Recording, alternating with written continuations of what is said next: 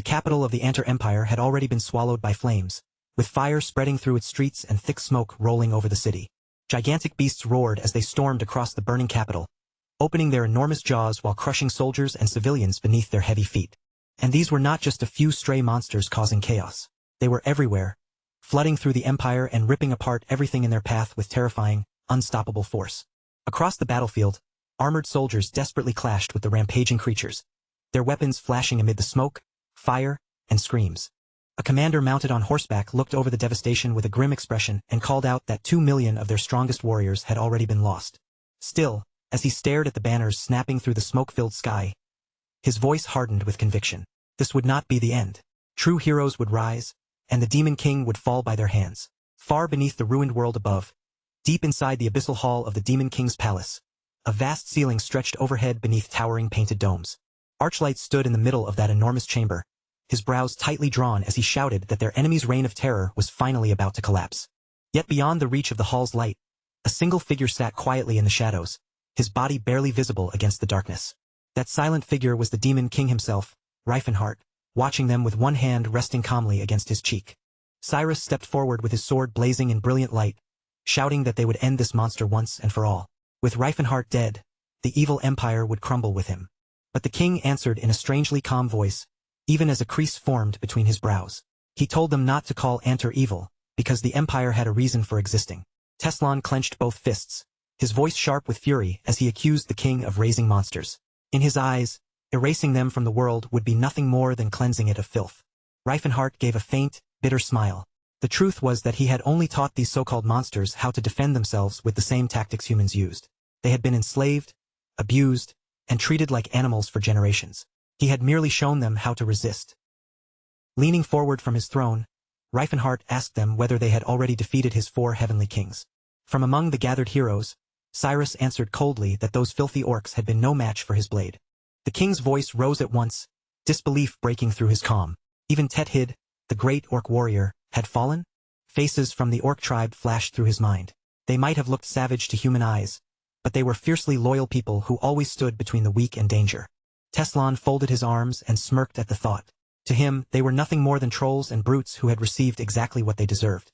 Reifenhart slowly closed his eyes, knowing how completely wrong they were. Trolls lived in harmony with nature and followed the teachings of their ancestors. They were misunderstood, not evil. Saintess Flynn then stepped forward with her eyes closed, declaring that the wicked dwarf who worshipped a dark god had also been judged. Reifenhart covered part of his face with his hand, exhausted by their arrogance. To people like them, anyone who refused to worship the 12 gods or Sayer was immediately branded a devil. Then Jade, the light mage, lifted one hand and announced that the dark elf had been defeated as well. Reifenhart's face went completely still. In that instant, the image of Cirrus flashed through his mind. His teeth clenched as rage surged through him, and his voice dropped into a dangerous growl. They were asking for death. From the rear, one of the soldiers shouted that the dark elf had joined the forces of darkness, and traitors like her deserved no mercy. But Reifenhart knew the truth far better than any of them. He covered his face again, bitterness tightening around him. Cirrus's skin had darkened only because humans destroyed her forests and forced her people to survive in barren wastelands. Now those same humans dared to condemn her for what they had done to her. Archlight raised his weapon toward the ceiling and shouted, "For the fallen, we fight." Reifenhart's eyes darkened with fury. A sinister smile slowly crossed his face as he turned his gaze toward the battlefield and murmured, "Then who among you will stand for the rest of the fallen?" A blonde warrior stepped out from the group, anger cutting through every word, as he declared that these monsters would never have turned evil without the dark influence of the Demon King. As the warrior continued speaking, purple mist began curling around Reifenhart's body. But the king already understood that nothing he said would matter. They could not hear him. They had never intended to listen. And as Archlight moved closer, Reifenhart's thoughts became colder and more bitter. In their eyes, any non-human who refused to live in chains was immediately called a servant of darkness. And once that label was given, genocide suddenly became acceptable. His hair rose in the violent surge of magical energy around him. Spreading both arms wide, Reifenhart roared that if a Demon King was what they truly wanted, then he would give them exactly that. The force of his power exploded outward, throwing his enemies high into the air as though their bodies weighed nothing at all. His eyes began glowing as his brow tightened, and Reifenhart raised his hand to summon a massive magical seal in the air before him. People had always refused to see the other races as equals, and Reifenhart had witnessed the price of that blindness with his own eyes. Painful memories began flooding back into his mind. He remembered two young elven girls dressed in elaborate servant uniforms, treated as exotic toys by humans fortunate enough to outlive the rest. He remembered a dwarf forced to labor deep inside a mine, valued only for his strength, and orcs chained together beneath crushing burdens like pack animals. Then there were the trolls, whose bodies had been reduced to ingredients for healing potions, their blood and flesh sealed away inside rows of cold glass vials. As he looked over the ruined city around him, Reifenhart remembered how deeply he had been moved when he first discovered the roots of each race's unique culture. He had once stood among the orcs and urged others to learn from them, to listen to their stories instead of judging them from afar. Three beings had once shared a glowing yellow orb with him, its warm light shining between them. Within that light, he discovered ancient spirit magic that had been passed down through generations of elves and trolls alike. Closing his eyes, Reifenhart smiled faintly at the memory. It was through them that he had risen high enough to become the first 10th Circle mage in history. He had never planned to start a war. All he wanted was to help. But as his land continued to grow, hiding the truth became harder and harder.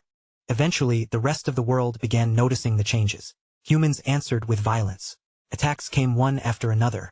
Cities were burned, land was plundered, and villages were wiped from the map, forcing his people deeper into exile. Yet every time they defended themselves, their territory grew larger.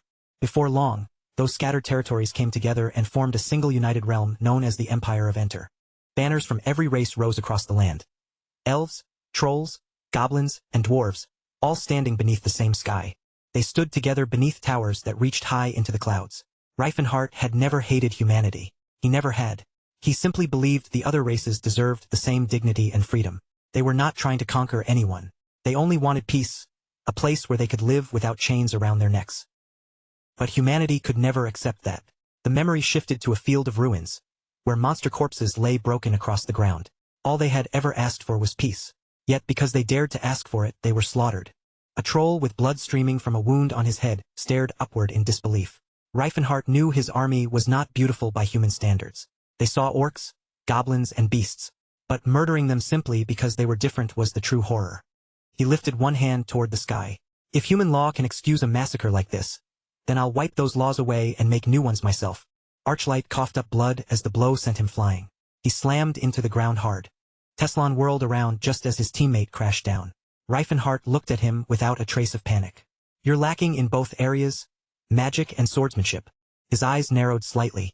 Archlight had talent, no doubt about it. But talent alone was not enough. On the other side of the field, the king of martial arts clenched both fists.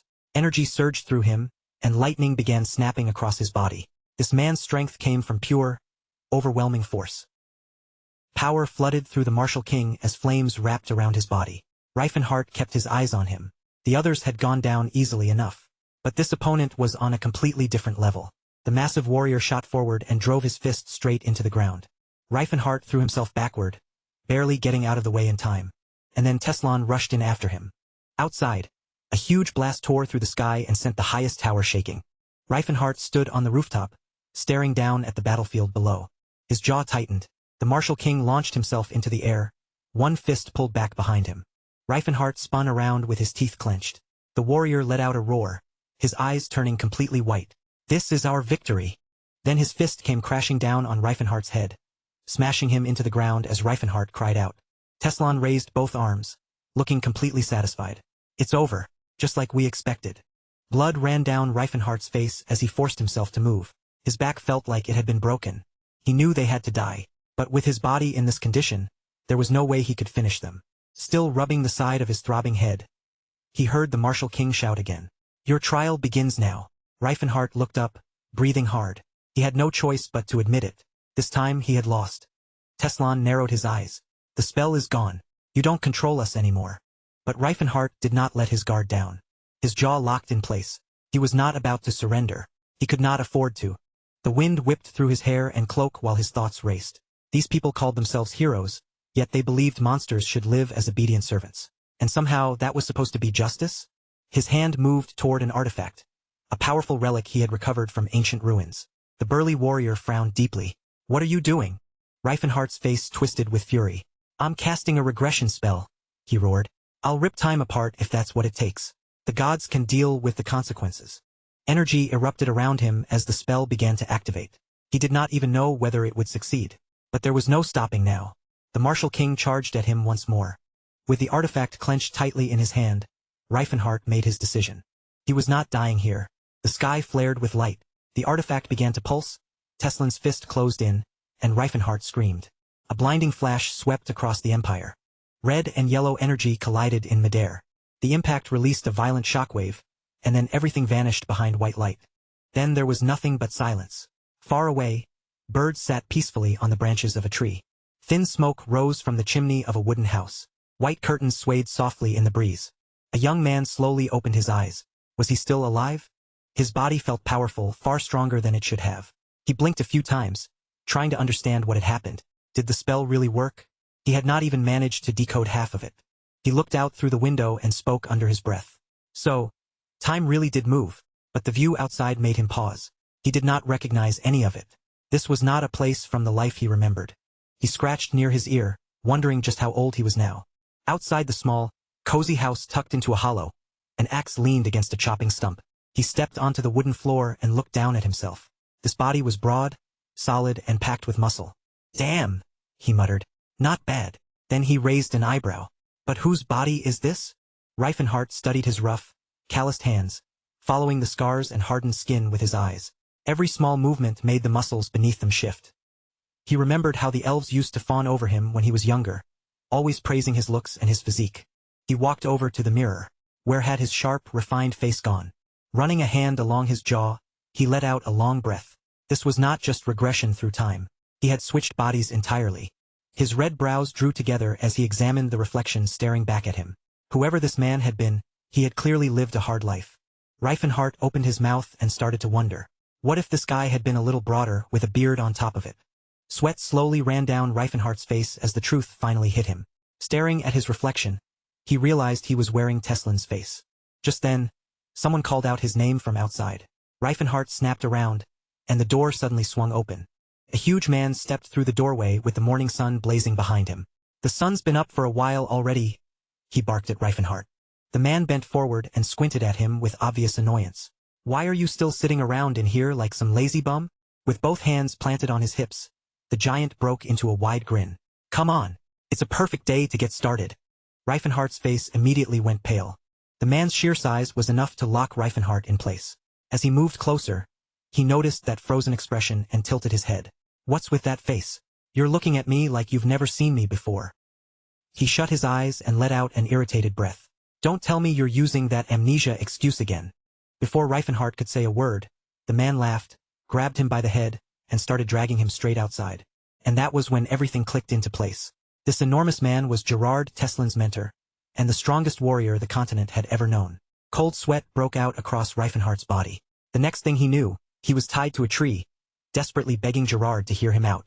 Gerard only smirked with his eyes closed, then shoved a gag into his mouth. You've been talking way too much today. Then Reifenhart saw Gerard reaching for a bamboo stick. The second he noticed it, panic surged through his entire body. The first strike cracked across his bare stomach with brutal force. Reifenhart screamed at the top of his lungs, and tears instantly started gathering in his eyes. He could not make sense of this nightmare at all. What kind of twisted reality had he been thrown into? But the punishment did not stop there. Blow after blow kept coming, random, relentless, and impossible to predict. Somewhere in the middle of all that pain, Reifenhart's thoughts drifted toward Cirrus. Gerard paused for a moment, frowning as he grabbed Reifenhart's hand. These hands felt softer than usual. Still, he swung the bamboo stick again. He decided the boy's strange behavior had to be memory loss from harsh training. Something their clan had seen before. No reason to worry. Gerard smiled to himself. A simple problem only needed a simple cure. Reifenhart cried out again while Gerard continued battering him without slowing down. Then Gerard threw his head back and shouted at the top of his voice. Weaklings hide behind armor and swords. He marched right up to the boy, his towering frame blocking out the light. If you can't overcome your own weakness, then that shame belongs to you. Training is the only cure. With one sharp crack, the bamboo stick snapped in half. Gerard raised his voice even higher. Steel is forged through pain. Veins bulged across Gerard's arms as he bellowed. The body has no limits. Gerard closed his eyes for a moment, as if reflecting on some ancient truth. Only the finest iron could ever become real steel. Then he opened his eyes and drove another fist straight into Reifenhart's face. Again and again the punches kept landing. Focus, Gerard roared. Think of the ocean. Reifenhart squeezed his eyes shut and tried to picture it. In his mind he saw the sea, and Cirrus standing there beside him. Eventually, his battered body gave out and collapsed onto the ground. At last, Gerard finally called it. That's enough for today. Reifenhart curled around himself, clutching his aching chest. Thank the gods this body is so tough, he muttered weakly. Night slowly settled over the land, and the dark sky filled with countless stars. Nearby, a few leaves drifted gently across the surface of the water. Reifenhart sat soaking in a bath while healing potions swirled around his bruised body. And every single bottle in that water cost 10 silver coins.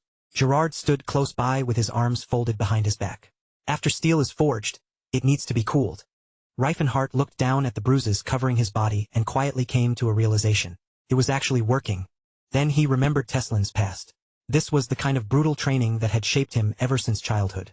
Reifenhart sank deeper into the warm water, no longer able to deny it. He truly had gone back in time. Outside, the moon hung brightly in the night sky. In the quiet, another question began turning over in his mind.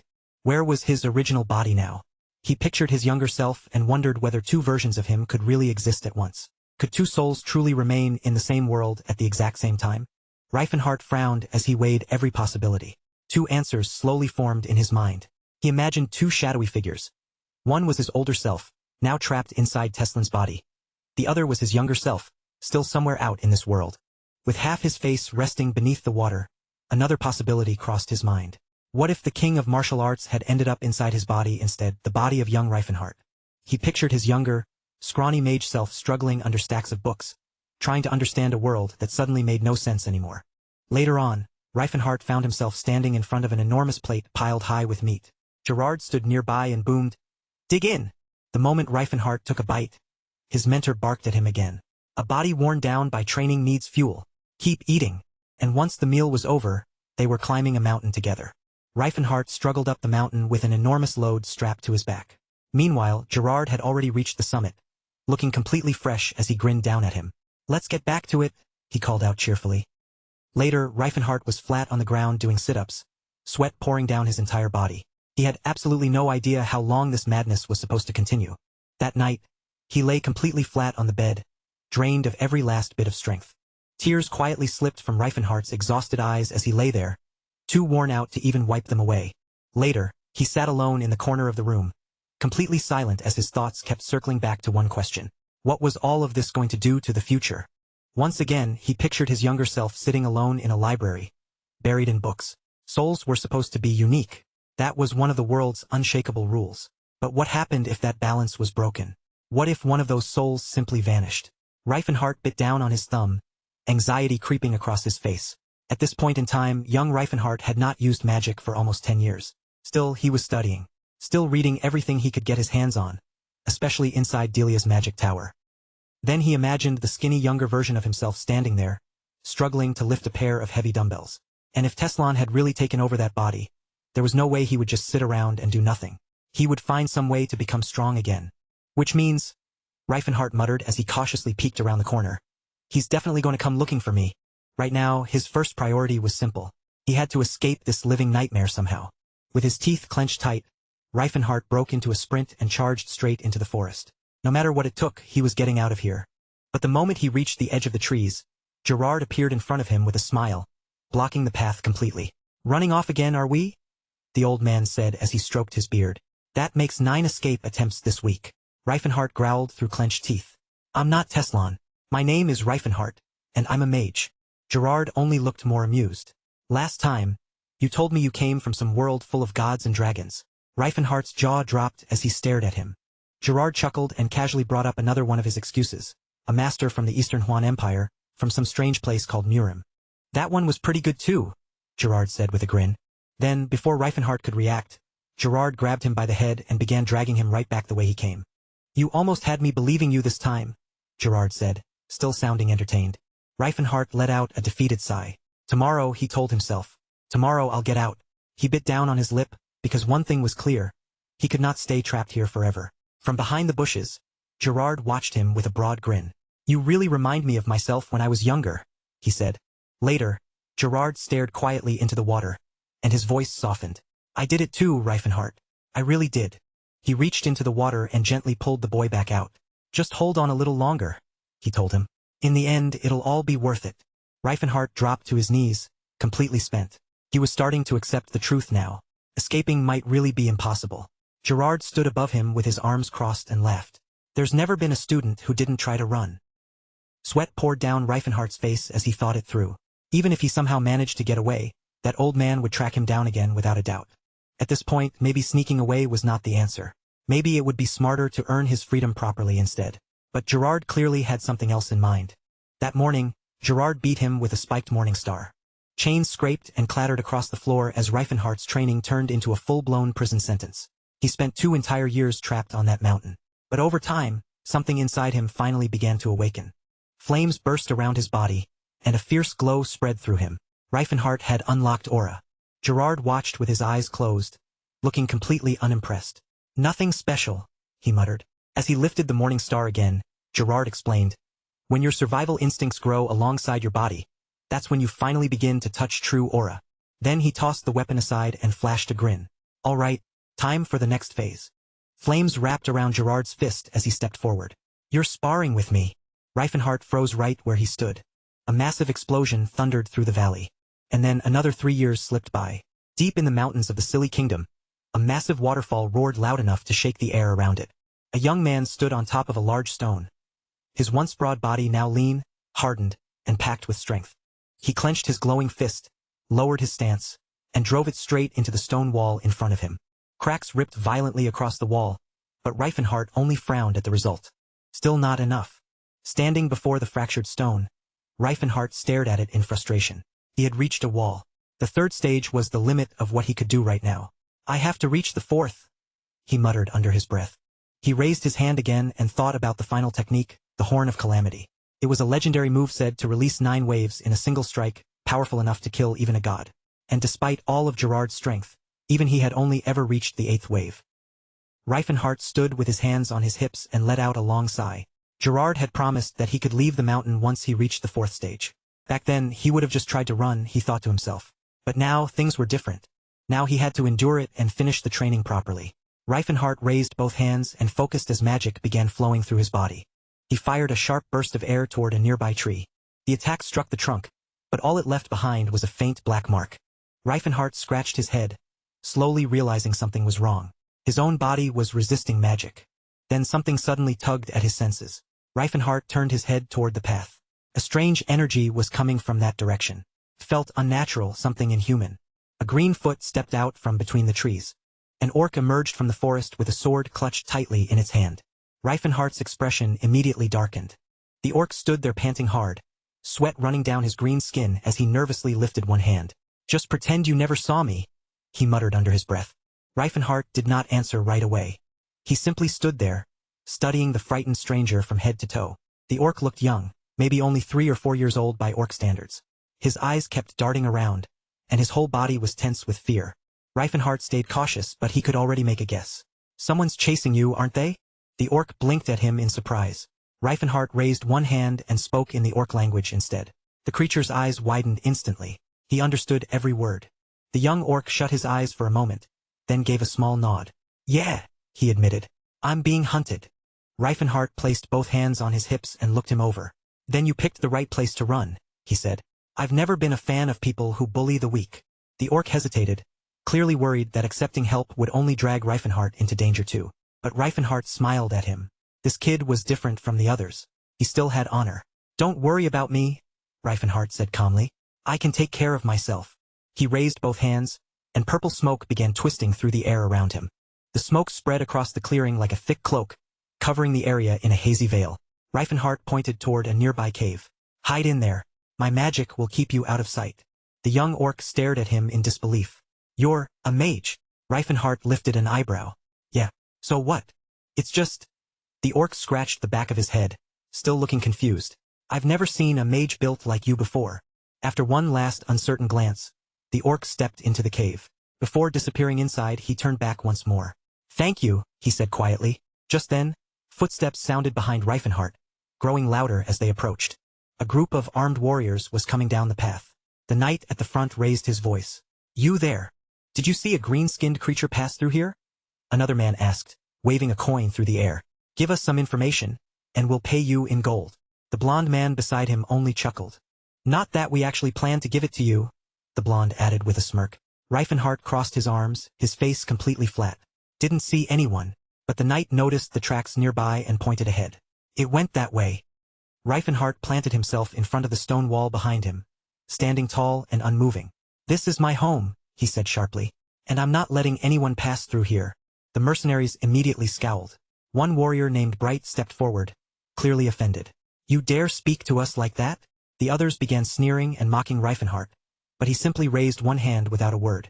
A huge purple seal suddenly appeared in the air above them, glowing with heavy magic. Then the ground beneath him shifted, and a weapon slowly rose up from the earth. Reifenhart grabbed the hilt and pulled the weapon free. A calm smirk crossed his face. Relax, he said. None of you are going to die from this. The knight's confidence vanished almost immediately, replaced by open panic. Reifenhart swung the club up over his head, and the smile on his face only grew wider. Then he charged straight at them, and the clearing erupted into chaos. Take him down! One of the mercenaries shouted as they all rushed forward together. But Reifenhart was like a wall they could not get past. As he fought them off, he quickly realized these were not elite soldiers at all. They were just mercenaries, ordinary swords for hire trying to earn a living. Then a blade struck him across the back with a sharp crack. Reifenhart flinched at the impact. But instead of cutting into him, the attacker's sword bent from the force of the hit. Reifenhart grunted and threw the attacker aside, caught off guard by his own body. It had taken the blow and barely even noticed it. As he swung the club again, Reifenhart kept one thought in mind. It was fine, none of these men were going to die. Still, screams began echoing through the trees. The mercenaries cursed and spat as they dropped one after another, unable to keep fighting. In the end, only one man was left standing, trembling so badly he could barely stay on his feet. Reifenhart stepped up in front of him and looked him over. What's your name? He demanded. With a grin, Reifenhart smacked him down to the ground. Feels a little unfair that you're still standing while your friends are over there praying to their ancestors. The battered knights finally stumbled away, completely defeated and too terrified to look back. Reifenhart looked down at the club, now shattered from the fight. Maybe I should start training students, he muttered. I need someone I can hit without breaking all my equipment. Behind him, the young orc stepped cautiously out from the cave. Thank you, he said again. He placed one hand over his heart and bowed deeply before Reifenhart. I won't forget this. I swear I'll repay your kindness someday. Then the orc lifted his head and spoke with complete seriousness. From this day forward, you are my life mentor. Reifenhart paused. Orc customs ran deep, and calling someone a life mentor was no small promise. The orc looked up at him with clear respect in his eyes. What is your name? For a second, Reifenhart almost answered with Teslin's name. But he stopped himself, rubbed his chin, and let a small smile form. Reifenhart. The wind caught the orc's hair as he slowly nodded. I'll remember that name. Reifenhart rested one hand on his hip and looked him over. So where are you headed now? The orc looked toward the distance. Somewhere safe, maybe. I want to live free. Become a wanderer. As the young orc spoke, Reifenhart pictured the remains of wild beasts scattered across the wilderness.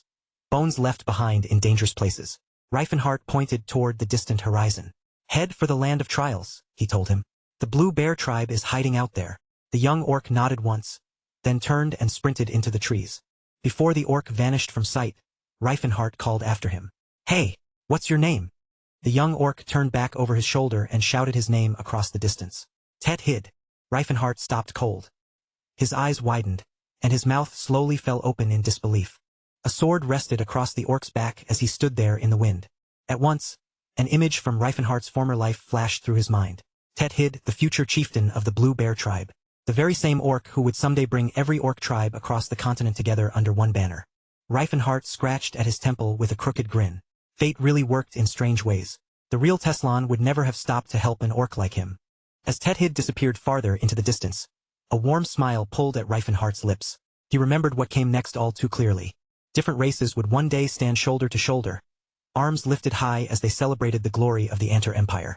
He pictured Tet Hid years later, older and scarred from battle, with a huge skull resting over one shoulder. Then more familiar faces came to mind. A blue-skinned troll, Cirrus, a dwarf king smiling proudly from his throne, Terry, and the people gathered around them. They were not family by blood, but they were his family all the same, his friends. Near the mountains, snow had buried the land beneath a white blanket, while a nearby lake sat frozen and silent. Half a year had passed since Reifenhart first met Tet Hid. Now, in the biting mountain air, Gerard came charging at him, his flaming fist cutting through the wind. A massive bullet of compressed air tore forward toward Reifenhart. Reifenhart quickly threw both arms up in front of himself. Okay, that's enough, he shouted. using Vortex Guard to slip away from the attack. Gerard crossed his arms, looking satisfied. Not bad. His thoughts drifted back to the day his student first arrived, calling himself by a strange name and insisting that he had lost his memory. Reifenhart put his hands on his hips and frowned. Why bring that up now? That happened 6 years ago. Gerard stroked his beard as he looked him over. Well, it's been 10 years since we began all this. You've come a long way. The martial artist raised a brow. 10 years, huh? Then why am I still this short? Reifenhart blinked at him. What are you talking about? I'm almost 2 meters tall. Gerard's expression darkened. Someone trained by the Unbreakable Training Hall should be taller than 2 meters. He placed a heavy hand on Reifenhart's head. Are you sure you've been breathing correctly? Reifenhart thought about Teslin's younger self, who really had been taller, then muttered, height isn't everything. Gerard looked away and grumbled to himself. If I followed that breathing method, I wouldn't fit through a doorway. Then he turned back, his decision made. You're strong enough now. Reifenhart clenched both fists. I'm ready. Gerard raised his voice across the frozen ground. Then show me everything you've got. Reifenhart's eyes gleamed with determination. In the next instant, his body shot high into the sky. With one arm stretched forward, he unleashed the Horn of Calamity. He let out a roar and came rocketing down from above, his fist glowing as violent energy burst around him. His strike crashed into the frozen lake like a falling meteor, shattering the ice beneath him. Water exploded upward in every direction, while shockwaves thundered through the valley. Huge slabs of broken ice were launched high into the air. From the cliffside, Gerard watched with his mouth wide open, then burst into laughter. That was perfect. Reifenhart lowered his gaze to his trembling hand. He had done it. He had finally reached the 4th stage. No one would be taking him down easily now, he thought with quiet pride. Standing tall on the rock above him, Gerard gave a slow nod. It's time, he said. Time for you to step into the real world. The old warrior narrowed his eyes and smiled. You've earned it. Reifenhart stood there stunned. His mentor gave him a gentle smile. Live however you want, Gerard said calmly. Be a hero or be a villain. It makes no difference to me. He closed his eyes, lowering his voice. This is your reward for everything you've endured. Reifenhart's expression grew heavy. Part of him still was not ready to say goodbye. Then an old memory rose to the surface. Something Gerard's own teacher had told him 60 years earlier. Rastal, Gerard's old master, had once lifted one finger and said, There's nothing wrong with making money. Just never sell yourself to dirty deals. A younger Gerard had knelt before him, confused. So, you don't mind if I become a villain? Rastal had only smiled. Even villains can live with honor. Then Rastal raised a second finger. Stand up for people being treated unfairly. Not because they're weak, but because people should respect you for doing it. Gerard had asked, So you're not only talking about protecting the weak? His teacher nodded. Weakness does not always come from injustice. You'll need to learn the difference. Then came the third finger. And above all else, pass on the teachings of the Unbreakable Training Hall. Never let them disappear. Now, standing beneath the icy wind, Gerard repeated those same words to Reifenhart. Find a student, he said. Someone worthy, and pass it on. I'll remember that, Reifenhart replied, his voice firm. Gerard tossed him a small bag. It isn't easy. Could take a lifetime. But don't let your chance pass you by. Reifenhart opened the bag and found 30 silver coins inside. He frowned. Only 30? I thought you were rich in the Vasily kingdom. Don't you own an estate in the capital? Gerard waved the question away. The clan decides the training fees. I never touch any of it. Then Gerard handed him a scroll. I prepared a little something for you in the Settler Mountains. There's a mark on the map. Reifenhart unrolled the parchment and studied it. I'll check it out, he promised. Gerard nodded once. And if you're ever nearby, don't forget us. With that, Reifenhart turned his back on everything behind him and started walking alone into the vast, snow-covered wilderness. His boots sank into the powdery snow, each heavy step breaking the silence with a dry crunch. After a few paces, he stopped and slowly glanced over his shoulder. Was he truly free now, with nothing left binding him? Snowflakes whirled around his body as the bitter wind swept through the empty white expanse. Then, without warning, a thunderous boom erupted behind him, its echo rolling through the frozen land. Reifenhart's mouth fell open in shock as he spun around at once. What the hell was that supposed to be? There stood Gerard, one fist lifted high into the air as if he had just made his final declaration. Go! Move forward without hesitation. A wide, confident grin spread across the young warrior's face.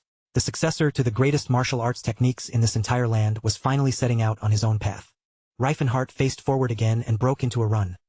His heart pounding hard as a fierce fire began rising in his chest. Far below the snowy heights, sunlight spilled across the distant city, making its rooftops glitter beneath the clear sky. One villager raised a trembling hand, his face dark with unease. "This is too dangerous," he muttered under his breath. The mayor stepped forward with a strained expression. "Even so, I have to say it." Nearby, one of the knights tightened his grip around his sword hilt. "What happened here?" An elderly man approached and tossed a single coin toward him. "That should pay for the food." The knight stared down at it in confusion. "Is this all?" The old man muttered bitterly to himself. "It's stingy, but it should at least cover the supplies and the errands."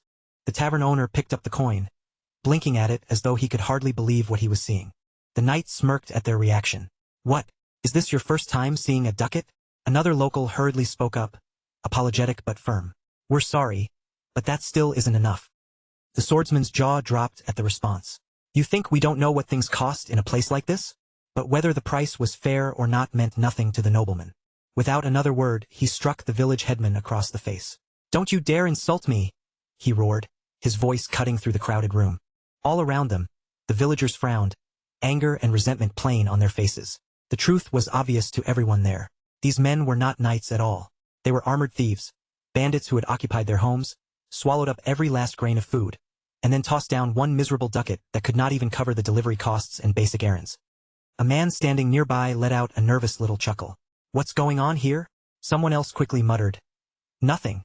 Everything is completely fine." Then Stefan casually came down the stairs, watching the tense crowd with a smug look on his face. "This," he said coldly, "is exactly why you should never go easy on peasants."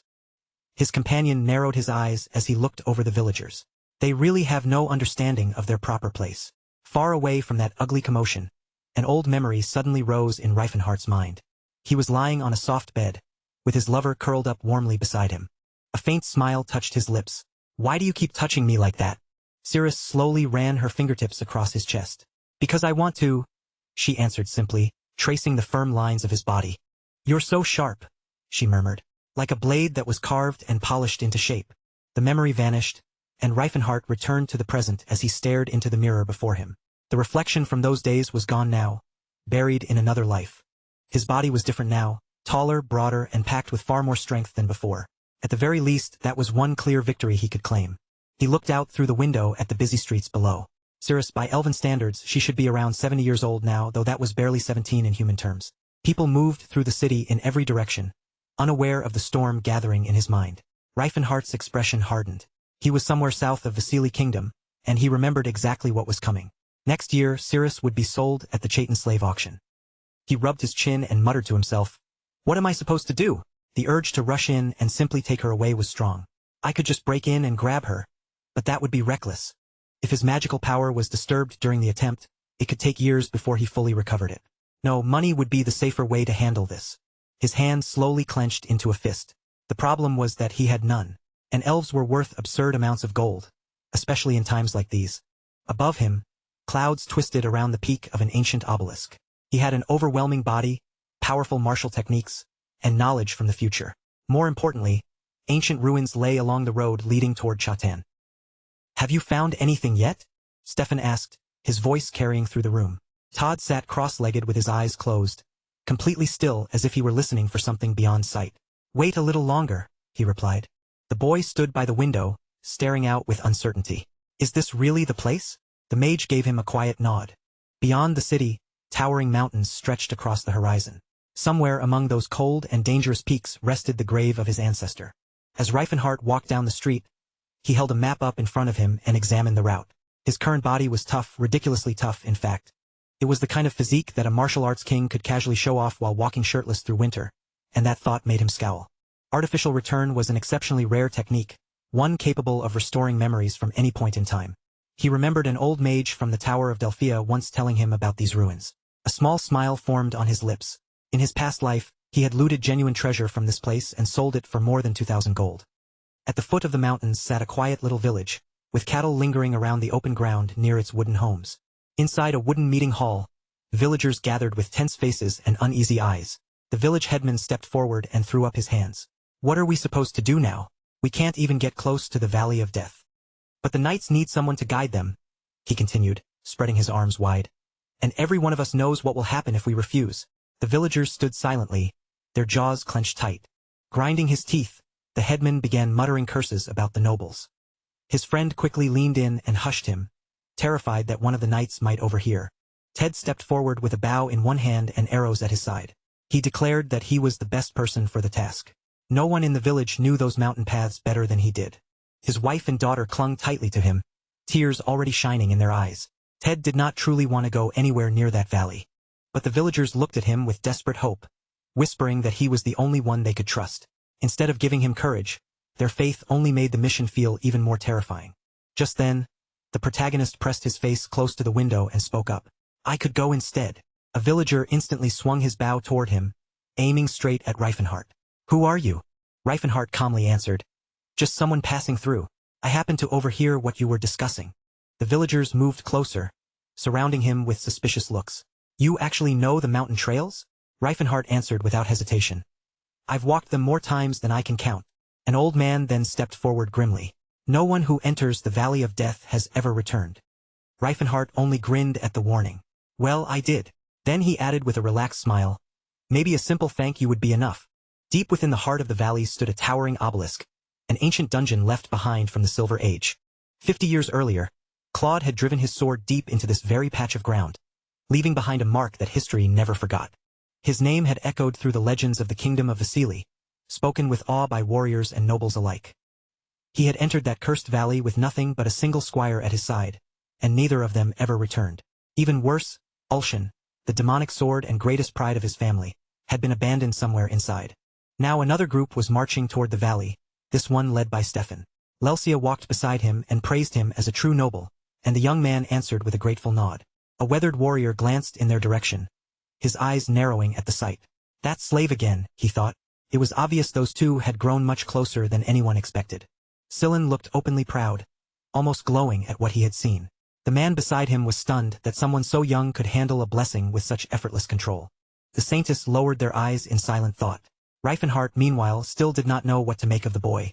Something about him felt strangely unreal. Tethid walked over and exchanged a few words with the others. Seeing the opening, Reifenhart decided it was time to step in and join their conversation. The moment their eyes met, the boy froze slightly. There was something unfamiliar in the air between them, something he could not quite explain. The man suddenly covered his mouth, his cheeks turning red as embarrassment flashed across his face. The boy's eyes widened in horror at the thought that had just crossed his mind. Before the silence could grow any stranger, Edward broke it. "Good choice." The warrior turned toward the knight. "Are we still talking about who will guide us?" The knight confirmed it, explaining that the villagers were far too frightened to accept the job. "That is not surprising," the warrior muttered. "Who wouldn't be scared?" The nobleman raised one eyebrow in disbelief. "Scared? When imperial knights are standing right beside them." Reifenhart clenched his jaw as he listened. Typical knight. Always talking big, always acting as though everyone else should be impressed. Then a sudden sound cut through the conversation, snapping every head upward toward the sky. The leaves overhead began shaking violently, rustling as something large tore through the branches. Massive birds burst out from the trees, launching into the air in a frantic swarm. They were harpies, snarling and shrieking as they spread their wings wide above the group. With savage cries, the creatures folded their wings and dove straight down at them. "Get ready!" the commander shouted. One harpy plunged forward with its claws stretched out, but Stefan raised his sword to meet it. "How dare you attack those blessed by seizure?" he roared. "Everyone, attack!" Tethid lifted one hand calmly toward the sky, preparing his spell. Chains made of blazing fire erupted into the air and came crashing down over the enemy. Silen clasped his hands together and called out with conviction, "Lord Philanus, grant them strength and courage." He kept his eyes locked on the battle, watching closely and waiting for whatever might come next. From the edge of the fight, Reifenhart watched the battle unfold and thought things were going far better than expected. The boy standing beside him, however, looked completely unimpressed. From the perspective of a martial artist, Stefan was still nowhere near remarkable. At least Gerard had never bragged unless he had the strength to back up every word. The young man glanced at Reifenhart with wary eyes, as though he had sensed the judgment behind that expression. Meanwhile, the orcs were cowering nearby, hunched over and shielding their heads in fear. One harpy swooped down again, opening its jaws wide as it rushed toward them. The thugs squeezed their eyes shut, too terrified to watch what they thought was about to happen. Then the warrior's fist slammed into the monster's face with crushing force, shattering it in a single blow. He remained standing there with his arms still extended, but strangely enough, no one seemed to notice the attack he had just landed. Reifenhart's thoughts drifted back to what he remembered. Ted was supposed to die around this very moment, bow still in hand. The memory lingered in his mind like a grim warning. Another beast lunged toward the group, its long tongue snapping forward through the air. Stefan cut it down in the middle of its attack, his blade striking before the creature could reach anyone. All around him, more monsters rushed in and began swarming his men from every side. But the boy ignored them completely, paying attention only to the opponent directly in front of him. Reifenhart let out a quiet sigh. What a selfish guy. Scylla reached toward him and told him to move behind the trees for cover. A harpy beat its wings hard, launching a violent volley of razor-sharp feathers through the air. The feathers struck the boy's body one after another, but they failed to leave even the smallest mark. One feather, however, flew straight toward his face and struck him directly in the eye. He punched the monster hard in retaliation, only to realize tears were beginning to fill his eyes. Even after all the brutal training he had endured, they still came. Nearby, the commander rested against his sword and asked whether the saintess and the mages had been hurt. "They are fine," Edward replied without hesitation. "And the others?" the warrior asked coldly. The captain only shrugged. "The Eltian knights can handle themselves." Soon after, cheers broke out as Stefan finally gave the order for everyone to rest. The warrior turned toward Tethid with a grateful smile. "If it had not been for you, I would have been dead." Tethid raised one hand as he answered, "I have a friend at the Delia Magic Tower." The instant Reifenhart heard that, his entire body tensed and his eyes narrowed. He introduced himself, then asked carefully, "Do we know each other?" The man raised an eyebrow and looked him over. You have friends that high up?" Reifenhart's heart gave a violent skip, then felt like it nearly stopped altogether when the wizard suddenly called him sweet and adorable. Keeping both hands tucked in his pockets, Reifenhart carefully asked how the mage had been lately. "Studying, as usual," came the casual reply. Reifenhart frowned at that answer. "Nothing strange has happened to you over the last few years?" The mage thought for a moment, then shook his head. "Not that I can remember." Tethid lifted a hand to his own cheek, drifting into thought as old memories seemed to surface. A sharp nose, beautiful eyes, and skin smooth as silk. Reifenhart let out a tired sigh. This man was clearly fascinated by his body, but it was nothing like Gerard's straightforward admiration. No, Tethid's interest felt completely different. With an awkward smile, Reifenhart tried to steer the conversation somewhere safer. "Has anything about me ever seemed strange to you?" The man merely shrugged. "I never really paid that much attention." Scylla came over, looking at Reifenhart with concern. "Are you all right?" "I'm fine," Reifenhart muttered before changing the subject. "Shouldn't you check on the orcs?" The boy began using healing magic on them, but one of the thugs quickly insisted that they had not been injured. A nearby soldier scoffed at the sight and told the saintess not to waste valuable magic on mere beasts. Even so, the orcs quietly thanked the healer. Reifenhart watched their grateful faces, and something about it left a bitter feeling in his chest. Their gratitude did not feel like the thanks of equals. It felt more like the obedience of pets. The road toward rights for other races was still painfully long. His mood only worsened when Stefan suddenly barked out an order. "Show us the way." The youth narrowed his eyes and pointed down the path ahead. "Go straight, then turn right," he instructed, slowing as they approached a still, quiet pond. Someone nearby tilted their head in suspicion. "What's wrong with your voice?" Hours passed as they moved deeper through the forest. Sunlight filtered through the thick canopy overhead, spilling long golden beams across the trail beneath their feet.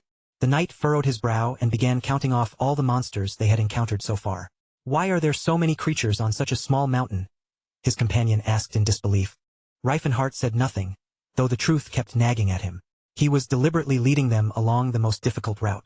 Then the boy suddenly stopped and shouted for everyone to halt. The fighter smirked to himself. It was the shortest route, that was all. He definitely was not doing this just to make their lives miserable. The commander climbed onto a nearby rock and scanned the land ahead with narrowed eyes. Then he froze, visibly stunned by what he saw. "There," he whispered. A colossal obelisk rose from the gorge before them, towering over the mist-filled ravine. This was Claude's final resting place. Stefan grinned at the sight. "That's it." Edward nodded once. Pelton.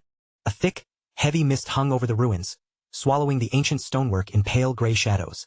The group advanced toward the dungeon entrance, only stopping when they reached an enormous gate blocking the way forward. Tethid raised his hand toward the ancient entrance. "This is the place." Without wasting another second, the man gave the signal for everyone to move in. The boy immediately flared up, raising his voice as he warned everyone to brace themselves.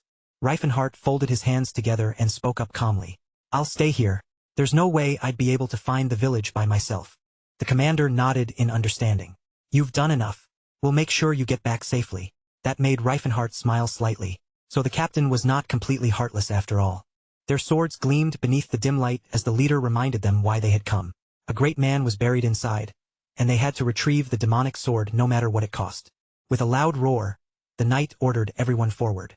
The boy offered a dry, "Good luck," then watched as the entire group vanished into the dungeon. Reifenhart smirked once they were gone.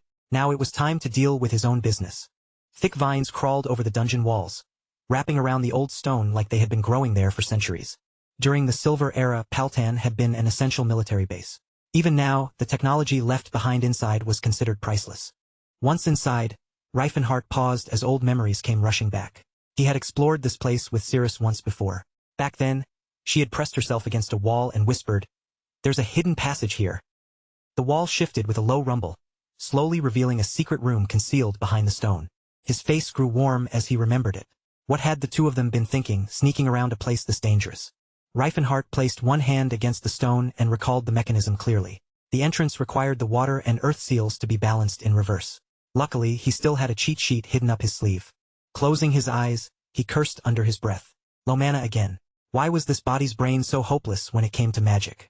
Then, at last, the old doors groaned and slowly creaked open. Reifenhart shrugged off his jacket and rolled his shoulders, stretching out his stiff muscles. Now it was time to find out what this body could really do. A sudden scream echoed through the dark halls. Reifenhart froze in place. The others had gone in the opposite direction. So why were the screams coming from this side of the ruins? He reached the stairs and stopped abruptly. A hidden passage connected the third floor directly to the basement. And if someone had opened that passage now, things could turn ugly very quickly. Tension seized his body as he looked upward, his eyes widening with sudden realization. He remembered now. This was not some ordinary ruin. This place had once been a military facility. The boy's expression darkened. One wrong move, just a small amount of mana used in the wrong place, and ancient traps built to drive away intruders would activate. Last time, people had fallen into a pit here. Back then, Reifenhart had not cared what happened to anyone else. But now, the Altian squad could have walked straight into one somewhere nearby. A chill crawled down the warrior's spine. Sweat formed across his brow as his lips pressed into a hard, tense line. Steel flashed through the darkness, and in the next instant, someone's throat was cut open. "Get back!" Stefan shouted into the endless darkness ahead, staring down the long corridor that vanished into a black, bottomless abyss.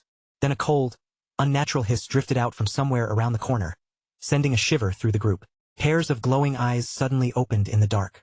A demon stepped into view, huge, terrifying, and radiating a menacing presence. The boy's expression immediately hardened. There was no way they could stand in front of something like that and fight it head-on. Stefan stood rooted in place, staring at the creature in disbelief. Could any human being really fight a monster like this? Scylla dropped to his knees beside a fallen ally.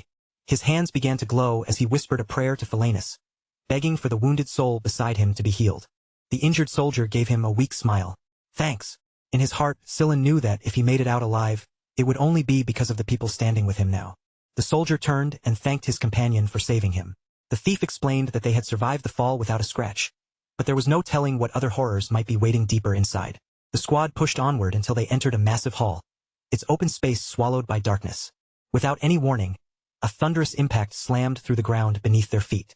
A second giant demon suddenly burst out from a side passage, blocking off their path. Panic swept through the group in an instant. The heroes turned and bolted, scrambling to get away from the monsters closing in around them. The priest raised his staff high into the air. A brilliant light surged around him as he called down divine wrath, trying to crush the fiend beneath its force. Above him, the glowing image of a god appeared in the darkness. He prayed for his fellow servants to be granted the courage to keep fighting. Scylla narrowed his eyes, frustration clearly written across his face. Why were the Altian warriors still standing around without doing anything? Holy energy crackled through the air, swirling around the battlefield as he prayed once more for a flood of courage. Then, with a powerful roar, the knights finally charged forward, their eyes burning with renewed fury. The magicians stared at them in complete shock. Scylla had released so much holy energy that the knights had turned into raging berserkers. The undead crashed into the soldiers, and steel rang out through the hall as blades collided and sparks flew. The mage quickly conjured a glowing magic circle in front of him. Then dozens of shimmering swords formed in the air above his head, hovering like a deadly storm. Lelsia leapt into the air, caught one of the flying swords mid-flight, and drove it straight through the enemy's hand. Blood splashed across her armor as the blade pierced through the monster. The creature immediately retaliated, driving a brutal punch straight into her chest. Lelsia staggered backward, forcing herself to stay upright as she braced against the impact. An elf rushed to her side and pressed a hand against the injury. "Did that help?" she asked. Stefan swung his sword and carved into the beast with a clean strike. "Excellent work," he praised. Nearby, the boy swung his blade across the demon's body, cutting into its massive frame. Stefan turned, wiped the blood from his sword, and muttered with disgust, "Pathetic creatures." Then the captain raised his voice and ordered everyone to regroup immediately. A massive explosion suddenly rocked the ceiling above them. Flames burst across the ceiling, and moments later, the burning stone collapsed down into the hall. From within the fire, another monster stepped forward, its entire body blazing with flame. It let out a deafening roar and blasted soldiers backward with a single swing of its arm. The knight planted his feet and stared the monster down without looking away. "We end this now," he barked. "Do not disgrace the Elshan name." The soldiers rushed forward together, but the demon slammed its fist into the floor, shaking the entire chamber from wall to wall. Stefan threw up an arm to shield his face, his teeth clenched tightly as the shockwave tore through the room. "Not like this," he thought desperately. "I will not die here like this." The boy tightened his grip around his sword. There would be no shame today. Not here. Then he lunged forward without hesitation. Right behind him, the commander charged with burning eyes, declaring himself the only true descendant of the Altian bloodline, one of the unshakable. He drove his sword deep into the demon's shoulder, forcing the blade into its blazing flesh. But the monster struck back with a crushing blow to his face, launching him violently through the air. His body hit the ground with a heavy crash, bounced once, and then slammed to a stop. His arms lay sprawled at his sides, his eyes wide open, but he did not move. Silen clasped his fingers together, calling forth divine power once again. "Philanus, strike down these fiends with your holy light," Silen cried, calling on divine power with every ounce of strength he had left. His staff came crashing down and landed squarely on top of the demon's head with a clean, solid blow. The creature's eyes snapped open at once, glowing fiercely as rage poured from its massive body. Silen froze where he stood, horror spreading across his face, as he realized the demon was still alive. With a savage motion, the demon lunged straight at him. Silen shut his eyes tightly, bracing himself for the blow that he thought would end everything. But before the demon could reach him, something slammed into it from nowhere and hurled the monster violently aside. The priest slowly opened his eyes again, completely stunned by what he saw. Reifenhart stood in front of him, violent energy swirling around his body like a storm that had suddenly broken loose. He stepped forward and lowered himself into a proper fighting stance, his entire body ready to move. The boy's face turned grim as the demon crashed onto the floor. It was already dead. Just one blow had been enough to kill it. The young man blinked in disbelief. That was all it took? The warrior's eyes widened as the truth hit him.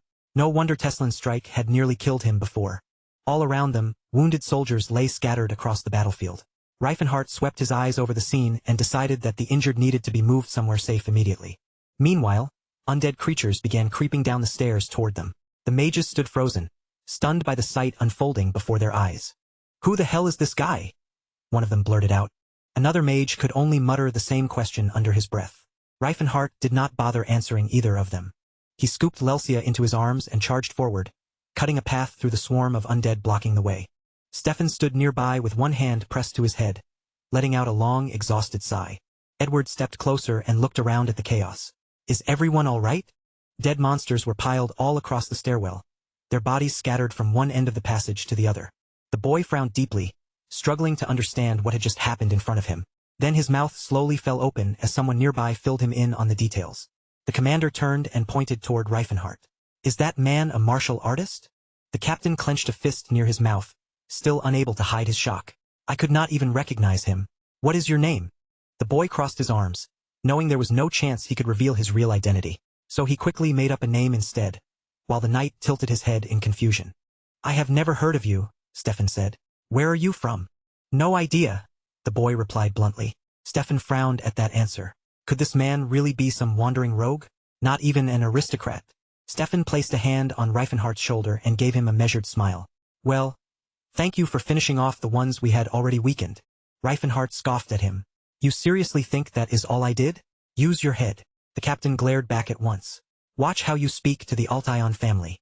Edward quickly stepped between them before the tension could rise any further. "Let it go." One of the men laughed under his breath. "What else would you expect from a commoner? No manners at all." Then the knight asked, "Who taught you anything in the first place?" Reifenhart looked away and gave a careless shrug. "I pick things up here and there, little bits of wisdom from wherever I can find them." There was no way he was going to mention Gerard's name. That man was far too famous. How did you become this strong? Stefan demanded. Reifenhart scratched at his ear and replied, Shouldn't we be helping the wounded first? The nobleman raised an eyebrow, clearly surprised by how casually the stranger was speaking to him. Reifenhart pointed toward the injured soldiers. They could use the help. The nobles exchanged glances, taking his words as arrogance from a guide who did not even realize how disrespectful he sounded. Still scratching his ear, the boy stood there without the slightest sign of nervousness. Edward finally nodded as he studied him more carefully. That attitude was exactly how people in high positions spoke when they looked down on everyone else. Maybe he came from some royal family.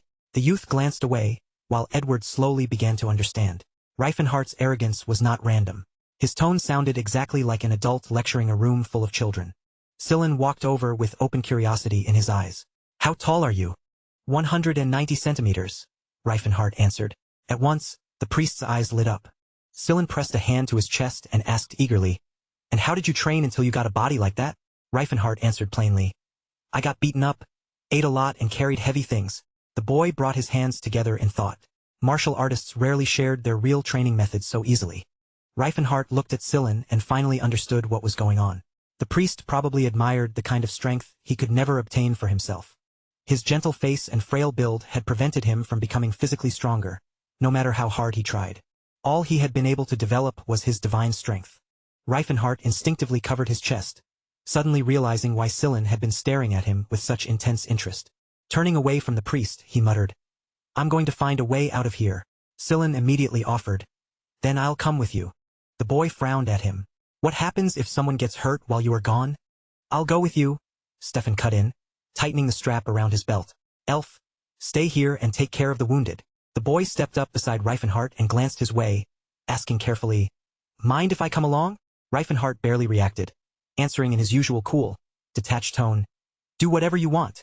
With that settled, the two of them started down the dim corridor together, their footsteps echoing across the cold stone floor. Stefan kept throwing wary looks in Reifenhart's direction, his irritation building with every step. He could not stand this arrogant commoner who had stumbled into saving them by sheer accident. Still, no matter how much it bothered him, Stefan could not deny the truth. Reifenhart had helped them. The captain curled his lips into a smug little grin. Next time monsters show their faces, he muttered, I'll make sure he sees what real strength looks like. Before he could say another word, a hand suddenly chopped down against the back of his neck from behind. His body went limp at once, and he crumpled to the floor like a stone. Reifenhart calmly stepped over him and said without a hint of concern, Sweet dreams. Not long after, a pack of monsters began creeping out from the darkness ahead. The undead opened their twisted mouths and let out harsh, rattling hisses as they dragged themselves forward. Reifenhart did not hesitate for even a second. His fists blurred through the air, and one after another, the undead had their skulls crushed beneath his strikes. Once the last body dropped, he lowered his hands and let out a small breath. Now, he said, his interest finally waking up. For the good part. Ahead of him, an old door slowly creaked open, revealing a hidden chamber beyond the corridor. Reifenhart lifted both arms with a pleased smile spreading across his face. Inside lay relics from the Silver Era, equipment, ancient scrolls, enchanted tools, and all kinds of valuable artifacts. The bottomless bag at his side gave off a faint glow. Unlike an ordinary satchel, it could store nearly 10 times as much without showing any sign of filling up. He reached into the pile, pulled out a necklace, and grinned to himself. There were treasures everywhere he looked. Behind him, Stefan finally stirred on the floor, groaning as he pressed a hand against the back of his aching head. What happened? You got hit, Reifenhart replied casually as he walked over. Stefan blinked at him in confusion. You hit me? Reifenhart answered with a straight face. You fainted. Still frowning, Stefan rubbed the sore spot on his neck. This day just keeps getting worse, Stefan muttered bitterly. Then, despite himself, he added, Thanks, I guess. No need, Reifenhart said with a shrug, quietly thinking that he was the one responsible for knocking Stefan unconscious in the first place. Almost as though his body had heard that thought, Stefan suddenly passed out again. Reifenhart winced and looked down at him. Hope I didn't hit him too hard. Then he quickly decided it was not worth worrying over. Aristocrats had always lived easy lives anyway. From the floor, Stefan squinted up at him with an angry glare. How did I miss that? Is something wrong with me? Reifenhart glanced back toward the treasure still scattered throughout the vault. He would have to return later for everything he could not carry now. Above them, Ivy crawled silently along the ceiling while the group prepared to head back to the squad. As the soldiers made their way through the corridor, Sillin naturally fell into step beside Reifenhart. Are you some kind of prince? Sillin asked, studying him with open curiosity. With talent like yours, it almost feels impossible that you're ordinary.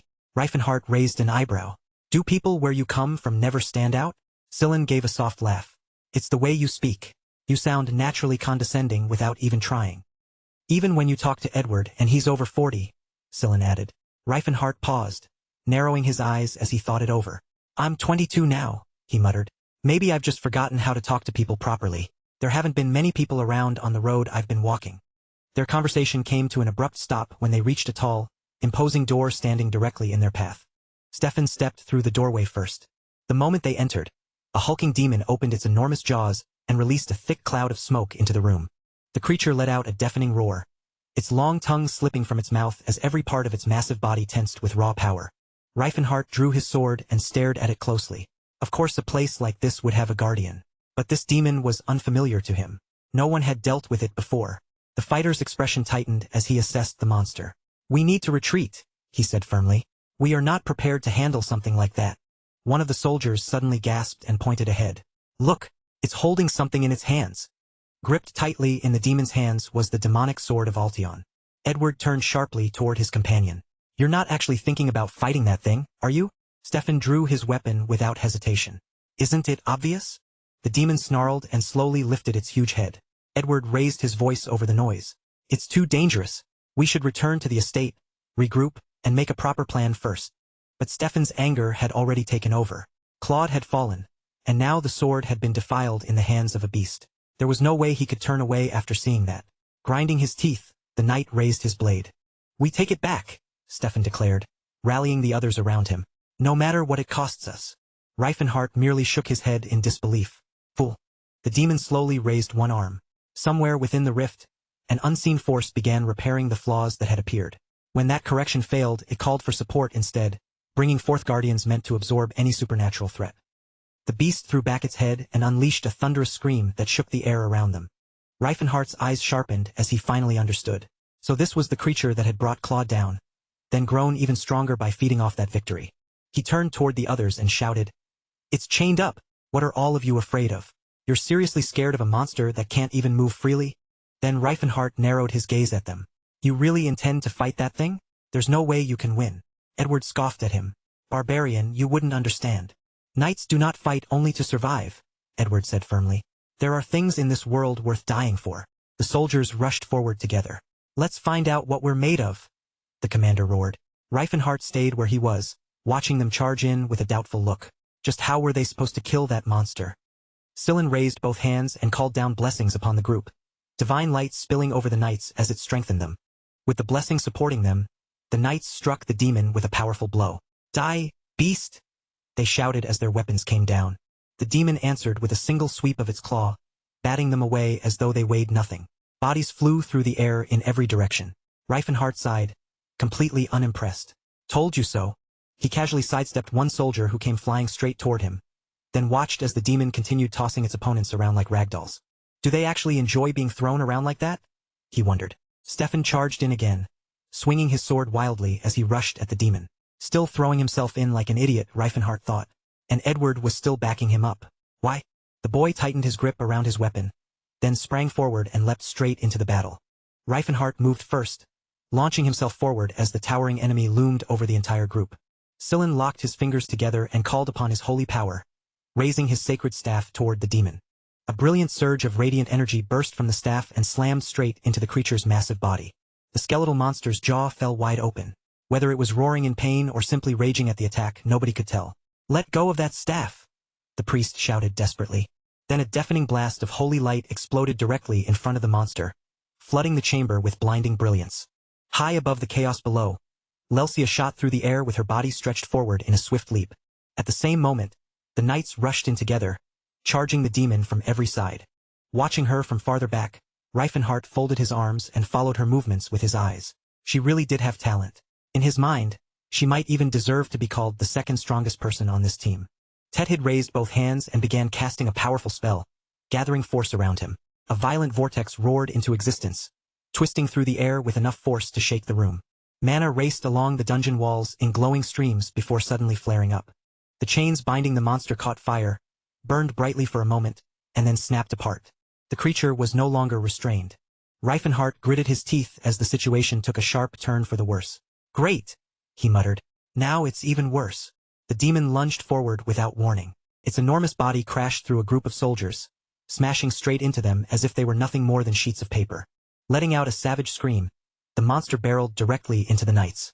Stefan lifted his sword and shouted as though delivering the beast's final sentence. But the demon struck him hard in the stomach before he could follow through. Blood burst from Stefan's mouth as the blow knocked the breath out of him. "Stefan!" someone cried out in alarm. Clutching his chest, the captain stumbled backward on shaking legs. At the very least, he was still alive. Lelsia rushed in again, springing upward and flipping through the air in a smooth, graceful arc. She came down swinging, landing one blow after another while her face stayed tense with intense focus. The demon opened its mouth, and a burning glow began to build deep inside its throat. A massive wave of flame exploded outward and rushed straight toward the squad. The soldiers threw themselves toward the floor and dove for cover just before the flames reached them. As the fiery blast erupted nearby, Silen spread his arms instinctively. The boy's eyes widened in pure terror, his pupils shrinking as the flames closed in. At the very last second, someone stepped in front of him and shielded him from the attack. The fire split apart around them, roaring past on both sides without touching them. "I'm sorry," the young man muttered, his hand tightening into a fist. "I couldn't react quickly enough." The demon lowered itself into a crouch directly in front of him, its huge body blocking the way. Reifenhart stared the monster down without backing away. "I can handle this." Energy burst outward around his body as he prepared himself. This was the perfect chance to find out where his limits stood now. Could martial arts really stand against a monster like this? He slowly clenched both fists. His days as a magician were far behind him now. With his brows drawn together, Reifenhart felt his entire body tingle with rising energy. He had already come too far to turn back now. In a sudden burst of speed, he rushed forward and drove two vicious strikes into the demon. He bent backward immediately afterward, narrowly slipping away from the monster's counterattack. This body really was fast. Dodging an ordinary sword would have been easy for him. But this was no ordinary opponent. Even so, the demon's attack still grazed him as Reifenhart darted around and slipped behind its back. The demon's tail suddenly whipped around and sliced across his arm. Then the monster followed it up with a brutal kick. The impact was solid, heavy, and merciless. Silen watched in horror as Reifenhart was hurled away and smashed hard into the wall. Reifenhart calmly scratched the back of his head as though the hit had barely bothered him. "I'm fine." The healer's eyes widened in disbelief. "Is that aura?" Reifenhart rolled his neck from side to side, thinking over the exchange. "If I had taken that hit a little better, I could have countered it." He clenched his fists once more. There was no better time to sharpen his technique. Across from him, the demon let out an even louder roar. Then they collided again, fist against claw, strength crashing against strength in another violent clash. From the edge of the battlefield, Stefan stood completely frozen, staring with his mouth hanging open. How was this even possible? How could a low-born commoner command aura so naturally when he himself had never even awakened it? The captain ground his teeth together, unable to accept what he was seeing. How could something like this be real? The demon bared its fangs, rage boiling behind its vicious stare. Fear darkened the knight's face as the question rose in his mind. Just who was this man? Reifenhart gave no answer with words. Instead, he drove a heavy fist forward, the force of that single punch sending a shockwave ripping through the air. When the creature struck back, he slipped aside with ease, a confident grin slowly forming at the corner of his lips. So this was his strength now. He had truly come a long way.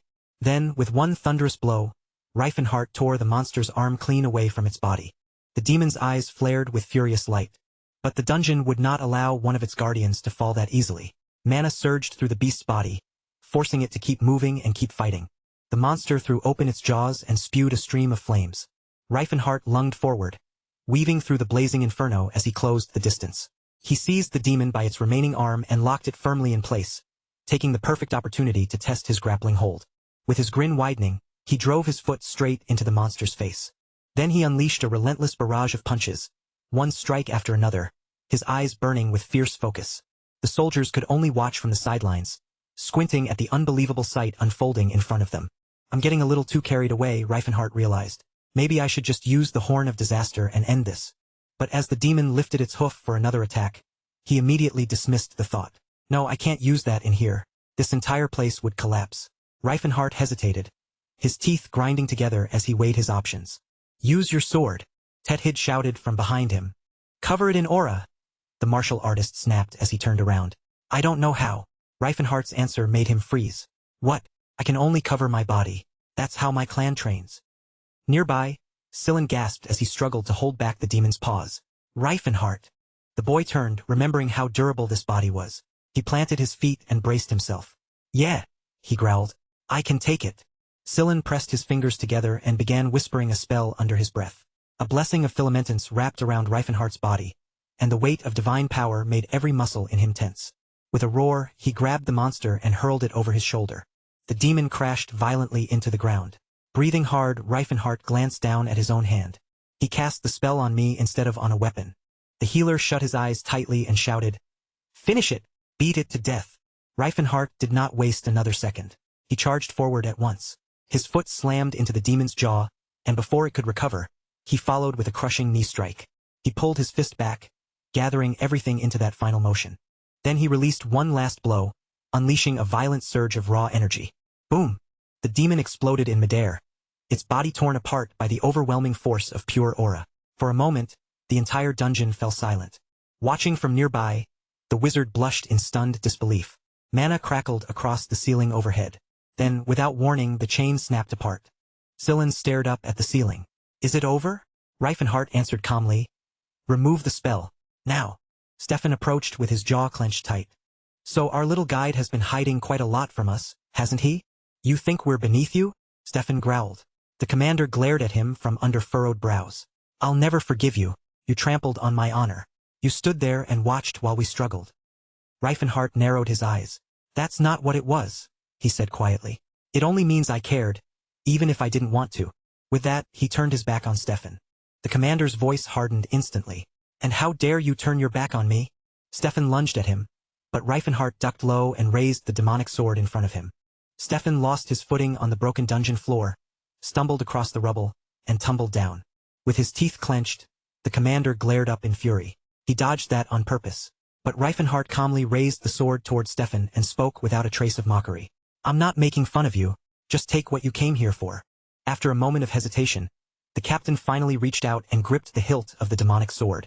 Edward watched in stunned silence. You're really treating something this valuable so casually? Then he gave a faint chuckle. I suppose that's the privilege of someone truly strong.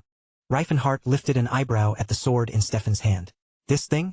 Compared to what I'm used to, it feels more like a spare weapon. Stefan's face tightened into a scowl, his jaw set hard. Reifenhardt simply turned his gaze toward the exit. There's nothing else left here. Let's head back to the village. By the time they returned, warm sunlight had settled over the quiet village of cattle. Sillin knelt beside an injured child, his hands glowing softly as healing magic flowed into the small body. Reifenhardt placed several coins into the villager's hands. Someone nearby murmured that he knew how to handle business. It was a clever move. Supporting the sacred order of Filanets would leave a lasting impression on everyone there.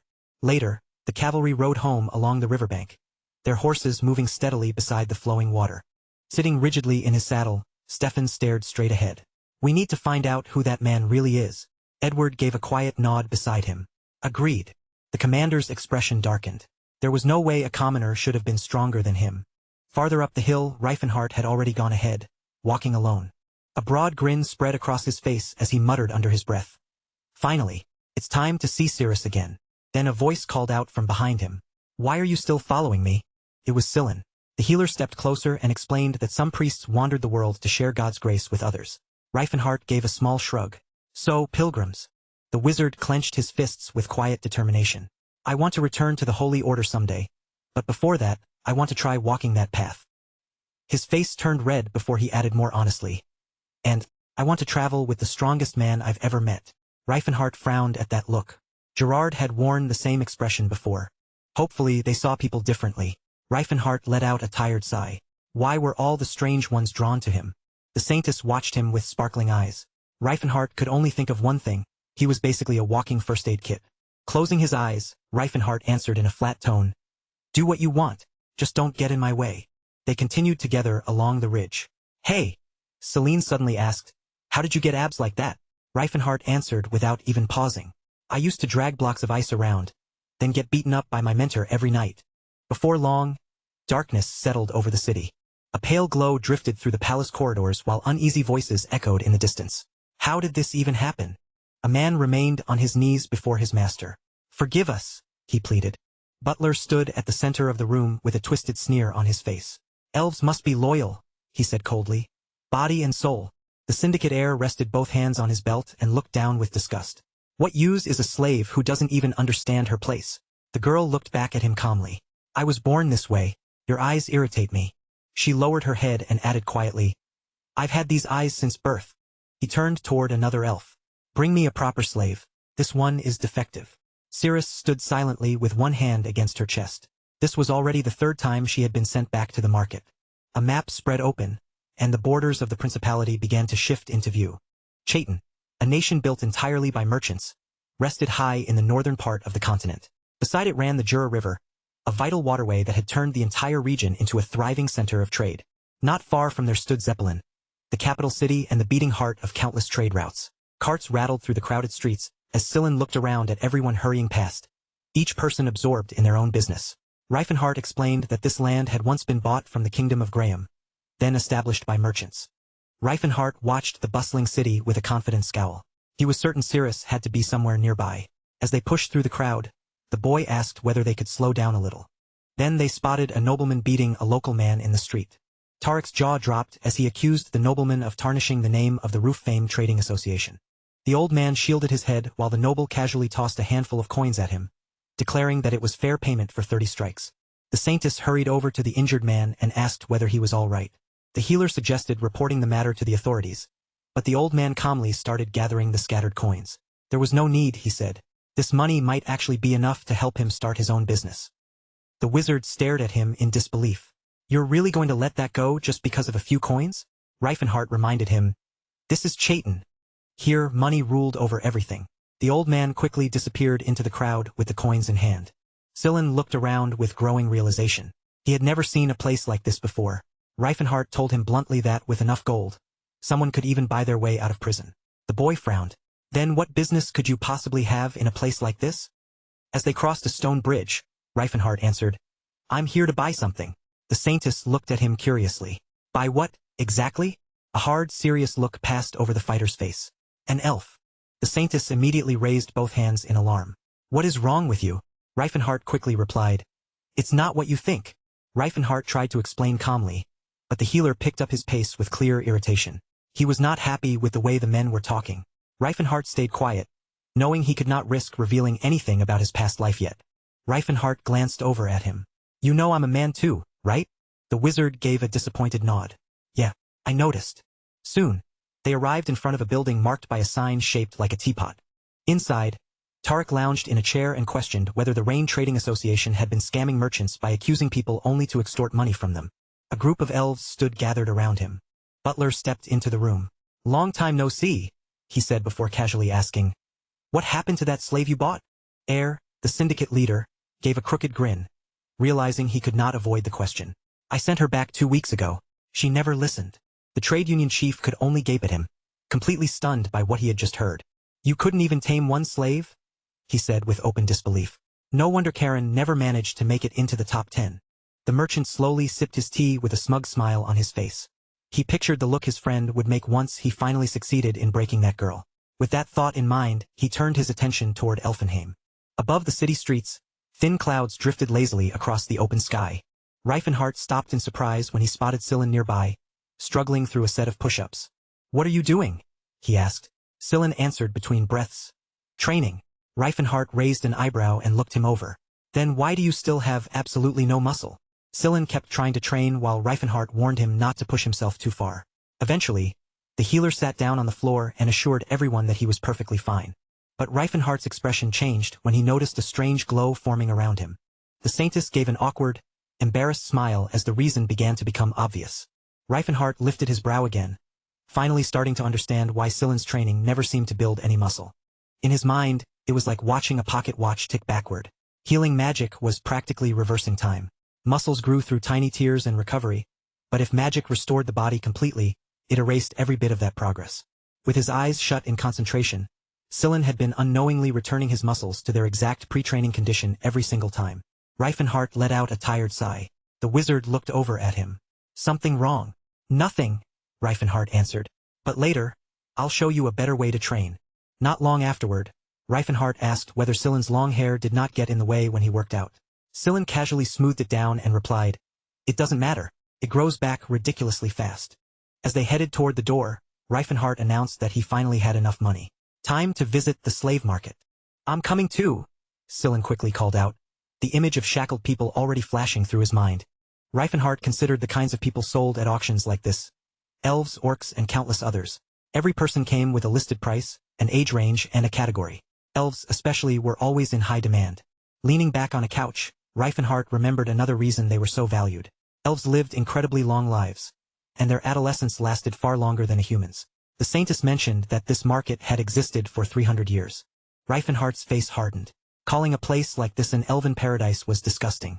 Scylla admitted quietly that he had never seen anything remotely like it. The wizard blushed as he wondered whether elves were at least treated better than orcs. Reifenhart answered plainly, "They're all bound by slave contracts. Would you want to live like that?" Scylla raised an eyebrow, still uncertain.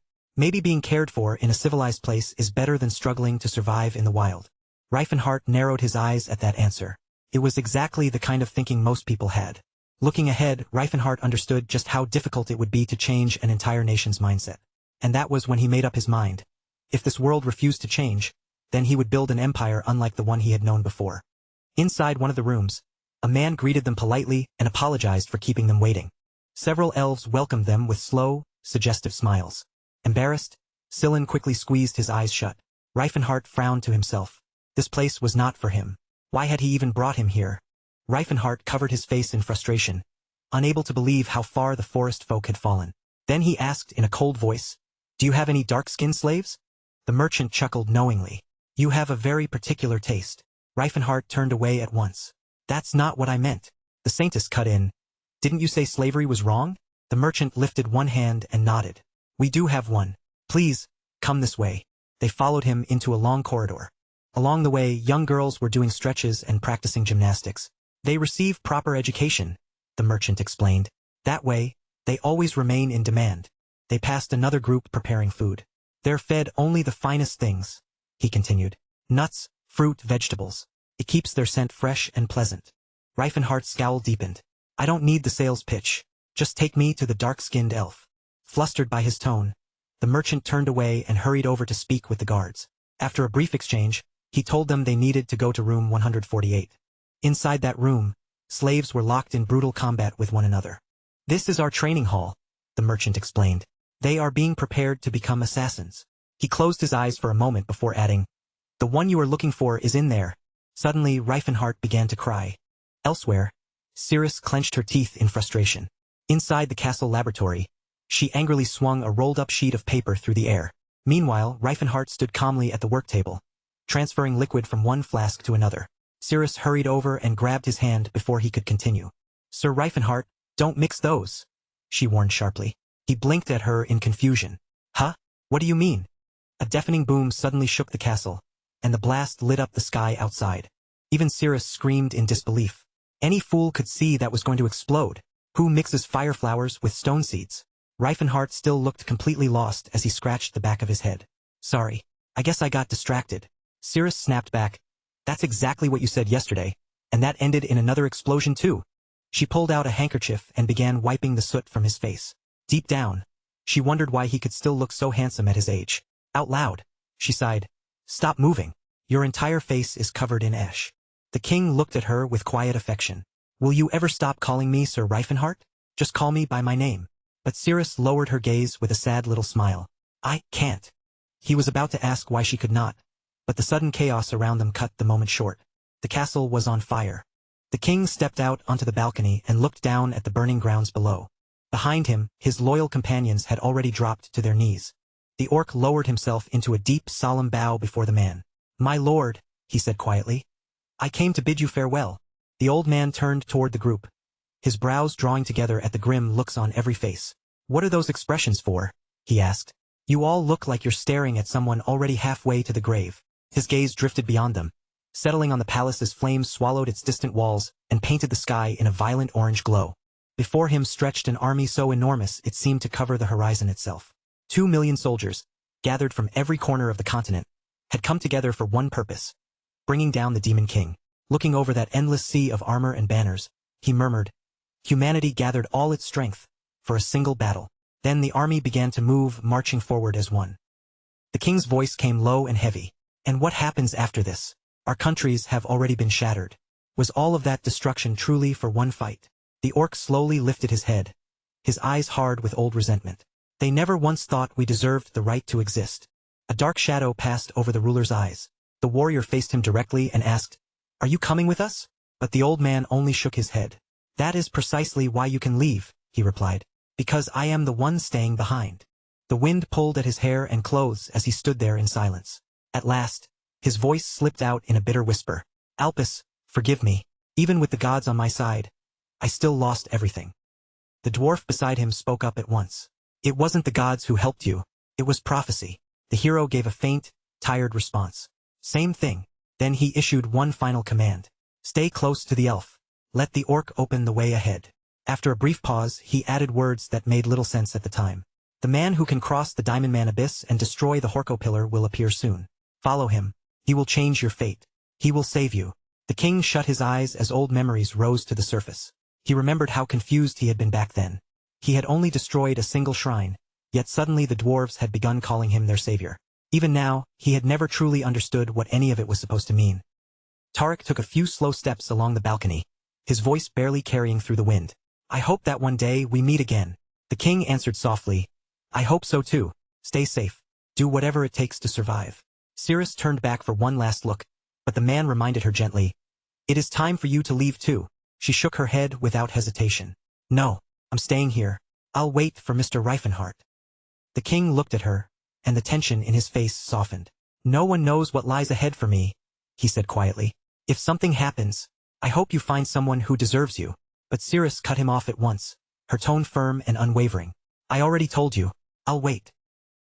His eyes trembled slightly as he tried once more to make her understand how uncertain the future could be. But Cirrus only raised her voice, louder and more determined than before. "I'll wait." For a moment, surprise flashed across his face. Then that brief hesitation disappeared, replaced by a quiet and steady resolve. Without another word, the two stepped forward and held each other tightly, clinging to the warmth of that final embrace. Back in the present, Cirrus was fighting with everything she had inside the arena. Her body moved in sharp, lightning-fast bursts as she deflected two blades at the same time. Nearby, the slave trader watched with a weary shake of his head. "Honestly, I'm embarrassed to even put her in front of buyers," he muttered. "She's completely impossible to tame. She's already been returned 3 times. Cirrus knocked aside another strike as though it took no effort at all. The merchant sighed. "She has talent, I'll give her that. But that attitude of hers? She's a complete disaster. Nobody wants her. I ended up using her to train the other elves instead. At least they get to experience what real combat feels like." The trader turned toward the young man beside him. "You still want her?" Reifenhart did not pause for even a second. He simply nodded. Rubbing his hands together, the merchant gave him a crooked smirk. "Men like you always have their own strange little tastes." Then he spoke more plainly. "Fine. 300 gold, and she's yours." Sillin blinked in disbelief. "That cheap?" The merchant shrugged carelessly. "She's defective. To be honest, I'm not even sure selling her is worth the trouble." Cirrus turned her unreadable eyes toward Reifenhart. "Are you my new master?" The young man frowned as he looked her over. Her body carried the evidence of far too much suffering, scars layered over scars from pain no one should have endured. Without saying anything, Reifenhart quietly removed his jacket. "I can call a priest," the merchant offered. Reifenhart immediately shook his head. "That won't be necessary. Help me with this," he said gently. He placed the jacket over Cirrus's shoulders, wrapping her in its warmth. "It's cold outside. Wear this for now." Then he looked at her and asked, "What's your name?" "I don't have one," she answered. He carefully wrapped a scarf around her neck as well. "Then how about Cirrus?" She lifted her eyes toward him. "Understood." After a small pause, he asked, "Do you like it?" Her answer came quietly. "I'll remember it." Reifenhart fastened the buttons of the jacket one by one. "From today on, your full name is Cirrus Valencia." She tilted her head in confusion. "Slaves don't have family names. Is Valencia your family name?" "No," he said with a faint smile. "It's yours. Make sure you never forget it." Warmth returned to Reifenhart's voice as he introduced both himself and the companion standing with him. Cirrus raised one eyebrow at the introduction, then gave another small nod. "Understood." Later that same day, the slave trader faced another customer with a startled expression. "If you're asking about number 148, she has already been sold." Tarek's face drained of color as anger rose through him. The merchant added, Someone bought her around an hour ago. The heavyset man's expression twisted into a scowl. It must have been Butler. He knew I intended to buy her back. The merchant quickly raised both hands. No, it wasn't Butler. After hesitating, the slaver explained. The buyer was a young man. I had never seen him before. And what was his name? The head of the trade association demanded, standing with his arms crossed. He paid in cash, the merchant answered. I didn't ask. The head merchant let out a rough grunt and snapped back. Who the hell carries enough gold around to buy an elf slave? The slaver merely shrugged. It's not as though her price was anything extraordinary. She's a low-grade product. He thought back to the buyer's face. When they pressed him for details, he gave the only description he could remember. Young, strong-looking build. You'd recognize him the moment you saw him. At that moment, Cirrus looked down at the new clothes covering her body, quiet surprise flickering across her face. Reifenhart rubbed his chin as he examined the outfit. This would be enough for the time being. Later, he decided, he would find something that suited her far better. Once they reached the street, he turned toward her and asked in a casual tone, Are you hungry? I will do whatever master commands, Cirrus answered automatically. Reifenhart paused at that word. Don't call me that.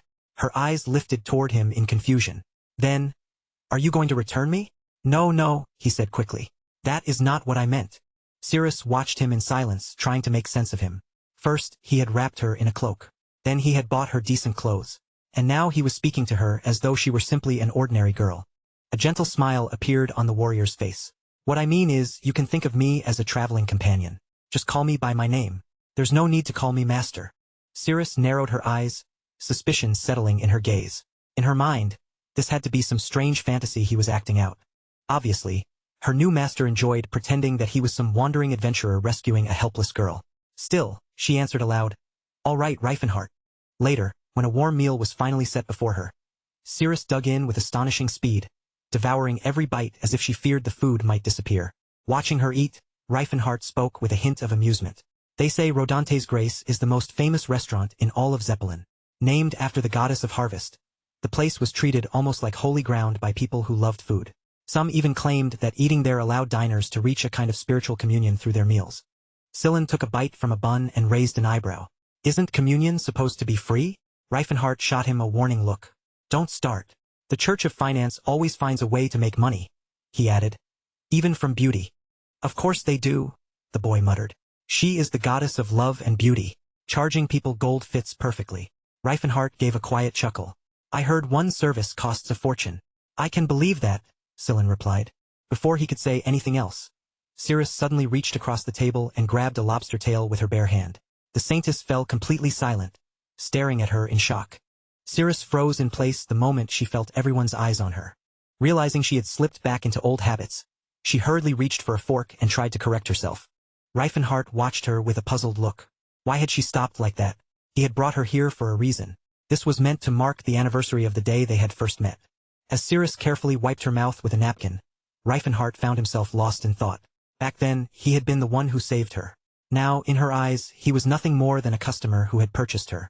First impressions could shape everything, or perhaps they could mean nothing at all. Maybe he should have waited before trying to see her again. As they walked through the busy bazaar, that thought continued to linger in his mind. Maybe someday she would understand what he truly meant to her. For now, though, he found the distance between them strangely fitting. The merchant proudly spread his wares across the stall, insisting that these were the finest items his shop could offer, rare treasures that could not be found anywhere else. Reifenhart glanced toward Cirrus. Does anything stand out to you? He asked. Anything you think might be useful? Cirrus quietly reached toward the weapon display and lifted a slender rapier from among the polished blades. Reifenhart's brow rose in surprise. He had assumed she favored sabers. Then he suddenly turned back toward her. Wait a second. How did you know that? Sillin quickly chimed in from the side. It's true. A martial artist can usually tell what kind of weapon someone uses just by looking at their hands. Before long, a saber rested securely at Cirrus's hip, and her posture immediately looked more natural with the familiar weapon at her side. The saintess stared at the newly purchased equipment with open admiration. I never imagined I'd get to hold a weapon forged from mithril, he said, clearly impressed. Sillin grinned as he proudly showed off the dagger he had chosen for himself. Reifenhart glanced at it and teased him. And since when does a priest need to carry a blade? Just as the group settled into their purchases, something nearby caught Reifenhart's attention. A group of unfamiliar men was walking directly toward them through the crowded street. One of the strangers stepped ahead of the others, keeping his expression calm and polite. May I have a moment of your time? He asked. Reifenhardt's face tightened as he looked the man over. What is this about? The man answered carefully. A certain nobleman, one with a respected name, has taken an interest in purchasing your elf. Cirrus narrowed her eyes at the stranger, her hand drifting close to the saber at her waist. So what? She replied coldly. Reifenhardt's answer was even colder, leaving no room for negotiation. The stranger gave a small bow, then extended a sealed letter toward him. My master is prepared to offer a generous amount of gold. If you prefer, we can even provide you with a higher-grade slave in exchange. Please, at least read the letter before you decide.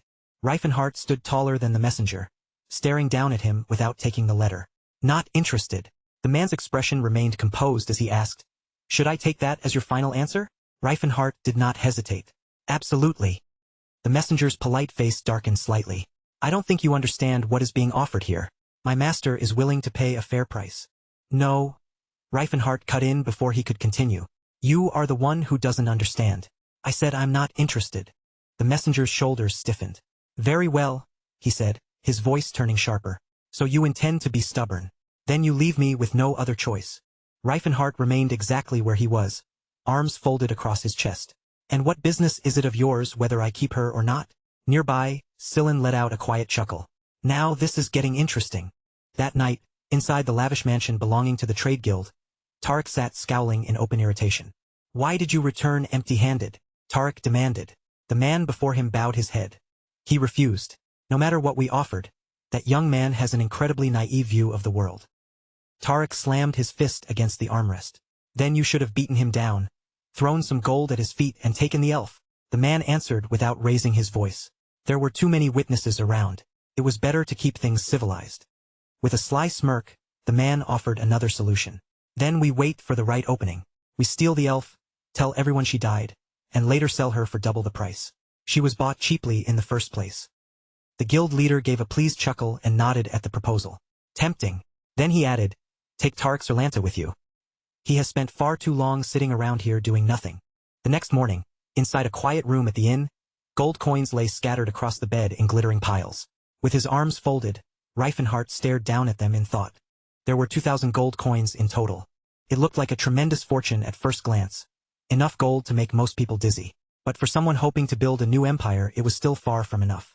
As Reifenhardt studied the shining pile, he realized carrying all that wealth around would be pointless. It would be far wiser to turn it into an investment. As he stood there in silence, a map of the surrounding region slowly formed in his mind. He remembered what was coming.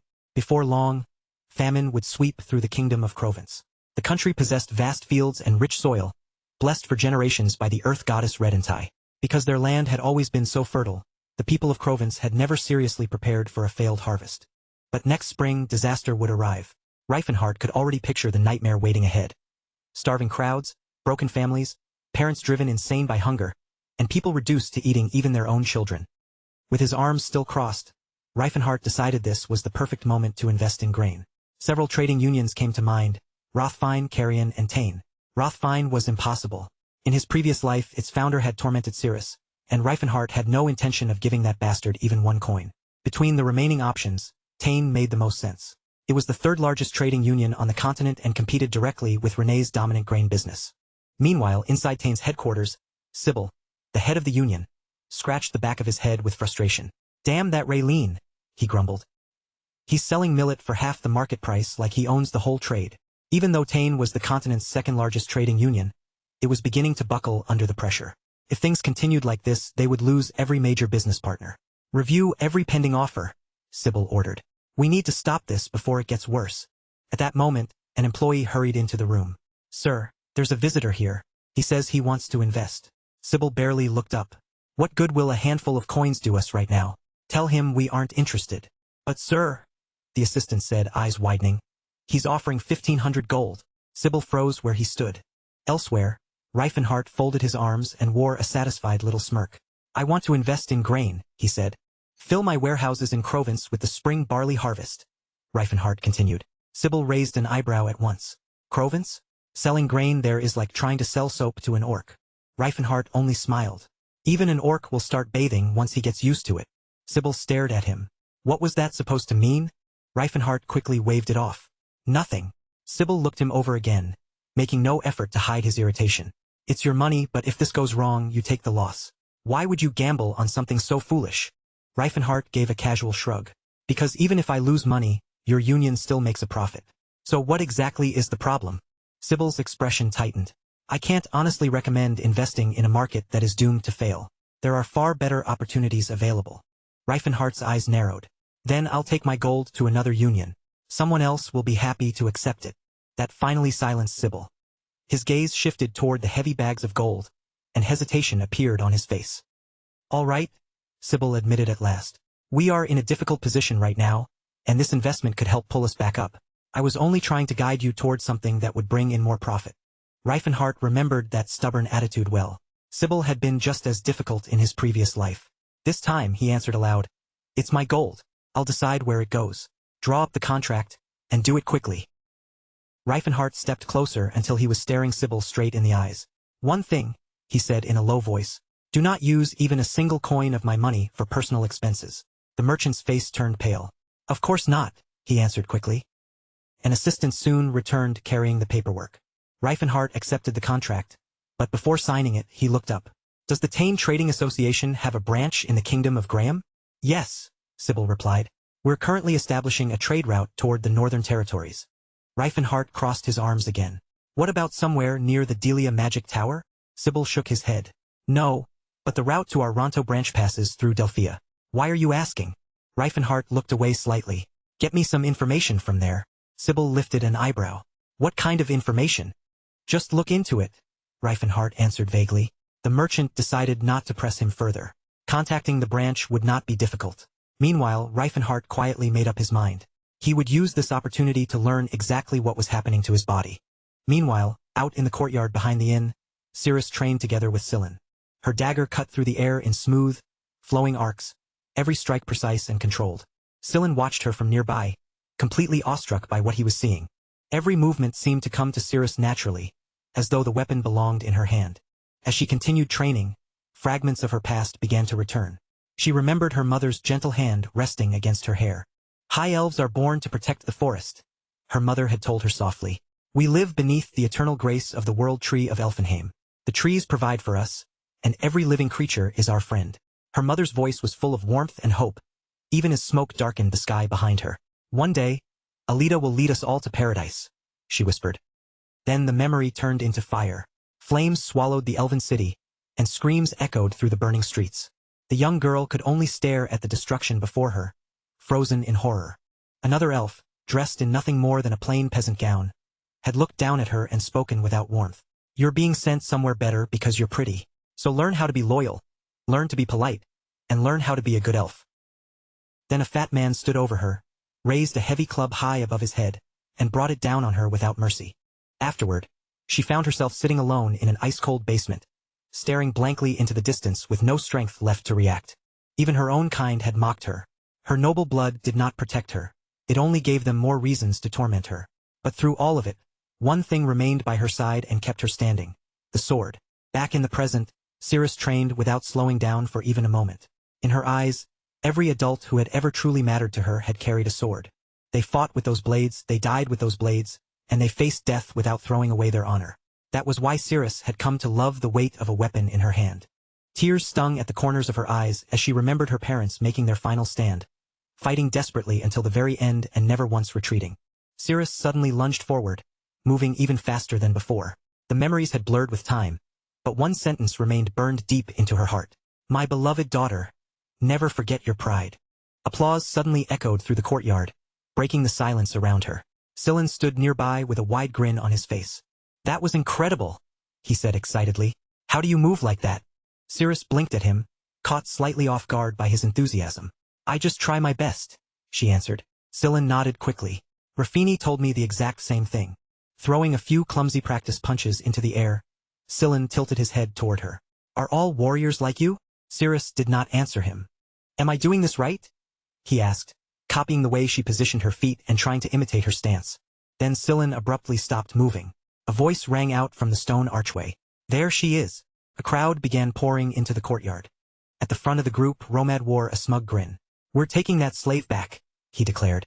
Back to her real master. Cirrus frowned at the sight of them. Tarek's men spread through the courtyard, fanning out around her as they closed off every path. Sillin stepped forward despite the danger, staring directly at the intruders. "Who are you people?" The thug shut his eyes for a moment and let a smug smile creep across his face. "Honestly, I didn't expect anyone to come running out to protect her," he said. "But it's already too late. We've made our move." The young priest spoke up firmly. "That elf was never supposed to be sold in the first place. So why are you forcing this?" The man's expression snapped into anger.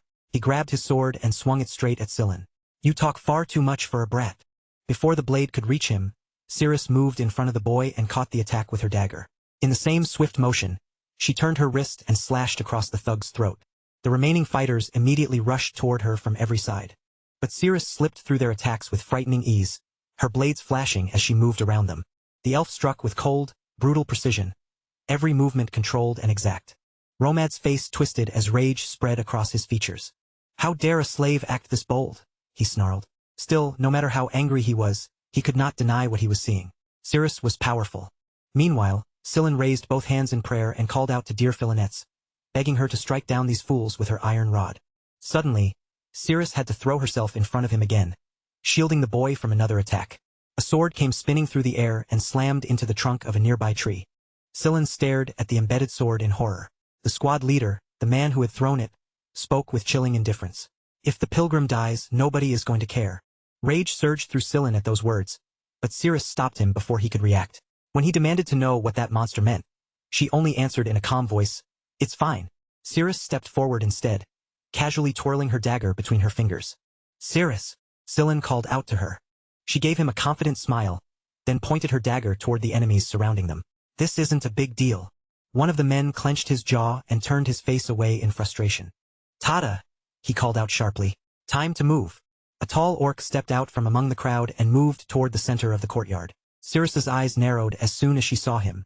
The orc met her gaze without flinching. "I'm working," he said bluntly. "I'll catch her." Then, almost as though he felt sorry for her, he added in a lower voice, "This is just fate." Cirrus carefully sized him up. This one was different from the others. He was stronger. Could she really take him down? The orc lunged at her. Someone in the crowd quickly shouted, "Don't damage the goods." The orc growled in response, "I won't. I'm only grabbing her." Cirrus blocked his first strike, but her eyes widened the instant their weapons met. The orc suddenly changed direction halfway through his swing, twisting his attack in an unexpected direction. Cirrus dodged at the very last second as the blade sliced through the air, the force of it kicking up a sharp cutting wind beside her. Her teeth clenched as she regained her footing. This opponent was no ordinary thug. He was the real thing. Cirrus tried to strike back, but immediately cursed herself for leaving her saber behind. With only her dagger in hand, the difference in reach made every exchange far more dangerous. She sprang into the air and came down in a diving attack, aiming straight for the orc below. But he reacted just as quickly, raising his blade and meeting her head-on in midair. Watching the two clash, Romad shouted in open frustration, "You people can't even deal with one elf girl?" The large orc scowled as he steadied himself. "Looks like I'm missing dinner again," he muttered grimly. Then he drove his force into the ground hard enough to split the pavement beneath his feet and charged straight at her. Cirrus planted herself and prepared for the impact. Her teeth clenched tightly as she held her ground. The orc lifted his sword and rushed in for the strike. Yet Cirrus did not retreat or even flinch. There was something in her eyes that made the moment feel wrong. An icy, unwavering calm that never broke. The orc hesitated in mid-charge. Was she waiting for him to fall into a trap? Suddenly, he jerked his blade backward and pulled away from the attack. A split second later, Cirrus's dagger sliced across his neck where he had been standing. The orc stumbled back, realizing how close he had come. If he had not pulled his sword away at that exact moment, he might have killed her with the strike. But that only raised another question in his mind. What had she planned to do if he had not stopped? Cirrus held onto one desperate hope as the fight continued. He would get here in time. Then Sillin screamed behind her, and Cirrus spun around at once. He asked whether she could stop the blades flying toward them. Without wavering, she answered, "Probably." With his hands clasped tightly in prayer, Sillin raised his voice. "I believe in you." One of the attackers snarled and hurled a throwing knife toward the boy, cursing him as he did. The blades cut through the air toward the praying priest. "I told you not to move," the man growled. Before the weapon could reach Sillin, Cirrus dashed in front of him and knocked it aside in midair with her own dagger. At that instant, a glowing figure appeared above the priest, shining like the image of his goddess. Sillin pleaded to Saint Philinets, begging her to crush their enemies with divine power. Cirrus opened her mouth, ready to make her next move. Then an enormous iron rod came crashing down from the sky and slammed into the attackers below. A massive cloud of dust burst through the courtyard, swallowing the battlefield in a thick gray haze. Sillin immediately took off running. Holy power is supposed to be used on demons and the dead, he yelled. But this will buy us some time. Let's go. Cirrus understood what he meant without needing another word. She grabbed Sillin by his belt, called out his name, and hurled her dagger ahead of them. The dagger buried itself deep into the wall. She intended to use the embedded blade as a foothold and launch point. Cirrus stepped onto the dagger, kicked herself upward, pulled Sillin close, and flew through the window as glass exploded around them. Catch them! Go after them! Romad shouted, pointing furiously toward the shattered window. Another man turned away and muttered, "All this chaos over one elf?" The squad leader defended himself through gritted teeth. "She's much stronger than we expected." The old man gave a bitter chuckle. Even Tal could not catch her. That slave fought an orc warrior head-on. Sir Lantis rested one hand on the hilt of his sword. "Looks like it is my turn. Which way did they go?" The moment someone pointed out their direction, light flared around his body. In a flash, he launched himself upward and soared toward the broken window. His scarf disappeared into the darkness behind him as he vanished from sight. Romad stared after him in stunned disbelief. With one leap, the man had already become airborne. The old man searched the corridor and muttered, "We've lost them." Then the squad leader snapped his fingers. "His aura. He can track them with his aura." The swordsman smirked faintly. "She can hide as much as she wants." Meanwhile, Cirrus and Sillin sprinted through another hallway, their footsteps echoing behind them. "We need to go back and get our gear," Cirrus said between breaths. "They're probably waiting for us there," Sillin answered. "We can handle 1 or 2 nights without it." That was still better than trying to keep running with only one blade between them. Cirrus glanced at him as they ran. At first, she had thought he was nothing more than a naive kid. A guard stood watch outside their room, unaware that they had already returned. But in the blink of an eye, Cirrus had leapt above him. Her foot smashed directly into his face, dropping him to the floor before he could make a sound. As Cirrus hurriedly threw on her cloak, Sillin scolded her. "This really isn't the time to be playing dress-up." The priest quickly used purification magic, erasing every trace that could reveal they had been there. Farther down the hallway, Lantis continued forward at a steady pace. The instant he spread his aura through the area, the entire building opened up inside his senses as though its walls had turned transparent. This man was far more than an ordinary swordsman. He had fully mastered aura and climbed to the highest ranks of fencing. With a violent kick, the man blasted the door open and stepped through the ruined entrance. His brow tightened as he muttered under his breath, wondering whether that kid could really wipe away every trace as perfectly as a top-tier priest. He moved farther into the silent room, his eyes slowly sweeping across the space before drifting toward the open window. So that was it. They had already escaped through there. Romad stood nearby, sweat pouring down his face as he struggled to catch his breath. "You actually let them get away?" he asked anxiously. The swordsman simply closed his eyes and answered with a calm, faint smile. "They cannot have gone far yet," he said with quiet certainty.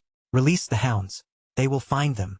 Meanwhile, far from that building, the seers hurried through the city streets, constantly scanning the roads and shadows around them for danger.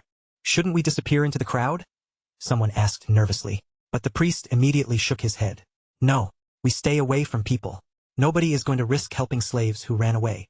Sweat streamed down Sillin's face as he panted heavily, his body already pushed near its limit. Even the Holy Order would never shield people like them, he realized bitterly. Now he finally understood why so many pilgrims died without anyone lifting a hand to save them. His teeth ground together as fear and anger twisted inside him. Going back would mean falling under her control again, and with a body this frail, escaping for good would be impossible. He raised both hands as if pleading with the heavens and muttered bitterly, "If Master Reifenhart were here, none of this would have happened." The elf glanced toward him, curiosity flickering across her face. Was that man really powerful enough to change everything? Sillin gave no reply. Instead, he brought his hands together in front of his chest and quietly began to pray. Around his body, pale feathers of fate began to whirl through the air, drawn toward him by the pull of the fork of fate. Love could bend destiny out of something as small as coincidence. A thought echoed through his mind. 2 strangers might meet by pure chance with nothing connecting them at all. Then one word could be exchanged, followed by a single look, and before long those strangers might become husband and wife. Destiny could grow from randomness itself. Even one kiss had the power to become the beginning of fate. Sillin slowly opened his eyes and looked up into the sky, sadness lingering behind his gaze. This spell had originally been created to tie lovers together, yet now they were forcing it to serve a completely different purpose. He turned toward the elf and spoke in a low voice. "You are strong. I have seen an elf killer before, but you are stronger than she was. The elf only gave a small shrug. You are not weak either. A high-ranking saintess at your age is rare. The priest stood behind her in stunned silence, staring at her back as she faced forward. She no longer felt like a slave in his eyes. She felt like an ordinary person fighting to survive. Could Ceres truly be different from the others? Their path eventually brought them into a decaying corner of the city, where broken structures and worn-down streets surrounded them. The elf looked around uneasily. Is this the place? The thread ends here, he answered, his voice growing tense as he stared ahead. Both of them slowly turned around, their bodies tightening with caution. Standing directly in front of them was a knight. Ceres narrowed her eyes and muttered under her breath. It is not Reifenhart. Lantis stepped forward wearing a relaxed grin, as if this were nothing more than a game.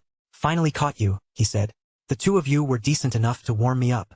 With no urgency in his movements, he began walking straight toward them. Do not even think about running, Ceres said without hesitation, her eyes fixed firmly on the approaching knight. If they fled now, they would only be turning their backs on a threat they could not see. Their only chance was to hit him with everything they had, create an opening and escape afterward. Ceres shot forward first. Lantis evaded her attack effortlessly, slipping out of reach with almost no movement. Then, in the blink of an eye, he had already appeared directly behind her. You have talent, Lantis remarked, sounding almost impressed. That is quite something for someone like you. Ceres spun around at once and fired a roundhouse kick toward him, but he drifted away from it again. You have trained hard, he added. That is rare for a slave. The elf studied his face carefully, confusion deepening in her eyes. Just who was this man standing before them? The priest began chanting once more, because he had finally understood what kind of enemy they were facing. This was not merely a skilled opponent. This was one of the terrifying figures feared across the entire world of knights, a swordsman whose power stood far beyond normal fighters. But why would someone like him involve himself in something so disgusting? As that thought struck him, divine power flowed into the elf's weapon, making her blade shine brightly. Lantis lifted an eyebrow at the sight of it. There are not many sacred spells like that, he said. Only a bishop should be capable of using one, not a mere high-ranking priest. The priest raised his hands, his voice ringing out with forced confidence. Vasile is famous throughout the south. Now Sir Ceres will deal with you. Ceres launched herself at him again, but the knight continued slipping past each strike with casual ease. Watching her movements, Lantis calmly remarked, with your blessings on her, she has changed quite a lot. Then, without warning, her sword suddenly snapped apart, splitting cleanly into two broken pieces. Her eyes widened in disbelief as she stared at the shattered weapon in her hands. Her sword was gone. Lantis moved with brutal precision and struck at the opening before she could recover. You got too carried away, he said coldly. And I was only playing with you. The priest could only stand there, completely frozen as horror took over his face. A crushing aura surged around Lantis, filling the air with pressure that could not be denied. As he calmly slid his sword back into its sheath, he let out a tired sigh. I did not think I would need to use aura for this. The priest clenched both fists, his thoughts thrown into chaos. What was an aura-wielding swordsman doing in a place like this? Romad walked over with a pleased smile on his face. Did you catch every one of them? He asked. Still holding the elf in his arms, the priest flinched sharply the moment he heard the knight's name. Lantis, he whispered.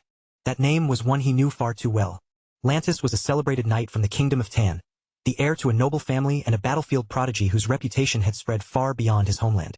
He had awakened his aura only after reaching his 30s, but behind that impressive reputation, Lantis carried a dark secret no one could ignore. Sweat soaked his body, yet it was not the sweat of combat or exhaustion. It came from his warped obsession. His twisted desires did not end with elf slaves either. Even royalty had become targets of his fixation. Eventually, the truth had surfaced among the upper class. The priest cried out in terror. That monster! He has been hiding in Chatham all this time. Lantis only grinned wider. I am pretty famous. Scylla gritted his teeth. Of course I know who you are. People always said that anyone walking alone at night might get snatched away by Lantis. The knight burst into laughter, completely unashamed. I am only earning my paycheck, he bragged with a smug expression. Before vanishing into hiding, he had killed hundreds of elves throughout Tan.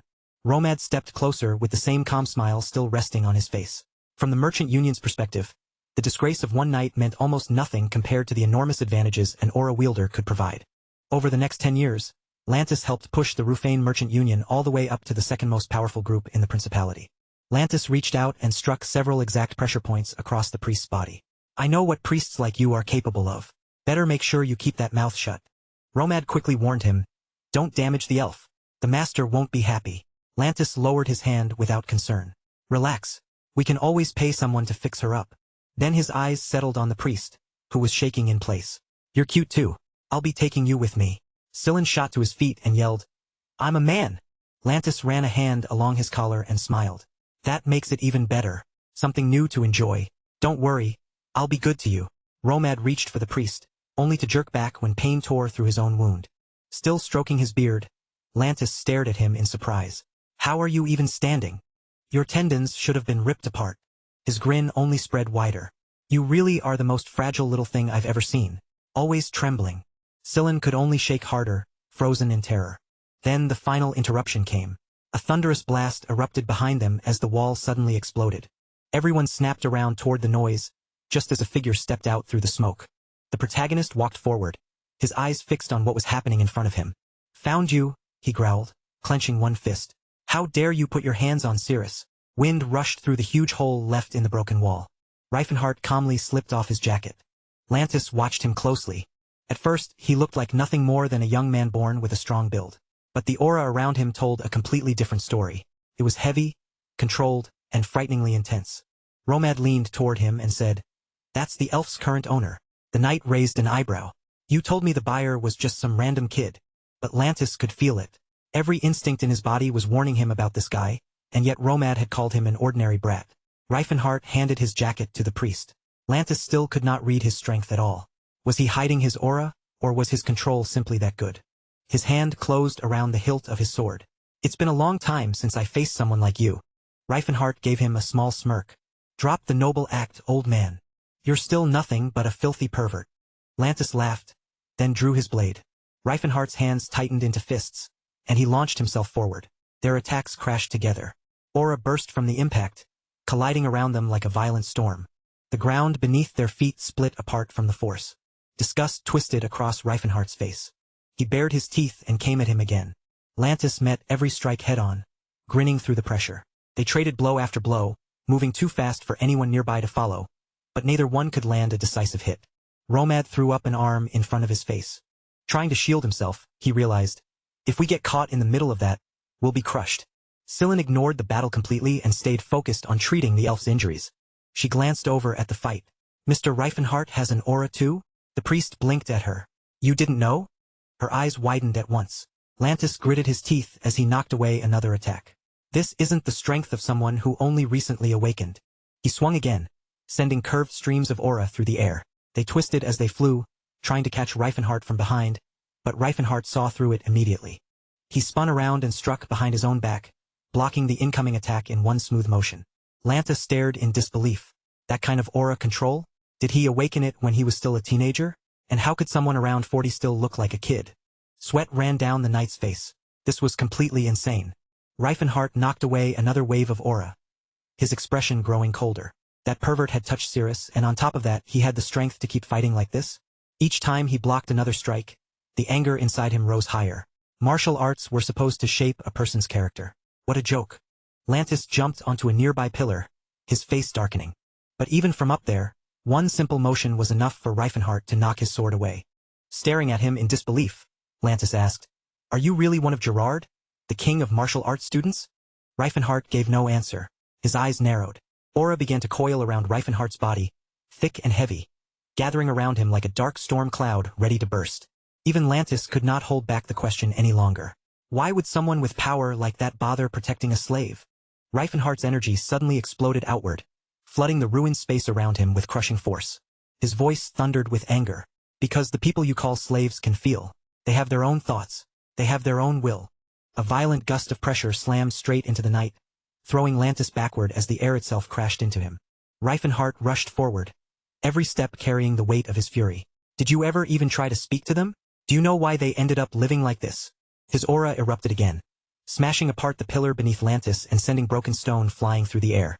Lantis leapt clear of the collapsing pillar and swung his sword back at him. What are you even trying to prove? Reifenhart ground his teeth as he saw it again in Lantis' eyes. That cold, empty belief that anything not human was beneath them, something meant to be used and thrown away. He threw himself into another attack, his thoughts burning hotter with every movement. Humans watched other races laugh, cry, and suffer right in front of them, yet still acted as though they had no feelings at all. Lantis twisted away from the strike with a sneer on his face. That's just how the world works. We're at the top of the food chain. If they aren't the masters, then they're slaves. It's simple. Reifenhart drove his fist straight into Lantis' head. Why should the descendants of the great spirits be the ones forced to carry that burden? He shouted. His voice rose even louder as anger poured out of him. Has it never crossed your mind that if humans weren't the ones in control, then you'd be the ones wearing chains? Lantis barely managed to deflect the blow, his sword flashing through the air as he fought to create some distance. Cuts opened across Reifenhart's body, but he did not slow down for even a second. All he could see was the cruelty of history. Humans celebrating after breaking the orcs, laughing as they crushed the dwarves' will, and cheering as elves were forced into chains. Reifenhart lunged at him again, closing the distance before Lantis could catch his breath. If you can accept slavery for others, he said through clenched teeth, then you'd better be ready to live as a slave yourself. Drenched in sweat and struggling to keep up, Lantis shouted back, You're insane! You seriously think elves are equal to us? He dodged once more as Reifenhart came charging straight toward him without slowing down. She is not a slave. Reifenhart roared as he drove his aura forward, blasting it into the night with everything he had. Their power collided in midair with a deafening crack that shook the ruined area around them. Lantis staggered backward, his body folding from the force as the impact knocked the breath from him. Then a brutal kick crashed into him. Reifenhart's thoughts surged with the strike. He would break this twisted cycle. If no one challenged these lies, then fear would keep ruling everyone. Lantis slammed hard into the wall, his teeth clenched as pain shot through his body. But before he could recover, Reifenhart was already standing right in front of him. Blood ran down from Reifenhart's brow as he looked down at his enemy. I'm ending this, he muttered. Slavery stops here. Lantis' eyes opened wide, and for the first time, real fear flickered across his face. Reifenhart threw another punch. Lantis spat out blood as the hit smashed him into the wall again, then blasted him straight through it and into another wall beyond. Reifenhart clenched his fist tightly. I'll change this world, he swore. No one will ever call Cirrus a slave again. Behind him, Cirrus stood completely still, staring at him with her mouth slightly open. For her, he said, his voice steady and unshaken. I'll change everything. Her thoughts spun as she watched him fight and listened to the impossible promise he was making. Was he actually serious? Or was he just some hopeless lunatic playing at being a hero? Then his words returned to her mind. Descendants of the great spirits should never have to bear a burden like this. Cirrus suddenly remembered her mother saying those exact same words to her. Her brows slowly pulled together as the memory settled in. Beneath the broken rubble, Lantis let out a weak groan. Please, spare me. Reifenhart stood over him, his shadow falling across the injured knight. Why should I? He asked coldly. You're a filthy degenerate. Lantis struggled for breath before answering. I swear on my name, I've repented. Lantis stammered, his voice shaking badly. I'll reflect on my sins. I swear it. From now on, I'll only do good. A nervous smile forced its way onto his face. But Reifenhart did not believe a word of it. You're lying, he said in a low voice, his teeth clenched tight. I hate the holy order of Sayer. You think you can do whatever you want, then walk into a temple and suddenly call it repentance. He stepped closer. If you truly regretted what you did, you'd turn yourself in. Bleeding, terrified, and barely able to move, Lantis whispered, Fine, I'll surrender. Just don't dirty your hands on someone like me. Reifenhart's eyes glinted in the darkness. Too late. My hands are already covered in blood. For a brief moment, hope returned to Lantis' face as a shaky smile appeared. But Reifenhart's next words crushed it instantly. If you were really sorry, then you'd want to die. You'd accept it. That's the only way you can truly pay for what you've done. Cirrus and Scylla stood frozen where they were, unable to move as they watched him. Then Reifenhart's fist came down like a final sentence. The stone slab beneath Lantis cracked apart and collapsed inward, crushing him beneath the shattered rubble. Reifenhart's face darkened as he looked down at the wreckage. Don't toss around the word remorse like it has no meaning. Where Holmes had been standing just moments earlier, there was nothing left now except broken stone and scattered ruins. Reifenhart turned back towards Cirrus and Scylla, checking them both over. Are you two all right? The priest gave him a quick nod. Everything's been healed. Cirrus looked off to the side, clearly flustered as she avoided his gaze. Then, almost quietly, she asked, Are you okay? Reifenhart stiffened where he stood. She had spoken directly to him, and for once, there was no coldness in her voice. Before he could answer, Scylla suddenly pointed toward Romad and the others who were trying to slip away. Reifenhart raised one hand toward them. You there, get over here. The men flinched hard, sweat pouring down their faces. Reifenhart gave them a smile that made them freeze. Still thinking about running? Go ahead. I'll make sure you remember tonight for the rest of your lives. As Reifenhart walked closer, Romad forced a shaky smile onto his face. Who gave the order? A weapon made of mana began taking shape in the air before him. You're lucky, Reifenhart said calmly. I'm feeling generous tonight. The men looked at each other nervously. Not one of them had any idea what that glowing club was meant to do to them. Moonlight spilled over the wreckage, casting pale light across the broken ground and the battered men beneath it. Reifenhart stood over them as they knelt there bruised and broken. Who's behind this? Still on their knees, the men blurted out the answer together. It was Tarek. The name hit Reifenhart like a blow to the stomach. Tarek. That fat monster was the one who had tormented Cirrus for 10 long years. In his previous life, Reifenhart had wanted him dead more than anyone, but when he finally reached him, the man had already been killed. Romad stared at him in disbelief. You're actually going after him? That's not a good idea, Romad warned him. If you do this, all of Chan will come after you. Reifenhart only grinned, resting his hands on his hips. I know exactly what that pig wants. The terrified men huddled closer around their commander, trembling together, though it was hard to tell whether they were shaking from the cold or from fear. Get off me! Their commander shouted, cursing at them as he tried to push them away. I'll kill every last one of you. The scene shifted to the mansion. Inside, a violet-haired man tapped his fingers impatiently against the table. The servants are taking too long. Where's the elf? Tarek frowned, his patience starting to wear thin. I don't know. Romaine has been gone for too long. The violet-haired man glanced toward the elves shivering in the corner. And who are they? Tarek answered without emotion. Lantis toys. A muffled commotion began rising outside, growing louder by the second. The guests turned toward the door. What's all that noise? The merchant dismissed it with a wave. Probably another rally. Outside the mansion, warriors charged forward through the darkness, yelling as they rushed toward the building. Blood ran from a knight's nose and mouth as the battle surged all the way to the mansion gates. 3 enemies dropped to the ground, blood spilling from their wounds. Sillin immediately rushed over to one of them, crouched down beside him, and began healing him. Reifenhart glanced at the spell and raised an eyebrow. Isn't that usually the spell people use to mend a broken heart? The one for getting over unrequited love. The priest did not even look up. There's not much room to laugh during a battle. You take it where you can get it. As they continued forward, the priest asked, what would you have done with witnesses if you didn't have those skills? Reifenhart gave a small smirk. I would have just ripped their heads off. Then an orc stepped into their path, blocking the way ahead. None of you are getting through, Tarek shouted as he moved forward. Reifenhart raised a hand toward him. You've got the blood of a warrior in you, but the man you're protecting isn't worth your blade. Why fight for someone like that? Tarek tightened his grip around his sword. I'm a warrior. I have a duty.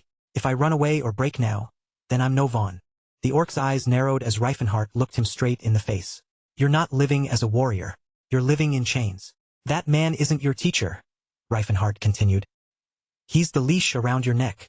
Tarek held his blade steady. Even so, a real warrior finishes what he started, even when he was forced into it. Reifenhart gave a quiet chuckle. That kind of Orcish stubbornness was something he knew all too well. Behind him, the priest blinked in surprise. Wait, the priest asked. How do you even know the Orcish language? Before Reifenhart could answer, Cirrus stepped forward and drew her sword. I'll handle him, she said. This time, I have the right weapon.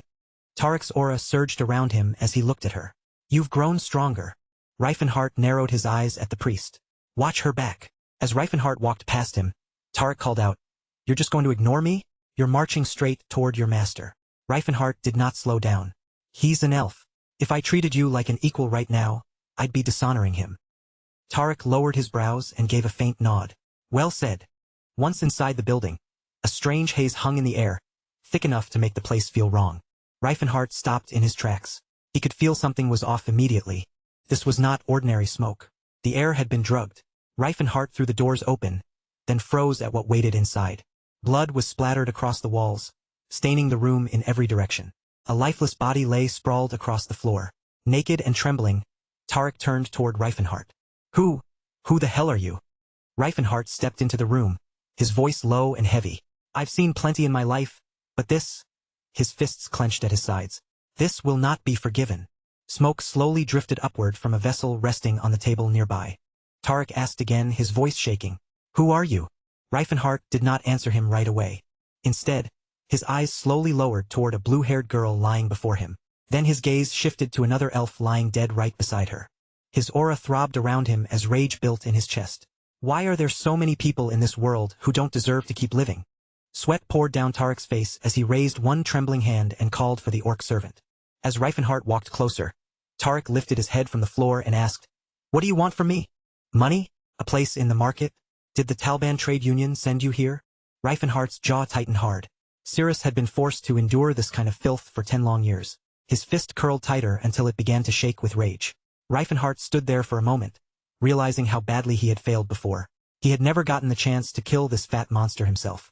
Then all that anger burst loose at once, and he drove his fist straight into the man's stomach.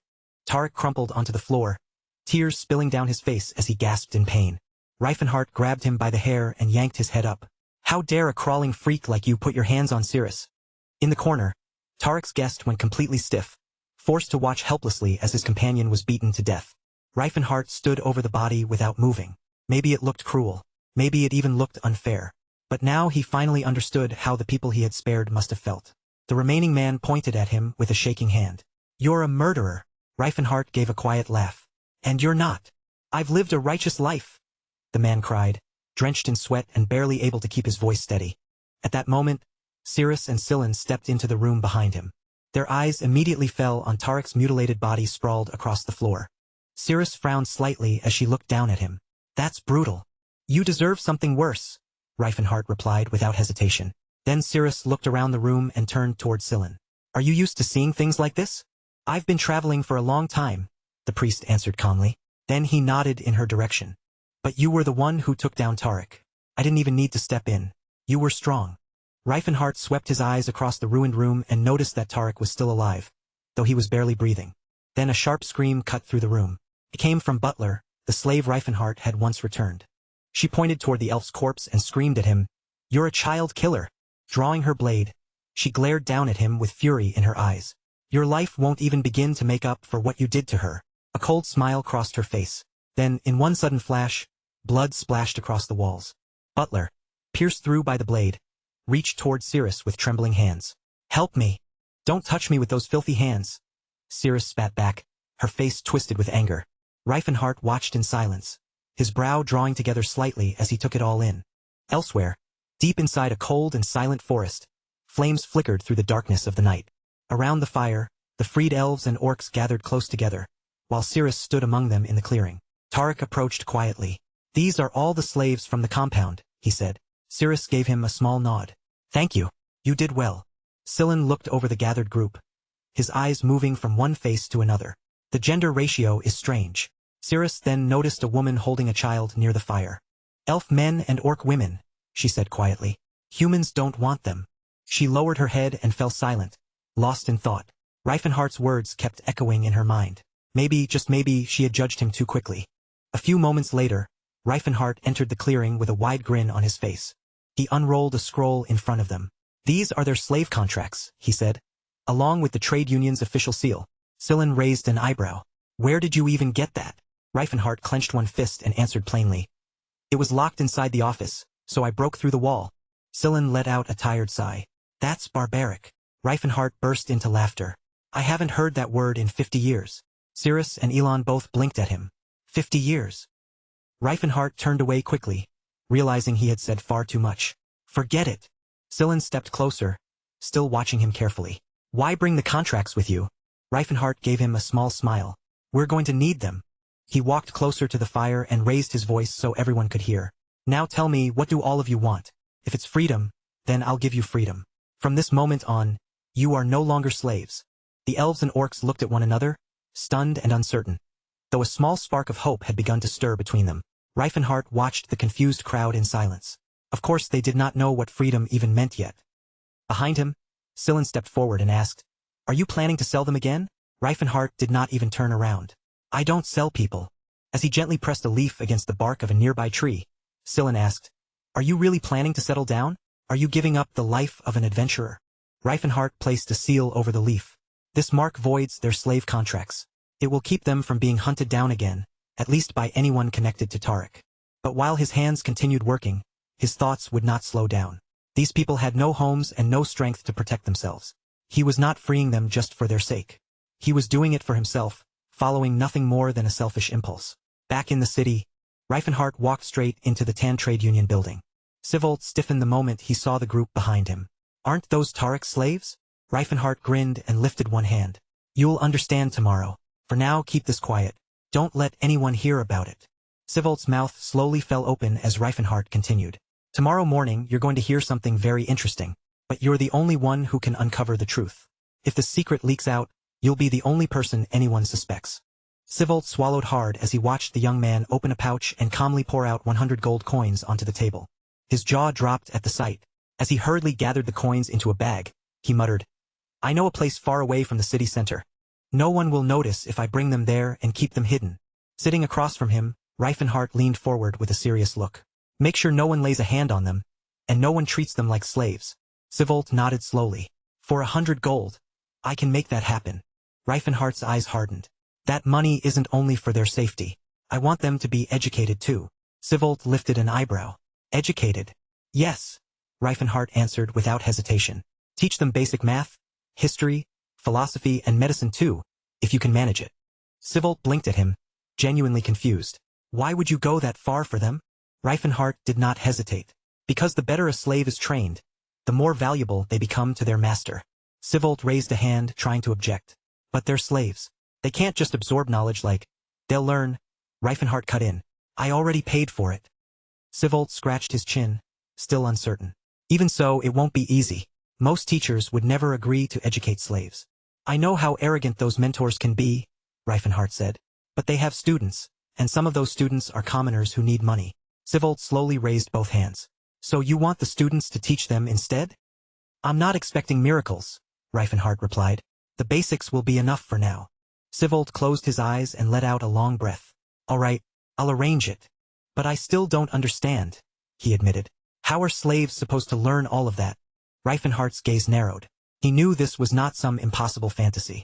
Even in his previous life, there were people who wanted to educate slaves, but their owners always refused. They were afraid that once slaves gained knowledge, the chains around their necks would finally start to break. But as he looked at Sivolt across the table, Reifenhart thought, thanks to you, maybe I can begin restoring what was taken away. Maybe he could finally prove it was possible. Reifenhart had always known slaves were kept uneducated for a reason. Keep them ignorant, and they would never rise up. The man across from him had never considered training slaves before, but once he saw how useful it could be, he decided to try. With proper training, he could sell them for far more money. And if this worked, the practice of training slaves could eventually spread across the entire continent. Reifenhart gave a faint smile. In his previous life, he had never managed to change someone's way of thinking like this. Later, back at the inn, the group finally had a moment to rest. Half-dressed, Reifenhart turned toward Sillin and asked if he had any money left. Sillin scratched the back of his head and admitted that he had given all of it to Sybil without even thinking.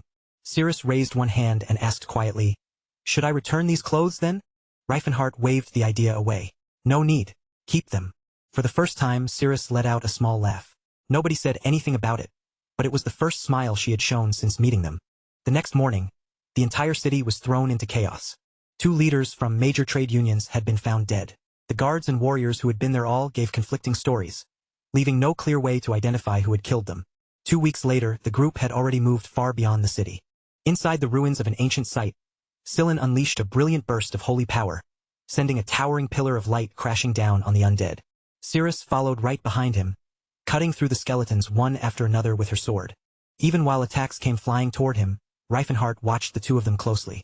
They fought together with almost perfect timing. Sillin clearly had years of battle experience, perhaps dating all the way back to childhood. Given enough time, he might even surpass the greatest saintess ever recorded. Reifenhart could not help wondering how someone like Sillin had completely escaped his notice in his previous life. Sillin lowered his hands and looked around the ruins. What kind of dungeon is this? These monsters are tougher than anything we saw in Pelton. Deep in the mountains of the Grime Kingdom, the group eventually reached a sealed stone door. The priest noticed the magical barrier around it, but Reifenhart began gathering mana and told him to stay quiet. The boy looked up in shock. A warrior was casting magic right in front of him. Frustrated, he screamed inside his head. It was not fair. He trained constantly, yet his body still had not built a single bit of muscle. The priest squinted at Reifenhart and asked what exactly he was trying to do. Already drenched in sweat, Reifenhart kept gathering mana as he answered him. A magic circle appeared before the sealed door, and after a deep rumble, the massive gate slowly creaked open. Half joking but also completely serious, the priest muttered that it might be better if nobody found out Reifenhart could use magic. Reifenhart opened his eyes, realizing something important. He needed to find the voice of illusion if he wanted to reclaim his lost powers. But when they stepped inside, there was no treasure waiting for them.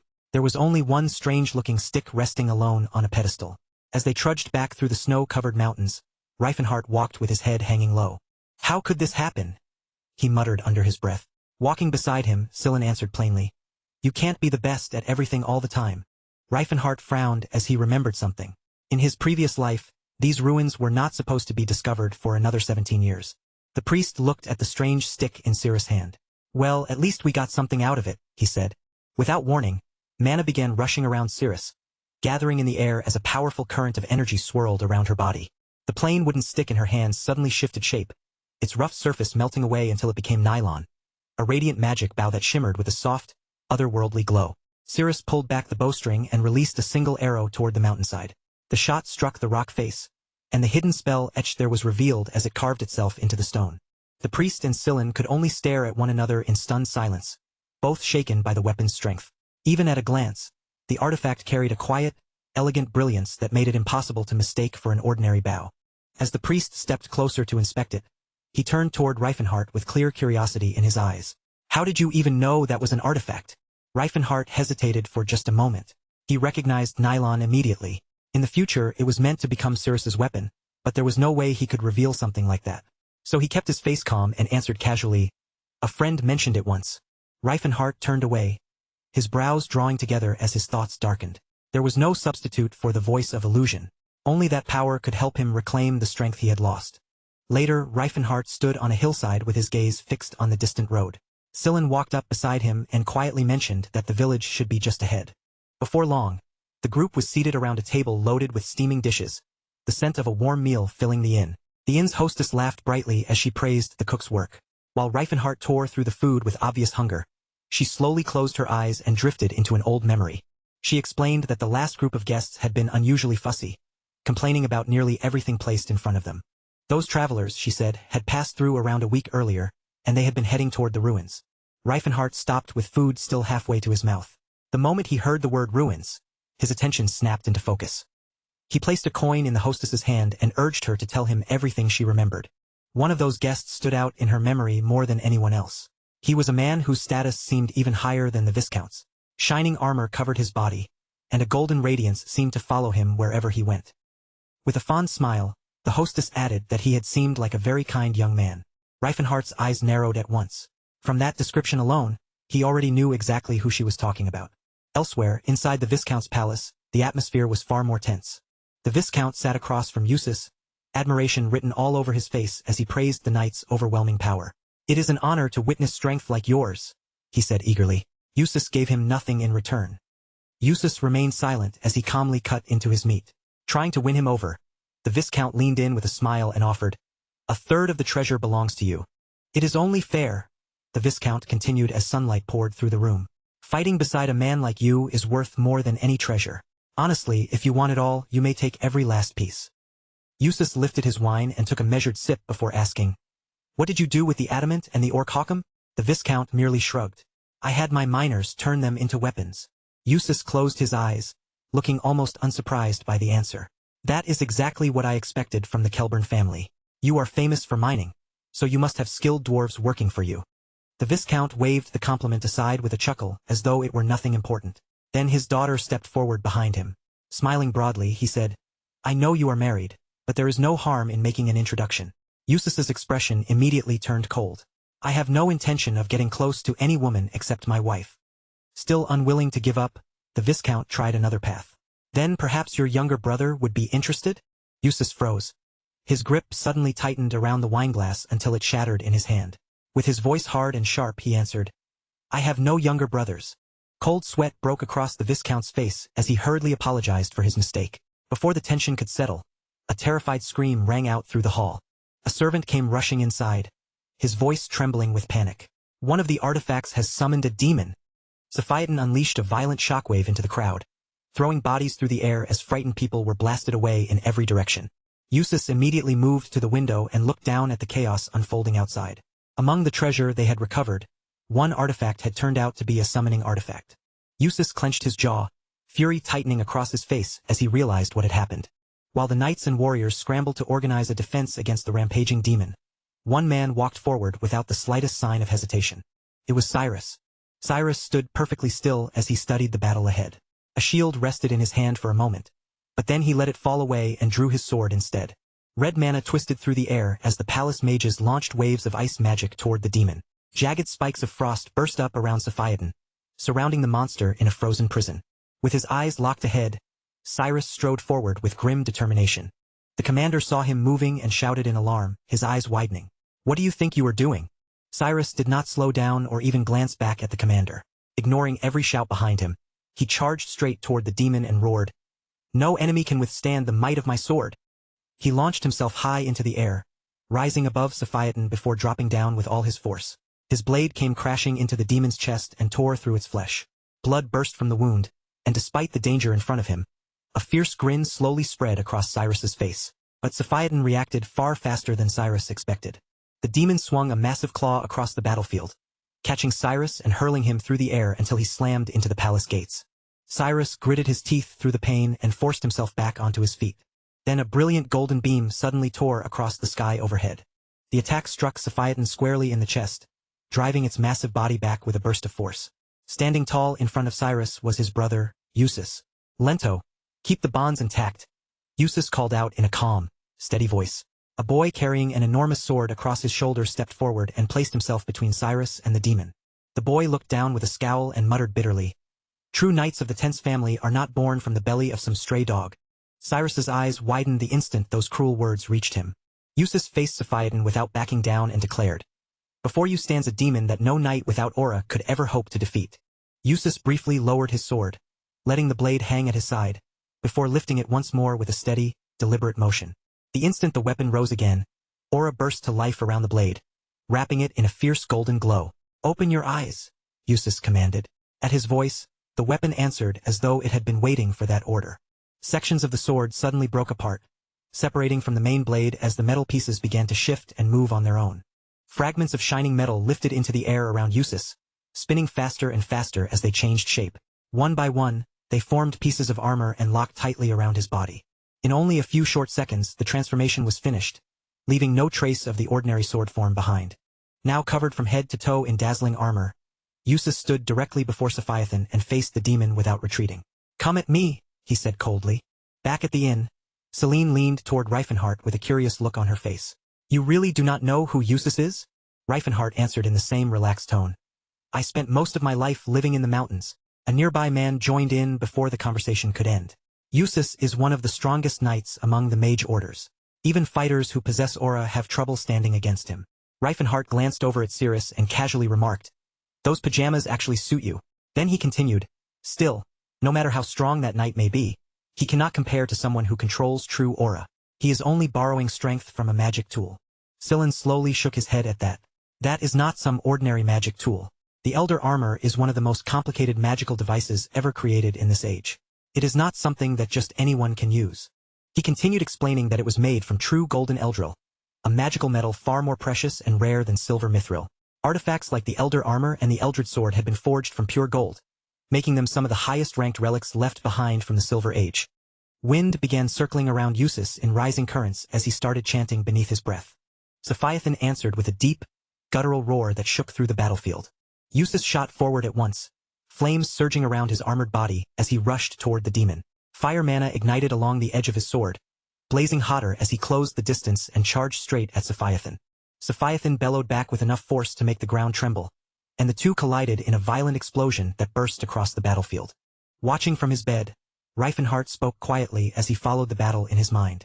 The Tense family has spent generation after generation studying how to draw out Eldred's power. Even the finest magic tools cannot match what they have managed to create. With his sword resting across his shoulder, Ruffs continued pressing forward. His family had abandoned traditional swordsmanship long ago and placed all their faith in their artifact, but when it came to dominating a battlefield, that choice had clearly worked in their favor. Poisonous mist poured from Eustace's blade as mana swirled around him. Without slowing down, he pushed forward through the haze toward the demon. The Tense family understood one harsh truth. Even after devoting an entire lifetime to swordsmanship, a warrior might still never awaken aura, so they chose a different road entirely. In every generation, they produced a golden knight instead. Surrounded by spinning fireballs, the young knight charged directly toward the demon. Every blast rang out across the battlefield as burning attacks slammed repeatedly into Sophiathan's massive body. Eustace raised his sword high and began gathering power for an ice spell. His eyes narrowed as he focused every bit of his attention on the demon in front of him. After swinging his weapon through the air several times, he unleashed another wave of attacks. Sophiathan finally staggered under the relentless assault, its enormous body pitching forward as it struggled to remain standing. From farther away, Cyrus watched everything in silence, his expression heavy and his gaze filled with dark thoughts. High above the battlefield, Eustace stood firm on top of a pillar, his shining armor still covering him completely. Eustace looked down toward Cyrus, and a faint glint passed through his eyes. Meanwhile, Reifenhart lay staring up at the ceiling, lost in deep thought. Could he have defeated that demon himself? Scylla, seated beside him, finally broke the silence. You should not provoke Count Tense. Reifenhart answered immediately, without a trace of hesitation. I need to take that artifact from him. The priest objected at once, clearly disturbed by the idea. Are we seriously going to steal from him now? Still frowning, he continued. Back in the Cha Principality, I supported you because I believed in what we were trying to do. But Count Tense explored those ruins himself. That artifact belongs to him by right. Reifenhart let out a long breath and slowly sat up. He knew the priest would never agree unless he heard at least part of the truth. So Reifenhart decided to reveal something, though not everything.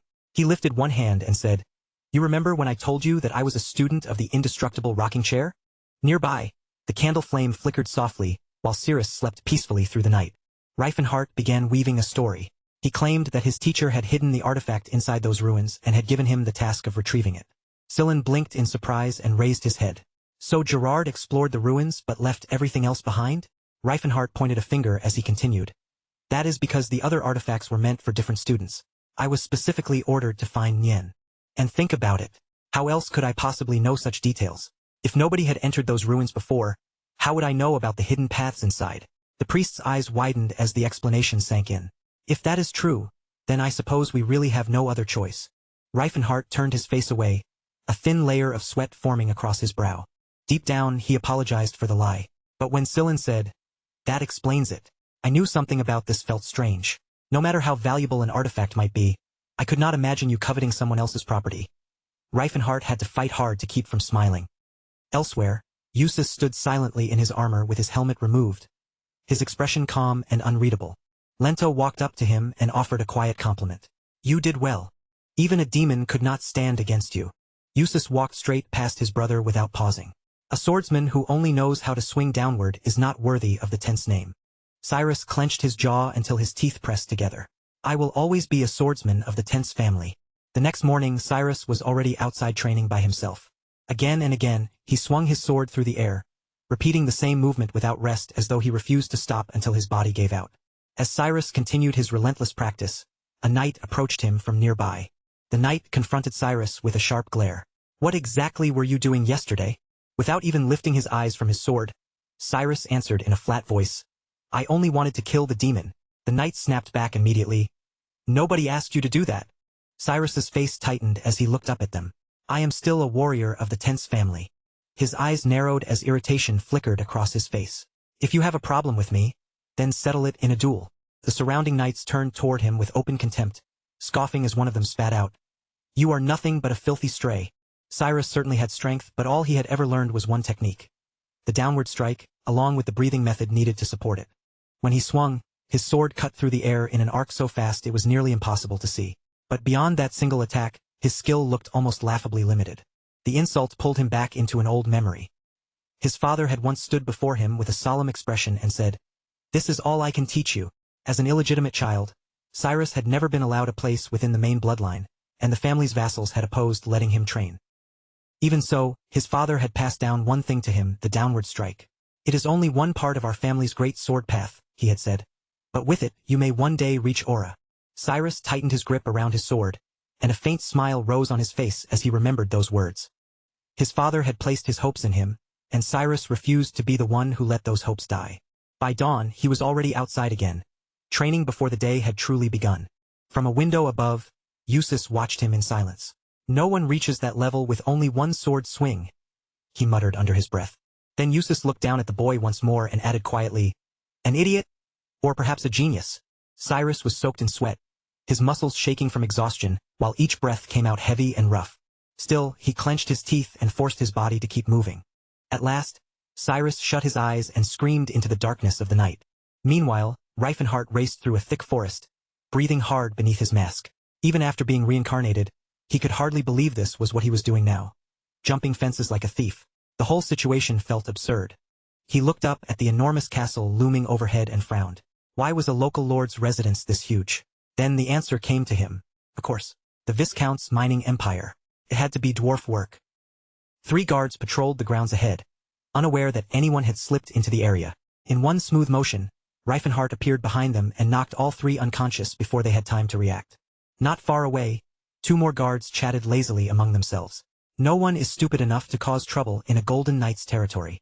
One of them glanced away without realizing that Reifenhart was clinging to the ceiling directly above them like a lizard.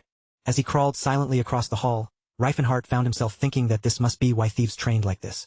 To his own surprise, he might actually have a talent for it. 2 knights stood guard in front of the vault doors, watching the entrance closely. Reifenhart moved before either of them could react and swiftly took down the first knight.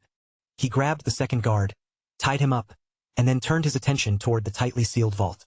Reifenhart studied the barrier carefully, searching for the source of its protection. This was not going to come down easily. Then he spotted a stone embedded beside the vault and muttered, "A magic core, clever." Faint runes glowed across its surface. Reifenhart clenched his fist and smashed the stone apart. The barrier vanished at once. With the protection gone, he stepped into the vault. He moved through rows of shelves crowded with weapons and relics, carefully searching every section. Not Hilton's work. Thaddeus blades. Then Reifenhart suddenly stopped. There it was, resting inside a box, the voice of illusion. Just as he stepped toward it, the tip of his foot brushed against a thin tripwire. His eyes snapped toward the line in alarm. Then came a loud clang. A bell hanging from the ceiling began ringing through the vault. Reifenhart's face twisted in frustration. A damn tripwire? Elsewhere inside the castle, the Viscount shot upright at the sound. What was that noise? Reifenhart immediately spun around and sprinted out of the vault, cursing under his breath. He had made it through the toughest defenses in the castle, only to get caught by a simple wire. Maybe this kind of work really should have been left to professionals. But he was not out of danger yet. As guards rushed in from every direction, Reifenhart brought them down one after another, each one falling to a single clean strike. Outside, Lento and the knights gathered in the square and demanded that the intruder surrender. The mages answered first, launching a fireball toward him. Before they could track his movement, Reifenhart appeared behind one of the knights. "Nothing personal," he muttered as he grabbed the man and pulled him in front of himself as a shield. The fireball exploded against the knight's enchanted armor, and the blast was harmlessly absorbed. Lento's expression twisted with fury as he watched the intruder use his own man that way. "He is a monster." Reifenhart said nothing, though he did take a moment to admire the quality of the enchanted armor. Arrows streaked past the commander toward Reifenhart, but every one of them simply bounced off his body. Then ice chains came shooting in from every direction, driving into Reifenhart's limbs and locking around him before he could fully move away. They were not trying to take him alive. Their purpose was simply to slow him down long enough for the others to close in, and Reifenhart clenched both fists against the freezing restraints. These knights were not relying on expensive equipment alone. Their movements made it obvious that they had seen real combat and knew exactly how to work together. Then, in the middle of the formation, someone suddenly tossed aside a shield. Cyrus roared as he forced his way through the crowd. "Stop!" The commander spun around toward him and shouted at once. Reifenhart blinked behind his mask, completely thrown off by the interruption. "Who is this lunatic?" With his sword raised over his head, Cyrus charged straight toward him. Lento's anger flared as he saw Cyrus break rank. "Do not even think about destroying the formation." But Cyrus ignored every order. He shoved through the knights in front of him, knocking aside anyone who tried to block his path. Reifenhart lowered his center of gravity and settled into a fighting stance. The name Cyrus stirred something in his memory. At first glance, Cyrus looked terribly unpolished. His stance was unstable, his breathing was uneven, and even his footwork was full of openings. But the instant his blade came down, Reifenhart saw something entirely different, perfectly concentrated strength and terrifyingly brutal precision. Reifenhart slipped out of the attack's path at the last possible moment. The force of Cyrus's swing ripped through the air so violently that a gust blasted upward from the ground. Cyrus's sword suddenly stopped in mid-swing, caught and restrained by a magical chain. His eyes widened in shock. Reifenhart immediately countered, driving a heavy blow into Cyrus's ribs. Cyrus was sent flying backward before crashing hard into the dirt. As Cyrus struggled to push himself back up, Reifenhart studied him with narrowed eyes. That strike was impressive, but anyone who could not avoid an attack like that was clearly being taught the wrong way. Then Reifenhart lifted his gaze toward the sky. A streak of golden light split through the clouds overhead. Reifenhart raised an arm to shield his eyes from the sudden brilliance. Eustace had arrived. The knight landed directly in front of him and spoke with calm certainty. Your skills are far too polished for an ordinary thief. Reifenhart straightened his posture beneath the mask. I have my reasons, he said, giving Eustace a small bow. I will explain everything later. With that, Reifenhart burst forward first. Eustace moved at the exact same moment. In an instant, the two of them collided head-on. Reifenhart's fist tore past Eustace's face with a sharp rush of wind. At the same time, Eustace's sword skimmed dangerously close to Reifenhart's head. For a brief heartbeat, both men remained frozen in place, their attack stopping just short of a direct hit. Then they both sprang backward at once, putting distance between themselves again. A hard wind howled through the space separating the two fighters. Lento and the other knights could only stand there in stunned silence, their jaws hanging open at what they had just witnessed. Eustace slowly rose to his feet and admitted, I missed. Reifenhart rubbed the back of his head and replied, Mine did not land either. Eustace stretched out one hand and released a surge of shadow magic toward him. Reifenhart twisted away, spinning through the smoke that rose around him as he escaped the attack. Eustace narrowed his eyes behind the drifting darkness. He knows the weak points of Roar of Shadows. Out loud, Eustace said, You are unusually skilled at resisting magic. Then he lunged forward once more, but Reifenhart evaded every strike that followed, until Reifenhart suddenly slipped through Eustace's guard and drove a fist straight into his chest. Eustace reeled backward from the impact, veins standing out across his body as the blow went through even his powerful armor. Fury flashed across Eustace's face. He raised his sword and summoned two arrows of magic. One made of fire and the other formed from water. The twin projectiles shot toward Reifenhart like blazing comets cutting through the night.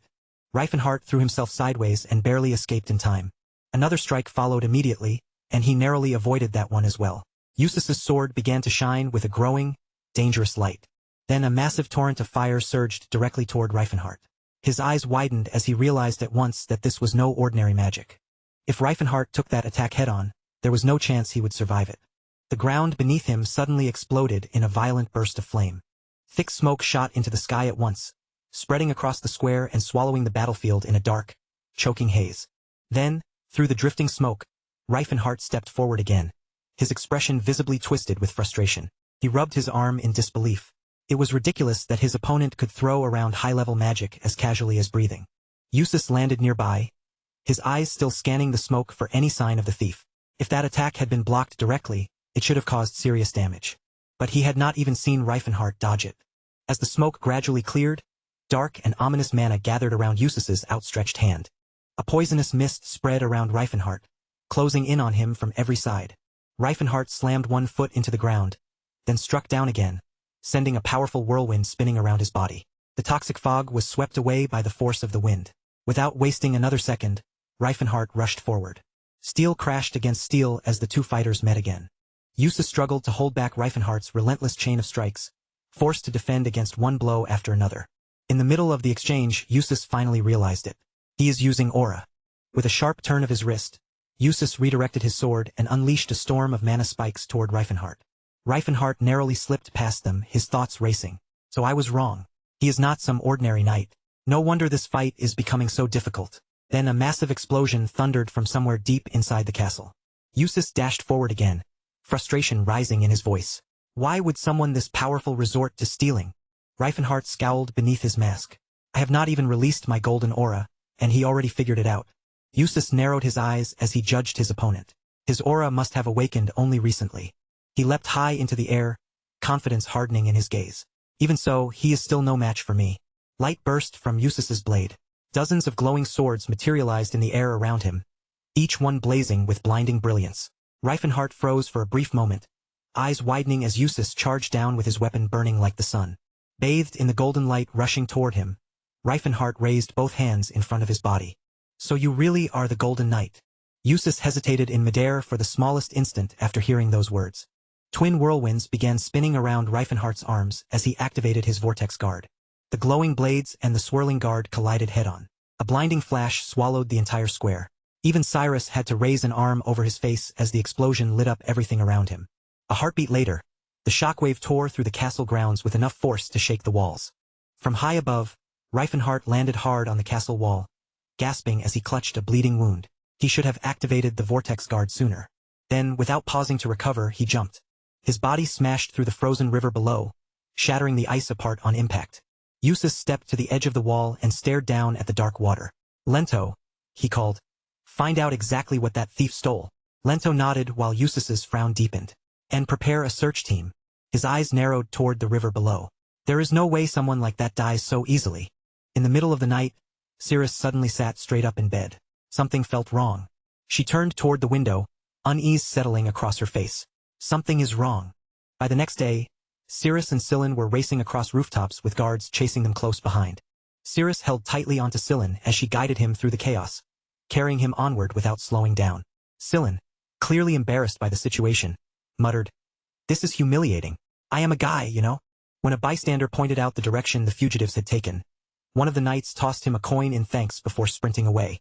Ahead of them, a large group of warriors had gathered on a rooftop, completely blocking their escape route. At the front of the group stood Cyrus.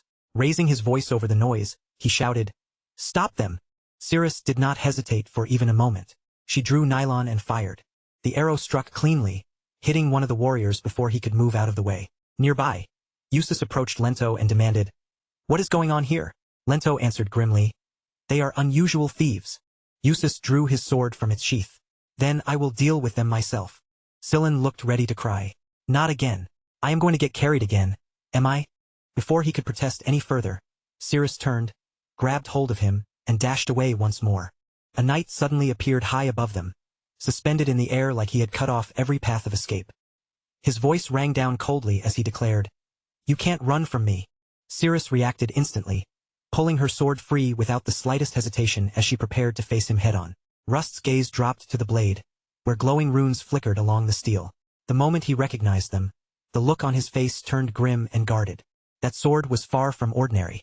A sacred presence slowly wrapped itself around Cirrus, filling the space around her with a powerful, radiant aura. Watching from a distance, the priest narrowed his eyes in concern. So that was why she had felt something was wrong.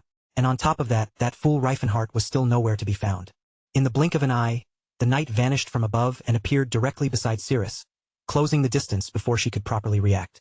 His strike landed with brutal force, sending Cirrus flying through the air as though she weighed nothing at all. Eustace watched the exchange closely, and a flicker of surprise crossed his eyes. Even he seemed impressed by what he had just seen. Cirrus clenched her teeth hard, forcing herself to endure the pain as she steadied her body and prepared to resist. Elsewhere, Reifenhart slowly began to stir. His entire body was wrapped in bandages, leaving him looking barely capable of moving. "That hit really did a number on me," Reifenhart muttered as he rubbed his aching head. He had fought against the strongest armor in the world while his hands were tied, so it was no surprise he had been left in such a miserable state. Even so, he reached for the voice of illusion and held it up with a crooked grin. At the very least, he had not walked away from that battle empty-handed. Just then, a dwarf entered the room. The old man had a thick gray beard, sharp bright eyes, and a calm expression as he stepped closer to the bed. "How are you feeling?" he asked. "I'm Hethos." The old dwarf introduced himself. Standing beside the bed, he warned Reifenhart not to force himself up too quickly while his body was still recovering. "Can you eat?" Hethos asked. Reifenhart gave a small nod, and Hethos immediately called out, "Miss Tilla, bring him some porridge." Before long, a young dwarf girl came into the room carrying a bowl in both hands. Her face brightened when she saw him awake. "I'm glad to see you're finally conscious." Reifenhart watched her with quiet suspicion and curiosity. Everyone around him was treating him with unexpected kindness, and he could not understand why. A moment later, Miss Tilla rushed into the room with a wide, excited smile. "Our savior has finally woken up," she exclaimed happily. Reifenhart lifted one eyebrow at her sudden announcement. "Savior?" he repeated, clearly unsure why anyone would call him that. Hethos closed his eyes and began explaining in a solemn voice. 6 years earlier, there had been a prophecy. The great saintess had received a message from Alpot himself, the god of the gnomes. That message spoke of a clever and powerful man who would be carried to them by the freezing river that flowed out from the caves. The prophecy said that if they helped that man when he arrived, then he would one day help them in return. Afterward, the revelation had been quietly passed from one gnome community to another across the continent, spreading through their people without drawing attention. "So every winter, Miss Tilla has been waiting for someone like me to appear," Reifenhart said with a faint smirk as the pieces finally began to connect. "I thought Alpot retired a long time ago," Reifenhart remarked, sounding amused by the strange situation. "But apparently, that god is still sending messages." One revelation at a time. 6 years earlier, Reifenhardt himself had turned back time. At last, everything made sense to him. A grin returned to Reifenhardt's face. Alpot may have failed before, but this time it seemed the god was giving him another chance to set things right.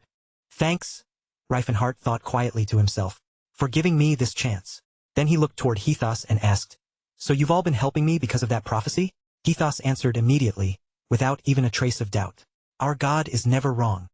Later, in another part of the cave, Miss Tilla watched Reifenhardt with a gentle smile.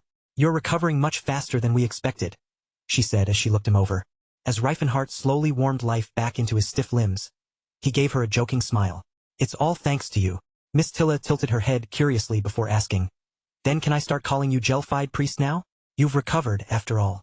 Reifenhardt moved carefully through the cave, taking slow steps while Miss Tilla supported him at his side and guided him forward. The dwarves gathered around them watched with guarded curiosity. Unlike elves or orcs, dwarves never casually abandoned the traditions and ways passed down through their people. Still, their customs were different from those of the other races. Dwarves were treated differently, used differently, because humans simply could not reproduce the skills and knowledge they possessed. Whenever a knight asked a dwarf to teach them, the answer was always the same. Listen to Mother Earth. Then the dwarf would simply walk away, leaving the knight with nothing more. But Reifenhardt understood what that truly meant. His empire had only been possible because of the dwarves. More than any other race, they understood how societies were built and how they truly functioned. He turned toward Miss Tilla. How many of you are here? Reifenhardt asked. Do all of you belong to the Viscount? Miss Tilla answered quietly. There are around 60 of us. We're all his slaves. Her fingers tightened around his hand as she added, the men are usually in the settlered mines. Reifenhardt's expression darkened as he listened. He did not need anyone to explain the situation further. They were being kept as hostages, nothing more than a safeguard meant to crush any thought of rebellion before it could begin. Before long, the two of them reached the gate at the end of the path. Gelfide was already waiting there for them, welcoming the pair with warm familiarity. Reifenhardt gave him a respectful nod. I owe all of this to you. The old dwarf slowly closed his eyes. We still do not know why you are our savior, he said. But when we look into your eyes, we can see that you do not view us as slaves. Reifenhardt furrowed his brow, considering the old dwarf's words. Maybe it's because I feel like we're alike, he said. That's why I treat dwarves as equals. His gaze fell as his voice grew more serious. But changing the fate of every intelligent race was something far bigger than simply treating others fairly. Gelfide opened his eyes and replied, no one knows why our god chose a human to become our savior. But we believe in it, Gelfide continued. That belief is the hope we have left. That is why we will help you with everything we possess. Reifenhardt let out a nervous chuckle. You really call me that without hesitation, don't you? Gelfide answered calmly. You are surprisingly composed. Most people would be overwhelmed by such a title. Trying to move the conversation away from himself, Reifenhardt asked, what was it you wanted to talk about? Gelfide's tone immediately changed. The great saintess wishes to meet you. Reifenhardt blinked in surprise. Machelene? The great saintess Machelene? The old dwarf gave a slow nod. He's waiting for you, Gelfide said. Reifenhardt could not help but laugh. 30 years ago, he was just my friend, and now he's a saintess? Gelfide closed his eyes once more, as though even he found the situation difficult to explain. It is strange, isn't it? He admitted. When Gelfide opened his eyes again, he continued. We do not expect humans to hear the voice of truth as we do. That is why your reaction is so surprising. Reifenhardt gave him a small grin at first, but the amusement quickly faded from his face, replaced by a far more serious look. His smile faded as heavier thoughts began to settle in. He remembered the day his empire had fallen and knew failure was never far away. Still, maybe speaking with Machelene could help him see a better road ahead. Gelfide slowly lifted his head. The great sanctus is waiting in the temple, deep inside the great forge, he said. Of course, only a handful of people know the path that leads to Tilla. Then he turned toward Miss Tilla. She is the only one among us who carries the blood of the ancients. With a faint smile, Miss Tilla added, I am the last descendant of our tribe's warrior bloodline. That is why I will guide you. Yet as she stood nearby, her brow remained tightly furrowed. She could sense it clearly. Their guest knew far too much. His thoughts were quiet, but they carried the certainty of someone who already knew about their great saintess. He even knew the location of the great forge. The old dwarf shut his eyes and spoke in a low voice. People who learn that dwarves can hear the voice of truth usually stay away from us. They fear what they cannot understand. Reifenhardt answered without hesitation. I know. Miss Tilla's eyes flew open at once. Her suspicion had not been wrong after all. But that only left one question. How could this man possibly know so much? Reifenhart only gave her a calm, unreadable smile. It is not time for that story yet, he said. Before anyone could press him further, Hethos suddenly burst into the room, the older dwarf hurrying forward with urgency in his steps. Were your companions not with you? Hethos asked. The elf and that young boy? The moment Reifenhart heard that, his expression darkened. They were captured, he answered. They are locked up inside the Viscount's castle. Back at the castle, Eustace roared in frustration, his patience finally gone. Where is that damned thief? I do not care about honor anymore. Use whatever methods you have to. The guard standing before him gave grim nods, then turned away and headed straight for the prison cells. Eustace stared through the iron bars with a cold glare. That elf was carrying a weapon reserved for knight captains and high-ranking officials. And the priest was no ordinary man either. The power coming from him felt comparable to an archbishop's. Something about those prisoners simply did not add up. Inside the cell, two guards leaned close together and began whispering under their breath. How should we begin? One of them asked. Beatings. The other guard shook his head. It needs to hurt, but it cannot kill them. From within the cell, Sillin and Cirrus slowly raised their heads, both of them watching the guards carefully. Sillin tightened his jaw, his eyes narrowing as he considered the situation. 30 minutes later, everything inside that cell had changed completely. The two knights were now sitting awkwardly nearby, listening with full attention while Sillin passionately told one story after another. Raising one finger as if he were teaching a class, Sillin launched into his tale. The indestructible rocking chair is led by Gerard, the undefeated king of martial arts. Training under him is not training, it is pure hell. And Reifenhart? He is one of the greatest people they have ever had. Sillin slammed his hand down for emphasis. You two would not even survive half of their training. You would not even dare to try it. Their final exam alone would crush you before it was over. One of the knights sat down across from him, clearly drawn into the story despite himself. I did not want to believe it, he admitted. But after hearing you talk, it actually makes sense. He hesitated before adding, they told us to wait, so we are waiting. Sillin casually asked for some water, and the knight immediately handed him a mug. Thanks, Sillin said brightly, beaming as though he were not supposed to be a prisoner at all. Another guard still looked suspicious. You really just told us everything? He asked the priest. Are you not loyal to your comrade? Sillin replied calmly, if I cared about protecting my reputation, I would not have considered stealing in the first place. I have nothing to hide. The knight nodded slowly. Then do you at least know where the artifact is now? Sillin shook his head. No idea. They only told us to stay where we were. One of the men suddenly shouted. They must have had some kind of plan. That is why you are stalling for time. The priest blinked at him in genuine surprise. Why would we need a plan? He asked. Not even a knight who can use aura can stop a proper old-fashioned burglary. The guards frowned at one another, completely unsure how they were supposed to respond to that. Far away from the castle, the scene shifted to a snow-covered forest. Miss Tilla scanned the snowy trees around them, then blinked in amazement. You found that deer far too easily, she said. Reifenhart shrugged while he prepared the meat. It is simple, he replied. You just follow the tracks. As he warmed his hands by the fire, he added in a casual tone. And before you ask, no, I do not care about ridiculous things like hunting bands. Miss Tilla's eyes widened. He had answered the question in her mind before she had even spoken it aloud, while he remained completely relaxed by the fire. Laws no longer meant much to him. After all, there had once been a time when even abolishing slavery was considered illegal. Reifenhart tore into the cooked meat and took a firm bite. I need to recover quickly, he muttered through clenched determination. Miss Tilla's mouth fell open as she watched him. Her eyes grew even wider, unable to look away from what was happening in front of her. A glowing aura began to rise from Reifenhart's body. He was using his own power to heal himself. Then, without warning, Reifenhart suddenly threw a punch straight into the empty air. A violent burst of wind exploded from his fist, spiraling through the clearing for a brief moment before fading away. Then came a heavy boom, followed by a shockwave that rolled through the air and shattered the forest's quiet stillness. Miss Tilla turned toward him in stunned disbelief. The bandages wrapped around Reifenhart's body tore apart and fell away as he stood upright once more. With a confident grin, he declared, I am back to 100%. Back at the Viscount's castle, the tension was only beginning to rise. Eustace stood by the window with a deep frown on his face. At last, he understood what had happened. The thief was not dead, and the relic had not been stolen by mere coincidence. There had been something deliberate behind it. 1 month earlier, the truth had begun to take shape. A stranger had come to visit Eustace, holding out a badge for him to see.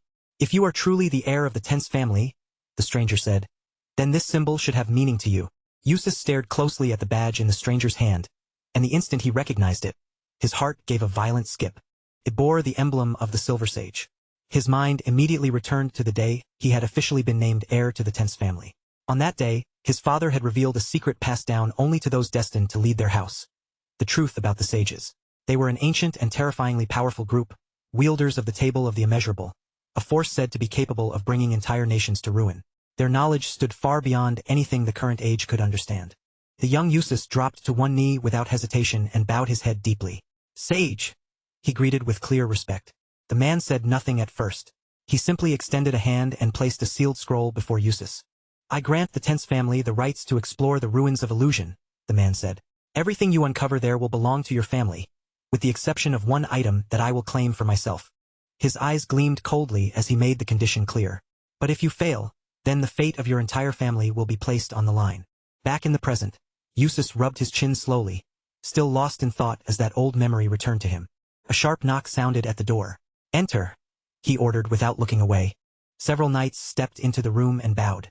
"We have finished questioning the prisoners," one of them reported. Eustace's brow tightened at once, waiting to hear what they had learned. Meanwhile, beyond the castle gates, the guards remained on watch, though one of them was visibly trembling. "I still remember what happened yesterday," he muttered, unable to shake the memory. "That monster tore through our ranks like we were made of paper." The knight beside him swallowed hard and asked, "How are we supposed to fight someone who can crush armor with his bare hands?" The nervous guard lifted a hand, motioning for the others to stay alert. "The item is gone," he said. "It was stolen." Then his body froze. Something dark had appeared far out on the horizon. A broad-shouldered man surrounded by a visible aura was walking straight toward the gates, his pace steady and fearless. Eustace narrowed his eyes as he watched. "Is he from the indestructible Jim?" he asked. He stroked his chin, his suspicion growing deeper. Why would the Middle Sages be involved in this? His thoughts returned to the elf from before. No saintess, not even an archbishop, should have been capable of arranging events on this scale. Down in the dungeon, Cirrus and Scylla looked up from inside their cell, sensing that something was happening above them. Eustace gritted his teeth in frustration. "How are we supposed to capture someone like him?" he demanded. Without warning, a brilliant light flashed across the window, flooding the room with sudden brightness. A heartbeat later, a violent explosion thundered through the front gates, shaking the entire castle. The knight clenched his jaw as the overwhelming light poured through the room and forced him to shield his eyes. Then realization struck him. His eyes widened as he felt the enormous surge of energy filling the air around them. Reifenhart curled his hand into a tight fist. He had heard that his friends were being held here too, and now he had come for them. Smoke curled through the castle halls while knights rushed forward with loud battle cries, trying to surround the intruder. Reifenhart gave them a small, confident smirk. "I am not the same man I used to be," he said.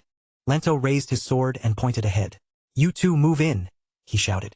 With one devastating strike, Reifenhart sent both knights flying away before they could even close in on him. Reifenhart grinned as he watched them fall. "Shields will not make a difference," he said. "Not when you are facing someone who can control aura like this." The priests quickly raised both hands and began chanting blessings meant to protect the knights around them. A faint layer of holy light settled over the armored men, wrapping around their bodies like a second suit of armor. Reifenhart burst across the battlefield in a blur, dropping one enemy after another before they could recover from the first clash. Then he planted his foot hard and drove his palm into the ground. The stone beneath him shattered instantly under the force of the blow. The priests threw their hands up again, their chanting echoing through the smoke-filled hall. One mage screamed as flames erupted from his hands and shot toward Reifenhart. Another mage gathered crackling lightning between his palms, preparing to strike from the side. Reifenhart's eyes narrowed as he assessed the battlefield. The mages were the real danger here. With one powerful wave of force, he knocked every attack away. A burst of energy clipped one mage's hand, and his next strike sent several more mages crashing down. Reifenhart chuckled coldly. "I thought at least one of you would know how to handle pain." He then turned on the priests, closing the distance and knocking them unconscious before they could continue their chants. Reifenhart knew that some people only became more dangerous the longer pain was allowed to build. So he ended their fights quickly and cleanly instead of dragging out their suffering. Even so, the cries of the fallen knights echoed throughout the air. Reifenhart raised both arms and blocked a rapid barrage of attacks coming at him from every direction. The knights staggered backward, fear taking hold as they realized none of their attacks could stop him. Meanwhile, Cyrus had not moved a single step. Lento clenched his teeth in frustration. Why was the man who usually charged in first standing there and doing nothing? Cyrus stood frozen in place, staring wide-eyed beneath the crushing pressure of Reifenhart's aura. He finally understood what he was seeing. Reifenhart had complete control over that power, shaping it, strengthening it, and overwhelming every opponent who stood in his way. Cyrus's eyes slowly widened even further as the truth settled into his mind. Reifenhart became a blur on the battlefield, weaving between enemies at impossible speed as every strike landed fast, clean, and true. As Cyrus remembered his father, the meaning behind everything finally began to sink in. "Now I understand," he murmured under his breath. "No one ever told me," Cyrus said quietly, his voice carrying the weight of everything he had missed. He had never been given the chance to learn what true strength looked like. Not until he saw it with his own eyes like this. Reifenhart suddenly lunged straight at Lento. Every step, every shift of his body, even every breath was controlled with perfect precision. Only someone who had completely mastered the martial path could move and fight that way. Cyrus remained frozen where he stood, unable to tear his eyes away. This was it. This was what a real warrior looked like in battle. A faint glow slowly gathered around Cyrus's sword, spreading across the blade as his power began to stir. Then several manacles came charging directly at Reifenhart, racing toward him from the side. The moment he spotted them, Reifenhart's face darkened. He quickly twisted aside and dodged before the restraints could catch him. A smirk pulled across Reifenhart's face as he looked toward his opponent. "Took you long enough," he said. Eustace stepped forward and placed himself in front of the boy. "In the name of the Tense family, I will not forgive what you have done," he declared. Taking another step, he added, "I saw everything you did to those knights." Reifenhart folded his arms across his chest and answered without concern. "No need to pretend you are some fresh recruit. You have been hiding in the shadows and watching this entire time." His eyes lifted toward the wall, where Eustace had been concealed, spying on the fight from above. Reifenhart grinned. His opponent had strength, but his awareness was lacking. "You wanted to test me before stepping in," he said. "But was it not cruel to turn your own men into punching bags first?" For a moment, silence spread across the area. Eustace stiffened, his face giving nothing away, while uneasy whispers began passing through the knights around him. Eustace let out an angry scream, but Reifenhart only smiled at him. "Even if you were taking a bath, you should have come out sooner," he said mockingly. Flustered by the insult, the knight poured mana into his sword. The blade shimmered as glowing particles scattered around it, and before long, its entire form began to change. Watching the transformation closely, Reifenhart narrowed his eyes and scowled at the weapon in his opponent's hands. A towering pillar of flame suddenly erupted around the knight, swallowing his figure in blazing light. Reifenhart raised one hand and spoke with a confident grin. "This time, I am serious." Through the rolling smoke and flames, the knight burst forward again, now dressed in completely different gear. With a powerful swing of his weapon, he shouted, "Now you will see the world from a dragon's height." The boy raised his sword high overhead before diving down from above with all his strength.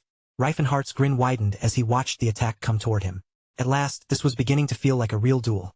Steel collided with steel, sending sparks flying across the battlefield. The two fighters blurred through the smoke as they clashed again and again at high speed. Reifenhart winced slightly as he felt the impact. His body was tough enough to endure almost anything, but that blade was different. A weapon formed from pure mana was nearly impossible to stop once it struck. The knight's eyes narrowed as he watched Reifenhart brace himself. He lifted his sword once more, preparing to bring it down with even greater force. Reifenhart crossed his arms in front of himself and planted his feet firmly, taking the full power of the next strike head-on.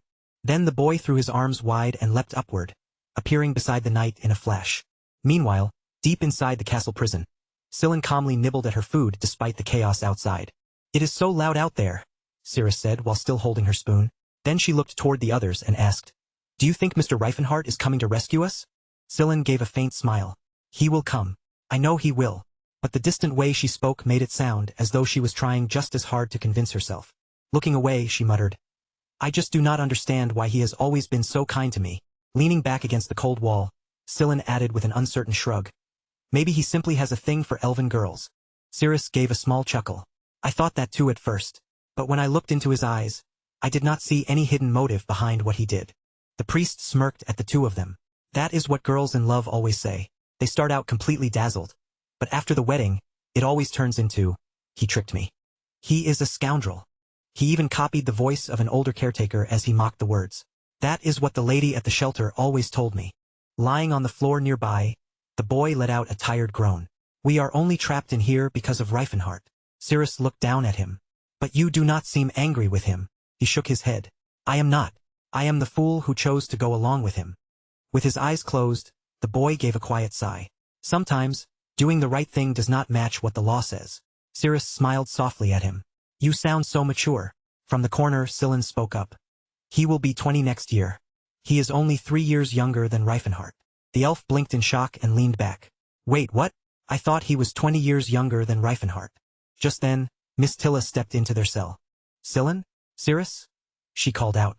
Once they nodded, she raised a ring of keys in her hand. I am with your master. I came here to get you out. As Miss Tilla moved closer to the elf, Silen stared curiously at her ears. You almost look human, she said. Except for those ears. Cirrus grinned as she stepped out of the cell. That is all you noticed? Before Miss Tilla could answer, several guards appeared on the stairway ahead of them. Cirrus did not hesitate for even a second. She rushed forward and kicked the first guard straight down the stairs. The second guard swung his weapon toward them, but Miss Tilla stepped in and blocked the attack. She caught the blade with her bare hand in the middle of its swing. Then, with one swift movement, Miss Tilla lifted the guard and slammed him into the floor so hard that the tile beneath him cracked apart. Silen stared at her with wide eyes and gasped, You are insanely strong. Miss Tilla answered casually, That is just normal for gnomes. Grabbing a stick of dynamite, Miss Tilla moved without wasting another second. There is no time to lose, she said. With a sharp motion of her arm, she hurled the dynamite straight out through the window. A moment later, a blinding explosion burst outside, lighting up the entire castle in a violent flash. The instant Reifenhart saw that flare in the distance, a knowing smirk crossed his face. Miss Tilla had finished her part perfectly. Eustace turned back toward him, his eyes narrowing with anger. So that is why you were stalling me? Reifenhart released a powerful wave of aura that rippled through the air. Now I can finally go all out, he said, just as the knight rushed forward. You are far too full of yourself, Eustace snapped. But Reifenhart calmly stepped aside, letting the incoming blade cut through empty space. Reifenhart's fist shot toward the knight's face. Eustace barely managed to block it with his sword, teeth clenched from the impact. The battle was turning against him quickly. Reifenhart kept forcing him back, each punch loaded with crushing aura. Reifenhart pressed in again, refusing to give Eustace even a moment to recover. Seeing a brief opening, Eustace flashed behind him and swung his sword from the rear. But Reifenhart twisted away at the last instant, closed the distance in one motion, and drove a heavy punch directly into the knight's chest. Eustace blinked in shock. Why had that attack not worked on him? Then Eustace's body suddenly began to crumble apart. Shadows spilled across the battlefield, and Reifenhart quickly turned to find himself surrounded by copies. Reifenhart laughed at the sight. Hiding behind illusions? That is cheap. Every duplicate raised its sword at once. Yet in the next instant, Reifenhart appeared directly before the real Eustace and slammed a clean blow into his body.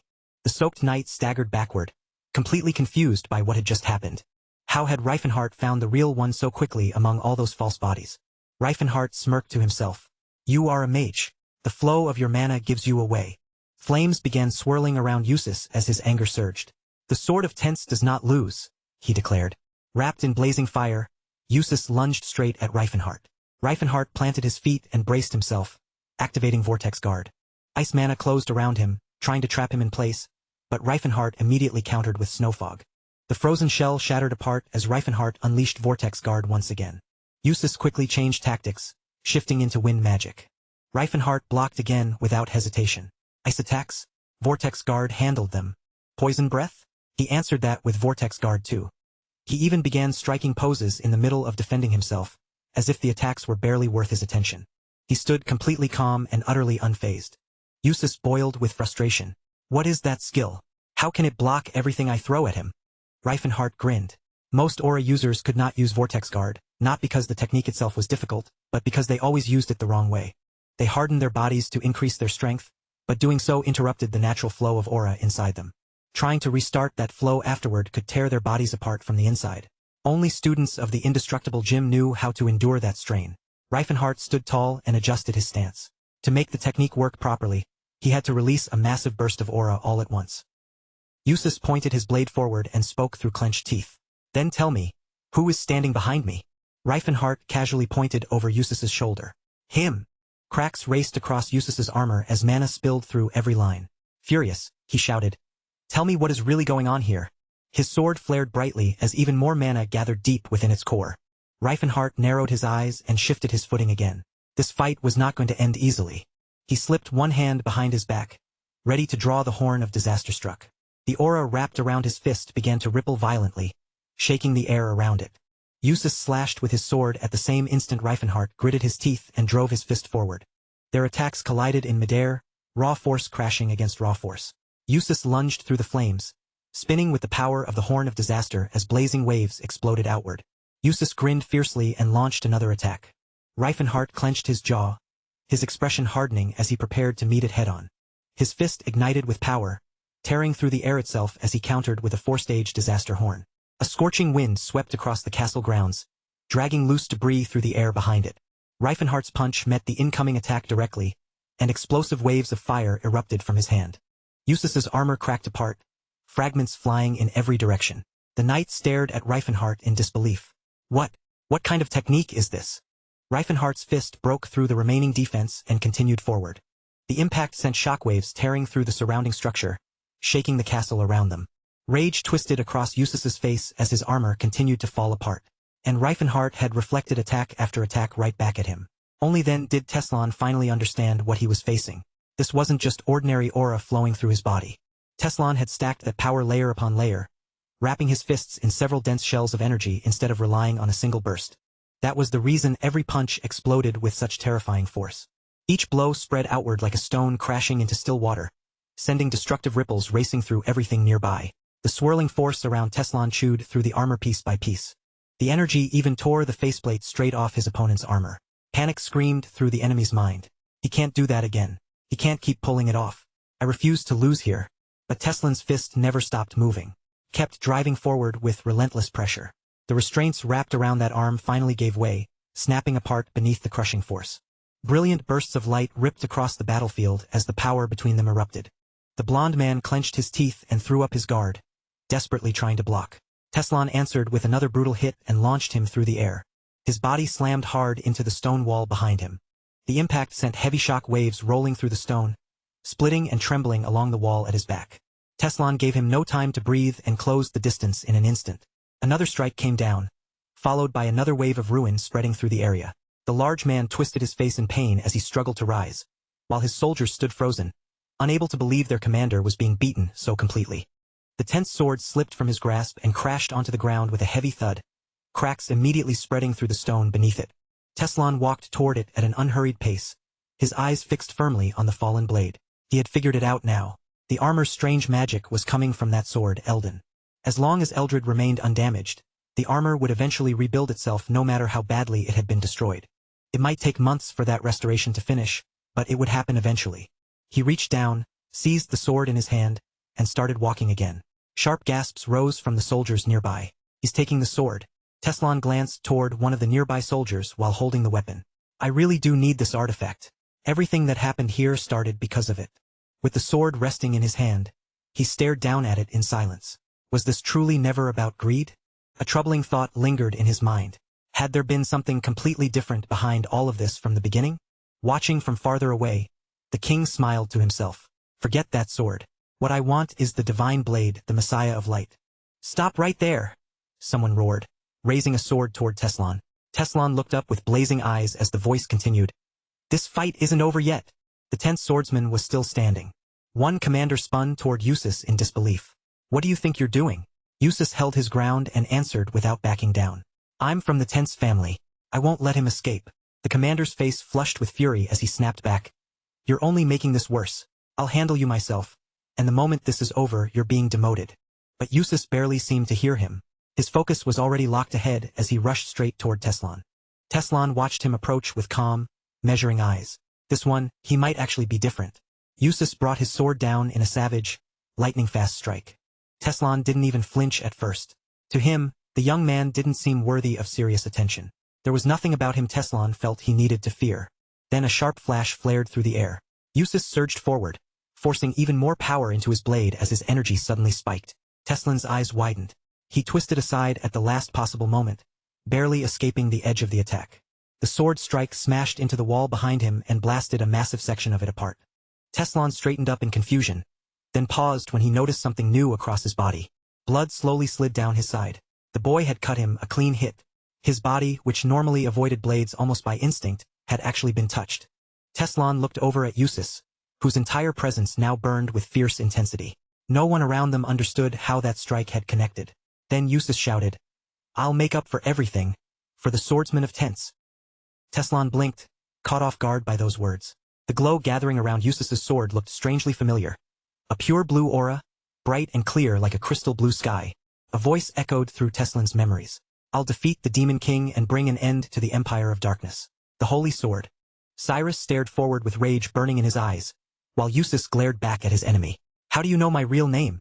Cyrus Von Tense. He had not heard that name since the day he became a knight. Others had ignored that name or laughed at it, choosing instead to call him by the commoner's name his mother had given him. Teslan rubbed his face, stunned by the realization. How had he failed to recognize him until now? Cyrus belonged to the Tense family too. Teslan remembered it now, the old warrior who had introduced himself long ago. The burden of the Tense name had rested on the Golden Knight, even though history had nearly erased him. But 30 years from now everything would change. Once the Holy Sword rose, the family would gain noble status, and Cyrus would become a marquis. He would no longer need to hide himself behind magical armor. Maybe that was why Teslan had failed to recognize the Golden Knight back then. By that point, everyone had already forgotten who he was. Eustace's face reddened as he demanded the answer once more. How do you know my real name? Teslan caught the embarrassed look in his eyes and gave an awkward little smile. Just a lucky guess. But Eustace's expression only hardened. Anger was written clearly across his face now. Teslan grinned faintly. The Cyrus he remembered had always been distant, cold, and impossible to read. But this version of him was different. He was changing, and people really could change. Eustace charged forward again without a moment of hesitation. His sword crashed into a towering wall of flame. The collision was so violent that the stone floor beneath their feet cracked open, jagged fractures racing outward from the point where their power met. Teslan immediately pulled his hand into a tight fist and fired back with a counterattack of his own. The force of that counterblow knocked Eustace off balance, making him stagger backward across the broken ground. Eustace let out a low growl as blue aura flared all around his body. Then he stepped back and straightened himself. A moment later, he stood tall again, wrapped from head to toe in a powerful blaze of energy. The red-haired man lifted both arms in front of himself, guarding carefully as he watched. He's already using aura to redirect the damage, he realized. Not bad at all for a rookie. Eustace roared at the top of his lungs and charged straight in again, refusing to let up for even a second. Teslan dodged and watched every movement closely, but he still could not understand the kid's attacks. His swings came from angles that should not have been possible, wild, uneven, and impossible to predict. Teslan narrowed his eyes. Nothing about Eustace's style made any sense. There was no rhythm to it at all. No clear order either. By all logic, that should have made him easy to defeat. Yet somehow it did not. Teslan thought back to every old combat manual he had ever studied. Every fighting style had rules, theories, and a structure behind it. Even Gerard's moves came from the basic forms taught through generations at the Indestructible gym. But Eustace was different. He fought like a beast, raw, vicious, unpredictable, and relentlessly pressing forward. Teslan gave ground and backed away, but Eustace kept forcing his way closer with every attack. The redhead slipped through every swing without taking a single hit. Eustace's attacks looked reckless from the outside, but Teslan could see the truth beneath them. Every motion was controlled, every step was measured, and there was not one obvious opening to exploit. Blue aura glowed fiercely in his eyes. To anyone watching, Eustace looked like he was wildly flailing his sword around. But Teslan understood what he was really seeing. This was not chaos. It was genius, an absurd kind of talent that appeared only once in 1,000 years. Now it finally made sense. This was why they called him the Holy Sword, the same sword that had once cut down Teslan's comrades and friends. That sight dragged Teslan back to that day, clear as if it had happened yesterday. He could still see his master's cold, unreadable stare as the man asked, "Have you already slain the 4 heavenly kings?" The Saintess had looked back without the slightest hesitation and declared, "Filthy orcs aren't worthy of my blade." Then came the next question, the one that cut even deeper than the first. Even the great and noble Tethid? And now Eustace stood directly in front of him, attacking with everything he had while shouting, "For Tethid!" Flames surged around Teslan as he planted his feet and lowered his center of gravity. He already knew what kind of attack was coming next. Eustace shouted once more, his voice ringing across the battlefield. "I am of the Tense line." He raised his sword high above his head, preparing one enormous downward slash, the single technique he had trained for years, as though he meant to split the sky in two. In that moment, Teslan could feel it clearly. This was the spirit of someone destined to become his rival again. Teslan's eyes turned hard. He had to finish this now before history had the chance to repeat itself. He burst forward and drove a blazing fist directly into Eustace's chest. Their eyes met for a brief instant. Teslan muttered, "I'm glad we met again." Then, in a quieter voice, he added, "Goodbye." The punch launched Eustace backward through the air with overwhelming force. Long waves of fire followed behind him, streaking across the battlefield along the path of his fall. Teslan remained where he was, both fists still burning as his expression turned cold and distant. Slowly, he swept his gaze across the battlefield, checking the aftermath around him. But Eustace forced himself back up using his sword as support, glaring through the pain. "I'm a swordsman of tents," he growled. "And we never give up." Teslan's face tightened at those words. Cyrus. His fist clenched again. That last strike had not been meant to knock Eustace away. Teslan had intended to end him. This was not like his sparring matches with Eustace or the others. This time, there had been real killing intent behind the blow. Yet Eustace was still alive. He was not even fully down. His body looked like an empty shell, barely able to remain upright, but somehow he was still standing. Teslan stared at him in silence. Should I kill him? The question rose in his mind. Eustace held his trembling sword forward, breathing heavily through the pain. Every instinct in Teslan's body urged him to deliver the final blow, but something deep inside him stopped his hand. It was not only because Eustace had not done anything wrong yet. Teslan could see Cyrus's future in his mind. What if he becomes someone precious to me? What if I destroy something important before it has the chance to exist? Would that really be justice? Would that truly be right? Another memory flashed through his thoughts. Tathid, the great orc warrior. No Tathid would ever want vengeance taken for himself. If Teslan killed Eustace here, he would be stealing that choice from him. Teslan gritted his teeth. Tathid would be furious with him. He lowered his head and whispered under his breath. "This isn't how it ends. If they ever fought again, it would be fair." In that quiet moment, he made his decision and chose to spare him. Eustace blinked in confusion. What? Then a voice seemed to echo inside his mind. "Get stronger. Live." His eyes suddenly lit with burning determination. "I'll do it," he growled. "For Tethid's sake." In his past life, the orc had fought Cyrus again and again. Those clashes had shaped both of them, turning them into rivals who grew stronger every time they crossed blades. Teslan watched the man who would one day become his opponent and understood something important. Part of Tethid's strength had come from Eustace. If he killed him now, he would rob Tethid of that future legacy. With a grim look on his face, Teslan turned away. "This one belongs to Tethid."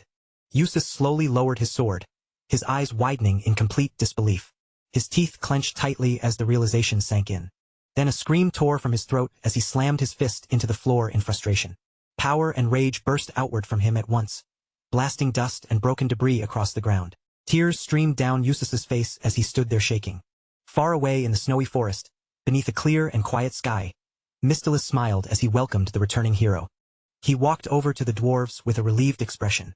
"I'm glad you all made it out," Scylan answered with a cheeky grin. "Thanks to our master, we've had a very memorable experience." He had known the pilgrim's path would not be easy, but he had never imagined it would end with them being thrown into prison. The young man frowned and muttered, "At least nothing terrible happened. Thank the goddess." Then his expression turned serious as he added, "But next time, think about Cirrus. She's a young elf. Things could have ended much worse." Concerned, Teslan leaned closer to the girl and looked her over carefully. "Are you all right?" Cirrus's cheeks reddened a little as she answered, "The knights were much more polite than I expected." Teslan blinked at that response. "Then I guess we got lucky this time." Still, the thought stayed with him. "I need to be more careful from now on." Cirrus then looked toward him and asked, "Did you get what you came here for?" In response, Teslan lifted the artifact for everyone to see. The pilgrim leaned in with open curiosity, studying it closely. "What is that?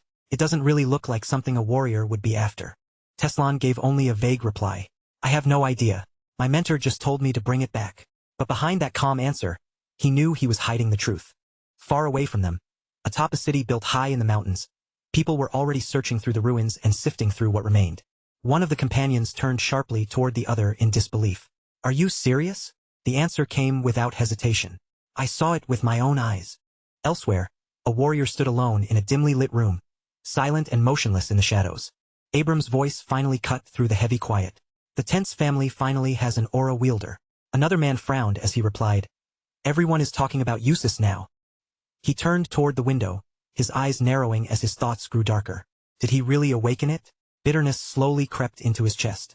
Why would that kind of power be given to him, the son of a common woman? He imagined his father smiling proudly at Eustace, praising him in front of everyone. He could almost hear the elders celebrating too, admiring him in public while whispering behind closed doors that the family had lost its former glory, and Eustace had finally brought aura back to them.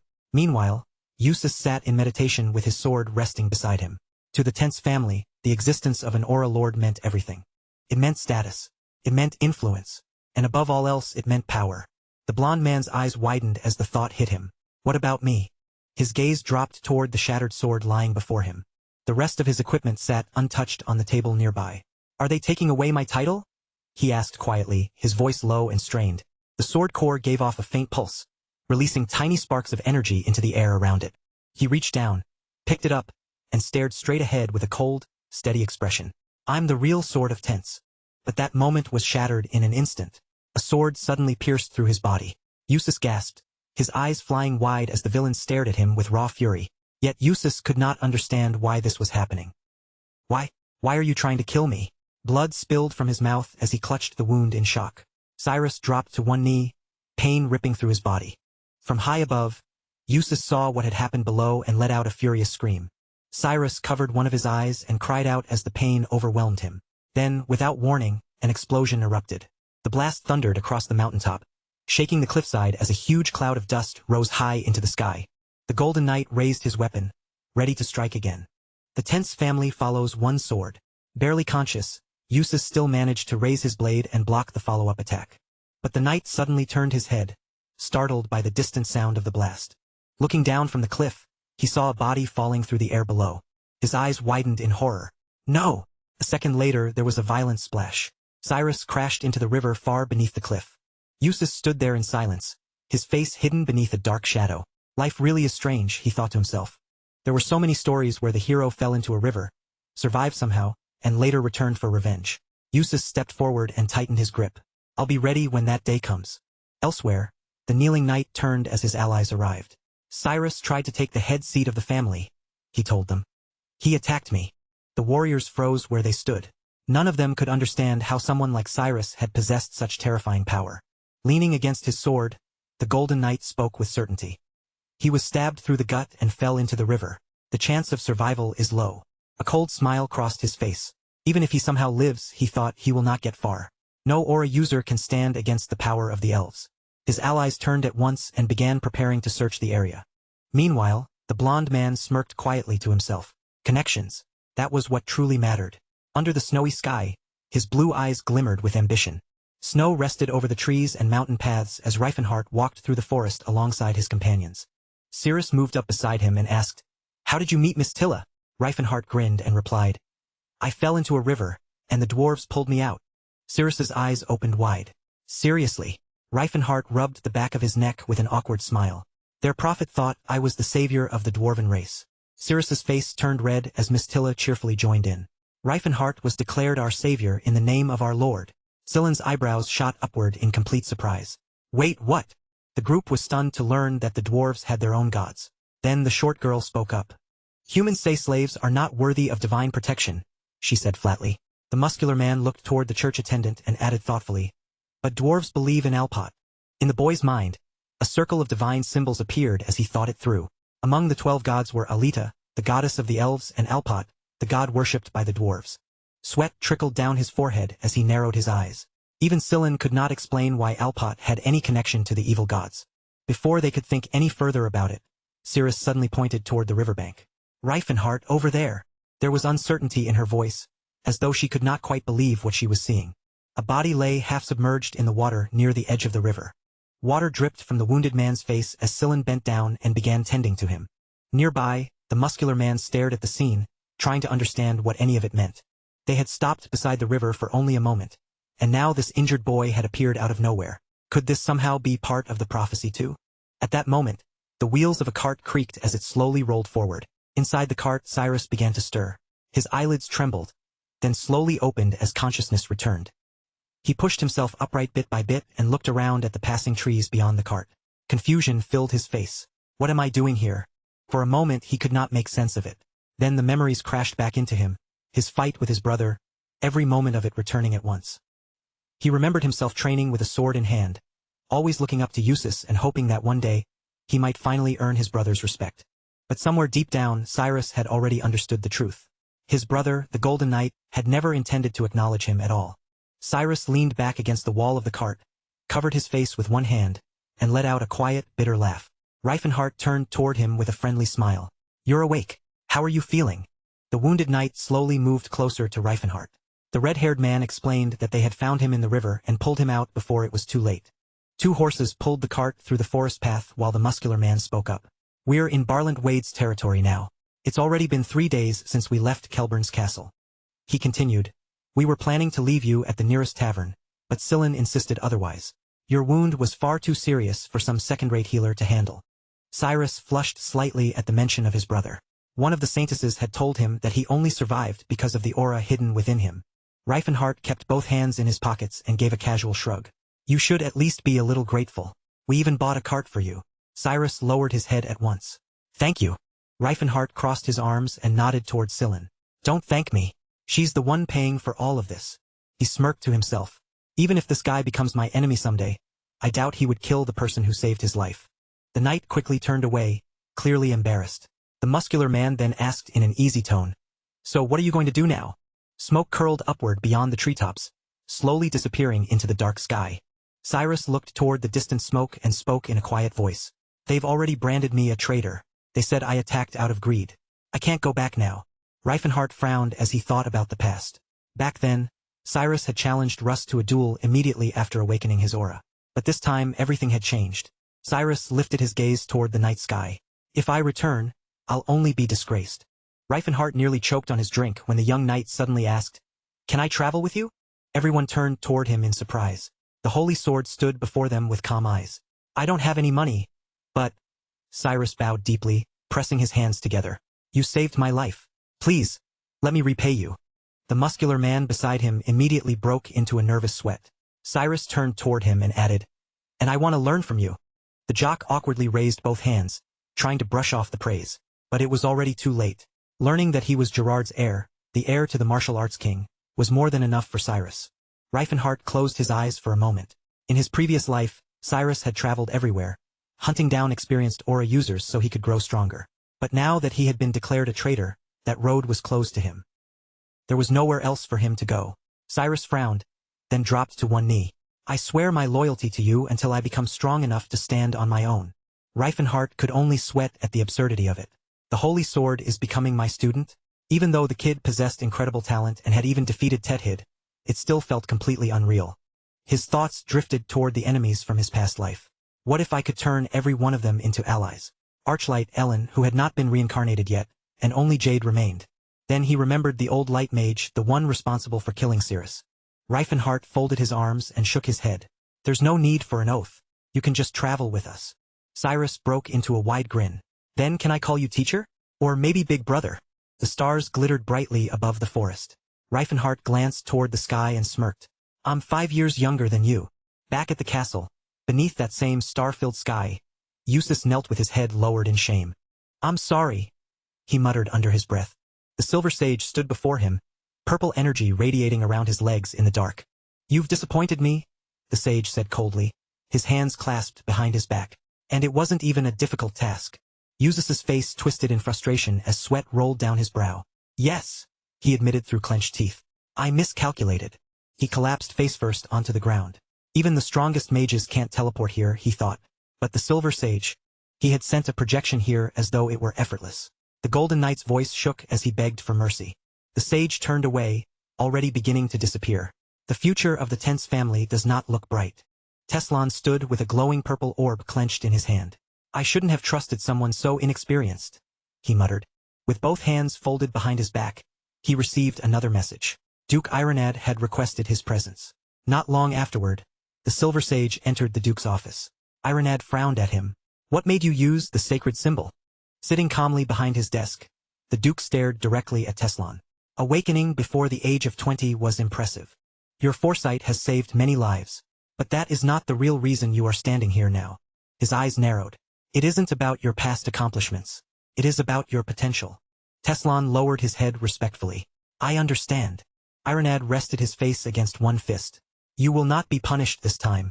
You caused no real harm. But remember your place. The silence in the office grew heavier.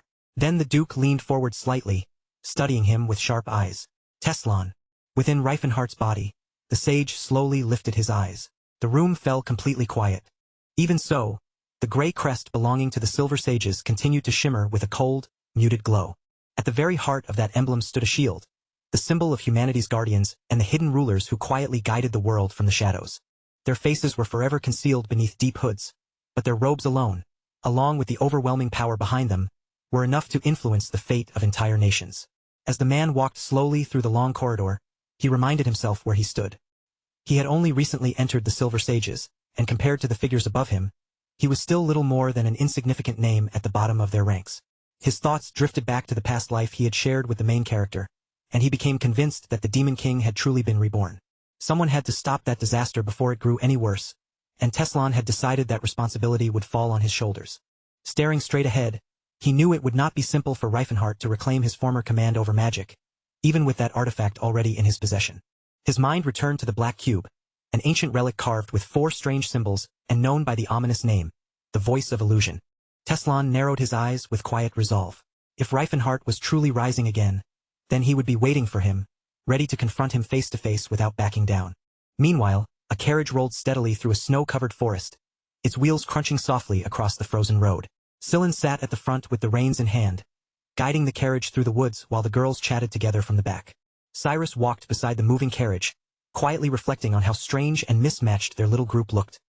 He remembered how they had drawn lots for the travel work instead of forcing every unpleasant duty onto the elven slave. The muscular man called over to his apprentice, who asked why he did not simply make the slaves take care of all the work. The big man only brushed the question aside with a casual shrug. "They're my friends," he answered plainly, as though there was nothing more that needed to be said. Before long, they arrived at a river. As the water flowed past them, the knight recalled hearing that some of the true martial artists were widows. While the group gathered water from the riverbank, the young man silently made a promise to himself that he would continue following his mentor's path until the day he, too, became a swordmaster.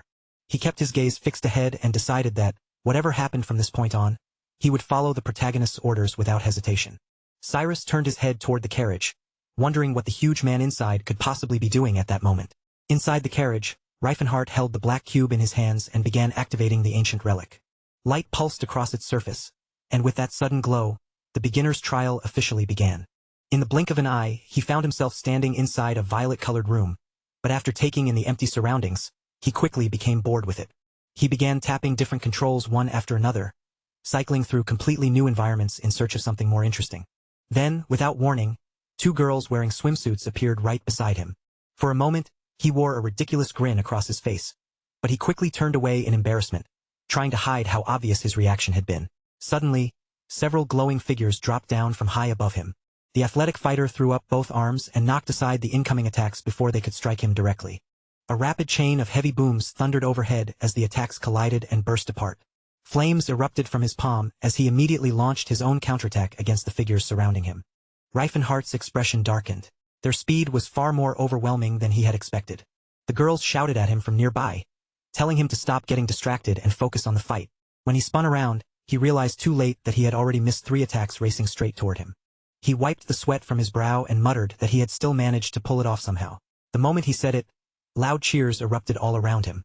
Sitting cross-legged on the ground, he admitted that Alician's voice mode worked much better than he had expected, though it was packed with far too many pointless settings. The image of the purple cube returned to his mind.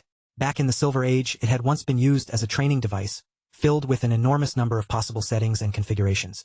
As he studied it again, he still could not understand why anyone would have gone through the trouble of creating something like this in the first place. Even so, a small smirk appeared on his face. As long as the cube could help him increase his mana, he had every reason to make use of it.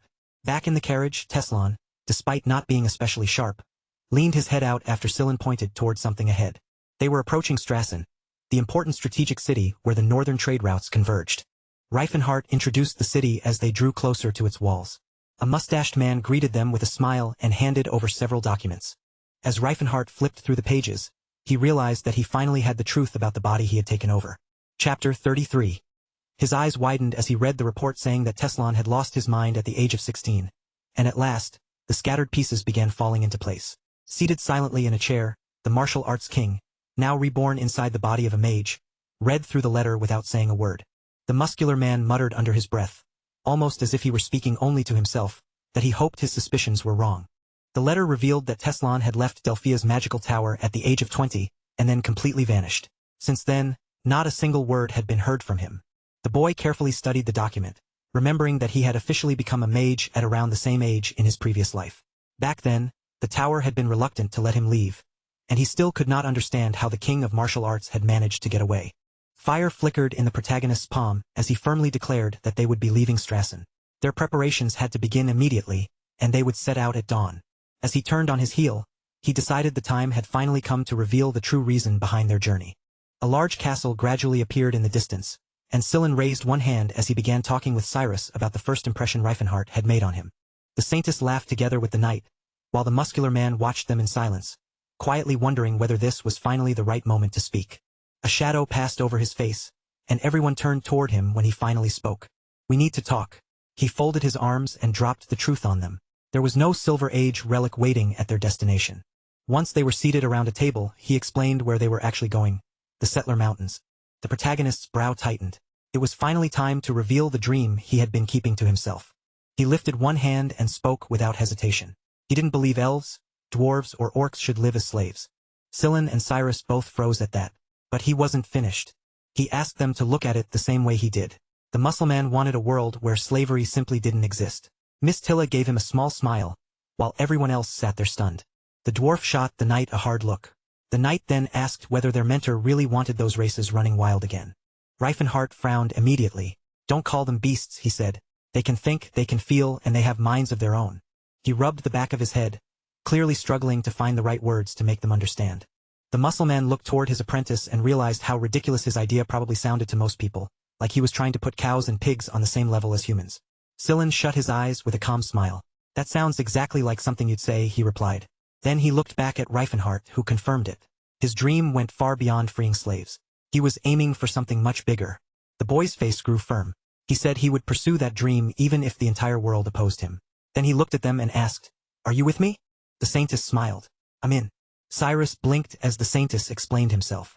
He didn't completely share the dream, and he thought it sounded a little unrealistic, but he had always felt uncomfortable seeing intelligent races treated like property. Then the young man threw both arms into the air and shouted, "Since they're divided by gender, I have to spread the love of finance to every one of them." Reifenhart crossed his arms, not impressed in the slightest. Then he asked the real question. If freeing the slaves meant bringing down nobles, would that be justified? The Saintess gave a quiet nod. He had already chosen to look the other way. Cyrus wiped the sweat from his forehead. He still wasn't sure he understood what everyone was talking about, but he had pledged himself to his mentor. For him, that was enough. The protagonist smiled. What he was about to tell them had to remain a secret between the group. In his mind, he pictured the rough mountain range ahead. Their real destination was the Great Forge, the holy ground where the Temple of Alpot, the god of the gnomes, stood. An icy wind swept over the jagged rocks. Miss Tilla swung her sword and sent a brutal strike crashing into a towering beast. Nearby, Cyrus frowned as he stayed locked in battle. The jock gripped his armor tighter, remembering that gnomes could draw power from the earth itself and temporarily push their strength even higher. With the knight's aura backing them up, even ogres were no match for the group. The monsters screamed in pain. One of them lost its head in a single clean slash. A massive bear-like creature opened its jaws, only for blood to suddenly burst from its mouth. Reifenhart narrowed his eyes and cut down the charging beasts one after another. Sillin glanced around and muttered that even the ancient ruins hadn't been packed with this many monsters. Reifenhart answered that this was exactly why the dwarves had chosen to settle there. Cyrus started sweating again, wondering how any race could possibly survive in a place like this. But the boy sliced a huge bird out of the air and told him he'd understand soon enough. A griffin circled high above them. The boy spun around as he realized the real enemy had been hiding behind illusions. He told his apprentice to cover his back. Then he spread his arms and cast a spell to wipe away the fake images. Green light surged across the sky, knocking the griffins out of the air one after another. Cyrus stood there wide-eyed.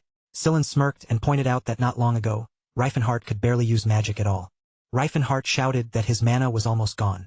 Cyrus looked over at Mastilla, who mentioned that this journey normally took a full 2 weeks.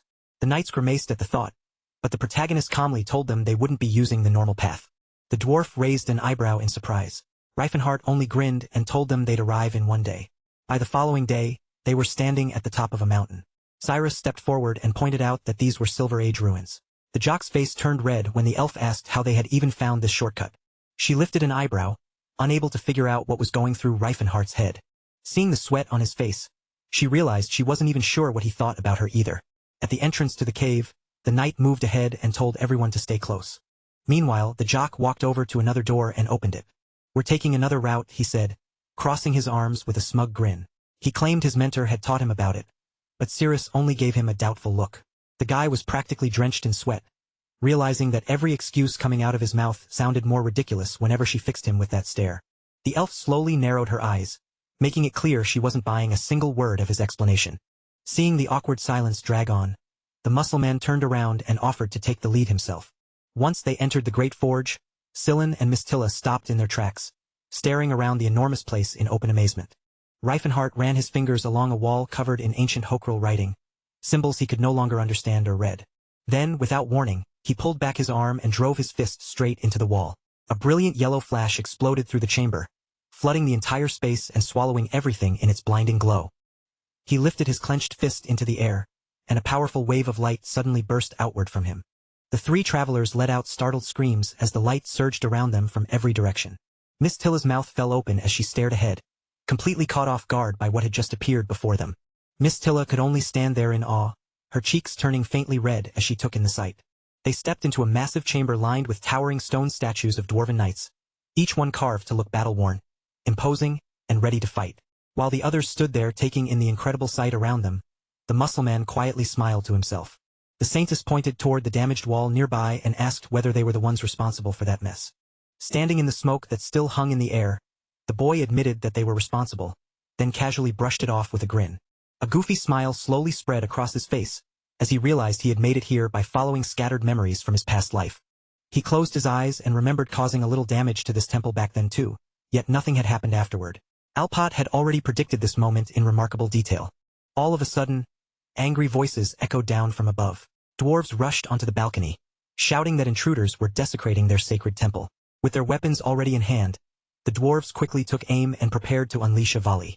Reifenhart froze on the spot, sweat sliding down his face as he forced out a nervous, uneasy laugh. One dwarf raised his crossbow, aimed it straight at them, and barked out the order to prepare to fire.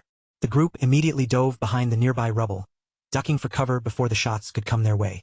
The dwarf's eyes burned with fury, glowing red as his anger rose even further. Cyrus pulled his sword free and growled that these lesser beings had no right to threaten humans like them. But before he could lunge forward, his mentor's voice rang out sharply, ordering him to stand down at once.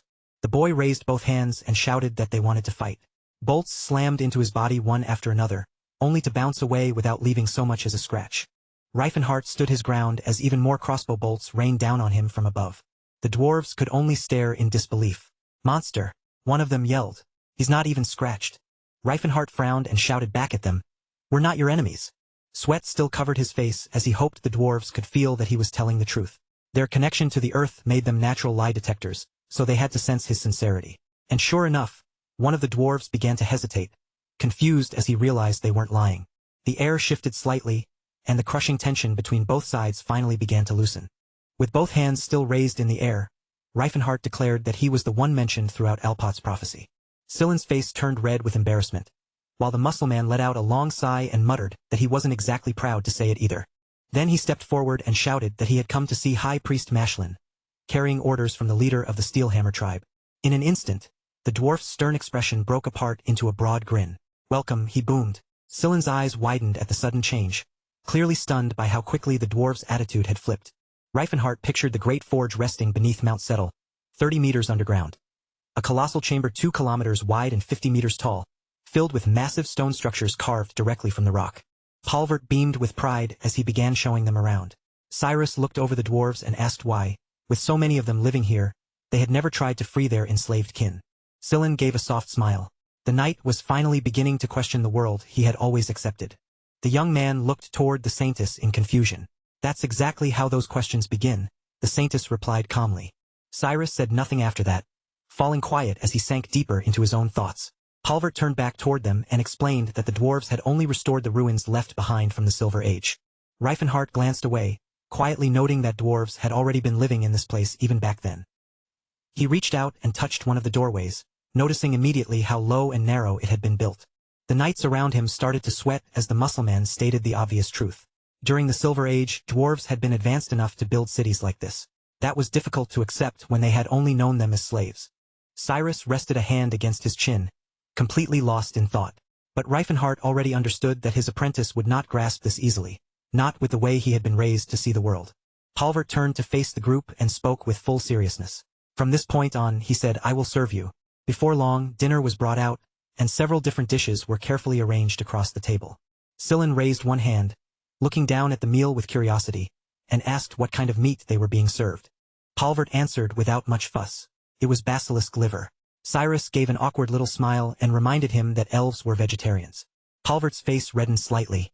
The flavor may be a little unusual, he admitted, but it's considered a noble dish, and it's especially healthy for men. Cyrus and Miss Tilla traded unimpressed looks across the table, while Scyllin and the muscleman dug into the liver like they hadn't eaten in days. A moment later, several dwarf maidens entered and announced that the savior had been summoned to the central tower. Reifenhart rose from his seat, gave a nod and said he'd be back. They stopped at the bottom of a long staircase.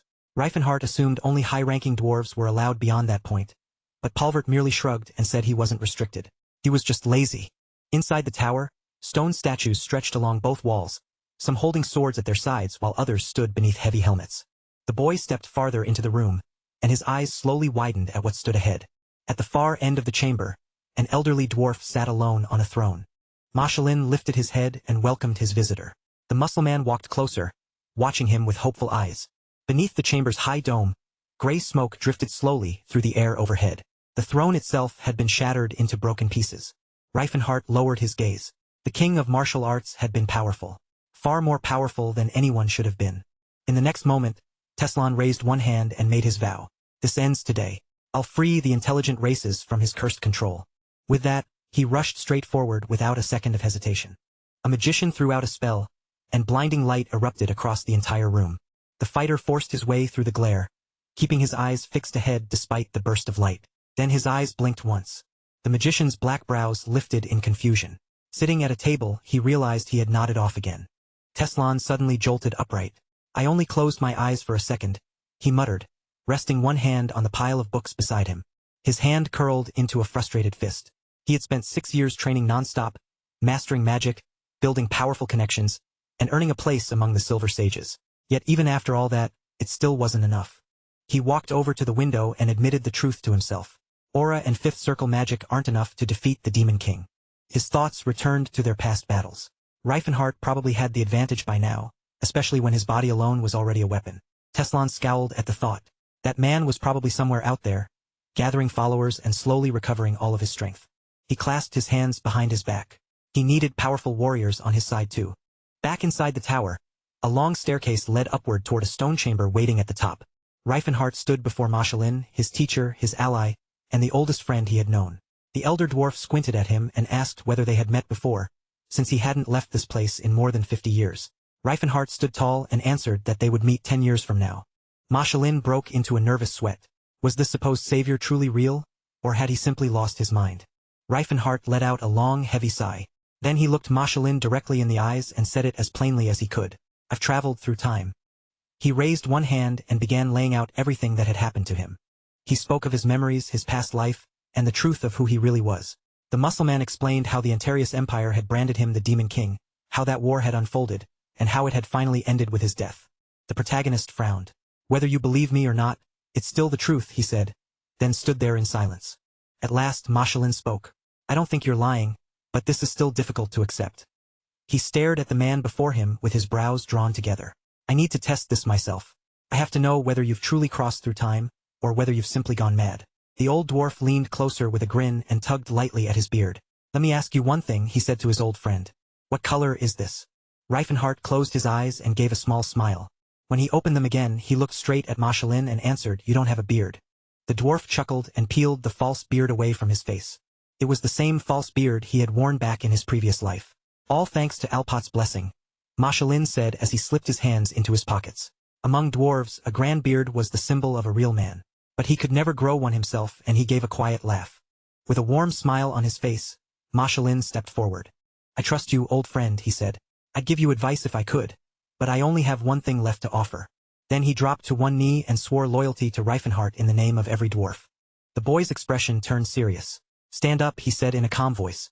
Right now, I need your advice more than anything else. As they walked side by side, the muscleman remembered how he had failed in the past by trying to force change through strength alone. He couldn't afford to repeat that mistake. He pictured the empire in his mind and slowly shook his head. Then he told Machelin that he had rescued slaves from Shatan and started giving them an education. The old dwarf lowered his eyes toward the floor. That's a beginning, he said quietly. But what happens if you're already old by the time the world finally changes? The other races live much longer, after all. Reifenhart slowly closed his eyes. That was exactly the problem he had been struggling with. A small purple flame flickered to life in his palm. He said he was trying to restore his magic because if he succeeded, he could rebuild the empire and become the Demon King once again. Then the flame faded from his hand. But he admitted he was afraid. Afraid that he would make all the same mistakes again and drown the continent in blood once more. Ma Shiling listened and gave a slow nod. Now I understand what you're really fighting against. Ma Shiling looked up at him and spoke plainly. You're underestimating the world around you. Reifenhart stiffened. The reason you lost, Ma Shiling continued with a sharp look, wasn't because you relied too much on force. You lost because the world was far more complicated than you ever believed it could be. If strength doesn't work, then you need to try another path. Reifenhart rubbed his chin and admitted that he didn't hate humans, but he couldn't say he liked them either. The dwarf frowned at him. You didn't have any human friends in your previous life, did you? Reifenhart gasped as sweat ran down his face. You ignored them, Ma Shiling said firmly, because you were too focused on protecting the other races. Then, with a serious expression, he asked whether there had even been a single human serving in Reifenhart's army. Reifenhart stared down at his own hands. I couldn't rely on them, he muttered. Elves and dwarves don't fall into corruption so easily. Ma Shiling raised his brows. Dwarves can sense the truth. We know when someone is being honest. Ma Shiling looked at him with quiet sadness. But you never gave humans a voice. Some of them were citizens of your empire, yet they still had no rights. Cold sweat broke across Reifenhart's face. He insisted that it had been better that way, better for everyone involved. Ma Shiling's eyes narrowed. That kind of life might work for naive peasants, but not for people who truly understand who they are. He lifted a glowing yellow sigil and held Reifenhart's gaze. A demon king becomes what he is when he refuses to see the world around him and demands that everything move according to his own will. Around the mage, representatives from every race stood silently, listening to those words. Seeing the stunned look on Reifenhart's face, Ma Shiling added that he had wanted what was best for everyone, but he had still become the Demon King. Reifenhart pressed a hand to his forehead. By the time you started serving under me, humans had already begun wiping out the dwarves. Ma Shiling's smile slowly disappeared. Then I have no right to lecture you. The young man looked frustrated. Then what am I supposed to do now? The dwarf gestured toward the knights nearby. You see this as a war between humans and every other race, but you're forgetting something. Humans don't need another race to start killing each other. Reifenhart stared at his old friend as Ma Shiling gave him one final warning. Don't let your personal pride blind you. High above the mountains, thick fog rolled between the jagged peaks. A massive monster bared its teeth, its huge jaws opening in a vicious snarl. Dwarves surrounded the creature from every side as ropes came flying through the air. Cyrus leapt into the air and unleashed the seven-grinding technique. His attack struck the dragon directly, but the beast barely reacted to the blow. When he landed, the young knight clenched his teeth. Still not strong enough? He muttered under his breath. From the rocky ridge above, Cyrus drew back and fired a brilliant arrow toward the monster. A streak of green light cut through the air as it raced straight for the beast. Then, without warning, an elf turned around just in time to spot Cardamite rushing in with his weapon raised. With one powerful leap, the dwarf's axe burst to life with a blazing red aura. One swing was all it took. The monster's body was ripped wide open by the strike. Cardamite flashed a grin and declared that it was time for a feast. Cyrus and Scylla stood there completely stunned. Dwarves could use aura? Neither of them had ever seen anything like that before. Then 3 more dwarves lit up with the same energy, and the knights immediately began to sweat. It was far beyond anything they had ever imagined the dwarves were capable of. Inside the great forge, a crowd had gathered. A full month had passed since the group first arrived, giving them enough time to settle into life there. Cyrus quietly watched the locals go about their days, fascinated by the way they lived and hoping he could learn something from them.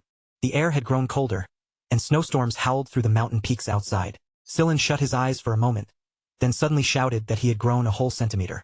Everyone around him laughed and cheered, while the dwarves only looked confused. Why did humans care so much about being taller? Cyrus suddenly turned serious and asked where their teacher was. The saintess answered that he was in the tower. They all looked toward the tower, quietly wondering what Reifenhart could possibly be doing inside. At the heart of the great forge stood a giant steel pipe connected to the geothermal control system. Inside that massive structure, a huge lamp glowed with steady light. Standing beneath its glow beside Magrim, Reifenhart looked around in amazement. The Silver Age really had been something else. Metal pipes stretched across the chamber and fed into the enormous mechanism. Reifenhart thought about how much magical knowledge had vanished over time. Yet Alpat's teachings had endured through statues, relics, and Magrim himself. Bathed in the warm glow, Reifenhart thought about how the gnome's fading influence had weakened their god as well. Right now, Alpat barely had enough power left to awaken Magrim by himself. Reifenhart called up a blazing aura in front of him. Teslin's body had always resisted mana fiercely. He realized. No matter how hard he trained, his reserves stayed painfully low. So there was only one answer left. He had to increase what his body could endure.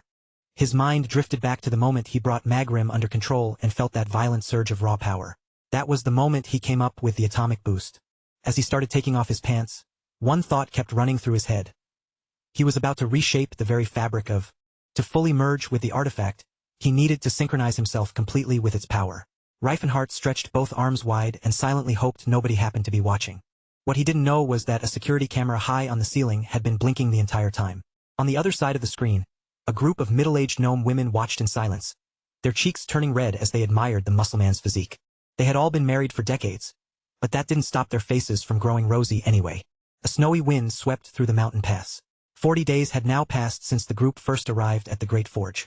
Around the forge, red sensors suddenly began crackling with sparks of electricity. Reifenhart spread his arms once more and began casting his spell. A thick purple aura rose around him, wrapping his body in dense, swirling energy. He clenched both fists, clearly satisfied. The fifth circle summoning spell was complete. Now he only had to find a way to increase his mana reserves. He folded his arms and stood there thinking. So where should he go next? Not far away, Sillin shivered in the cold but kept pulling himself up on a horizontal bar without stopping. When the protagonist complimented the muscles he had gained, Sillin turned around with a proud grin. The boy flexed his biceps in response, and the muscle man quietly looked away, looking just a little uncomfortable. After putting on his robe, the saintess looked over and asked whether they would be leaving soon. Reifenhart smiled at her and asked, "Do you like it here?" Sillin turned his head and answered honestly, "I do. I want to share what I've learned with the dwarves too." Cyrus sat quietly with his sword resting in his hand, deep in meditation. Nearby, several dwarven children played at dueling, completely absorbed in their little game. Off to one side, Cirrus sat alone and watched the children play. She rested her face in her hands, remembering the children from her homeland and how they used to laugh and run around just like this. Something distant flickered in her eyes. Maybe she had already forgotten what that kind of happiness felt like. Reifenhart walked over and asked what she was doing. Without looking up, she quietly replied that she was just watching the kids. Sitting there on the steps, she finally spoke again. "They look so carefree now, but hard times will catch up to them eventually. Some of those children might not even live long enough to become adults." She turned her face away, and her voice grew softer. "It just reminded me of home." Reifenhart watched her in silence. In his mind, a map slowly came into view. He thought of Spylas, far out on the western edge of the Kingdom of Grime, a place where humans were forbidden from setting foot. The elf turned toward him in surprise when he suddenly asked, "Do you want to go visit your family?" Her cheeks turned red. Even if they left right away, she said, it would still take at least 2 months to reach them. But the warrior only smiled. There was a faster way. A vast desert stretched beneath the scorching sun. In the distance, 2 enormous cliffs rose high above the sand. Then, without warning, a huge explosion shattered the silence across the desert. Cirrus and Reifenhart stepped out of a portal. The elf looked around in amazement and realized they had reached the land of sorrow. "We made it here in seconds," Reifenhart said calmly. They both stared at the swirling mass of purple energy behind them. "Do you have to be an Archmage to activate Silver Age relics like these?" she asked. "Sixth circle magic is enough," he answered, still looking a little flustered. "My mentor had a few good friends who taught me how to use them." She just stared at him for a moment. A monstrous roar thundered across the sand, and a beast suddenly lunged at them. Reifenhart clenched his fist and drove it forward, smashing the creature square in the head with brutal force. The sand lizard dropped instantly. "These things are common around here," he said, brushing dust from his knuckles. Then he added, "Tastes good." Suddenly, a wave of darkness spread through the air and formed a shield overhead, blocking out the harsh sunlight. Reifenhart had made it himself. The enemy's body began to smolder, and then it slowly started to burn. Reifenhart stepped forward and cast a blue seal, pulling water directly out of the creature's blood. He moved closer to the corpse, ready to start skinning it. Then he paused, realizing how surprising it was that he had done all of this without using magic. Nearby, Cirrus stabbed a piece of meat with her blade and held it out toward her friend. "Try it," she said. He bit off a large chunk, chewing as he asked how much longer it would take to reach the elf's home. She answered that they were about half a day's journey away. He grinned, clearly amused by the fact that she still doubted whether any elves were alive there at all. Cirrus could only stare at him in silence, her brows drawn together in complete confusion as she tried to understand what he meant. Much later that night, a sudden blaze of brilliant light tore through the darkness, flooding the empty surroundings with a harsh, unnatural glow. Eventually, the long black night faded away, and the first pale light of dawn slowly rose over the horizon. By the time morning arrived, their path had carried them to a tiny, abandoned-looking settlement standing alone in the barren land. Every home looked exactly alike, lined up with the same dull color, the same shape, and the same lifeless design. Bundles of firewood and abandoned bowls lay scattered beside a dead fire pit, as though someone had simply walked away and never returned. While the young man slowly searched the deserted village with his eyes, the girl stood motionless nearby. Her hood stayed low over her head, hiding most of her face as she stared straight ahead without saying a single word. Yet beneath that silent expression, her thoughts churned painfully. No one is here. Her eyes tightened as memories rose one after another. I miss them, my family, the faces I knew, the voices I loved, their scent, the warmth of their breath, my brothers and sisters. A dry gust of wind swept across the ruins, and the elf suddenly understood something that struck deeper than any wound. She could no longer remember the name her people used to call her. Tears should have come, but nothing remained. Her eyes had already dried out, just like this desert had dried out 50 years ago. Not far away, the warriors wiped sweat from their foreheads, their lowered heads and uneasy faces making their shame impossible to hide. He looked over the empty homes again, his thoughts drifting back to the past. The Danhams used to live comfortably in this place. So what could have happened here? Rubbing his chin with a troubled look, he muttered to himself, I honestly can't remember doing anything that should have caused this. After a moment, he turned toward his companion and asked carefully, Don't you think there's something strange about this village? Sirius's eyes widened at once. The boy continued in a grave voice. Your people were wiped out 50 years ago. There's no way this place could have remained untouched for all that time. They stood surrounded by hollow buildings and silent streets when Reifenhart suddenly raised his voice. No, someone was here. Not long ago either. Maybe only a few weeks ago. The elf went completely still, her breath catching as her eyes opened wide in disbelief. Then a faint cry drifted through the air, weak but desperate. The instant she heard it, she spun around toward the sound. Across the desert, an elf with a long braid stumbled forward through the sand, her clothes torn apart and stained with dust. Two young children trailed behind her with their hands bound tightly, while armed mercenaries surrounded them from every side. Sirius walked close behind the captives and leaned toward her sister, whispering under her breath, Don't let them see that you're weak in front of them. From the back of his horse, Bright clenched his teeth, irritation written all over his face. We're getting almost nothing for this haul, he complained bitterly. Sweat ran down Bright's face as he remembered the muscular man from before, along with the moment when their entire situation had started falling apart. When Bright mentioned using a cooling spell, Clunter's face darkened immediately. Magic can't fix every single problem, he snapped back with clear irritation. One of the mercenaries glared at his companion and growled, openly calling him useless in front of the others. The three elves kept walking without a word, thick ropes biting into their wrists as they were forced onward through the desert. The mercenaries continued grumbling about how little the captives would sell for, dismissing them as too old, too female, and far too weak to bring in any real profit. Then Bright suddenly snapped his head to the side, his attention caught by something moving in the distance. Sirius came charging directly toward them, her eyes burning with a fierce light as though flames themselves had ignited behind her gaze. Far away from the desert, a towering castle rose in the distance, its dark silhouette looming over the land. A heavy pounding echoed against the castle's enormous wooden doors, each strike ringing through the quiet entrance hall. A young girl carefully peeked inside through the opening, her posture cautious as she softly asked, May I come in? Teslan sat without speaking, his attention fixed on a stack of documents spread out before him. She asked whether he was still completely buried in work, and Felina's expression immediately tightened with a trace of guilt. The mage finally turned his eyes toward her and replied coldly, Don't ask such stupid questions. She looked at him quietly, saying nothing for a moment. Felina placed one hand over her chest, still the only person who had remained beside the martial arts king even after he had taken on this unfamiliar form. Stepping a little closer, she let a soft smile appear on her lips. That smile of yours. It reminds me of the old days. A faint blush spread across her cheeks as she continued. Back when everyone still called you Reifenhart. She slipped one hand into her sleeve and slowly drew out a tightly rolled scroll. Teslan finally looked up from his papers. Did you finish what I asked of you? Felina handed him the scroll and answered, Yes, the rumors are spreading everywhere. Everyone is talking about the martial arts king, Reifenhart. He took the scroll with a sharp look in his eyes. That name belongs to the past. I am Teslan now. But as he read through the report, his brow gradually furrowed. The Golden Knight had been defeated and utterly crushed by the newly risen Aura Lord. Because of that victory, Reifenhart's fame would only continue to spread. As Teslan studied the scroll, he asked, Did you meet with Yes? Felina nodded without hesitation. He agreed to join us. A small, satisfied grin formed on the mage's lips. Good. A powerful ally like that will be perfect for bringing down the Demon King. His eyes remained fixed on her as Felina added, I found another one as well. Someone who fits the conditions. Teslan asked who it was, and she answered, Stefan, a knight from the Elian family, the eldest son of the kingdom of Vasily. Teslan tucked the scroll away and sank into thought, his expression turning distant. Stefan. That name doesn't sound familiar to me. Without saying another word, he suddenly pulled Felina into a close, tight embrace. Thank you, he whispered, leaving her frozen in surprise as color rushed across her face. Deep inside, Teslan felt a powerful wave of satisfaction rise within him. Everything Reifenhart had taken from me, I've taken it all back. His eyes narrowed, a dangerous light gathering in them as his thoughts turned cold. He'll be left with absolutely nothing. Elsewhere, Cirrus raced across the ground toward the mercenary group, her body moving with desperate speed.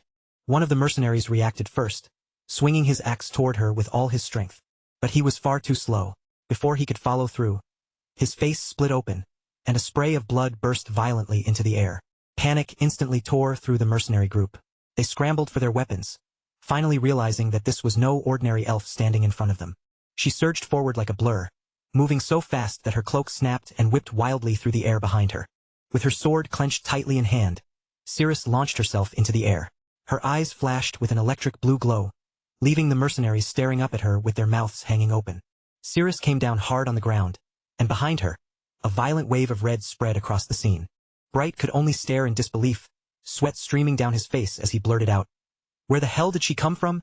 Clontar quickly lifted one hand and formed a glowing magic seal in front of him, his lips moving as he began to chant. A barrage of fireballs roared through the air, crashing forward and swallowing the area in thick smoke and blazing heat. But Reifenhart stepped directly in front of Cirrus before the flames could reach her, raising a protective barrier that blocked the attack head-on. The mercenary froze in place, his voice shaking as he made a desperate threat. Nobody moves. The second anyone tries something, I kill them. Reifenhart gave a faint, knowing smirk. He had seen this man before. His name was Bright. Bright, however, had already gone pale. Beads of sweat rolled down his face as the memory hit him all over again. That encounter was burned into his mind. There was no way he could ever forget it. Reifenhart casually brushed his hair back, looking almost amused by Bright's reaction. Funny how memory works, isn't it? Then he started walking toward Bright at an unhurried pace. I have a few things I'd like to ask you. Behind Bright, the three slaves stood silently with their hands bound. Bright snapped back. I won't tell you anything. There aren't any other captives besides them. Reifenhart raised one hand, his expression turning cold. That answer had better be true. Your life depends on it. Bright's body trembled as he hurriedly replied. It's true. There's nobody else, I swear. Reifenhart shifted his attention toward Clontar, the mage, and asked him in a low voice, How many elves have you killed? Clontar's face twisted with confusion, as if he could not understand why that question even mattered. Reifenhart's eyes flared with anger. Under that murderous stare, Clontar muttered, Around 40. The atmosphere changed at once. Orange energy burst from Reifenhart's body, blazing around him with overwhelming force. A dark purple aura began gathering in his open palm. Then you, he growled, will pay for every single drop of their blood. The enemy hurriedly formed another magic seal and launched an attack before Reifenhart could move. A beam of blue light shot forward, but it struck the protective barrier and failed to break through. The mercenary broke into a cold sweat. A mage this powerful? And this young? The thought alone terrified him. Reifenhart calmly lifted his hand, his voice dropping as he began to chant in return. A sudden burst of deep purple light exploded across the air, flooding the battlefield in a blinding flash. The mercenaries collapsed one after another, while Clontar staggered backward and gasped for breath. Fine. I'll hand over the elves. Reifenhart stepped toward him with a cold look in his eyes. They should have been reduced to ash already. I simply ran out of mana. Clontar panicked and shouted, I'll give them to you right now. But Reifenhart dismissed him with a small wave of his hand. Don't bother. He raised both fists. Clontar cried out in terror, throwing his arms up as if they could protect him from what was coming. Reifenhart narrowed his dark brows, his voice hard and merciless. This is justice for every drop of elven blood that was spilled. The mage shook violently, drenched in sweat as he suddenly asked, Wait, were there humans among them? Reifenhart glanced at him with a puzzled expression, clearly confused by the strange question. Clontar looked up at him, his voice trembling. We never would have touched them if we knew they had a master. Reifenhart raised his fist again. Clontar shrieked in panic. Why are you killing us over a bunch of slaves? It doesn't make any sense. Reifenhart's eyes gleamed with rage as he stared him down. You truly don't see anything wrong with murdering them? Clontar was soaked in fear, his face twisted as he shouted back, You're insane. The boy lowered his gaze for a moment, then asked in a quiet, heavy voice, "Then tell me, what separates a man from a beast?" Clontar dropped to his knees and answered shakily, "Men can think, they can control their instincts." Reifenhart scowled at him immediately. "Then why are elves treated as though they are worth even less than that?" The mage hesitated before answering. "Even humans become slaves when they are weak enough. Elves were born to serve. That's simply how the world works." He looked upward, his eyes narrowing. "Do you hate the system itself?" Reifenhart paused at those words, as an old dwarf's voice echoed through the back of his mind. He slowly lifted his eyes toward the clear blue sky. "I could never live as a slave. And if I feel that way," he continued, "then maybe everyone else feels that way too." Clontar's face twisted with frustration. "Don't force your beliefs onto everyone else." Reifenhart raised his arm, his expression firm and unshaken. "I would rather stand proud than accept a rotten world just because everyone else falls in line." Then he reached out and seized the mage by the throat. Around them, tiny grains of sand began lifting into the air, slowly floating in the tense silence. The rescued elves could only stand there in stunned silence, staring at the aftermath as though they still could not believe what had just happened. Cirrus quickly moved to the captives and began loosening the ropes around their wrists. "Are you all right?" she asked as she worked. One of the girls kept staring at Cirrus, her cheeks slowly turning red as her eyes refused to leave her face. Cirrus rubbed at her sore wrists, her expression remaining completely blank and unreadable. Her lips parted ever so slightly, as though a name had suddenly risen from somewhere deep in her memory. She lifted her eyes toward the one who had saved her and whispered, "Serendi!" Cirrus's eyes widened at once, caught completely off guard by the name. A memory came rushing back to her in an instant. Two young girls standing hand in hand, with tears beginning to gather in her eyes. You remembered me," Cirrus murmured, her voice trembling with disbelief. Overwhelmed by relief, the girl reached forward and clasped both of Cirrus's hands tightly. But without warning, Cirrus pulled her hands away. Cirrus went still, frozen in place as something inside her hardened. Ryder glanced toward the unfamiliar girl, but Cirrus immediately snapped at him before he could say anything. "Don't talk to her." Her brow tightened, and her voice came out sharp and cold. "She isn't one of us. She's just a filthy human's pet. A slave who threw away her own honor." Cirrus lowered her eyes, pain flashing briefly across her face. For a moment, she could not find a single word to say. Reifenhart stepped between them, his tone firm and unwavering. "She is not a slave. She is my companion." The girl raised one eyebrow at him, clearly suspicious. "How do you even know our language?" Reifenhart stepped closer and faced her directly. "I won't stand by while anyone treats you that way. Not even someone from your own family." He then turned his attention toward Cirrus. "It's time you stopped letting other people decide what you are. You are not a slave." Cirrus slowly looked up at him, her eyes searching his face as if she needed to know whether he truly meant those words. "Is that really true?" she asked quietly. Reifenhart's gaze sharpened. Nearby, camels calmly grazed among the sand as he turned fully toward her. "Have I ever treated you like a slave?" Cirrus shook her head. "No," he stared at her. "Then why do you keep speaking as though you are one?"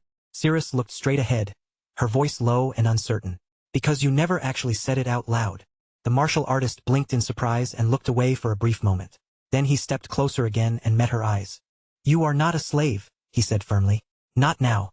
Not ever." Cirrus's eyes widened in disbelief. Standing directly before her, Reifenhart spoke with calm certainty. "We are equals, and you are free." He held her gaze quietly, without looking away or trying to soften the truth. Cirrus slowly lowered her eyes again. "I know that you don't treat elves like slaves," she admitted softly. Her brows drew together as doubt continued to linger across her face. "You've always believed that other races are no less worthy than humans." Her voice fell quieter. "But even so, I still can't understand you." She looked down at the ground beneath her feet. "Sometimes, I think that when you look at me, you're really seeing someone else." The young man stared at her, completely stunned by the accusation. Cirrus arched her brow and continued, "It doesn't matter. Believe whatever you want." Then her expression turned cold. "But if that's true, then just treat me like a slave. Stop pretending that you're sincere. I don't need it." Reifenhart stood there in silence as the truth struck him hard. The pride he had felt over saving her was built on a lie. The girl he believed he had saved belonged to another life. This Cirrus had not been rescued by him at all. He had simply bought her. His thoughts drifted back to the day he had given her that coat. To Cirrus, it may have looked like nothing more than a master giving property something to wear. Another memory surfaced as well, another martial artist approaching her and giving her a name. Reifenhart remembered adjusting her scarf, a gesture that had once felt comforting but now seemed more like an unwanted intrusion.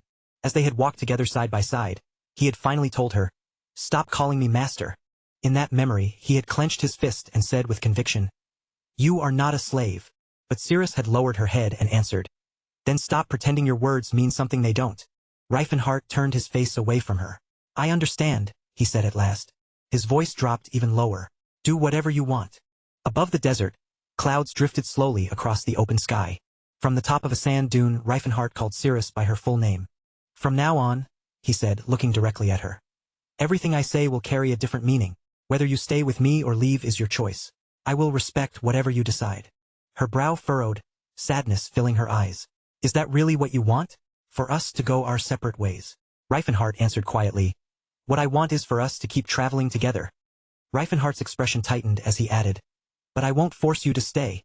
Cirrus turned away from him. "Give me time to think," she said quietly. Reifenhart lowered his eyes, then asked, "Can Cirrus help this child find her family again?" Cirrus began walking toward the camel, moving slowly through the sand. Reifenhart's words echoed in her mind one last time, steady and absolute. "You are not a slave. Not now and not ever. I swear that no one else will find this place. I want to take you home." The girl's expression softened into a small smile. "Then I would bring shame upon my clan if I refused to repay the man who saved me." He studied her face carefully before asking, "Is that truly your final decision?" She nodded without hesitation. "You would have discovered our hiding place eventually, even if I had never helped you." The martial artist gave a faint grin. "Fair enough," she answered with quiet certainty. "Elves have always thought logically." The camels continued their slow march across the wide stretch of golden sand, their heavy steps pressing long trails into the desert floor. Staring ahead at the road before them, Cirrus spoke so quietly that it nearly disappeared into the wind. "I'm sorry." Then she turned her eyes toward her friend and added, "If I had been in your position, I probably would have made the same choice." Cirrus glanced back over her shoulder, and a faint, genuine smile finally touched her face. "You met a good man." Her friend nodded in agreement. "That's why you told him your name." The elf blinked, visibly confused. "Told him? What are you talking about?" Cirrus reminded her. "He just called you by your real name." Cirrus's eyes widened in sudden shock. How could he possibly know the name that even I had forgotten myself? Far ahead, the young man rode toward a hidden village tucked deep within a narrow, rocky gorge. Inside a weathered tent, a guard rushed in with grim news. "Our water reserves are running low. At this rate, we'll run out by tomorrow." Reifenhart lowered his head in thought. "Any word from the scouts?" The answer came quickly. "They've returned. The humans have pulled back for now." The elder slowly raised his gaze, his voice heavy with grief. "May Rael carry the souls of those who have fallen." A younger elf stepped forward urgently. "We can't remain here any longer. The village is too far away, and with so little water left, we have to move now." He closed his eyes, the weight of their situation showing plainly on his face. "We will not survive for long. Our location has already been exposed." Then a faint sound reached them. He opened his eyes as a low rumble began echoing through the walls of the gorge. From their watch posts high along the cliffs, the guards spotted something approaching from the distance. A small group of travelers was riding camels toward the village, and among them were elves. Reifenhart lifted one hand sharply. "They've brought a human with them. Stop them before they get any closer." The guards immediately reached for their slingshots, took aim from above, and fired a series of warning shots toward the riders. The projectiles struck the sand directly in front of the camels, kicking up small bursts of dust. "Don't panic," the boy told his companion. "Those were only warning shots." He crouched near one of the impact marks and picked up an unusual fragment from the sand. "These bullets are made from fused sand," he muttered. "This is definitely elemental magic." Turning the shard between his fingers, he examined its surface closely. "It's used to determine the exact amount of heat needed to melt sand." He rose back to his feet. "Without a world tree, they can't even summon battle spirits anymore." Cirrus listened beside him, her expression tightening. He turned toward her and asked, "Your tribe has a strong affinity with fire spirits, doesn't it? That is why your skin never became lighter, even after you spent 50 years away from the desert." She stared at him suspiciously. "Who told you that?" He flushed and rubbed the back of his neck. "A friend. Someone who knows a great deal about elves and dwarves." Raising both hands where everyone could see them, he stepped forward and called out, "Wait, we mean no harm." The moment his voice reached the cliffs, more slingshots snapped into action, sending another wave of hardened rounds flying down toward him. Perched high along the ravine walls, the guards watched with growing frustration. Their attacks were not working at all. The martial artist spread his arms and shouted upward, "Please, just listen to me. I came here in peace. I know the history of your people. Reifenhardt's frown deepened as he heard him speaking in their language. Even so, doubt still filled the elf's eyes. Could an outsider truly understand their customs and their history? A voice cried out from above. Words alone are not enough to earn our trust. The boy merely smiled to himself. That reaction was exactly what he expected. Then flames suddenly ignited around his clenched fist. The elder gasped, completely stunned by what he saw. Cirrus frowned and turned toward him. What are you doing? A powerful wave of energy erupted upward into the sky, rising like a blazing signal flare over the gorge. Reifenhardt smirked as he watched the energy burst overhead. To the humans, that will look like an attack. Even then, he stood tall with one hand raised high. The elder narrowed his eyes and watched him closely. A warrior like you has no need for tricks. I understand now. You truly came here in peace. The boy turned toward Cirrus, his voice gentle but firm. You're home. The sun slowly dipped toward the horizon, bathing the cliffs in a deep, warm orange glow. Cirrus wrapped one arm around her friend and asked softly, Do you think the village chief will still remember you? Reifenhardt stepped forward with his arms spread open, his voice trembling with emotion. This is the child we lost on the day of that nightmare. Joy washed over him as he continued. Not only have you returned our people to us, you have also brought back someone we believed was gone forever. He then turned toward Reifenhardt. You have shown us great kindness. The warrior nodded once. Then let's start preparing to move. That night, the village of Dereld was alive with warmth and light once again. Flames danced brightly at the center of the village, while elves gathered in a wide circle around the fire, singing together and laughing freely. The elder lifted his goblet high in celebration as the village's joy continued around him. Shireen approached Cirrus with a surprised smile on her face. You still remember me? Reifenhardt sat quietly against the wall of a nearby building, watching the joyful reunion unfold from a short distance away. The girls talked together without restraint, laughing openly as they shared the moment.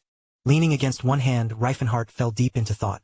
Now that she has her family again, will she still choose to leave with me? After some time had passed, he rose to his feet and walked toward the chief.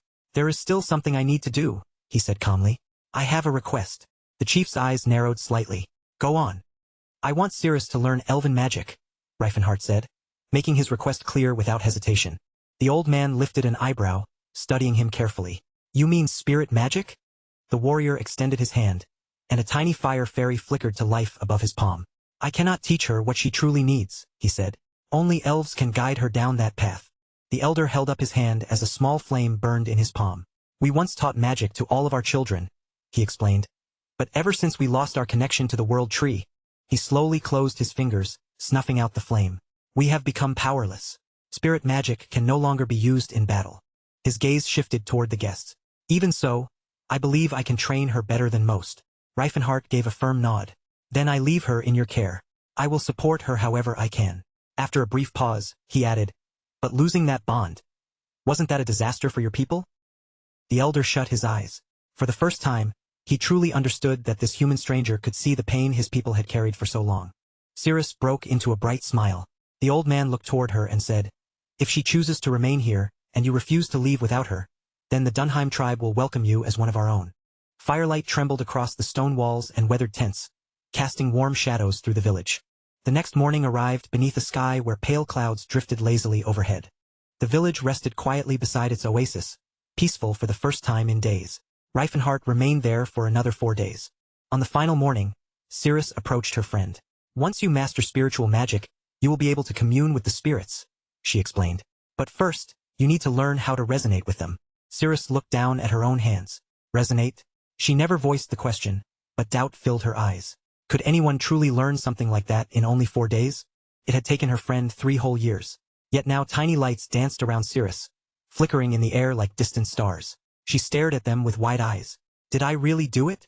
The woman beside her could only stare in astonishment. This is unbelievable. Cirrus gazed happily at the glowing orbs surrounding her. Her years in captivity had forced her to adapt, giving her a speed of learning that could rival even humans. Watching her, Reifenhardt smiled with quiet pride. Looks like you have learned the basics of spiritual magic. Then he asked, Do you like it? Cirrus nodded. Yes. His expression gradually turned serious. Then, do you want to stay with me? The elf fell silent, her brows drawing together as she lowered her eyes. I want to live here and help my people. Then she glanced back toward him. But I cannot change anything by myself. Her voice became softer. Maybe, I could do it if you were nearby. Villagers passed through the peaceful streets around them. Reifenhardt looked directly at Cirrus. Then I will change the order of this world. Cirrus closed her eyes for a moment before answering. I will go with you, for the future of my clan. Reifenhardt's face lit up at once. His smile grew wider until he was openly grinning, his cheeks flushing as he laughed. Then I will change everything for the one who chose me. A massive surge of energy shot high into the sky. Cirrus jumped in surprise. What are you doing? The martial artist beamed at her. Sorry, I just could not hold it in. His eyes narrowed with renewed purpose. Come with me. I want to show you your clan's future right now.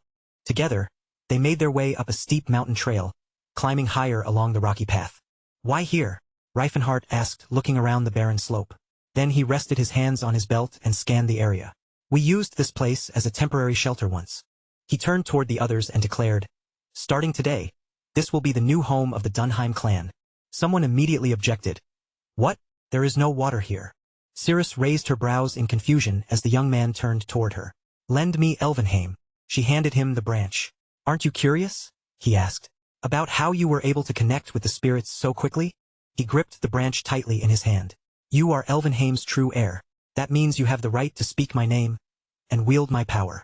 Then he drove the branch straight down into the ground. Green energy spiraled outward from where it struck the earth, pulsing through the rocky ground. He called into the wind, Guardian of this world, awaken. Tiny green leaves began sprouting along the branch, one after another. The elves gathered around him gasped in stunned disbelief. Reifenhardt grinned as the branch continued to grow, twisting and stretching until it became a living sapling. One man's eyes widened in shock. No, that cannot be. Then water burst from the rocky slope, spilling down over the stone in a sudden, rushing stream. The elder dropped to his knees beside the newly formed stream. This is a miracle, he whispered in awe. Reifenhardt rested one hand on his belt and watched in silence. The village chief stepped forward, slowly realizing the truth. She understood everything, did she not? He looked toward the young tree as fresh leaves climbed higher along its branches. Then his expression changed. He closed his eyes, and for the first time in decades, something deep within his soul began to stir. Tears gathered in the elder's eyes. This feeling, we only ever knew it from stories. It is the world tree Elvenheim. Reifenhardt stood still, watching clear water flow from beneath the roots of the young sapling. Among its roots, an emblem appeared, 8 stars intertwined as one. He had awakened Elvenheim's life force, anchored it to this place, and unlocked the flow of mana needed to sustain it. Energy from the tree continued pulsing through the ground beneath their feet. The elder trembled as he stared at him. Is he truly the savior Alida sent to us? Reifenhardt stepped forward, calm and certain. I am only a friend of the elves, and friends help one another. Cirrus stood speechless, staring at him. He turned toward her and said, I am sorry I had to use Elvenheim. I will find you a better weapon, one worthy of you. With a confident smile, he added, now it is time to return to the Great Forge. At the village gate, a portal flickered into existence, glowing with waves of fire. Sillin came hurrying over at full speed, his face brightening the moment he spotted them. Where have you two been all this time? He called out, sounding equal parts relieved and curious. Reifenhardt looked him over with a broad grin. Hey, look at you. You've really filled out since I left. Sillin's expression turned proud as he answered. We ended up being gone a lot longer than we expected. Before anyone could say more, the forge suddenly erupted with noise. Dwarves poured out from inside one after another, their voices ringing through the workshop as they cheered. Master, you're back. Reifenhardt laughed at their reaction and looked over the gathered dwarves. So, have all of you been managing all right while I was away? The dwarves answered without hesitation, proudly showing off what they had learned. Small flames flickered to life over their palms, water spun in little circles through the air, and glowing runes pulsed softly as they demonstrated their growing control over magic. The young man watched their demonstrations and gave an approving nod. Excellent work. The apprentice wizards immediately bowed deeply before him, treating his praise with open reverence. Reifenhardt raised an eyebrow, clearly impressed by what he was seeing. You managed to learn mana control in only 2 months? Then he pointed toward the thick tome he had left behind. Keep using that book. It'll continue guiding you in the right direction. All at once, Cyrus froze with his mouth hanging open in disbelief. You're really back. Reifenhardt walked over with an amused grin and asked, So, did you learn anything while I was gone? Cyrus frowned as he studied him more carefully, his eyes narrowing in thought. It's strange. I never noticed it before, but now that you're standing here again, it feels painfully obvious. Reifenhardt scratched the back of his head, confused by the sudden seriousness in Cyrus's voice. What exactly is obvious? Cyrus spoke slowly, as though he was finally putting together something that had been bothering him for a long time. You have the soul of someone 3 times your age. Are you really only 23? The martial artist blinked at him in surprise. That's what you've been thinking about this entire time? Before Reifenhart could respond, silent cut in from nearby. So where are we heading next? Reifenhart answered without hesitation. First, we need money. But after that, our actual destination is much farther away. He spread a map of the continent across the table and placed a finger near the northern coast. There's someone in the kingdom of Krovan, close to the Frostlands by the ocean. He may be able to help us. While the warrior finished taking care of his business at the Great Forge, something far more troubling was already taking place in another corner of the continent. Far to the north, beyond the kingdom of Grime, a group of travelers had made camp in the frozen deserts. Endless ice stretched around them beneath the dark sky, leaving their small campfire as the only warmth in sight. One man stood close to the fire and stared at its weakening flames. Can't we put more wood on it? He asked. An older man beside him slowly shook his head. We have to be careful. We can't waste mana just to keep the fire burning through the night, the elder warned. Inside the nearby tent, heavy bags had been stacked in piles, each one packed with ancient relics recovered from the ruins. One of the explorers carefully lifted a thick tome coated in dust and frost. This book contains knowledge that has been lost since the Silver Age, he said, staring down at it with awe. His eyes widened as he imagined what the discovery could mean. Once this becomes public, the academic world is going to explode. We have to reveal the truth about the Silver Age, about the nations that once flourished back then. Then a scream suddenly tore through the freezing night, sharp enough to cut through the howl of the wind. The old man spun toward the sound, his face immediately tightening with alarm. A wave of fear crashed over the researcher when he saw who had arrived. Teslin's men had found them. At first glance, they looked no different from ordinary bandits or grave robbers coming to loot the camp. The mage turned sharply toward his soldiers, his voice cold and merciless. Kill every one of them. Leave no survivors. Weapons caught the firelight as the warriors stepped forward in formation. Stefan's eyes gleamed with restless excitement, his body already tensing for the coming fight. Jesus narrowed his gaze and shifted his stance, prepared to strike the moment an opening appeared. The knights charged into the camp, their blades flashing brightly as they rushed through the snow. Blood sprayed across the white ground, staining the untouched snow in deep red streaks. The old man collapsed to his knees, shaking so badly that he could barely lift his head. Please take everything we found. Take all of it. Just don't kill us. But the mage only raised his sword higher. The sage beside him spoke with chilling calm. They don't want the relics. They came here for your heads. In a single swift motion, the blade came down and tore through the researcher's body before he had any chance to escape. Felina stepped forward, her face turning pale as she looked at the fallen man. Was that really necessary? But the villain never hesitated. It was the will of the Silver Sages. They opened a door that should have remained sealed forever. Blood continued soaking into the snow as the ancient book slipped from the dead researcher's grasp and landed on the ground, its pages now stained red. Teslan bent down and picked up the bloodied book. No one can be allowed to know this part of history, not for the sake of today, but for the future of mankind. Felina's voice cracked as she stared at him. But what did they actually do wrong? Holding the book tightly against his chest, Teslan answered. They were a small price to pay for the greater good. Nearby, the mage turned toward his companion and glanced at the equipment he was wearing. How does the berserker armor feel? Stefan smirked and flexed slightly inside the armor. It's the best set I've ever worn. I just need a little more time to get used to it. At the edge of the camp, Eustace approached the tent with careful steps.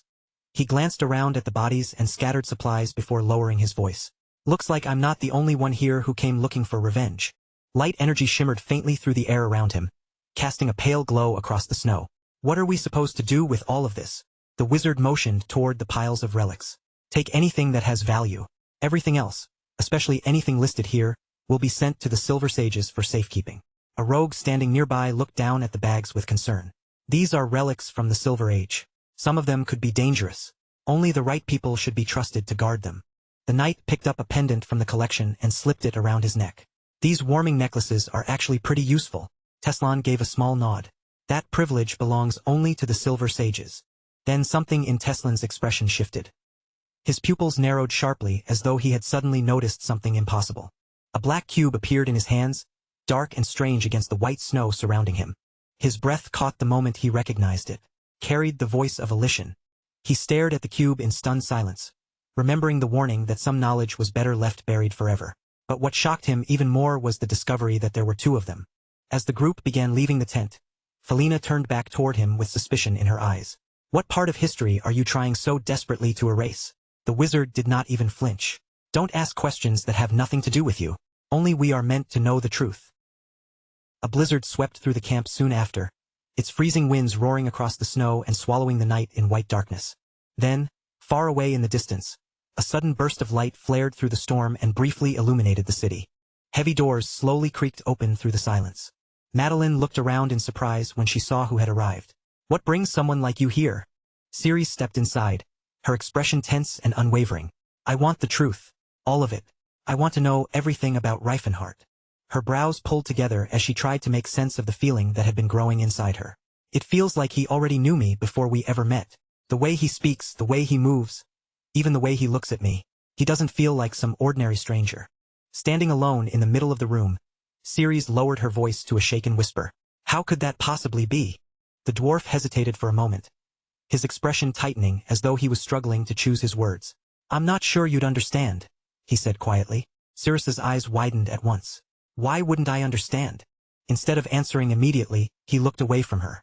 His voice came out low and cautious. Do you trust him? Ceres didn't pause for even a second. Her answer came out fierce and absolute. Even if he told me he was a god sent down to earth, I'd believe him. The dwarf's face darkened into a scowl. He turned back toward her and pressed the question again, more firmly this time. Then answer me one more time. Do you truly trust that man? Ceres blinked, caught off guard by the weight behind his words and the intensity in his stare. Outside, snow drifted quietly through the sleeping city streets, covering the rooftops and empty roads in a pale blanket of white. Inside the building, the young man sat alone in silence, waiting in the stillness of the room. Reifenhart lifted his gaze as Ceres stepped inside. His expression barely changed as he spoke first. So, you know now? Ceres stood there for a moment without answering, hesitation written plainly across her face. What she had learned was far beyond anything she had ever expected to hear. Earlier, the priest had spoken to her in a quiet, careful voice. That boy. He's a traveler from another time. Madeline had then introduced her to a mage surrounded by swirling energy, and together they began revealing the story of a man who had once tried to change the world, only to fail in the end. After that failure, he had returned to the past for one reason alone, to make the dream he had once lost finally become real. A knight's blade sliced through the air, sharp and brilliant beneath the light. She was not merely a warrior swinging a sword. She was a high-ranking sorceress, known among the intelligent races as the incarnation of a lid. Ceres lowered her eyes, unable to meet his gaze. It would have been easier, she murmured softly, if you had simply admitted that you still loved her. Reifenhart's gaze hardened, and the faint warmth in his face disappeared. Then tell me, he asked, his voice steady. Is there still a way for me to earn your forgiveness? The elf turned her head away from him, leaving the room hanging in silence. Then, with her eyes fixed on the floor, she finally spoke. I can't give you an answer to that yet, but I am ready to keep walking this path with you. As she began to turn away from him, a painful thought surfaced in Reifenhart's mind. He had never truly seen her for who she was. All this time, he had been chasing after an old memory instead of recognizing the girl standing right in front of him. The soft light in the room shimmered gently over her long white hair as she stood near the doorway. She looked back over her shoulder and gave him a small, gentle smile. You know, I don't hate you. Later, back in his room, the warrior sat on the edge of the table with his eyes fixed blankly on the ceiling above him. His cheeks had turned noticeably red. Scratching the side of his head in complete confusion, he muttered to himself, So is she angry at me or not? Far beyond that room, vast wheat fields swayed in the wind before a towering fortress. Their next destination was the Kingdom of Krovan, one of the continent's strongest nations and a land famous for producing more grain than any other kingdom. Inside the royal court, a young man stood tall with his arms crossed over his chest. Telion, the rising heir connected to King Gothran, was considered one of the most serious contenders for the throne. But before the succession could be settled, both King Gothran and the successor he had chosen died mysteriously in their sleep. With the throne suddenly left empty, the nobles gathered around the crown like vultures, each one clawing at whatever remained of royal authority. Soon, two claimants emerged from the chaos, and the kingdom split into two opposing factions. One side raised red banners high above their camp and swore they would fight for the true king. The other gathered beneath blue flags, demanding bloodshed in the name of the true royal bloodline. Among those caught in the struggle was Yuval, seated on horseback and only 18 years old that year. He was the second prince, born to a concubine, a birth that tradition treated as a stain despite his royal blood. In another camp, Cyrus commanded forces of his own. Fernando, heir to the powerful county that shared his name, stood nearby with a deep scowl on his face. His blood was not royal, but it was noble enough to fuel his ambitions. His green eyes burned fiercely with hunger for power. Now Croven had been dragged into a brutal civil war, driven not only by politics and territory, but by the question of blood itself. A knight raised his sword above the fighting, his skill and natural charisma having earned him respect from soldiers across the kingdom. Nearby stood a nobleman holding a wine glass, dressed in a way that made every inch of him look refined and aristocratic. Yet beneath all that polish, there was very little substance to be found. As banners crashed together and the fighting continued without mercy, half a year passed since King Gothrin's death. The struggle for the throne had finally reached its most dangerous point. Far from the main battlefield, darkness settled heavily over the barony of Deline. Inside a dimly lit room, Yuval sat quietly with frustration written across his face. "How much longer is this going to last?" he asked. Then his brow furrowed even deeper. "And what happened to Reddy's blessing?" The second prince leaned tiredly against one arm, looking completely worn down by the situation. "I never wanted the throne in the first place." A girl stepped closer to him, studying his face with disbelief. "You really don't want to become king?" Yuval nodded quickly, his voice full of urgency. "If I say anything else, both of us are going to end up dead." Phinia closed her eyes with a long, exhausted sigh. "I can't believe I fell for someone like you." Yuval smiled sheepishly and reached out to brush her cheek. "Sorry." Phinia sighed again before looking around the room. "For now we're safe. Without supplies, that final battle isn't happening anytime soon." A dwarf standing in the corner added, "And if things get bad enough, we can always run. We'll change our names and disappear somewhere far away." The nobleman laughed at the thought. "A spoiled man like me doing actual labor? I'd die from exhaustion." Phinia answered him calmly, saying there was no need to worry because she could take care of them just fine. Then she turned toward Yuval, her voice softening as she admitted that even if he truly became king, the rest of the world would still see her as nothing more than a slave. Yuval pulled her into his arms and held her close. In a quiet, honest voice, he admitted that he could not imagine a world where people would ever truly treat the two of them as equals. By the window, they shared a brief moment of peace and quietly confessed how deeply they loved each other. But that fragile peace shattered in an instant. Both of them jolted in fear when an unfamiliar voice suddenly interrupted them. Someone had been watching the entire time. The girl immediately reached for an axe, gripping the handle tightly as her eyes swept across the dark corners of the room. "Who's there?" she demanded, raising the axe in front of her body and bracing herself for an attack. A cloaked figure finally stepped out from the shadows, moving with surprising calm. He introduced himself without hostility, explaining that he had not come to hurt them. He was there to help the rightful heir to the throne. The dwarf narrowed her eyes and studied him closely, but she could not sense any falsehood in his words. The second prince glanced at her, remembering that her people could hear the truth in someone's voice. Still, something about the stranger felt strange. He was far too large to look like an ordinary mage. The stranger gave a confident smirk and called himself a battle mage. Even beneath the rogue's disguise, there was no way to completely hide what he really was. The nobleman stepped forward with his arms folded across his chest. "If you really came here to help us, then what was that comment about us having fun?" The cloaked man only shrugged as if it meant nothing. "You must have heard wrong." But the maid was not convinced in the slightest. "No, we didn't," she replied coldly. Still, the nobleman casually waved the matter aside. "It doesn't matter. I'm not worried about it." Even so, his eyes remained fixed on the stranger, sharp and quietly calculating. The young man noticed the suspicion immediately. This nobleman was practically a living lie detector. He quickly added, "I didn't mean any offense. I'm involved with an elf myself." Yuval's eyes widened at the unexpected confession. Phinia nodded as if to confirm that he was telling the truth. Everyone in the room stared at the stranger in disbelief. Yuval blinked several times, then muttered, "So there's another lunatic like me in this world?" Crossing his arms, the nobleman asked the stranger directly what kind of help he was actually offering. The warrior raised both hands as he answered, "Supplies. Enough provisions to feed your army, worth 100,000 gold." The entire room fell silent. No one could hide their shock. That amount was nearly half of the kingdom's annual budget. It was an incredibly tempting offer, but it also sounded suspicious. Raising one finger, the warrior asked, "How many Aura lords do you have among your forces?" "None," came the blunt reply. Then the warrior continued, "I'll send 6 of mine instead." Yuval narrowed his eyes in disbelief. There were fewer than 5 Aura lords in all of Croven. He had no choice but to ask, "And what do you want in return?" The martial artist placed one hand against his chest as he gave his answer. "Land. Once you become king, grant me land." The second prince stared at him, almost unable to believe it. "That's all you want?" The man lowered his head slightly before continuing. "I want complete authority over that land, free from Croven's laws." Reifenhardt's expression darkened. "And why do you need that?" The stranger did not hesitate for even a moment. I want to build a place where elves, dwarves, and orcs can live freely. Light flickered softly through the nearby windows, spilling pale streaks across the quiet street outside. Cirrus raised one eyebrow as she looked toward him. How did it go? The young man walked up beside her and answered in a calm voice. Fine for now, but the real trouble is only beginning. He pulled back his hood as he spoke more seriously. We can't afford to repeat the mistakes we made in the past.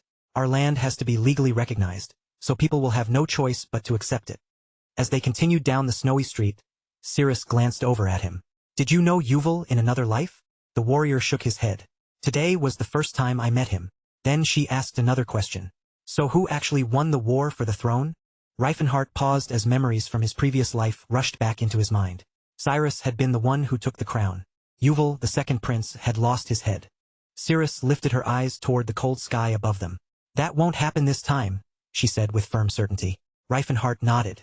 That's exactly why I stepped in. Inside the house, the young man felt a small sense of hope rising in his chest. He believed the struggle might finally teach humans to see elves, dwarves, and orcs not as slaves, but as allies worthy of standing beside them.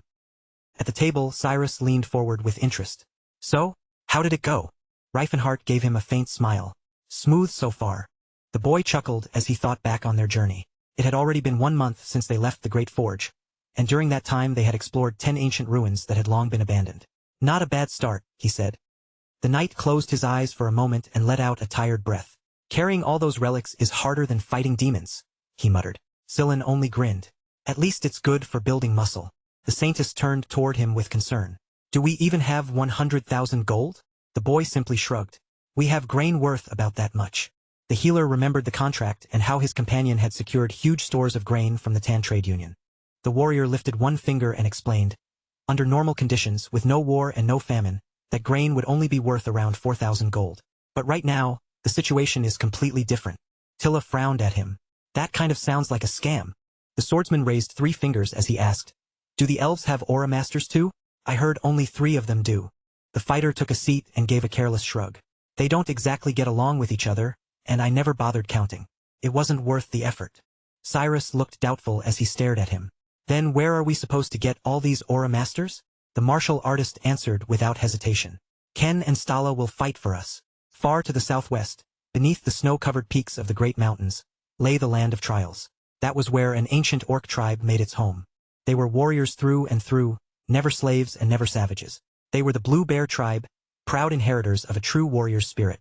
Thinking of them brought a small smile to the young man's face. Tethid, I wonder how much he's grown by now.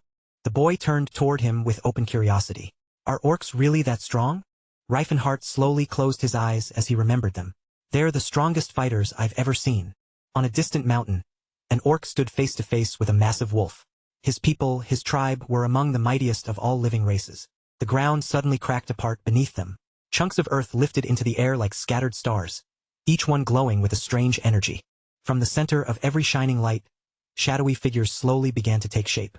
The man furrowed his brow as he watched the result. Then he turned toward his companion and said, Good work. Teslan gave a quiet nod in response. Thanks. Toes turned his face away, his voice low and guarded. Only the right people should know about dangers like this. That's the only way humanity can be protected.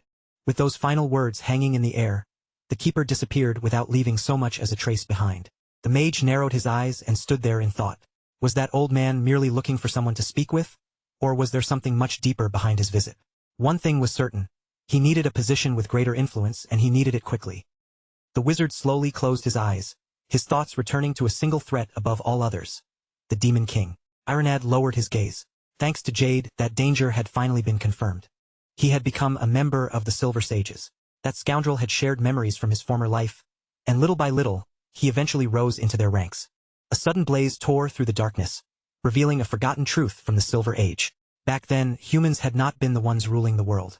High above the world below, the elves stood watch over the Tree of Life. Far beneath the surface, the dwarves labored deep inside the earth. Those races were the ones who had made that age shine. Their achievements had been so vast that their names still echoed across time itself. Ancient runes burst into the sky in waves of glowing fire, revealing 2 great civilizations from long ago, Eldred and Alhatron. A green mark floated above the elves as their name was revealed. In the old tongue, Eldred meant Alida's blessing.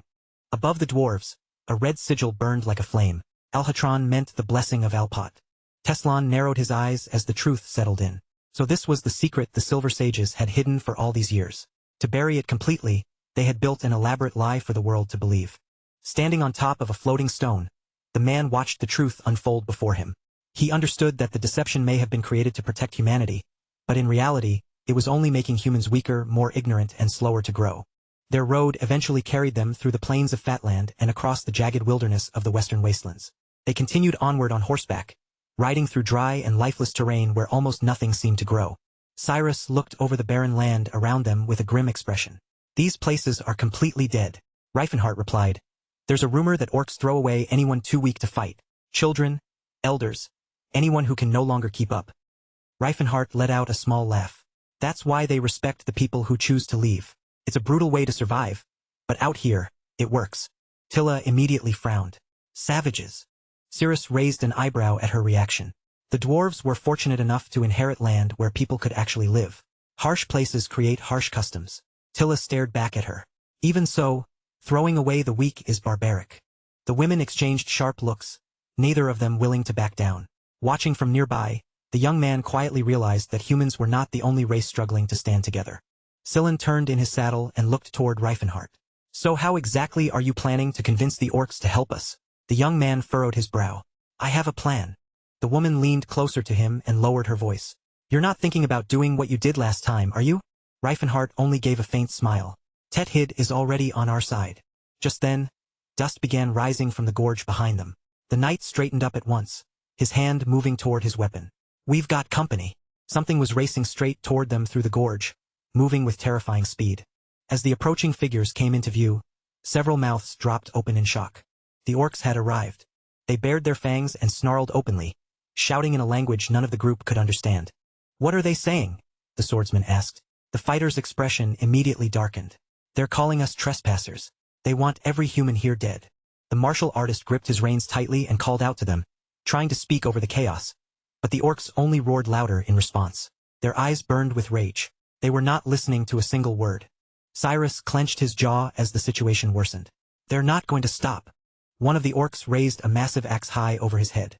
The elf sprang backward just in time, narrowly escaping the crushing strike. Tilla moved in quickly and blocked the next attack with her weapon.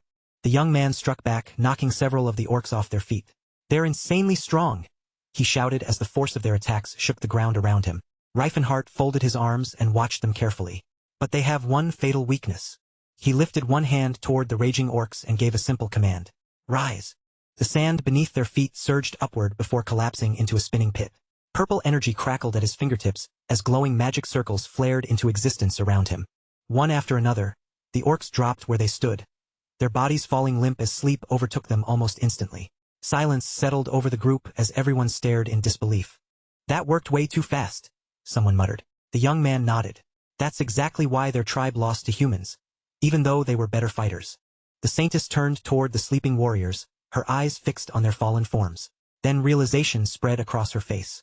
It was not just that they relied on brute strength. Their resistance to magic was extremely poor. What if one of them could block magic like that? The young man asked. The fighter shut his eyes for a moment. Then we'd be in serious trouble. But these aren't real warriors. Just then, a massive worm burst from the ground and attacked one of the sleeping orcs. The fighter explained, the true warriors of the Blue Bear tribe are the ones who defend their people and hunt monsters like that. The ones we met are only scouts, trainees. One of the larger orcs lay sprawled in the dust, still completely asleep. The swordsman stared at him. So these aren't the real deal? Before anyone could answer, a huge shadow suddenly spread over the group. The knight stiffened immediately, his expression turning grim as he looked upward. Above them, armed orcs had lined the edge of the cliff, watching every movement from the high ground. Then one figure stepped forward from among them, a stranger wrapped in a heavy robe. This land belongs to us, the robed orc said coldly. Humans are not welcome here. The martial artist raised one hand in a peaceful gesture. We didn't come here to fight. We came here to talk. But the robed orc only narrowed his eyes further. I don't trust humans. You lie far too easily. Reifenhart stepped forward with both arms spread wide, showing the orcs he had no intention of drawing a weapon first. Then let me prove I'm different, he said firmly. Not with words, but with my actions. The massive orc scowled down at him. What kind of action? Reifenhart clenched one hand into a tight fist, his eyes steady as he answered. A true warrior proves himself through combat. I challenge you to a ritual fight. The orcs quickly gathered around a wide open arena, preparing for the contest. To them, a ritual fight was far more than an ordinary battle. It was sacred, a test of strength, honor, and the bond between warriors. Watching the orcs prepare, Reifenhart frowned slightly. Among their people, trust belonged only to those strong enough to earn it. The real question was whether they would even permit a human to stand in their ritual arena. To his surprise, the orcs broke into broad, toothy grins. Wide. Their excitement made it clear that they were impressed he understood their customs, and they eagerly accepted the challenge. Reifenhart turned back to his companions. They agreed. Cirrus narrowed her eyes, looking less surprised than anyone else. Of course they did. There was never going to be another way. Cyrus looked over at his companion. Are women allowed to take part in this? Reifenhart answered without hesitation. They don't care about gender. If you can fight, you're allowed in. Sillin pointed at himself with concern. Wait, do I have to fight too? The fighter glanced over and shook his head. No, you're not a warrior. They probably think you're just a kid anyway. The orcs closed in around the group and threw back their heads in a thunderous roar, declaring that the ritual fight had begun. One of the girls stepped into the arena with her sword already in hand. Her posture straightened as she faced the waiting orc. My name is Cirrus, she said with quiet firmness. Across from her, the orc opened his jaws wide and boomed his own name for everyone to hear. Zalcathor. Cirrus blinked at him, caught off guard by the sudden introduction. Then the orc smiled, his fangs visible beneath the hard curve of his mouth. I want to fight you. The saintess raised an eyebrow in surprise. They understand our language? Then she turned to Reifenhart. Do you speak anything else? The young man only gave a small shrug. I never thought I'd need to. Steel rang out across the arena as the fight began. Cirrus moved first, swinging her sword in a sharp opening strike, and the orc met her blade with his own. Blow after blow echoed through the open ground as their weapons collided again and again. In the middle of the clash, the huge orc squinted at her in disbelief. How could someone so small hit with that much force? The knight took a step back as he watched, openly impressed. She's actually holding her own. Cirrus slipped away from a heavy strike that would have crushed her if it landed. The orc drove his blade straight into the ground, sending force through the earth beneath them. Cirrus ducked beneath his next swing, then sprang upward. Twisting through the air, she brought her foot around and kicked him hard in the head. His eyes widened from the impact. Then, instead of becoming angry, he smiled with fierce approval. True warrior. Zalcathor roared and charged at her again without hesitation. Cirrus gritted her teeth as she met his advance. They really were exactly as her friend had said, true fighters through and through. Nearby, the knight moved to intercept another attacker, and their blades locked together with a sharp metallic crash. He pressed forward, testing every part of her defense, her footing, her grip on the sword, and the strength of her resolve. Cirrus could feel it immediately. His swordsmanship was not something she could take lightly. This opponent was the real deal. She raised her blade again, readying herself for their next exchange. Yet as she watched him more closely, she quickly realized something important. His basic sword technique alone was not that extraordinary.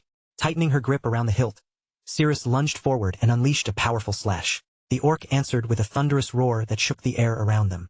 Then the sword in his hand suddenly began to glow. At the same time, an identical blade appeared in his other hand, shining with the same strange light. He cut through the air in front of him and crossed both weapons together, stopping her attack with surprising ease. Cirrus's eyes widened as she stared at the twin blades. What was that supposed to be? The orc lifted both swords high above his head, his voice filled with pride. These weapons are part of my warrior soul. Reifenhart's gaze fixed on the shimmering blades at once. Wait, are those spirit weapons? The knight glanced back toward him just as Reifenhart gave his answer. It's a hidden technique known only within their tribe. Cirrus turned toward him, demanding more. Then tell me more. Now. Reifenhart gave a small shrug as he explained. They evolve. The stronger the warrior becomes, the stronger those blades become with him. Catching the hilt during the next exchange, Cirrus narrowed her eyes. This was not just raw physical power, it was a specialized ability. So you're saying I have to fight him like he's carrying some kind of legendary weapon? She asked. Her friend gave a grim nod. At higher levels, they can even change the weapon's shape. There was no time left for hesitation. The two fighters crashed together again. Cirrus bent backward just enough to avoid a dangerous strike, then slipped past his guard and cut deeply into his leg. Her eyes lit up as she found the opening she had been waiting for. This was it. She spun around and drove a sharp kick into his side. At the same time, the knight thrust his boot forward, slamming it hard into his opponent. Cirrus followed through immediately, her sword sweeping through the air in one clean motion. The strike knocked Zalcathor's weapons out of his hands and sent them flying away. His eyes opened wide in complete disbelief. Cirrus clenched her jaw, still watching him carefully. Was that enough to end this? She wondered. The twin blades spun high above the arena, but the orc's expression suddenly twisted with rage, and he shouted loudly toward his comrades. Cirrus tightened her stance and braced herself for whatever came next. The sword suddenly twisted around in midair, then shot back toward Cirrus with the speed and force of a pair of deadly missiles. The protagonist's body stiffened at once. "Watch out!" he shouted. "They can control their weapons like that sometimes." "Seriously?" Cirrus gasped, her eyes widening as the blades came screaming back at her. "And you didn't think that was important enough to tell me before now?" Both swords slammed into the ground with a thunderous crash, the impact blasting dirt and loose dust high into the air around her. Before the dust cloud had time to settle, the two weapons burst out from the swirling haze and flew straight toward Cirrus again. They missed her body by inches, but the passing blades still ripped through her cloak, leaving torn strips of fabric whipping behind her. Cirrus came down lightly on her feet just as the swords dropped to the ground beside her, their edges biting into the dirt. Zalcathor watched with a wide grin. "Impressive," he said. "I honestly didn't expect I'd have to borrow my comrade's strength for this." Cirrus frowned, clearly irritated. "So this is just normal for them?" Apparently it was. Their tribe had never treated swords as simple weapons to be strengthened. They fought alongside them as one whole force, spirit, steel, and tradition bound together. For a brief moment Cirrus felt like giving up, but another part of her refused to back down. She sprang backward at the last possible second, narrowly escaping the next attack that came rushing in after her. "I'm not losing," Cirrus told herself, tightening her grip. "Not to some basic technique, no matter whose tradition it belongs to." Then, all at once, a spark flashed across her face as an idea came to her. If he can rely on old orc methods, then why shouldn't I use the techniques passed down by the elves? Drawing in a sharp breath, Cirrus reached for the ancient magic of her people. "Selena," she whispered. "Come. Now." The wind immediately began to change around her. A soft breeze curled upward, spiraling through the air, and then a flash of light appeared within it. Selena arrived at once, the loyal wind spirit answering the call of their bond. The protagonist stared with his mouth hanging open. That was the wind spirit? He had expected Cirrus to call upon the power of nylon, but this was nothing like what he had imagined. This wasn't merely borrowed power. This was control, precision, and complete mastery. Cirrus stepped onto Selena's head for only an instant, using the spirit like a springboard before launching herself high into the sky. She shot upward so quickly that even her opponent failed to anticipate how fast she would rise. His stunned eyes chased after her. The orc raised both swords toward the sky, trying to track her movement, but Cirrus had already moved faster than he could react. Still in the air, she knocked aside his attack with her saber. Then she landed cleanly behind him and rested the edge of her blade against his neck with calm, controlled pressure. "Yield," Cirrus said firmly. For a single tense beat, the entire arena fell silent. Then the crowd exploded into cheers, fists thrust into the air, as they celebrated the stranger's stunning victory. Scylla hurried over to her side. "Are you okay? You're not hurt anywhere, are you?" Cirrus gave a small nod. "I'm fine." Reifenhart looked at her with open pride and a warm smile. "Well done." Cirrus dipped into a slight bow. "Thank you, master." Off to the side, Cyrus remained still, watching her through a dark expression that gave away nothing at all. The young priest leaned closer and lowered his voice. "Is it really okay to step on a spirit like that? It feels like she might get angry." The boy shook his head. "She won't. Spirits are pure. They don't hold on to petty things." The swordsman let out a quiet chuckle. "Still, she really did use her like a trampoline." The boy glanced toward Ceres. "She doesn't go easy, even when she's dealing with friends." Nearby, Tilla drove her halberd into the ground. Then the herald's voice rolled across the arena. "The second round of the ritual battle begins. Let the next challenger step forward." Without pausing to hesitate, she stepped forward. "My turn." Minutes later, the dwarf stood with her head lowered in defeat. The cloaked observer approached her in a calm, measured way. "You have the spirit of a great warrior," he told her. "But you're still growing." She stayed silent. "You didn't give yourself completely to that fight, and that can be disrespectful to your opponent." He paused, then softened his tone. "Still, I understand. You didn't want to hurt them." Confusion slowly crossed her face. "But a true warrior," he continued, "has to learn how to control and draw out their own energy." He explained that she had also underestimated her opponent's aura. "If you had gone all in, you might have won." He gave a single nod. "Take this as a lesson. Learn from it. Improve." The girl shot him an annoyed sideways look. "What's with the speech?" she snapped. He only grinned back at her. "I said you're a good warrior. Just keep moving forward." She scowled, still unsure what to make of him. The young man then turned toward Cyrus. "Anyway, it all worked out in the end. You're up next. And hey, try not to kill anyone." I know, Cyrus replied as he stepped into the ring. He raised his blade and called out for everyone to hear. I am Cyrus, the Sword of Tense. I'll prove that I'm worthy. The observer turned toward the edge of the arena and gave a brief signal. A moment later, another figure emerged from the sidelines and began walking toward the ring. Every heavy step cracked the ground beneath her feet. Cloaked in armor and moving with unshakable steadiness, she approached without the slightest sign of hesitation. An orc woman stepped fully into the arena, her presence immediately drawing everyone's attention. I am Shutlon, she announced. I'll be your opponent. Cyrus blinked in surprise. A woman? The nearby orcs began murmuring among themselves before their voices rose into loud chants. Kuruga! Kuruga! They called. Blessed by Dabeda. Kuruga was the title given to someone who carried the spirit of a true warrior. It was usually reserved for masters of aura or warriors capable of wielding spirit weapons, making it one of the highest honors an orc could receive. Hearing the crowd's reaction, Cyrus lifted an eyebrow. If they were this impressed by her, what would they say about Reifenhart? The entire atmosphere changed the instant Stala released her aura. The chieftain of the Blue Bear tribe had stepped into the arena. As Cyrus locked eyes with her across the ring, one thought became impossible to ignore. She's strong. Their auras crashed together in the space between them, making the pressure in the arena feel suddenly heavier. Cyrus moved first, lunging forward as his sword sliced sharply through the air toward her. But Stala slipped past the strike with a grin, avoiding his blade as though she had seen the attack coming from the start. Then she rushed at him without delay, blade already in hand and her movements carrying no trace of hesitation. Cyrus ground his teeth as the truth hit him almost immediately. She wasn't merely strong. She stood far above every other orc he had faced before. She was on an entirely different level. The orc warrior's face brightened, not with anger or hostility, but with genuine excitement at what she was seeing. Your techniques are impressive, she said, openly admiring his skill. You're clearly talented. Then her expression sharpened, and the warmth disappeared from her eyes. But you don't have real combat experience. Then it finally dawned on Stala. He couldn't understand a single word she was saying. Even while pressing the attack, the chieftain kept talking, less because Cyrus could follow her and more because she enjoyed hearing herself say it. You're skilled, she declared. But I've been fighting longer than you've been alive. Cyrus braced himself for the next strike, though her words meant nothing to him. All he could hear was unfamiliar noise before she came at him in a blur, both blades flashing. Doesn't matter, Stala muttered to herself as she sprang high into the air. Let's just fight. With a fierce shout in her native tongue, she hurled both swords at once, one cutting in from directly ahead while the other curved around toward Cyrus's back. She spread her arms wide beneath them and called out, Go, sisters! Cyrus scrambled to react, barely managing to knock one of the incoming blades away before it could strike him. The second sword came close enough to throw him completely off balance. Cyrus poured all of his focus into defending himself, and in that instant, he understood exactly what he was facing. This was the spirit weapon technique Reifenhart had told him about. Stala wasn't even holding the swords anymore.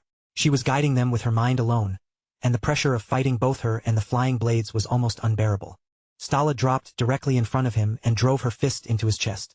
The impact rattled through his entire body. Cyrus recognized that kind of blow immediately. It was infused with aura.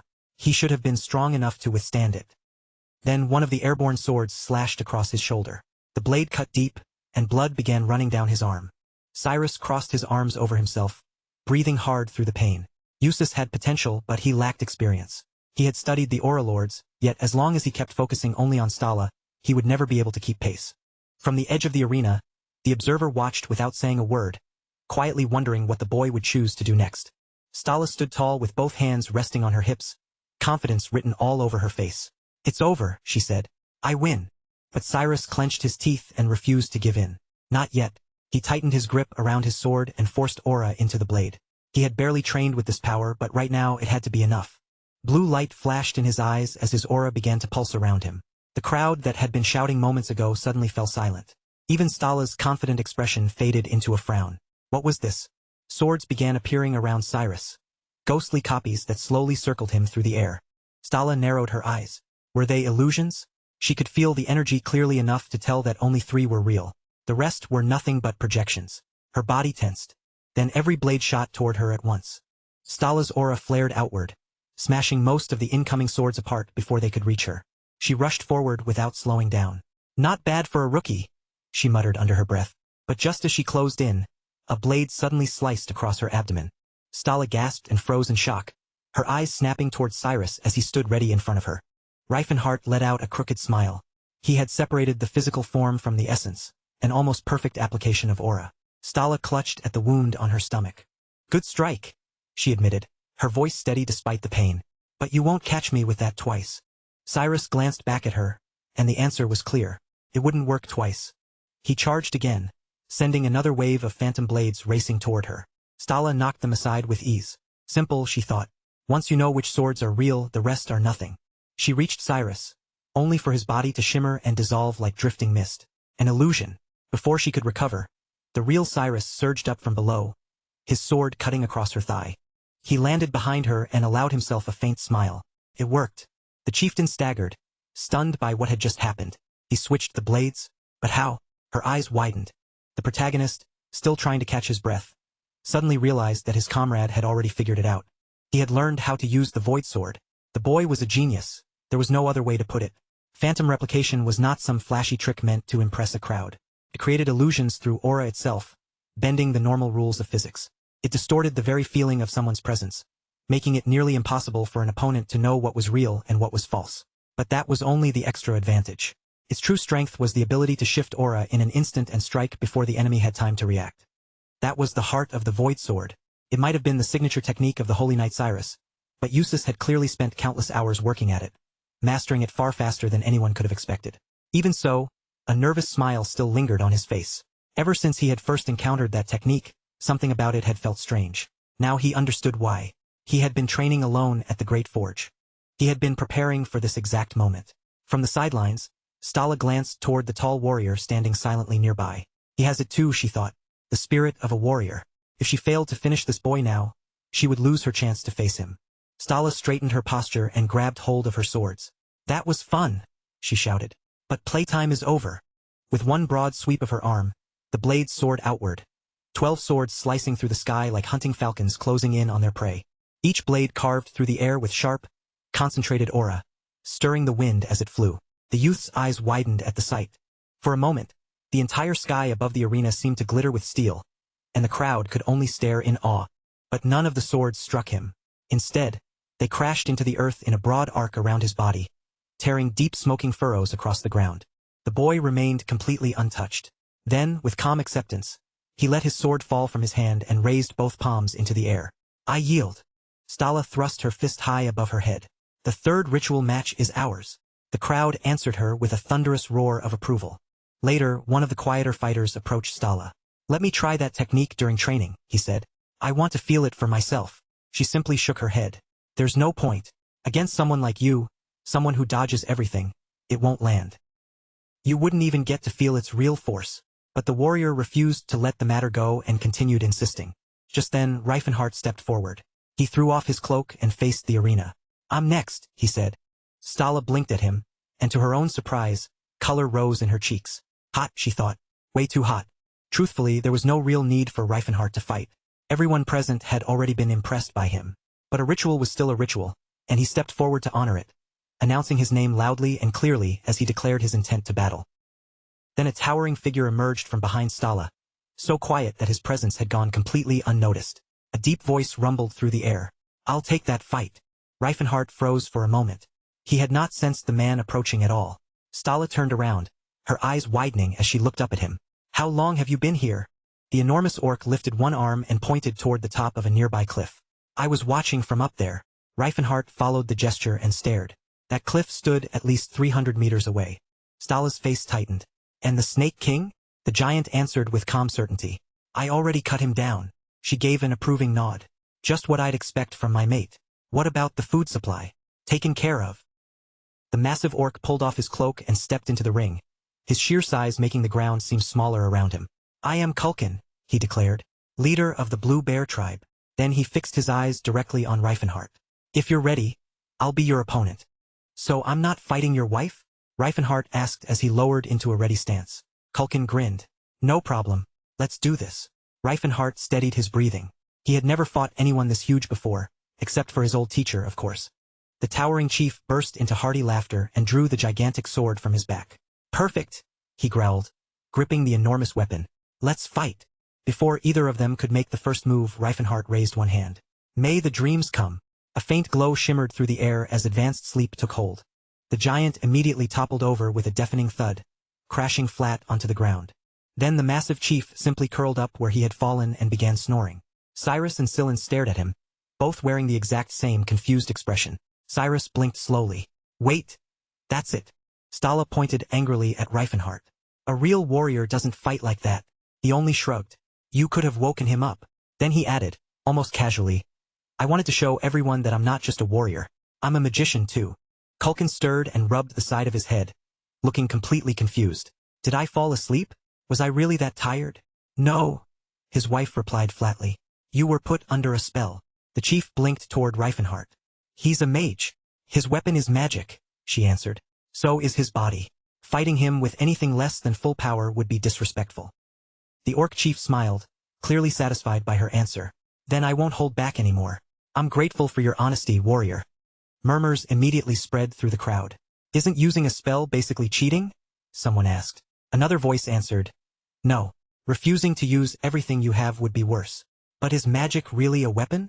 That's not the point. What matters is giving everything you've got. Eventually, the crowd came to one conclusion. They would follow their chief's lead. Reifenhart let his aura flare around him as the battle resumed. Maybe this time, he thought, I'll earn the orcs' trust sooner than I did in my past life. Their auras collided head-on, and the pressure between them surged through the arena. Far away from the gathering, hidden between jagged rocks, the Snake King's lifeless body lay stretched across the ground, its mouth hanging open and its eyes already dull. A lone orc warrior stood over the slain creature and muttered to himself, This should keep us fed for a while. Beside him, his wolf stared up with hopeful eyes. The orc looked down at the beast. What? He asked. Why are you looking at me like that? Then a grin spread across his face, and he tossed the wolf a chunk of meat. Sneaky little thing. But behind the rocks, something suddenly began to shimmer. A swirling vortex of aura twisted through the air, and the orc froze in place. What is that glow? Tethid furrowed his brow and turned toward the strange light. I'd better go take a look. Back in the arena, however, the fight had already exploded into action. Reifenhart charged first, and Culkin rushed to meet him with a fierce grin spread across his face. Their attacks collided in a violent burst, filling the space between them with glowing sparks. Reifenhart twisted his fist and fired a chi bullet straight toward the orc chief's chest. Culkin turned his massive blade with startling precision and knocked the attack away. Reifenhart clenched his jaw. He's fast even while swinging a weapon that huge. Just what I expected from the leader of a tribe. Another wave of chi bullets flew toward Culkin in rapid succession. Culkin twisted his sword through the air, deflecting as many of the incoming attacks as he could. Reifenhart smirked as he watched the chief defend himself. Time to prove that I belong here. He raised his hand once more. Advanced sleep. Culkin's eyes rolled back, and the giant orc collapsed again. Somehow, unbelievably, the spell worked a second time. Reifenhart dashed forward, his thoughts racing and his heart pounding. Even an orc of this level. Magic had always been Aura's greatest weakness. But then something happened that he never expected. The sleeping orc suddenly swung his massive sword. Reifenhart barely escaped the strike, jerking backward with wide eyes. Did the spell fail? No. Culkin was still asleep. His body had not even truly woken up. Wait. Is he fighting while he sleeps? The boy blinked in disbelief. Was that even possible? Could every Aura Lord do something like this? Cyrus watched tensely and muttered. So Aura can affect a person's reflexes like that. I should have tried that during training. Meanwhile, Culkin seemed to yawn in the middle of another swing before blinking groggily. Ah, he muttered. I got hit by magic again. Reifenhart lifted a hand and spoke a command. Freeze, like stone. He stared in disbelief. I never saw anything like this. Not even in my past life. Then he calmly cast antipsychotic wards over his allies. A glowing magic seal appeared beneath the orc chief's feet. Culkin had no resistance to spells, yet he clenched his teeth and refused to collapse. And then, he charged forward. His sword moved almost automatically, his body locked into advanced aura control and guided by nothing but pure muscle memory. Culkin roared with laughter as he swung. This is fun. Reifenhart could not help smiling back at him. What a completely insane technique. Reifenhart dashed in again and shouted, Fine. Then let's do this for real. He was no longer thinking about exhaustion. All he wanted now was to fight like a true warrior. The battlefield blazed to life as Reifenhart and Culkin's weapons collided again, their clash lighting up the entire arena. Blinding bursts of aura flashed through the air while thick clouds of dust and sand billowed up around their feet. Broken stone and debris flew in every direction. Yet neither warrior gave even a single step of ground. An orc watching from the edge of the ring broke into a wide grin. This is it, he shouted, thrilled by the sight. Then Culkin let out a booming roar. Time to finish this. He raised his enormous sword high above his head. Reifenhart answered without flinching. As you wish. He clenched his fist, and aura began to coil around it. Tight, dense, and dangerous enough to make the air tremble. Their eyes met across the ruined ground. Both men were smiling now, their expressions filled with nothing but a warrior's respect. Then Reifenhart made his move, unleashing the four-stage horn of disasters with everything he had. Culkin answered by swinging his massive sword and activating Rock Crusher. The ground beneath them split apart. Stone, wind, and blinding light erupted from the impact, exploding outward from the point where their power met. The shockwave tore into the sky like a streak of lightning, then slowly faded until the battlefield fell quiet again. Behind Culkin, the priest rushed forward and pressed both palms against the chieftain's back, pouring holy light into his injured body. Reifenhart stepped closer and gave a crooked smile. Hey, go easy on him. The priest rolled his eyes. You said this would be quick. When Culkin let out a pained howl, the priest snapped. Quit whining and get ready, Rag. Stala stepped forward as the judge, letting out a long sigh. It's a draw. With her hands on her hips, she added, Your energies are like twins from the same womb. The dwarf standing nearby looked pale. She clenched her fists and asked, Wait, is Scyllin's healing always this painful? The irritated priest answered immediately, It's not the healing. It's the residual aura still trapped inside his body. The saintess spoke up as well. Aura and mana aren't the same as holy power. They aren't completely alien to each other, but they still don't mix very well. The boy looked toward the injured tribe leader and offered, Do you want me to heal you too? Culkin shook his head. I'll recover. Don't waste your power. Reifenhart blinked, then smiled. The orc chief met his gaze and said, You're a true warrior. From this day forward, you are my brother. Reifenhart turned his eyes toward the sky, which had become dark, still, and calm once more. Culkin gave a rough grunt. It was an honor to call him brother. We've already crossed blades. Now it was time for them to share a drink. Later, inside the chieftain's tent, a fire crackled warmly as its orange light danced across the hide-covered walls. The orcs raised their goblets high into the air and shouted together for a toast. Then, with wild grins on their faces, they emptied their drinks in one go. The priests and swordsmen exchanged uneasy looks. They understood that the warriors simply wanted to relax after the battle, but something about the mood felt a little strange. The chieftain handed a goblet to his new brother. Reifenhart took one sniff and he knew exactly what it was. It was drench. The smell was harsh and unpleasant, and it looked strong enough to burn through metal. But after one sip, Reifenhart's face turned red. Surprisingly, it tasted good. Either it truly was good, or his taste buds had completely betrayed him. Seeing his reaction, the huge orc burst into hearty laughter and admitted that he had been nervous Reifenhart might not appreciate it. Then Culkin turned toward his stern wife with a grin and demanded the entire barrel. She scowled at him, muttering that he was clearly just looking for an excuse to get drunk. Even so, she dragged the barrel over. Cheers immediately filled the tent as the chieftain lifted it up and began chugging straight from it. Nearby, several orcs were staring at Cirrus and whispering among themselves. Could elves really be fat? They had never seen one so sturdy, and the dwarf looked the same to them. How were either of them supposed to be warriors? When the girl asked the chieftain what they were saying, he laughed and explained that in orc culture, anyone whose muscles were not bulging through their skin was considered fat. Meanwhile, a group of orc women had started gossiping about the young priest. Too skinny, they said. He looks half dead. The poor priest had to defend himself, insisting that he ate plenty. As Reifenhart looked around the tent, a thought crossed his mind. Was this the real reason he had been brought here? Then the tent flap opened, and the chieftain turned toward it in surprise. A familiar orc stepped inside. Reifenhart blinked the moment he saw him. He recognized that face. The once frail shepherd now stood tall and healthy. Reifenhart's eyes widened as old memories suddenly came rushing back. The elderly orc grinned and nodded. Yes, he remembered Reifenhart too. He had changed somewhat, but he was still the same man who had once saved Reifenhart's life. The chieftain looked from one man to the other in surprise. They knew each other? Reifenhart explained that this was the man who had saved him long ago, the very reason he had come here now. Understanding lit up the elder orc's face. What a twist of fate. Then the chieftain turned to his blood brother and asked what had brought him there. Reifenhart smiled and explained that he had come with an offer. Fertile land, safe enough for the tribe to settle on. In exchange, he only asked for their help. The chieftain crossed his arms. So you'll give us land if we fight for you? Reifenhart nodded. In short, yes. His plan was for them to move toward the Viscounty of Gelfane, near the Great Glothian Range. The chieftain turned toward Tethid, seeking his opinion. After all, Tethid had grown up among humans. Tethid answered calmly, Most humans can't be trusted, but this one can. He's no liar. Even so, the chieftain hesitated. He trusted his friend, but the safety of the tribe had to come first. Reifenhart then suggested that they speak with the master weapon makers. Perhaps their judgment could help them decide. Before long, the group stood outside the blacksmith's tent. The blacksmith greeted them with his arms crossed over his chest. "Warriors blessed by battle," he said in a voice as hard as steel. "What brings you here?" He introduced himself as Grouter, the weapon maker of the Blue Bear tribe. The warriors standing behind them spoke up. Their newly accepted brother had brought a proposal, and for the sake of the whole tribe, they needed Grouter's wisdom. By morning, the group was ready to set out. As they began their journey, Reifenhart felt the discussion had gone well. The chieftain confirmed it.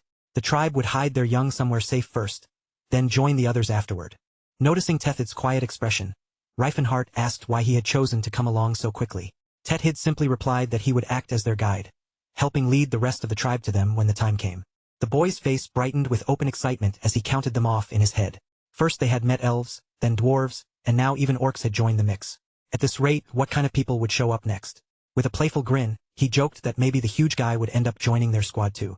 The hero only smiled back, realizing his friend had already caught on to the truth.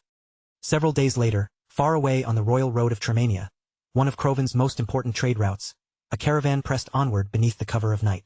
Its wagons rolled steadily along the dark road, carrying their valuable military supplies deeper into the kingdom. From the darkness beyond the road, several hidden figures watched the caravan in complete silence, their eyes fixed on every wagon as it passed. The commander narrowed his eyes as he studied the long line of wagons moving through the night. Only 100 soldiers were guarding it? That did not make any sense. Prince Yuval might not be known for his brilliance, but even he should understand how important those military supplies were. There had to be more to this than what they were seeing. One of the soldiers suggested that perhaps this was simply all the prince had been able to gather. The commander immediately dismissed the idea with a scoff. For a shipment this important, they had expected at least 500 troops, not this pathetic little escort. There were no mages anywhere in sight either, someone pointed out in a low voice. There was not even a basic magical defense line protecting the caravan. The whole arrangement felt wrong. The escort looked weak, far too weak. No armored knights stood among them. Barely any seasoned veterans could be spotted, and most of the group looked like skinny, inexperienced youngsters. To make it even stranger, an orc was leading the entire column. That sight made several of them exchange uneasy looks. Were they pretending to be refugees? Were they using civilians to make their soldiers look more harmless than they really were? Still, the officer reasoned that Prince Yuval could not afford to split his forces at a time like this. If they struck this small group with enough force, the entire escort should collapse almost instantly. Even then, the commander saw no reason to overdo it. They only needed to frighten them a little. Once the weaklings saw a real attack coming, they would probably throw down their weapons and scatter without much resistance. The commander lifted his blade high into the night air, his voice cutting sharply across the road. In the name of King Carrots, he ordered them to drop their weapons at once and bow before him. But before his command had even finished echoing through the darkness, 3 small figures suddenly shot forward from the caravan, their cloaks snapping wildly behind them. For a brief moment, the enemy soldiers simply froze where they stood, too stunned to understand what they were looking at. Then the cloaks flew back in the wind, exposing 3 armed gnomes rushing directly toward them with weapons already raised. The officer's jaw dropped in disbelief. Gnomes? Those tiny creatures were supposed to be the caravan's reinforcements? Who in their right mind would send little men like these into a fight? One soldier could barely contain his shock as he blurted out that they had to be completely insane. Yet before anyone could laugh for long, the dwarf at the front, Cardamite, was already moving. With both hands locked around his enormous axe, he bent his knees and launched himself violently into the air. The commander's eyes widened as Cardamite flew over the squad like a cannonball fired from a siege weapon. The sight was so absurd that all he could do was stare upward and shout in disbelief. The warrior gasped, unable to believe what he had just seen. How could someone that small jump that high? At the same time, the other 2 dwarves split apart and rushed into separate openings, axes flashing as they charged. Their roars filled the road while they promised to rip every enemy in front of them apart. The soldiers barely had enough time to realize they were under attack before the dwarves were already upon them. The formation immediately dissolved into confusion. Steel crashed against steel, frightened shouts rose from every side, and panic spread through the soldiers before they could regain control of the road. The commander thrust his sword forward and tried to force his men back into order. He shouted for them to stand down, insisting that this did not need to continue. Then, in the same breath, he gave the order for every dwarf to charge. The command rang through the night, and the small but terrifying squad surged straight toward the caravan without slowing down for even a second. One of the dwarves shouted that the enemy had 800 infantrymen, 8 times more than they had. Another answered with a broad grin, saying their savior had told them not to use aura. That only meant they would have to fight properly and give everything they had the hard way. The knights pushed forward to meet them, but the dwarves smashed into their ranks head-on. One enemy after another was cut down as their formation was torn apart from the inside. The commander desperately tried to rally his soldiers and restore their courage, but the men around him were already beginning to falter.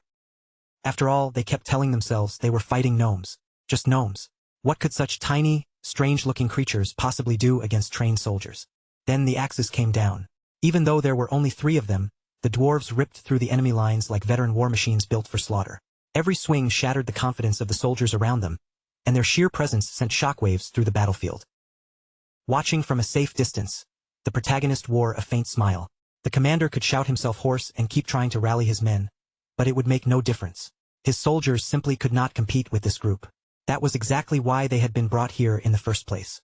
Even Sillin stood wide-eyed at the sight, quietly admitting that he had never imagined gnomes could fight with such overwhelming force. Ahead of them, the dwarves continued pressing forward without mercy, their attacks never slowing down. As the enemy cried out for reinforcements and demanded that no one retreat, Reifenhart calmly explained that they had known everything in advance while their enemies had known nothing. They had not prepared themselves mentally, and they certainly had not prepared any proper tactics. Besides, who would ever expect 3 Auralords to suddenly appear from what looked like an ordinary squad of dwarves? Only a prophet could have predicted something like that. Fear finally spread across the commander's face as he watched his troops collapse around him. He shouted at the attackers, demanding to know who had sent them. Then, trembling with anger, he accused their master of having no honor for sending beasts like them to kill knights. The dwarves turned their eyes toward him with obvious disgust. One of them sneered at the sight of the commander's outrage, calling him a pathetic worm and saying he could not stand listening to the man anymore. Cardamite merely shook his head, looking almost bored by the commander's behavior. There was no point getting angry at a fool like that, he said. At that very moment, Tada burst forward into the fight. Tada seized his weapon and rushed in, while the commander quickly drew his own sword in response. The man roared that he would never fall to some lesser orc, his pride refusing to bend even as the battle around him crumbled. But the orc's blade moved faster than his words. A sharp strike flashed through the air, blood burst outward, and the duel ended before the commander had any chance to recover. When the warrior returned to Reifenhart, he reported that the enemy commander had already been taken down. Reifenhart lifted an eyebrow and gave him a brief word of approval. It was obvious that the orc had not changed much, even after spending time training with the Tan Trade Union. He still insisted on calling Reifenhart master, though Reifenhart himself hardly cared about that title. What mattered was far more important. The mission was now halfway complete. Elsewhere, in the barony of Dolphin, a tense war council had gathered around a long table, with nobles and officials facing one another beneath the heavy atmosphere of the meeting. Count Finia slowly stroked his beard, his brow tightening as he considered the proposal in front of him. He admitted that he appreciated the help they had received, but what Reifenhart was asking for was far too much for him to accept easily. Reifenhart met the Count's gaze without flinching. The Count continued, asking if they were seriously expected to treat slaves as proper soldiers and pay them the same way they would pay mercenaries. Reifenhart answered in a calm, steady voice that they were the finest troops he had. Another official gave an irritated huff as he brushed at his beard. In his opinion, arguing with mages was pointless because they were all exactly the same, stubborn, unreasonable, and impossible to persuade. Then one nobleman turned toward Cirrus with clear frustration on his face. He called the entire idea ridiculous and demanded to know how they could possibly be asked to accept something like this. Another noble quickly added that even if the group could fight, there were only 100 of them. What difference could such a small force truly make? Cirrus corrected him immediately. There were 126, not 100, and more were still on their way. The Blue Bear tribe was already coming, Cirrus explained, and he had brought them here as allies. That announcement caused an immediate stir around the table. First there were gnomes, then wild elves, and now orcs as well. One noble scoffed at the thought, asking whether they were truly expected to ally themselves with such chaos. What use could creatures like that possibly have in a real war? And none of them were cheap to keep either. As the argument grew louder, the nobles eventually offered a blunt solution. Why not simply sell the gnomes and orcs, then use the money to hire proper warriors instead? One of them muttered that they could easily arrange it through the trade union. Without even lifting his eyes, the mage answered them in a cold voice. The reason was simple. They did not believe in those people. The official gave a mocking scoff and answered that of course they did not. The young man leaned forward over the table with a confident grin spreading across his face. Then let them prove everyone wrong, he said. They would take the fortress of Sinai themselves. Count Phineas stroked his beard once again, still clearly unconvinced by what he had heard. The fortress of Sinai? He asked slowly, one eyebrow rising in doubt. Yes, the protagonist repeated without hesitation. his voice firm and unwavering. The Count's expression darkened at once. Was he serious? Did he truly believe that collection of rabble could succeed in a siege? Did one victory suddenly make him qualified to command an army? The Count slammed his hand down on the table and reminded everyone that Sinai was guarded by Tesfault, the strongest knight in the kingdom, a man who wielded aura as naturally and dangerously as a blade. Still, the young hero did not flinch under the Count's pressure. He answered that they were strong as well. All they needed was support, and in return they would deliver Prince Yuval a real victory. Another nobleman broke into laughter, calling the proposal complete madness. To him, it was exactly the kind of foolish confidence he expected from a mage who had no idea what a real siege was supposed to look like. That was when the prince finally ended his silence. With his arms folded across his chest, he looked over the council and calmly asked what everyone was making such a fuss about. One of the nobles answered carefully, warning His Highness that they were about to waste their best slaves on an assault with no hope of success. The prince leaned forward and placed both hands firmly on the table. In his view, those people would be far more useful fighting as soldiers than remaining chained in some cellar. Then he turned toward the protagonist and asked whether the supplies would still be left for them as promised. The hero answered that they would receive enough provisions to last 1 week. The prince smiled at that answer. Perfect, he said. That meant they would save most of the stockpile for themselves, since 100 men would not consume much food anyway. Around the table, the officials slowly began to nod in agreement. They accepted His Highness's judgment and, more importantly, they chose to support Reifenhart. The Prince of Kroven, the kingdom's rightful heir, lifted one hand and gave the command without hesitation. Sir Reifenhart, bring us victory at Sinai. The mage lowered himself into a deep, respectful bow. It will be done, he answered firmly. Later, after returning to camp, the protagonist stepped out from between the trees and spotted the rest of his companions waiting nearby. Did Tethid already leave? He asked as he approached. The elf gave a small nod. He and the Dark King left at around 5. And the meeting? She asked, watching his face closely. A faint smile crossed his lips. It went exactly as expected. Cyrus, however, still did not look convinced. His expression remained tense as he looked over the gathered group. 200 against 3,000 is a huge difference, he said uneasily. In a siege, the attacking side is usually supposed to have at least 3 times as many soldiers as the defenders. The warriors only grinned at his concern. It's not like the Knights of Croyne are weak, one of them said. They're just nowhere near the level of the warriors from the Great Forge and the Blue Bear tribe. With both groups fighting beside us, another added proudly. We have the strongest warriors from both races. How could we lose? And don't forget, the swordsman cut in. We have 6 Aura Lords with us, and that is without even counting me. Someone nearby let out a quiet chuckle. An army with that many Aura Lords is rare enough on its own. The young priest looked around at the warriors gathered in camp, and a quiet sense of hope began to rise inside him. Maybe this battle will finally change the way I see orcs and gnomes, he thought. Just then, someone walked over and added with a calm voice. The same should be true for elves as well. It was Elder Reifenhart. He stepped into view with pride written across his face and declared, Elfenheim belongs to us again. From now on, humans will no longer be able to look down on our people. A small flame suddenly sparked to life in the elf's open palm. The fire swelled in an instant, roaring upward as a fire spirit emerged from the flames with a deep, humming sound. The boy stared wide-eyed as the living flame curled and twisted above the elf's hand as though it had a will of its own. That's incredible, he whispered under his breath. Elder Reifenhart remained calm as he looked toward the others. In time, the rest of our people will understand, he said. The tree of life has awakened once again. Then, without warning, both the elf and the fire spirit stiffened. A new voice had cut through the moment, carrying an amused curiosity that immediately drew everyone's attention. Now that is quite a display of power, the voice said. Everyone turned toward the entrance of the camp and saw Prince Yuval walking in with young Phinia at his side. When they asked why he had come, the prince answered casually, Phinia wanted to meet more dwarves. As the young girl wandered away to speak with the dwarves, Yuval walked over to the mage. Did everything go according to plan? He asked. Then, after a short pause, he added, And are you certain we can win? The magician nodded with confidence. Of course, there is still much to prepare, but everything is moving as planned. Yuval watched Phinia laughing among the dwarves, and the hard edge in his expression slowly softened. Even so, he said quietly, I'm glad she can smile again. Then he turned back toward the hero. You understand what we believe in, Yuval said. I trust you more than I trust my own commanders. So do what you need to do. His eyes briefly returned to Phinia. You already gave her back her smile.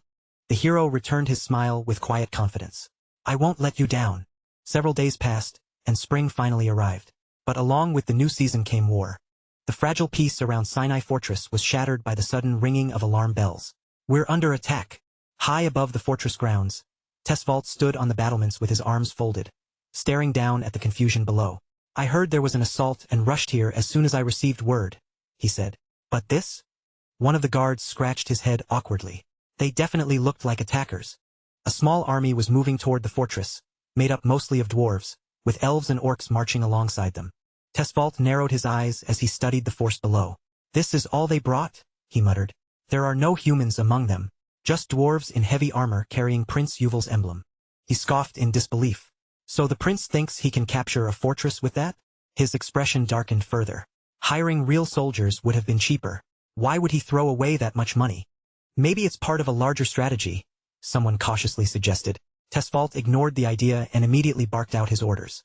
"Have the mages inspect them from closer range. Then gather 10 knights. Send 50 soldiers with every knight." The guard hesitated. "Sir, isn't that excessive? What if this is a trap?" Tesfault cut him off sharply. "Those numbers guarantee that we break through." The riders began moving toward the gates as the Auralord gave one final command. "Kill every dwarf and elf you see, but capture the elven women alive. The armed ones are probably elite assassins. They will make good prey." The soldiers advanced at once, moving quickly across the open field. One of them muttered under his breath, "This is insane." Their commander immediately silenced him. "You heard the order. Show no mercy. In the name of King Cardus." Then the battlefield suddenly erupted. A violent red flash tore through the field. The lead horseman was hurled into the air as his mount collapsed beneath him from the blast. Tesfault's eyes widened. A dwarf had caught an axe in midair, and aura was blazing around his body. "Are we allowed to use it now?" the dwarf asked. Another dwarf beside him ignited with power as well. "The savior gave the order," he said. "Let's do this." The third dwarf gave them a dark, eager grin. Then all three charged forward, their weapons crashing together amid flashes of blazing aura. The soldiers were overwhelmed almost immediately. They staggered back in shock as dwarven weapons began glowing with aura, and panic spread through the ranks. Then the words they feared most reached them. "Tesfault is down." Hutch, a veteran knight, could barely believe what he was seeing. "Are those really dwarves?" he muttered in stunned disbelief. Cardamite stepped forward and waved one hand toward the frozen soldiers. They stood there hesitating, staring at the dwarves as though they were monsters wearing familiar faces. "It's time we repay the humans for everything they did to us," Cardamite shouted. The second dwarf lifted his blade high and released a fierce roar. "It has been far too long since I fought at full strength." The third dwarf raised his massive hammer onto his shoulder. "Come on, brothers," he called out. "Let's show them what real power looks like." Back on the fortress wall, Tesfault's face hardened as his jaw clenched tightly. "Auralords?" he shouted. "Among dwarves? That's impossible." One of the guards leaned closer, panic shaking his voice. "Sir, what do we do now?" Before Tesfault could answer, a magician rushed up beside him. "If they truly are Auralords," the mage warned, "then the gates could be in danger." Tesfault tightened both fists. "You're right," he said. "Activate the barrier." The mage raised both hands into the air. Seals across the fortress suddenly ignited, and a shimmering dome of magic spread outward until it completely enveloped the stronghold. From below, the protagonist watched the barrier form overhead and raised one hand to shield his eyes from its glow. "That's a high-grade magical barrier," he muttered. "Considering the size of this fortress, that was expected." Someone beside him frowned as they stared up at it. "Doesn't that put us at a disadvantage?" He shook his head. "No, this is exactly what we planned for." The elves stepped forward together, extending their arms as an old and gentle chant flowed from their lips. Then the flames appeared. Dozens of fire spirits spiraled into existence around them, called forth by the elves' ancient song. A knight standing on the wall stared down in horror. "What the hell is that?" he shouted. "Archers. Fire." But when the arrows flew, they passed straight through the living flames without causing any damage. One stunned guard gasped as he watched the arrows vanish through the spirits. "It's spirit magic," he said, "just like the old texts described." Another guard shook his head wildly. "That can't be possible. Elves don't control spirit magic." But the spirits did not wait for anyone to understand what was happening. With a thunderous roar, a dwarf burst forward through the smoke and rubble. "Reifenhart is a good man," he bellowed, raising his weapon. "And this strike is for him." Aura blazed along the edge of his axe as he brought it down on the weakened gate. Wood shattered, metal tore apart, and the fortress entrance split wide open under the force of the blow. The instant the gate gave way, chaos erupted inside the fortress. Panic screams echoed through the streets beyond the broken entrance. "Demons! They've broken through the fortress!" Sir Tesfault, one of Croven's strongest aura lords, did not hesitate for even a moment. Leading the elite Fernando order himself, he spurred his horse toward the ruined gate at full speed. "I'll deal with these bastards myself," Tesfault shouted as he charged ahead. "The rest of you, take care of everyone else. Show those low-born creatures what real knights are capable of. For the king." But Cardamite was already breaking into a run, his booming voice cutting across the battlefield. "I'll take him, brothers. Cover the others while I handle this one." One of the dwarves called after him with concern. "Be careful. That one can use aura." Tesfault unleashed his power, and a fierce aura flared around his body as he glared down at the dwarves. "You slaves have forgotten where you belong," he spat. "You think you have the right to wield aura now?" Their weapons crashed together in a violent burst of force, sending power rippling through the air around them. Tesfault barely managed to parry Cardamite's opening strike. But the strain immediately twisted across his face. He had expected the dwarf to be strong, yet not nearly this strong. Cardamite locked eyes with him across their crossed weapons. "Not bad," he thought. "You're younger than I am, but you're skilled. Humans really do learn quickly." All around them, the human soldiers could only stare in horror. Dwarves wielding aura and standing toe-to-toe with one of the kingdom's strongest knights made no sense to them at all. Smoke curled upward from the fortress as the protagonist watched from a distance, a faint smile appearing on his face. Cardamite was holding his own against one of the best fighters Croven had to offer, and he had no reason to believe the dwarf would lose. Then his attention suddenly shifted elsewhere. The elves nearby looked completely drained, their bodies wavering as they struggled just to remain standing. Cyrus stood frozen, every part of his face tight with worry. "Master," he asked with wide eyes, "why are we just standing here?" The master answered in an even, calm voice. "This battle is meant for the world to witness. It has to reveal the strength of the other races. We cannot interfere." The swordsman reached out and steadied the young priest before he could stumble. "But if they lose, then none of this will matter," the priest said. The boy nodded slowly. "You're right." Even so, his thoughts would not settle. "Then where are the others?" At that moment, something moving at the edge of the field caught his eye. He spun around toward it at once. There they were at last. The orcs had arrived. "You're late," he shouted toward them. Tethid tightened his grip on the reins and lifted one hand in apology. "We had to avoid the human patrols on the way here, but we made it. Every one of us is here now." The young man quickly pictured the battlefield in his mind, and frustration flashed across his face. "Teslan, you idiot," he thought. "We should have expected something like this." But there was no time left to complain. He pointed straight toward the fortress and raised his voice. "Let's move. Join the battle." Tethid answered with a wide, toothy grin. Behind him, 100 warriors from the Blue Bear tribe stood ready, their bodies tense as they waited for the command to charge. The wolves growled low as the order rang out. "Send in the warriors of the Blue Spirit."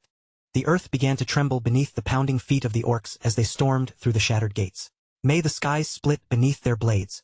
May their axes tear open the earth." Their cry thundered across the battlefield. The orcs had watched their allies fight first. Now it was finally their turn to enter the battle. "They are warriors of the Blue Spirit," someone said. "The fire in their blood is what drives them toward victory." The battle cry rolled across the field as the foot soldiers raised their swords.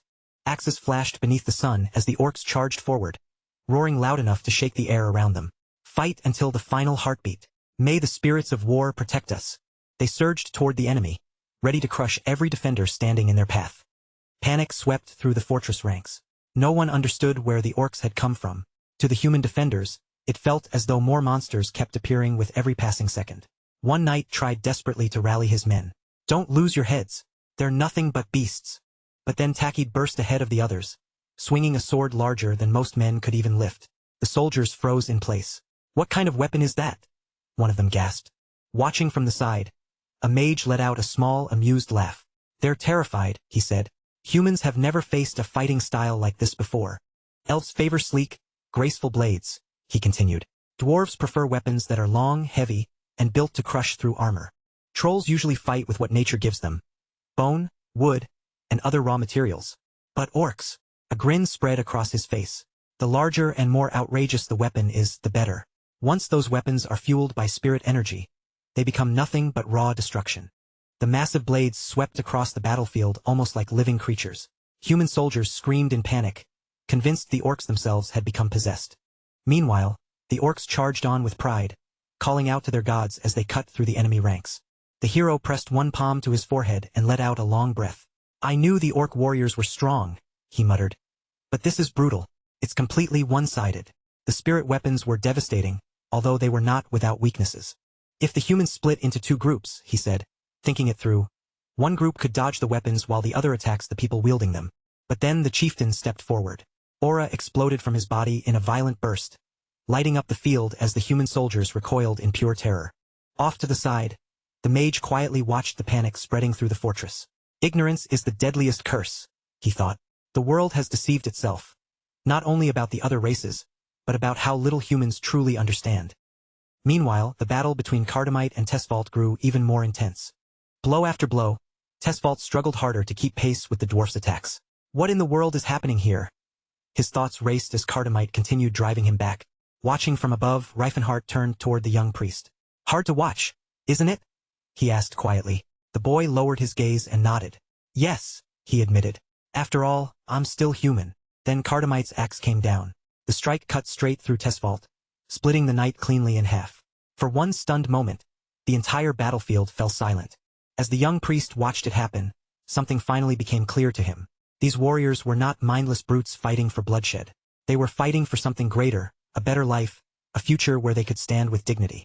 And perhaps, for the first time, he believed this war might actually make that future possible. Cardamite raised his weapon high above the battlefield and let out a thunderous roar. The enemy leader has fallen. Victory is ours. Cheers exploded from the warriors around him.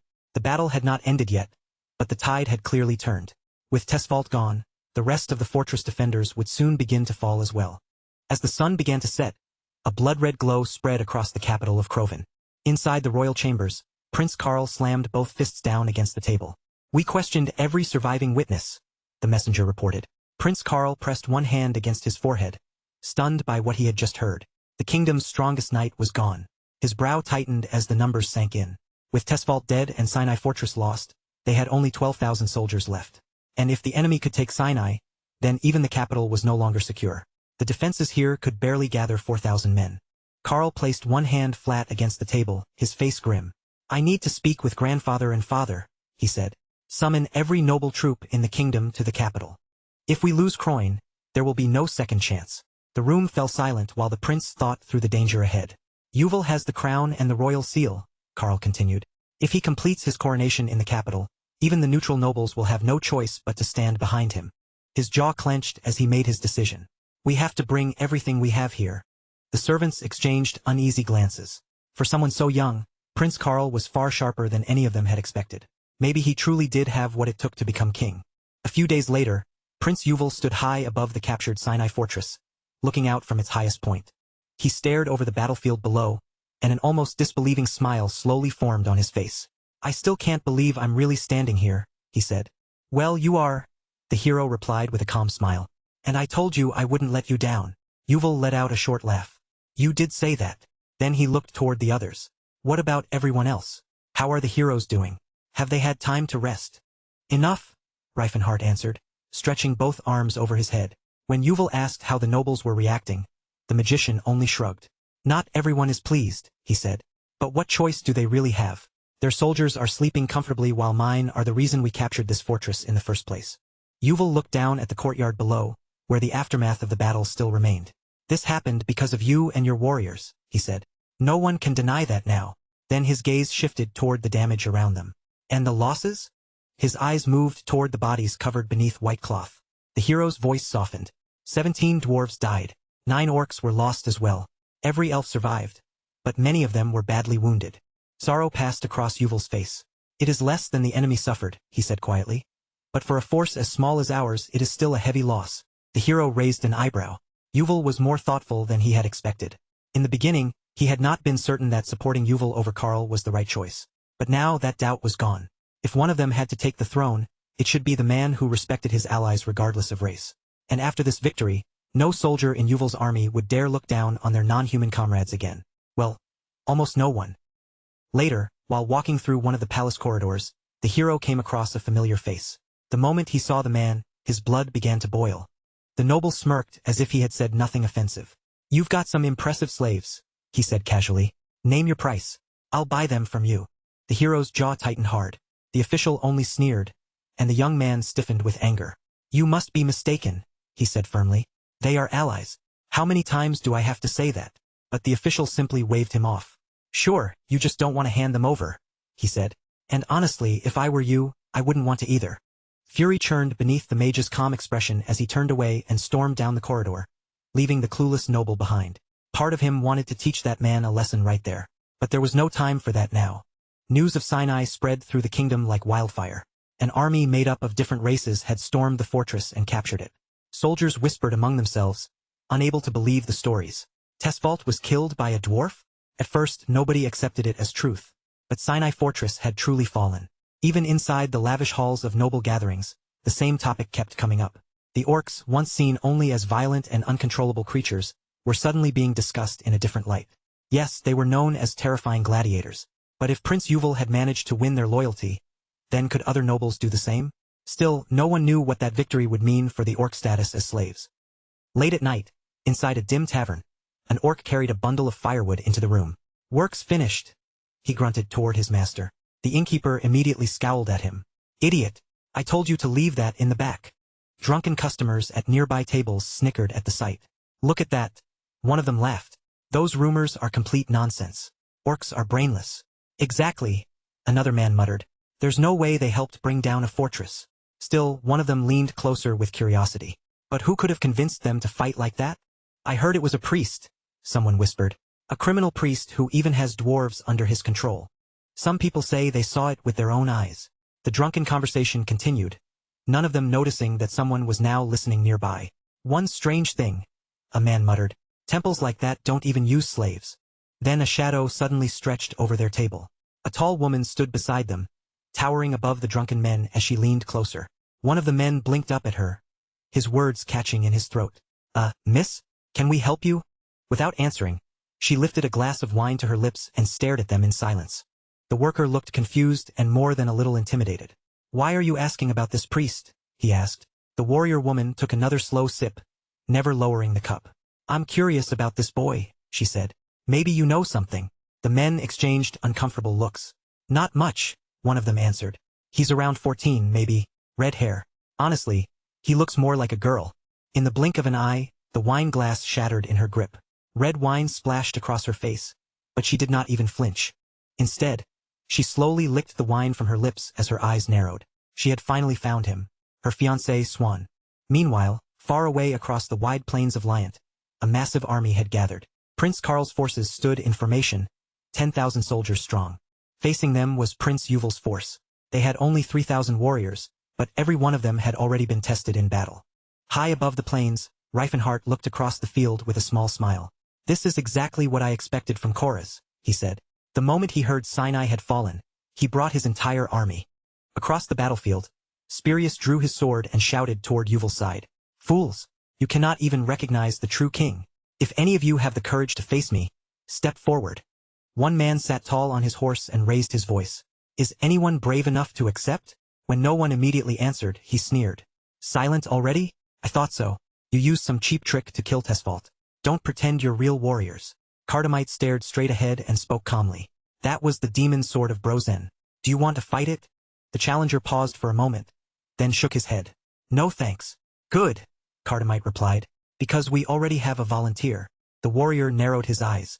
"And who are you supposed to be?" Cyrus stepped forward, drawing his sword as he faced the enemy. "My name is Cyrus," he said. "I fight for Prince Yuval. It is an honor to face you in a duel." Spirius burst into loud laughter, his mouth opening wide in amusement. "Wonderful," he said. "You're not even 30 years old." Cyrus lowered his head slightly. "That does not mean this will be easy," he answered. Then, in the next instant, their swords collided. Steel rang sharply across the plains as the duel exploded into motion. The two men traded heavy blows without giving each other even a step of ground. Then Spirius unleashed a crushing strike aimed straight at Cyrus. Cyrus twisted his blade at the last possible moment and cleanly deflected the attack away. Soldiers on both sides gasped as they watched. "They have an Aura Lord too? Thank goodness he's fighting for us." Prince Karl ground his teeth together. Yuval had more Aura Lords on his side than the entire kingdom could gather. Their presence alone was enough to ignite the fighting spirit of every soldier standing behind him. Karl kept his eyes fixed on the duel. "Spirius, don't lose." In the middle of their exchange, Spirius laughed. "You're quite skilled for someone so young." Cyrus met his blade again, refusing to give ground. "Your skills are not bad either." Sweat ran down Cyrus's brow as he clenched his jaw. "I can win this," he told himself. "And even if I lose, It won't be because I'm weak.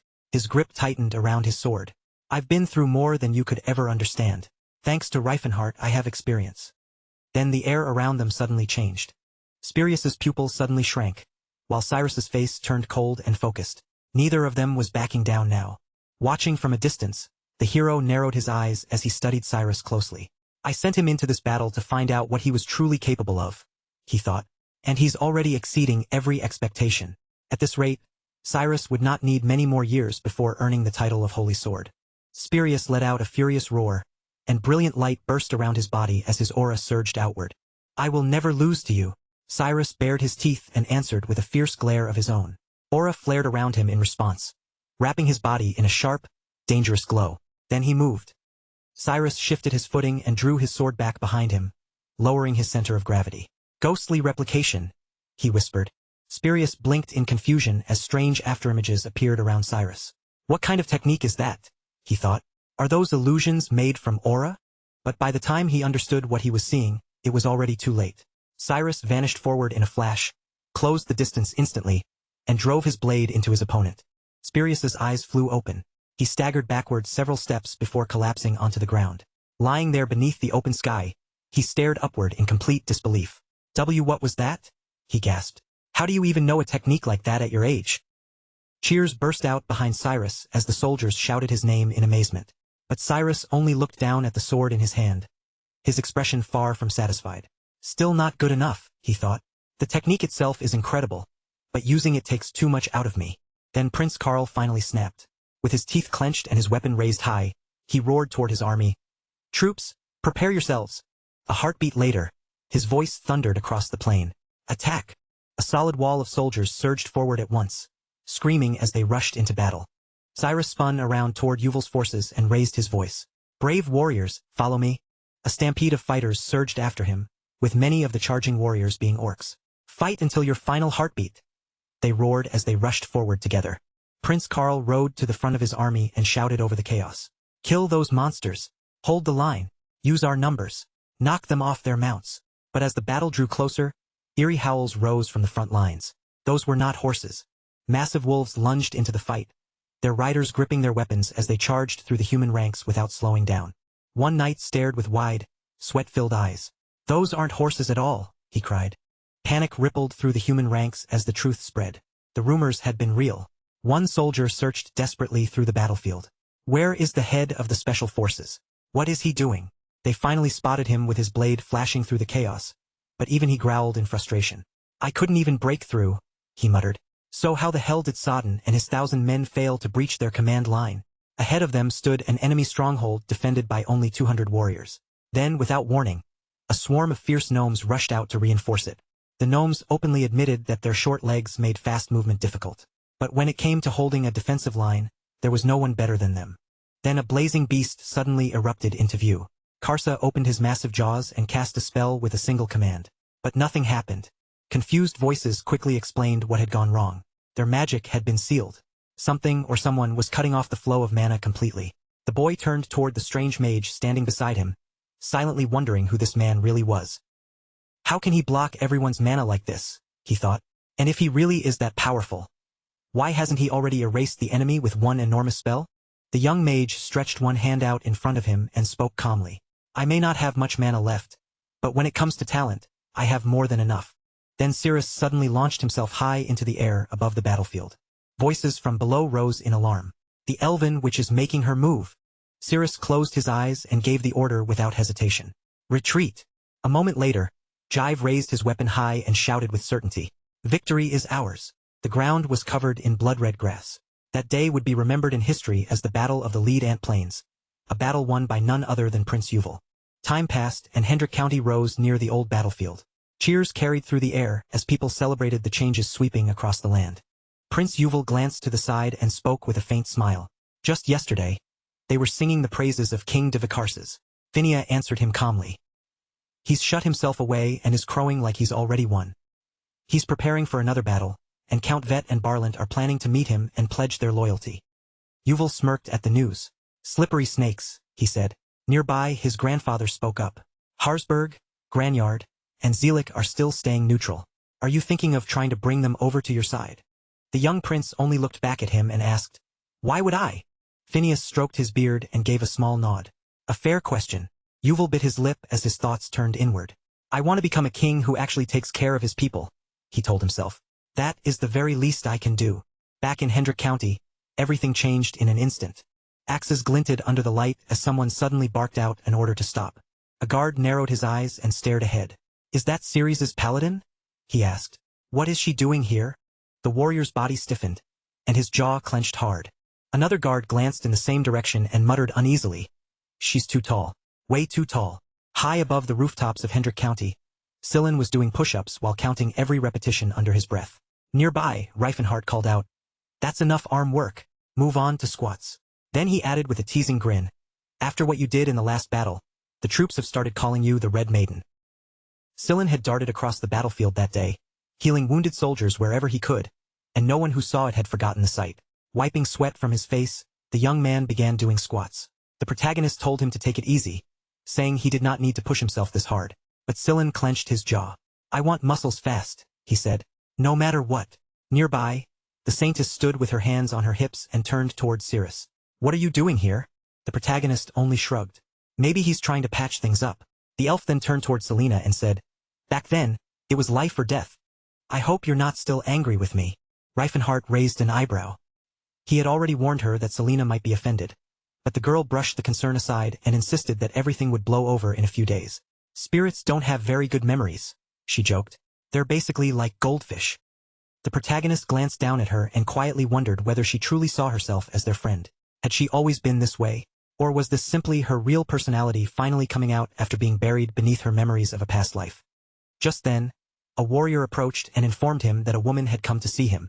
Confused, the protagonist pointed at himself. "Me?" The defender scratched his head awkwardly. "Well, she actually asked to meet the saintess," he admitted. "But I thought she might have meant you instead." A short time later, a young woman named Christine stepped into the living room. With her eyes closed and a cheerful smile on her face, she introduced herself to Reifenhart and stated both her name and title. The protagonist wiped sweat from his brow and quietly wondered whether Teslan had a younger sister he had never heard about.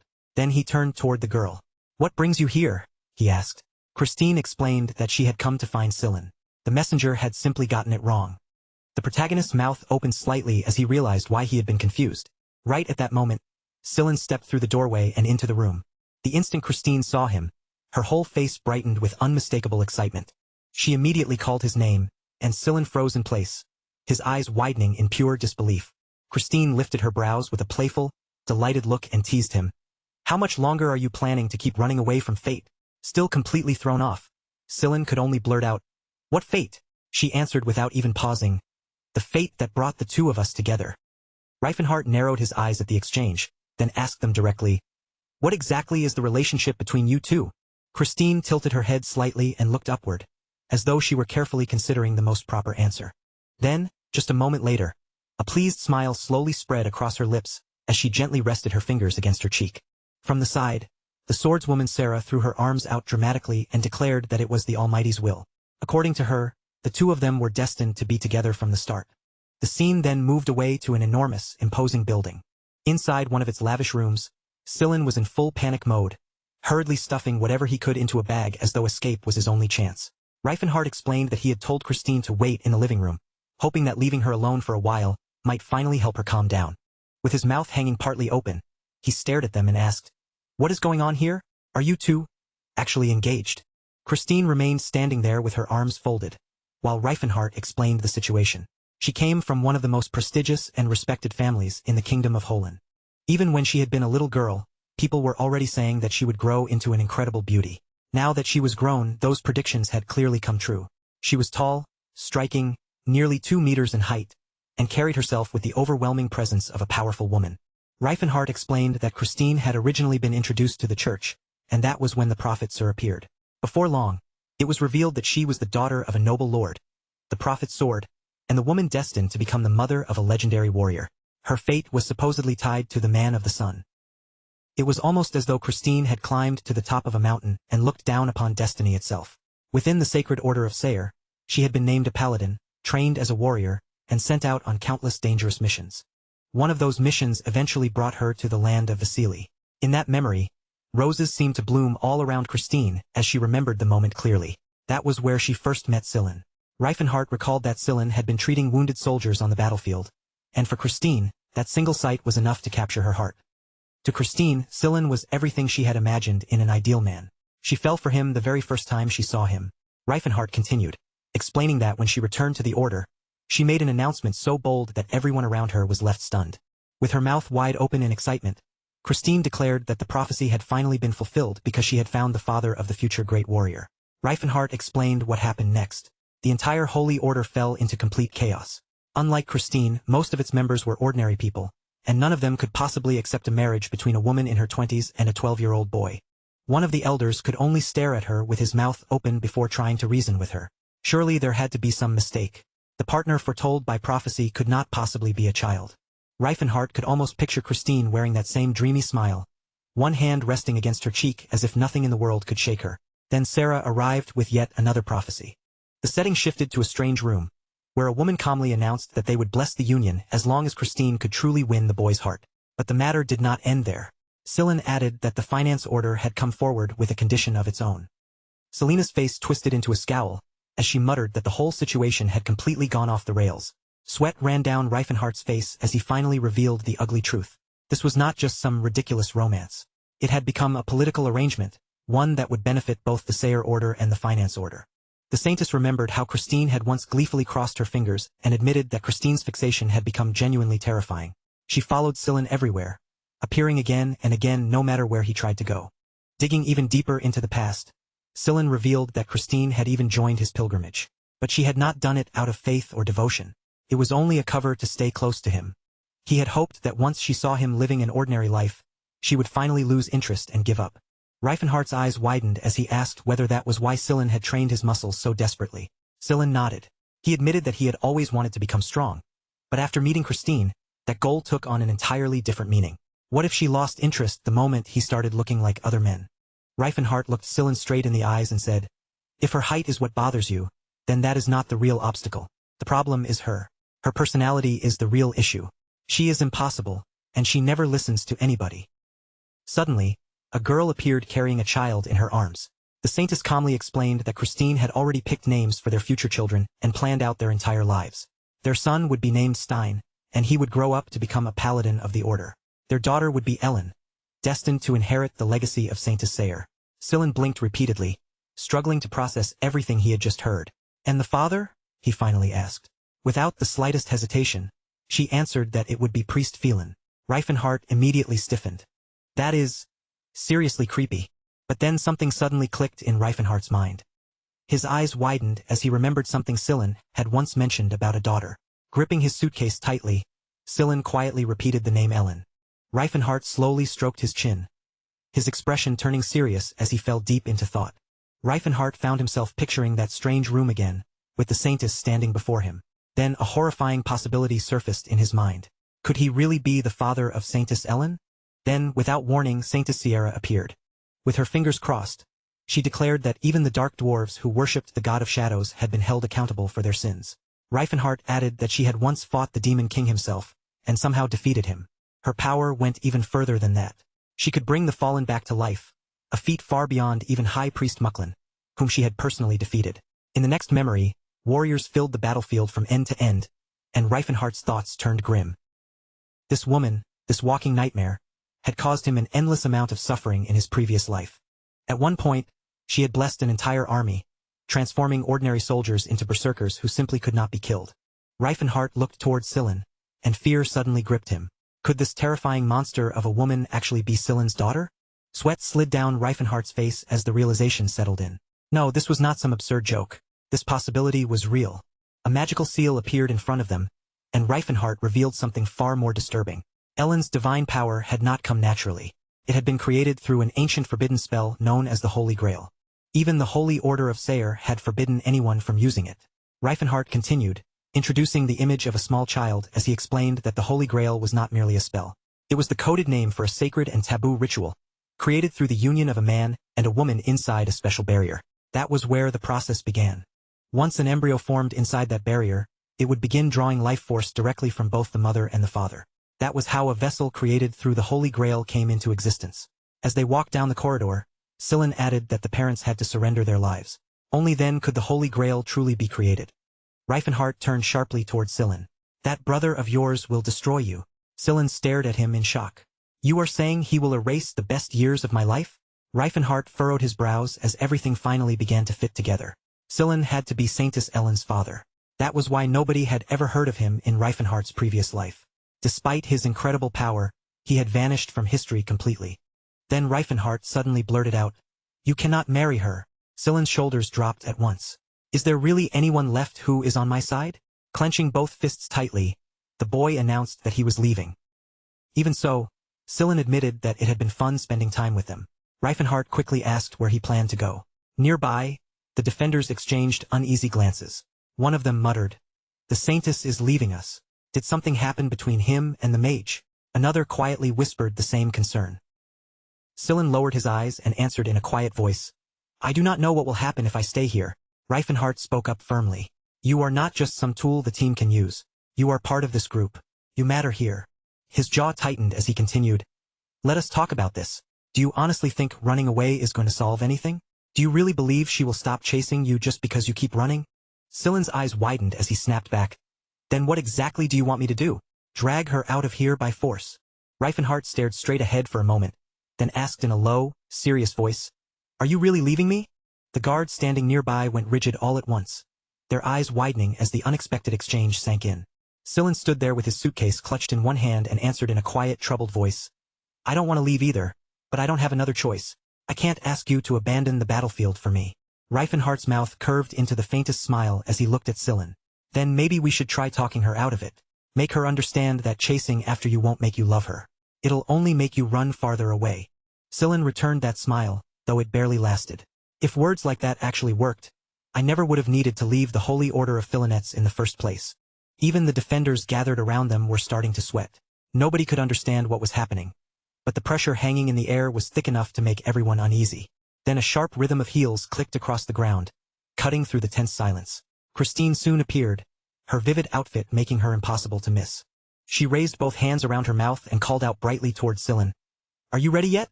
Come on. Let's go home and get married." Sillin's jaw dropped in disbelief. "This is all Reifenhart's fault," he muttered, sounding completely defeated. Christine's cheeks turned red as she leaned forward with eager excitement. "Sillin, let's just go home already.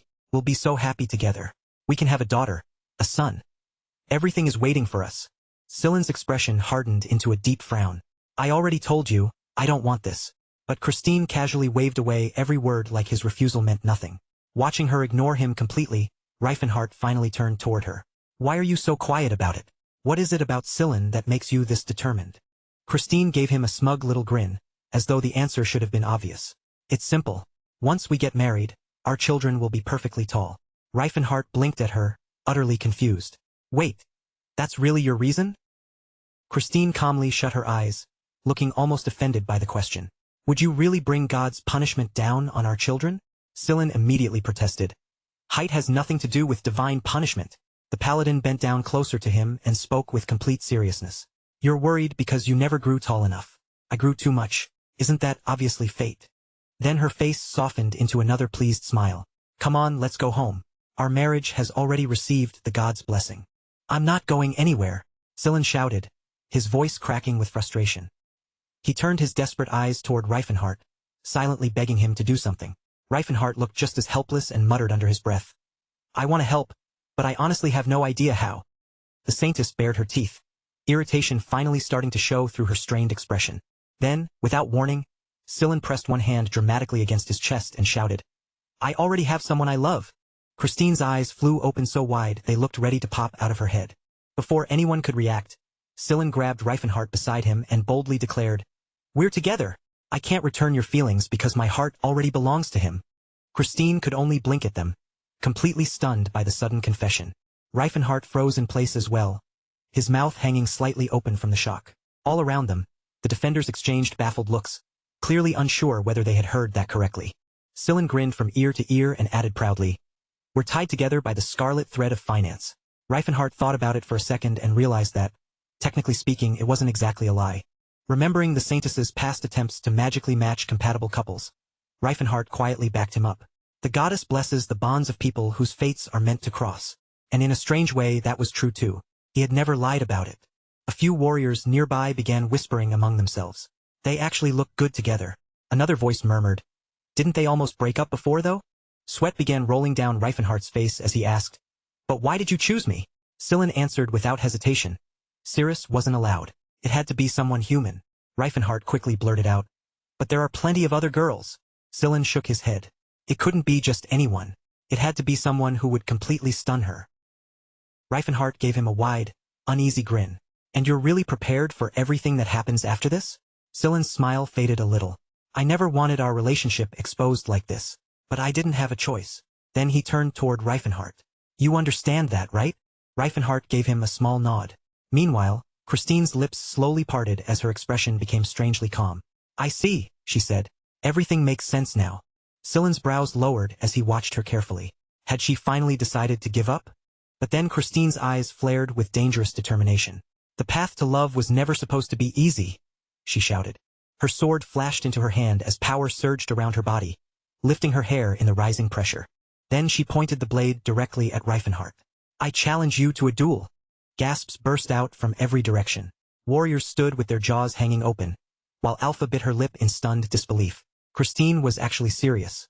Christine had already started drawing her weapon, clearly prepared to settle this with force.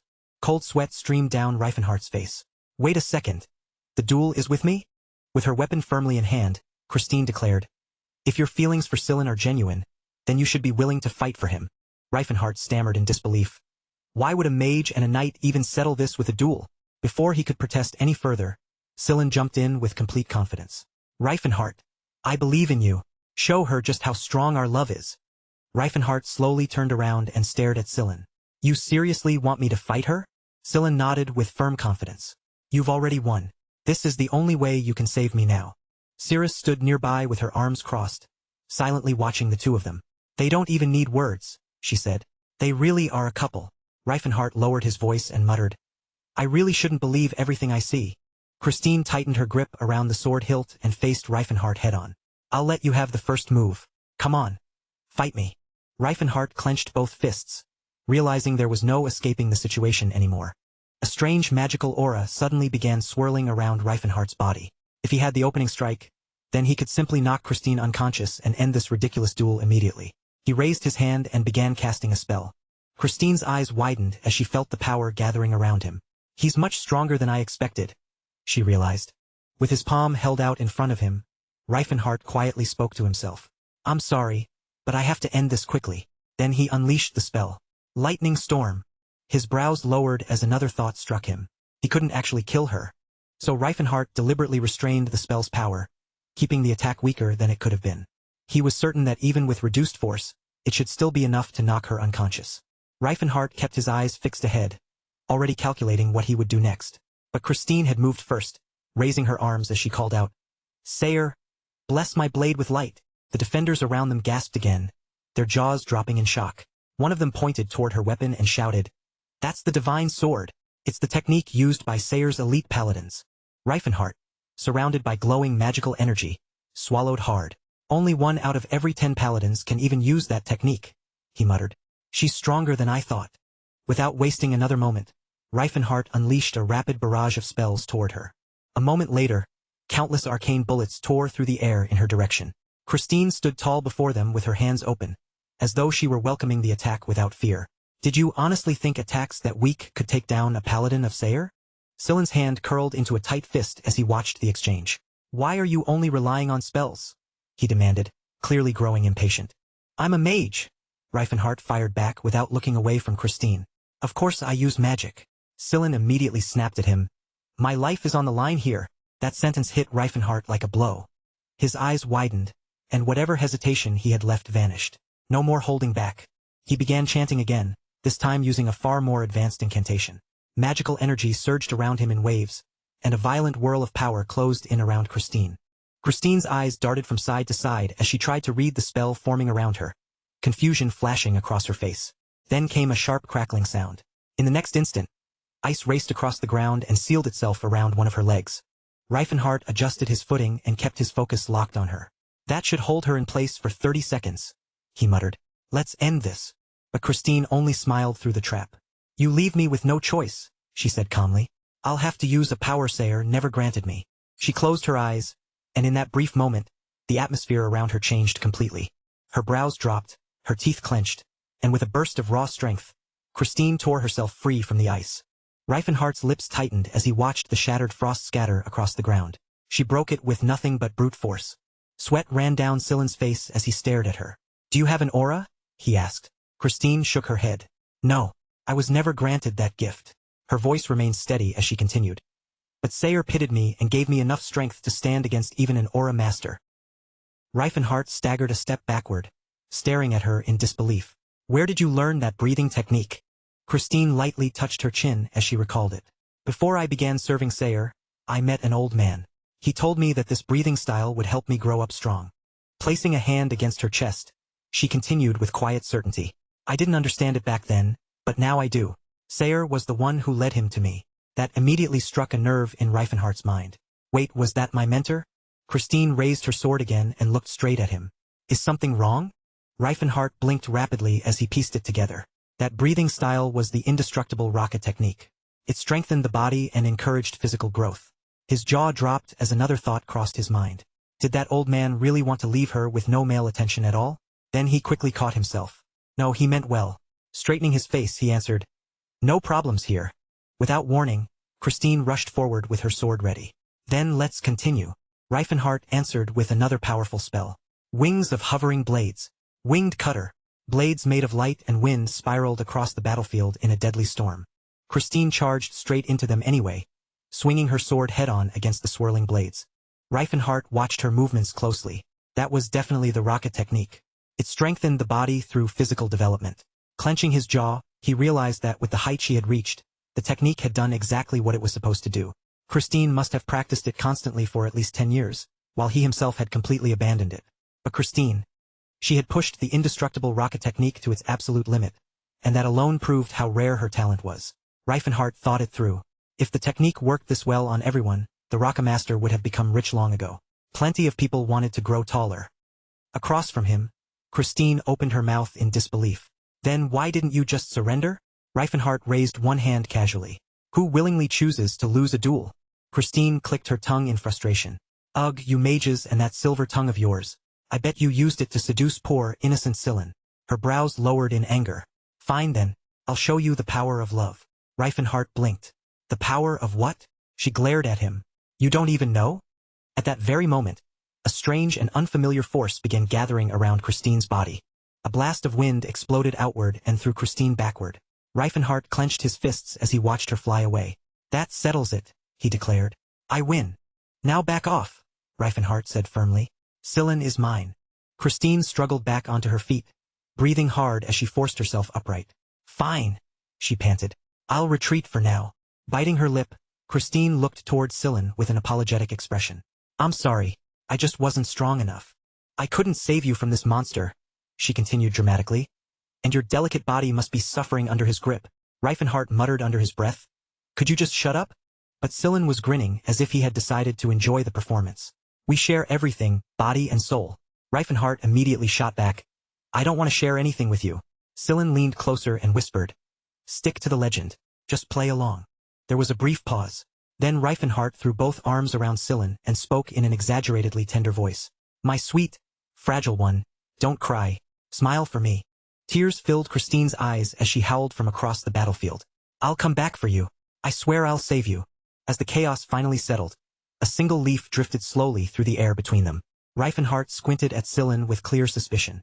And how exactly are you planning to deal with the fallout from all this? Silen merely shrugged. I'm sure it'll somehow work itself out.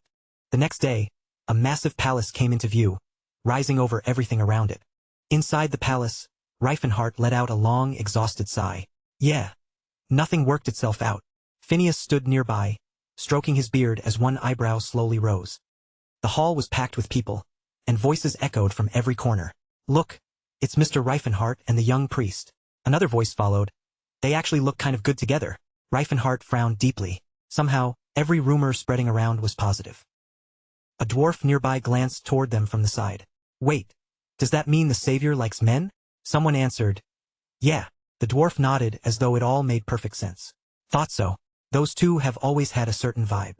An orc's eyes widened in surprise. Wait. Men can love each other too? A human man shrugged casually. Between knights and pretty-looking types, it happens all the time. The troll blinked in confusion. What does pretty-looking mean? A warrior raised a hand and pointed. Like that priest over there. I'm Sal Cater, the priest said brightly. Nice to meet you. The other man introduced himself in return and gave him a friendly nod. From the other side of the room, an elf beamed with delight. Look at this. All of our races are coming together. We're one step closer to Reifenhardt's dream, someone said. Then a door creaked open, and a girl cautiously peeked inside. Why haven't you two left the room yet? Reifenhardt, buried beneath a blanket, peeked out and shouted, Ask Sillin. From the side, Sillin immediately grumbled. Don't look at me. It's not. Cirrus stared at them with wide eyes. What is going on? Rumors had spread incredibly fast, and it was easy to understand why. Sillin was undeniably cute, but Cirrus also knew he hated being seen as soft. That was probably why he trained so obsessively. Then Reifenhardt's pupils suddenly narrowed. Sillin lowered his gaze, and his expression darkened. For a moment, the two of them simply stared at each other without saying a word. Then Reifenhardt clenched his fists with sudden determination. That's it. Starting today, we're going into hardcore training. I'll turn you into a real man. He added with complete confidence. Trust me. I know exactly what to do. I'll help you build a body that's worth showing off. Sillin's eyes immediately lit up. That's all I've ever wanted. Watching the two of them from nearby, the orc started sweating heavily and muttered. They're way too close. This is only going to make those rumors worse. Cyrus gave a grim nod beside him. Yeah, at this point, there's no stopping it. Later, an enormous army of warriors had gathered outside the fortress, banners snapping high above their heads as soldiers shouted in unison. Traitor Cyrus must pay. He defied the heavens. Kneel before the true king. Open the gates now. Their voices rolled across the battlefield like a wave. From behind the wall, one of the defenders cautiously peeked over the edge and scowled at the army below. They're working with monsters now. Yet they still dare claim they act on heaven's will? His expression darkened. Prince Yuval made a deal with devils. This disgrace will stain Croven's history forever. Reifenhardt stood tall with both hands resting on his hips while Yuval's voice boomed across the field. Lay down your weapons and pay for shaming the royal name. But Reifenhardt only shook his head. Why waste time talking? We both knew this was going to end in battle. Prince Yuval lifted his sword high into the air. Heroes, this is our moment. Show the true king the courage you carry. Then a storm of arrows came raining down. Archers, fire! Came the order, while soldiers below roared back. Raise your shields. Don't fall back. Climb the walls. Support the front line. Keep your comrades covered. Others shouted over the chaos. Yuval raised his voice even higher. Move as one. Stay close together. An orc turned toward his wife, ready to charge. We're going up first. But she was already rushing ahead of him. Too late. I'm already in front of you. Nearby, a group of dwarves thundered forward on horseback. One of them groaned. Why are we riding horses again? Another answered with total confidence. Because we look way cooler like this. Just hold on. From above, Cirrus called out excitedly. You guys look magnificent. The warriors were already closing in at full speed. Prince Yuval extended one arm as he watched the army move. So this is what it means to lead, he muttered. Then he barked out another command. Shoot every monster on sight. I'll pay 100 gold for each one brought down. An orc curled his lips into a vicious snarl and shouted up at him. You think putting on a tiger's skin makes you a tiger? Meanwhile, Cirrus moved across the battlefield, deflecting wave after wave of arrows before they could strike the defenders. The enemy spearmen stepped into position. Throw the spears, one commander yelled. A dwarf crouched down behind cover and grinned. So the arrows got bigger. Doesn't matter. They still can't hit us. Then a brilliant flash burst into view. A sword in the young man's hand suddenly began shining with intense light. He snapped his head toward the sky, and in the next instant, Cirrus unleashed an overwhelming wave of energy across the battlefield. That was when Spirius finally appeared. His eyes widened in shock as his gaze shot toward the glowing weapon. A strange aura rippled around the blade. That's the giant sword. My sword, Spirius growled, rage flashing across his face. How dare he steal my gear? Then everything erupted with a thunderous boom. A deafening explosion tore through the battlefield, shaking the ground beneath everyone's feet. The swordsman froze with his eyes wide open. Run! I'm not dying today! He shouted as dust, rubble, and broken fragments blasted through the air. Up on the wall, the orc scrambled even higher and shouted, Cyrus is destroying them out there, not willing to be outdone. The trolls roared back. We're not falling behind either. The defenders raised their shields and braced themselves, waiting for the next impact. But instead of attacking immediately, the defenders stared ahead with their heads tilted, completely confused by what they were seeing. Then the battlefield erupted again. A massive explosion exploded across the front lines with enough force to shake the walls. Through the smoke and flashing light, a giant figure slowly emerged, carrying an unusual sword casually over his shoulder. His eyes were cold and steady, showing no sign of hesitation. The young man standing beside him tightened his jaw, his gaze narrowing as he watched the enemy. The soldiers began whispering in awe. Is this really the true power of the Aurora Lords? The orc woman watched with the faintest smile on her face and nodded. They're good. The troll lowered his head as he remembered Reifenhardt's instruction. Take down the wall in the boldest way possible, but make sure none of our allies get hit. He paused, feeling completely lost. Then what the heck was he supposed to do? Standing around doing nothing felt humiliating. Suddenly, dozens of magical blades appeared overhead, streaking through the sky like a swarm of glowing projectiles. 3 enormous swords materialized first, followed by even more weapons gathering behind them. Then, all at once, the entire barrage shot straight toward the fortress wall. The blades buried themselves deep inside the barricade, and magical energy began pouring from them like smoke. Voices rang out across the battlefield. It's time. Declare yourselves. The aura flowing from the embedded swords surged higher and higher, flooding the wall with unstable power. Then multiple explosions erupted one after another, violently shaking the ground beneath the fortress. Spirius grabbed Prince Yuval in alarm. What the hell was that? An orc nearby began sweating nervously. Was that my wife's doing? 2 dwarves turned toward the ruined wall and whistled in admiration. That wall-breaking move is incredible. We need her in every future siege. The other dwarf quickly agreed. Any fortress would fall fast with her around. Cyrus grinned as he watched the destruction. Another move to add to my list. Looks like it won't even take much practice. Carl bared his teeth and muttered. I definitely didn't see that coming. No way I'm letting this become a full-scale siege. Spirius apologized quickly. I'll handle some of them myself. But another man stepped forward with his brow furrowed. There's no victory waiting for us here. We should return to the palace. Just then, one of the defenders pointed toward the battlefield. Prince Yuval's army. They're retreating. One of the young warriors placed a hand against the wall, unable to understand it. Why? They were winning. What is Yuval planning? Voices began echoing around him. Yuval is a traitor. His life is already in the prince's hands. Another soldier stood with his jaw hanging open. He knows. If they had truly wanted to, they could have crushed us already. A mounted soldier spoke up from behind the line, his voice carrying over the uneasy crowd. He doesn't want innocent people caught in the fighting. If Yuval truly cares about his own people, he'll raise the white flag and surrender himself to our mercy. Prince Yuval ground his teeth, finally seeing the trap being laid around him. So that's what he's doing, he muttered bitterly. He's trying to make me look like the villain. What kind of filthy trick is this? Carl's face twisted into a scowl. Who came up with a scheme this underhanded?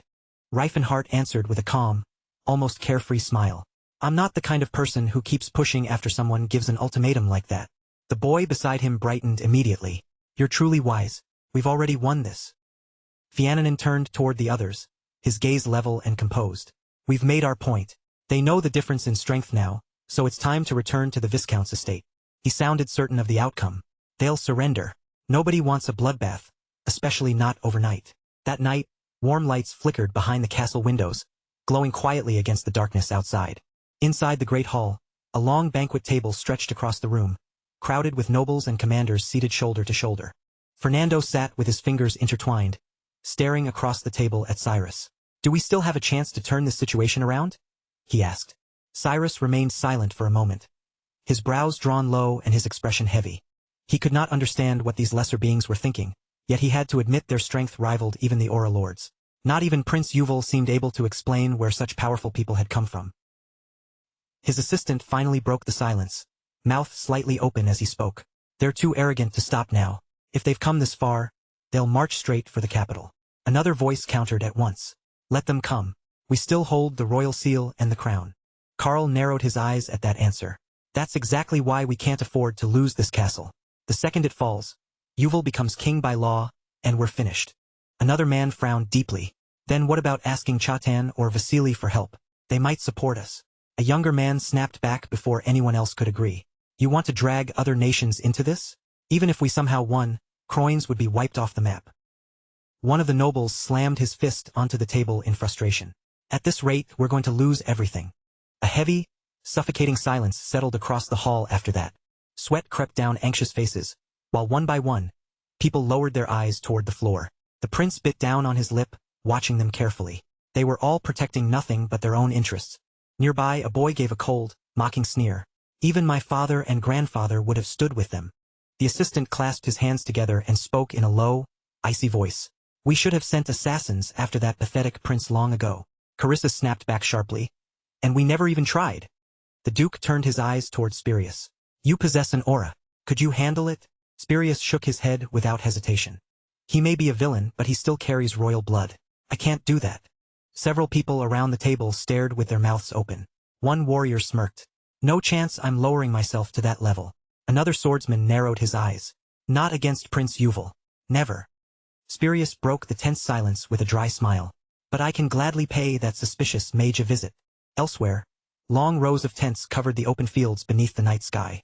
Prince Yuval's forces had left Hendrik and established camp just outside the capital, near the Viscount's estate. With a forest nearby and a river close at hand, it was almost the perfect place to settle an army. That evening, the estate was alive with celebration. Glasses clinked together, voices rose in a cheerful chorus, and the guests toasted loudly. To everyone standing with us and helping shape the kingdom's future, thanks to them, we're winning. Cheers followed from all sides. Praise the true king. Standing quietly to one side, Reifenhart watched with a faint smile. This kind of atmosphere mattered. Kept the neutral nobles balanced. Yuval scoffed at the scene. Why are they toasting those people? They didn't even do anything. The answer came immediately. Exactly. That's already enough reason. Reifenhart closed his eyes with a gentle smile. If they were treated as victors, they would not become jealous or hostile toward the other races. Then he spoke clearly for everyone nearby to hear. Only fools believe praise belongs solely to the people swinging swords. The wise know better. Without the resources those families provided, how could our brave knights have come this far? Several nobles chuckled warmly and lifted their glasses toward him. You're making us blush, wizard. Another nodded in approval. You really are a wise one. Prince Yuval gave him a small, impressed smile. For a mage, you're surprisingly skilled at politics. I'd like to learn from you. He raised his glass higher. He may be young, but he has a real talent for diplomacy. Reifenhart laughed lightly. You're too kind. Beside him, Silen stretched out both hands as Reifenhart introduced the people nearby. This is Kulkin. He's well known throughout the kingdom of Kroven. And the troll beside him is Halton, chieftain of the Blue Bear tribe. Halton nodded politely. Glad to meet you. Then his eyes widened when the troll answered him fluently. You speak our language? The orc chuckled and lifted the communication necklace around his neck.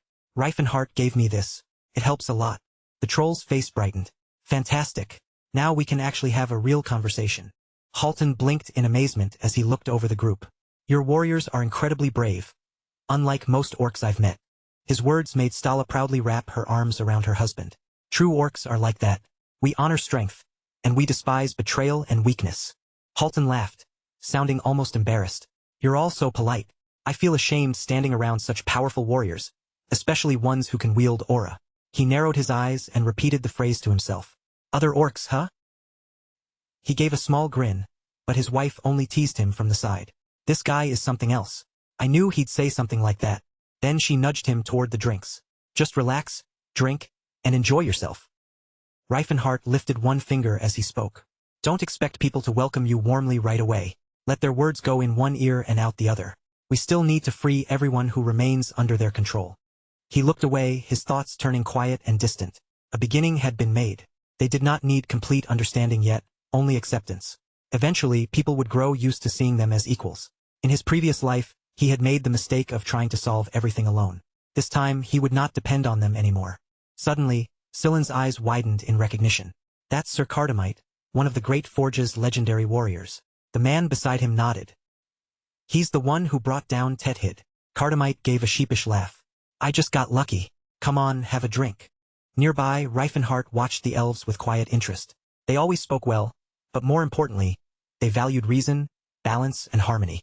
A nearby guest, clearly impressed, stepped forward. Your battle was incredible.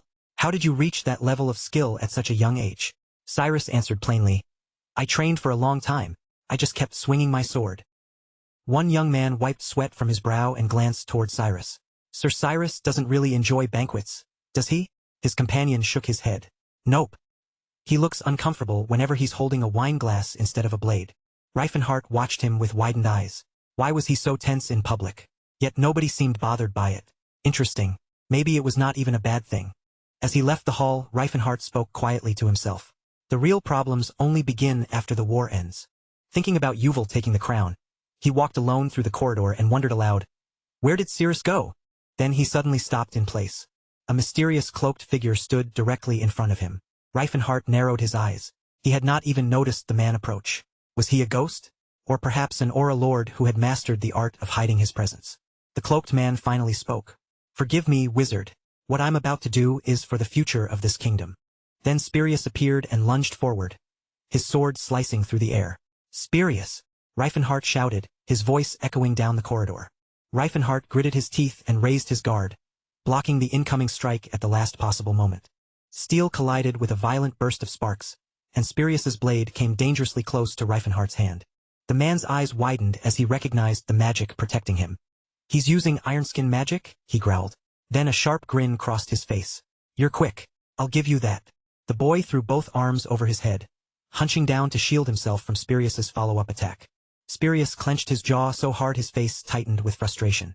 Ironskin magic shouldn't be this durable. Frowning deeply, the self-proclaimed king of martial arts studied his opponent from head to toe. No. That was not magic protecting him at all. Reifenhart had blocked it with nothing but his bare arm. With a furious snarl, Spirius unleashed flame of destruction, then followed it up with fire volley. Flames ripped across the floor in a violent rush, turning the corridor into a blazing sea of heat and light. Spirius tightened both hands around his sword and let out a low grunt. Judging by how your servants fight, you're definitely not some ordinary man. His eyes narrowed sharply. Fine. Then I'll stop holding back and go all out. Reifenhart's eyes narrowed in return. Of course this would happen eventually. He had known someone would come after him sooner or later. Teslan had been dense as a rock, and now Reifenhart was the one stuck cleaning up the mess. Spirius lunged forward again, his blade flashing through the air as he closed the distance. Reifenhart planted his feet and braced himself, teeth clenched tight. At this point he had very little choice left. Then, with a sharp crack, a powerful blow struck Spirius in the stomach and sent him stumbling backward. Saliva flew from Spirius's mouth as he recoiled, glaring through the pain. Those are close combat techniques, he snarled. Are you some kind of battle mage? Reifenhart said nothing, his thoughts racing faster than his expression allowed. Could he convince Spirius that he was only a battle mage? Without using aura, maybe not. Spirius circled him with a scowl. With a body built like that, I can almost believe it. Reifenhart snapped back. You do realize this estate is crawling with aura lords, right? If I were truly in danger, they would already be here. Flames curled around Spirius's sword, winding along the blade like living serpents. Then let's see whether you can last until they arrive. Reifenhart pressed his lips together, calculating under pressure. How much longer could he stall without revealing his aura? Then Spirius roared and thrust his sword forward. One strike, and you're finished. Reifenhart gritted his teeth, every muscle in his body tightening as he prepared for the impact. But suddenly Spirius froze. His pupils shrank as something caught his attention. Thick muscle rippled across Reifenhart's exposed arm beneath the torn sleeve. Spirius stared in complete disbelief. Where the hell had that come from?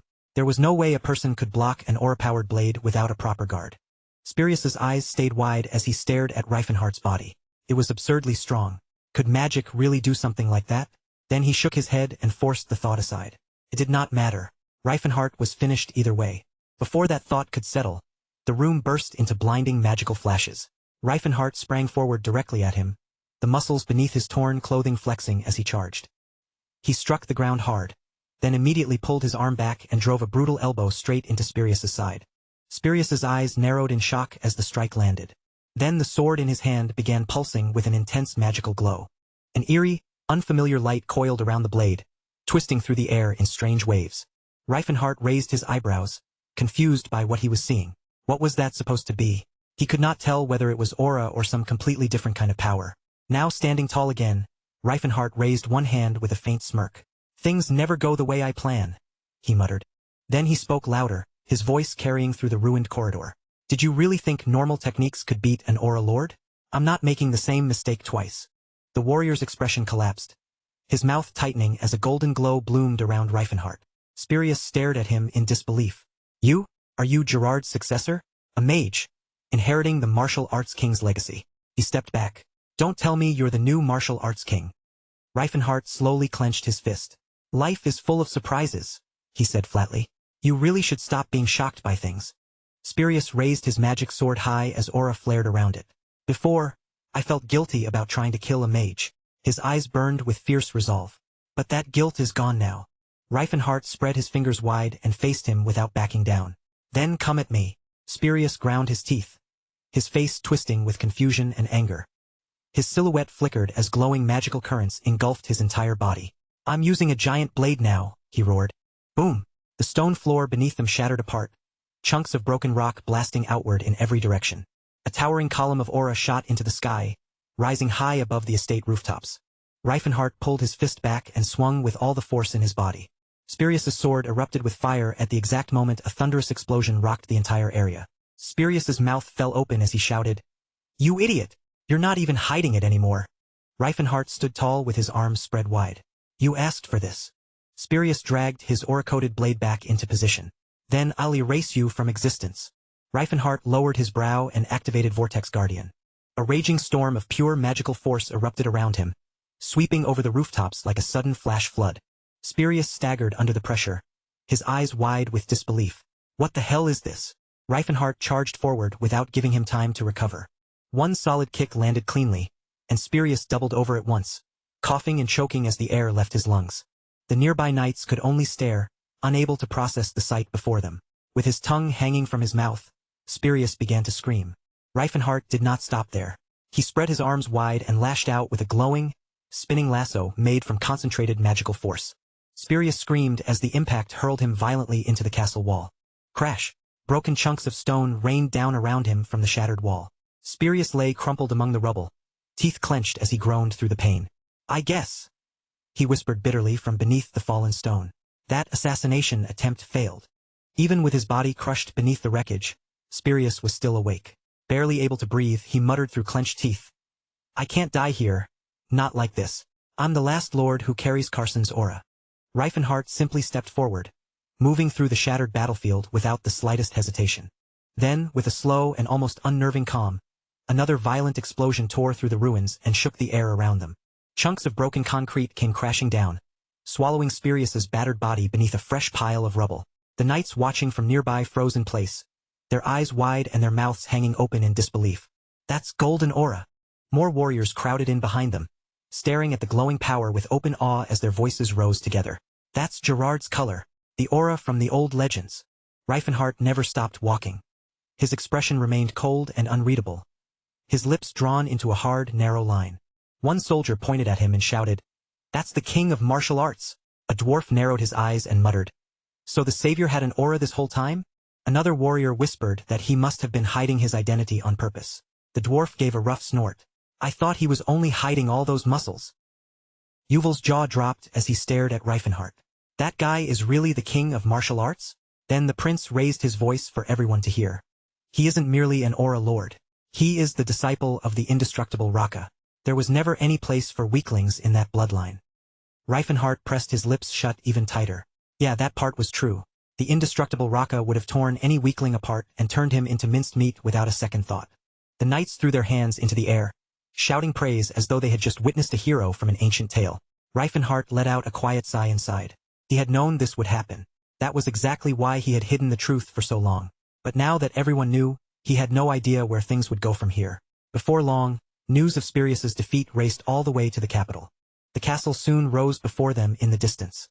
Low voices drifted through the air. So Spirius really was killed by the king of martial arts. Another voice answered, At least he didn't die in disgrace. Far beyond the walls, columns of knights marched across the land. Whispers passed through their ranks. Tethid was beaten by someone that short? Maybe he was never as impressive as everyone claimed. Silen's eyes widened at the cruel remarks. Eyes pointed out that people had already witnessed the strength of intelligent races beyond humanity, yet they still refused to stop looking down on them. Reifenhart answered that it was not always simple contempt. Sometimes, it was more like people stubbornly refusing to accept what stood right in front of them, and that denial was not always born from malice. From afar, the territory of the kingdom finally came into view. Croyne had still not finished rebuilding every wall destroyed in the previous battle, and that weakness gave Prince Yuval a path into the city with barely any resistance. The towering castle stood ahead of them, while the Karl army had locked themselves inside and prepared to hold their ground. Its enormous gates remained tightly shut, covered in carvings of crowned lions that seemed to glare down at anyone who approached. Yuval lifted an eyebrow and quietly admitted that he had never expected to stand before those gates again. But his face soon darkened into a frown. He could not understand why they still had not surrendered, even after 3 full days. This was nothing like Cyrus. From what Yuval knew of him, Cyrus should have reacted very differently by now. Reifenhart suspected the decision had not come from Cyrus himself. It had likely been forced by the advisors closest to him, the same people who had eagerly followed orders while they were winning. Now that everything had changed, they had changed with it. His grandfather finally spoke, saying there was only one choice left: attack. Reifenhart shut his eyes for a brief moment before calmly declaring that he would go and meet them himself. Sillin stared at him in shock. "You're going in there yourself?" But Reifenhart only gave a small shrug. "Why bother hiding now? Everyone already knows exactly who I am." Reifenhart walked directly toward the castle doors, and the crowd behind him burst into thunderous shouts. "The king of martial arts is going to war." A guard on the wall thrust out his hand and yelled at the soldiers not to panic. "He's still just one man. Fire!" Arrows immediately poured down from above like a black rainstorm, but Reifenhart only frowned as they struck him. He could not feel a single thing. A moment later, a huge stone launched from a catapult smashed straight into his head. Reifenhart casually rubbed the spot where it hit, barely bothered at all. That actually stung a little. Flaming arrows then cut across the sky, racing toward the mages positioned behind him. The guard shouted for buckets of water to be dumped onto the attackers next. Water came rushing down from the wall, and Reifenhart suddenly opened his mouth with a satisfied shout. "Ah, that's refreshing." One warrior standing above the gate could only stare down at him in complete confusion. "What kind of monster is this guy?" Then the young man's voice rolled across the battlefield, loud enough for everyone around the castle to hear. "If you value your lives, move away from that gate." Behind him, one knight stood straight and proud, refusing to take a single step back. "This man cannot be broken," he declared with absolute conviction. "And I'll stand beside him." Reifenhart remained silent, lost for a moment in his own thoughts. He was doing the very same things he had done in his previous life, so why were people looking at him so differently this time? 2 days earlier, one man had raised an eyebrow and asked whether the mysterious sage was truly the martial king. Once the answer became clear, everything suddenly made sense to him. Of course a man like that would naturally gather such powerful allies around him. Another man dressed in formal clothes widened his eyes. "Those orcs? Did he choose them himself?" A nearby dwarf nodded. "He intends to raise them until they stand on the same level as humans." Someone else added that they were nothing like the slaves people used to know. Honestly, they even envied the dwarves for having someone like him as their teacher. Reifenhart looked away and quietly muttered that he still did not understand it. Back when he had been known as the Demon King, everyone claimed those same slaves had only followed him because they had fallen into darkness. They said their strength came from magic. Cyrus explained that warriors and magicians had always been treated differently. With a sly smile, the elf pointed out that anyone could grab a sword and call themselves a warrior. But magic was different. It belonged to another world entirely, a world reserved for the rare few with talent. Ordinary people could never truly imitate a magician, no matter how much they wanted to. Reifenhart's expression dimmed slightly as the girl continued. That was exactly why the Demon King had been so terrifying in everyone's eyes. He was a magician. Magic felt distant, strange, and impossible to touch. But a warrior was different. People could look at someone who fought with nothing but his own fists and still believe they might one day reach that same height. Reifenhart lowered his hands and asked whether she meant that people found his invincible body easier to accept than magic. Then he looked ahead and asked, "So when it comes to battle, does that mean I can do anything?" Ceres turned toward him and answered without hesitation. "Exactly. You can become the king of martial arts." A fist wrapped in shimmering golden aura came into view, carrying a simple truth. Mana might be a gift granted only to the chosen few, but strength, sweat, and muscle were things anyone could chase with their own hands. As that hand surged forward, the golden aura became impossible to mistake. The moment people saw it clearly, they all recognized what it was. Then the 4-stage disaster horn unleashed its power, and a massive blast exploded across the battlefield. Reifenhart pressed his lips together and made a quiet vow to himself. From this point on, people would look at him with admiration, not fear. Just then, shouts erupted from all around them. "Attack! Follow the king of martial arts! Crush the traitors!" One warrior lifted his blade high and roared, "If we die, then we die as knights. We die with honor. For Cyrus." Blood sprayed across the battlefield as soldiers cried out through the chaos, swearing their loyalty and promising that they would carry the king's will forward no matter what happened. Reifenhart spread his arms wide and shouted toward both armies. "The victor has already been decided. End this pointless fight now, and your lives will be spared." Inside the grand hall, an enormous chandelier hung from the high ceiling, its polished lights casting a cold glow over the room. Cyrus stood beneath it in complete silence, his sword lowered at his side as he waited without moving. Yuval stepped into the chamber and declared that it was over. Then, with a faint smirk on his face, the prince let the words hang in the air. "It's been a long time, hasn't it?" Reifenhart said nothing. For a brief moment, he wondered whether this was truly how he had looked back in his former life. "Where are the others?" the young man asked. Cyrus held his sword out before him and answered calmly. "I sent my father and grandfather away. I couldn't allow our family line to end here." Phinia kept her eyes shut as she spoke with grim certainty. "We've already been branded as traitors." Then her voice rose sharply. "There is no longer any place for us in this kingdom." Karl turned slightly and added, "We're heading for Chatan. We may not hold the same power there, but the bloodline will survive. For now, that is enough."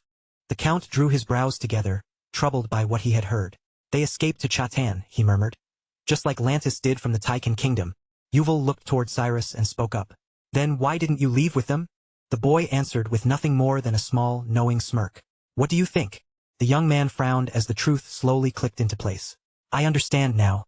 If you had fled, this war would have dragged on even longer. You would rather die than spend the rest of your life as their puppet king." His mouth hung slightly open as he realized what that meant. Did this prince truly value his people more than his own life? Knowing that the man before him was still his enemy left Reifenhart deeply unsettled. Still, he drew a steady breath and spoke with finality. "Then I'll be the one to end this war." Cyrus gave a quiet grin. "So the rumors were wrong. You're more sensitive than I expected." His voice remained calm as he asked, "Then which one of you intends to kill me?" Yuval raised his shield and turned toward his cousin. "You're a traitor," he said, "but you are still royal blood. That means your life ends by my hand." The Count stared from behind the prince, clearly confused. "What are you talking about?" Yuval did not hesitate. "I know I'm no match for Karl, but at the very least, I can prove that I have the courage to stand like a king." He turned his head toward Reifenhart and spoke without losing his confidence. "Good thing the Lord of the Aura is standing behind me. Step in if this goes badly." Karl forced a thin smile, his eyes hardening. "Then come at me, weakling." The instant those words left his mouth, Yuval threw himself forward without hesitation. Steel crashed against steel as Yuval's sword collided with Karl's magic blade in the middle of the hall. Sparks burst into the air as the two royal brothers began their fierce clash, the rightful heir facing the traitor head-on. Both of them swung with everything they had, and Karl let out a furious yell. "I heard you skipped fencing practice just to sneak off with your gnome lover. So you were hiding skills like this the whole time?" Yuval met the accusation with a smirk of his own. "It's not like that. I simply never had any reason to show what I could do." He caught Karl's next strike on his shield, bracing himself against the impact. An old man standing nearby could only stare with his mouth open. Where had the younger prince gotten this much strength? Even Karl looked irritated now, narrowing his eyes as he pressed the attack. "How the hell are you this strong?" he demanded. "And how long are you planning to hide behind that shield?" A knight cried out from the side, and Yuval immediately answered with a heavy counterstrike of his own. "I always believed all of you looked down on me because of my title," he said between swings. "But maybe I'm not so bad with a sword after all." Then he laughed. "I guess it helps that I grew up playing with Phinia. You needed strong legs just to keep up with her." His grin widened as he said it. "That's why I did deadlifts and squats every single day." Behind him, Phinia let out a shriek of embarrassment, while the dwarf's face turned bright red. Even Reifenhart blinked at the confession. Well, it was not entirely wrong. The dwarf had always pushed everyone around her into serious physical training. Karl's face twisted with rage. "You're saying all of this came from some ridiculous reason like that? You think confidence alone is enough to win?" He hammered his sword into Yuval's shield again and again, each blow coming down harder than the last. Yuval's focus began to slip under the pressure. Every technique he knew had come from Phinia, built around dwarf fighting styles. But humans carried their weight differently with a higher center of gravity, and the way he fought did not truly fit his body. He glanced toward his ally and quietly asked for help. Sensing the danger at once, the warrior rushed forward without delay. "The prince is in trouble," Karl shouted in fury. "Why are you interfering? This is a sacred duel. Where is your honor? Is this what a noble king of martial arts does?" But the young man drove his elbow hard into Karl's sword, stopping the strike in its path. "In the indestructible Raka's teachings," he muttered, "we don't give a damn about honor." Karl gritted his teeth and continued trying to force his way through, refusing to give up even as the pressure mounted. The young man's fist began to glow as golden aura gathered tightly around it. Then a blinding flash erupted from his hand in an instant. The entire palace was swallowed by the sudden burst of light. Soldiers across the hall threw up their arms and shielded their eyes as the brightness exploded around them. Inside the palace, The old man covered his face, unable to look directly at the overwhelming glare. As the light finally began to fade, he slowly looked ahead again. The warrior was standing there amid broken columns and shattered stone. Then, gripping the traitor by the hair, he lifted the prince's severed head high into the air. Reifenhart made the outcome unmistakably clear. The battle is over. I have taken his head. The rightful heir froze as he stared at his ally in disbelief. Yet the shock on his face did not last for long. His expression soon hardened, and he slowly turned his gaze toward the throne. Drawing out the royal seal, he gave his order in a firm, unwavering voice. Hang the traitor's head where every citizen can see it, Yuval commanded, leaving no room for argument. Then, before the assembled court, he lifted the crown and placed it firmly upon his own head. Behind him, Phinea's proud voice rang through the hall. Long live the king! The newly crowned monarch stood tall before his people, wearing the crown as cheers and celebrations swelled all around him. One after another, everyone present dropped to their knees before the new ruler. And so, the kingdom of Crovan welcomed its new sovereign, King Yuval II. News that the civil war had ended spread across the land like wildfire, leaving countless people stunned. No one had expected Yuval to be the one who emerged victorious. At the same time, another name began echoing from kingdom to kingdom. Reifenhart, the king of martial arts. He was the hero who had defeated the Golden Knight Grime, the man who arrived in Crovan leading an army of intelligent races and carried them all the way to victory. For many, it was almost impossible to believe. The very races people had once enslaved and looked down upon had fought on the battlefield like figures out of legend. Elsewhere, inside the kingdom of Grime, Teslan slammed his fist down onto a table the moment the news reached him. His teeth ground together as he cursed under his breath. That damn demon king. He has already become far too powerful. Rage twisted across his face. His enemy had not only gained fame and influence, but he had also killed Cyrus, one of the wisest and most dependable rulers Teslan had ever known. Scowling darkly, Teslan spat out the thought burning in his mind. Coward. He is only eliminating enemies before they ever get the chance to strike him. Just then, the door suddenly burst open. Several of his subordinates rushed inside, their faces burning with anger. Have you heard? One of them shouted. Rust is alive. He has become famous for defeating Sir Spurius. A blond man gave an angry growl. That backstabbing traitor is fighting beside Reifenhart now. If he had even a shred of honor, he would have returned and begged for forgiveness. Stefan sneered at the thought. What did you expect? He is a bastard. Teslan's frown deepened. He remembered perfectly well that he was the one who had stabbed Rust, yet now they were calling Rust a traitor. In truth, Rust had every reason to leave. And with Reifenhart's power rising so quickly, Teslan had no one else left that he could truly trust. He pushed himself away from the table and rose to his feet. How is the Berserker armor? He asked. One of his men nodded. It is ready. All that remains is testing it in actual combat. Teslan's gaze turned cold and heavy. Then the time has come. His subordinates exchanged wicked grins. Shall we go? Malice flashed in Teslan's eyes as he gave his answer. Exactly. It is time to put an end to Reifenhart. Meanwhile, in the capital of Krone, Duke Fernando wore a deep, troubled frown. This is not wise, he said. Yes, he helped us win the war, but granting him autonomous land is going too far. The young king sat upon the throne and disagreed immediately. A noble title and a little fame? That is nowhere near enough. The duke slowly shook his head. Even so, that would already be an extremely generous reward. Yuval's brow tightened as he looked toward the nobleman. The king asked what exactly the duke was proposing. Was he suggesting they simply hand Reifenhart an ordinary estate? There was not much land left that could be awarded, and they could not simply seize territory from those who had already earned their own rewards. The count awkwardly cleared his throat into his closed fist. Then the king spoke with unmistakable firmness. After everything he has done, even the entire duchy of Fernando would not be enough. The young ruler narrowed his eyes. He noticed how quickly Duke Fernando fell silent the moment his own land was mentioned. Rising to his feet, the king looked across the room. Does anyone else have an objection? Silence answered him. So he continued. Sir Reifenhart will receive the title of count, along with independent territory under his own rule. From this day forward, his domain shall be known as Antis. And just like that, a new county was born within the kingdom of Crow. Sunlight blazed over a castle that stood on land once owned by Viscount Gelfane. Its warm rays poured through a window and spread across the large bed placed in the center of the room.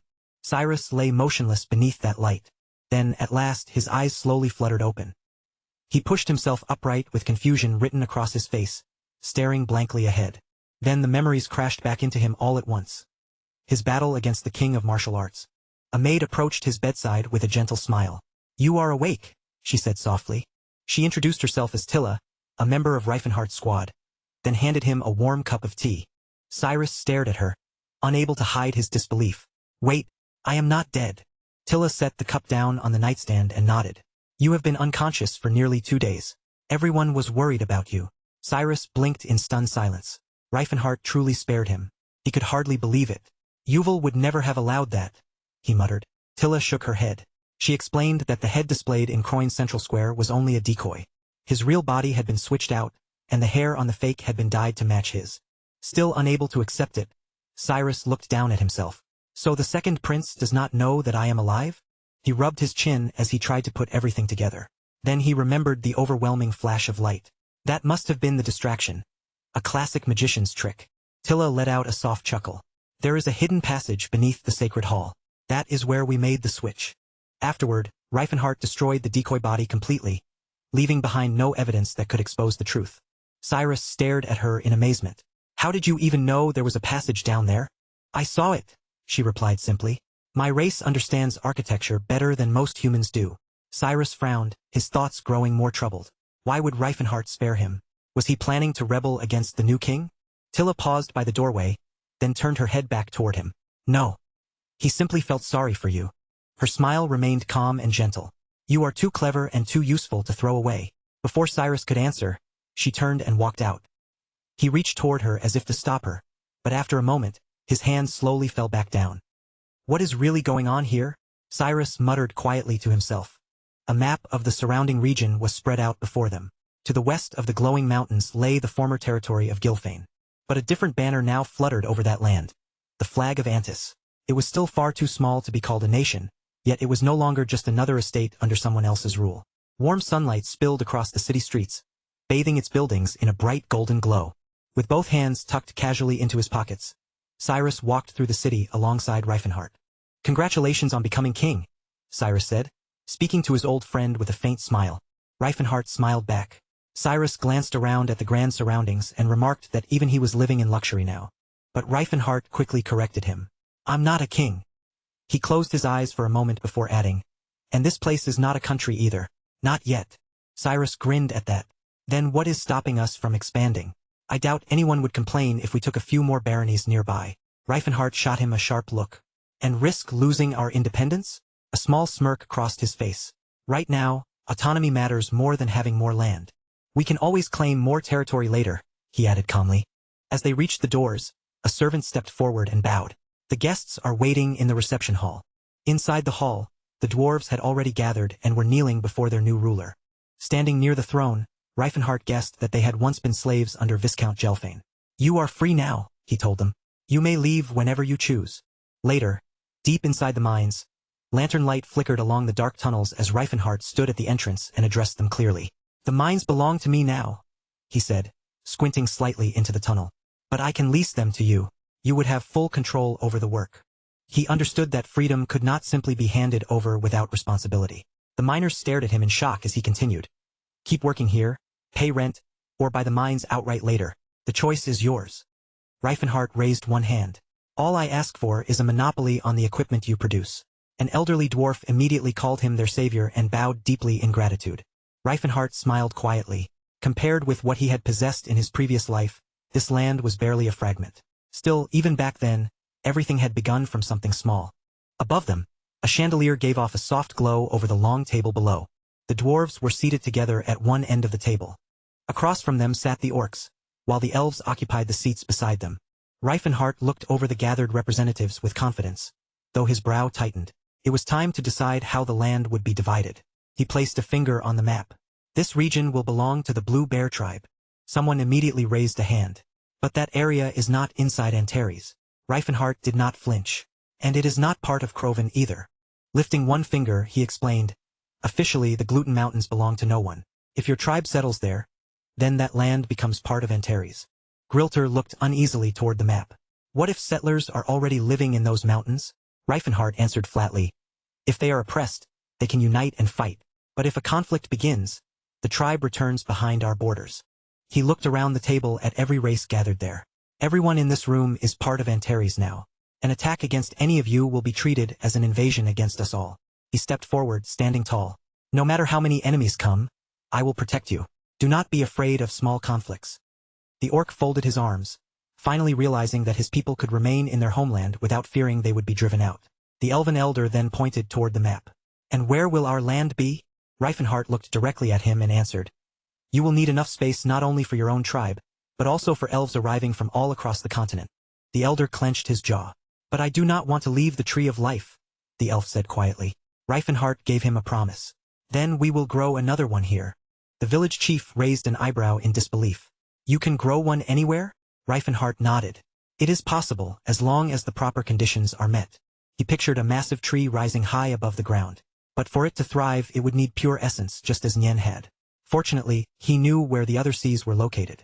If they wanted to strengthen the elves quickly, this was the only path available. The martial artist smiled and looked toward the dwarves. You probably do not care much about land, right? You are used to living underground. Michelin gave a small shrug. That is true for now, but if our numbers grow, it may become a problem. The map showed that Antares stood far from the Great Forge. The priest spoke up. It would be better if we had territory closer to the Settlered Mountains. Reifenhart agreed, but his expression remained serious. Getting there will not be easy. We would have to pass through human territory. Reifenhart pointed to another location on the map. That is why I chose this place. There is a dungeon hidden inside the glowing mountains. The priest leaned closer to inspect it. Is there a portal connected to the Daiman ruins? Reifenhart grinned and nodded. Exactly, but we will have to clear the dungeon first. The dwarf broke into a broad smile. Leave that part to us. At the same time, an elf gestured toward the map. What is this empty region between the elven land and the orc territory? Reifenhart looked at the blank space and answered with confidence. That area is reserved for people we have not met yet. Snow drifted quietly over the mountains, settling across the white peaks. Wind lashed through an elf woman's hair as she stood alone at the top of a snow-covered summit. A heavy fog had settled over the kingdom of Helene, blanketing the land in pale silence. Below, within a thin forest, a troll moved slowly between the trees. The woman pressed her lips together while the troll's face tightened into a scowl. Swords stuck out from the frozen ground all around them, half buried beneath the snow. A full month had passed since the battle of the royal heirs in the kingdom of Croven. Leaves swirled through the wind outside the castle of County Antares. On the training grounds, Cyrus crossed blades with Tathid in a sharp exchange of steel. I'm striking your side this time, Cyrus shouted as he swung his blade forward. The orc lunged at once, aiming his next attack directly at Cyrus's head. Cyrus spread his arms slightly to recover his balance, realizing that it was still difficult to react even when he knew exactly where the attack was coming from. His footwork and sword technique still needed far more work. His sword hung suspended in midair, caught halfway through the swing. Watching from the side, the knight asked, You do realize that once you throw your spirit weapon, you are left unarmed, right? Maybe you should carry a second sword. The orc answered without hesitation. A weapon is a warrior's trusted friend. You do not throw away a friend. Cyrus blinked at that answer, surprised. Then he remembered how Zulker had always fought with two swords at once. The orc calmly slung his blade over his back. I am only fortunate enough to have two friends, he said. That does not mean you need more. Cyrus let out a long sigh. This is harder than I thought. Nearby, a wolf stretched lazily and let out one long sleepy yawn. Cyrus chuckled at the sight. You are a completely different creature when you are not on a battlefield. Tathid gave a low grunt. He is lazy. Then the orc turned back to Cyrus. Show me that aura sword again.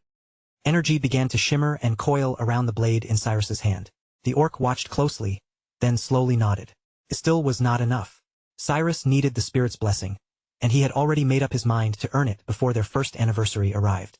The young swordsman shut his eyes for a moment, remembering something from before. I am only 9, he murmured.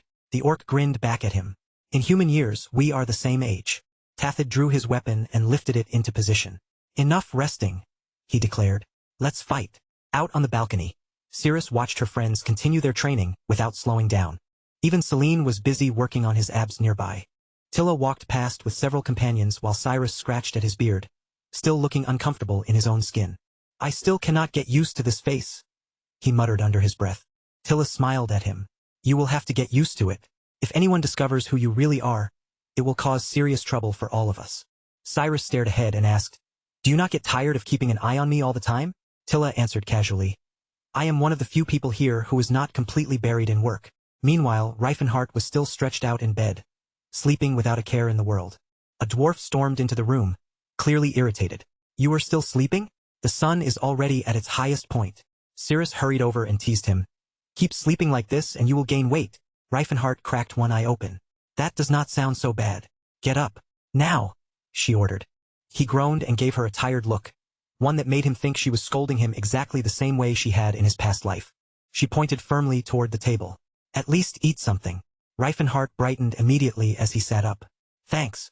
A full spread of food covered the table. Looking over the dishes, Reifenhart asked, Why did you cook all of this yourself? You could have asked one of the servants. They already have plenty to do, she answered simply. As he began eating, Reifenhart decided it was time to return to work. Things in Antares had finally settled down. A knight sitting nearby looked over at him. Work? What kind of work? Reifenhart turned toward her. I need to find 3 fragments of the world tree. Without them, I cannot plant the new elven forest. The nearest fragment is the staff of the blue sky, Geruntin. Cirrus raised an eyebrow as she sipped from a bottle of wine. Is that something like Nien? Reifenhart took a bite of bread before answering. Yeah, it is a relic filled with world tree essence. Cirrus's expression softened. I really like Nien. Reifenhart smiled at her. Then I will make something like it again. Cirrus looked uncertain. You think that is actually possible? He folded his arms with confidence. For a mage at the 10th circle, it is not even that difficult. But as he looked down at his own hand, his expression tightened. His body was still struggling to keep up with his growing mana. Even with Magram's enhancement, he was barely managing to use 7th circle spells. Then he grinned and turned toward Cirrus.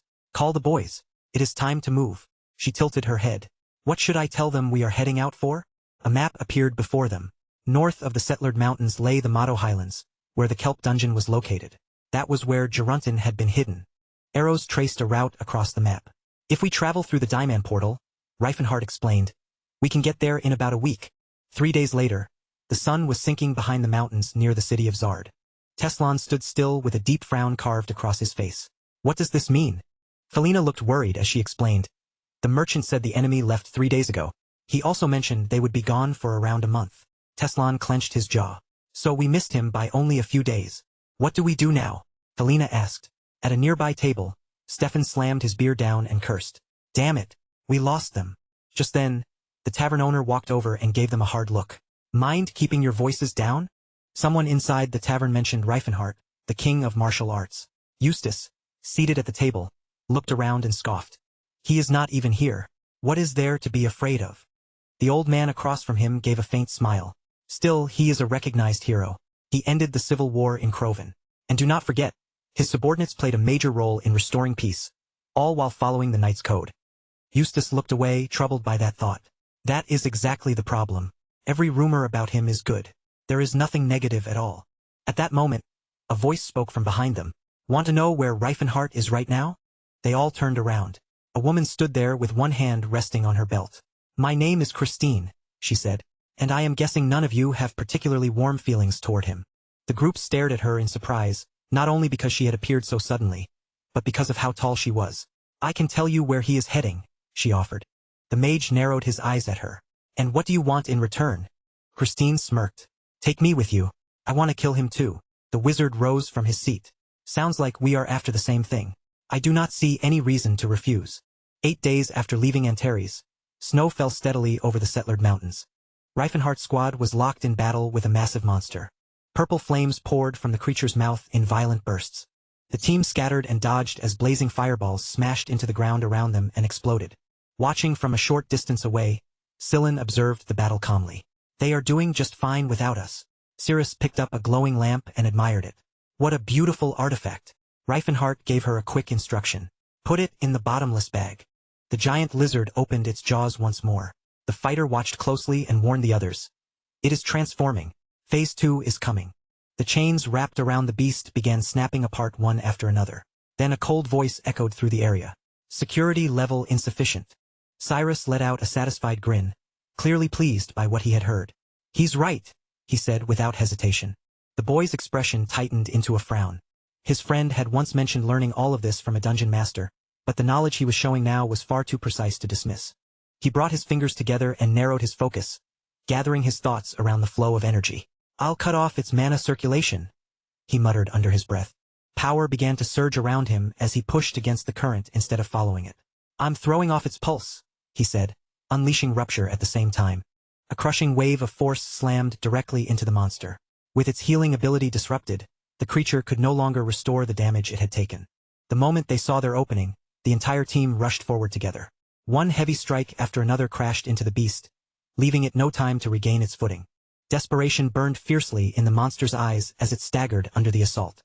I can't die like this," it screamed in panic. Then a violent explosion shook the battlefield from beneath their feet. The martial artist stepped through the smoke, his voice cold and merciless. "You'll die here." Looking down at the monster's lifeless body, the protagonist spoke in a quiet, bitter tone. Why do creatures like this act like victims when they've spent their whole lives tormenting the weak? Far away in another dimension, Cirrus raised a staff in front of her and studied it closely. "Is this the one?" she asked, and Reifenhart gave her a calm nod. "That's our new world tree," he told her. A soft smile spread across her face. "Then does that mean it's finally time for us to go back?" Reifenhart pulled out a map and unfolded it in front of them. "Not quite," he replied. "There's still one more place we need to investigate." The elf tilted her head, curiosity rising in her eyes. "Where are we going?" "My teacher gave this to me before he vanished," Reifenhart explained. A memory surfaced in his mind. Gerard placing a scroll in his hands before disappearing. "I hid something for you near the Settler Mountains," Gerard had told him. The boy unfolded the map further, and the instant he saw what was marked on it, his mouth fell open in shock. To everyone's surprise, the highlands near Santera village were covered by a dense, sprawling forest, and not far from those woods stood Mount Par. Just beyond the thick line of trees, a cluster of ancient ruins rose from the land. The woman lifted an eyebrow as she stared toward the ruins. "What kind of place is this? It looks less like a hiding spot and more like some massive training ground." The group stepped cautiously into the ruins. Cyrus scanned the area with open suspicion. "This really doesn't look like somewhere you'd hide a gift," he said. The air itself felt heavy, filled with a strange aura that didn't seem natural at all. "Doesn't matter," the warrior replied. "Let's find the gift and leave this place as fast as we can." Further ahead stood a large building that had somehow remained almost perfectly intact. The boy stared at it, his brow slowly drawing together. Cirrus looked away from the building, uneasiness clear in the way her expression stiffened. Simon pressed his lips into a thin line while his eyes moved carefully across the old stone walls. The fighter raised an eyebrow at everyone's tense reactions. "Why are you all so nervous? It's only a farewell gift from my teacher." Then, without warning, there was a sharp crack beneath their feet. The ground split apart and vanished from under them. They plunged downward like falling stones. "Trap!" someone shouted, but the warning came far too late. The entire team screamed as they dropped into the darkness below. In the middle of the fall, a faint, gentle glow suddenly flared through the air. Tethid had called forth his spirit weapon. He set his feet firmly on the floating sword beneath him, using it to slow his rapid descent. Reifenhart brought his fingers together and spoke sharply over the chaos. "Don't use magic. It'll interfere with the flow." The Saintess immediately shouted back, "Then why are you using magic in the first place?" A swirl of multicolored energy wrapped around the falling group, and the healer flinched as she sensed the problem. "Armana's divine power. Even our auras are crashing into each other." The Saintess glared at Reifenhart. "Stop acting like you're some mage." Reifenhart snapped back without backing down. "I'm not acting. I am one." By bracing themselves against the monster's sword lodged deep in the wall, the team managed to slow down enough to land without being hurt. When they looked back up, the opening they had fallen through was already gone. Reifenhart studied the ceiling with a wary expression. "Some kind of spatial distortion," he muttered. "Over here," the girl called out, pointing toward one of the walls. The boys quickly gathered around where she was standing. Strange hieroglyphs had been carved across the old stone surface. "Congratulations on graduating," Gerard's message read. "I hope you enjoy your gift." The boy blinked at the words, clearly confused. "Gift? But this is just an empty room." They moved onward into a long, narrow corridor, where even more writing covered the walls on both sides. "Keep going," the next inscription urged them. The boy let out a tired sigh as he stared at the message. What is all of this supposed to mean? At the end of the passage, they stepped out into a massive arena. Cyrus slowly raised an eyebrow as he took in the enormous space around them. What exactly is this place? Then boom, something heavy smashed into the ground nearby, sending dust exploding upward in a thick cloud. The boy turned his head toward the sound just in time. More shadows began to move through the darkness. Then dozens of glowing eyes opened one after another. Sillin froze where he stood. "Woo, what are those things?" The woman narrowed her eyes as she studied the shapes ahead. "Those spirits. They look familiar." The warrior clenched his jaw. "Is this supposed to be the gift?" The shadows finally stepped into the light. They were the spirits of senior graduates from the indestructible gym, battle-worn figures still glowing with immense power. The fighter gritted his teeth as he faced them. Cyrus stared at the incoming spirits with disbelief written all over his face. Seriously? Who gives something like this as a gift? Without giving them another second to breathe, one of the ghosts rushed forward with both fists raised high. The knight tightened his grip around his weapon as blue energy began pulsing around his body in steady waves. Flames coiled around another spirit's arm before it lunged ahead and threw a blazing punch straight at them. Cyrus sprang backward at the very last instant. The attack smashed into the arena floor, sending energy outward and scorching the stone beneath it. The elf quickly raised her weapon and fired a rapid volley of magic arrows toward the spirits. The arrows struck their targets, only to pass directly through their bodies as though nothing had been there. No effect, she gasped. The boy looked across the endless crowd of ghosts, his face growing more troubled by the second. Just how many students did the indestructible gym even have? The martial artist answered with a grim expression. Teacher said the number was in the 3 digits. Cyrus's eyes widened in alarm. You mean there are hundreds of them? Ghostly figures slowly circled around her from every side. Cyrus spun around sharply as the spirits closed in. Wait! Are all of these ghosts actually angry? The protagonist gave a tense nod, every muscle in his body stiffening. Trembling from head to toe, Silen squeezed his eyes shut and called out, Finance! Let your sacred light burn away all those with impure hearts. A brilliant divine glow suddenly burst outward, spreading across the arena and washing over the gathered spirits. For one brief moment, their stunned faces were illuminated by the holy light. Then, one after another, the spirits dissolved completely and vanished into nothingness. An orc walked over beside his teammate with an approving look. Nice job. The healer gave him a small nod. Thanks. But the warrior's eyes remained sharp as he scanned the arena. Something still doesn't feel right. Nearby, a monster let out a low grunt. How did that light deal so much damage? The wizard answered plainly. That spell is a rare exception. Just then, the monster suddenly turned its head toward the corridor. Something else was coming closer. Cyrus spotted it first, and his expression immediately changed. That's not a ghost. It's flesh and blood. His eyes widened as a terrible thought crossed his mind. Don't tell me. Is my teacher raising zombies now? Heavy footsteps echoed through the hallway as a voice muttered in annoyance. No relics. Just angry ghosts everywhere. Then several figures in red cloaks stepped out from the corridor and entered the arena. The boys froze the moment they saw who had arrived. Jesus wore a smug smile as he looked across the arena. I knew I'd run into you here. Stephen stepped forward, his glare hard and unmistakable. So we finally meet. Christine's cheeks flushed slightly as she spoke. I came here to save Solon. Silen immediately ducked behind one of his companions, peeking out with nervous eyes. Why are you with that group? The martial artist turned toward the newcomers in shock. Why is he here? On the far side of the arena stood Felina, her gaze fixed directly on him without wavering. A memory flashed through the protagonist's mind. Phinia, his childhood friend from the magic tower. Reifenhardt's expression darkened the instant the memory returned. Teslan, he growled, his voice heavy with anger. Teslan stepped out from the corridor with a calm, composed expression. I've been looking for you. The corner of his mouth slowly curled into a faint, confident smile. The magician clenched his teeth, frustration visibly building in his face. The boy glared at him with enough hostility to make the air between them feel colder. The wizard's eyes shone with clear intent as he studied the person standing before him. The young man stared from beneath lowered brows, his expression dark and guarded. The sage's entire body tensed as the confrontation grew more intense. The warrior stood his ground firmly, refusing to shift even an inch. As they faced one another across the arena, everyone seemed to share the exact same thought. Who is this guy, really? Even the villain narrowed his eyes, clearly trying to figure him out. Why do you look so weak? Came the blunt question. The fighter scratched his head in confusion. And what exactly did you do to my body? The martial artist pointed toward him and added, How did you even get that built? The protagonist rubbed his chin, staring in disbelief. Wait, my body had this much potential? Teslan laughed at that reaction. You have no idea how much effort it took to get it like that. Reifenhardt slammed his fist into his open palm, clearly irritated. My body is a complete mess too. And don't even get me started on the fact that it takes 10 minutes just to remember a basic spell. Silen frowned as he looked between the two of them. Wait a second. Are you two childhood friends or something? Teslan cut him off with a sly smile. Enough talking. I've been waiting a very long time for this moment. Standing face to face with his old rival, the magician raised his voice. This ends now. I won't let you bring chaos into this world ever again. His eyes hardened as he made his vow. I'll kill you, and justice will finally be served. The saintess leaned toward her companion, clearly confused.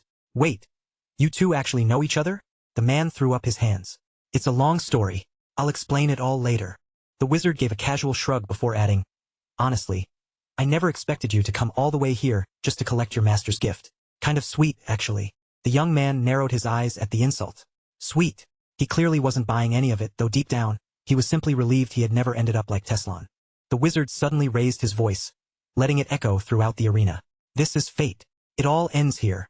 Watching him speak with that much fire, the warrior had to admit that his brain was finally being put to good use. Even his speeches were starting to sound decent. The sage snapped sharply, calling out his rival's name through clenched teeth. The fighter met that furious glare with a cold, unwavering stare of his own. The villain took a deliberate step forward, closing the distance with a cold, hostile glare. At the same time, the martial artist stepped forward as well, refusing to give him any ground. The protagonist ground his teeth and finally made up his mind. There would be no more holding back now. This was no longer his own body, so he had no reason to hesitate. Teslan gave him a mocking smile, clearly enjoying his hesitation. "Still afraid of hurting your own body? Don't worry. I'll handle that for you." With one quick death. Reifenhardt's brow twitched sharply at the insult, his irritation rising in an instant. The man's face darkened as he scowled at Teslan from across the battlefield. Then, without another word, both sides burst into motion and charged straight at each other. Their collision erupted across the battlefield, turning the arena into a violent storm of attacks and flashing power. Stefan lunged in with his sword raised high. "Stay out of this," he shouted as he cut toward the fight.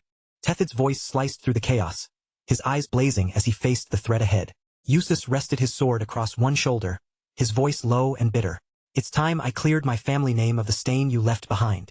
Cyrus stepped forward as a blue aura radiated around him.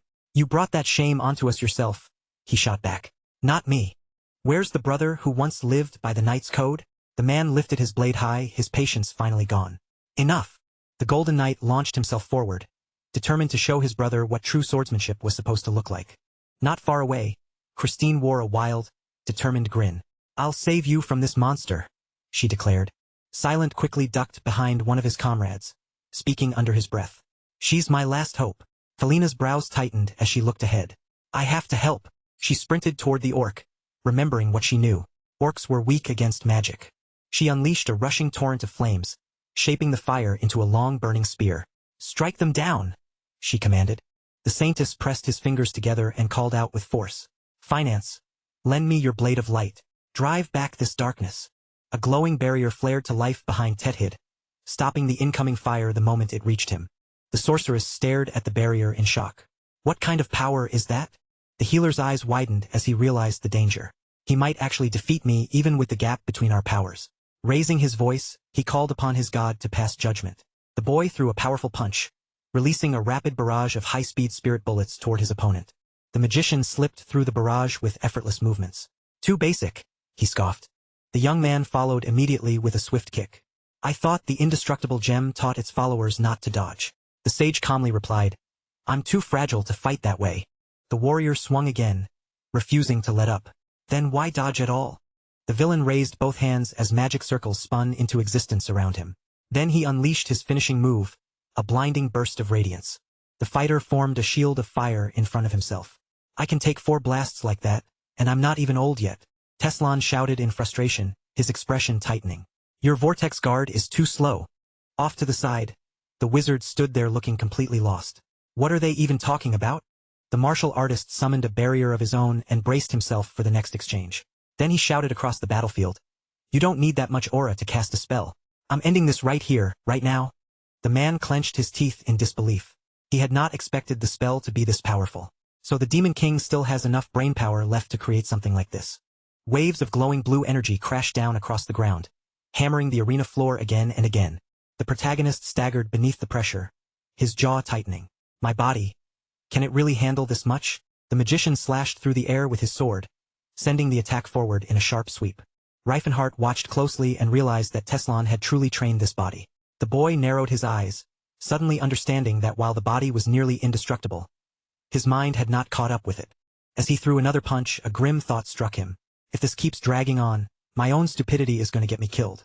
I have to end this quickly. The wizard clenched his teeth as rage flickered across his eyes.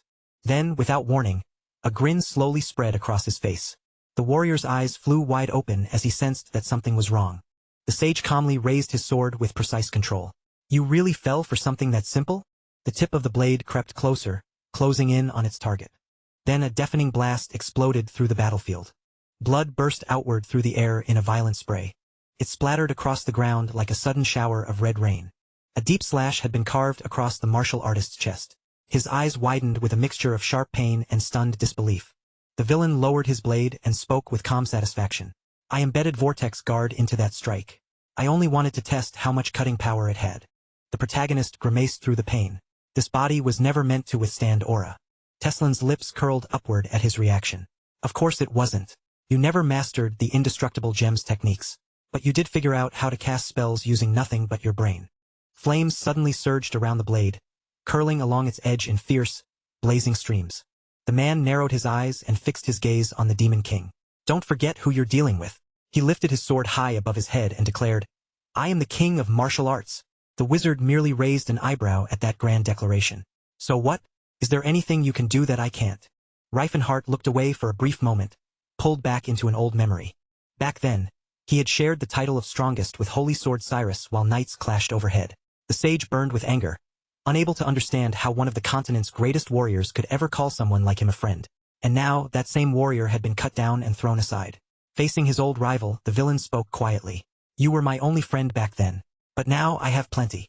The boy chimed in that he had always been awkward around people, painfully shy whenever anyone got close. The young man gave a small smile. We weren't just old friends. We're not the kind of people who stand around talking like strangers. Teslan narrowed his eyes, noticing the suspicion building around them. Even Felina has started looking at you strangely, like she's wondering whether we've known each other since childhood. A smirk appeared on his face. That's not exactly a lie. We did come from the same future. Then the man's smile turned cruel.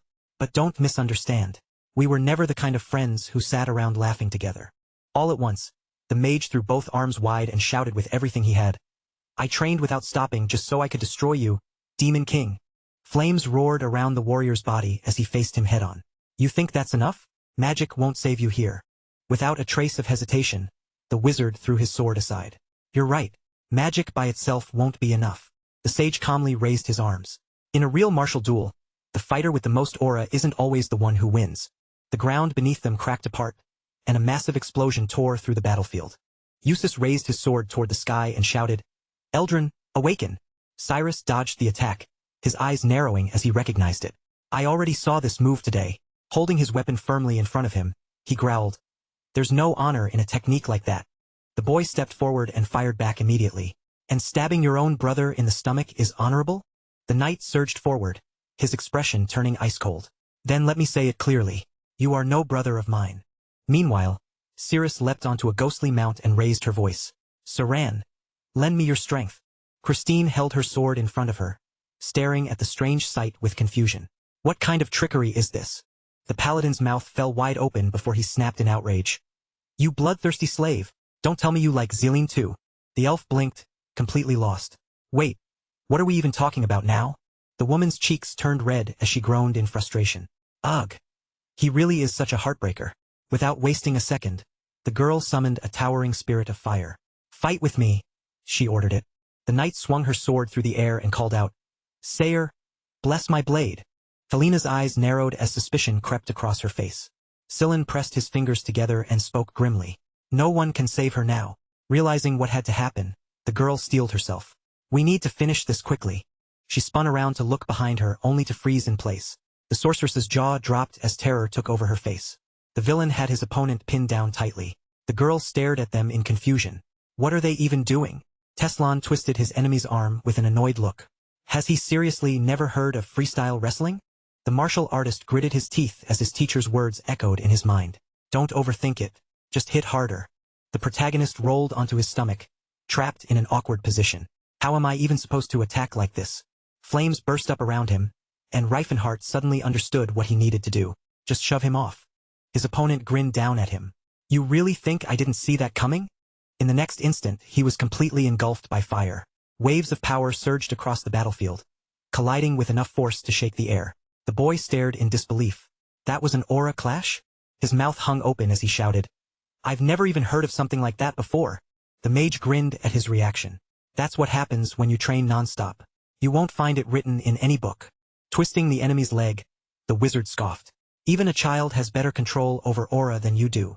Then he added, that slow vortex guard of yours is useless. Cut off the flow of chi and blood, and it's finished. The boy's eyes suddenly lit up as the answer clicked into place. The sage clenched his jaw, fury tightening every line of his face. The warrior narrowed his eyes, uncertain of what he should do next. Then his eyes widened as a realization struck him. Still lying flat on his stomach, he clenched both fists tightly. Bright energy flared around them, and the protagonist finally understood. Pretending to be the king of martial arts. That was my biggest mistake. The villain stared at him, visibly stunned by what he was seeing. With a sudden burst of force, Reifenhart broke free from the hold. In his mind, he pictured everything around them becoming slick, smooth, and impossible to grip. Teslan rose to his feet and immediately realized what had happened. He used a spell to reduce friction. But that spell was never meant to be used on people. The man's gaze darkened as another thought followed. Then again, this body had never truly been considered human. In a flash, the man vanished from sight and appeared directly behind him. The magician tackled his enemy and slammed him hard to the ground. I actually needed the Carson technique, and I only learned it as a joke. The young man shouted as he cast the exact same spell in response. The wizard's wild, frantic eyes flew open as panic hit him all at once. No, there was no way he could let that barrier-shattering spell make contact with his hands. When the warrior turned, the truth was right in front of him. His opponent had finally gained complete control over magic, and that changed the entire fight. Did you forget what your teacher taught you? The man barked sharply. Throwing yourself flat on the ground just to stay alive? That's disgraceful. The sage answered with a crooked, almost amused smile. I'm not a disciple of the indestructible Jim. Not in this age. His voice stayed calm despite the ridiculous situation. And if swallowing a little pride can bring peace to the continent, then it's a small price to pay. The fighter's eyes narrowed as he stared at the position they were in. That's pretty hard to believe when you're holding someone's hand between your legs. The other man immediately shouted back, clearly offended. You don't understand anything. You obviously know nothing about martial arts. Falana quickly covered her eyes, unable to keep watching the strange struggle in front of her. What are they even doing? This is completely obscene. Christine turned her face away with visible discomfort, refusing to look directly at the fight anymore. Honestly, this is difficult to watch. Sir slowly nodded beside her, looking equally disturbed. Yeah, and even harder to erase from your memory. Sweat was pouring down Teslin's face now, and his expression twisted like he was reaching his limit. Watching the absurd mess unfold, he muttered through clenched teeth. I'm actually going to lose my mind. The moment his opponent's attention slipped, the protagonist seized the opening without hesitation. He twisted free from the grip holding him down and finally pulled himself out of reach. With the brief opening gone, the chaotic battle exploded back into motion as the heroes collided again. Reifenhart grimaced to himself, already regretting everything. None of this would have happened if he had simply stayed farther away and relied on magic from the start. Cyrus remained locked in a fierce clash with Eustace, unable to break away for even a second. The boy swept his eyes across the battlefield, searching for anyone who could help him, but no one was coming. No one's covering me, he realized grimly. I'm on my own. His teeth tightened as he drew a breath and looked back over his shoulder, trying to judge the danger closing in behind him. Flames roared around Stefan's body as he drove his sword forward in a crushing attack. Across from him, Tethid raised his weapon to meet the blow, then cautiously shifted backward under the force of it. The knight's lips slowly curled into a cold, confident grin. The nobleman tightened both hands around the hilt of his sword, his grip growing firmer as the tension between them rose. I never expected much from your kind in the first place. Straightening his posture, he stared directly into the orc's eyes with open contempt. You honestly believe you can defeat me? Put down your weapon. Tethid bared his teeth, refusing to yield even an inch. The warriors of the Blue Bear tribe never surrender. The swordsman only sneered at his answer. A valiant knight? He mocked with a contemptuous laugh. Don't flatter yourself. Stefan launched himself into the air, his voice ringing out as he raised his weapon. If you're determined to die like a fool, then I'll grant your wish. You're nothing but a beast. The orc suddenly hurled his blade straight ahead, sending it slicing through the air toward his opponent. The boy rushed toward him in alarm, shouting at the top of his lungs, Don't use those strange spells. His weapon suddenly ignited with power, and flames began spilling out through the cracks in his armor as if the heat inside him had finally burst loose. With a furious curse aimed at his opponent, the knight unleashed a violent wave of destructive energy straight ahead. Tethid's jaw fell open in shock as the crushing aura struck him head-on and hurled his body into the wall behind him. The nobleman stepped closer, looking down at the battered orc with a trace of cold approval. I'll give you this much. You lasted longer than most people would have. That's impressive. Tethid clenched his teeth tightly, refusing to let the pain force him to show weakness. The noble's stare sharpened, his eyes burning with a cruel and merciless light. The look in those eyes dragged Tethid back into the past. They had always looked at his people that way. In his memory, he stood inside a brutal gladiator arena, where surviving meant fighting whether he wanted to or not. Steel rang violently against an ogre's claws, while old, rusted blades tore through the air and ripped the breath from an enemy's lungs. The weapon in his hands, already darkened with blood, had once been made from scraps of metal gathered inside a prison. He had fought beside criminals, monsters, and men the world had forgotten. Yet even then, Tethid had poured every piece of himself into that battered sword. He remembered the crowd surrounding the arena, their smug faces full of laughter as they watched him bleed. Let them watch, he told himself in that memory. Let them see exactly what I've become. His eyes burned brighter with every memory that returned. A true warrior could fall in battle, but he would never cast aside his honor just to survive. His fingers locked tightly around the hilt of his blade. He was not a slave. He was not a gladiator. He was a warrior of the Blue Bear tribe. Another memory surfaced before him. The brutal warrior bowing before the protagonist, his voice heavy with sincerity. I'll remember this day until the moment I die. And one day, I'll repay what I owe you. A fierce, radiant aura erupted around Tethid, swelling outward with the force of something ancient and powerful awakening inside him. The swordsman's eyes widened as disbelief flashed across his face. What is that? Someone asked in stunned confusion. Tethid lifted his weapon high above his head, the brilliant energy still blazing around him. A blessing, he declared firmly. A blessing from the spirits of battle. Stefan's face darkened, his eyes burning with anger and disbelief. What kind of trick is this? He snapped. There's no way a savage like you could ever awaken aura. Tethid gave him no answer at all. He simply surged forward, his blade cutting through the air as he launched himself into the attack. The boy clenched his teeth hard, fury beginning to boil inside his chest as he watched the orc charge. Their eyes met for a split second, and then their swords slammed together in a violent clash. A blinding burst of light exploded from the point where their weapons collided. The knight fought back quickly, turning aside every incoming strike as he parried one blow after another. But Tethid refused to slow down. He kept driving forward without pause, every swing carrying the brutal, unrestrained strength of his entire body. The nobleman snarled through gritted teeth, his frustration boiling over. You insolent beast! He blocked another powerful strike, but even while defending himself, uncertainty began to creep into his voice. No! That can't be aura. Raising his weapon high above his head, Tethid roared back at him.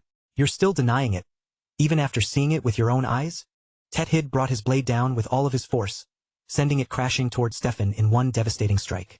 At the very last moment, the swordsman desperately lifted his own weapon and barely managed to block the attack. Stefan's eyes stretched wide as fear finally broke through his confidence. The crushing impact drove him down to his knees, and a scream tore out of him as he struggled beneath Tethid's overwhelming strength.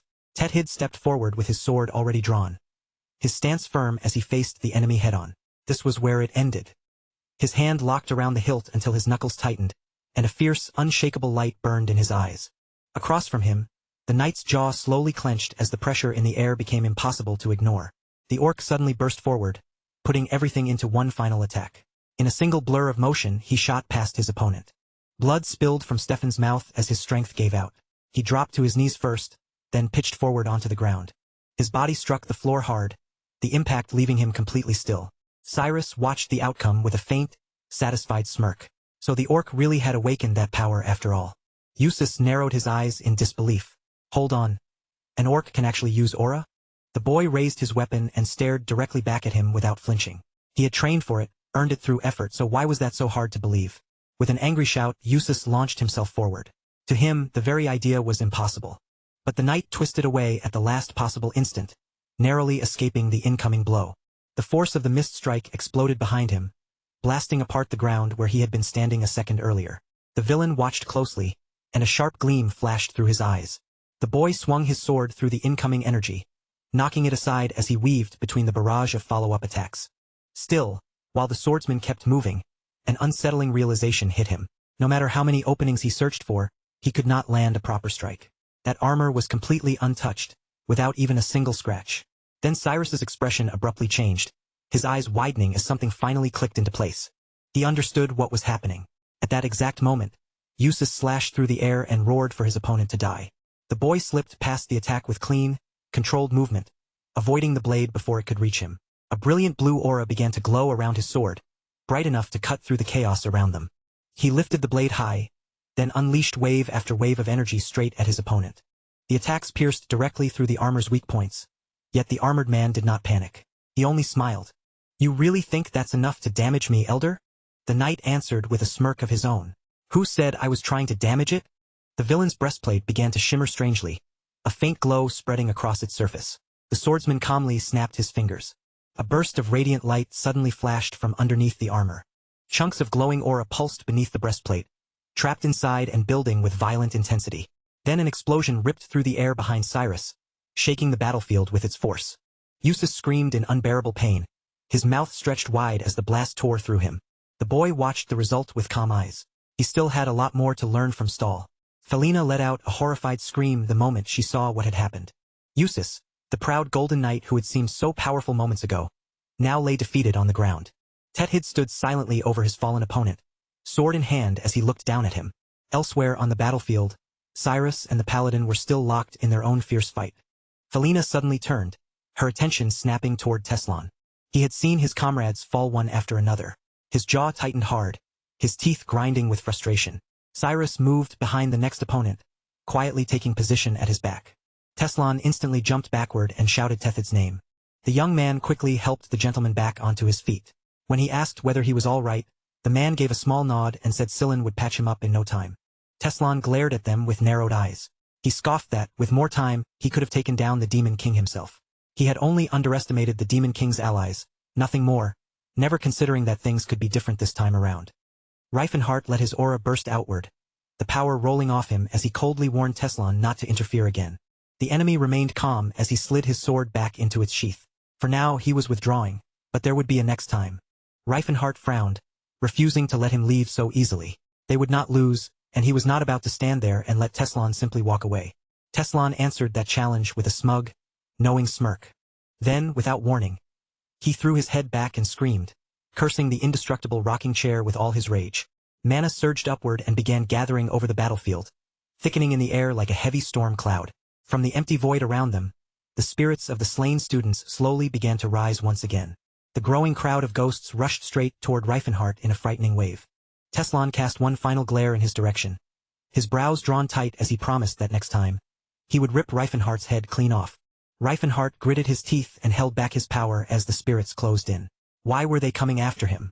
Was it because he followed the rocking chair, or because of the divine energy he had received from Silen? Felina walked beside him in silence for a moment, then lowered her voice with guilt written across her face. "I'm sorry, I couldn't do more to help." He glanced over at her with narrowed eyes, weighing everything that had happened. She had once stood close to the Demon King, yet now she was fighting at his side. Cyrus had defected too, and there was no chance of bringing him back. Then, all at once, he stopped in place. "Wait!" he called out sharply, making everyone halt. "Everybody, stop right there." He pointed toward a large stone slab lying ahead of them. "That's it. That stone holds the secret to surpassing the 5-step disaster horn." Teslan held tightly onto Eustace as he spoke in a cold, controlled voice. He had assumed the Demon King learned the stone's secret after coming here, which was why he had stayed cautious. But now it was obvious the Demon King was still only at the 4-step horn. He drew his sword once again, the blade sliding free with a sharp sound. "That means we're even now. A non-warrior against another non-warrior." With one brutal swing, Teslan smashed the stone slab apart, sending cracks racing across its surface before it shattered into pieces. He walked past the broken remains without looking back, muttering bitterly that they may have lost the battle, but their enemies had lost the very thing they came for. Broken pieces of the slab were scattered all across the floor, leaving nothing but ruined stone behind. Back at the arena, the fighting had not stopped for even a second. The spirits kept swarming forward, completely unaffected by ordinary attacks as they rushed in to kill. Silen focused his holy energy at the center of his forehead, gathering every bit of divine power he could manage. A brilliant burst of light exploded outward, engulfing the spirits in a blinding radiance. The spirits froze where they stood, stunned and helpless beneath the overwhelming holy glow. Silen dropped heavily to the ground, exhausted from pouring out so much power at once. He had never used that much divine energy in a single burst before. Looking toward his friend, Silen asked why the spirits were so furious.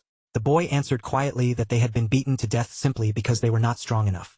And the greater the injustice someone suffered, the stronger their spirit became after death. He glanced around at the battlefield, thinking it through. In theory, he could distort space as well, but using that kind of power over a single offense was nearly impossible. Turning toward the others, Reifenhart told them they needed to move quickly because Teslan's group was getting away. Cyrus hesitated for a moment, then asked who Teslan actually was. The boy frowned at the question. Teslan was someone from his hometown. They could be called childhood friends, but they had always been enemies at heart, especially because their views on other intelligent races could not have been more different. Teslan believed that giving other intelligent races freedom would eventually destroy humanity. With Eustace in tow, the group quickly rushed down the corridor. Tethid pointed farther ahead as they reached a split in the path. The tracks divide here, he said. They went into that room. Then he turned back toward the others, and the group paused to carefully inspect the trail before deciding where to go. Reifenhart stepped closer to the shattered remains of the stone slab and stared down at the fragments for a moment. Of course, he should have expected this. Teslan had always let his temper get the better of him. Reifenhart muttered that he probably destroyed the slab out of frustration. Cyrus stepped beside him and asked whether that meant they were leaving with nothing. Reifenhart gave a faint smirk. Not exactly. They might have lost the stone, but they had gained something else. A brand new Aura Lord. Nearby, Tethid quietly smiled. The battle spirits had blessed Tethid. Reifenhart glanced toward the orc's back, surprised that he had awakened his aura this early. In his previous life it had taken Tethid another 10 years. He only unlocked that power after a vicious fight against Cameron of the Helen Kingdom. Out on the training ground, Sillin eventually joined them and summed up their gains with a tired grin. Their loot was simple enough.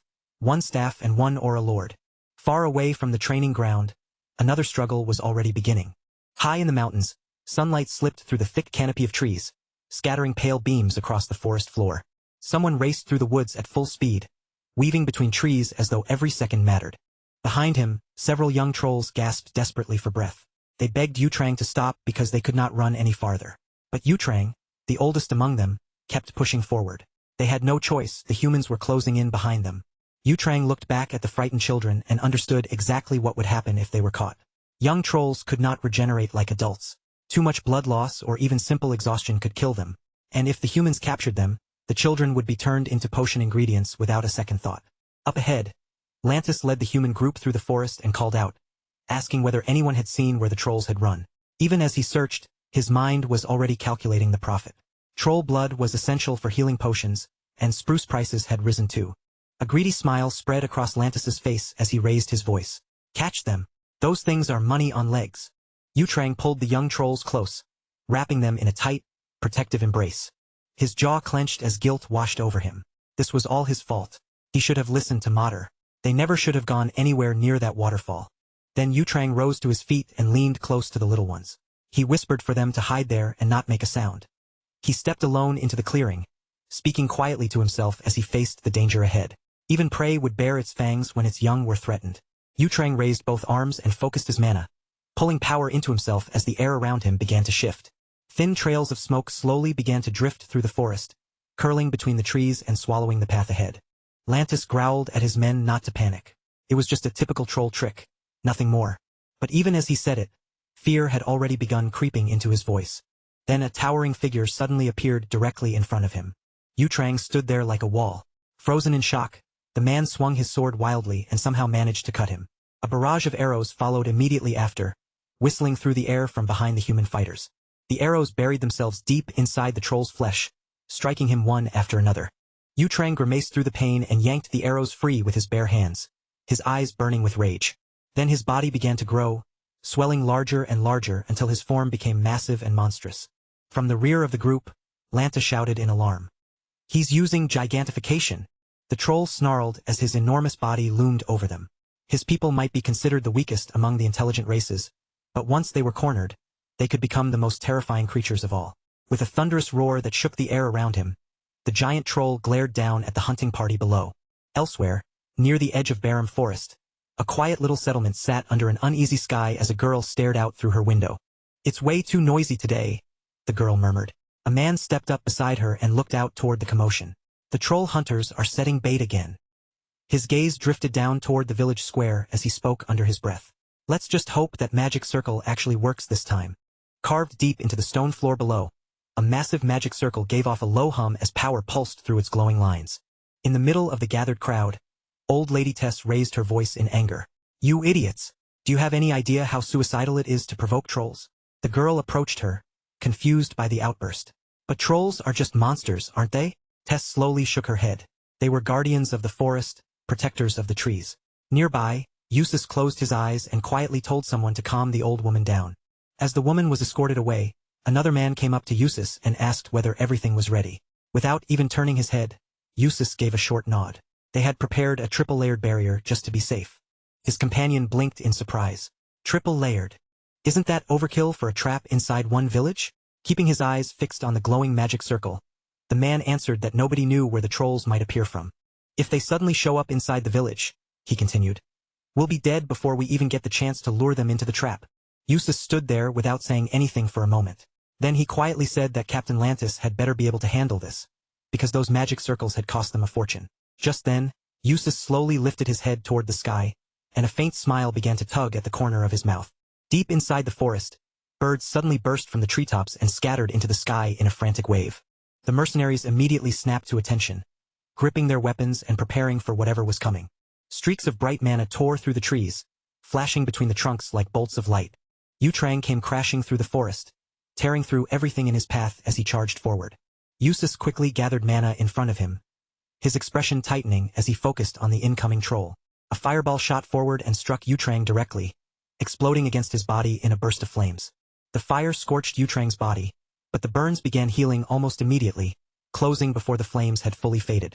More fireballs slammed into him one after another. The warriors looked at each other in alarm and began shouting orders across the chaos. Eustace raised both hands into the air and began casting another spell without wasting a second. Chains burst out from the glowing magic circle and wrapped tightly around Yutrang's enormous body, locking down his movements. The mercenaries quickly turned the arc ballista toward the trap troll and took aim. The heavy projectile fired with a violent crash and buried itself deep into Yutrang's stomach. Eustace watched with a grin, then uncorked a vial filled with potion. The thick liquid poured directly into the troll's open wound, spreading through his body from the inside. Yutrang staggered under the pain, sweat pouring down his face as he desperately tried to rip the bolt out of his flesh. But the poison was already taking hold, clouding his mind and weakening his control over his body. His massive form rapidly shrank, his gigantified body collapsing back down to its normal size. A few moments later, Yutrang finally fell to the ground, his eyes closing as his strength gave out completely. Before long, the unconscious troll was lifted up and hauled into a cart like nothing more than captured cargo. The villagers watched from nearby with pleased smiles on their faces, convinced the danger had finally passed. At the edge of the crowd, Old Lady Tess stood trembling with anger. She snapped that they had done something that never should have been done. Her face darkened as she warned them that the forest would not forgive this. Trolls were not creatures people could provoke without consequences. Her eyes narrowed, glowing faintly as she sensed that something terrible was already beginning to move toward them. Lantis glanced back at her and scoffed with open contempt. Crazy old woman. Meanwhile, far to the south, beyond the Getter Mountains and the Kingdom of Helen, Zayton Hill stood silent beneath the heavy mist.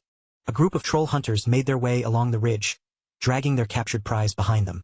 Once we hand this troll over to the Alchemist's Guild, we'll be rich, one of the hunters said excitedly.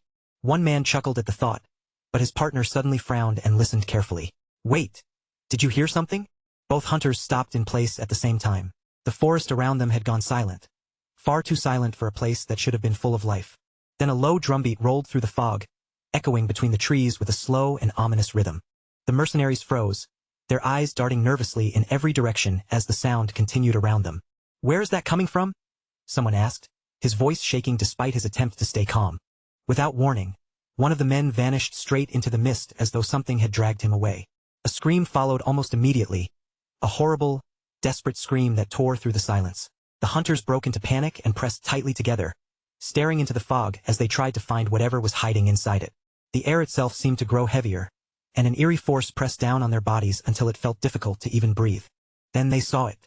Hanan's body lay crumpled on the ground, twisted in a way that made it immediately clear he had not simply fallen, but had been violently broken. The surrounding air felt wrong, heavy, as if the forest itself had gone silent in shock. One of the men clenched his jaw tightly, eyes widening as he stared at the corpse. What the hell is this? He muttered, voice strained with disbelief and rising fear, unable to process what he was seeing in front of him. Before anyone could even respond, the two men standing just ahead of him vanished without warning, erased from sight in an instant. The remaining man froze completely, now alone, his crossbow trembling violently in his grip as panic took hold. And then it began. A slow, unnatural drip echoed from above, drawing every terrified gaze upward. Something was coming. The dripping turned into a steady, horrifying flood. Blood rained down from the canopy, staining the forest floor in deep crimson until the ground itself looked drowned in red. Screams erupted through the trees. The hunters' voices tore through the forest in pure terror, scattering in every direction as panic consumed their formation. An old hunter seized a young boy by the shoulder, shaking him hard. "Get it together," he barked sharply. "We're under attack. By monsters." His eyes were wide, but his voice forced authority through the fear. He didn't get another word out. The old hunter's head suddenly detonated in a brutal burst of blood and bone, spraying across the stunned survivors who instinctively recoiled. With no time left to panic, the remaining hunters forced themselves into motion, regrouping tightly around the cart as if it could offer protection against the unseen terror closing in.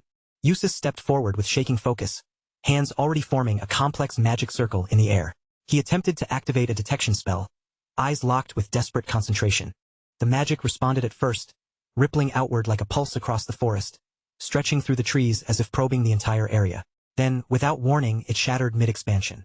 The circle collapsed instantly, dissolving into nothing as if it had never existed at all, leaving only empty air where powerful magic had just been. Eustace doubled over and coughed violently. Blood spilled from his mouth as his body shook uncontrollably, the backlash tearing through him like a physical blow. His knees weakened, and he trembled as he forced the words out. "Commander, my magic!" It was forcibly cut off. He gasped, horror in his eyes. Lantis stood frozen in place, eyes wide and distant. In that moment, the old woman's warning echoed in his mind. The forest is angry. The words no longer sounded like superstition. He snapped back into motion, grabbing Eustace firmly by the shoulders. "Stay with me," he shouted. "Focus. Don't lose consciousness now." Then a voice rolled through the entire forest. Deep, resonant, and inhuman. A troll's voice. "You hunted us, my kin did nothing. Yet you came anyway, driven by greed." The atmosphere shifted instantly. The air grew dense and suffocating, pressing down on the hunters like an unseen weight. Cold sweat broke across their skin as fear tightened its grip. Lantis drew his sword in a sharp motion, though his hand trembled slightly. "We're under God's protection," he shouted. "No filthy monsters will lay a hand on us." Before his words could settle, two men standing in front of him suddenly exploded, erupting into gore in an instant, leaving nothing but shock and silence in their place. Lantis clenched his jaw so tightly it ached. His eyes locked on the aftermath. Horror spread across his face as he tried to steady his breathing, but failed. A whisper came from behind him, cold and certain. "It's him, Tusk, the demonic troll himself." Lantis' grip tightened around his sword until his knuckles turned pale. Athilka stepped into view, still beating a heavy drum with steady, rhythmic force. Each strike echoed through the forest like a war signal. The commander's shoulders sank as recognition set in. "That demon," he muttered. "The one who wiped out the elite monster hunting squad. Destroyed nearly 20 alchemist guild branches." His face drained of color as the memories aligned with rumors he once dismissed. "They said it was just rumor. That he even defeated an Orlord." His voice faltered. Atoka grinned wide, bearing his confidence like a predator finally facing prey that could no longer escape. His eyes locked onto the hunters with quiet satisfaction. Lantis spun around in pure terror, scanning the darkness behind him as if expecting death to materialize from every shadow at once. His gaze finally landed on Yutrang, still unconscious inside the cart. For a brief moment, a strange calm washed over the commander, as if everything had narrowed down to a single point. He stood motionless, staring blankly ahead, as the chaos around him blurred into distant noise. The troll leaned in gently, resting his head against the fallen man with an unsettling calm. "Greed. It always blinds you," he murmured. "I expected nothing less." A moment later, a sharp cry tore through the trees, slicing through the heavy silence like a blade. Something decisive had just happened. Lantis' head was launched into the air, severed in an instant, spinning upward as the forest bore witness to the final collapse of command. A wide map suddenly appeared across the screen, stretching outward as if revealing the broader scope of events unfolding beyond the battlefield. It was said that 7 days after the encounter with Teslon, Reifenhart and his group returned to Antares through the Diamond Man portal. A faint, mysterious symbol flickered briefly, as if marking the transition between events and consequences yet to unfold. After that incident, changes spread across Antares. Tents now dotted the land in growing clusters. The Blue Bear tribe had settled within the Glowtun Mountains, creating both opportunity and tension with nearby locals, though the banners of Antares stood as protection. Stretching his fingers as if reviewing progress, he continued. Durantan was successfully planted in the elven forest. Some of the Danheim elves have agreed to care for the new tree. A nearby mine had also been established, and the Great Forge no longer needed to rely on monster hunts for survival. With trade union supply lines now active, warriors were able to relocate toward Antares. The rebuilding of the long-abandoned settlement of Ley had begun alongside the dwarves. It will take time, he added calmly. But dwarves understand time better than anyone. 20 days after their return, the towering high castle of Antares rose over the landscape, its presence dominating everything below like a symbol of renewed authority. Reifenhart stood at the window, arms folded, watching the progress below. So far, everything is going well, he muttered. But there is still one major problem. He tilted his head slightly, fingers resting against his chin in thought. What should I do about the people? He asked quietly to himself. Stepping outside with hands resting on his hips, he was met by a massive gathered crowd. In unison, they shouted their loyalty, voices rising together. It's an honor to meet you. Garvin pushed forward through the crowd, eyes wide in disbelief. I'm here to swear allegiance to you, he declared. And I've already accomplished a few things, by the way. Far in the northern reaches of the kingdom of Vasily, a man raised his weapon with confidence. No one can beat me when I've got a spear, he declared. You won't be disappointed. A burly man beside him cracked his knuckles loudly, rolling his shoulders. I once took down a wolf with my bare hands, he added with pride. Cyrus raised his voice, cutting through the noise. Quiet. Arms crossed. The king of martial arts stood firm, expression unreadable. In my past life, none of them wanted anything to do with me. No one wanted to follow the demon king, he muttered under his breath. Now they swarm me like moths drawn to flame. He looked over the gathered warriors. Still, I am grateful you chose this path. Reifenhart stepped forward, scanning the assembled crowd with a measured gaze. But only those who prove themselves will be recognized, he stated firmly. Frowning slightly, he added in a colder tone. If needed, break them down properly. We are only keeping those who are useful. Pierre drew his blade with visible enthusiasm, steel ringing as it left the sheath. It's an honor to fight for you, he said, stepping forward without hesitation. Reifenhart slowly looked over the crowd gathered in front of him, clearly taken aback by how many people had shown up. There are far more of you here than I expected, he admitted. One of the nearby warriors immediately stepped forward to report the numbers. They had roughly 20 knights and close to 100 regular soldiers gathered already, and that was before even counting the non-human recruits. Cyrus lifted his sword into the air, and the blade flashed sharply beneath the light. Nearby, the mage studied the assembled fighters with a careful look. Against 10 dwarven warriors, they probably wouldn't stand much of a chance, he said frankly. But you can't simply dismiss people either, especially those willing to accept and stand beside other races. One of the people in the crowd turned his eyes toward the troll, looking doubtful as he asked, Wait a second. Is an orc really going to be the one judging us? A warrior nearby let out a short laugh at that question. You honestly think Tethid is just an ordinary orc? He said, almost amused by how badly the man had underestimated him. Without warning, the massive man raised his sword high. The air around him seemed to tighten as a fierce aura erupted from his body, rolling outward with overwhelming force. The recruits stiffened where they stood, their faces turning pale as they felt that pressure wash over them. One of them could barely hide his shock. He has an aura? He whispered under his breath. Sweat slid down the blond man's face as he stared ahead, unable to move so much as a finger. Tethid only grinned at him, clearly enjoying the reaction his display of power had caused. Reifenhart turned slightly to the side and glanced toward the others. Do you see anyone here with real potential? He asked. The captain of the knightly corps remained calm, standing with both hands folded behind his back. Tethid and Cyrus can recognize the ones with talent, he answered evenly. But raw skill alone does not make someone a knight. Reifenhart gave a faint smile and nodded in agreement. Then what about the orc? He asked. Cheetor immediately cut him off before the argument could begin again. Let's not go down that road another time. The young man shut his eyes for a moment, then spoke with firm certainty. There is no question about it. Tethid is worthy of being called a knight. Reifenhart gave a small nod and added, and I want everyone else to recognize him that way too. The youth narrowed his eyes as he looked over the growing group. More than half of our current knights used to be mercenaries, he said. We can teach them discipline and proper conduct over time. But once the number grows this large, the meaning behind the word knight starts to fade. The mage raised one hand as he considered the matter. I don't see a huge difference myself, he said. Still, knights who can follow discipline are far better than people who act unpredictably. From this point on, I'll take charge of recruitment.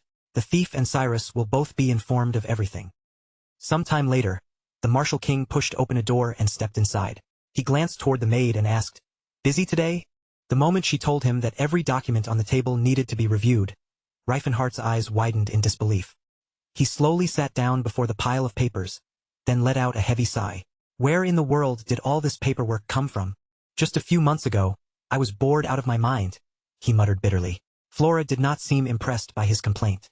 What already happened is in the past, she replied. Pick up the pen and start working.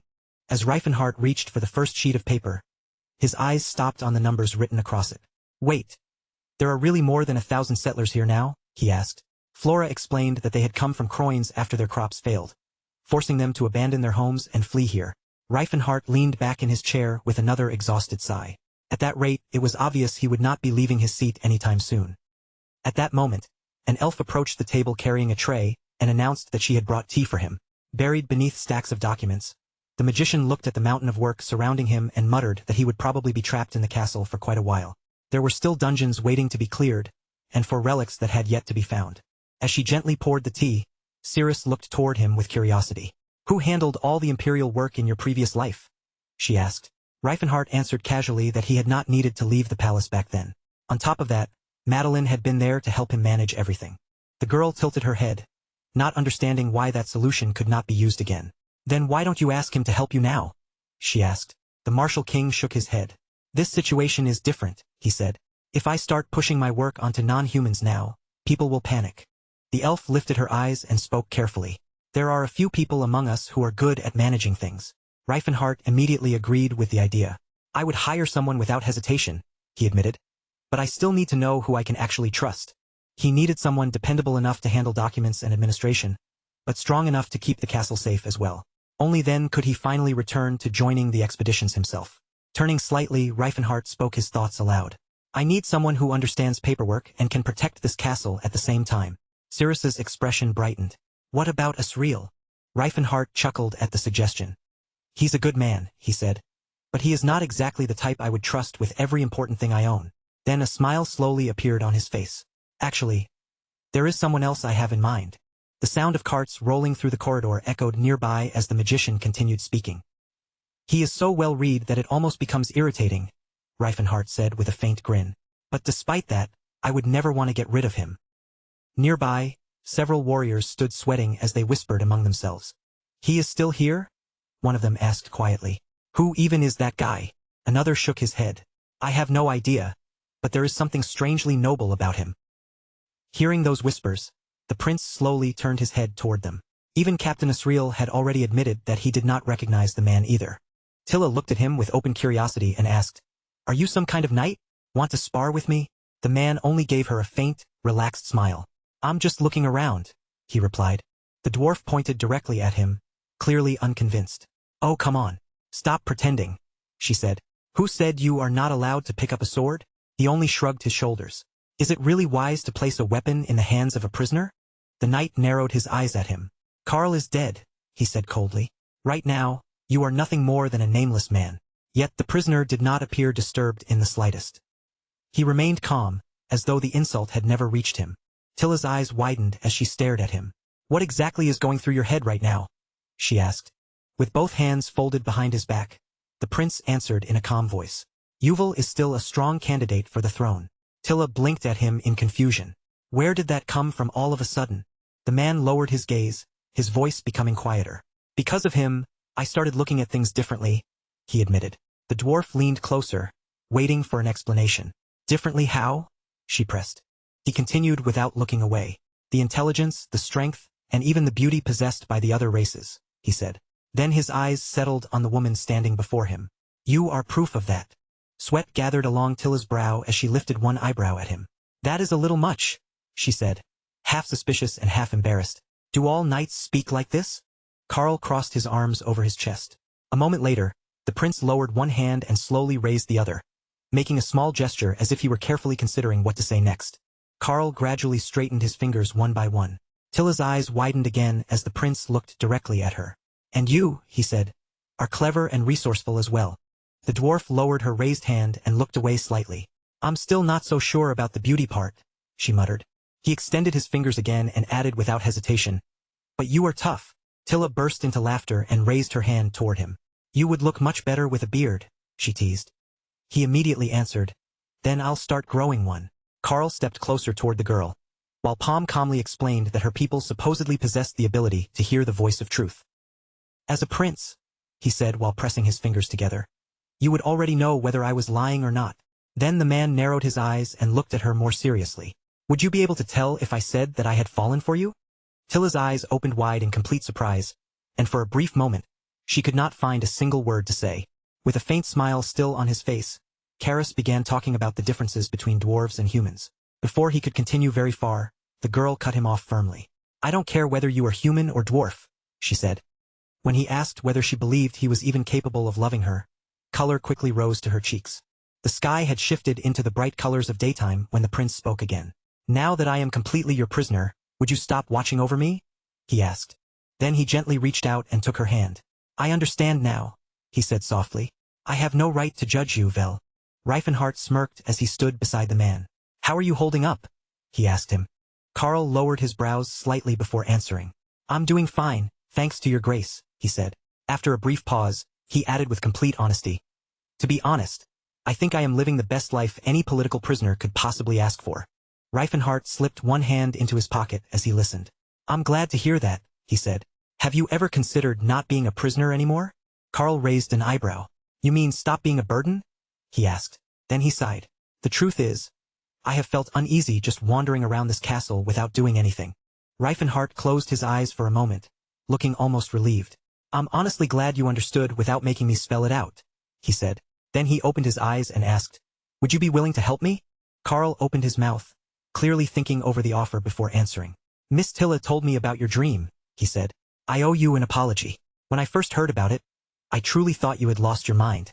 The young man answered with a small, knowing smile. You would not be the first person to think that, he said lightly. Even Cirrus believed I had completely lost my mind at first.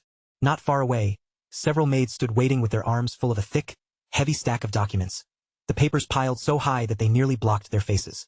Carl continued after a brief pause, his voice more sincere than before. But after staying here and seeing everyone for myself, I realized how narrow-minded I used to be. They may not be human, but that does not mean they have lost their humanity. The prince lowered his eyes, his expression growing serious. And that truth does not only apply to elves and dwarves, he said quietly. Any society that strips others of their humanity is already walking toward ruin. I still cannot understand why something so obvious was buried for so long. Carl bowed his head deeply. If a new age is really coming, he said, then I want to help bring it about. Carl closed his eyes and spoke with complete resolve. Just tell me what you need me to do. Even if it is nothing more than cleaning floors or sorting paperwork, I will do it without complaint. Reifenhart let out a quiet chuckle at that. You would probably start begging for work even if you did not owe me anything, he said. Then, clearly pleased by Carl's answer, he reached behind his back and pulled out a finely made box. Carl blinked as he stared at the box in Reifenhart's hand. Is that your official seal? He asked. The prince gave a calm nod. You said you could handle anything, he replied. Then become my official representative. Carl's eyebrows rose in genuine shock. You are giving that much authority to someone who used to stand against you? He asked. Then his voice slowed, and he hesitated before adding, what happens if I decide to change my mind? The prince frowned slightly as he explained the limits of the seal. Any decree carrying that mark will only have authority over humans, he said. Standing nearby, the mage wore an amused grin as he looked between the two men. And what happens if he betrays you? He asked with a teasing edge in his voice. Carl pressed his lips together, visibly caught off guard by the question. For a moment, he could only stare at them in puzzled silence. The prince closed his eyes and answered in the same calm tone as before. He would not get very far. Ceres smirked at that thought.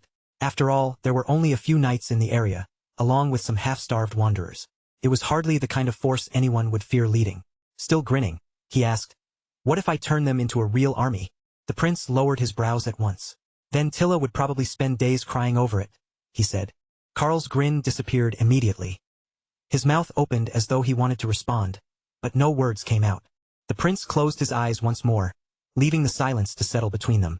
Then Carl gave a small laugh and said, I will give it everything I have. Reifenhart nodded in approval. Then you should have a name that suits this new beginning, he said. A fresh start deserves a title to go with it. He suggested a name that was simply a shortened version of Carl. Carl raised one eyebrow in disbelief. That sounds more like a disease than a name, he said, brushing the idea away. Just call me Carl. Without wasting another second, Carl shut his eyes and made his own demand. Make me Chancellor, he said. It sounds much better than representative of the Count. Reifenhart laughed and accepted the idea without resistance. Fine by me, he replied. The work itself will be exactly the same. The view shifted away from the castle and moved to a grand palace, its towering halls and imposing structure filling the scene. Once his title had been confirmed, Karl immediately threw himself into his new responsibilities.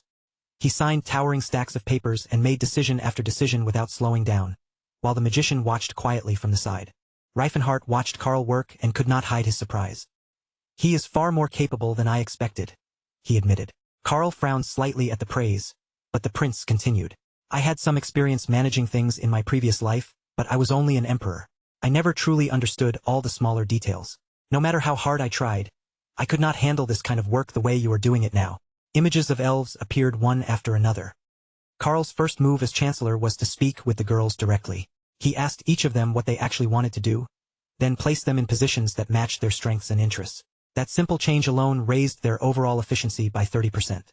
The focus then moved to the military side of the territory. The magician pointed out that Karl had reorganized the army as well. Before that, soldiers had been scattered into awkward six-man groups led by individual knights, a clumsy structure that made coordination difficult. Now, citizens gathered in long lines near the entrance as Reifenhardt explained the change. Karl had completely separated the knights from the regular soldiers, then assigned only 2 capable captains to train the troops under one unified system and one chain of command. The result was clear. Organized units of 100 soldiers, trained together and moving with far more discipline and strength than before. Karl continued scanning through document after document. Reifenhardt added that he had not stopped with the military. He had even investigated the refugee situation in detail. That alone proved he was not merely competent, but sharp-minded as well. Those with real talent were brought into the administrative system, while ordinary people were given farming work so they could help the region grow and support itself. With his hands resting on his hips, Reifenhardt spoke with open relief. "I am glad I did not execute him." Tilla beamed proudly beside him. "Karl is a genuine talent," she said. Reifenhardt smiled and gave her a simple instruction. "Keep watching over him. He is the future of this place." Without warning, Cirrus raised both hands high and began casting a spell. Her voice rang out with force as magic gathered around her. "I am the flame that tears through darkness, the burning arrow that strikes down evil." A blazing stream of fire exploded forward through the air and struck its target cleanly. The elf's eyes widened in disbelief before joy rushed across her face. "I did it!" she cried out. "It actually worked." She quickly turned toward Reifenhardt, her eyes shining with excitement. "Hey, do you think I really have talent for magic?" she asked. Reifenhardt watched her with quiet amusement. For someone improving that quickly, she clearly had potential. Once she opened the third circle, he planned to begin teaching her properly, just as he had in her previous life. At that moment, the maid hurried out from the building in a rush. "My lord," she called out. "The people you asked to meet are all waiting in the conference room." Reifenhardt gave a quick nod. "I am on my way." As they walked along, Cirrus asked about Tilla and Karl. Tilla shut her eyes and released a tired sigh. "He is kind," she admitted. "Sweet too in his own way, and he is getting better surprisingly fast." The elf drifted into thought, her mind lingering on the chancellor's face. Then a playful grin suddenly appeared on her lips. "So," she asked, "how are things going between you and Mr. Reifenhardt?" Elsewhere, Reifenhardt buttoned up his shirt as Cirrus let out a soft laugh. "He feels more like a father to me than anything else," she said honestly. Tilla blinked at her in alarm. "Do not say that in front of him," she warned. "He will probably lock himself in his room again." Cirrus only shrugged. "I am just telling the truth." Tilla smirked as she added, "He is like an old man trapped inside a young man's body." Then she glanced at him and added, "Although you would never guess it from how fit he is." Cirrus chuckled at the remark, while Reifenhardt quietly pressed his lips together and said nothing. Inside the conference room, Jekyll rose from his seat the moment Reifenhardt entered. He greeted him with clear enthusiasm. "It is an honor to meet the king of martial arts." He introduced himself as a bounty hunter before gesturing toward the people standing behind him. "We are from the Tao Ben Trade Union," he explained. "We heard you were looking for us." Reifenhardt smiled at their arrival. "I am glad you came," he said. "I have work for you." Reifenhardt placed a photograph on the table in front of them. Looking back from the page was the face of a strikingly handsome man. Jekyll leaned in close as soon as he saw the photograph. "That is Teslan," he said. "An Aura Lord. He is still flying under the radar, but he is dangerous." His team added that Teslan traveled with 2 famous figures, the Paladin Christine and the Golden Knight Eustace. "Finding those 2 might be the smartest way to track him down," they said. The prince frowned slightly as he laid out the terms. "You will receive 100 gold in advance," he said. "If you succeed, there will be another 100 waiting for you afterward." Jekyll bowed deeply without hesitation. "We will do everything we can," he promised. Reifenhardt watched them, thinking that locating Teslan would be enough for the moment. An aide approached him with a document held carefully in both hands. "Here is this month's report from the Grand Trade Union," the aide said. "Good work," Reifenhart replied as he accepted the report. The magician flipped through page after page, resting his fingers against his chin as he scanned the information. Most of it felt like useless background noise.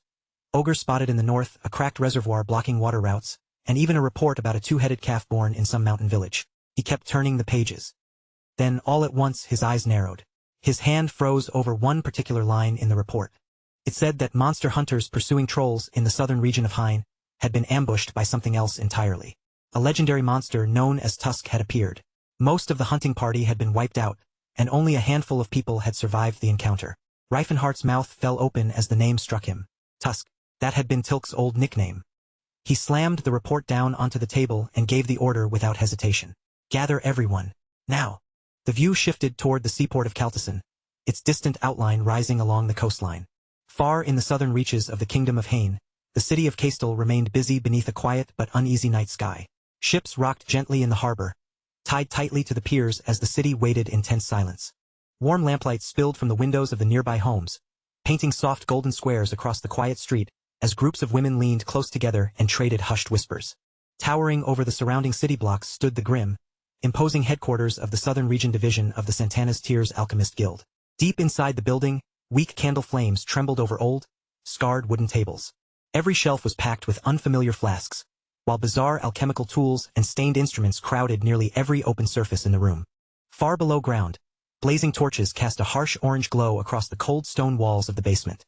Iron cages hung from the ceiling overhead, and inside several of them lay the small, pale skeletons of creatures that had long since died. Thick chains stretched across the chamber like twisted metal vines, swaying faintly in the stale underground air. Along one grim row, several trolls had been beaten, drained, and suspended like butchered livestock. A black-robed man slowly turned his eyes toward one of the hanging creatures. "Number 3 is starting to fail," he muttered under his breath. Another alchemist looked over at once. "Increase the nutrient flow. That one must remain alive for at least one more month."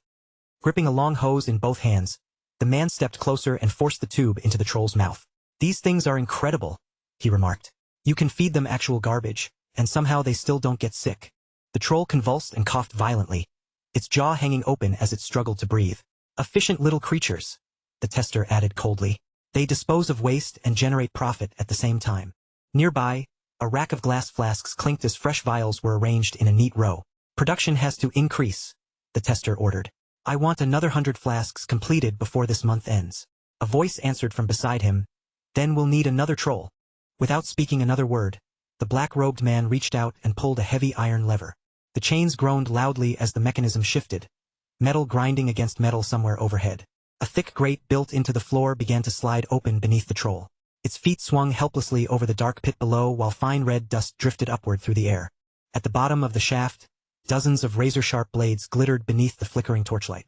Still hanging from its restraints, the troll suddenly dropped into the open shaft. Only its arms remained visible above the hole a moment later. Then blood erupted upward in a violent crimson spray. Scarlet liquid splashed across the laboratory floor and nearby equipment as the waiting flasks began filling one after another. Blood continued to run steadily through the hose, dripping with an awful, measured rhythm. "Perfect," the man said as he watched the flow with satisfaction. Beside him, the tester held a pen and calmly wrote down the results.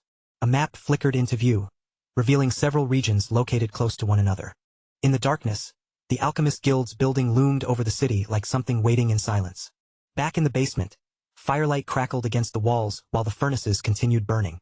Several hooded figures in black robes lingered near the doors. One of them muttered, "You know, this would be much easier if we could just breed these creatures ourselves." A group of trolls sat nearby with their legs drawn close, their eyes empty and lifeless. The speaker frowned. "No one has figured out how they reproduce. Every female troll we've tested ends up miscarrying." Behind a set of iron bars, 2 other men quietly listened in on the discussion. "They reproduce normally in the wild," one whispered. "So there's no reason they shouldn't be able to do it." The other lowered his voice. "Do you think those rumors are actually true?" The 2 exchanged uneasy looks as memories from their last battle with the goblins came back to them in fragments. "You mean Lantis's unit?" one asked. "Yeah," the other replied. The commander didn't care what kind of troll they brought back, as long as it was still breathing. He was willing to let half his men die just to capture one. The answer came back in a cold, flat voice. That isn't what I meant. Above the building, a lone troll crouched motionlessly on the rooftop. One of the testers stared upward, his face tightening with fear. Tusk, he thought. Is that monster really coming for us? The beast's silhouette shifted faintly within the shadows. Wherever that thing appears, someone whispered, people end up dying. Another robed man folded his arms across his chest. Even their unit leader was frightened, and he had already begun preparing for the worst.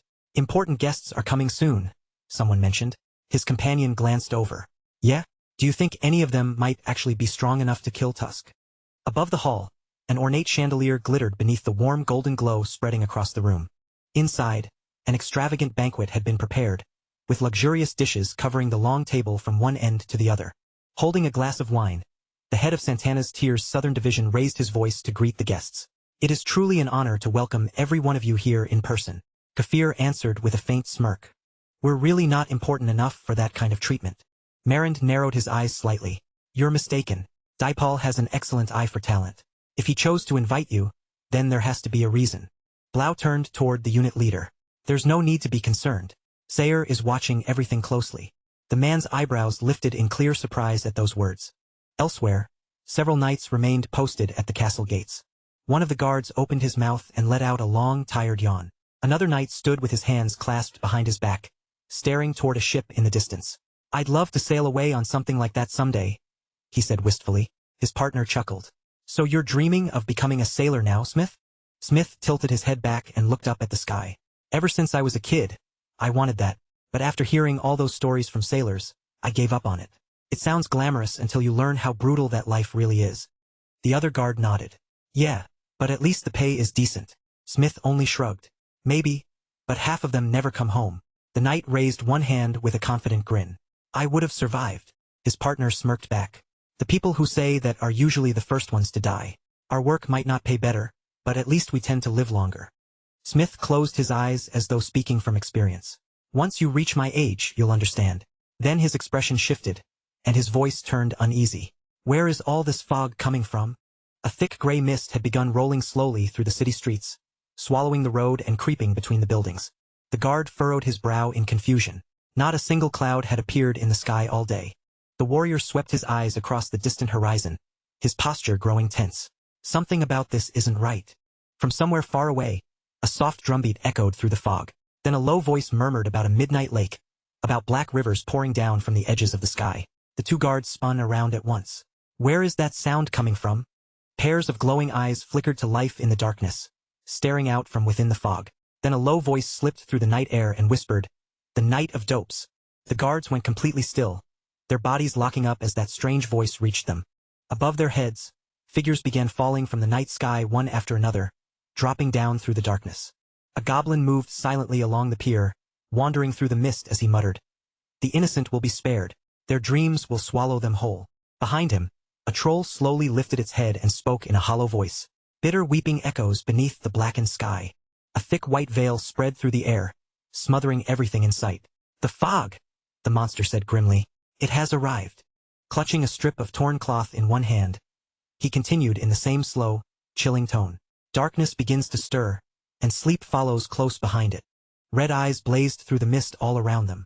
The goblin spoke again, his voice barely above a murmur. It will drift away like smoke, then vanish without leaving a trace. A lone lantern flickered above the entrance of a nearby house, its weak light trembling in the growing gloom. Then the gray haze rolled over the street and swallowed everything outside the house. Standing beside the window, Reifenhart stared out into the night with a bored expression. It's been quiet, far too quiet.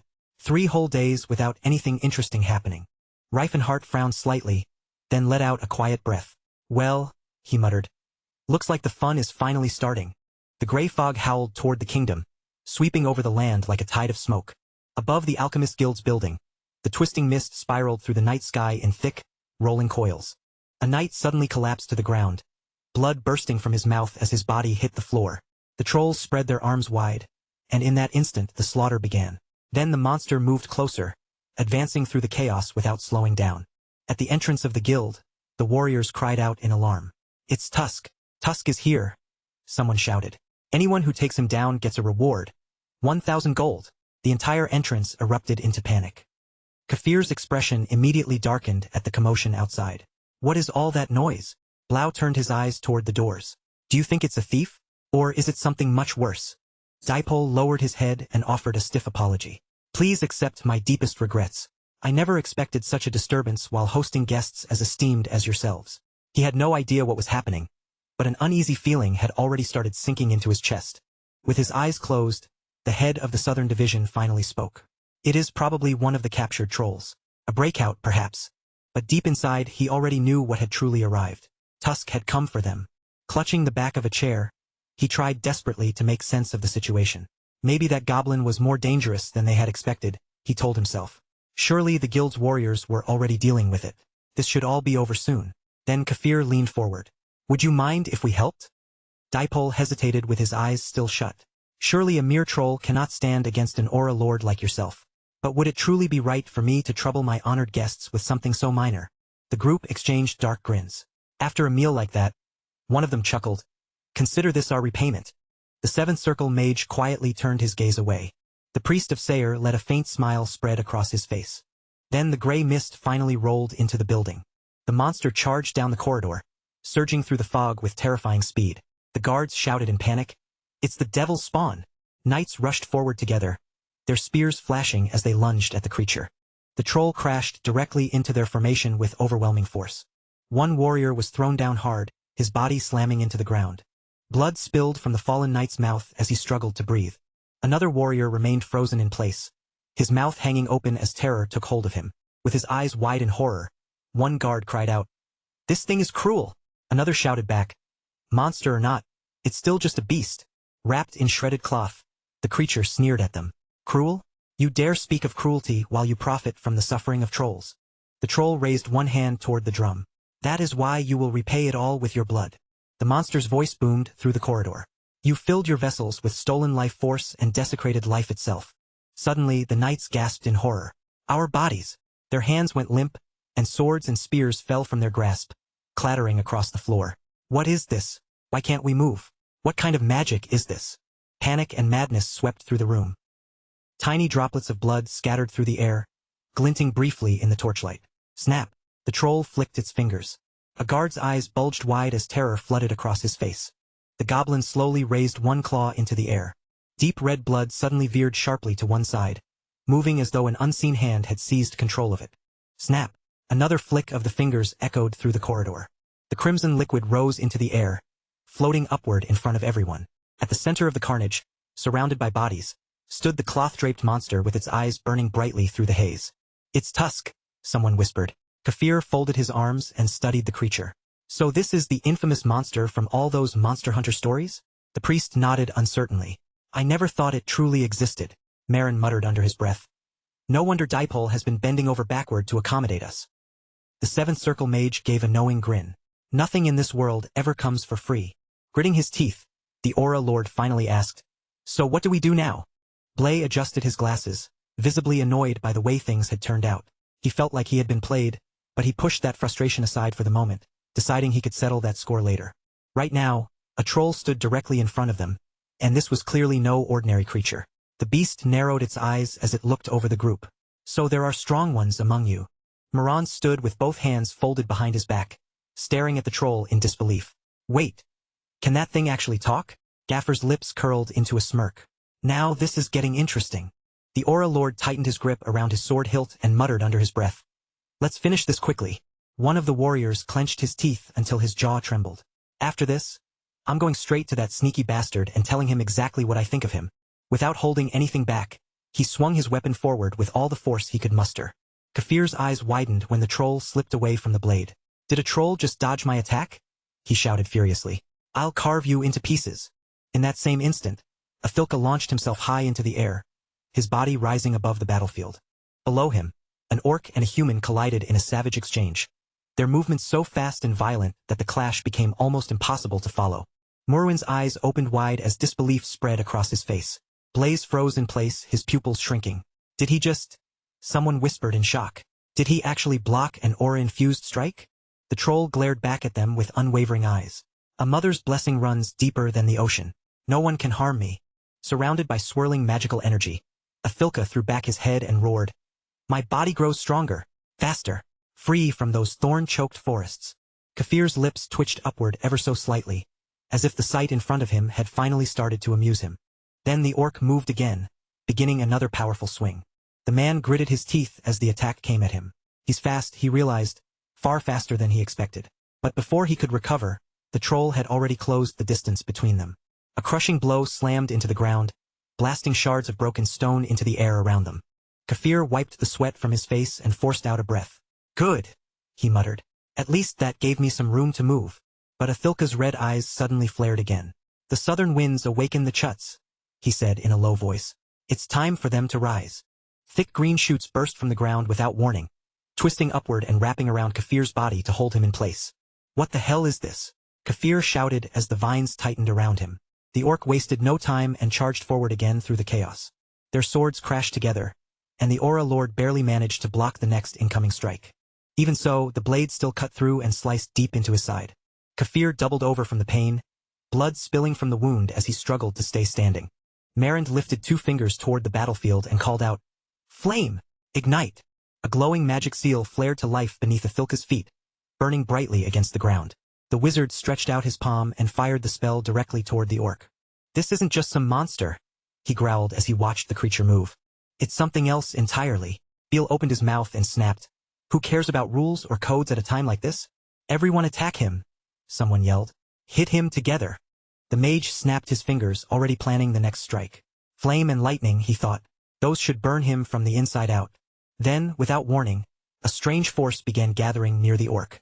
Athilka brought 2 fingers to his mouth and let out a sharp, piercing whistle. A shimmering aura burst outward around his body, spreading through the air in a sudden wave. Marone gasped as the magic around him faltered. "What kind of sorcery is that?" he cried. "It's completely jamming my spells." The priest clenched his fist and raised his voice. "Let the servant endure. Rise again through pain." Kafir groaned from where he stood. "All right, maybe tone it down a little." Blaze's eyes widened in alarm. "Wait, divine power? That hurts." He winced as the force clashed against his aura. This isn't even a fight between aura lords. Suddenly, Marwin's jaw dropped as he activated a 4th circle disarming spell. The spell struck Athilka directly, and the troll reeled backward, clearly shaken by the pain. Athilka clenched his jaw tightly, his expression twisting as he endured the hit. Then, with a heavy crash, his body slammed down onto the ground. But almost immediately, the troll's legs suddenly flew upward into the air. For a strange moment, it looked almost as though he was waving them around. One warrior blinked with his sword still raised. "What kind of moves are those?" he asked in complete confusion. Marin's eyes nearly bulged out of his head. "Is this thing actually—" Before he could finish, someone muttered, "They say he's a demon wearing troll skin." Beal narrowed his eyes. "Then why is he this strong?" Balancing himself on one hand, the orc grumbled in irritation. "I've dealt with human tricks before, but these 3 are a little too much." Athilka squinted at the enemies around him, his jaw hanging slightly open. "Should I run?" he wondered. The troll remained frozen for a moment, clearly confused and unsure what he was supposed to do next. Without warning, blinding beams of rainbow-colored energy ripped across the battlefield, tearing through the air in brilliant streaks. Everyone snapped their heads toward the blast at once. Then a deafening boom shook the area. Thick smoke rolled across the battlefield, spreading through the chaos and obscuring everything in its path. Kafir frowned deeply as he stared into the haze. "Who's there?" Human silhouettes slowly emerged from the smoke, staggering through the dust. One of them coughed and complained. "Next time, you might want to mention that trolls can use stealth fog." Athilka wiped the sweat from his brow, his eyes darting nervously from one newcomer to the next. "Who are these people?" Reifenhart stepped out of the haze alongside his companions. Athilka's jaw tightened immediately. More enemies? But instead of attacking, the newcomer simply smiled. "At last, we meet, wise son of nature." The troll's pupils shrank sharply in shock at those words. With his eyes wide open, Athilka demanded, "Who are you? How do you know my name? And how do you know our language?" Reifenhart remained calm as he answered, "I know everything about trolls, and I came here to help you." The orc could only stare at him in stunned disbelief. "What are you even talking about?" The other warriors immediately tensed, glaring at the newcomers. "Who are you people?" one of them shouted. "You attack us, then start talking about honor? If you have any honor at all, tell us who you are. Now." The king of martial arts furrowed his brow and spoke plainly. "I only want one thing, freedom for the trolls. I heard you were passing through, and if possible, I would rather let everyone walk away from this alive." Gaffer snapped back, fury flashing across his face. "What are you even saying? That thing is a monster. It has slaughtered dozens of humans. Reifenhart took a step forward, his gaze steady. That is only the version of the story you were told. Suddenly, Tethid's face darkened as rage surged through him. Cirrus bit down hard on her lip, her narrowed eyes fixed on the enemies in front of them. Reifenhart glanced toward his team and gave the order. Take them alive. In the dead of night, the towering guild building trembled from the force of the battle inside. Another explosion thundered through the structure, and smoke began billowing out from the shattered windows. Broken stones and debris flew in every direction, crashing down across the room as the walls continued to splinter apart. A pulsing magical aura swirled around the magicians, wrapping the battlefield in waves of unstable energy. Kafir raised his sword just in time, barely deflecting Tethid's incoming blow before it could strike him directly. With his teeth clenched, he shouted in disbelief. Does this orc have an aura? A second later, the warrior swung his blade again with all his strength. Blade gritted his teeth, clearly overwhelmed by the force pressing against him. Suddenly, Cirrus appeared behind him and raised a shimmering barrier to protect him. Above the elf, a blazing spirit formed from gathered magic. Answer my call, she cried. The fiery beast shot forward in a flash of light, racing directly toward the enemy. Athilka blinked in stunned disbelief. That orc has an aura, and that elf possesses spiritual power too. Reifenhart's eyes widened as he swept both palms through the air, gathering power between his hands. Athilka stared at him in shock. Is that really the king of martial arts? But he had no time to keep thinking about it. I'll handle this, Reifenhart said. Go and save your people. Marin's jaw hung partly open as he whispered. So it's true. He's the one who fought alongside the other races during the Civil War. But can he still use spells? When did he become capable of using aura too? The Seventh Circle Mage slowly lifted his hand, staring hard at Reifenhart's build and the crushing pressure around him. It has to be him. The king of martial arts? Raw energy pulsed through Reifenhart's body as his aura surged outward, rippling across the entire battlefield. He spread his fingers wide and asked, What do you think? Then he activated it. Power gun. The battlefield shook beneath the force of the attack as the blast tore forward. A radiant shield burst into existence in front of Marin as he fired back with a piercing beam of light. The two waves of magic collided head-on, erupting in explosive flashes that lit up the battlefield from every side. The king of martial arts folded his fingers together and muttered quietly to himself. He's full of doubt. Then he whispered an incantation under his breath. Across the field, Marone bared his teeth in disbelief. Why didn't my spell affect him? His thoughts raced wildly. I devoted 50 years of my life to magic. How is this even possible? Desperate, Marone launched another spell. But Reifenhart raised his hand and fired back, sending searing magical beings streaking straight toward Marantid. The attacks struck their target, and the Seventh Circle Mage's pupils rolled upward in shock. His eyes turned completely white in an instant. At the very same moment, Kafir sprang forward and charged straight toward Tethid. The air cracked violently when they collided, power smashing against power with tremendous force. The man and the troll locked into a savage close-range battle, neither of them giving the other a moment to breathe. Then the orc suddenly hurled his sword forward like a spear. Kafir leapt into the air and barely avoided the spinning weapon as it sliced past him. The man sneered. You threw away your weapon? Kafir sneered from the air. That was your mistake. But before he could press the advantage, several magical discs appeared around him, spinning through the air as they raced in his direction. A split second later, the discs detonated with a deafening boom, blasting apart the air around him. Then, like a boomerang cutting through the smoke, Tethid's sword shot back through the battlefield and returned neatly to his hand. Kafir lay buried among the rubble, completely motionless beneath the broken stone. Reifenhart watched with a faint smirk. Tethid was already combining aura with spiritual weapon techniques. Ever since sparring with Cyrus, he had come a long way. Turning his head toward the others, Reifenhart spoke as though the fight had already ended. They're dealt with. Cyrus frowned at that. Are you sure we should leave them alive? Even without using aura, I'm pretty sure they figured out who you are. Reifenhart tilted his head slightly. If I truly wanted to hide my identity, I would have worn a mask. He continued calmly. As long as that secret stays buried, there's nothing to worry about. Athilka stepped closer, giving a small nod of gratitude. You saved us. Thank you. But the mage quickly cut in. There's no time for that. We need to move. Reinforcements could arrive at any moment. Suddenly, a bright blaze erupted outside, and cries for help rang out from beyond the building. The warriors froze as the alarm spread. We need to evacuate now, someone shouted. If this gets out of control, things will only get worse. Through the smoke and tears, an old man stared ahead, unable to believe the destruction unfolding before him. From a distance, the towering Alchemist Guild building was swallowed by roaring flames. Carriages thundered down the mountainside, their horses galloping at full speed along the winding path. Later, inside one of the wagons, Athilka sat in silence while a strange pink aura glowed faintly around his body. Cyrus stared at him with wide eyes. Creepy. Reifenhart only shrugged. I'm used to orcs, but trolls? They still give me chills. Someone nearby added, You've probably seen more orcs because they're commonly enslaved. Celine spoke up from inside the wagon. This is my first time seeing trolls. Are they always built like that? In one corner, several orcs huddled close together, speaking quietly in their native tongue. Cyrus watched them for a moment. They don't speak the common language. Maybe they were never given a chance to learn it. The distant fire still flickered outside, and Athilka slowly lowered his head. I never heard any rumors about the king of martial arts being able to use magic, Athilka said. Reifenhart answered without much concern. I never hid it. A faint smile touched his face. I just don't know why the world insists on hiding the truth. The truth is, Reifenhart said plainly, I am the king of martial arts. Believe it or not, he added. Athilka lowered his brow. How could I not believe it? I saw your aura with my own eyes.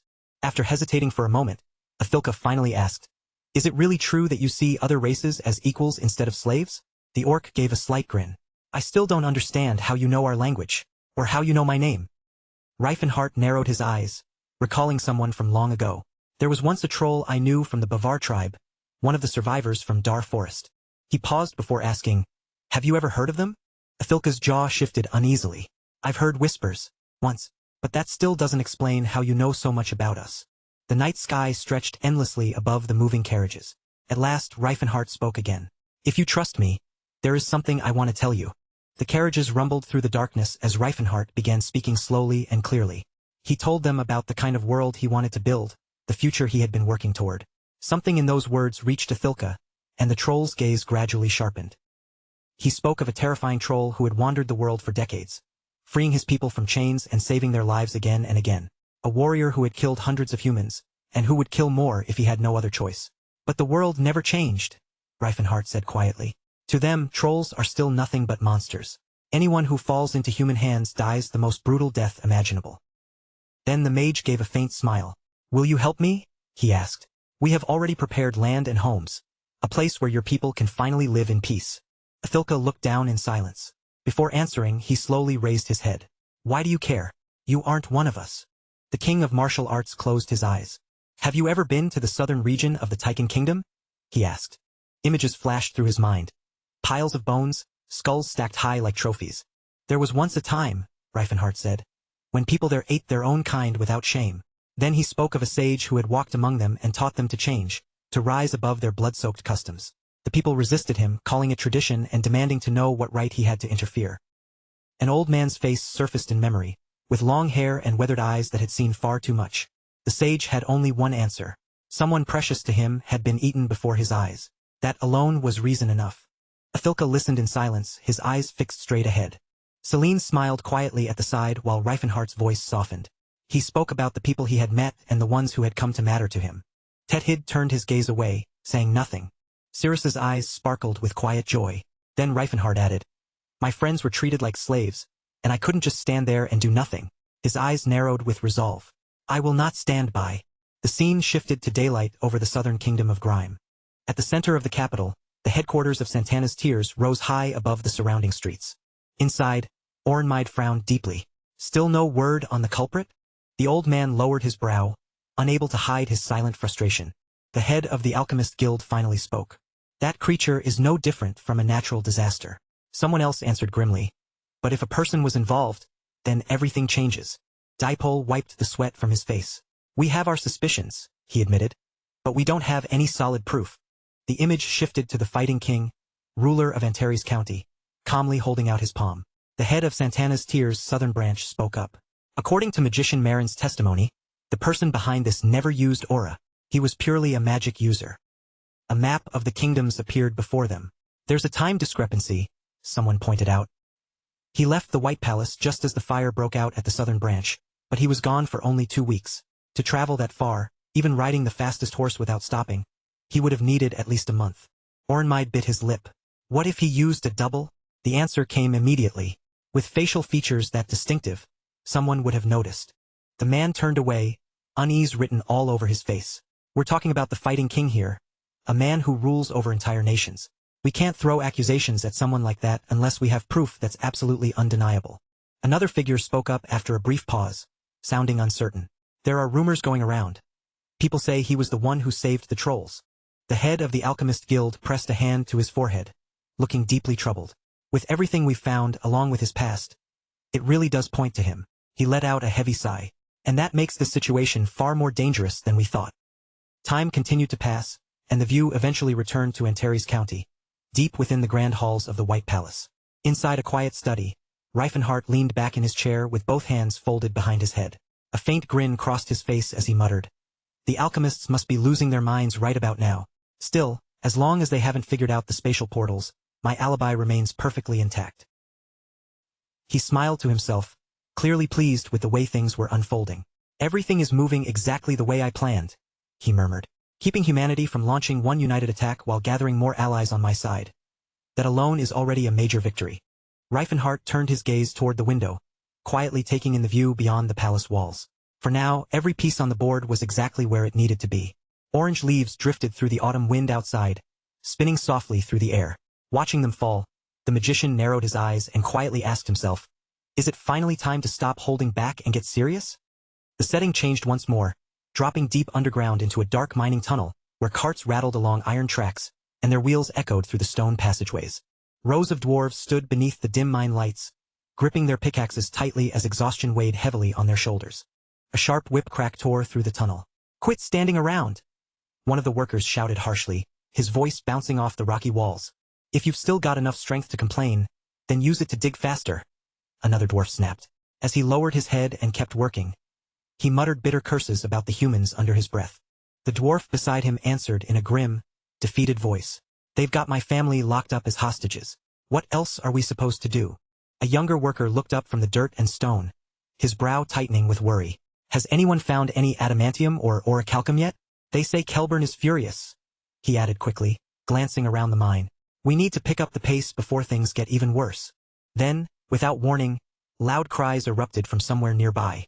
The boy spun toward the commotion, but before he could react, something slammed into him and knocked him backward. A dwarf stepped forward with a hammer clenched firmly in his hand. Rage flashed in his eyes as he faced the enemy. "If it were only up to me, I'd crush you right where you stand." His grip slowly loosened, and he lowered the weapon. "But I'm only here as hired help.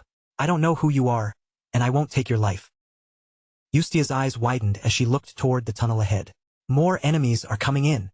A hooded enemy stumbled backward in disbelief, staring at the growing number of dwarves around him. Where did all of these dwarves even come from? An old man stepped out from the group and raised his hand. A glowing magical seal formed in front of him, shining brightly through the darkness. They came here to rescue their own people. Sweat streamed down the enemy's face as he stared at the spell in horror. A magic-suppressing spell? Wait, are you seriously a dwarf who can use magic? Only a heartbeat passed before a sharp crack rang out through the tunnel. The girl struck without hesitation, driving her blade deep into the enemy's stomach. From the shadows, a heavily armed dwarf warrior raised his axe high and let out a thunderous roar. "We are the warriors of the Great Forge. The Steel Hammer Clan has come to bring every one of you home." The captive dwarves slowly raised their heads, their eyes widening as hope returned to their faces. "Come over here one at a time," the warrior called out. "We'll break those magic shackles and get you all out of here." Not far away, a wizard stretched his fingers toward the enchanted restraints. "I'll restore the flow and shatter the barrier," he declared. "Once that's done, all of us will finally be free." An enemy covered in sweat suddenly shouted in panic, "They have hostages!" But the reply came immediately and without fear. "Don't worry about that. Our people are already heading toward the village to rescue them." A violent impact echoed through the mine. Tilla swung her axe with all her strength, bringing it down hard and cutting down another attacker in one brutal strike. One of the dwarves froze, drawing in a shocked breath as he stared at her. "Grandfather!" Hethos raised an eyebrow in surprise, staring at her for a moment before a warm smile appeared on his face. "Tilla? What are you doing all the way out here?" Tilla rushed forward and wrapped her arms tightly around him. "Lord Reifenhart sent me," she said. Hethos nodded firmly, his expression growing resolute. "Then we'll save everyone still trapped here. At last, it's time for us to leave this cursed place behind." Voices soon echoed through the tunnels as the dwarves began moving into action. "Send word to Priest Gelfide. Gather everyone immediately. There's no time to waste." The view shifted to the Steel Hammer Clan's village. Their preparations were already complete, and not a single dwarf had been left behind. Every last member of the clan had departed from the village. Ruthike stood with his mouth slightly open as he watched his daughter approach. His eyes lingered on her for a moment before he muttered quietly, "She's really grown up now." He pulled Tilla into a close, powerful hug. "You've gotten so big, Tilla."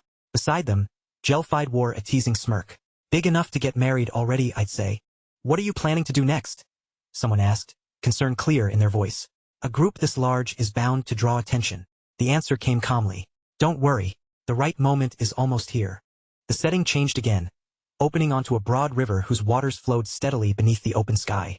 Tall stone walls stretched along the riverbank, forming a hard boundary beside the rushing water.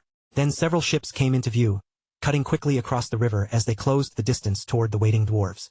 "Wait," Jelfide said, narrowing his eyes as he watched the approaching boats. "Did the Great Forge send those ships?" A dwarf beside him slowly shook his head. "No, they're not from the Great Forge." Jelfide's pupil suddenly shrank as tension spread through the group. Then a familiar voice carried clearly across the river. Carl stood upright on the ship with his hands resting behind his back. His voice rang out confidently over the water. "There's no need to be afraid. We're allies, and we came here to help all of you escape."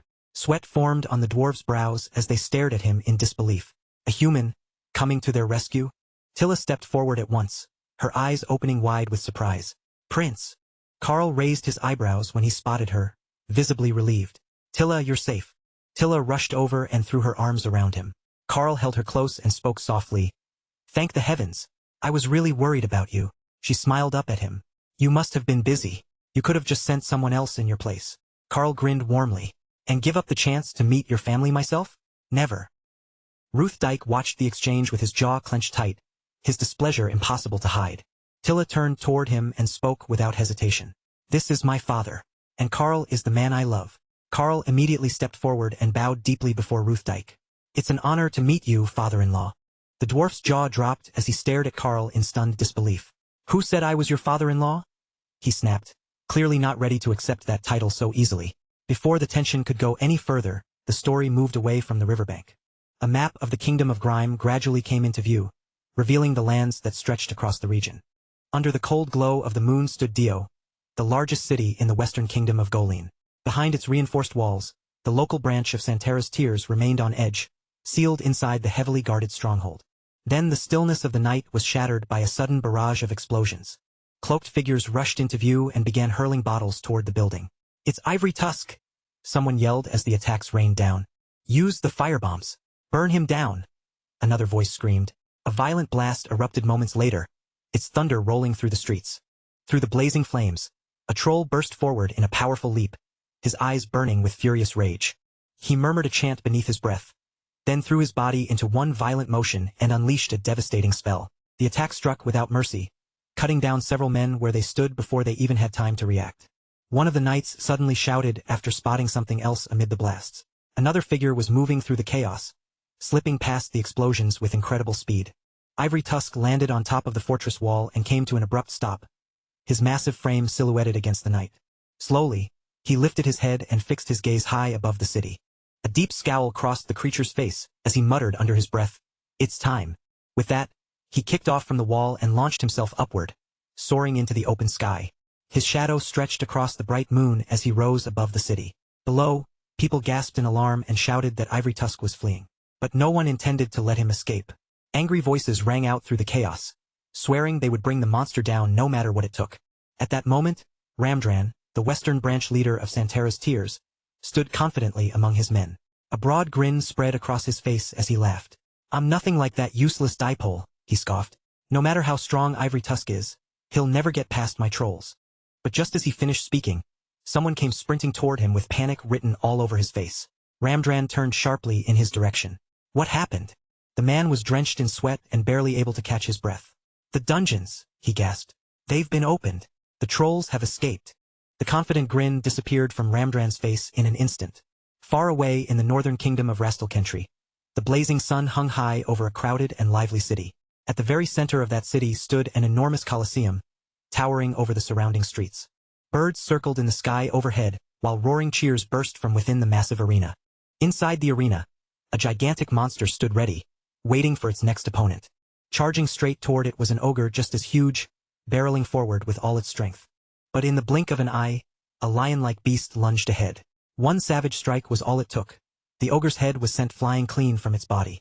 Elsewhere, beneath a sky crowded with dark clouds, the Bane Gladiator Training Center rose like an enormous fortress. Inside its grand palace-like halls, an old man raised his eyebrows in visible surprise.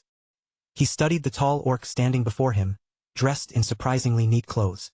Inwardly, he admired the orc's nearly flawless physique. This one was built unlike any other he had seen. Far taller than the rest, with strength and potential that had clearly not been fully awakened yet. It was hard to believe that such a powerful-looking orc was being sold as nothing more than a servant. Across from the old man, a young woman sat quietly with her hands folded neatly together. "Is there a problem?" she asked with a small, polite smile. "How much do you think he's worth?" The old man returned her smile as he continued examining the orc. "It looks like he's been treated well. Normally, a slave like him would sell for around 5 gold coins. But if he truly has what it takes to become a gladiator..." The girl did not blink or hesitate.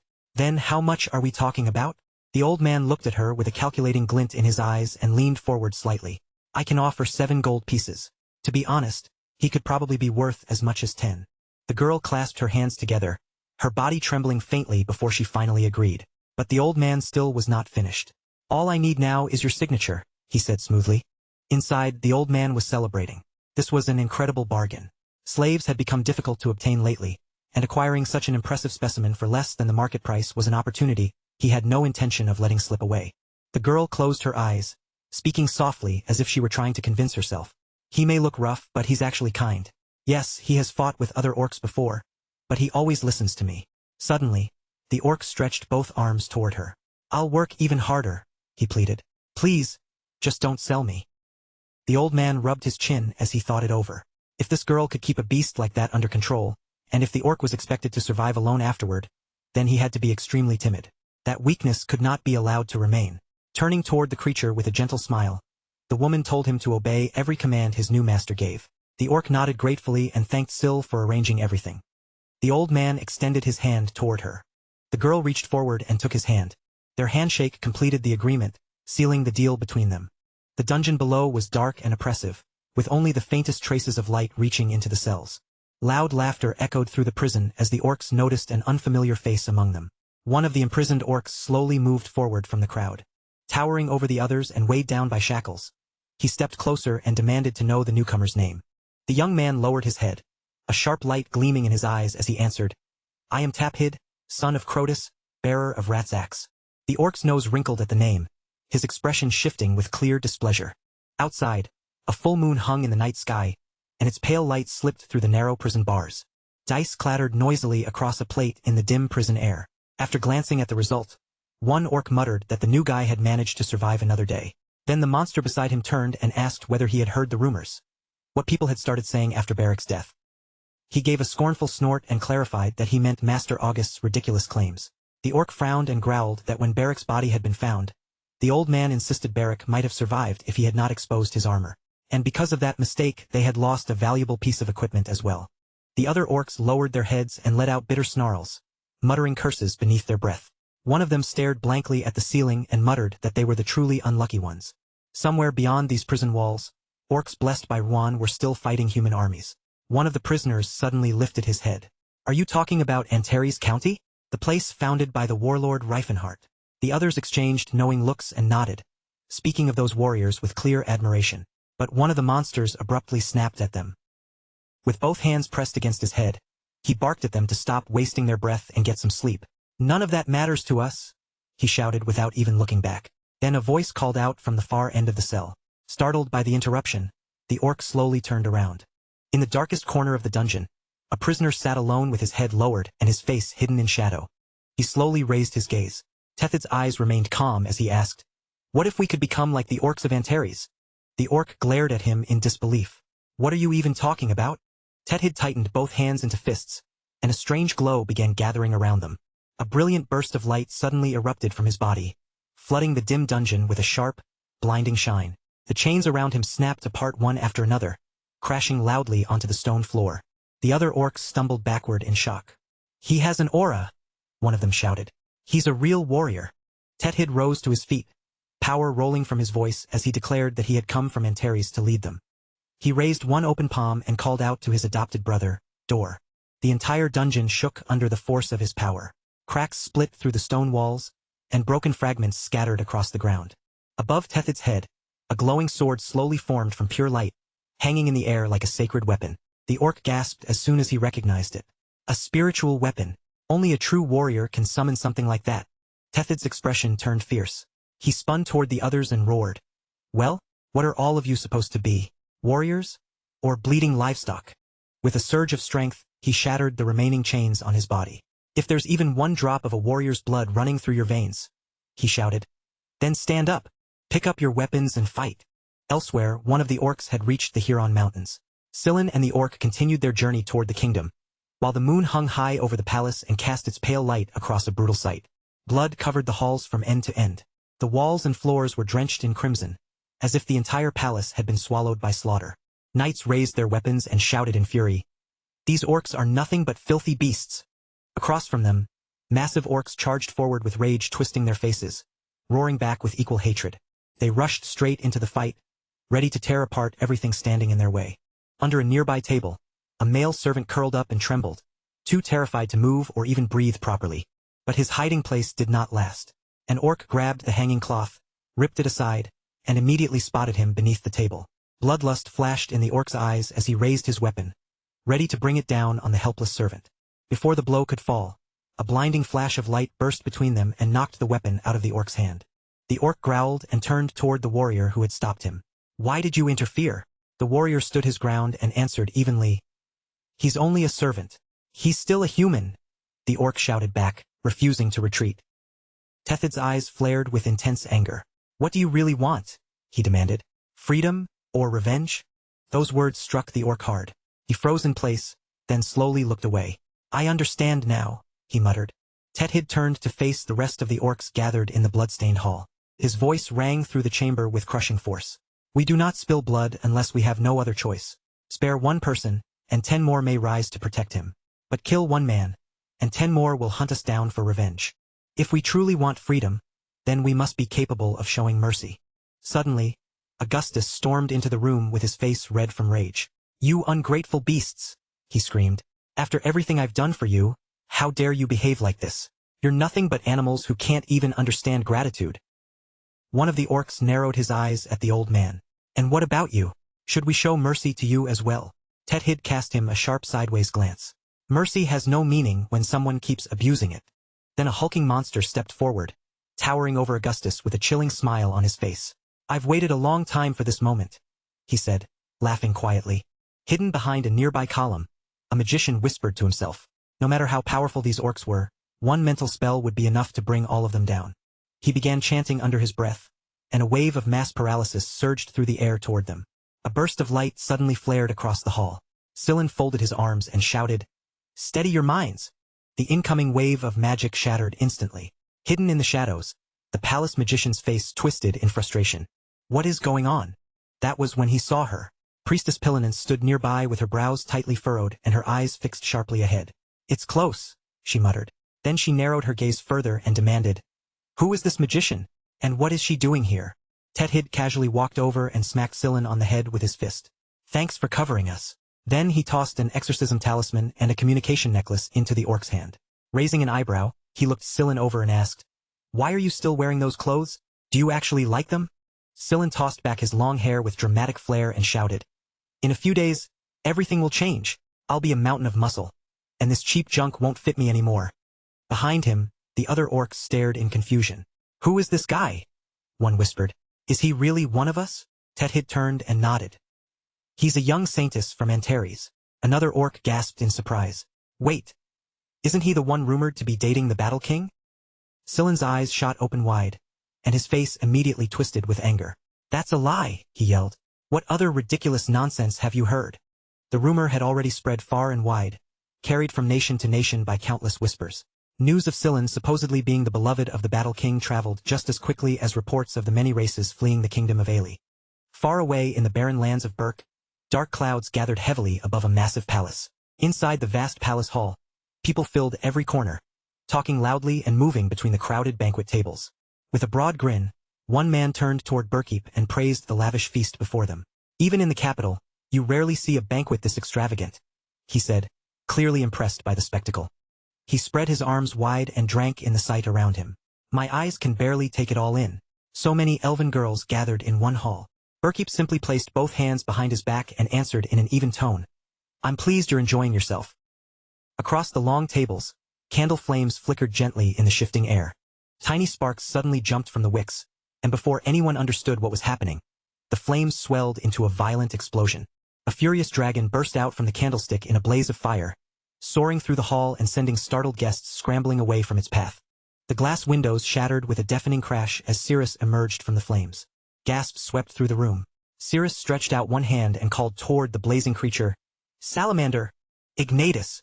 Burn away every lie. Let them witness the true flame. The terrified maids dropped to their knees at once, their voices shaking as they begged for mercy. But Cirrus walked toward them calmly, her expression steady. I came here to save you, she told them. From this moment onward, every one of you is free. She lifted her hand again and commanded the very earth beneath their feet to obey her will. The floor split apart with a violent crack, and a jagged earth rift burst upward, hurling broken stone in every direction. Cirrus drew her blade, then glanced back at the frightened maids with a slight smirk. Would you mind following my lead for a little while? She asked. We can talk properly once we get out of here. Still badly shaken, the elven girls nodded without hesitation. Of course, they cried, quickly hurrying after her.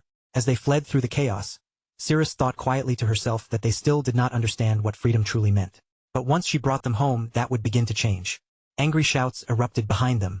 Don't let them get away. That elf killed the Barlint. The knights spun around sharply after spotting someone standing ahead of them. Is that one of her allies? They shouted. A mage stood directly in their path.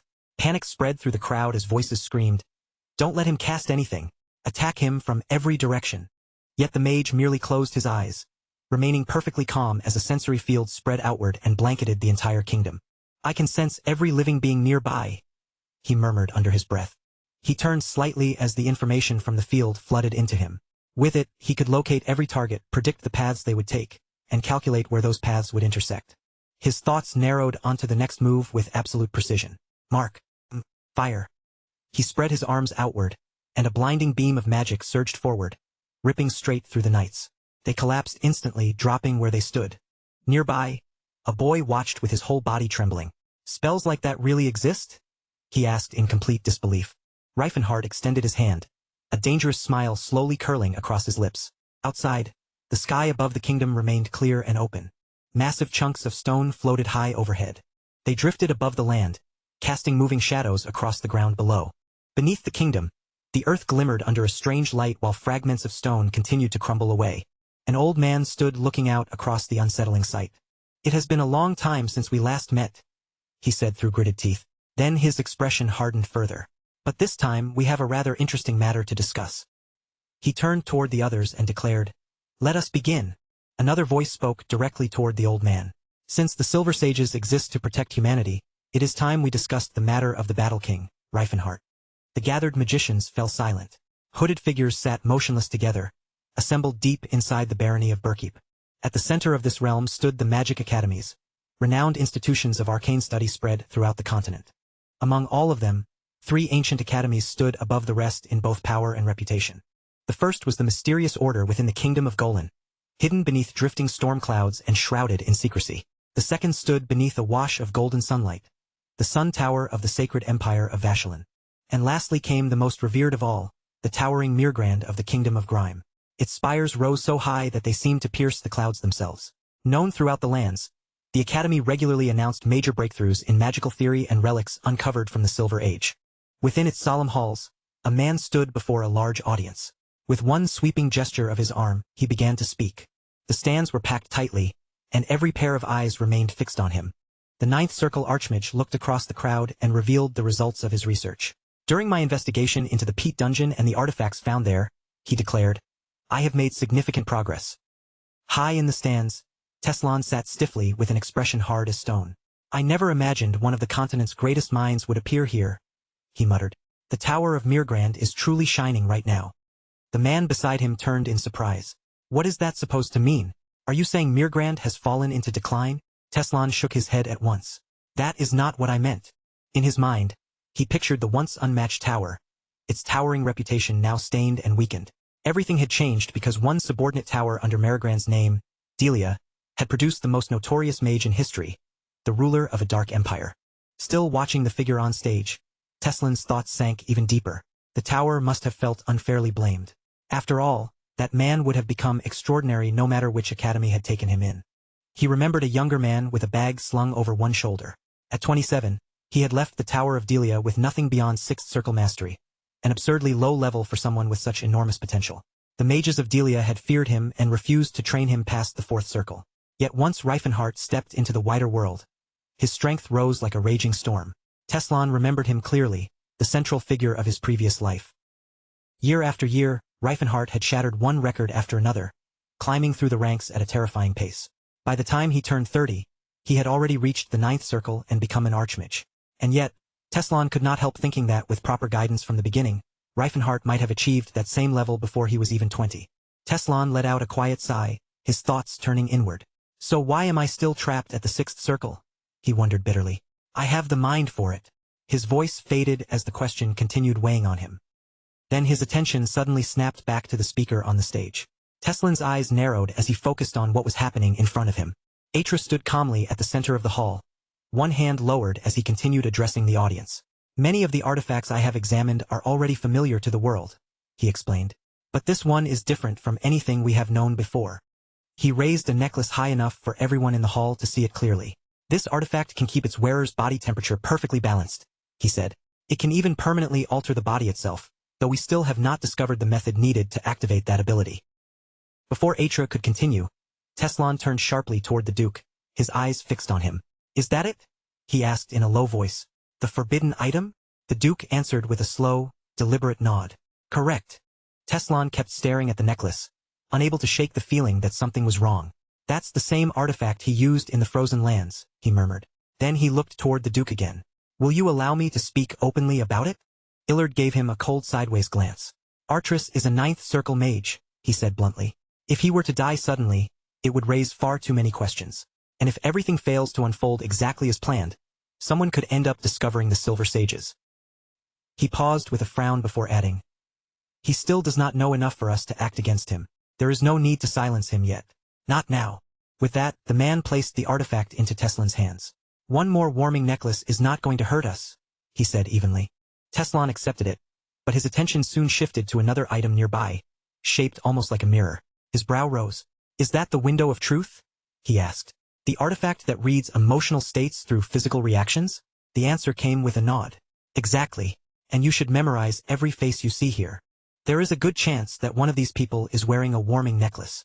As he spoke, faces began flickering across the mirror's surface, appearing one after another in its shifting reflection. As they left the room, Teslan glanced toward the man walking beside him.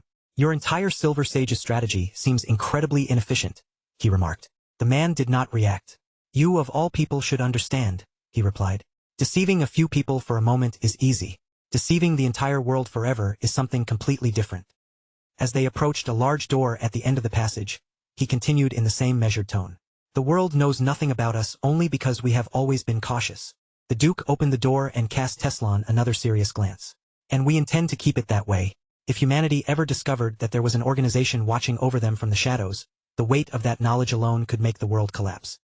Their footsteps echoed down the long corridor while Ironad spoke steadily. The Silver Sages are not rulers, and we are not tyrants. We protect humanity from the shadows. That is our role. Teslan narrowed his eyes. Then why is the warming necklace forbidden? It does not seem especially dangerous. The Duke continued walking ahead without slowing down. You are not entirely wrong, he replied. But we cannot allow magic that permanently alters the human body. He did not turn back, but his voice became noticeably sharper as he continued. That path leads directly toward the temptation of immortality. Teslan clenched his jaw, realizing there were limits to what he could uncover for the moment. Even so, his thoughts kept circling around the same question. How had the Silver Sages managed to build such an enormous network of information? At first, Teslan assumed they simply had spies stationed throughout every kingdom, or that the magic towers were feeding them intelligence. But they knew details about people they had never been known to contact at all. His thoughts returned to the man who had publicly displayed the warming necklace. Even the Silver Sages had not prevented that revelation. Their network was vast, almost impossibly vast, but it was clearly not flawless. Still, the situation irritated him. He had already infiltrated their organization, yet they continued treating him as though he were nothing more than an outsider. Far beyond the island where the kingdom stood, enormous stones floated silently in the open sky, suspended high above the distant land. A massive barrier surrounded the entire region, sealing it off from the world beyond. Within that protected space, a man stood before a gathered assembly. "It has been a long time since we last gathered like this," he said as his gaze swept across the room. Then his expression grew more serious. "This time, however, we have a particularly fascinating matter to address." He placed both hands firmly on the chair before him, and the room fell completely silent. Stepping forward, he declared, "As the Silver Sages, the guardians of humanity, it is time for us to discuss the elimination of the martial king, Reifenhart." Shootland folded his arms tightly across his chest. "He is a rat," he spat with disgust. "A rat poisoning the order of this world." Archlight raised one hand, a faint smile appearing at the edge of his lips. "It is hardly fair to call an aura wielder like him a rat." Across the table, the dais laced his fingers together and leaned forward. "The martial king is no ordinary fighter. He is a famous aura master, and when someone like that begins gaining influence, especially among Ninth Circle Archmages and other powerful figures, the situation becomes complicated." His eyes hardened. "If we are careless, people will begin asking questions. Perhaps we should start by dismantling his circle and removing those around him first." Archlight gave a quiet chuckle. "That is amusing coming from the person who allowed Sage Leon into our ranks." The old man glanced over at him. "Leon already knew that we existed. There was no reason to reject someone whose values already aligned with ours." The keeper raised both palms lightly. "No one is saying you were wrong. We are only pointing out the irony." Before the exchange could continue, a sharp voice cut through the room. One of the hooded men lifted his head and warned, "Choose your words carefully. We are not discussing just anyone. This is Reifenhart." The tension around the table grew heavier. The dais gave a slow nod. "At first, I thought the martial king was simply another eccentric," he admitted. "But no. Everything about his behavior is deliberate. It is calculated." A woman joined in, her voice calm but firm. "He is not merely obsessed with other races. That much is obvious. He has his own vision for the world, and he is fully committed to pursuing it." The guardian turned his gaze away, his expression thoughtful. "He is young, but his convictions are clear and unwavering. Beliefs like that do not appear out of nowhere." He paused with his brows drawn together. "That level of certainty only comes from deep thought, a rational structure, a complete system of ideas." The old man's eyes widened in sudden realization. "Wait, are you saying that boy had a mentor? Someone who taught him those beliefs?" The man looked around at the other guardians before continuing. "Then we should find this mentor as well." From beneath his cloak, he produced a small object and held it up for the group to see. "Reifenhart has already left his mark across this continent." He set two hemispheres down on the table. One of the guardians rose from his seat. "We can no longer afford to wait." Archlight slowly placed his hand over the object resting on the table. Shublin lifted his head and looked around the room. "Have we finally reached a decision?"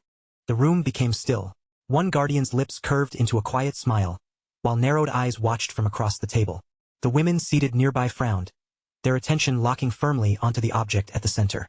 The old man froze in place as fear flashed across his face. Beside him, Archlight wore a faint smirk. The older woman continued staring straight ahead without saying a word. One young girl allowed herself a faint smile, while another guardian's expression slowly twisted into a grin. Beneath one of the dark hoods, a delicate face remained hidden from the rest of the room. Under that cloak sat a young girl, silent and unseen. At last, a voice spoke from the dais above them. "It appears that we have." Without even turning to look, Shootland spoke in a cold, absolute voice. "By the authority of the Silver Sages, the sworn guardians of mankind, I declare the Battle King Reifenhart to be a threat that must be destroyed."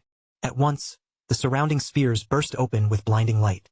Shootland's judgment continued without hesitation, extending not only to Reifenhart, but to every person connected to him in any way. Far away from that declaration, the banner of the Holy Empire of Ashland fluttered proudly in the open air. Its sacred emblem shimmered beneath the steadily brightening morning sky, catching the sunlight as the wind moved through the cloth. The blazing sun hung over a nation that carried more than 1,000 years of history on its shoulders. Across the continent, its name was spoken with awe and reverence. The Holy Empire of Ashland. Its land was not vastly larger than Graham, Helen, Rastel, or Tychon, yet no other country could compare to its population, military strength, or political influence. Ashland stood at the peak of the continent, proudly recognized as the strongest nation among all mankind. They called it the land blessed by Lord Sayer, a kingdom forever wrapped in golden sunlight. It was also the only country the papacy had ever permitted to bear the title of empire, chosen to stand at the head of humanity itself. At the center of that empire rose the holiest stronghold of the Sayer Order, the Papal Pantheon, home to the Temple of Sayer. In the empire's eastern territory, within the lands governed by Count George, pale clouds drifted slowly above the vast grand temple. Inside the towering temple, a massive cross stood over the quiet hall. From somewhere within the sacred space, a calm voice echoed gently through the air. Sayer loves all people. Confess your sins, and you shall be forgiven. Sunlight streamed through the tall stained glass windows, spilling red, blue, and gold across the polished stone floor beneath them. I have sinned, a quiet young voice confessed. A boy sat alone with his head lowered, his shoulders still and tense. Across from him, the priest answered in a flat, emotionless tone. And what is your sin? The boy slowly lifted his face. I fell in love with an elf. She was a servant in my family's home. His words faded into the silence. He lowered his head again, but despite himself, a faint and tender smile touched his lips. Even though she is an elf, she is the kindest and most beautiful girl I have ever met, he said softly. Her voice is beautiful too, like the song of a nightingale. The candles around the confessional flickered in the stillness. After a pause, the priest finally spoke. Desiring an elf is nothing to be proud of. Still, the impulses of youth are not always easy to restrain. You have acknowledged your wrongdoing, so in Sayer's name, your sins are forgiven. But the boy raised his head once more, his eyes calm and unwavering. I do not believe that it is a sin. The priest blinked at the unexpected answer. Then what do you call it? The boy answered with quiet determination. I am planning to leave this place with her. His chin lowered again as guilt weighed heavily across his face. I want to find somewhere we can love one another openly, a place without lies or shame. But I do not know how I can live with myself after making my parents worry so much. The priest placed one hand against the symbol of Sayer before him. Sayer teaches that elves were created to serve mankind. Chasing a passing desire is one matter, but rejecting the divine order itself is another. That is a mortal sin. Warm sunlight spread across the walls of the confessional. The priest's voice remained composed as he asked, will you reconsider your repentance? If you do, Sayer may still forgive you. The boy looked up again, and a bitter, almost amused smile formed across his face. I will not repent, because I do not believe I have done anything wrong. His gaze slipped downward once more. I never came here expecting you to understand me. I only came because I wanted to lessen the guilt I feel for hurting my parents. The priest stared straight ahead, his expression unchanged. And where exactly do you plan to go? She will remain a slave no matter where you take her. Leaning closer, he added, there is no reason to flee. Keep her as your servant, and be done with it. For now, perhaps, the priest began, but the boy suddenly raised his head and cut him off. We are going to the 100 states of Antares. Not long afterward, the boy stepped out through the temple doors and into the daylight beyond them. He lifted his face toward the open sky, and in a trembling voice, he whispered, Mom! Dad! He murmured next, his eyes still fixed upward. Please forgive me. I could not keep lying to my own heart. I had to leave with her. I had to find a place where we could live with dignity. The wind swept green leaves through the air as he crossed the grass, their soft rustling following each step. Ahead of him stood one tall oak tree, isolated and silent. He moved toward it slowly, his eyes searching the empty space around the trunk. She was supposed to wait for me here, he muttered under his breath, glancing anxiously from side to side. Then his body went rigid. His eyes rose toward the branches overhead, and there, suspended from the tree, he saw the elf.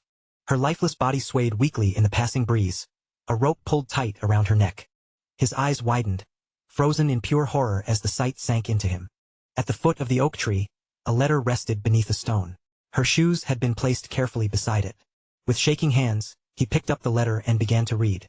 Her handwriting looked soft and unsteady, as though every word had been written through tears. She said she was only an elf, someone too lowborn to ever deserve his love. She wrote that staying with him would only bring down the wrath of God. Their souls, she believed, would be condemned and burned forever in the fires of hell. She begged him to find someone else instead, a noble woman worthy of standing beside him, someone from his own people and his own station in life. At the end of the letter, she asked him to forgive her for tempting him in the first place. Even as he kept staring up at her body above him, the boy's hands began to tremble violently around the letter. Tears streamed down his face, and then the grief inside him finally tore loose as he let out a shattered, desperate scream. The wind surged harder through the field, flinging leaves wildly through the air as though the sky itself had turned restless. Far from the oak tree, ships drifted along the Huron River, the broad waterway that formed the border between the Helion and Takon kingdoms. At the edge of a high cliff, a small wooden house stood alone against the open landscape. Inside that little house, A girl raised her eyes from the paper in front of her. Finally, it is finished, she whispered, holding up the completed sheet. Then she stared down at the words she had written and wondered quietly whether anyone would truly change after reading them. Outside in the garden, a priestess carefully read through the manuscript. I cannot look at the orc slaves working in these gardens and see them as nothing more than beasts, she said in a low voice. Perhaps this story can help other people see them differently too. She folded her hands together in front of her chest and slowly turned her face toward the sky. The Holy Order teaches something else, she said quietly. But I believe this is what Sayer truly wants people to understand. Without warning, the door suddenly slammed open with a sharp crash. A man stood in the doorway, his eyes locked directly onto hers. Trudy rose slowly to her feet and introduced herself as a follower of Sayer. What brings you here? She asked, watching him carefully. But the man offered no answer at all. His eyes had already shifted away from Trudy and dropped toward the table nearby. There, spread across the tabletop, he noticed the pages and the words she had written upon them. The man's expression twisted sharply, his mouth pulling into a dark and furious scowl. Trudy's heart began hammering inside her chest as a cold wave of fear slowly crept through her. Then something changed in the man's eyes. They suddenly brightened with recognition as he muttered, "It's you, I knew it was you." In the very next instant, fire burst forth without warning. Flames raced across the wooden house, swallowing the walls, the roof, and everything inside. The nearby trees caught fire almost immediately as the blaze spread outward. Within only a few minutes, the raging inferno had reduced the house, along with the girl still inside it, to nothing but ash. Yet above that horror, the sky remained painfully clear and bright. Along the borders of the kingdom, enormous stones floated silently in the open air. Deep within a distant chamber, shelves stood packed from end to end with countless magical spheres. Brilliant bulbs covered the walls, casting a harsh glow throughout the room. The laboratory hummed with restless activity. Flasks bubbled and simmered while lights flickered across the strange equipment.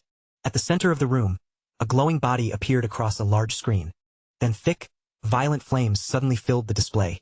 The smaller monitors surrounding it spun into motion, flashing streams of information in rapid succession. A hooded figure watched the screens without moving. "This is going to take time," he muttered. "Too many people have already fallen under the Fighting King's influence." Archlight gave a faint, almost pitying smile. "I feel sorry for them," he said quietly. "They are being sacrificed without ever knowing the reason why." To him, every sacrifice was for the sake of humanity. His eyes stayed fixed ahead as his thoughts turned toward one of the Silver Sage's greatest weapons, the Eyes of Sayer. This artifact drew upon divine power invoked in Sayer's name. Every prayer, every blessing, and every desperate whisper passed through its invisible web, carrying information directly into the Silver Sage's hands. Through the Eyes of Sayer, they could shape the world from the shadows without ever revealing themselves. Still facing the screens, the Keeper spoke in a calm voice. "Priests and followers of Sayer across the world are sending us information, and they do not even realize it." He lowered his eyes slightly. Calling it the power of a god would not be an exaggeration. But after a brief pause, his voice became quieter. "Still, we have nothing on the Martial King. No reports, no signals. Is there truly no one close to him who believes in Sayer? Or does he reject the Holy Order completely?" Before he could sink any deeper into that thought, a voice called to him from behind. Archlight turned around and found Siren approaching with a gentle smile. "I was only passing by," she said. The Keeper narrowed his eyes a little. "Do you have any news about the mission?" Before Siren could respond, Saraline stepped forward. "I sent my younger brother," she said with steady confidence. "Reifenhart may be strong, but he is only an aura wielder. He cannot stand against someone who possesses ancient magic." Archlight glanced toward her in confusion. There was something different about the way she carried herself now. Saraline calmly walked up to the control panel and placed her hand against it. At once, the screen displayed a girl screaming in unbearable pain as her body began to collapse, breaking apart into countless drifting particles. On the display, a young man activated a magic seal and spoke with a firm, unshaken voice. "I am the one who will stop this flow, and I will bring all of it to an end." The guardians staring at the screen blinked in disbelief. "He is using magic," one of them whispered, completely stunned. Then the boy on the screen launched himself into the air and shouted at the others, "Run!" Elsewhere, among towering mountains that seemed to loom over the land, an entrance carved straight into solid rock marked the gateway to the Chloe dungeon, a relic left behind from the Silver Age. Its enormous doors shone with brilliant light before slowly swinging open. Tethid stepped through the open gateway first, leading a group of orcs behind him. One of the orcs looked around in confusion, blinking at the unfamiliar surroundings. "Wait, where are we? We are just somewhere else now." Scylla turned toward him and said, "Maybe we should think about keeping this portal secret." Too many people already know about it. Tethid answered calmly. We do not have any safer way to move everyone. This is our only option. The Chloe dungeon had once been completely overrun, its halls filled with monsters and demons. Now, however, the place had fallen silent. Thanks to the dwarves, it had been cleared out, making it strategically invaluable as the only safe route between the outside world and Antares. Sunlight poured across the massive stone entrance, and around it, a fortress had been built for protection. Tents lined the inner walls of the fortress, while voices and movement echoed constantly through the busy camp. The orcs stood soaked in sweat, their hands clenched tightly around their weapons as they endured the training. Their commander lifted one arm and shouted at the top of his lungs, "Forward, Skander!" Suddenly, the sword buried in the ground began to shake. Then it ripped free from the earth and shot into his hand with breathtaking speed. Gasps burst from the surrounding orcs. They stood frozen in place with their jaws hanging open, having just witnessed the true strength of a warrior. The commander raised his sword high above his head. "There is no such thing as impossible," he roared. "I am no different from any of you, and if I can do it." Then, with his hands planted firmly on his hips, he declared, "There is no shame in beginning again from nothing. The weapons you hold in your hands now are your only true friends. Forget the ones you used before. Those old weapons will not help you here." Just then, another warrior stepped up behind him. "They have been driving themselves hard," he said. "Even the strongest fighters from my tribe would struggle under training this intense." The commander looked back with a faint grin. "They are used to suffering. Arena fighters do not give up when they have something worth fighting for. And now, for the first time in their lives, they had hope that freedom might truly be waiting for them." As he walked among the gathered orcs, the commander raised his voice. "Trust your weapons. Feel their rhythm. Listen for the echo of your own soul. Become one with the blade in your hands." He rested his sword across one shoulder and continued, "Let it become the thing that carries all your strength forward." At that moment, Tethid approached from the side. "I brought some new faces with me," he said. The commander turned toward the newcomers and bellowed, "Welcome to the lands of freedom." Scylla stepped forward and asked, "Is Reifenhart inside the castle?" The orc shook his head. "He went to the battlefield." Scylla raised an eyebrow in surprise. "Another war already?" Black smoke curled upward into the sky in thick, twisting columns. Knights thundered across the land, their voices carrying over the chaos. "By the Barlant's orders, kill everything that breathes." They were the Locust Mercenaries, a little-known but terrifying group that operated along southern Croyne's border and northern Vasilii. They accepted any job offered to them, and once they began, they never left it unfinished. Bodies already lay scattered through the streets. The survivors could only kneel among the blood and ruins, weeping as they begged desperately for their lives. The mercenaries wore cruel smiles as they cut the helpless villagers down one after another, treating their screams like entertainment. One of them strolled toward a trembling young woman clutching a child tightly against her chest. "You're pretty," he sneered, looking her over. "Pretty for a peasant. Guess that makes me lucky." She begged him desperately to spare them. The mercenary only laughed at her pleading. "Sorry," he said with a cruel grin, "but mercy isn't in my dictionary." Before he could say another word, his head suddenly dropped to the ground. His eyes were still wide open, frozen in disbelief. The woman and child slowly looked up, only to find Cirrus standing before them with her sword in hand. "Run," she told them quietly. The other mercenaries spun around in rage. "Who the hell did that?" one of them shouted. "Was it that elf?" Cirrus lowered her body into a ready stance, her blade angled in front of her. Only then did the mercenaries recognize her. She was the elf who had brought countless battles to an end during the Croyne Civil War. One of the mercenaries stepped forward slowly, his eyes narrowing as he stared at her. "What kind of savage group is this?" Reifenhart growled, his fists clenching tight. "Your sins will not be cleansed. Not even with blood." Bright fire surged around his hand, coiling fiercely around his fingers. The knights staggered backward, fear spreading across their faces as the flames grew stronger. Reifenhart raised his arm and unleashed a blazing cannon shot straight at them. The explosive blast hurled the knights away in every direction, sending bodies and armor flying through the air. Cirrus stepped forward and held out her blade toward the boy. "Fill it," she said firmly. The knights scrambled back onto their horses, forcing confidence into their voices. "She is only an elf. There is nothing to fear." But Cirrus did not flinch in the slightest. With a swing of her weapon, Cirrus released Galen, her spirit, from within the blade. Galen snapped her fingers and shot forward in an instant. Cirrus smiled faintly. "Thanks," she said. Then, with one fluid motion, she swung her sword through the crowd and cut down several knights in a single sweeping strike. The remaining mercenaries turned around and fled, panic taking over completely. Cirrus lifted her hand once more and unleashed Tortoise, a massive force that thundered across the battlefield. He ordered the soldiers to block the road, slamming two swords into the earth with tremendous force. Cirrus raised her voice and called upon Widar through an ancient oath. The monster flared with brilliant light, its aura surging violently before it rushed forward and swiftly wiped out its enemies. One stunned mercenary turned around and shouted, "Since when can a new moon swordsman cast spells?" Heavy footsteps began pounding across the ground, fast and furious as they drew closer. Reifenhart stormed into view, fury burning in his eyes as he watched the surviving enemies run. One knight drew his sword, leapt forward, and snarled, "Aura or not, he is still just a man. Stab him, and he will bleed like anyone else." But his blade twisted uselessly against Reifenhart's armor, unable to pierce through it. Reifenhart looked down at him with a mocking scoff. "You really think I am ordinary? My body is tougher than steel." He pulled back his fist, and flames suddenly swallowed it whole. Terror flooded across the knight's face as he realized what was coming. In a single flash, Reifenhart unleashed Zero Strike. Blood burst through the air and splattered across the armor of the other knights nearby. Reifenhart grabbed the defeated man by the head, ignoring his desperate plea for mercy, and crushed his skull before the man could finish speaking. The remaining knights threw up their hands in panic. "We were only following Barlant Cheetah's orders." Grinding his teeth, Reifenhart snapped back. "And you think that excuses the blood on your blades?" The cries of innocent people. The road ahead was finally clear. A moment later, fresh blood splashed across the dirt behind them. Reifenhart turned slightly and muttered, "Barlant Sherries has completely lost his mind. He is working with filth now." Cirrus looked away.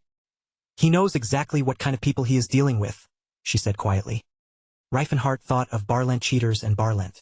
It was a struggle for power between two noble houses. Once cheaters gathered thousands of mercenaries under his command, he wasted no time launching an invasion into Barlant territory. Within a single week, half the land had been reduced to ruins.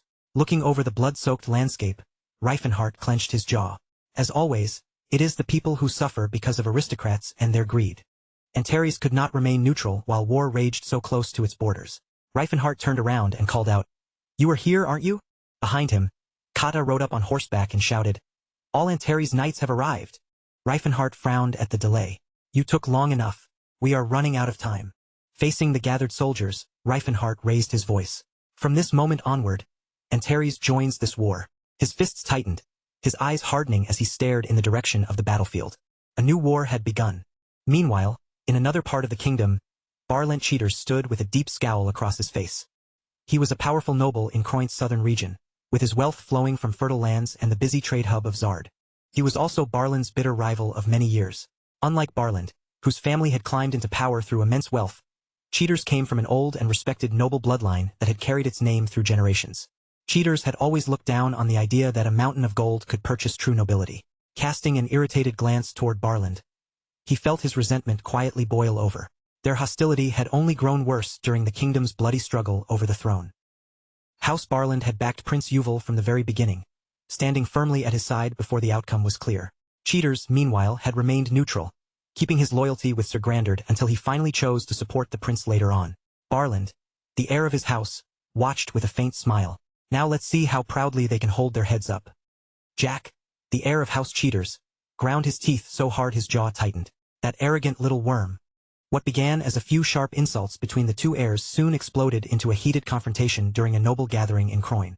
Voices rose, tempers flared, and before anyone could cool them down, the argument had spiraled into an agreement to settle everything through a duel.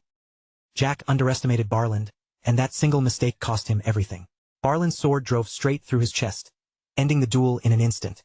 Prince Yuval tried to intervene and stop the situation from getting worse, but even as the newly crowned king, his authority could not contain the fury that followed. Cheaters erupted with uncontrollable rage. His eyes burned as he roared that he would cleanse the land of its filth, then gathered thousands of mercenaries beneath his banner and launched a merciless invasion into Barland's territory. Before long, smoke rolled through the streets, and the stench of blood hung heavily in the air. Barland turned desperately toward his allies, searching for anyone willing to stand beside him, but not one of them moved. They all feared a single man, Sir Grandard, the Lord of Aura, who now served beneath Cheaters.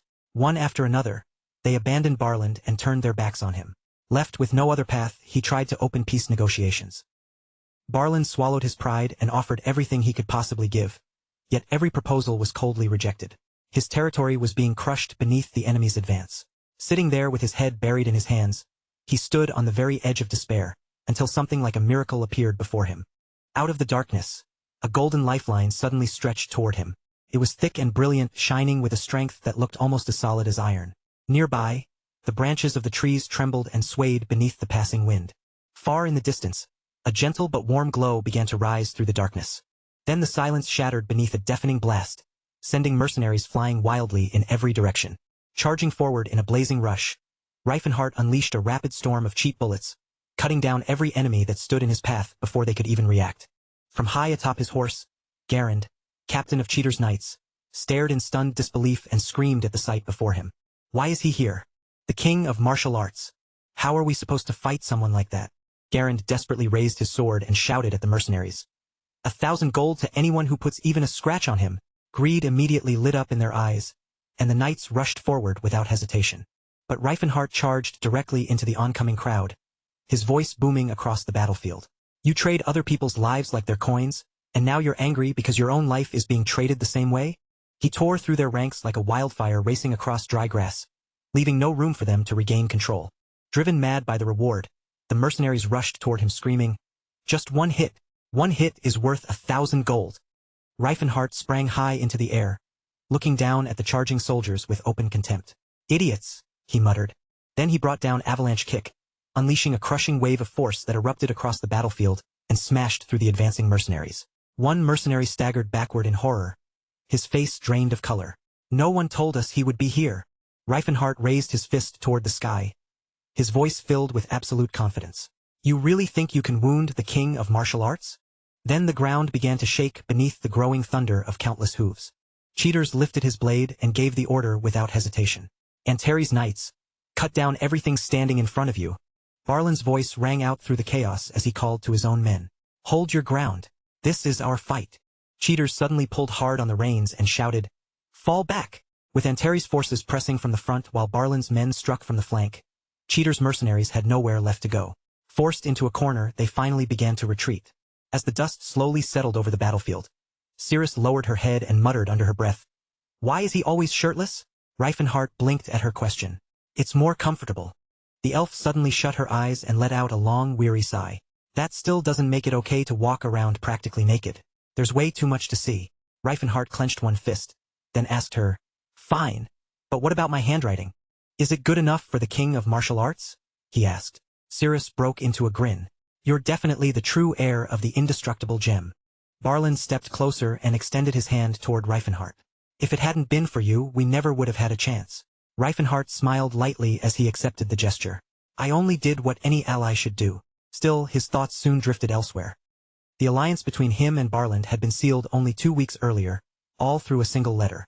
Inside that letter were 3 clear conditions. Barland had studied the letter carefully, his expression clouded with confusion. He understood the condition concerning the division of territory. But the other terms gave him pause. Slavery had to be abolished, and every freed slave had to be recognized immediately as an equal citizen under Antares law. At the time, Reifenhart had noticed Barland's hesitation the moment it appeared. Barland had plenty of questions and more than a few doubts. Yet in the end, he accepted the terms. The truth was, he had no real choice left. And with that, the alliance was formed. Reifenhart stood with his arms crossed, quietly considering the situation. Naturally, this was a strategic decision meant to show other sentient forces that the regime had changed and to help expand Antares' borders. But having a just cause for war mattered just as much. That was something he had learned painfully after living through one lifetime already. Now, deep within Nos Canyon, a lone figure stood silently between 2 opposing squads. Reifenhart furrowed his brow and called out to them in a cold, warning voice. "If you want to live, run now." The knights hesitated, their nerves written all over their faces. "How are we supposed to fight him?" one of them muttered. Their commander snapped his head toward them. "Forget your doubts. Anyone who runs will be punished." With that command hanging over them, the knights charged forward. He might be called the king of martial arts, but he was still only one man, or so they told themselves. Reifenhart's eyes flared with anger as he watched them refuse their final warning. Flames burst into his raised hand, their heat twisting the air around him. "If you refuse to run," he roared, "then you won't live long enough to see tomorrow." The flames shot upward into the sky, and one knight froze in place, his voice trembling with fear. What kind of human can do something like that? What kind of man can shatter the heavens with a single strike? But then the commander's order rang out over the fear. "Attack!" Reifenhart just rolled his eyes. So there really was no backing out now. He looked over the people facing him and understood right away. They were not trained soldiers, knights, or hired mercenaries. just ordinary civilians who had been pushed onto the battlefield. A bright aura flared around him. "I'll hold back," Reifenhart said under his breath. "This won't kill you." Then he moved. Fast, controlled strikes sent them dropping one after another. At the rear, one man watched with a frown. They never had a chance of beating him. But winning was not the point. They only needed to stall him, and that arrogant bastard always charged straight ahead. A grin slowly crossed his face. Someone in the crowd suddenly yelled, "That arrogance is going to get you killed, Reifenhart." A line of armed knights raised their weapons. Even the king of martial arts could not walk away from a direct ballista strike. They fired, and a series of sharp blasts tore through the air. Reifenhart turned toward the sound, smiling like he had been waiting for it. He tossed his sticks into the air, curled one hand into a fist, and lowered his body as he raised the other. A full cannon volley came roaring toward him. One man's eyes went wide. The onlookers could only stand there and watch. Everyone froze, convinced this was the end for him. Meanwhile, the protagonist calmly made his way toward the fortress of Tan. He lifted a finger and pointed ahead. "That's her, the elven witch." Cirrus did not even flinch. She called on her power and gave the order. "Selena, don't hold back. Cover yourself in Sil, and let Salamander burn everything to ash." The protagonist watched with a slight smile. Cirrus had become much stronger. Standing tall, she commanded nearly all of the great seven spirits, excluding only light and darkness. Her voice carried across the battlefield as her swords cut through the air. Even the leader of the Danheim tribe would think twice before trying to control fire and wind spirits the way she did. Elvenheim, the legendary world tree, always chose its own guardian. It selected the strongest elf and granted them overwhelming power. That guardian did more than defend the tree. They became the leader of every elf, carrying the fate of the entire race on their shoulders. Now, before that massive tree, an elf stood with their arms folded. Earlier that year, deep in the Spalit Desert where the Danheim tribe lived, the world tree Neon had been planted. It grew at an incredible speed. By summer, another world tree, Gerenting, had appeared beside the mighty Gotten River, its enormous shadow stretching over the city. When Duranting linked back up with Neon, it carved a single name into its core: Cirrus. By connecting with the tree systems, the world trees themselves declared her not only their guardian, but the leader of all elves. The protagonist's eyes sharpened. At last, his plans were starting to pay off. The mercenaries' carts exploded into splinters. Flames surged through the wreckage, and Cirrus stood in the middle of it without giving an inch. Far from the battlefield, news of the defeat reached Hunterpost, the central command base inside Barlant Cheddar's territory. Inside the grand palace built between the cliffs, Barlant Cheddar exploded in rage. "What do you mean they made it through Native Canyon?" The mercenary before him was shaking so badly that sweat dripped down his face. He bowed low. "We did everything we could. We just did not have enough men." Barlant ground his teeth and turned away. His troops had been crushed, scattered, and driven all the way back to Hundar. Even Grandard, the Aura Knight he trusted, had abandoned them. He stormed down the hallway, muttering under his breath, "You're my last hope now." Inside the room, a frightened girl recoiled as the man reached toward her face. Then he suddenly turned, his voice dropping into something cold. "We were interrupted too soon." Barland stepped into view, and the man's mouth curled into a smile. "So, you finally made it." He held out his hand, glanced at the girl and sneered. "Your daughter has grown into quite a beauty, though I suppose that is only natural. Flowers raised in a greenhouse always smell sweeter than weeds." Barland lowered his gaze to the floor, disgust written all over his face. Shameless. First it had been the maids. Now he was after his own daughter. Still, Barland forced himself to deliver the report. "The king of martial arts is coming here. Fast. He could attack at any moment." Jade closed his eyes. "So it has come to this," he murmured. "Like I said before, the only way to kill the—" A golden aura began to shimmer around him. But to make it truly unstoppable, he would need to pour in far more diamonds. Jade opened his eyes again, a smirk forming on his face. "So, is everything prepared?" Not long after, Antares' army stood assembled before the towering walls of Barlant Cheddar's stronghold. The knights were fully armed, and the air itself felt tight with tension. Orders rang through the ranks. "Load the catapults. Prepare for a full assault. Ladders in place." Today, the steel fortress of Hundar Post was going to fall. The captain raised his sword. Second volley. Fire. The catapult shots crashed into the walls and buildings with deadly precision. As another shell was loaded, one knight snarled, "Keep firing." The Cheddar family treated even peasants like trash. They deserved to be wiped out. Cheddar raised his sword and shouted, "This is our chance. Let's show our master what real courage looks like." Up on the battlements, one of Cheddar's knights lifted a cauldron full of boiling oil, just as expected from the king of martial arts lackeys. So easy to predict. He tipped the cauldron over, sending the scalding oil pouring down. Below, a boy narrowed his eyes. Nymphia, come to me. The spirit shot forward through the air, ready to strike at once. Cirrus snapped her head toward the movement and called out sharply, "Is the swordswoman of the new moon nearby? Everyone, watch out!" Off to one side, a knight curled his lip in contempt. "All this honor, wasted on a worthless elf," he sneered. Cirrus spun around in alarm, barely shifting aside in time as a searing beam of light ripped past her. Someone had cast a seventh circle light punishment spell, and the attack was powerful enough to scorch through anything in its path. She dropped into a lower stance, gripping her weapon until her knuckles tightened, while her eyes swept the distance for the hidden attacker. Was that really a seventh circle spell? The thought hit her all at once. Hovering high in the air, the enemy looked down with a cold sneer. "My contract only required Reifenhardt's death, but killing you too? I'll count that as a bonus." He lifted one hand, and a burst of photon light erupted from his palm. Cirrus held her ground without flinching. "Terrarius, shield me now," Cirrus shouted. The spirit rushed in front of her, throwing itself into the path of the attack. The enemy raised an eyebrow as he watched the spirit block the blast. "So that's spirit magic. Not bad." Cirrus's brow furrowed. That attack had come far too close. None of them had expected someone this dangerous to appear in the middle of the battle. A crooked smile slowly spread across the man's face. Then his lips began to move as he quietly started another chant. Reifenhardt's expression changed the instant he noticed it.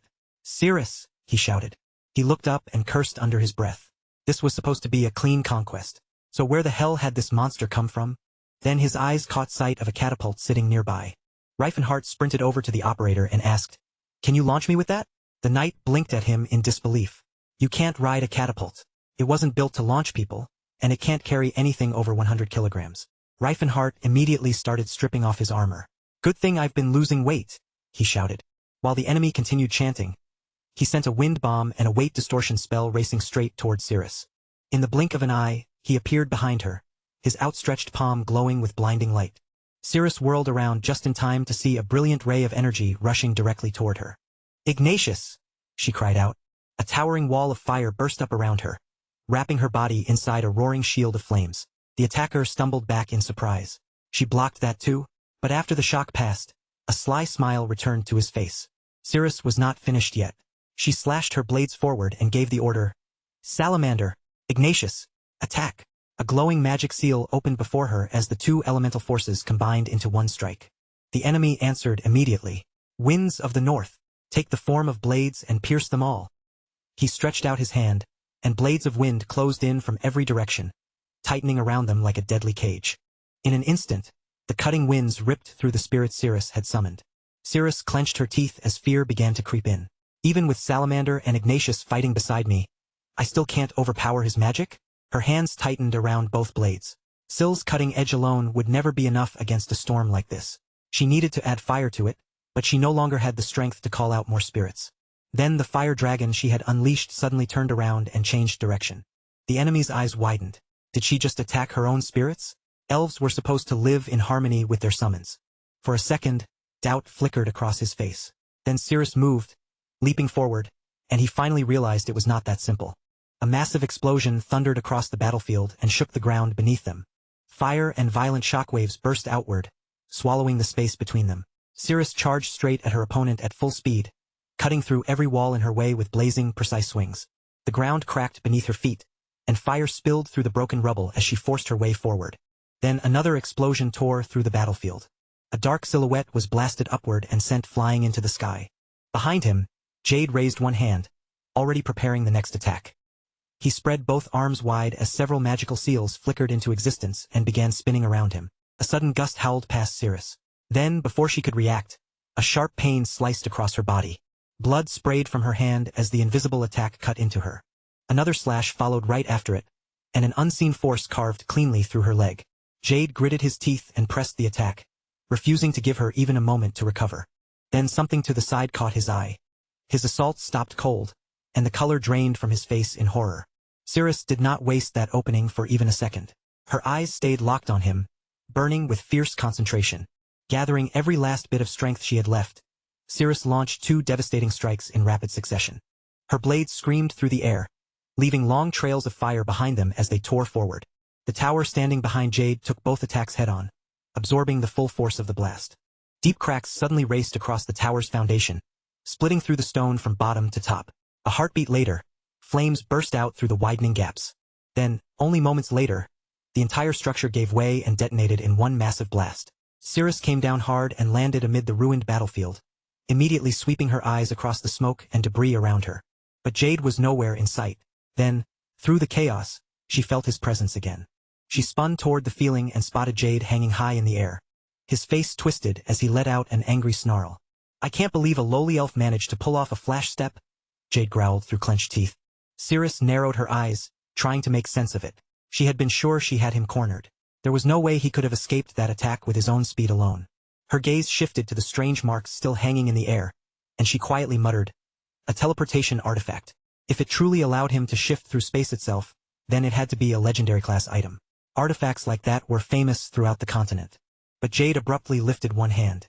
"I didn't want to waste this on an elf," he muttered, his expression darkening. "But this isn't the time to let pride get in the way." Microchips began glowing across Jade's skin, while thin yellow lines lit up beneath the surface like bright veins. Cirrus frowned at the strange sight. Was this magic or was it aura? Jade's grin stretched wider and wider. Then came the blast. A blinding burst of light shot from Jade's hand, tearing through the air like a cannon blast. Cirrus threw herself to the side, both flaming blades clenched tightly in her hands. The glowing projectile streaked past her and only grew brighter as it flew onward. It slammed straight into the wall of a nearby building with a violent impact. Crack! The entire structure started to collapse, its walls breaking apart under the force of that single hit. Cirrus turned back, stunned by what she had just seen. How could he have that much cutting power? Then another shockwave burst behind her, and Jade appeared out of nowhere with madness written across his face. "Why don't you just stop already?" Jade shouted. Grinning wildly, he raised the sword of rupture over her. Cirrus's mouth fell open in horror as blood suddenly sprayed through the air in front of her. The fire dragon rushed in to protect her, sacrificing half its body to catch the sword of rupture. But the weapon burned straight through the spirit anyway. Within seconds, the summoned spirit began to disintegrate. The blade came out clean, gleamed for a brief moment, and then cracks started spreading across its surface. Tiny pieces broke loose from the sword one after another, until the whole blade shattered into glowing fragments. Cirrus dropped down onto one knee. Blood poured onto the ground beneath her, and by then, nearly her entire body was soaked red. Jade pressed a hand to his forehead and broke into loud laughter.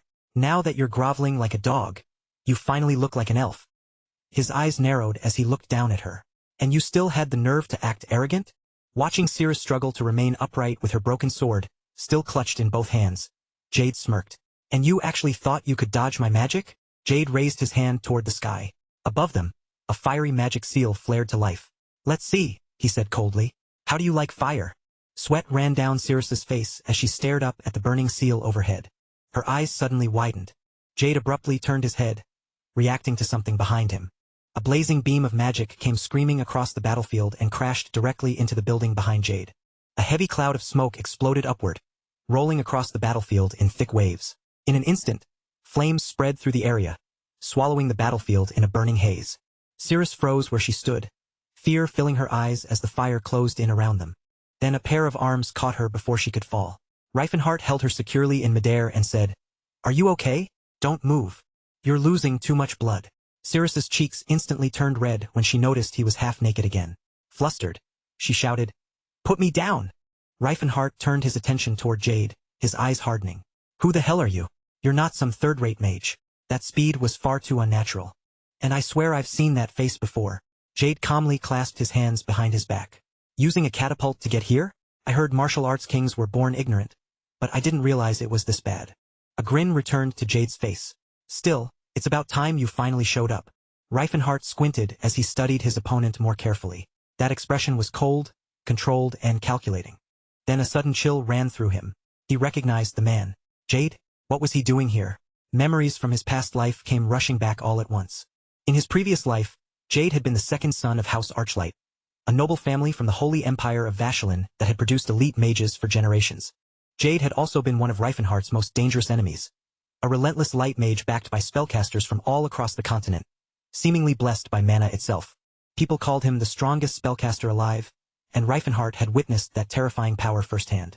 Jade would spread his arms and unleash magic that overwhelmed everyone around him. By the age of 20, he had already reached the 7th circle, making even veteran mages burn with envy. Outsiders barely knew anything about him because he almost never left the Tower of the Sun. But among mages, Jade's name carried enormous weight. Still, Reifenhart remembered that Jade's fame eventually faded away. After turning 30, it was as though the world had forgotten him. So what was he doing on this battlefield now? Could not be money. His family was already wealthy, and he had once been a rising legend. So why was he here? From the heights of the Sun Tower, Jade had once extended a hand and smirked. A contract is a contract. That means you have to die. Reifenhart narrowed his eyes at the memory. Seriously? Was Jade really here just to earn some quick money? But money or not, he had tried to kill Cirrus. Reifenhart remembered Jade bragging in his past life about banishing that vicious dark elf to another world, saying she was no match for his magic. He killed Cirrus in my past life, and now he's here to do it again. Without saying another word, Jade raised his hand and fired a blazing fire cannon toward Reifenhart. Reifenhart lowered into a fighting stance and blocked each blast as it came at him. "This is insane," he shouted. "You really think this is enough to kill me?" Jade's smile never disappeared. Jade reached behind his back and surged forward. With one sharp sweep of his hand, he unleashed the Severance Sword, a razor-thin cutting wave that tore straight through the air toward Reifenhart. Reifenhart's eyes flashed as he saw the attack coming. He drew one hand back, then swung it forward in a single motion, creating a circular defensive field directly in front of him. The two forces crashed together in midair, magic colliding with a violent burst of pressure. But then Reifenhart's eyes widened. No way. Jade's cutting magic tore through the circular defense as though it was never there. The attack smashed past the barrier and carved across Reifenhart's side, leaving a deep gash behind. And it did not stop there. The cutting wave kept racing forward, slicing through part of the towering structure behind him. Reifenhart glanced down at the wound on his body, completely stunned. That attack had cut right through his circle. Could that glove be an artifact from the Silver Age? Its power was on the same level as Eldrin Yes' ultimate technique, Eldrin's Light. Jade stepped closer with his hand still glowing. "Even a battle king is helpless when ancient relics are involved," he said coolly. Reifenhart stood firm, his jaw tightening. It activated instantly. That glove might be even stronger than Eldrin's artifact. But he could not remember Jade ever having anything like this. Without giving him another second, Reifenhart threw a punch and unleashed a rapid barrage of bullet-like attacks. Jade answered right away, extending his palm as a shimmering anti-gun barrier formed in front of him and stopped every shot. But before Jade could relax, a foot suddenly came flying straight toward his face. "Then try this instead," Reifenhart roared. The kick landed like a cannon blast. A heavy shockwave rolled across the battlefield, launching Jade into the air. As Jade tumbled backward, Reifenhart caught sight of something glowing around his opponent's feet. Movement boots. Where in the world did he get something like that? His thoughts flashed back to a mysterious assassin wrapped in black. The killer had not been especially powerful, but nobody could stop him. Neither Cirrus nor Tethid had been able to defeat him. That assassin had moved using artifacts no one had ever seen before. Back in the present, Reifenhart fixed his full attention on Jade's boots. Short-range teleportation. That was how she had lost. Jade suddenly laughed. A warrior will never beat a mage, especially when the mage knows how to keep his distance. His eyes began to glow as he raised one hand and chanted. With a flick of his wrist, he summoned a storm of ice blades and sent them screaming forward like a blizzard full of daggers. Reifenhart did not flinch. Fire burst from both of his arms, burning through most of the ice blades before they could reach him. Jade watched him calmly, his eyes shining. "That didn't work," he said. "The elf and her spirits might have been dangerous, sure. But the Battle King? There was no way he could avoid this one." Jade raised his sword again. Severance. Another fierce arc of cutting power ripped out toward Reifenhart. Without hesitation, Reifenhart lifted one hand into the air. His teeth clenched as he spoke under his breath. "I didn't want to use this. This is my domain, and I don't allow intruders inside it." Glowing magic sigils began appearing around his body one after another. A deep purple aura surged outward, wrapping around him like a storm gathering before it breaks. At that moment, he activated the spell, and a powerful wave of magic exploded outward in every direction. The ice blades flying toward him froze in midair. Their color shifted, and then they crumbled apart into countless fragments. Jade's severance strike kept coming, until the spreading aura reached that attack too. It froze in place, changed color, and shattered into pieces just like the ice blades. Jade's eyes widened in disbelief. "What? Did you just alter my spell?" Cold sweat ran down his face. "No. That's impossible. A battle king is using magic." Reifenhart stood tall beneath the glowing magical light, one hand still raised as he frowned at Jade. "I didn't want to take it this far. A battle king using magic draws too much attention. But something even worse could happen if I hold back now." Then his body suddenly rippled, as though the air around him had twisted. In the next blink, he was standing right beside Jade. He struck without wasting a second. But Jade reacted at the last possible moment, teleporting backward while forming a summoning net in front of Reifenhart. Reifenhart turned sharply and shouted, "Cancel!" The summoning nets dissolved instantly, disappearing before they could restrain him. Jade gritted his teeth in frustration. Still stunned, he answered with chains of light, sending glowing restraints down from above Reifenhart's head. Then Jade slammed his palm against the ground and cast a thick, sticky trap beneath Reifenhart's feet. But Reifenhart threw both arms wide, shattering every spell surrounding him in one overwhelming burst. Jade stared at him in outright horror. Was Reifenhart really erasing every spell he threw at him? Had he completely lost his mind, or had the whole world suddenly stopped making sense? With his eyes burning fiercely, Reifenhart lowered his body and charged straight at him again. Jade answered by launching several severance swords at once, sending razor-sharp arcs slicing through the air toward Reifenhart. Reifenhart gave a short laugh as the attacks closed in. "They're strong, I'll give you that, but they're still made of light." He raised both hands in front of him. Mere reflection. The severance sword struck an unseen barrier, bounced back at once, and tore back across the battlefield toward Jade. Jade braced himself and hurriedly deflected his own technique. This muscle-headed brute was using magic more advanced than his, and he was supposed to be a seventh circle mage. What followed was complete chaos. The battlefield turned into a furious showdown between two masters wielding magic against each other. Explosions ripped across the battlefield one after another, while blinding flashes lit up the sky above them. Terrified mercenaries scattered in every direction, only for a searing blast to swallow them from behind. Fire, wind, and violent magic swept through the field, grinding everything caught in the middle down to dust. Even with blood dripping from his body, Reifenhart kept forcing his way forward through the destruction. That damn artifact was becoming a real problem. In his past life, he could have smashed it apart with one shockwave. But this time, things were different. Reifenhart clenched his fist, his eyes glowing brighter. He did not care anymore. Fierce magical energy flared to life around his hand, gathering into a blazing mass of power. He hurled it high into the air and shouted, "Dispersal blow!" Jade gritted his teeth and screamed in disbelief. Was he seriously throwing that? What kind of insane ability even was this? Jade barely had time to process what was happening before Reifenhart was already above him. He looked up, and teleportation magic immediately flared around his body. From overhead, Reifenhart smirked down at him. "So you can jump around like that. Nice trick." Jade teleported to the top of a nearby tower. But before he could even catch his breath, shock spread across his face. Reifenhart had already locked onto that exact spot. With a roaring avalanche blow, he wiped out the entire area. It did not matter where Jade ran. Reifenhart would simply destroy everything inside his range. Boom! A massive explosion tore through the landscape, flattening everything caught within its reach. Mercenaries were thrown backward by the blast, their bodies sent flying across the ruined ground. Cirrus raised an arm over her face as chunks of stone and debris came raining through the air. Caught inside the shockwaves, Jade screamed in agony as flames whipped across his body. His artifact was blown away from him, spinning through the smoke with a dark trail rising behind it. Then, through the thick smoke, Reifenhart stepped forward. Cirrus always claimed she had plenty of weaknesses, but facing him was even worse. Reifenhart narrowed his eyes. Anyone unfamiliar with the boots of movement would never have survived this long. Jade collapsed against a pile of broken stone, struggling for air as he gasped through the pain. He had always kept aura users away from him. His spells and his distance were what made him impossible to reach.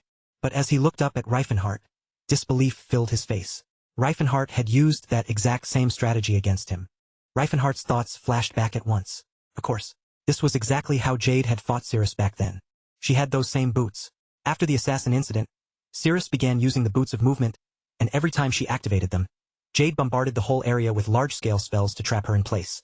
Reifenhart had simply turned that method back on him. The moment that thought ended, Jade suddenly appeared behind Reifenhart, ready to strike. But then the color drained from Jade's face. His legs were already gone, flying through the air away from his body.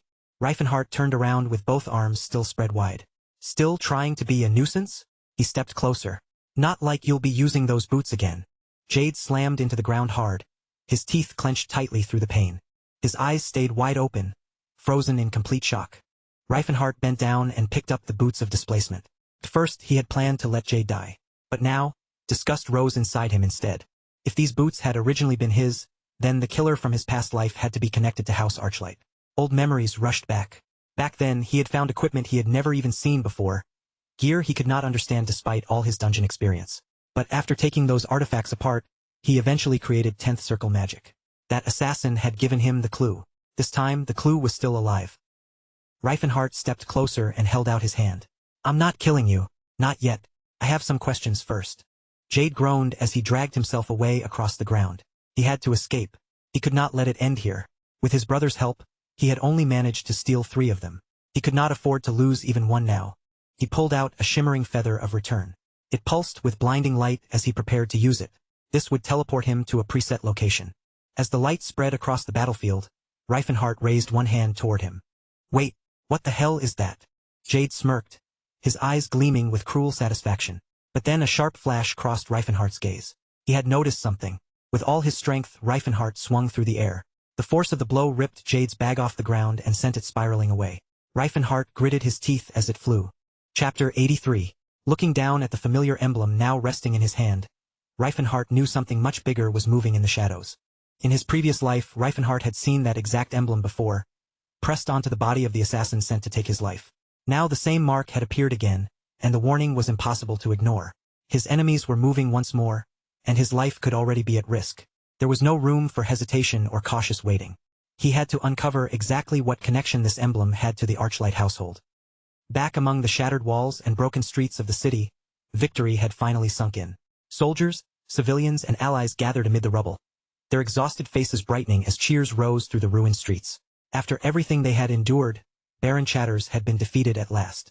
Reifenhart slowly looked over the devastated battlefield, a quiet, satisfied smile appearing on his face. The fighting was finished. The enemy had fallen, and despite the destruction surrounding them, they had emerged as the winners. Then, while his eyes moved across the broken stones and scattered debris, something half buried in the rubble suddenly caught Reifenhart's attention. It was a limitless bag. The moment Reifenhart spotted it, it seemed strangely familiar. It may have belonged to Jade, who had likely abandoned it in his panic while fleeing from the battlefield like the coward he was. When Reifenhart reached into the bag, his hand found it packed full of gold coins. Baron Cedars had clearly paid an enormous price to have him killed. The fortune inside was enough to help rebuild the country and restore much of what the war had destroyed. At the very least, they would no longer have to fear running out of funds. The battle had been brutal, and plenty of people had suffered through it. Still, they had managed to save the lives of many humans and members of the otherworldly races who might have died otherwise. Many fighters had lost their lives in the war, but even more had been pulled back from the edge and saved. By the end, they had even persuaded some of the humans who had originally served Baron Cedars to stand beside them instead. Even so, the war effort and the flood of refugees had drained their resources nearly dry. But now everything was beginning to change. With the gold he had recovered, along with the control he had gained over the trade city of Jared through the war, Reifenhart would have more than enough income to move forward with the next stage of his plan. As Reifenhart walked through the wreckage of the city, he noticed Cirrus standing off to one side. She turned toward him and immediately asked where Jade had gone. Reifenhart gave her a simple answer. Jade was gone. Cirrus frowned in frustration when she heard that he had escaped. She insisted that she would have beaten Jade if he had not been relying on those strange shoes of his. Reifenhart glanced down at the boots Jade had left behind, then held them out and asked Cirrus whether she wanted them. Cirrus did not waste a second. She quickly took the shoes from Reifenhart's hand and slipped them on. Almost immediately, the boots shifted in size, tightening and reshaping themselves until they fit her feet perfectly. Seeing the excitement return to Cirrus's face made Reifenhart glad. The unexpected gift helped ease the pain she had been carrying after their loss, at least for the moment. Still, there was no time to relax completely. Their work was far from over. There were still soldiers loyal to Baron Shadar who needed to be dealt with. Reifenhart called his forces together, gathering the soldiers around him before giving the order to prepare for another battle. Their next target would be the Hunter Guard. They had no intention of stopping until the entire region was under their control. This war had begun with a duel between the heirs of the Chatter and Galen families. That duel ended when Jack, the Chatter heir, was killed. In retaliation, Baron Chatter sent mercenaries after Baron Galen. Baron Galen had been driven into despair, with no path left open to him, when Marshal King Reifenhart finally extended a helping hand. By accepting Reifenhart's offer and joining forces with him, Baron Galen had managed to survive and keep his life. Chatter County possessed estates larger than those of most other counties, while Antares County was so small that many people barely considered it a real county at all. Yet after forming an alliance with Galen County, Reifenhart had managed to seize control of half of Chatter County. Reifenhart wanted to press forward and claim the rest of the territory as well, but Karl urged him to slow down. Taking too much land too quickly would make the surrounding nobles wary, and they could begin treating Antares as a serious threat. Reifenhart accepted Karl's advice. For the time being, they controlled the trade city of Jared, and that alone would be enough to recover the resources and wealth they had lost during the war. Before long, an entire year passed. When spring arrived, Reifenhart turned his attention toward the southeastern region of Fetland. The land there stretched out as a massive grassland, wide and open but poorly suited for farming. Because the soil offered little value to settlers, no powerful ruler had ever claimed it. Instead, the grasslands had become a place where nomads gathered to hunt, trade, and live freely. These nomads were divided among many separate tribes. Several nobles had tried in the past to form alliances with them and use their warriors as military forces, but every attempt had been refused. Mountains surrounded the grasslands on every side, making an invasion difficult for anyone who tried to enter. The nomads had no reason to conquer anyone else, either, so they never felt the need to unite under one banner. For years, Fetland had known no major wars. But that peace was ending now, as Antares' forces began threatening the tribes of the grasslands. To defend their homeland, the leaders of the different tribes finally chose to join together. They gathered an army of 10,000 soldiers, with the Wolf Mountains protecting their backs. Even with such a large force behind them, however, the tribal leaders were far from confident. The monsters serving in Reifenhart's army were not enemies they believed they could defeat easily.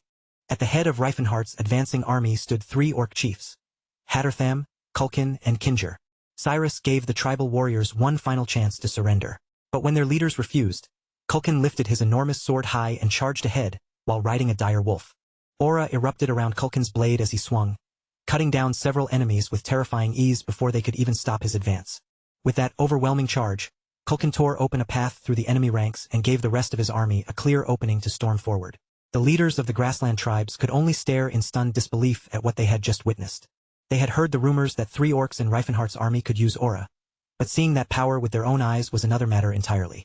Realizing how dangerous the charge had become, they hurriedly ordered the mages in their army to cast a spell that would put the orcs to sleep. The tribal mages gathered together, combining their power before unleashing a wide-reaching spell known as mass sleep across the battlefield. In moments, the orcs throughout Reifenhart's army appeared to collapse where they stood, falling asleep all across the battlefield. Then, to the tribal leader's shock, a powerful shout rose from the opposite side of the field. The dwarves fighting under Reifenhart had used divine power to shield the orcs' minds, protecting them from the sleep spell before it could truly take hold. The leaders were left even more stunned, because everyone knew the orcs did not believe in any god. Kulkin charged forward once again, roaring as he ordered his warriors to bring down their enemies and offer them as a sacrifice to their ancestors. The Blue Bear Orc tribe was the first to begin spreading its influence across the grasslands. Before long, the leaders of the Brown Bear and Greyhawk tribes joined them after Kulkin called for their support. Once they saw how quickly the alliance was advancing and taking control of the land, the White Wolf and Black Coyote tribes also chose to stand with them. Desperate to stop the growing threat, the leaders of the grassland tribes tried to seek help from the nobles. Orcs attacking the grasslands was not unusual in itself. It had happened before, and the tribes had faced raids from them many times. In the past, the nobles would have offered assistance. But this time, the orcs were fighting beneath the banner of Antares. That left the nobles with no safe way to interfere. The situation for the tribes of the grasslands was becoming worse with every passing moment. Even though the nomads had more soldiers, they were not accustomed to fighting a real war. Their lines broke quickly, and they began losing the battle at an alarming pace. Their mages had already fled, and their people were being cut down across the field. Far away, high on a mountain overlooking the battle, an elf watched the chaos unfold below. From that distant height, she watched the martial king, Reifenhart, with open amazement as his overwhelming power changed the course of the battle. That night, after the fighting had ended, Reifenhart's entire army gathered around a roaring bonfire to celebrate their victory together.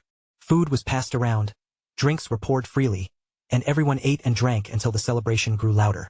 Wine and alcohol flowed through the camp as they toasted the victory they had earned. The orcs handed huge glasses to the human warriors who had fought beside them. The humans filled up quickly, and the orcs immediately began laughing at them, teasing them for having such weak stomachs. Kinger tried to hand Eustace another full glass, but Eustace quickly refused. His stomach was already packed with far too much liquid to take another drink. Kinger simply took the glass back without complaint and emptied it himself. Kinger stepped over with a generous chunk of meat in hand and offered it to Eustace, but Eustace shook his head right away. After all the food and drink already forced into him, he could not take another bite. Azrael came up behind them and casually said that he would drink with the orcs instead. Unlike Eustace, Azrael was the only human there who could actually keep pace with the orcs' frightening speed when it came to emptying cup after cup. Kinger looked genuinely impressed by that and lifted his arm, about to give Azrael a heavy, friendly punch on the shoulder. But Eustace quickly stopped Kinger before the blow could land. He reminded the orc that humans were nowhere near as durable as orcs, and a casual hit from Kinger could leave Azrael seriously injured. Realizing his mistake, Kinger apologized. But before the group could return to the celebration, All of them felt something strange drifting down from the mountains surrounding the camp, an unfamiliar aura hanging in the cold night air. Someone was calling out to them from somewhere beyond the campfire's glow. Another aura user was nearby, and they needed to find out whether this person had come peacefully or intended to bring trouble. The 3 orc warriors immediately gathered their weapons, and Eustace joined them as they headed toward the source of that unsettling presence. Following the strange aura into the mountain paths, they eventually arrived at a cave carved into the rock. Standing at its entrance, they called for the person inside to come out and reveal themselves. A figure then stepped out of the darkness, and the group froze in surprise. The warrior standing before them was an elf. Elves were known for being peaceful by nature, which made the sight of an elf carrying herself like a hardened warrior especially unusual. Without giving them any warning, the elf drew her sword. White aura wrapped around the blade as she suddenly rushed straight at Hattertham. Culkin moved first, blocking her attack before it could reach Hattertham. Eustace tried to jump into the fight as well, but the other 2 orcs stopped him from interfering. They told Eustace that this was now a duel between the elf and Culkin. Since the 2 aura users had already crossed blades, there was nothing the others could do except stand back and watch. Eustace still looked uneasy and asked whether they should be worried about the elf being an enemy. Kinger replied that it was possible she had simply been passing through the mountains when she happened to run into them. Unable to do anything else, Eustace watched the battle anxiously as the 2 aura users faced each other in the narrow space before the cave. The elf easily redirected Culkin's repeated attacks, turning aside each heavy strike before it could touch her. Culkin found himself wondering whether he might learn something new from fighting her. At the same time, he could not help being impressed, because she was keeping up with him far more easily than he expected. Every time Culkin attacked, she seemed to already know where his next strike would come from. She slipped around his sword with smooth, graceful movements, never wasting a single step. From the outside, it barely looked like she was fighting at all. She moved around Culkin as though she were dancing through the cold mountain air, a beautiful but deadly rhythm that carried the sharpness of an assassin.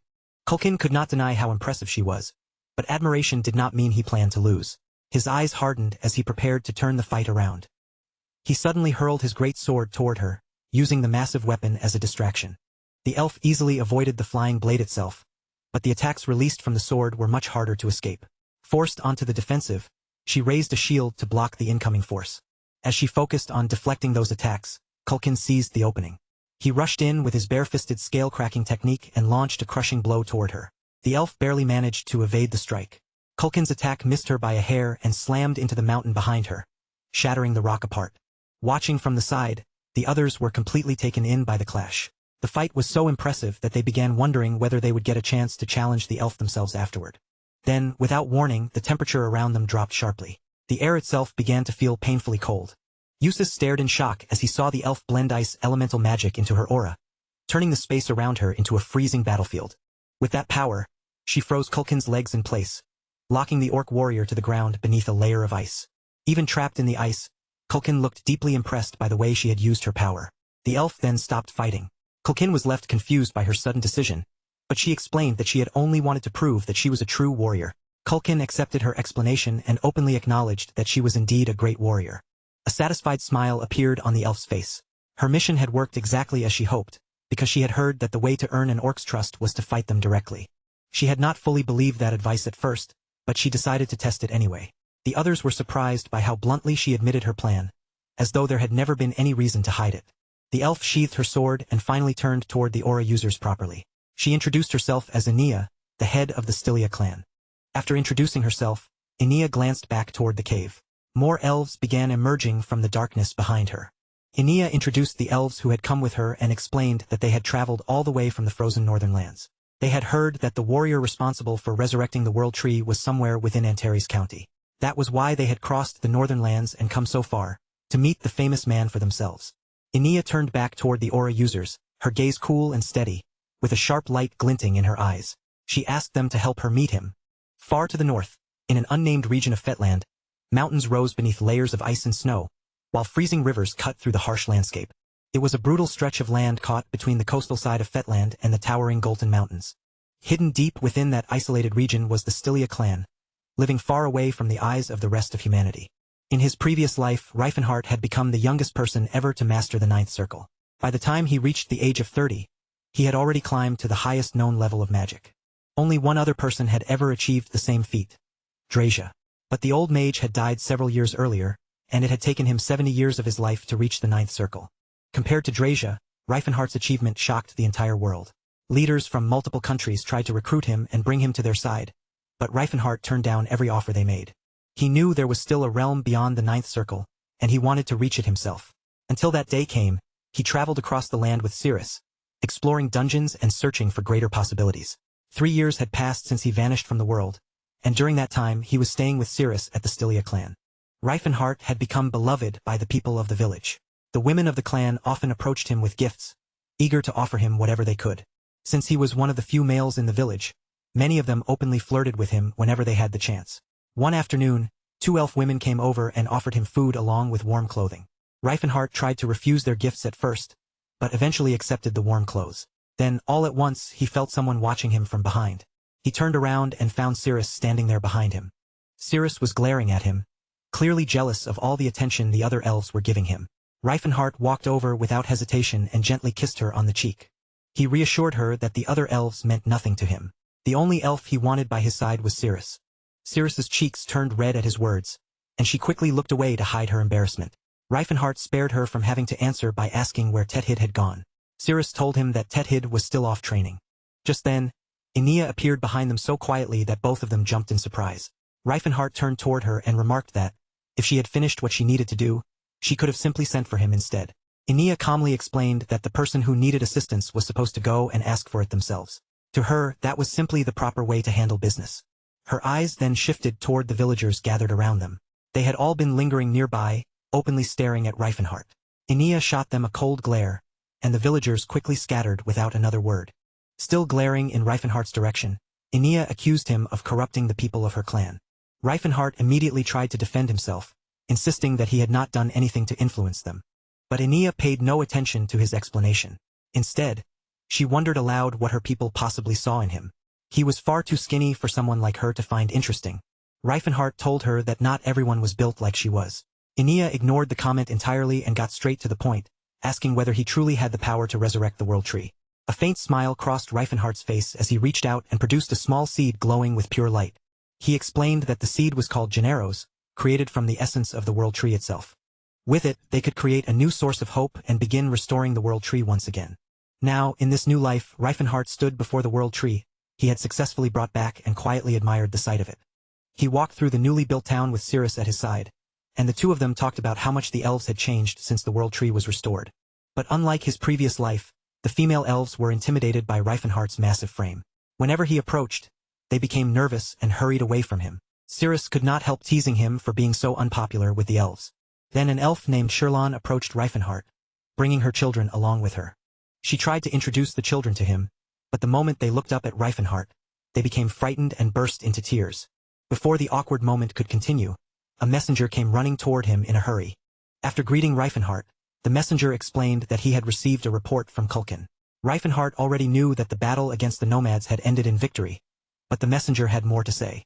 Kulkin had encountered a group of elves unlike any he had seen before, and they belonged to the Stylia clan. The messenger handed Reifenhart a letter, explaining that all of the details had been written inside. Reifenhart looked at him and asked whether the leader of that group was named Enea. The messenger was stunned that Reifenhart already knew her name. Even Cirrus looked at him in confusion. Reifenhart quickly explained that he had met the elf in his previous life. Then he told Cirrus to get ready, because they would be heading back to the county. The following day, while waiting for the time of his meeting with Enea, Reifenhart helped Killian and Carl with their training. Killian struggled as he tried to hold the heavy weights up, his arms clearly having trouble supporting them. Meanwhile, Carl lifted his weight quickly in an exaggerated up and down rhythm, relying on constant movement to keep it going. Reifenhart was both impressed by Carl's effort and disappointed by his method. Carl was using momentum to make the exercise easier instead of properly controlling the weight.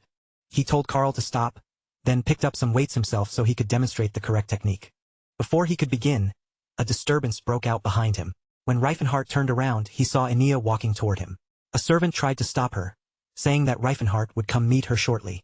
But Enea dismissed the servant without hesitation. She had business with Reifenhart, so she believed it was her own responsibility to go to him.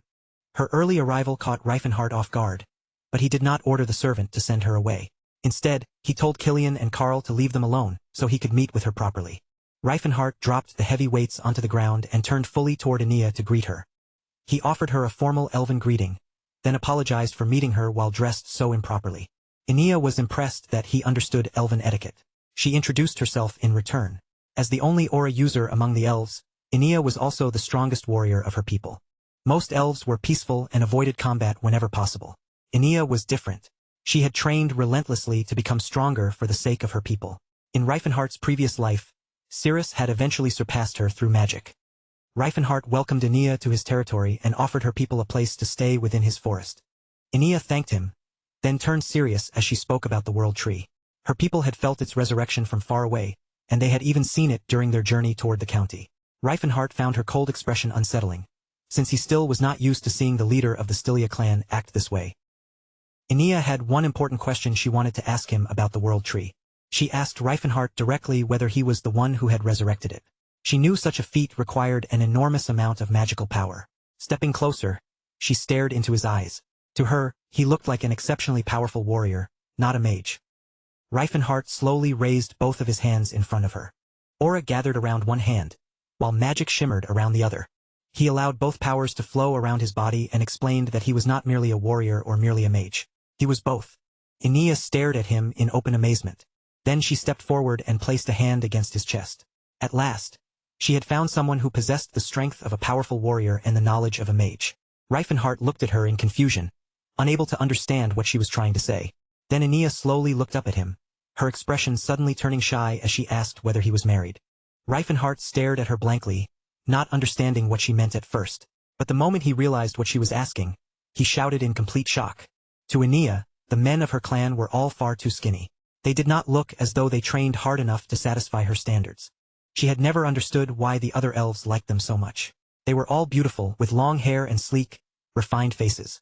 Enia did like men, but as an aura user, appearance meant very little to her. What mattered most was whether a man looked strong enough to stand beside her.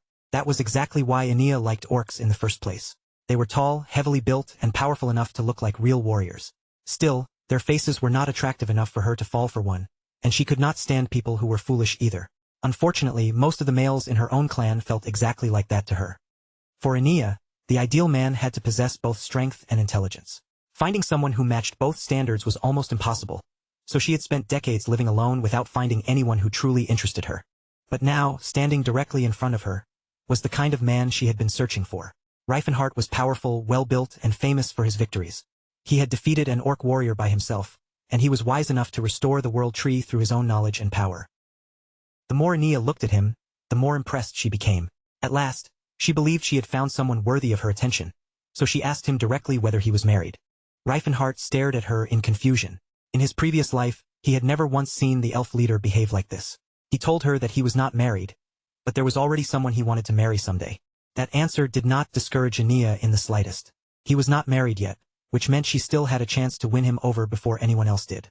She thanked Reifenhardt for allowing her clan to stay within his territory, then promised that the Stylia clan would offer all of its resources to support him. Reifenhardt gave her his word that he would take proper care of her people as well. With that settled, Enia turned away and said she needed to help her clan get settled into their new home. As she walked off, her thoughts were already drifting back to Reifenhardt, and she began quietly daydreaming about him. Then, without paying attention to where she was going, Enia suddenly ran into Killian. Killian introduced himself to her in a straightforward manner. The instant Enia heard that name, her entire mood changed. She had already heard that Reifenhardt had someone close to him with that name. Without wasting another moment, Enia told Killian that she would not lose to him, then turned around and left. Before long, more and more groups of otherworldly species began migrating toward Antares County. Athilka, the guru of the trolls, traveled across the world to find and rescue others of his kind, guiding them all toward Antares. At first, many of them were suspicious. Humans had treated them terribly in the past, and trusting any human-controlled land did not come easily. But Athilka was famous among trolls for saving his people. They had also heard the growing rumors about Antares County, so little by little, they decided to place their trust in him. Hundreds of trolls slowly made their way into the Golden Mountains. Over time, they built a village for themselves there and named it Troliad.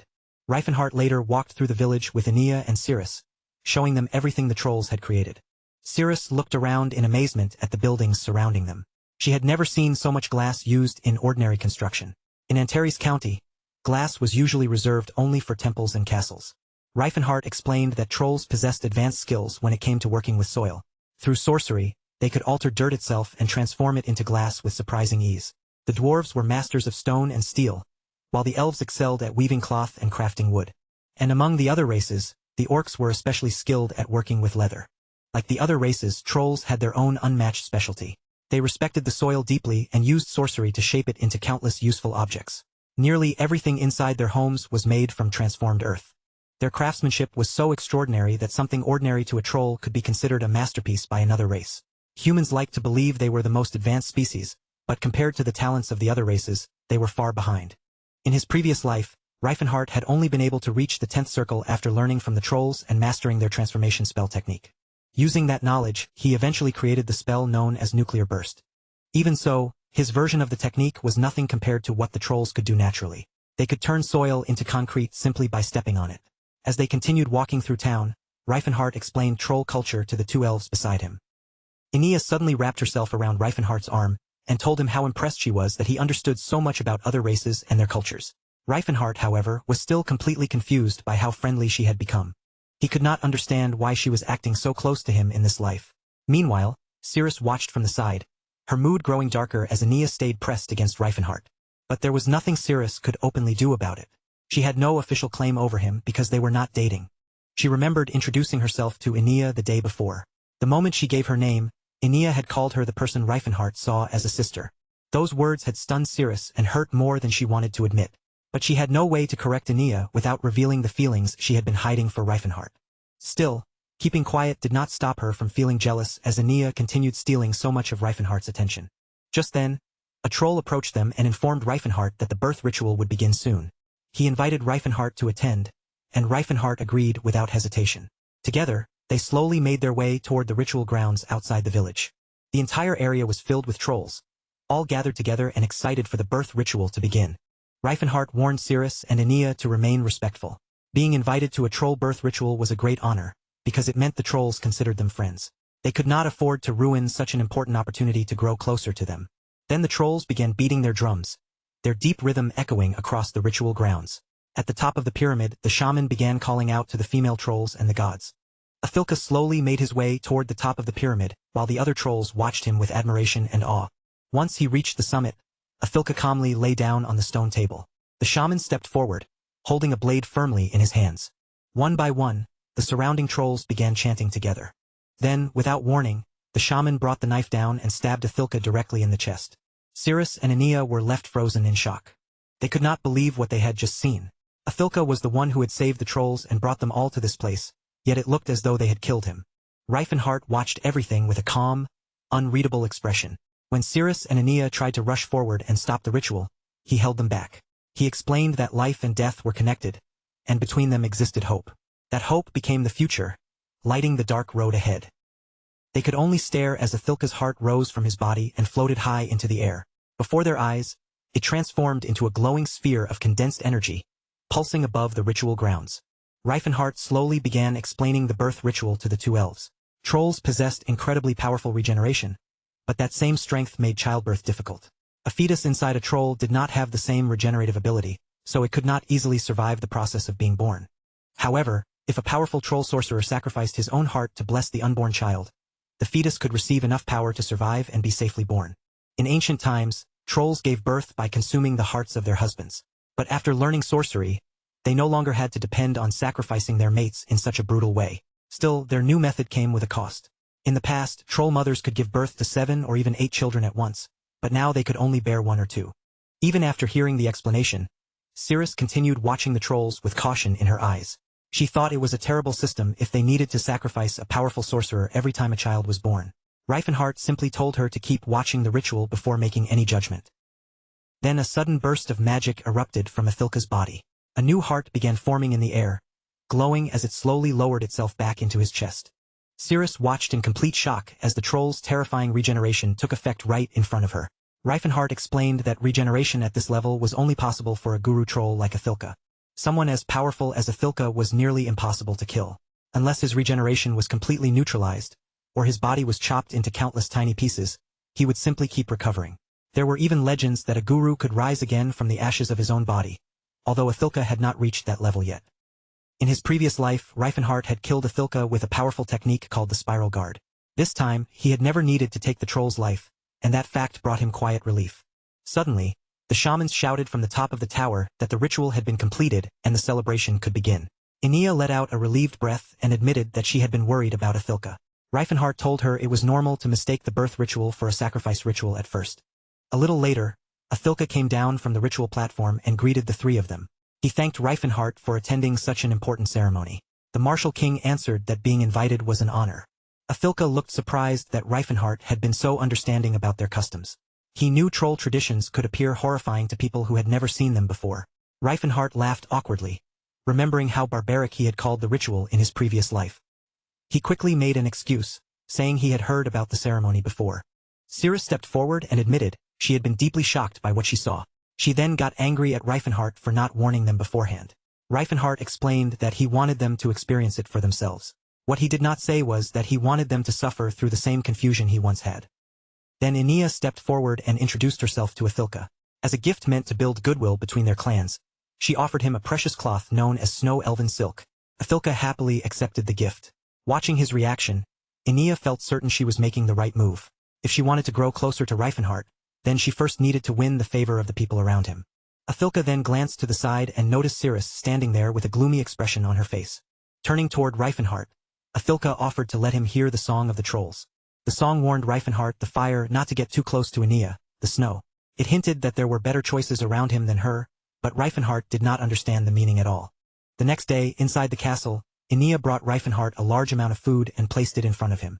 Reifenhart quickly ate through every dish without much effort.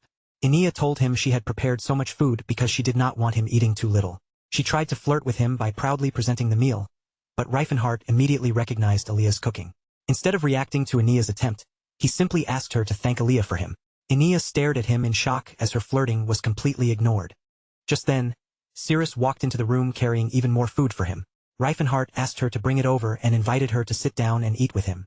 But the moment Cirrus saw Inia standing so close beside Reifenhart, anger flashed across her face, and she quickly turned around to leave. She only said that she was not hungry before walking away. Later that afternoon, Inia walked through the castle together with her advisor, Serfil. Serfil asked her whether she really liked Reifenhart so much that she had been losing sleep over him. Inia barely even heard the question because her thoughts were focused on finding a way to make Reifenhart notice her. Serfil pointed out that using someone else's cooking was not a proper way to win his attention. Reifenhart was a warrior, so Serfil told her that she needed to make him see her as a warrior too. Inia liked the suggestion and asked how she could accomplish that. Serfil explained that Reifenhart had trouble with wrestling. If she could help him improve in that area, he would naturally begin to notice her. Inside an indoor arena, Eustace and Reifenhart prepared themselves for a wrestling match. Eustace suddenly dashed forward, trying to grab Reifenhart around the waist and throw him onto the floor. Reifenhart narrowly dodged the first attempt, then avoided Eustace's second attack at the very last moment as well. Instead of backing away, Reifenhart moved behind Eustace, grabbed him from the rear, and began lifting him to slam him onto the ground. But Eustace twisted his body in midair and slipped free from Reifenhart's hold before the throw could be completed. The two continued wrestling, each trying to get a grip strong enough to throw the other down. They kept shifting positions and fighting for control, but neither man could gain a clear advantage. In the end, they called off the match and stood apart, both catching their breath after the exhausting exchange. Eustace congratulated Reifenhart for improving so quickly. There was now a large difference between their overall strength, and Eustace had already taught him everything he knew as a knight. There was nothing more he could offer. Reifenhart then asked whether he was ready to face Teslan. Eustace explained that Teslan understood proper ground fighting techniques, so he was not sure how well Reifenhart would perform against him. He advised Reifenhart to learn a few more techniques before challenging Teslan. Reifenhart wondered whether he should hire a professional instructor, but then Inia called out to him from behind. Inia explained that she knew several ground fighting techniques herself and offered to teach him. She even offered to prove her skill by fighting him directly. Reifenhart hesitated. He was much larger than Inia, and that size difference would give him a natural advantage. But Inia assured him that it would not matter at all. Even Eustace encouraged Reifenhart to accept her challenge and fight against her. Reluctantly, Reifenhart agreed and stepped into the center of the arena to wrestle with her. The two aura users activated their auras and prepared to fight. Reifenhart did not know what to expect from Inia, because he had never fought her in his previous life and had no idea how skilled she truly was. But now he was a warrior too. This fight would finally reveal just how strong Inia really was. Reifenhart started the match by reaching forward and trying to grab Inia. Inia suddenly jumped into the air and swung a kick toward his head. Reifenhart blocked the kick with his arm, but Inia immediately used that opening to wrap her legs around the arm he had raised. Using her body weight and momentum, she pulled Reifenhart downward. Reifenhart instantly recognized the movement as a technique from Karzian Jiu-Jitsu. He tried to stop her before she could complete it, But by then, it was already too late. Enia had wrapped herself tightly around Reifenhardt's arm, locking it in place so completely that he could barely shift his body, let alone stand up. Unable to pull free on his own, Reifenhardt looked over at Enia and asked her to show him exactly how he was supposed to break out of a hold like that. Enia patiently demonstrated the proper technique, guiding him through the movement until he finally managed to slip out of her grip and regain his freedom. The moment he got loose, Enia looked pleased with herself and asked Reifenhardt whether he wanted her to teach him more. Reifenhardt agreed, and the two prepared to go another round. Enia immediately treated the lesson like a perfect excuse to run her hands across his arms and chest, openly feeling his muscles. When Reifenhardt became embarrassed, she casually claimed that she was only checking his physical potential, though that excuse did little to calm him down. Off to the side, Eustace watched them closely with bright, eager eyes. He was excited by the thought that he might learn something useful just by observing the two of them wrestle. Elsewhere, the settler trade route stretched between the Graham Kingdom and the Chatan Principality, serving as one of the major paths linking the two nations. That route was heavily used by the Mall Merchants Guild, whose caravans moved back and forth between both countries. They transported all kinds of goods, rare items, and expensive luxuries along the road, but their largest profits came from the trade of enslaved otherworldly species. Because those slaves were considered valuable cargo, the merchants always hired mercenaries to guard the long journey between the two countries. They had no intention of letting anything happen to their precious merchandise. As the armed caravan pushed deeper through the forest, a sharp shout suddenly rose from somewhere behind them. A noble riding with the convoy immediately demanded that they hurry up and leave the area as quickly as possible. The mercenaries explained that moving a caravan full of slaves could not be rushed, but the noble did not care. He had no desire to spend the night inside a forest rumored to be crawling with bandits. The mercenary leader, however, was far less concerned. Their escort force was large enough that no ordinary bandit group would dare attack them, not even the Frisian Freers. That was the name of an otherworldly species bandit group that had appeared in the Settlard Mountains only a few months earlier. One of the nearby mercenaries turned toward their leader, his expression growing more serious. He had heard stories that the bandits were incredibly skilled, strong enough to bring down several famous mercenaries who had once been feared across the region. The leader could not understand it. In his mind, they had once been nothing more than slaves, so how had a group like that turned into such dangerous and capable bandits? Their skill was not the only problem. The group struck quickly, disappeared even faster, and neither country had managed to catch them. After every ambush, they vanished without leaving behind a single trace. Inside one of the carriages, two nobles spoke bitterly about the martial king. They believed the Frisian bandits had formed because those slaves had seen how differently the martial king treated otherworldly species. To them, every non-human creature existed only to serve humans. They were not supposed to think of themselves as people, and they should have been grateful simply for food and a place to live. But because of the martial king, more and more of them had begun wishing for freedom. Without warning, arrows began raining down from the sky. Several mercenaries dropped almost instantly, and the survivors spun around in panic, desperately searching the forest for whoever had launched the attack.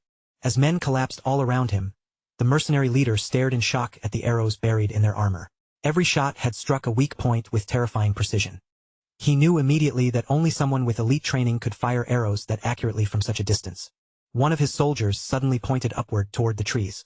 High above them, several elves stood balanced across the branches with bows in their hands. The leader froze in disbelief as he saw just how deadly their archery was. Then another loud cry erupted from the right side of the convoy. A group of orcs and dwarves burst out and charged straight toward the mercenaries. They crashed into the formation without hesitation and immediately began cutting through the guards. The mercenary leader shouted for his men to capture the elves alive and kill every other attacker. The otherworldly fighters mocked him for thinking about profit in the middle of a battle and told him to focus on surviving. At that moment, a group of orcs rushed straight at him. The leader barely managed to dodge their first attack, but before he could recover, a dwarf moved in and cut him down. Just as the fight seemed decided, a squad of Chatan mage knights entered the battlefield. They ordered everyone to surrender while activating their magic, clearly expecting the bandits to panic. But the attackers showed no fear at all. The dwarves and orcs unleashed their aura, and the sight of that power shattered the soldiers' courage. Terrified, the mage knights turned and fled from the battle. Before long, every mercenary and noble in the convoy had been killed. The chains were broken, and the slaves of every different species were finally freed. An orc turned toward the rescued slaves and told them that they were free now, that they could live however they wanted. But the others only stared back at him in confusion. Slavery was the only life they had ever known, and they did not understand what freedom truly meant. The orc understood that look all too well. He had once been a slave himself, and he knew it would take time before they could truly accept that their chains were gone. Then, all of a sudden, a child leaped toward his mother and began cheering with all the excitement he could contain. Seeing the child's joy, the other freed creatures slowly began following his example. Soon the entire group was celebrating together, overwhelmed by the realization that they would never have to endure cruel treatment like that again. For the first time, they could finally hope to live peacefully and happily on their own terms. Far away inside a research facility, a mage stood silently before a large glass tube filled with liquid. Suspended inside was Jade's body. They had managed to recover him and heal his injuries until his body had been restored to full strength. Before long, Jade would wake up again, ready to return to his missions as though nothing had happened. The mage had never expected the martial king to be that powerful. She believed Jade would be more than capable of assassinating him, but they had been completely wrong. What they never anticipated was that Reifenhart could use magic as well. The emblem Jade carried was issued to all of their assassins, allowing them to kill their targets in a single strike. It did not matter whether the enemy was a mage, an aura user, a saint or something else entirely. Ordinary opponents were no match for a sage of silvers. But someone like Reifenhart, who could wield both aura and magic, was extremely rare. One assassin or even two would not be enough to bring him down. They would need to send several assassins after him at once. But that was not an option they could easily take because if the plan failed, their entire organization would be exposed to danger. Reifenhart also had other Ori users serving within his army, which would make any attempt on his life even more difficult. The Sage of Silvers could not possibly handle this assassination alone. They needed help from another organization, and the mage knew she had to find Sage Leston. Deep within another part of the forest, Teslan was training relentlessly, practicing the newest technique he had learned.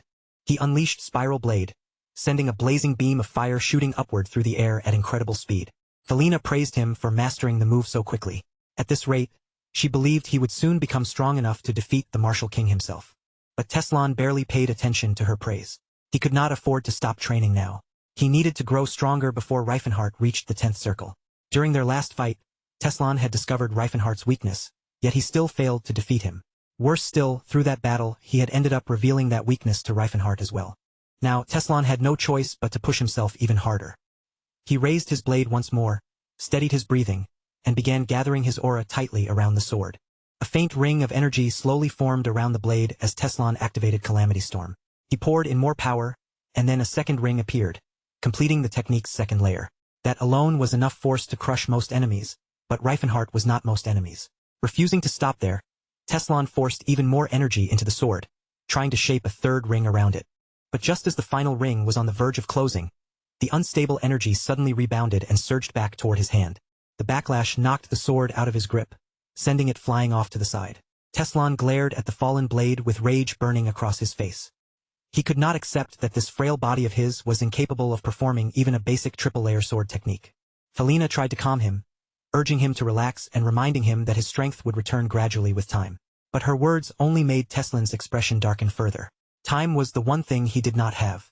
The longer he remained weak, the wider the gap between himself and Reifenhart would become. Just then, a girl approached the two of them and calmly introduced herself as Saraline. She told Teslan that the Sage of Silvers needed his assistance. Back at Antares Castle, Inia had Reifenhart trapped in another chokehold, her hold locking him in place before he could react. Reifenhart tried to break free, but no matter how he shifted or struggled, he could not escape her grip. While keeping him pinned, Inia shamelessly took the chance to admire and feel every muscle within reach. From nearby, Cirrus watched the two of them wrestle with an irritated look on her face. She had always heard that the leader of the Stylian Elf clan was cold, strict, and difficult to approach, yet around Reifenhart, Inia acted unusually open and warm. Then Tilla walked over to Cirrus and immediately asked why she looked so angry. Cirrus tried to deny that anything was wrong, but Tilla had already seen through her. She told Cirrus she had better act quickly, because Reifenhart was becoming far too popular. Sooner or later, one of the other girls might end up becoming his girlfriend. Tilla went on to explain that, in the elves' eyes, Reifenhart was practically the ideal man. The orcs respected his powerful, muscular physique, and even the castle maids had been impressed by him. Even Killian had started training seriously because he wanted to become more like Reifenhart. Hearing all of that, Cirrus began to wonder whether Reifenhart really was as popular as Tilla claimed. Tilla warned her not to wait too long, or she might regret letting Inia take Reifenhart away from her. That only made Cirrus more upset, and she began quietly thinking of some way to make Reifenhart notice her instead. Seeing that her little push had worked, Tilla stood up and announced that she needed to leave for her date with Carl. Tilla was impressed by how much Carl had improved, especially by the amount of muscle he had gained. Cirrus, however, could not understand why Tilla liked muscular men so much. Their nation already had enough of a reputation as it was. With warriors like Carl and the warrior king around, people now thought of their nation as a place filled with people obsessed with combat arts. Tilla ignored Cirrus's complaint, wished her luck, and headed off for her date. Before leaving, she told Cirrus not to lose. Those final words struck Cirrus's competitive pride. She clenched herself with determination and decided that she absolutely would not lose to Ania. That evening, Reifenhart sat alone in his room, quietly meditating as he focused on his mana. His mana had improved greatly, but even with that progress, he still lacked the strength needed to reach the 8th circle. Even so, he had now recovered nearly half the power he possessed in his previous life. Then Ania suddenly entered the room and asked whether all that training had left Reifenhart exhausted. She offered to give him a massage she had learned herself, telling him to lie down on the bed while she prepared everything. Reifenhart could only stare at her in confusion, unsure what had brought this on. The Ania he remembered from his past life had never acted this way. Back then, she had been distant and icy, not warm, attentive, and eager to help. He had no idea how he was supposed to deal with this unfamiliar version of her. When he finally asked why she was doing all this for him, Ania answered that it was because he had helped her people and restored the world tree. After Reifenhart lay down on the bed, Ania climbed onto his back. She pulled out a bottle of oil and carefully spread it across his back. When Reifenhart asked where she had gotten it, Ania explained that the Holy Order had given it to her. She then remembered how, a few days earlier, she had confronted Killian and boldly told him that she intended to become Reifenhart's lover. Killian had been completely stunned. He could not believe the strange rumor about himself and Reifenhart was still being passed around. As far as he could tell, the only way it would finally disappear was if Reifenhart got married. So Killian explained to Ania that the entire thing was just a misunderstanding. He then told her that he would help her get closer to Reifenhart, and he gave her the massage oil as part of that effort. Back in the room, Ania continued spreading the oil over Reifenhart's back, before gently working her hands across his muscles. Reifenhart still could not believe this was the same Ice Queen he had known in his former life. Still, something about the massage felt strange to him. It was unfamiliar enough that he could not fully loosen up or relax.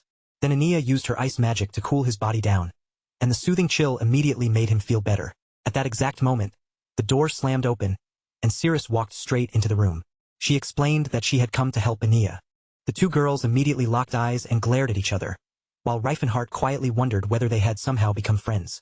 Ania turned toward Cirrus and asked whether she actually knew how to give a proper massage. Cirrus gave a small smile and said that she did.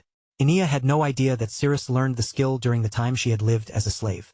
Outside the room, Asilian watched everything unfold from beyond the doorway. He did not particularly care which girl eventually became Reifenhart's wife. All he wanted was for the embarrassing rumors about himself and Reifenhart to finally disappear. Unfortunately for him, what was happening inside only made the situation worse. As the two elves continued glaring at one another, the temperature inside the room began to drop noticeably. Neither girl said a word, but their cold stares made the message perfectly clear. Whoever made the first move on Reifenhart would not be backing down. Meanwhile, the Martial King remained completely oblivious to the silent battle raging right behind his back. Back at his estate, Teslan calmly poured tea into 2 cups, setting one in front of himself and the other before Saraline. Saraline explained that she needed a believable reason to make a move against the Martial King. If she pursued him immediately after their previous assassination attempt had failed, too many people would start growing suspicious of the Sage of Silvers. Teslan already had an open feud with Reifenhart, making him the perfect name to use as a cover for going after the Martial King. That was why Saraline had traveled all the way to see him and request his help. Teslan was pleased to hear that the Sage of Silvers had finally decided to act against Reifenhart. They had to eliminate that threat as quickly as possible, even while he had yet to recover his full power. Still, the Sage of Silvers would need far more than one assassin to bring down the Martial King. They had no idea about Reifenhart's past life, and they did not truly understand just how terrifyingly powerful he could become. Behind Teslan, the rest of his group continued training hard, each of them trying to grow stronger. Saraline glanced in their direction and asked whether his companions would truly be enough to face Reifenhart. Teslan turned his gaze toward them, studying the group in silence. Eustace and Stefan were currently borrowing strength from magical artifacts because their own abilities were still too weak. They would need much more time before they could genuinely improve. Christine was less skilled than the others, and even within the group, she still did not fully seem to belong. Their final companion, Felina, was the one Teslan trusted most. Despite her young age, she had already reached the 6th circle, making her an extraordinary genius among mages. But even she was not yet strong enough to stand against Reifenhart and the people fighting at his side. Teslan admitted that they had already lost once to the Martial King. The difference in skill between the two sides was simply too great. Even with powerful artifacts in hand, they still would not be able to defeat him. They needed time to train, develop, and close that gap, but time was exactly what they did not have. Before long, Reifenhart would reach the 10th circle. Once he obtained that level of power, no one would be able to stop him. They had to defeat him before that day arrived. Teslan remembered that, in his previous life, the Sage of Silvers had been unable to do anything against Reifenhardt. The reason was the power Reifenhardt gained after becoming a 10th Circle Mage. The magic the Sage of Silvers truly feared was not some nuclear blast powerful enough to erase an entire mountain range. It was not Meteor Fall, a spell capable of dragging stars down from the heavens. It was not even the realm of hell, which could call thousands of demons up from the underworld. No, the spell that had destroyed the Sage of Silvers was the magic dampening shockwave. That technique could render every magical artifact useless, no matter how ancient or valuable it was. For an organization that depended on artifacts as the foundation of its strength, it had been nothing less than a disaster. Soon, Reifenhardt would begin seeking forbidden artifacts, and through his research into them, he would reach the 10th circle and create even more terrifying magic. Teslan could not allow that future to happen. Saraline watched him closely. His group lacked both the strength and the powerful artifacts needed to challenge Reifenhardt. Still, they were strong enough to be useful, and they were also her best available chance to defeat Reifenhardt. So Saraline made Teslan an offer. If they agreed to work with her, she would provide them with artifacts. Saraline brought Teslan along with Eustace, Stefan, and Felina to the Sage of Silver's headquarters. Once they arrived, she left the other three waiting in the main hall and asked Teslan to follow her deeper inside. She assured him that his companions would receive suitable artifacts while they waited for his return. As Teslan looked around, he could not hide the shock on his face. He had never seen anything as advanced as the inside of the Sage of Silver's headquarters. Every corner of the place left him in awe. The more he learned about these mages, the more questions began filling his mind. He wanted answers to all of them, but at the moment, he had more urgent concerns to deal with. Teslan asked Saraline what she intended to give him personally. As an aura user, he had already moved beyond the point where ordinary artifacts could help him, and he could not think of any artifact that would truly be useful to him. Saraline told him that his body had reached its limit and could not be improved through ordinary magic or artifacts. She explained that a similar problem had existed during the Silver Age. People in that era desperately wanted to grow stronger, but their bodies had already reached their natural limits. So instead of continuing to force their own bodies, they searched for another path. In the end, they created the golems.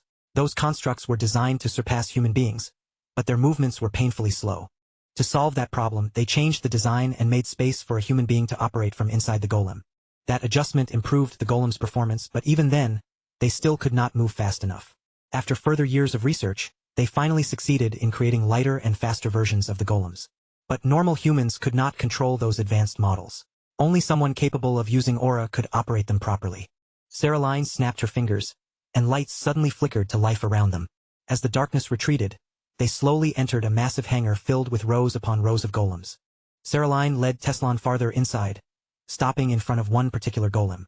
She told him it was the result of countless years of research, created specifically to be controlled by a powerful aura user. Its name was Adamandrel. Teslan stared up at it in disbelief, completely overwhelmed by what stood before him. An ancient artifact with that much power could finally give him the strength he needed to defeat Reifenhardt. Back at Antares Castle, Reifenhardt was training his magic and aura together, determined to make both powers work as one. He began by quietly whispering a spell, gathering its power and concentrating it directly into his fist. Once the magic flowed through his hand smoothly, he concealed it beneath a layer of aura. After many long hours of practice, he finally mastered the technique of enchanting his fists with both flame and lightning. Reifenhardt threw a punch with his right hand, sending a towering pillar of fire shooting forward. Then he struck with his left, releasing a pillar of lightning in the same instant. The two attacks collided together and erupted into one enormous explosion. During his fight with Jade, Reifenhardt had struggled whenever he needed to cast several spells in rapid succession. To erase that weakness completely, he had come up with a way to infuse magic directly into his hands. Aura could be formed quickly, but it could not be concentrated precisely into one specific part of the body. Magic could be focused with much greater accuracy, but it took too long to cast. So Reifenhardt found a way to combine the strengths of both. He would coat his fists in elemental energy, allowing him to release spells almost instantly through his punches. To anyone watching him fight, it would appear as though he were using some kind of powerful artifact. But in reality, he would be using aura and magic together at the same time, turning both powers into an advantage. It was an idea he had never considered in his previous life. This technique was only possible because of the new body he had gained in this life. Reifenhardt was certain that Teslan had been relentlessly searching for a way to overcome the limitations of his old, weakened body. And knowing Teslan as well as he did, Reifenhardt believed his rival had probably already found some answer of his own. Reifenhardt understood that their next encounter would not be another ordinary clash. When he saw Teslan again, it would be the final showdown between two rivals who could no longer avoid each other. Elsewhere, Eustace stood facing Kaijin, staring straight down at the orc without blinking. Aura rolled off both warriors, filling the space around them and making everyone nearby feel the pressure of their confrontation. Kaijin warned Usus that their friendship meant nothing for this battle. From this moment on, he would treat Usus like a true enemy. But Usus did not flinch or take even half a step back. Instead, he calmly raised a bar of soap in front of Kaijin and declared that today, he would force the filthy orc to finally take a bath. Usus turned toward Athilka and asked whether the water was ready. The guru confirmed that everything had been prepared to give the orc a proper cleaning, and Usus answered with an unsettling smile. Then Usus and Athilka grabbed Kaijin together and began dragging the struggling orc toward the bath. Before long, they had scrubbed Kaijin clean from head to toe until he looked almost shiny. Nearby, Culkin watched Kaijin endure the ultimate humiliation. Culkin knew exactly how painful that experience was, because he had suffered through the same thing himself. Reifenhart, meanwhile, was impressed that Usus had somehow managed to make the orcs take baths at all. Later on, Reifenhart headed out with Cirrus to meet Mashlin. Inside the castle, the dwarf was carefully grooming the beard he had removed from his face. The instant he saw Reifenhart and Cirrus enter, Mashlin hurriedly pressed the beard back into place. Cirrus told him there was no reason to panic, since everyone already knew dwarves' beards were fake and no one would be shocked to see him without one. Mashlin insisted that being seen without his beard was the same as being seen naked. After settling himself, he asked Reifenhart why he had come to visit.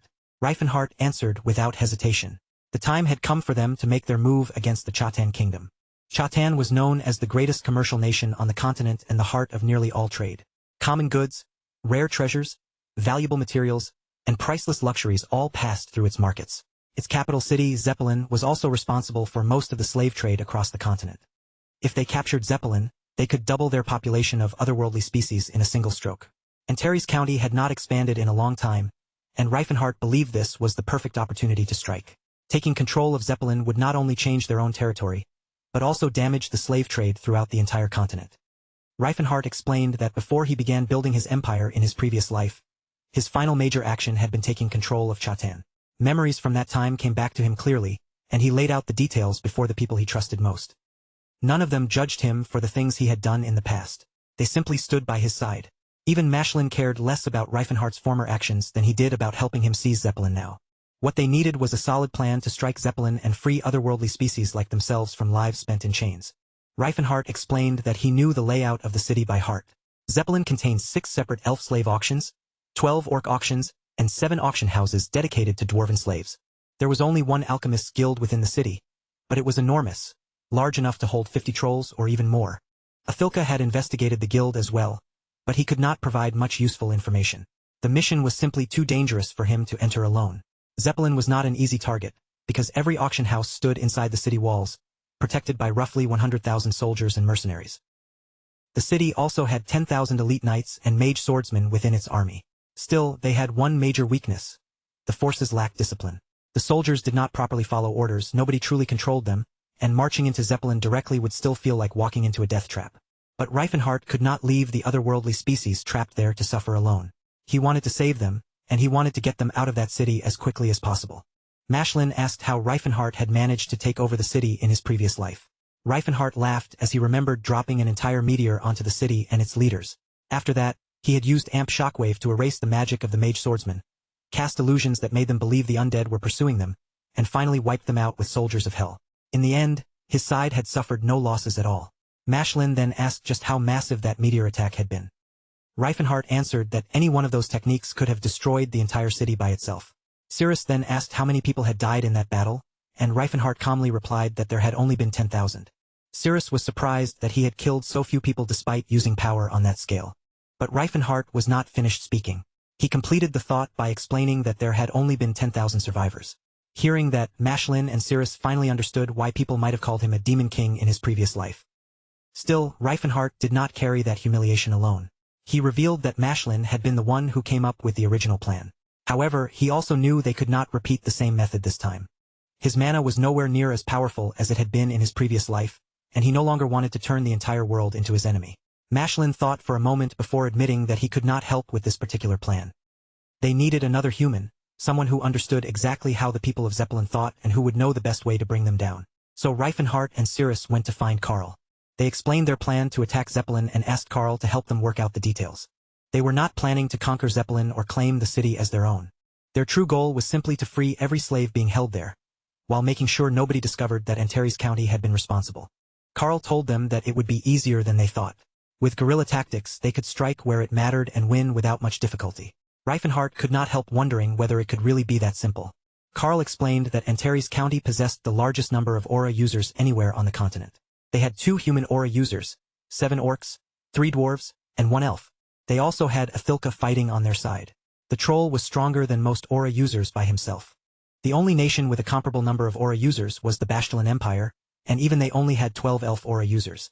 By sheer numbers alone, Antares County had the strongest army on the continent.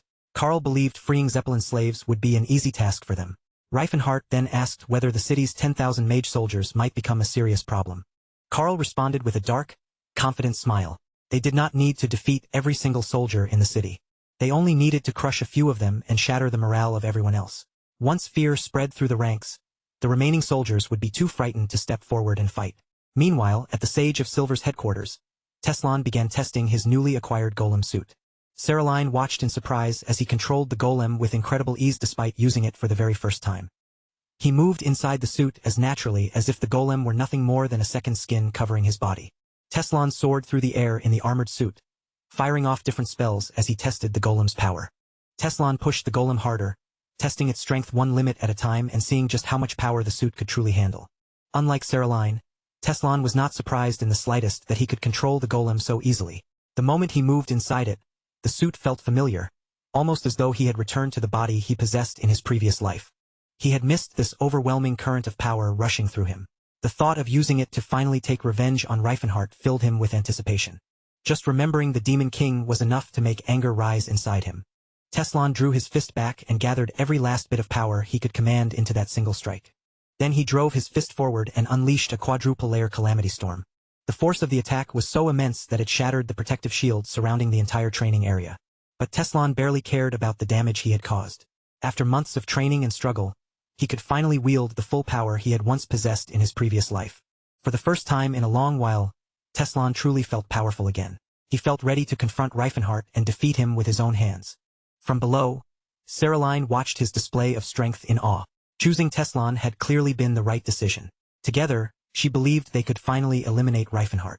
Meanwhile, Reifenhart, Eustace, and Tilla entered Zeppelin through the northern gate after slipping money to the guards stationed there.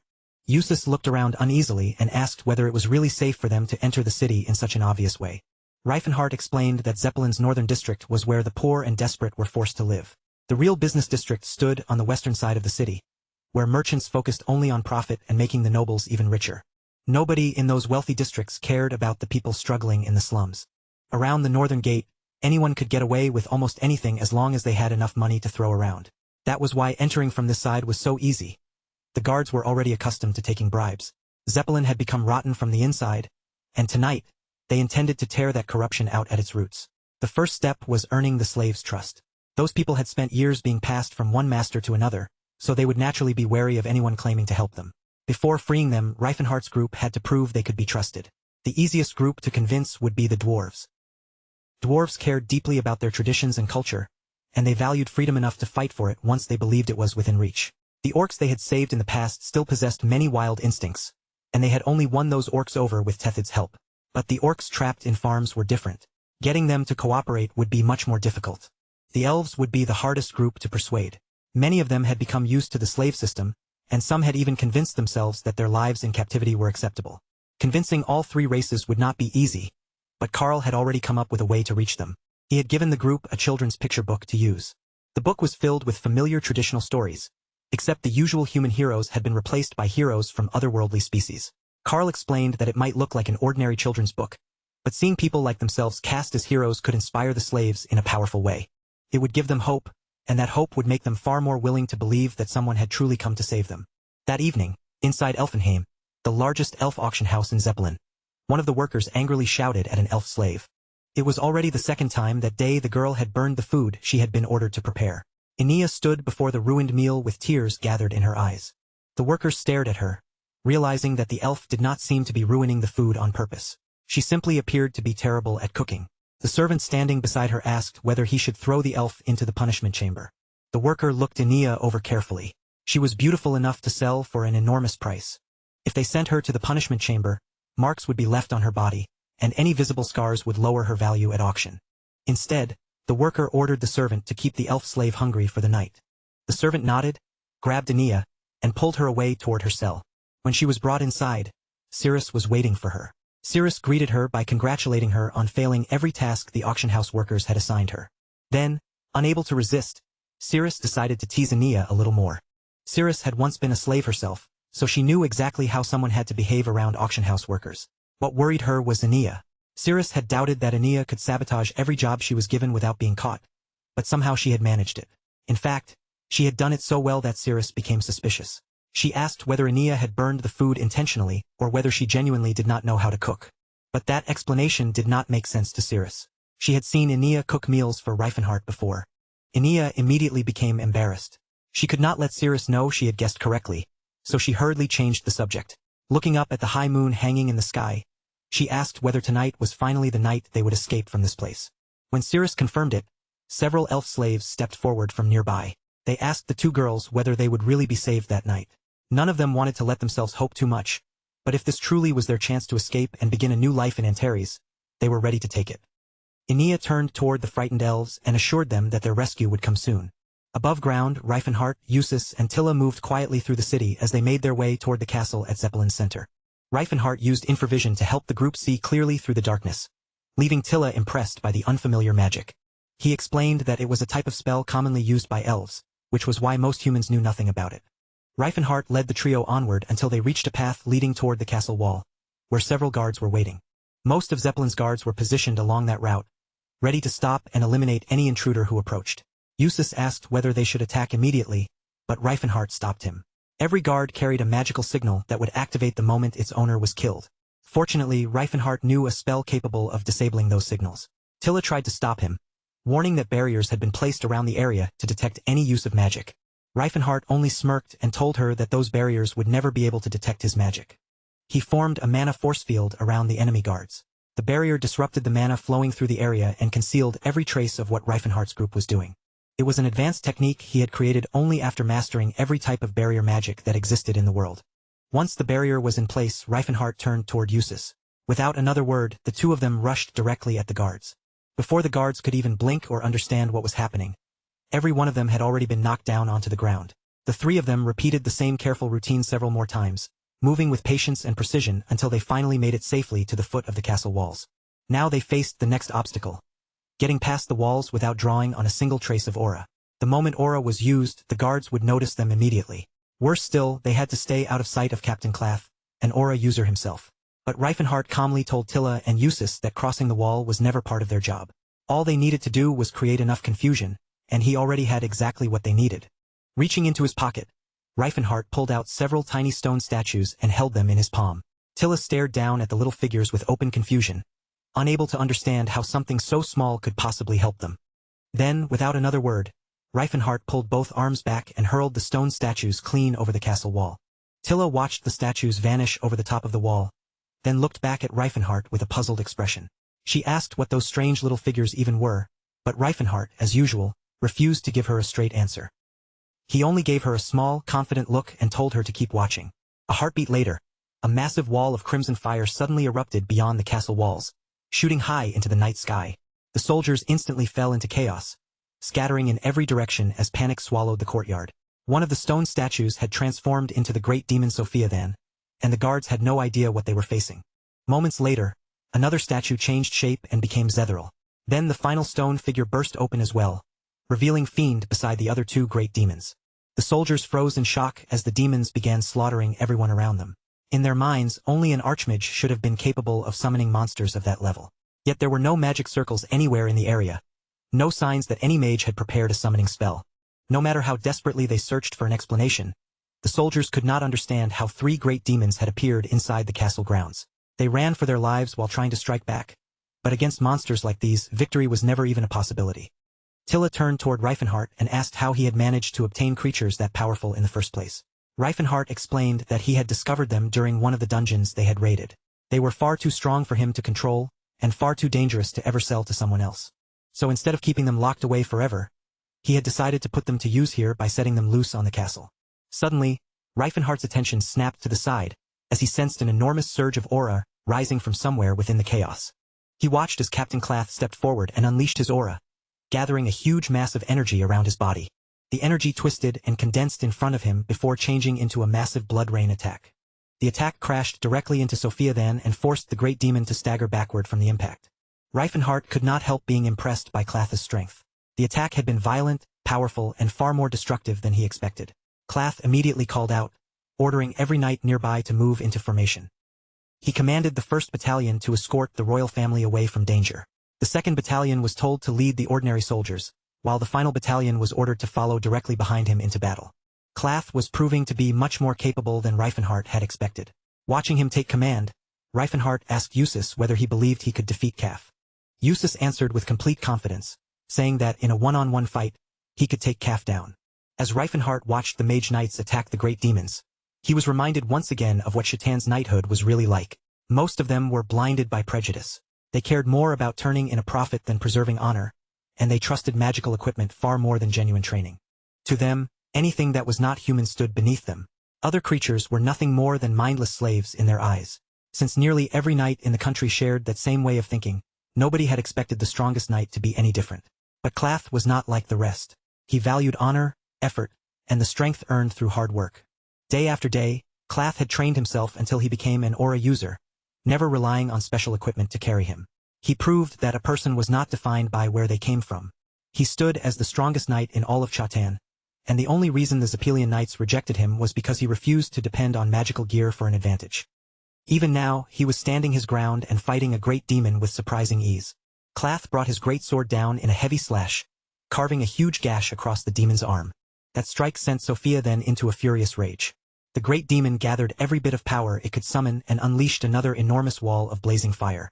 Reifenhart immediately turned toward Tilla and Eustace. This was their signal to leave. From this point forward, the demons would become far too unpredictable, and staying any longer meant risking getting caught in the battle themselves. The 3 quickly turned away and ran. Far from the castle, a soldier stationed outside the orc slave auction house looked up at the massive pillar of fire rising in the distance. He had no idea what was happening, but he could not abandon his post to investigate. Then the door behind him suddenly opened, and Kanji stepped out from inside the auction house. The soldier immediately told the orcs to go back inside. He did not want to punish them, and his voice carried more warning than cruelty. Still, he explained that if the other guards saw the orcs outside their cages, he would have no choice but to punish them. Kanji quietly spoke with the other orc from Antares, and the two wondered whether the guard deserved to be spared for treating them decently. In the end, they decided the safest choice was to knock the soldier unconscious. Once the guard was dealt with, Kanji stepped outside and motioned for the other orcs to follow him. One by one, they slowly emerged from the auction house, their bodies tense with fear. Every previous attempt to escape had ended with everyone being punished, and none of them wanted to suffer through that again. Kanji's patience finally ran out. He turned on them angrily and shouted, asking whether they really wanted to spend the rest of their lives trapped in slavery like cowards. That sharp wake-up call changed their attitude at once. The orcs broke their chains, found their courage, and began their escape. Kanji had already seen Reifenhart's signal in the distance. This was their one chance to break free and finally return home to Antares. The entire escape plan had been created by Karl, who had explained that the situation inside Chatan was already dangerously tense. Everyone had seen how Antares County treated otherworldly species with fairness and dignity. The slave owners feared that their slaves might rise up against them, so they had begun treating them even more harshly. The work became harder, the punishments became more frequent, and the pressure on the slaves only kept growing. Normally, the slaves would have endured that treatment in silence because they had never known any other life. But now they knew Antares existed, and for the first time they had something real to hope for beyond slavery. They no longer accepted punishment as easily as before. Resentment began building inside them while they waited for a chance to run. Karl predicted that before long, around 10% of the slaves would finally rebel and try to escape. Reifenhart wondered why Karl's estimate was so low. Karl explained that slavery was the only life most of them had ever understood. But with tension already spreading because of their plan, all the slaves needed was someone willing to lead them. They had spent their entire lives obeying orders, which meant it would be easier for them to follow someone who gave them new orders and showed them where to go. That was why their plan involved sending different otherworldly species into various auction houses disguised as slaves. They would remain with the other slaves for several days, earning their trust little by little. Then, on the night of the full moon, they would make their escape together. They waited quietly for Reifenhart's signal, and the moment it came, they would all rush out into the streets. The soldiers could only stare in confusion as a huge group of orcs suddenly ran down the street. They shouted for the orcs to turn around and go back immediately. Back in Elpenheim, Ania's eyes turned cold as she launched her attack against the humans, unleashing a wave of terror that spread through the area in an instant. Panic exploded around them. People screamed at the top of their lungs and fled in every direction, desperately trying to escape before the attack reached them. Then the ice struck with overwhelming force. Anyone caught within its reach was frozen solid almost immediately, their bodies locked in place before they could even react. Anya had used the Northern Sea breathing ability, a technique that combined the power of dark and water spirits with silver aura. A chilling mist spread outward like fog, carrying a freezing force that swallowed everything in its path. Handling mana of that level was difficult for almost anyone. Even Eustace had struggled when trying to use something so demanding. But Anya could use such an advanced skill without hesitation, proving that she had already become highly proficient in aura consumption. The servants trapped nearby began screaming for help, but their cries were cut short as the freezing mist reached them. In moments, they too were sealed inside the ice, unable to move or escape. Anya stared at the frozen humans with a puzzled look and asked one of the elves beside her why they were all screaming so much. As far as she understood it, being frozen should not kill them. But the other elves quickly explained that humans were different from elves, and that leaving them frozen for too long would actually take their lives. The moment Anya understood what she had done, her expression twisted into an embarrassed, uneasy grimace. She had never realized that her attack could be so cruel to humans. She immediately asked whether she had truly killed those people, especially since Reifenhart had strictly warned them not to harm humans. The elf beside her told her that the victims would die soon if they remained trapped in the ice for much longer. Anya's face filled with worry, and she quickly ran back toward the frozen people, determined to melt the ice before it was too late. Her companions suggested summoning a salamander and using fire so the humans could thaw naturally. But the other elves who came over to inspect the situation warned Cirrus, who was standing beside Anya, that lighting a fire inside the building would burn the place down. The humans would not survive the flames either. Just then, a night guard stormed inside. He pointed at the elves and began shouting, calling them evil creatures and accusing them of murdering innocent people who had not even been armed. The knight warned them that every elf there was guilty. He demanded that they kneel immediately and surrender, threatening to kill them all if they refused. The elves slowly lowered themselves to their knees in front of the guards. Anya and Cirrus watched them carefully, but before the knights could relax, Anya suddenly made her move with a single strike.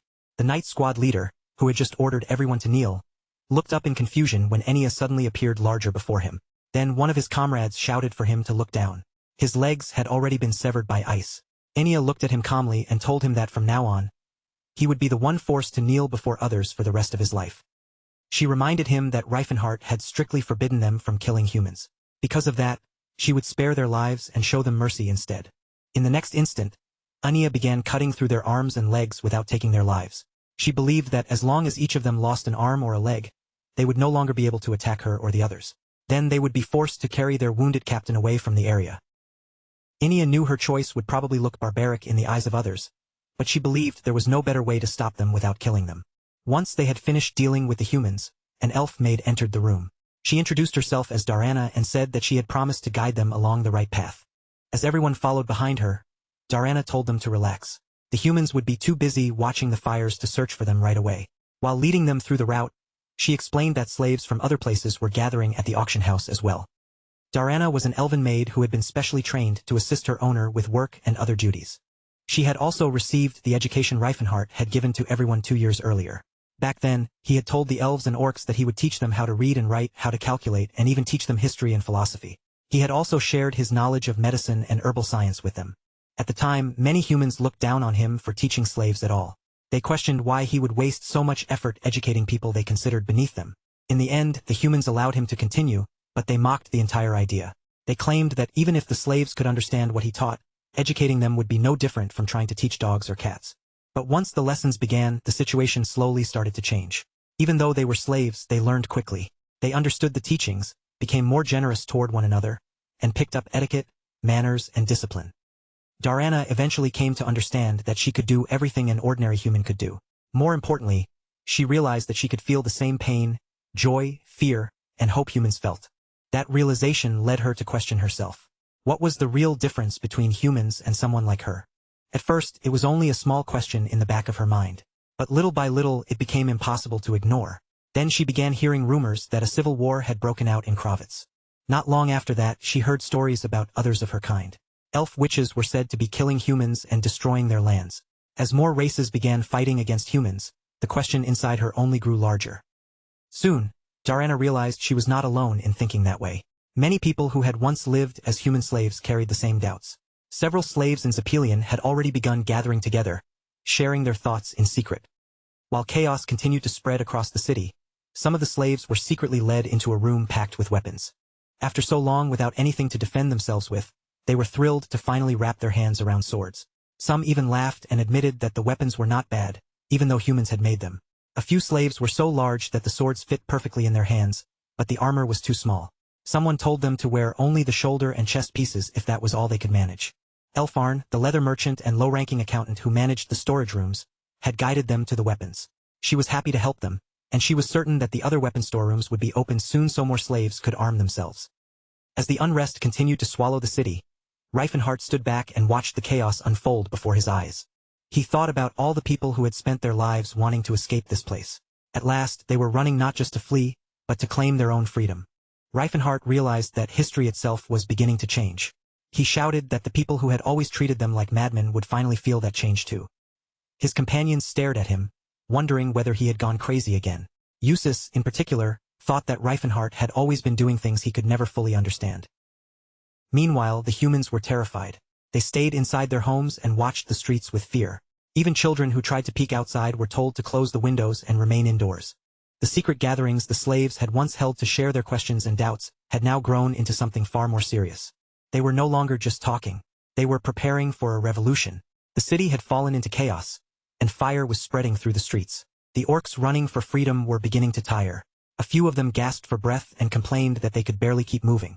But the ones who still had strength urged everyone else to stay firm. They told them to hold on a little longer and not give up now. Some of them even looked toward the sky and said that the moon was finally in the right position. The time had come, and they had to hurry if they wanted to escape and win their freedom. One of the elves called out to Kargar Hattertham, the orc leader, telling him they needed to slow down because many people were falling behind. But Kargar refused. He said that if the army was released against them, slowing down would become a disaster, and they had no time to waste. The elves continued trying to persuade him, insisting that they still had some time and should rest for a moment. But Kargar would not listen. He did not want to waste even a single second that stood between him and freedom. Then, before they could move any farther, the army blocked their path. The knights stepped forward and told the escaping slaves that there was nowhere left for them to run. They ordered the slaves to surrender if they wanted to live. Then they mocked them, saying that if the army could really be fooled that easily, they would simply let them walk away. Kargar felt something dangerous waiting in their path, but he did not fully trust his instincts. Even so, he knew that an army or someone else had come to stop them. He looked around and saw the numbers clearly. The city was full of people, yet only around 100 soldiers stood in front of them, with roughly 20 archers positioned on the buildings above. Kargar challenged them, asking if they truly believed a mere 100 men could stop all of them. Then he raised his voice even louder and reminded them that even if they had seen through the escape plan, it did not matter. What could they possibly do now to stop them? Kargar stepped forward and told the soldiers that they had chosen to stand in his way, so they had better be prepared to die by his hand. Aura surged around his massive body, and as his appearance changed, his strength rose to an even more terrifying level. He glared at the knights in front of him and demanded to know whether any of them still had the courage to fight. The army captain stiffened in shock. He had only heard rumors about an orc capable of using aura, but now that very warrior was standing directly in front of him, ready to battle. The Zepelion knights tried to calm themselves by reminding one another that more than 1,000 reinforcements were supposed to be surrounding the area.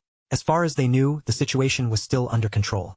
The knights warned the slaves that even if they were stronger than expected, they could never protect everyone in their group. They urged them to surrender before more lives were wasted for nothing.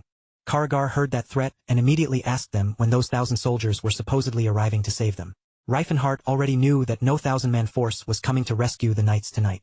Elsewhere in the castle, Karl stood awake by himself while his elven wife watched him with concern, wondering why he had not slept. Karl told her that too many people were risking their lives in Zepelion tonight. With so much depending on them, there was no chance he could simply lie down and sleep without worrying. He explained that life never followed a person's plans as neatly as they hoped. If everything had gone the way he wanted before, he would have become king already. But Karl had learned not to place complete faith in himself or in any plan. That was why he had worked behind the scenes this time. He had made sure the enemy could not move according to their own plans, leaving their preparations shattered before they even understood what had happened. His wife listened in silence, visibly confused by what he meant.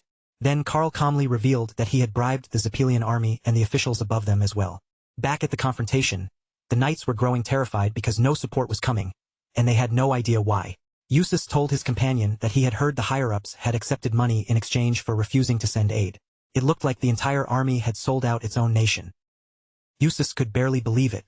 He could not understand how an entire military force would abandon its country just for money, and he wondered how much Karl must have paid to make that happen. Karl's wife pointed out that even if the army had been bribed, they still had duties to fulfill. She questioned whether they would really ignore direct orders so easily. But Karl looked almost amused. He knew the Chatan Principality had been rotten for a long time, and corruption like this was not difficult to exploit. His wife asked why he would waste so much money if he already knew the country was that broken. Karl told her that the money had not actually come from him. The merchants had handled that part. In truth, the troops guarding Zepelion had already been receiving payments from merchants for years. When Karl used those merchants to send even more money through the same channels, the bribes became impossible to ignore. Still, the whole operation had dealt a heavy blow to Antares County's treasury. That was why Karl kept complaining that there was never enough money. The merchants had always paid the army and administrators to slip around inconvenient laws. Since the troops stationed in Zepelion had already built an entire network for accepting bribes, Karl simply used that existing route to turn the system against itself. Karl had written a letter claiming that he had heard something dangerous might happen in Zepelion. He said that, as a merchant, there was little he could do except worry about his family. He requested that the army check on them if anything happened and asked them to send just one person to watch over the area for a few days. He even promised that, if the soldier got into trouble because of it, he would help remove the problem. Karl explained to his wife that telling someone they were the only person who could handle a task was one of the surest ways to tempt them into corruption. That was how deeply rotten the country had become. Hearing the full story, his wife was stunned and could only wonder how her people had ever managed to fight against a man like him. For the sake of her people's future, she quietly thought that she needed to keep a close eye on Karl from now on.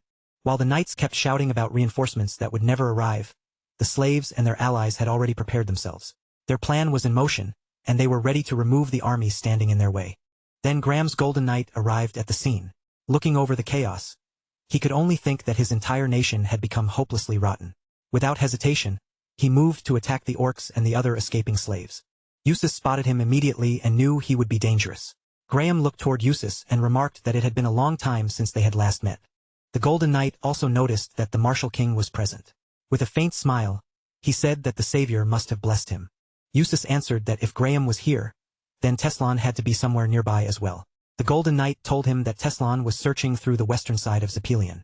He added that Teslan believed Eustace was hiding with a female elf. Reifenhart considered the situation and realized that Ciri had reached the peak of her spirit arts. Enya was also the strongest elven aura user, so Reifenhart decided he did not need to worry too much about them while they were together. Still, the Golden Knight seemed far too confident. Reifenhart told Eustace and Maliad that he was leaving Graham to them, then turned toward Cyrus's direction. The Golden Knight clicked his tongue and said it was unfortunate. He would have to leave the Martial King for Sir Teslan, but he had more urgent business to settle first. He pointed his weapon toward Eustace and declared that he would kill them all, making them pay for every sin they had committed. But Eustace had no intention of surrendering. He stepped forward and challenged the Golden Knight right back. Eustace drew his sword. As Reifenhart rushed away, a strange thought crossed his mind. Their enemies had always seemed stronger because he had never truly looked at the situation from another angle. Then someone suddenly shoved him backward, forcing him to pull away and take cover. Reifenhart was stunned. He had not expected someone that powerful to be hiding in Zepelion. As chaos continued swallowing the city, everyone remembered the reputation of the Chatan Principality's defense force. They were known as the best, and no one was supposed to underestimate them. In the battle, the forces ordered the creatures to kneel and surrender before their magical artifacts. The 3rd Battalion was commanded to activate their magical armor and cut down the demons that refused to stop attacking. The Chatan Knights, armed with enchanted weapons and equipment, moved without falling behind the orders given to them. Chatan possessed the finest Zepelion knights. Their strength was so great that 4 of them could deal with a single aura user in battle. When fighting seriously, they could even overpower ordinary magic swordsmen. Most Chatan knights relied on artifacts and magic to fight. Yet among them, there was one man who refused to use those advantages and trained himself until he could stand at their level through his own effort alone. He believed artifacts did not belong in the path of a true Zepelion knight. Depending on them went against his rules, his pride, and his sense of honor. Standing apart from the others, he still became the strongest among all those magic users. That man was Sir Clath, the strongest knight Chatan recognized. During the battle against the demons, Clath announced that the great demon fiend had been sent back into the other world. Only the lesser demons it had summoned remained, and he ordered the knights to wipe every one of them out. He also commanded the 2nd Battalion to defend the Golden Palace from enemy attacks and ordered the 4th Battalion to guard the royals inside the inner palace. The situation had changed, but the danger still hung over them. Fiend was gone, yet 2 great demons remained on the battlefield. They continued attacking the city while summoning smaller demons that spread even more chaos. Clath's anger only grew as he watched them. Clath thought that if the Zepelian Knights had been present, the battle would already have been under control. Instead, he ordered the Chotan Knights to divide into 3 specific groups, including the royal guards. Clath was exhausted, but he was relieved to see that the knights had stopped caring about formal honor in the middle of such a crisis. They fought together instead of insisting on one-on-one duels. The great demons remained enraged, smashing buildings apart as they continued their destruction. Meanwhile, Clath kept cutting down the smaller minions, trying to reduce their numbers before they overwhelmed the city. While fighting, Clath cursed the rain pouring down around him. It was giving him no help at all, while the enemy seemed to be taking full advantage of it. He had finally found a chance to deal with one of the stronger great demons, but the other was still waiting nearby. That second monster would not make the battle easy for him. Then, through the rain and the noise of battle, Clath suddenly heard someone beginning to cast a spell. She gathered the rushing current of air into a single concentrated strike, then released it in one blast. The moment it flew across the battlefield, the raging flames were snuffed out all at once. Clath stared in surprise. The spell had reached all the way across the battlefield, and with a single attack, it had completely extinguished the fire. He could hardly believe that someone so young had cast such a powerful spell. In Clath's eyes, a mage capable of that level of magic had to be an Archmage. Then another powerful figure suddenly entered the battle. It was Teslan. Clath was stunned again when he saw how easily Teslan brought down a great demon. Watching that overwhelming strength, he immediately thought of Antares County Cyrus. The young girl approached Clath and asked whether he was Sir Clath. She introduced herself as Felina from Delphia's Mage Tower, explaining that the king had invited her to help. She then told him that she and her companion would handle the demons outside. She told Clath to head into the palace instead and deal with the demons that had already slipped inside. Felina also made it clear that she would rather Clath not remain outside to witness the method they intended to use against the demons. Without wasting even a second, Clath turned and rushed straight into the palace. Felina handed Teslan a piece of magical equipment, and the moment he activated it, his body became covered in armor. He transformed into something almost monstrous, radiating power far greater than the great demons themselves. For Teslan, this was not even a desperate battle. It was the kind of training match he had wanted for a long time. Inside the palace, the king asked the Sage of Silver whether everything had gone according to her plans. She answered that it had, thanks to the king's cooperation. The king told her that her plan had caused Zepelian to suffer enormous damage. If he had known the nation would be pushed this far, he would have prepared something to stop the disaster before it began. The Sage of Silver asked him whether he regretted helping her. But the king quickly said that was not what he meant. He explained that his household had a duty, passed down through old traditions, to cooperate with her when necessary. Still, he wanted to understand how everything had reached the point where so much destruction was unavoidable. Since he had assisted with her plan, he believed he had the right to know what had been set in motion before it all began. The Sage of Silver told him that the person leading the invasion of Zepelian was serving the Martial King. She also explained that a terrifyingly powerful group connected to Antares County had been spread across different places, making them impossible to locate and eliminate one by one. But now, all of them had gathered together in the battle for Zepelian. Meanwhile, Reifenhart wanted to know who the powerful person was that had pushed him back so easily. The man who had stopped him stood wrapped in black mana, his whole body giving off a dark glow. He called Reifenhart by name and said he was pleased that they had finally met. Reifenhart, however, only looked at him with a guarded expression. After studying him carefully, Reifenhart asked who he was. The man's face twisted with anger. He could not believe Reifenhart had forgotten him so easily. He snapped that once he defeated him, Reifenhart would have no choice but to remember exactly who he was. Reifenhart looked over the armor and asked whether it was berserker armor or something similar. Then he recognized the man as Stefan. Recalling that Stefan had been with Teslan a year ago, he assumed Stefan was still fighting under Teslan's side. Stefan suddenly charged forward at full speed. Reifenhart understood where all that arrogance came from. Stefan had lost to Tathif back when Tathif had only just awakened his aura, and that defeat must have stayed with him. Reifenhart fired his straight cannon to stop Stefan's charge, but it was not enough to hold him back. Shock flashed across Reifenhart's face as Stefan pushed through the attack, drew his sword, and launched a blade aura strike at him. The moment Stefan closed the distance, he swung his weapon and released blade aura directly toward Reifenhart. Reifenhart was caught completely off guard. He had never imagined Stefan could use aura. Stefan proudly told him to look closely, declaring that he too had become an aura user. As the two of them clashed, Reifenhart could not shake the feeling that things were never supposed to turn out this way. Yet there was no denying the truth anymore. Stefan had awakened aura. Reifenhart dodged Stefan's blade and threw a full-powered punch of his own. But even while attacking, he still could not see a clear way to defeat him. Stefan had grown far stronger than he had been during their previous meeting. They moved at incredible speed, flashing through the battlefield while trading heavy punches and vicious attacks against each other. Most of those punches landed on Stefan, with Reifenhart steadily forcing him back through sheer force. Even as blood spilled across the ground, Stefan stayed full of energy. If anything, every hit only seemed to make his pride and confidence grow worse. There was no slowing Stefan down now, and Reifenhart was beginning to feel the strain of keeping up with him. Stefan looked at Reifenhart and burst into laughter. He shouted that he could keep this up all day and endure every attack Reifenhart could possibly throw at him. Still mocking Reifenhart, Stefan poured more and more aura into his body. The armor spread further across him until he looked like a fully armored human weapon. Stefan's rage became so intense that even Reifenhart began to question whether he could truly defeat him. The armor looked like a special grade piece similar to Eldred armor. Even so, Reifenhart did not believe it was being powered by ordinary magic alone. Stefan had to be using another method to strengthen the armor, because no amount of magic could allow someone to manifest aura so easily. Stefan prepared for another round and screamed that he would kill Reifenhart today. He charged his aura and attacked with everything he had, ignoring the innocent people still nearby. Terrified civilians ran in all directions to escape the destruction, crying out and calling him a monster.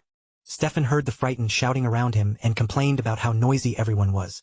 Reifenhart avoided his attacks, then fired rapid shots back at him, causing even more panic across the area. Reifenhart called out to Stefan and demanded to know what he thought he was doing. He reminded him that he was supposed to be a knight, and knights were not allowed to kill innocent people. Instead of calming down, Stefan seemed to lose even more control. He asked Reifenhart what he was talking about and demanded to know where these people supposedly were. Reifenhart looked at him closely and realized that Stefan had already lost his senses. There was no emotion left in him anymore. Stefan shouted that nobody else was there. To him, the entire battlefield contained only the two of them as dark mana flowed around him. Then he looked at Marshal King Reifenhart and asked whether he was ready to die. Reifenhart finally decided to stop holding back.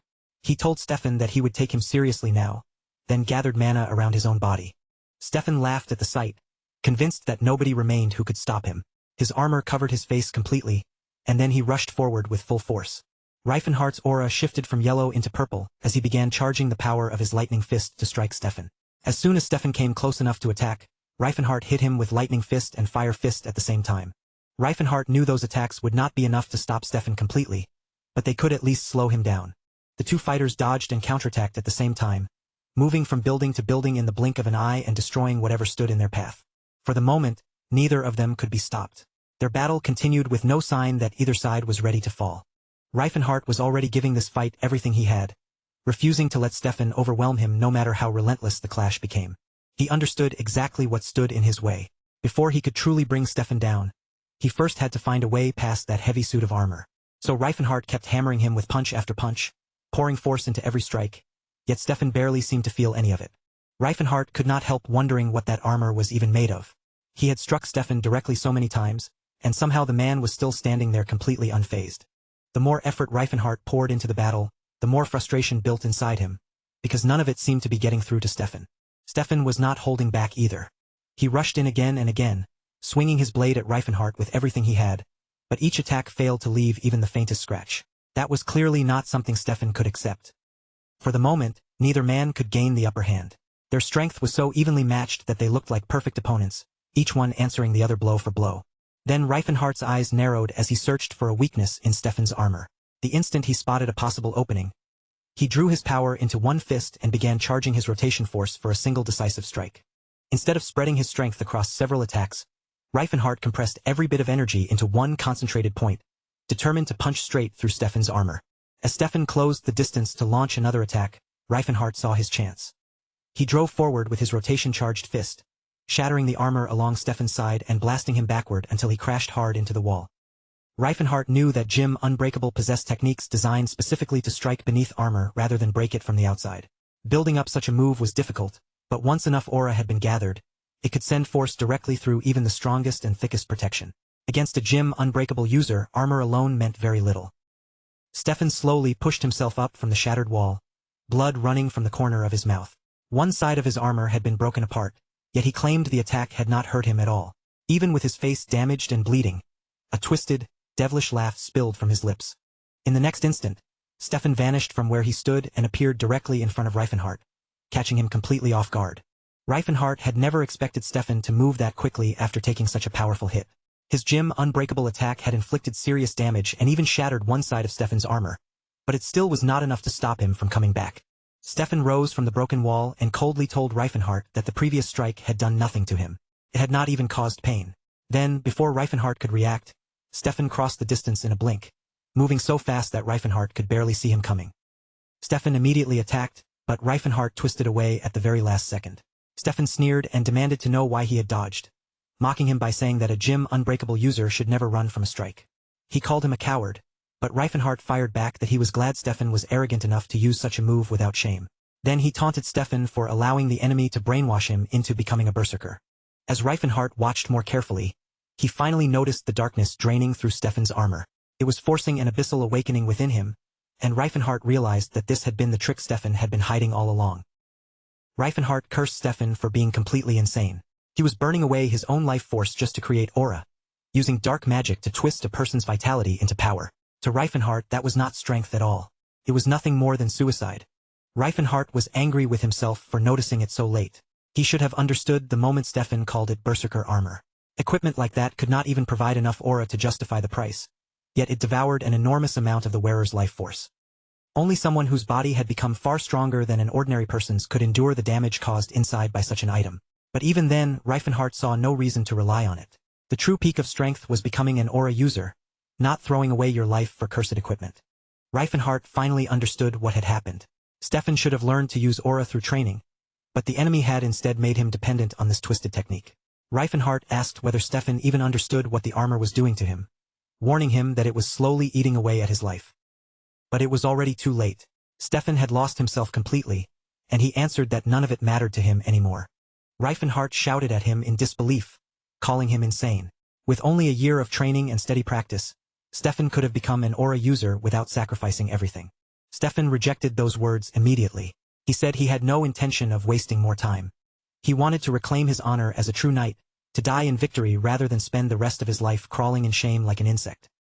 Reifenhart told him he was wrong. There was no honor in winning through a cursed magical suit of armor. A real knight should have endured, trained, and learned to become an aura user properly. Reifenhart's words struck something deep inside Stefan, and for a brief moment, Stefan fell silent as memories began rising through his mind. He remembered himself as a child, gripping a sword in his small hands and learning every movement with determination. Back then, all of his friends looked at him with pride, impressed by the talent he showed with a blade.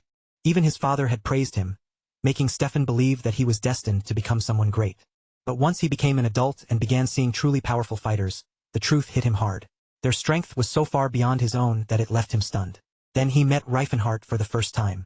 Reifenhart had been nothing more than a peasant, yet he could use aura.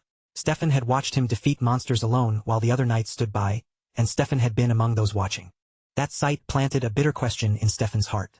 If a peasant like Reifenhart could wield aura, then why could he not do the same when he had been born a noble?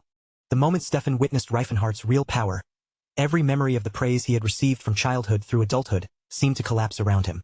From then on, he formed a new goal for himself. He had to become an aura user. Stefan told Reifenhart that he had suffered through far too much to obtain the power he now possessed. But Reifenhart only called him an idiot, saying Stefan was wasting his own life for a foolish dream when he could have simply waited and trained. Reifenhart went even further, telling Stefan that if he truly did not care about his own life and intended to throw it away for nothing, then he might as well let Reifenhart end it for good. That only made Stefan angrier. He screamed for Reifenhart to shut his mouth and die, then seized his swords and drew out every last trace of aura he could force into the blades. With all that power gathered in one desperate burst, Stefan lunged forward and attacked. By that point, he no longer cared about anything left in his life. Everything he had once loved, everything he had once wanted to protect, he now wanted to tear down with his own hands. And before he went down himself, Stefan intended to drag Reifenhart down with him. Reifenhart raised his guard and blocked the incoming strike with all his strength, but the force behind Stefan's attack still broke through enough to injure him. Stefan shouted wildly at him, demanding that Reifenhart get hurt even more. And then, with his mind slipping further out of control, Stefan began enjoying the painful cries that escaped during the fight. The sound thrilled him, and he wanted to hear more of it.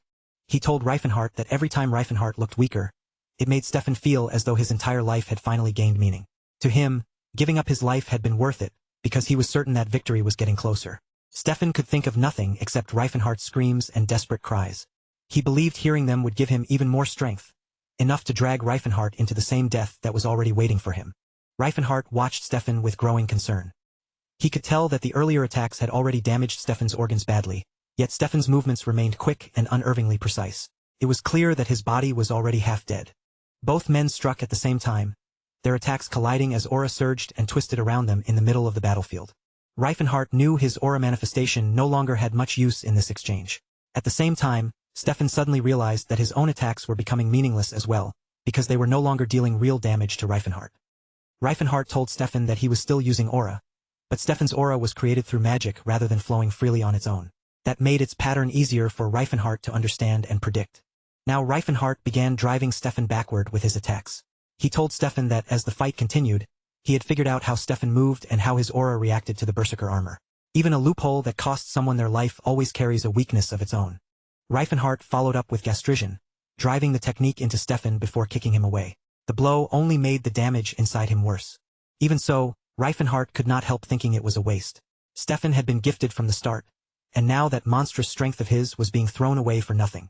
But Stefan was still right there in front of him, and from his mouth only one word kept coming out: kill. Reifenhardt's face tightened when Steven rose again. He was still steady, still unshaken, and looked completely ready to keep fighting as though none of the earlier damage mattered. There was no satisfaction in seeing it, just irritation. For a moment, Reifenhardt considered ending this with Calamity Horn. The idea flashed through his head, then disappeared just as fast. Spending that much aura on Steven would be reckless. Teslan was still waiting beyond this fight, and that battle would take everything he had. He needed to conserve his strength. Besides, Steven had already endured zero impact once. That alone told Reifenhardt that ordinary attacks were unlikely to matter. Doing the same thing again would only lead to the same result. So Reifenhardt changed tactics. Instead of summoning Calamity Horn, he called upon Del Oda, Arcane Force. The principle moved through his body. Anything that moved could become power. And the ground answered right away. Stones split apart with sharp cracks, as though the earth itself had begun to follow his command. Chunks of rock rose into the air, circling his body in a violent stream until they formed a spinning river of shattered stone around him. Then a deep purple aura burst outward, rolling over the battlefield in heavy waves. It wrapped around Reifenhardt's body, pulsing like something alive. Light gathered around his fists, compressed into dense force as he prepared to strike. Steven did not back away. He held his ground, and slowly, a faint smile appeared across his face. It was not the smile of someone confident. It was colder than that. Sinister, almost demonic. Reifenhardt's focus sharpened. This technique had first come to him while he was developing Lightning Fist. At the time, it had only been an idea, using motion itself to build up power. Now it was no longer a theory. It was real. And as Reifenhardt surged forward, it was already working. Steven reacted immediately. The instant Reifenhardt closed in, shooting cross burst from Steven's hands, slicing through the air with deadly precision. But Reifenhardt had never relied on magic alone. While learning to blend spells with martial arts, he had also pushed his body through the brutal disciplines of the Unbreakable training. Over and over, he had tried to take Calamity Horn beyond its fifth layer. But every attempt stopped at the same invisible wall. No matter how much he refined his aura or hardened his body, that barrier never gave way. That frustration had slowly turned into something close to resentment. The problem with Calamity Horn was obvious. It allowed no restraint. The moment it was activated, its aura exploded outward in unstoppable shockwaves. There was no fine control, no way to measure the force. Its user could not choose to release just one layer or two when the situation called for it. The destruction came all at once, swallowing everything nearby. The martial kings before him had never cared about that. They unleashed its full power without hesitation, even when the land itself paid the price. But Reifenhardt was different. At heart, he was still a mage.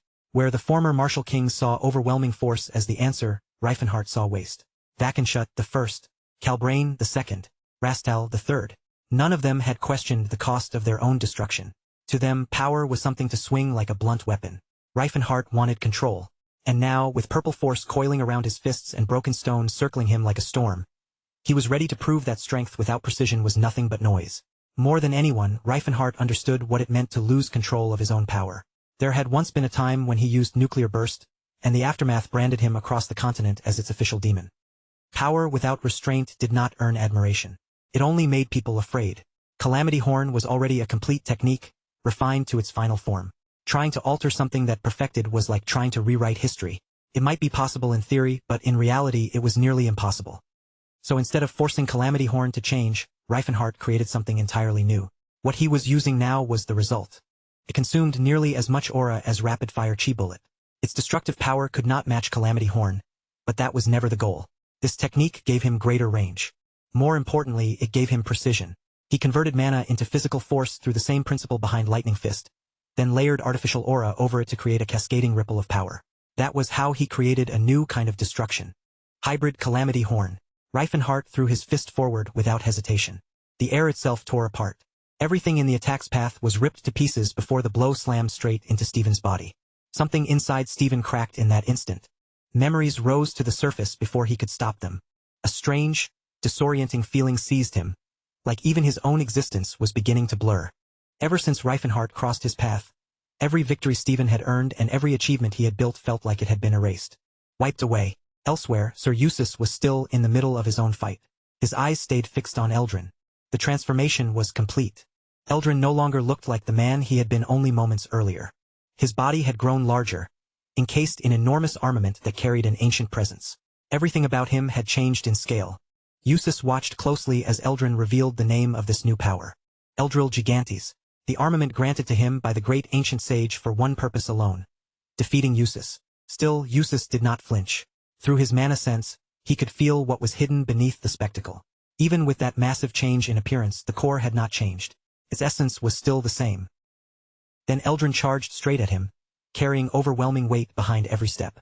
Eustace answered immediately. 7 stars erupted once more, striking Eldrin with precise force. The hit connected. Eldrin did not slow down. He kept moving forward as though nothing had touched him. His voice boomed across the battlefield as he admitted the reason for his earlier defeat. His defense had been too weak. That problem was gone now. The armor covering him had become an invincible fortress. Eustace's aura could not break through it. Eldrin did not claim to be faster, and he did not boast about his offense. But his defense could be reinforced without end. And this time he would not fall. Eustace felt it in his bones first. Every blow he delivered vanished into Eldrin's armor, as though the metal itself was swallowing the impact. Shockwaves that should have torn through steel disappeared completely. Even the joints, the usual weak points, were sealed shut and protected by something Eustace could neither see nor touch. Then Eldrin threw back his head and roared. In the next instant, countless blasts erupted from his body, ripping through the area and turning the battlefield into a storm of destruction. For a brief second, Eustace's thoughts went hazy. The pressure, that overwhelming defense. Brutal. This was nothing like Eustace at all. But there was no time left to figure out why he had changed. The Zeppelin had to be abandoned, and every non-human race still inside needed to be evacuated before the situation collapsed completely. Eustace forced his thoughts to race through the chaos, desperately searching for one opening, one workable answer. But no matter how hard he pushed, his mind came back empty. At the Zeppelin's west gate, the guard station there spotted Ania approaching and immediately called out, asking whether she had made it through safely. The elf gave him a quick answer. There had been some interference along the way, but nothing serious enough to stop her. The man gave a short nod, admitting that he had run into something similar on his side as well. Ania explained that the enemy had been acting strangely. They had bragged about reinforcements supposedly coming in, which had put her on edge, yet no one had ever appeared. The guard answered that he had heard the same kind of warning. He had been told an Ori user would show up too, but that threat had turned out to be empty as well. They both reached the same conclusion. There was no reason to waste another second standing around. The gate needed to be destroyed, and once it was down, they would leave immediately. Magic began gathering around their fingertips as they stepped toward the city's exit, preparing to blast the gate apart and clear a path out. Then, without any warning at all, a violent shot ripped through the air and came crashing straight toward the gate. For one stunned second, both of them froze where they stood. Then they understood exactly what had happened. An Aura user had been hiding nearby, waiting for the right moment to strike. But the man beside Ania did not lose his composure. Instead, his face settled into a calm, focused look. If an Aura user had finally revealed himself, then things were moving the way they had expected. To him, that meant the larger plan had already started. The elves slowly turned their eyes forward as a single figure stepped out into view. A swordsman stood in front of them, his grip steady and his gaze colder than the blade at his side. When he spoke, his voice cut through the air just as sharply. He mocked the entire situation, sneering that the country was useless and that no plan mattered when fools could not carry it out properly. He threw blame in every direction, claiming that everything had already been ruined beyond saving. The elf girl cut through the tension with a warning, telling everyone to stay alert. She reminded them that this was the same man who had once fought Lord Reifenhart evenly. Another elf swallowed hard at that, realizing this was no ordinary swordsman standing in their way. Steel slid free from scabbards as magic began swirling through the air around them. Everyone braced for what was coming. The swordsman looked over the group as though they were nothing more than insects, his lips twisting into a mocking smile. Then he asked them what they honestly thought they were preparing for. Survival? Victory? No. He told them the truth without hesitation. All they were doing was arranging themselves neatly for death. Then, without even raising his voice, he gave one simple order. Felina, surround them. Felina's voice rose as she began the chant. Hast one great Pantera. With every syllable, the mana around her twisted harder and harder. A bright golden circle flared beneath her feet, spreading outward in sharp, complex lines. Then she tore open the crimson curtain that mages said separated heaven from earth. The space in front of her split with a burning shimmer, and a moment later, a colossal wall of fire surged upward. Heat burst across the battlefield all at once. These flames did not creep forward slowly. They roared. Anyone caught near the advancing flames felt their skin start to sting as they scrambled to get away. The elf stared at the burning wall in disbelief. Something about it was wrong. It stretched far beyond the size of an ordinary spell. It was 7 times larger than a normal casting. That alone made the truth obvious. The woman standing behind the flames was no ordinary mage. Commands immediately rang out from within the group, sharp and urgent. Hold the formation. Do not panic. They were warned again and again not to scatter, because the moment their order broke, the casualties would only grow. Following those commands, spirit magic began rising around them in layers, forming defensive barriers meant to dull the scorching heat pressing in from every side. Then something far more dangerous entered the fight. An artifact was brought out, a relic so secret that even the Silver Sages were forbidden from speaking its name. The Staff of Multiduplication. It was an item capable of copying one spell 7 times over. It did not strengthen a spell. It did not alter its nature. It duplicated it perfectly. Felina's firewall stopped being a single wall. It multiplied. 1 became 7, and 7 enormous walls of flame erupted one after another, each identical to the first. In an instant, the battlefield was sealed inside a blazing furnace. The man at Felina's side glanced over without lowering his guard and asked whether she had already spent 2 charges. Only 3 uses remained now, didn't they? Felina answered calmly that he was right. Once those 3 were gone, the staff's mana would be exhausted and it would need time before it could recover. Could not be used again right away. Still, the man decided that 3 uses would be enough. This fight would never last that long. Felina looked past the walls of fire, her eyes narrowing as she searched the battlefield. Where were the other soldiers? By now, they should have finished surrounding the slaves. Everything had been planned down to the timing. The man answered that they should have completed it already. Elsewhere, while Karl had been using bribery to bend events from the shadows, Tesseron had been laying his own trap. He planned to sabotage the escape by taking advantage of the Silver Sage's unmatched information network. Everything had been arranged in advance, built to activate at exactly the right moment. But something had gone wrong. Even after the trap was triggered, the Zeppelin forces did not move the way they were supposed to. The Silver Sages possessed technology capable of peeling apart secrets layer by layer. Even so, they had failed to uncover the entire plan Antares County had set in motion. A crucial part of the truth was still hidden beyond their reach. Felina's eyes narrowed slightly. Had the enemy interfered from within? Was there some unseen manipulation already buried among their own people? The man's expression hardened as the thought settled in. What kind of trick could twist the situation this badly?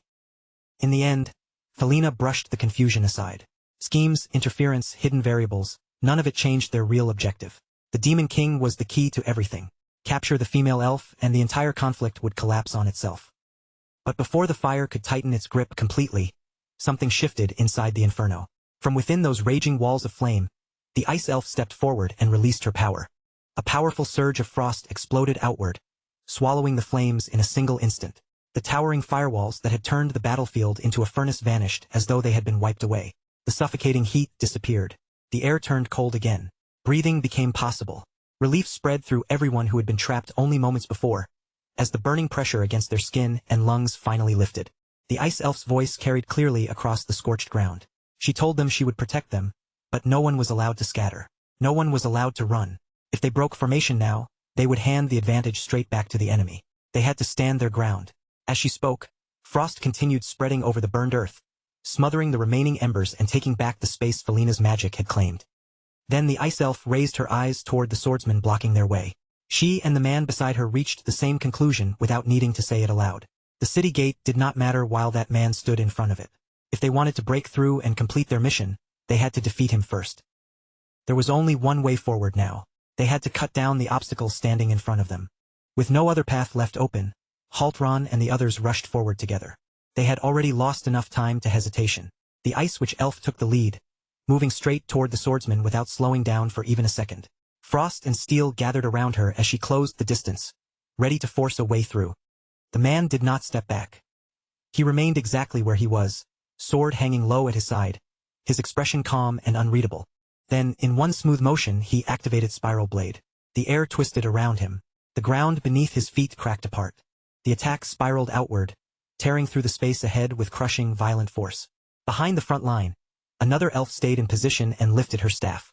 Mana flared around her as she called for her sworn companion. Teritas.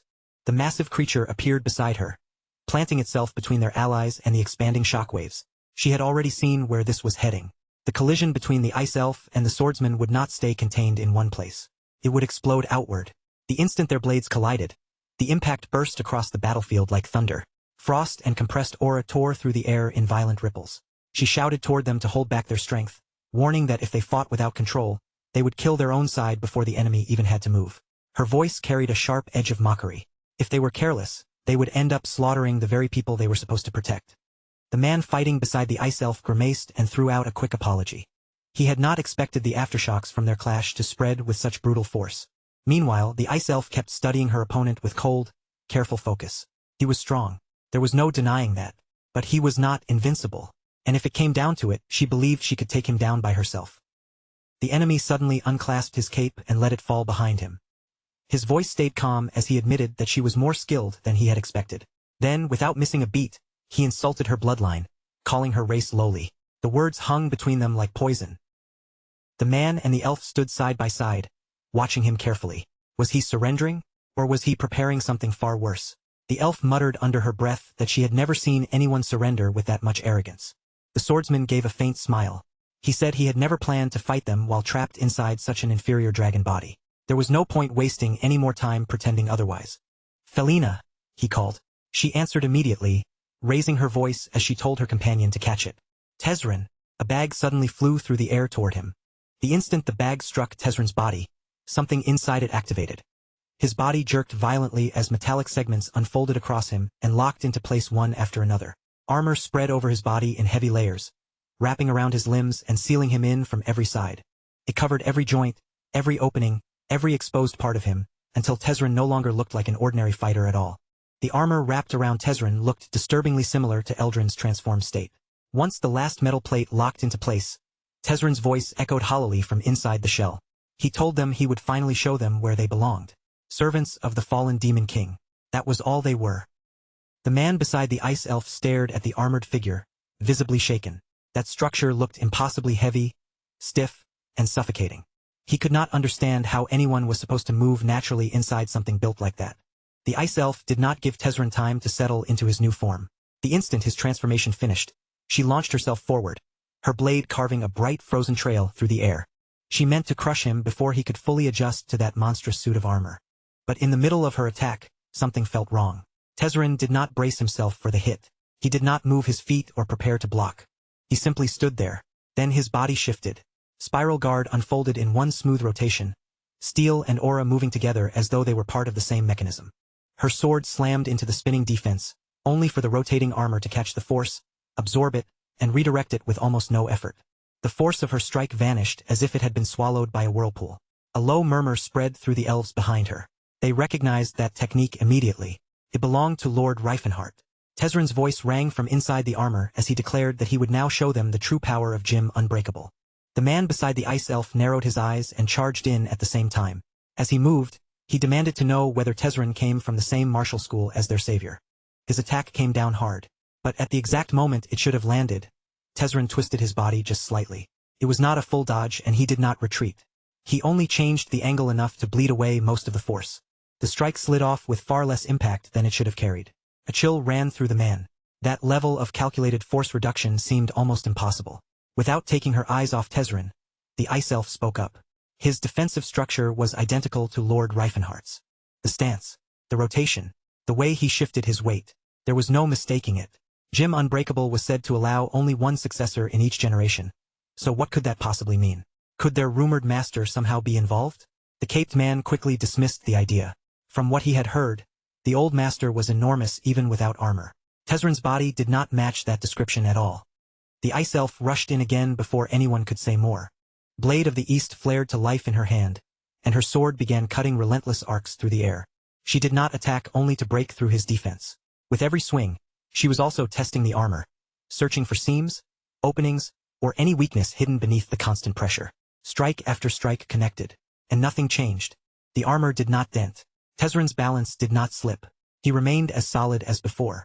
Inside the metal shell, Tezrin clicked his tongue in annoyance. Her swordsmanship was raw, aggressive, and relentless. It reminded him far too much of the old Cyrus. For an elf, her skill was much higher than he had expected. She fired back immediately, asking how he had the nerve to call her a mere elf while hiding inside that grotesque pile of metal. Tezrin answered in an even voice that this battle would not go as simply as she imagined. Then light suddenly flashed around her. Chains of light shot outward and wrapped around her limbs like glowing restraints. In an instant, her arms and legs locked up under an invisible force. Her muscles responded, and she tried to move, but her body would not obey. Shock crossed her face. He could use magic too. Tezrin stepped closer, rebuking her arrogance as he closed the distance between them. Even with the chains binding her, she forced herself to twist and shift, straining against the restraints as she tried to escape his reach. But the bindings ruined her timing. Her movement came a fraction too late. Tezrin's fist drove straight forward. The blow landed cleanly. Blood spilled from her lips as the impact sent her staggering backward. The brutal sound of metal crashing into flesh echoed across the battlefield. In that crushing moment, she felt it clearly. Death was getting closer, cold, silent, and merciless. But what cut deeper than fear was regret. She had still not bound Lord Reifenhart to her side, even though she had sworn that she would. For the briefest instant, Tezrin paused. Surprise flickered across his face when he realized that, even in her battered condition, she had managed to partially deflect his strike. A low sound escaped Tezrin, almost impressed. He admitted that she was holding out much better than expected. Then, with unsettling calm, he said he wanted to see just how much longer she could endure. Beside her, the man fighting alongside the elf spat out a curse and hurled himself forward. His axe came crashing down toward Tezrin's armored body with everything he had. That impact should have shattered bone. Instead, Tezrin answered with a single punch, casually intercepting the attack and stopping the axe cold. The fighter's jaw tightened. To break through a defense this stubborn and overwhelming, brute force alone was not going to be enough. He would have to push his strength even further. By then, he understood something important. Tezrin had no intention of dodging attacks that came straight at him. That was the creed of Jim Unbreakable. It was a martial path where retreat did not exist, and dodging in a direct clash was treated as weakness. The man drew in a deep breath and gathered every bit of strength he still had left. Aura surged around him violently as he forced his power higher, pushing himself toward a new peak. With a roar, he unleashed another savage strike at Tezrin. And this time Tezrin moved. He stepped aside. The axe tore through empty air. Confusion flashed across the fighter's face at once. The man who was supposed to never dodge had just evaded him without hesitation. In the very next breath, Tezrin lunged forward and crossed the distance in a blink. His voice carried a twisted kind of approval as he said that he preferred attacks like that. Straightforward. Head-on. Honest. The fighter gritted his teeth, thinking that everyone who inherited that martial school always acted the same way. Unyielding, extreme, and chained to their own brutal code. There was no room left for doubt or hesitation. He triggered his technique immediately. Death counterattack. Instead of retreating from Tezrin's charge, he met it with a lethal response designed to turn the enemy's own aggression into the finishing blow. The moment Tezrin slipped past the attack with effortless ease, the ice elf's thoughts shattered. Confusion gripped her chest like frost closing around a dying flame. Across the whole continent, one belief had always gone unquestioned. Jim Unbreakable never dodged. The former Fist Kings had taken every attack head-on. They never retreated. They never bent. Every blow they endured was accepted with pride, as proof of their conviction. That belief had shaped countless battles, and she had believed it too. Like every Aura user who had ever fought against that martial path, she had made the same fatal calculation. He would not dodge. He could not dodge. Trusting that idea completely, she abandoned defense and poured everything into offense, throwing away caution in favor of overwhelming force. Tezrin's voice cut through the chaos like a blade. That certainty was the trap. Jim Unbreakable had spent generations carefully building that image. The legend that they never evaded attacks was never a weakness. It was bait. And in that decisive instant, Tezrin moved forward with lethal precision, ready to end the fight. The ice elf's scream ripped across the battlefield as she cried out Cardamite's name, begging him to dodge. But everyone watching had already decided what the outcome would be. For a moment, Everyone could only stare. Cardamite, Grand Forge's greatest warrior, the dwarf who had defeated Knight Tetzwald and proven himself the strongest among his kind, was standing at the edge of defeat without even putting up a real resistance. It looked impossible, felt completely unacceptable. Yet there he was, his body slamming down onto the frozen ground before lying still. Tezzeret looked down at the fallen dwarf with a calm, almost thoughtful expression. He remarked that this had not been part of the original plan, but it was still an acceptable outcome. Not entirely bad. Then, in the same chillingly composed tone, he ordered them to begin preparing the bait that would draw the Demon King into their hands. The elf still standing in Tezzeren's path tightened her grip around both blades. Under her breath, she muttered that the swords would probably shatter again, and the smiths of Grand Forge would surely curse her for it. For just a second, a bitter thought passed through her mind. She might disappear from this world before the steel even had the chance to break. Tezzeren's gaze drifted away for a moment as an old memory surfaced. It had been a long time since he had traded blows with the Demon King's mistress, Valencia, the goddess of madness. Whenever she unleashed that insanity across a battlefield, soldiers fell in droves. Their minds shattered long before their bodies did. But those memories meant nothing now. Tezzeret pushed them aside. There was no reason for the elves to resist. His voice carried across the battlefield as he ordered them to kneel, promising that their lives would be spared if they submitted. The elf answered with fire burning in her eyes. She told him to shut up, then called upon Ignatius, Udar, and Mjolnir. Their power began gathering around her as she prepared to keep fighting, even if she had to face the impossible alone. Tezzeret looked down at her desperate stand and let out a low, mocking laugh. He asked whether that pathetic display was truly all she could manage, especially when spirits were supposed to wield power far beyond that. Before she could even catch her breath, Tezzeret activated Zero Impact. The force wiped out her attack so completely that it was as if it had never existed. The elf's eyes widened. Everything she had poured into that strike had been erased with effortless ease. Tezzeret calmly told her that he wanted her alive. That was the only reason she was still breathing, and the only reason he had been holding back. Then his aura shifted again. Kinsa raking blast erupted from him. The impact hit her with the weight of a collapsing mountain, launching her backward through the freezing air. She crashed hard against the ground. Her whole body trembled as she fought just to remain upright, her feet barely finding stable ground on the ice beneath her. Watching from the side, Enia understood his intention immediately. He wanted her taken alive, a hostage, bait. That realization burned away the last of Enia's hesitation. She could not allow that to happen.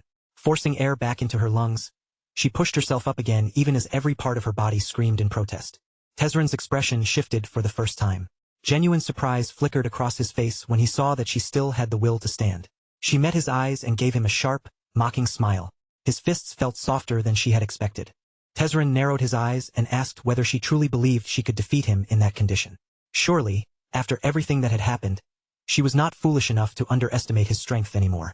She answered honestly. He had only caught her off guard because she had never expected an aura user to wield magic. Tezzeret did not deny it. He admitted plainly that he used magic. And because she had dropped her guard, she had paid for that mistake with a critical hit. Her fingers tightened around her weapon. As long as a warrior still held a sword, that warrior was not defeated. She called him by that crude nickname again, refusing to give in even with her words. Tezzeret let out a faint sigh and said it would be unfortunate to kill her. He suggested that she surrender instead. If she agreed to serve him, he said he would even take care of her. Despite the blood at her lips, she laughed. Then she rejected him without hesitation, saying he was far too ugly to even consider. She called him a madman and told him he was weak, hiding behind scraps of armor to cover up his own inadequacy. For a fragile second, Enia's thoughts turned inward. If she allowed the other elf to die here, Reifenhart would surely be hurt. And at the same time, the other elf knew perfectly well that Enia could not defeat Tezzeret in her current condition. Then a sharper thought pierced her heart. Would Reifenhart grieve if she died too? The answer hurt more than any of her injuries. Regret slowly washed over her. There were still so many things she had wanted to do beside him, so many moments she had imagined sharing with him. There were paths they had never walked together. But now everything was closing in on one final exchange. She understood that she could not win this fight as she was. Still, if she had to fall, she would not fall without taking something from him. Even if it cost her life, she decided she would take one of Tezzeret's arms with her. Tezzeret sensed it before he fully saw it. Her aura suddenly began to rise, but it was not reckless or wild. The control behind it was so precise that even he narrowed his eyes. This was not some desperate attempt to search for an opening. It was deliberate, refined. Thousands of pulses began forming within her aura. Molecules of power collided, fused together, split apart, and repeated that process in perfect sequence. The structure was so intricate that Tezzeret understood something immediately. He could not copy it. If those countless pulses remained sealed within one another without leaking outward, the force packed inside would be overwhelming. This was no ordinary technique. It was the ultimate move of the Snow Queen, the greatest warrior the elves had ever produced. Enya raised her weapon. Then the absolute spear was unleashed. Even as she prepared the attack, Tezzeret continued to mock her. He said it was a pity. If she truly wanted to hurt him, then perhaps this fight might have been worth his time. Enya fired back at once, pointing out how amusing it was that he suddenly wanted to act like a pure martial artist after using magic so freely just moments earlier. Then the absolute spear ripped forward through the air. For the first time, Tezzeret's expression changed. The power racing toward him was not something he could casually stand there and absorb. For a brief instant, real shock crossed his face. He even thought of using his own Kinsa raking blast and wondered whether that would be enough to stop it. Then the air twisted. At the exact decisive moment, the Demon King, Reifenhart, appeared directly in front of Tezzeret. The Snow Queen's eyes widened as emotion rushed through her all at once. Relief, gratitude, and something deeper that she could not even put into words. But her body had already reached its limit. The moment that tension broke, all of her strength disappeared, and she collapsed. Reifenhart moved immediately, catching her before she could hit the ground. She looked up at him weakly and told him she was fine. Then, with quiet relief in her voice, she added that he had come for her first. Watching from the side, the other elf felt a small sting of jealousy. And somewhere in her fading thoughts, Enya admitted that this time, she had lost. Reifenhart gently steadied her in his arms before turning toward the other elf. Ceres, he asked whether she was hurt. Ceres answered that she could still stand. Reifenhart's eyes stayed on both of them for a moment, checking carefully for any injuries serious enough to threaten their lives. Then he noticed Cardamite. The dwarf was lying motionless on the frozen ground. Reifenhart's expression immediately hardened. An Ori user of that level had been defeated by what appeared to be nothing more than a metal golem. Tezzeret's voice broke the silence, calm and steady as he said that they had met again. Reifenhart looked at him without showing any emotion. Then he remarked that he had not known golems were capable of speaking. In response, Tezzeret lifted a hand and removed the mask covering his head. The instant Reifenhart heard Tezzeret's name coming from inside that towering pile of armor, something dark flashed across his eyes. Anger rose in him without restraint. His gaze traveled over the absurd bulk of metal, and he sharply demanded to know what ridiculous appearance Tezzeret had chosen to wear this time. He even compared it to something Stefan might have dragged out of some forgotten ruin, asking whether Tezzeret had found a strange relic somewhere and decided to wrap his entire body in it. Tezzeret remained calm. He explained that the armor was not a costume and certainly not meaningless decoration. It was an artifact designed to gather an ancient force known as LS, the adamant drill suit, a relic forged to channel overwhelming power into one single vessel. Reifenhart gave a dry, mocking laugh and admitted that Tezzeret had indeed found something impressive to hide behind. Then he added that if their master could see the spectacle, he would probably cry in his grave from sheer disappointment. At those words, Tezzeret's expression changed. Their master was not dead. He corrected Reifenhart quietly, saying that the man was still alive. The realization hit Reifenhart immediately. He understood that his thoughts had slipped past his guard and escaped from his mouth before he could stop them. A faint trace of embarrassment passed through Reifenhart, though nothing showed on his face. Instead, he simply looked Tezzeret over and remarked that he seemed to have fallen into quite a state. Tezzeret's voice hardened at once. Everything he had done was for humanity's future. If he had to endure humiliation or wear some ugly shell to reach that goal, then none of it mattered. With his resolve completely unwavering, Tezzeret declared that this nightmare would end here. Then he addressed Reifenhart directly. Demon King. Reifenhart did not hesitate for even a moment. He turned toward his subordinates and ordered them to gather everyone and evacuate onto the Zeppelin immediately. He would handle this opponent himself. Then his eyes shifted to Enya, and he told her to leave with the others. She refused instantly. Reifenhart was not the only monster standing on that battlefield. As Reifenhart glanced around, he noticed Felina nearby. After a brief pause, he changed his order and told Enya to take responsibility for her instead. Enya answered with quiet confidence, telling him not to worry about her. She was stronger than she looked. Before turning away, Enya warned him to stay careful. The armor itself was already dangerous, and Tezzeret was also a high-ranking mage. Reifenhart answered calmly that he knew exactly what he was dealing with. Then he stepped forward to intercept Felina. Felina glanced toward Tezzeret and asked what she should do about the ones trying to escape if she went after the ice elf. Tezzeret answered without hesitation, "Let them run." Killing a powerful aura user mattered far more than chasing scattered prey. One decisive kill was worth more than a dozen meaningless pursuits. Reifenhart stepped forward and called Tezzeret out in front of everyone. Fury burned through his voice as he demanded justice for what had been done to his friend. He swore that he would personally calm Cardamite's restless spirit after Tezzeret had taken his life without mercy. Tezzeret did not flinch. He said the man who had once stood beside them no longer existed. What remained, he promised, would show Reifenhart the true power of Jim Unbreakable. They moved at the exact same instant, closing the distance in a blur. When their fists collided, the impact exploded through the air like a cannon firing at point-blank range. Tezzeret's eyes sharpened as he watched every piece of Reifenhart's movement. He measured the angle of each attack, the balance behind his stance, and the precise timing in every shift of his body. Even though Reifenhart was known as a mage, the raw force behind his physical attacks was far from ordinary. A trace of respect flickered through Tezzeret's mind, but instead of calming him, it only made him more excited. Every time Reifenhart attacked, Tezzeret met the blow with exact control, blocking it at the final possible inch before it could break through. And with each clean defense, Tezzeret's confidence kept growing until quiet mockery began creeping into his thoughts. Then, without warning, Tezzeret invoked Gastrizian. The air twisted around his arm as the technique came alive.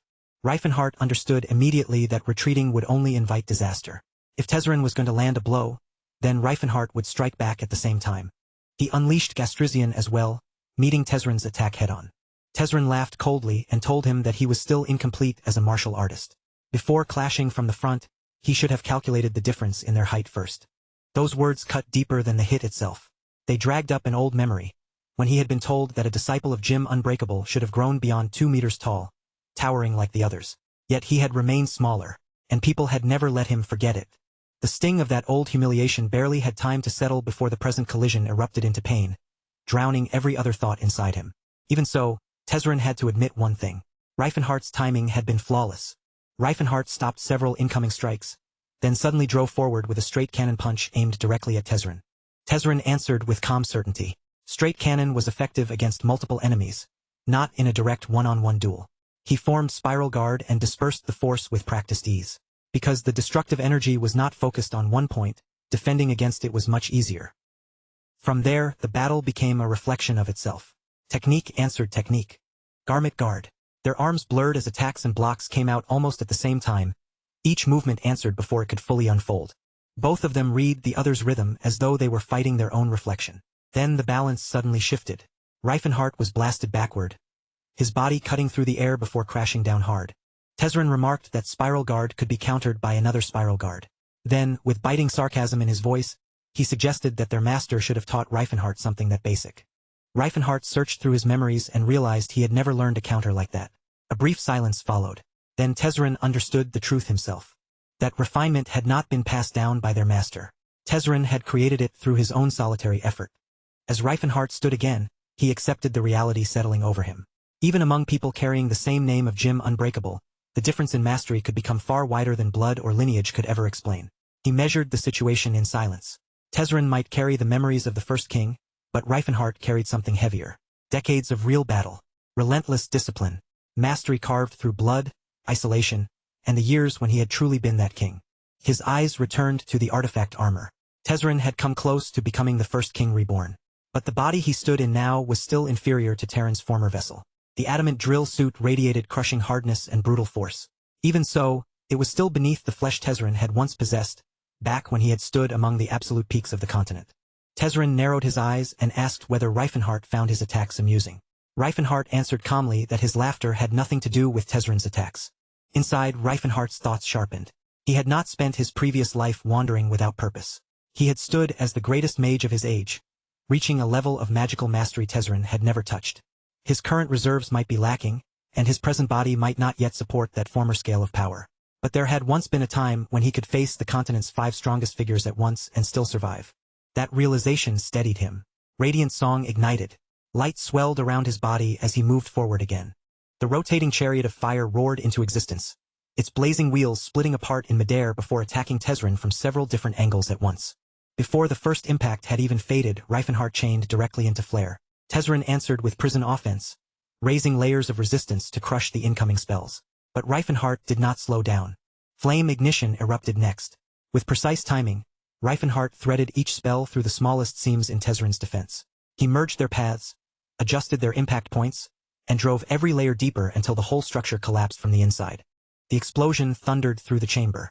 Tezzeret's armored body slammed hard into the wall behind him. Blood rose to Tezzeret's lips as he forced himself upright. Shock flickered across his face. How could spells that simple carry so much force when they were executed with such ruthless coordination? His mind raced as he realized something was wrong. Reifenhart had cast those spells without forming hand signs. Confusion hardened into disbelief. Before Tezzeret could speak, Reifenhart gave him the answer. He had rewritten them. Traditional gestures were inconvenient in close combat. So Reifenhart had dismantled the somatic foundation of each spell and rebuilt it around the movements of Jim Unbreakable itself. Tezzeret froze. The basic motions of their martial school, breathing patterns, pivots, thrusts, guards, had been turned into the casting framework for high-tier magic. Martial forms had become incantations. Punches had become somatic triggers. Footwork had become spell structure. The idea struck him harder than any physical blow. Somatic gestures had never been random movements. Their purpose was to lock mana into exact values and shape invisible currents with mathematical precision. For generations, archmages had spent entire lifetimes perfecting the smallest details. The angle of a wrist, the spread between two fingers, even the timing of each breath between motions. Every adjustment existed for one reason, to draw the greatest possible efficiency from mana. Yet standing before Tezzeret was a man who had shattered all of that accumulated tradition in a fraction of the time. Reifenhart had not simply polished the old methods. He had torn them apart and rebuilt them from the foundation. Techniques meant to destroy opponents with martial force had become casting matrices in his hands. Centuries of magical orthodoxy had been replaced by his own ruthless logic. Every punch carried precise mana ratios, every turn redirected the flow, and every guard reshaped the path of power itself.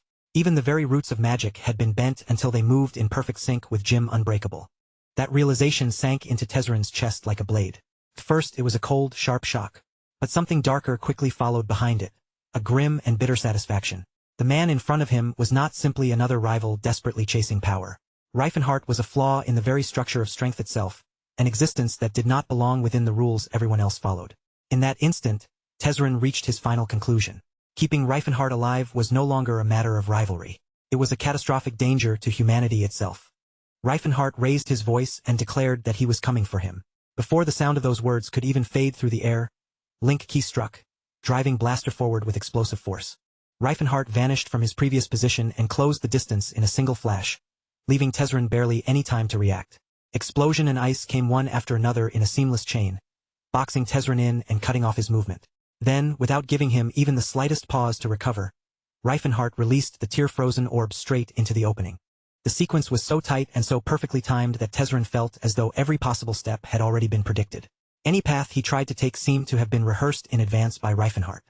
Just one instant of being frozen would be enough. One brief mistake and the entire battle would be decided on the spot. Then darkness suddenly dropped over the battlefield. Barrier of dark swallowed Tezzeret's vision whole, burying everything around him beneath a thick black veil. Tezzeret recognized the spell immediately.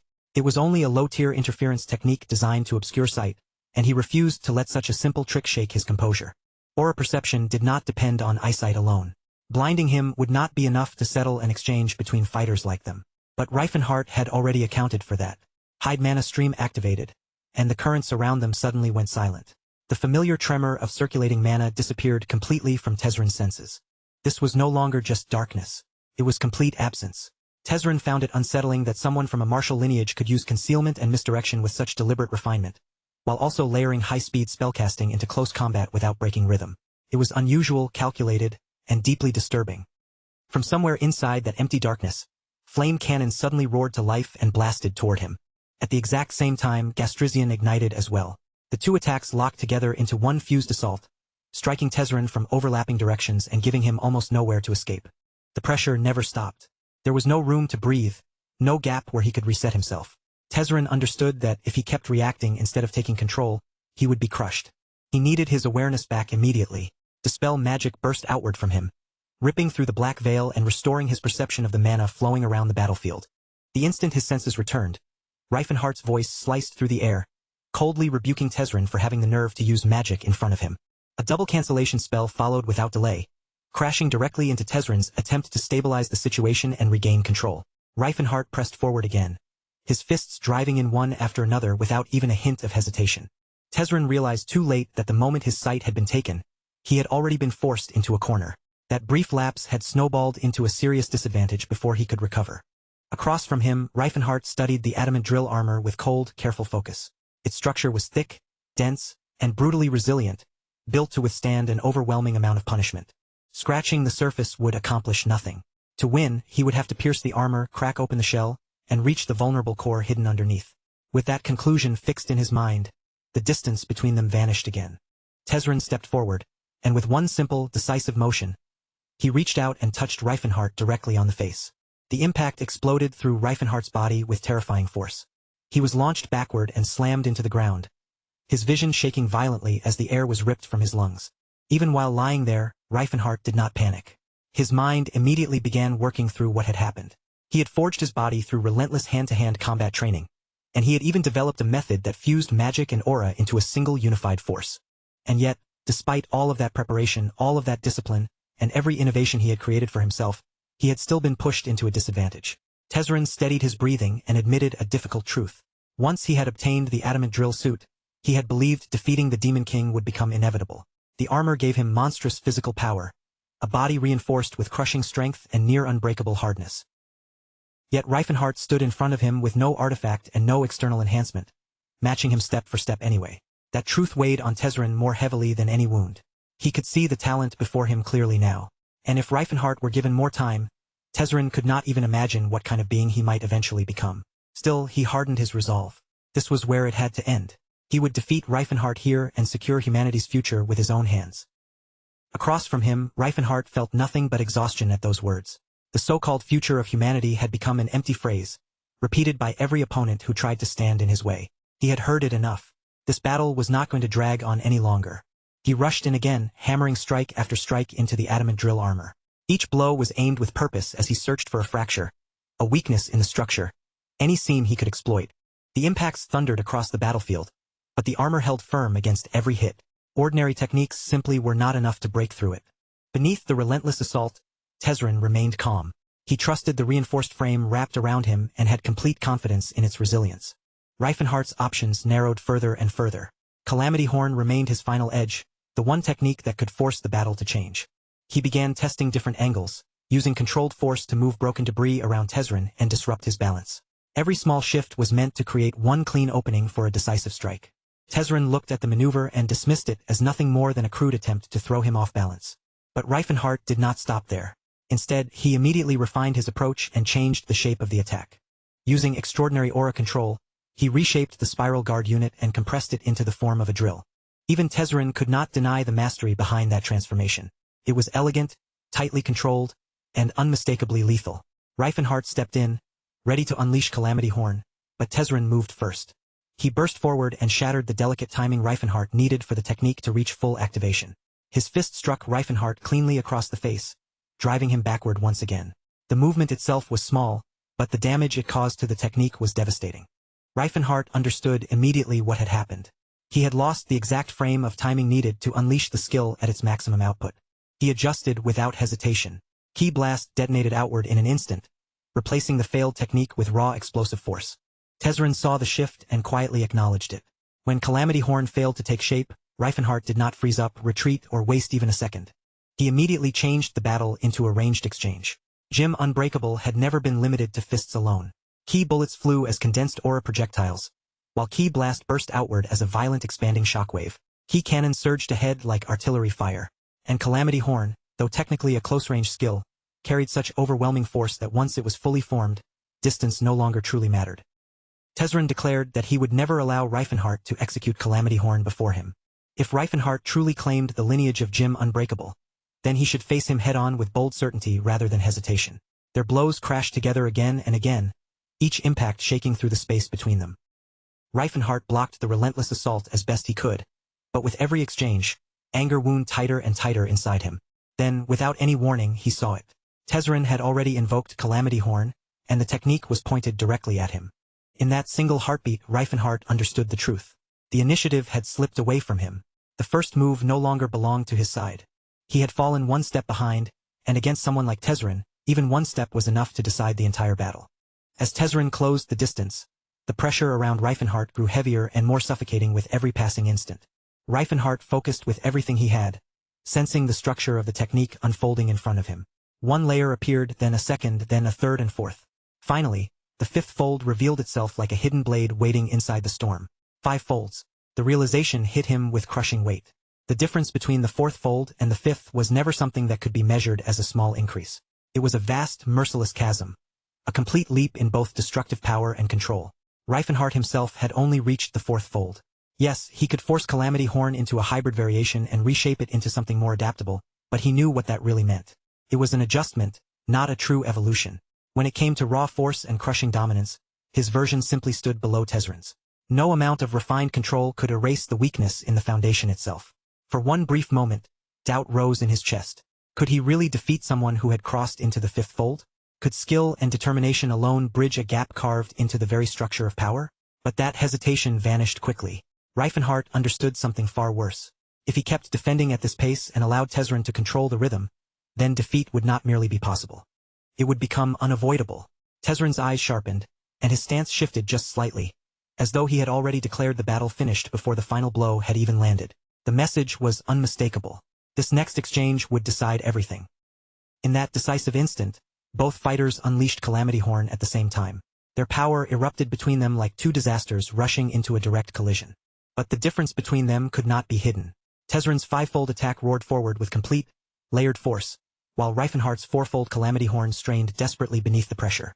The gap in their realms appeared openly before them, and the crushing superiority of the fifth fold became impossible to deny. Tezrin and Reifenhardt released Calamity Horn in the exact same heartbeat. Two monstrous forces took shape in the air, then slammed directly into each other without either side giving way. The collision exploded with such terrifying force that the entire battlefield began to break apart beneath it.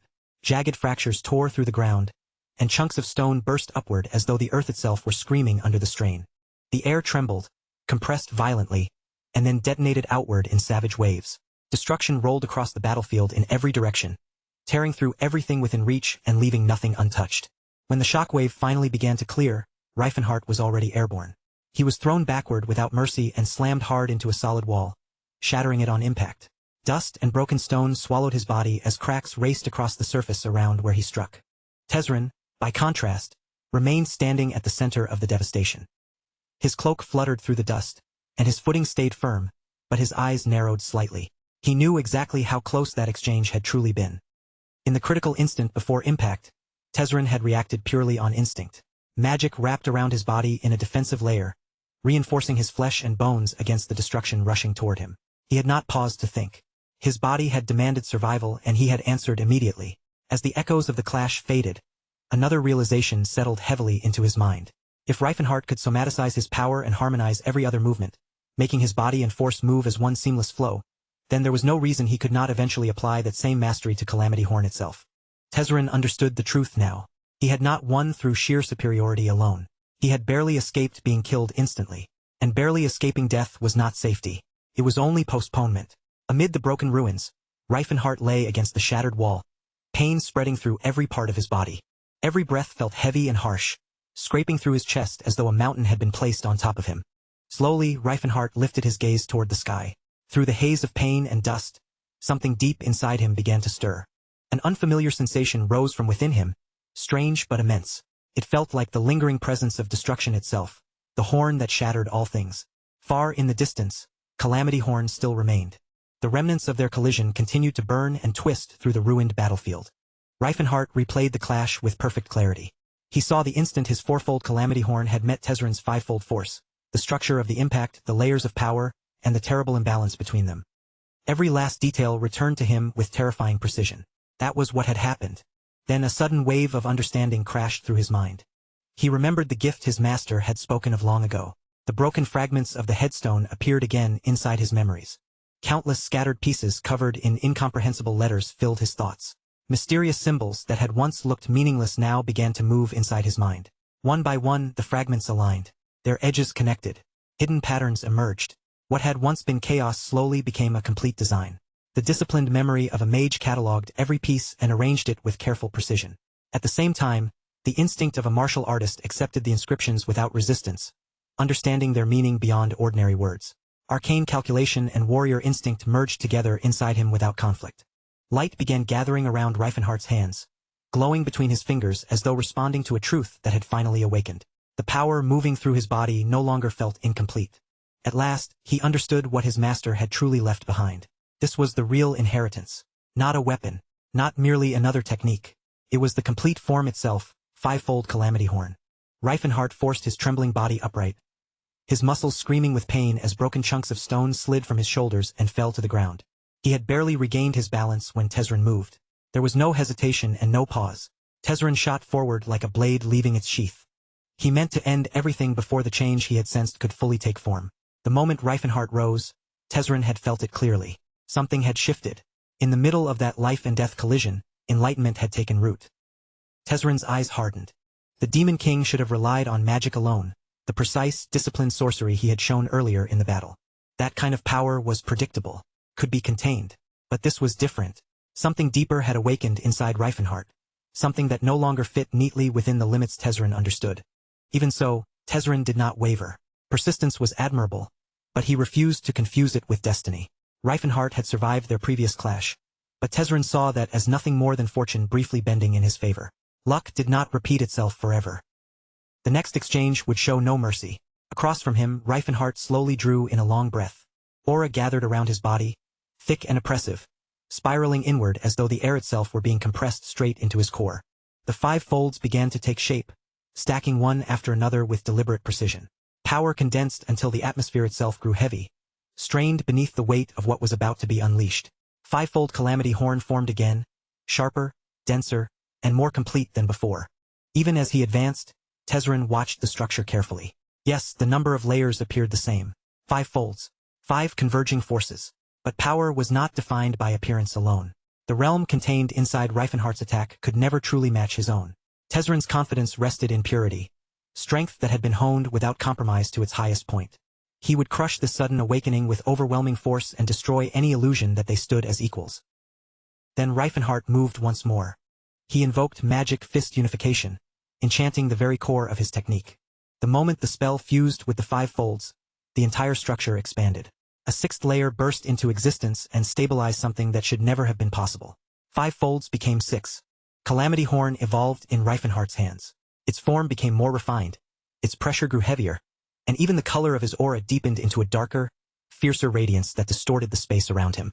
Tezrin saw it clearly. He understood the transformation, but he did not slow down.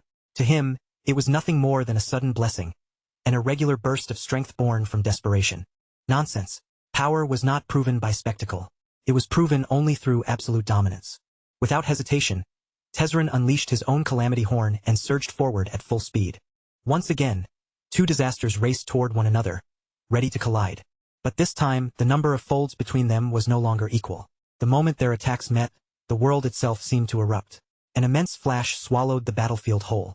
Light exploded outward with blinding, violent ferocity. The shockwave ripped through both earth and sky, sending tremors racing across the land as the impact spread far beyond the battlefield. The burst of light was so violent that even inside the distant palace, the king saw it. An ominous flare suddenly split across the horizon.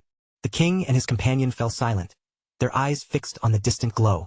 Neither spoke as they wondered what could have created such an unsettling light, while the ground beneath their feet trembled like a quiet warning. At the far edge of the battlefield, steel and sorcery continued to crash together without giving either side a moment to breathe. Inia made the first move. Her blades of east carved through the air in sharp, converging arcs, all of them racing straight for Felina's throat with swift, merciless precision. Felina did not panic. A translucent shield of arcane force unfolded in front of her at once, catching the incoming blades in a violent burst of sparks and scattered mana. The impact rang across the battlefield, but neither woman gave up even a single step of ground. As their exchange continued, Inia's gaze gradually sharpened. For someone as young as Felina, her command of magic was abnormal. Her spells came together cleanly, her defensive layers formed with frightening precision, and her awareness of the battlefield was even more unsettling. She did not react after an attack had fully taken shape. She moved the instant her opponent's intention shifted. Inia began wondering where that ability came from. Was it raw instinct born from exceptional talent, or insight forged through endless experience? Across from her, however, Felina felt none of that confidence. Beneath her calm exterior, she knew how many times she had nearly died already.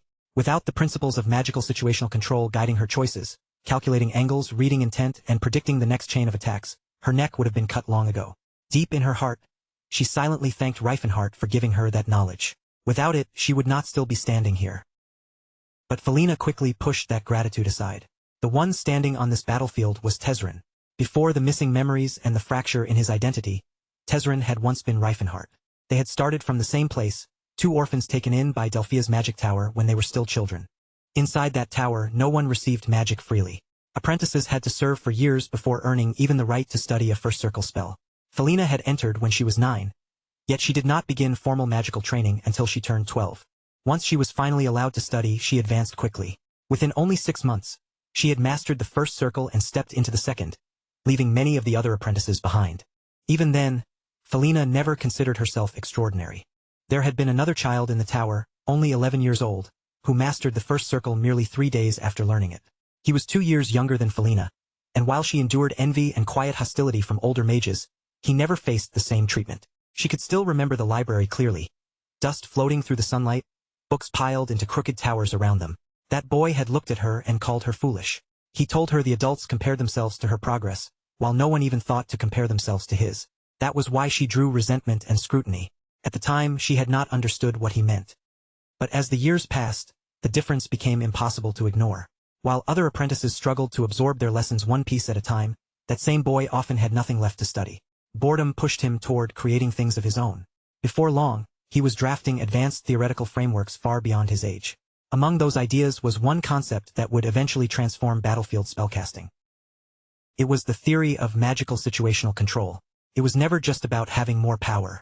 It focused on causality itself, collecting information in real time, analyzing every variable, predicting chains of cause and effect, and controlling the direction of a battle before it fully unfolded.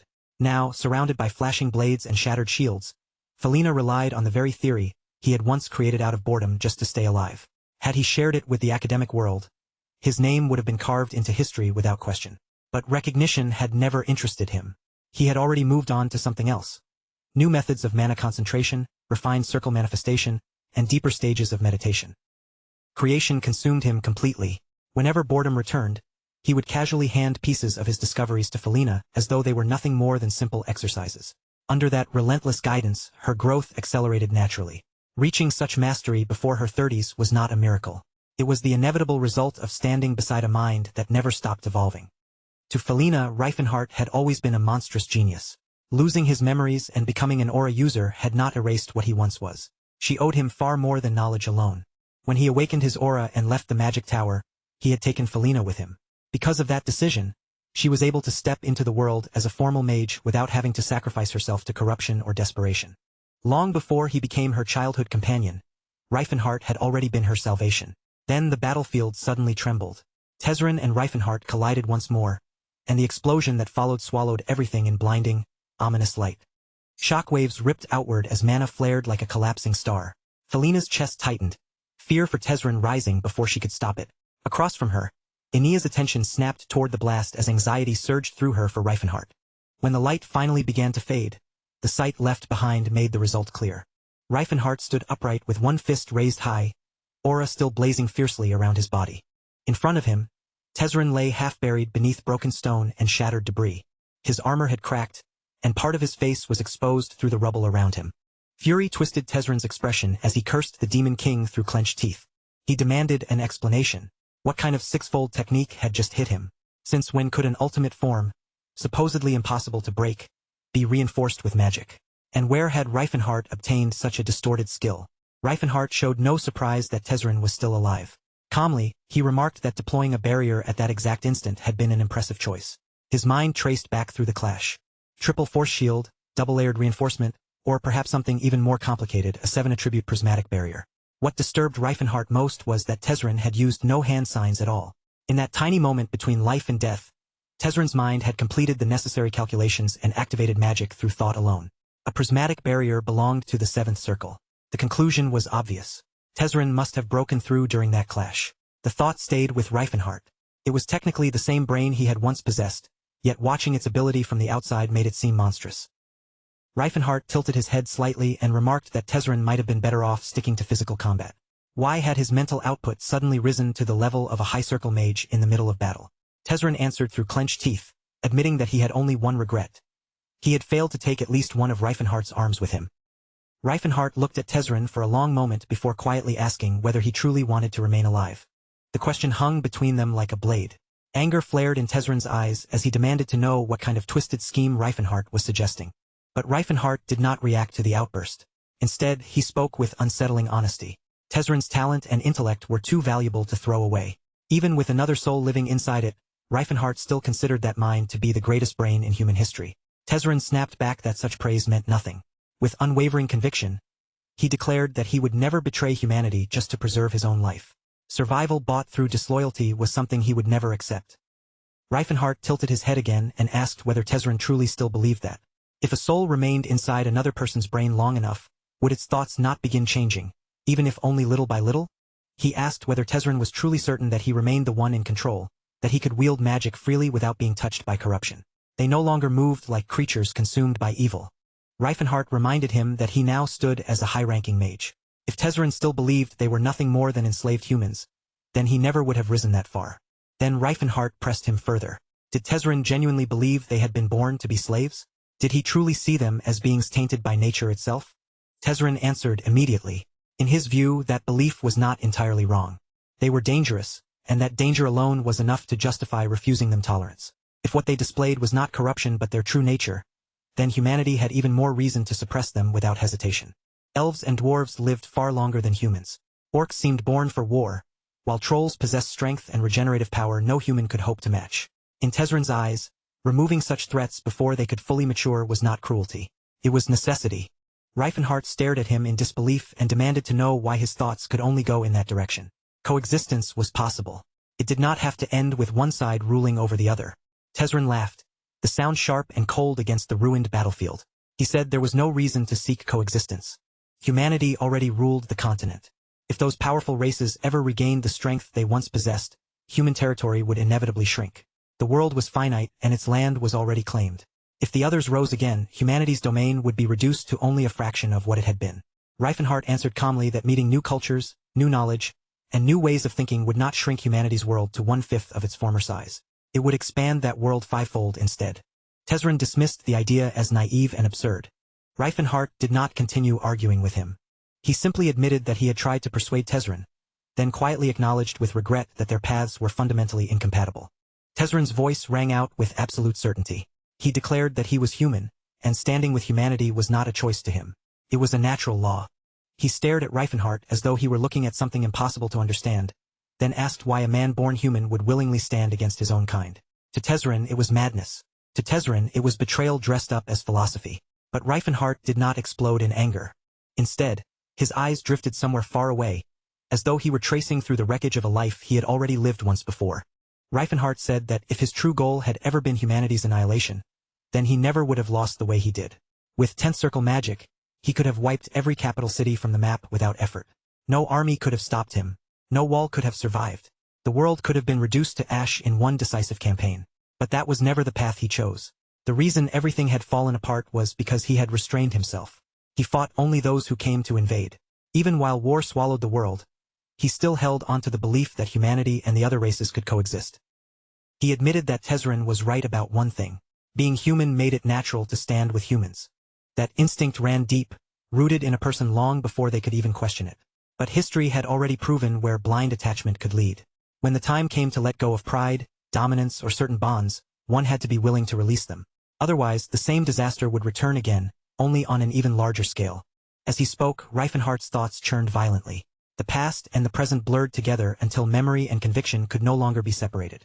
And while those conflicting choices continued to whirl inside him, someone else watched the entire exchange in silence. Felina stood nearby, taking in every word and every shift in his expression, as though she were watching the fragile boundary between the man he had once been and the man he was slowly becoming. Then Felina stepped forward without hesitation. She planted herself directly in front of Reifenhart and raised the Thunder God's mace in her hand, her resolve completely unshaken. The moment she brought her arm down, lightning blaster erupted from the head of the weapon. Before that first bolt had even finished tearing through the air, she chained the spell into multiduplication. What should have been one devastating strike split into an entire storm. Violent streaks of lightning multiplied across the battlefield and crashed down again and again in relentless succession. Blinding flashes swallowed the surroundings as thunder roared without pause, while the earth shook beneath the repeated descent of those replicated blasts. Only after unleashing that barrage did Felina turn toward Tezzeret and sharply call out to him, demanding to know whether he was safe. Even beneath the crackling thunder, the urgency in her voice was impossible to miss.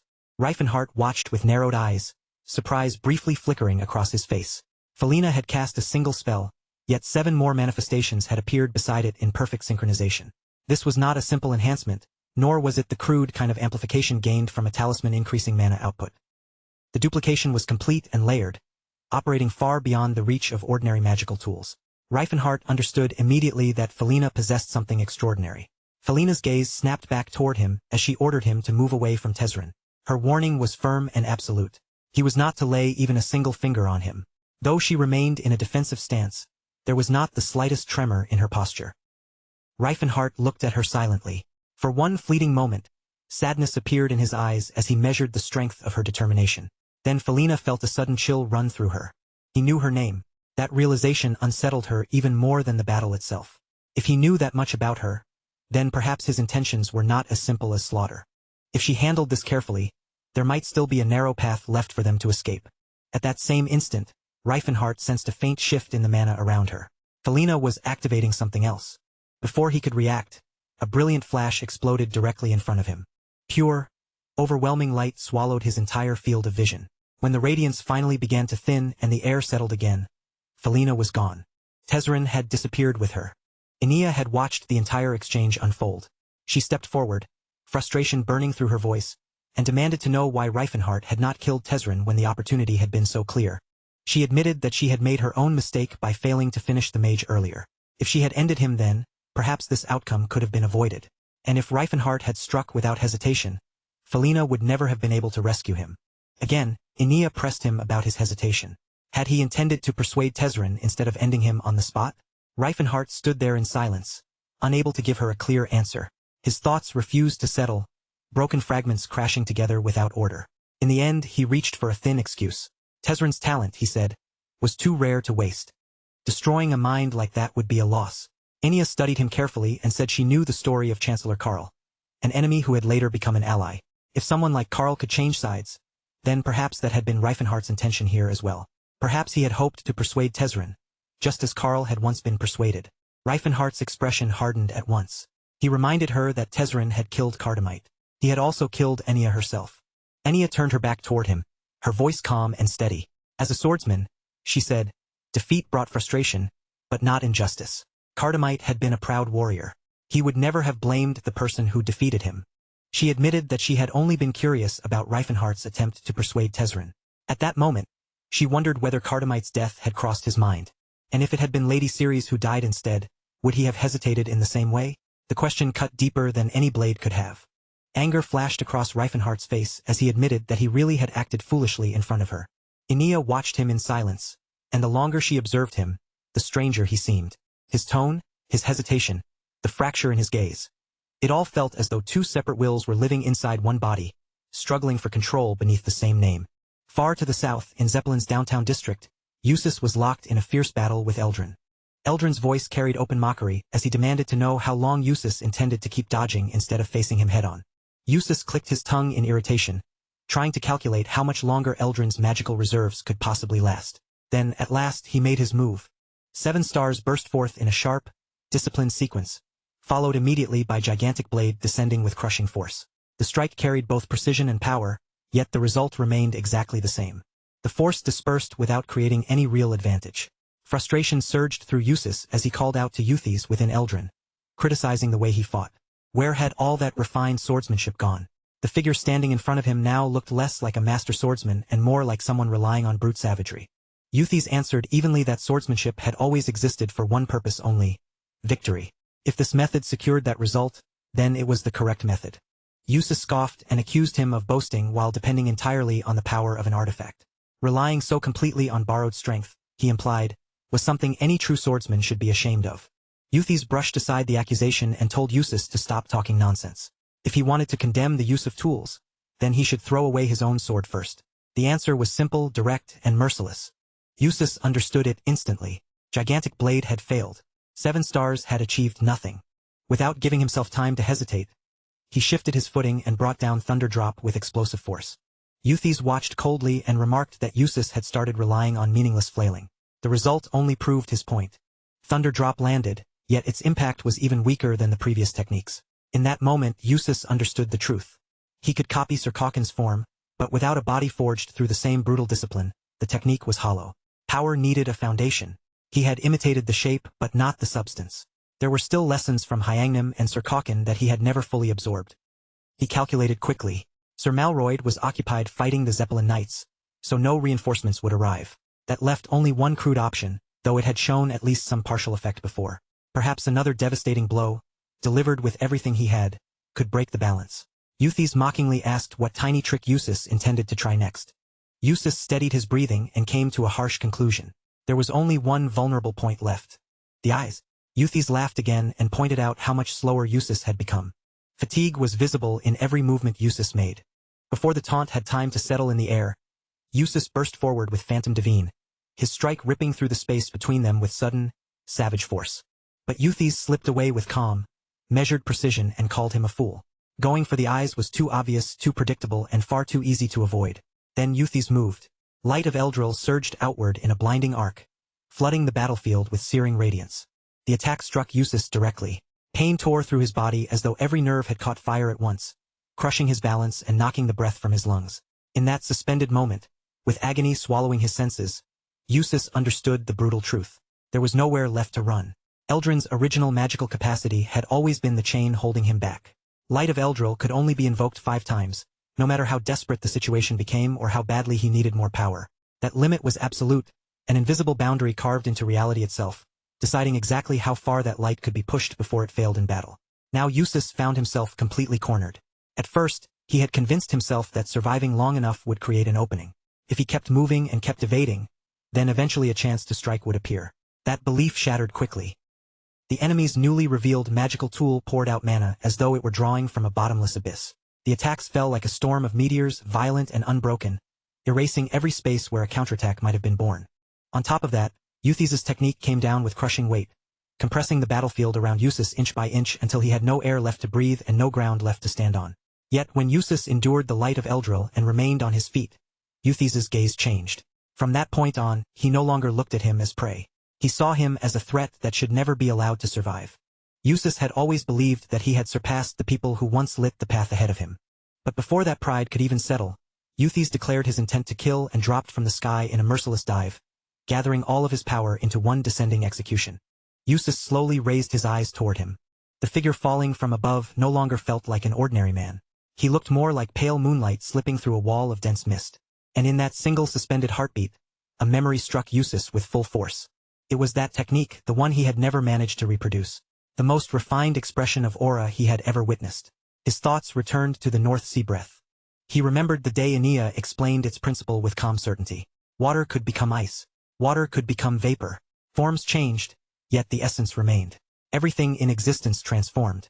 If someone could internalize that transformation and project the scenery of their mind outward through aura, then even the impossible could begin to take shape.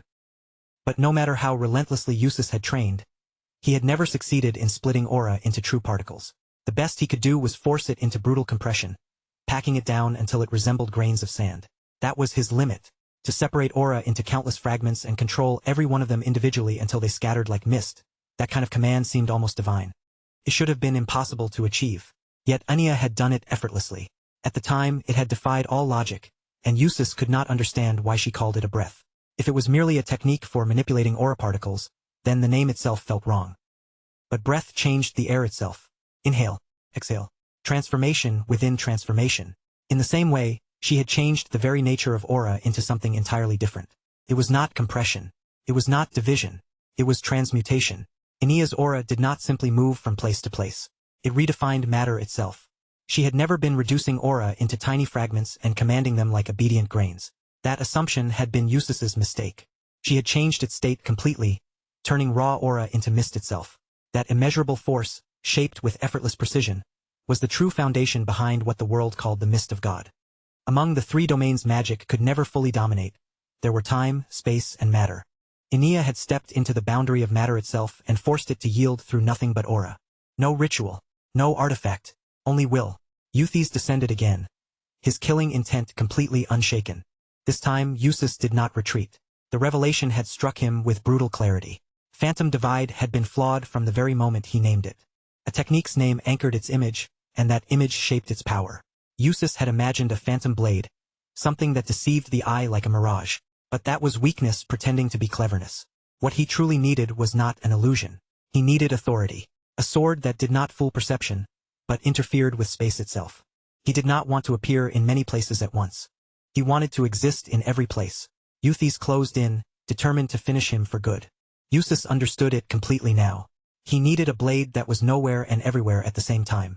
A sword like the void itself, untouched by armor, indifferent to walls, and able to skip across distance to strike directly at the core. If he perfected it, the sword would not need to be fast. It would not need to be precise. It would simply become unavoidable. Eustace invoked Void Sword Horizon. It was not a swing of the blade. It was a decision. The sword cut the instant he decided it would cut, and it passed harmlessly like light whenever he chose not to strike. Space did not resist it because the blade was no longer traveling through space at all. A sword that transcended distance was something no defense could truly confront. Even as that understanding settled into him, Eustace forced down the arrogance trying to rise in his chest. When the clash ended, Euthy's lay collapsed on the ground. He demanded death. He spat curses through clenched teeth. Even in defeat, his pride refused to bow. Eustace stepped forward and leveled his sword at him, declaring that their long and bitter connection would end here. The time had come to sever it completely. His blade moved. But instead of taking Euthy's life, Eustace cut away the covering around his head. The cloth fell away, revealing his face beneath it. "I will not kill you." Euthy stared at him, unable to understand what he had just heard. Mercy made no sense to him. Eustace gave his reason plainly. Eldrin carried healing magic within it. It could not restore a severed limb, but it would keep him from dying of blood loss. Euthy's wounds would not kill him. Rage immediately ignited in his eyes.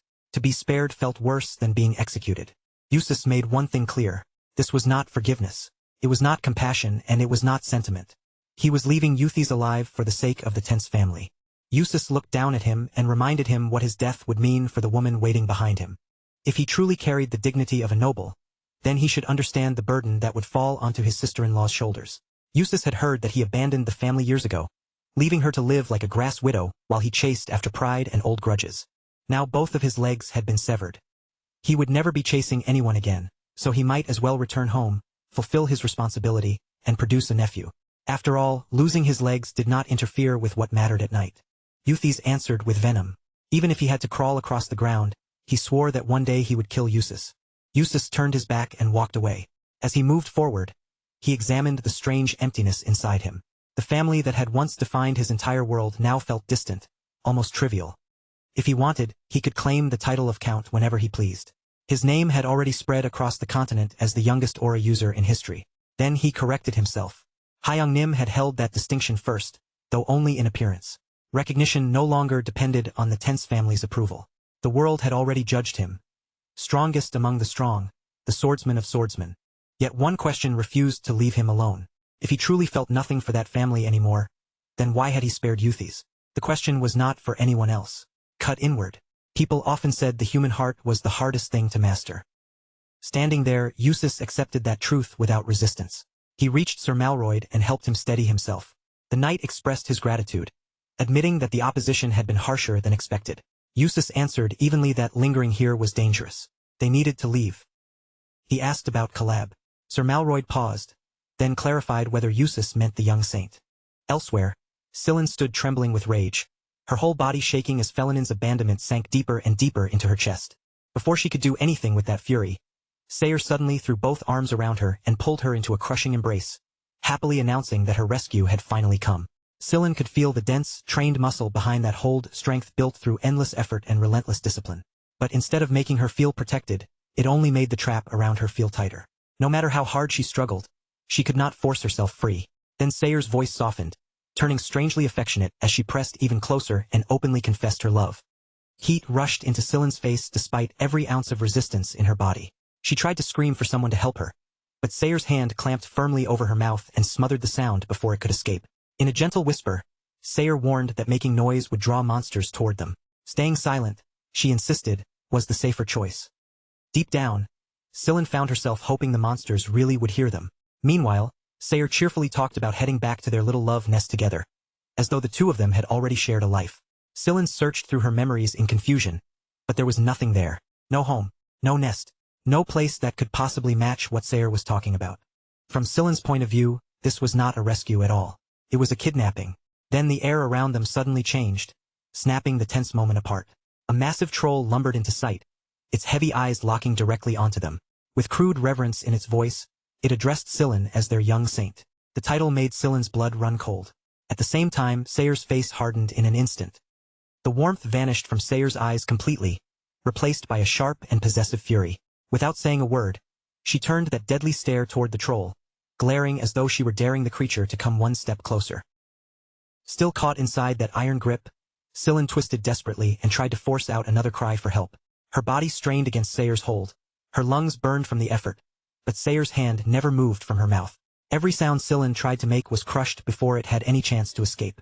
Sillin kept fighting against the hold, dragging breath into her lungs and trying to shape actual words through the barrier of flesh and panic. She needed the troll to understand what was happening. She was not Sayer's companion. She was being taken against her will. Someone needed to be called. Anyone at all. But the sounds that came out were broken and muffled, dying before they could form anything understandable. The troll's heavy expression only grew more confused. Sillin began to fear that it had misunderstood everything, perhaps believing that the two humans were simply enemies facing each other. She desperately tried to signal the truth. Inside the Zeppelin, every being except non-humans was treated as an enemy by default. Had the troll understood that yet? At last, the troll's expression shifted. In a deep voice, it ordered the other human girl to release the young saint. Then it stepped forward toward Christine. Sillin strained even harder, trying to urge Christine with her eyes alone to retreat immediately and call for reinforcements.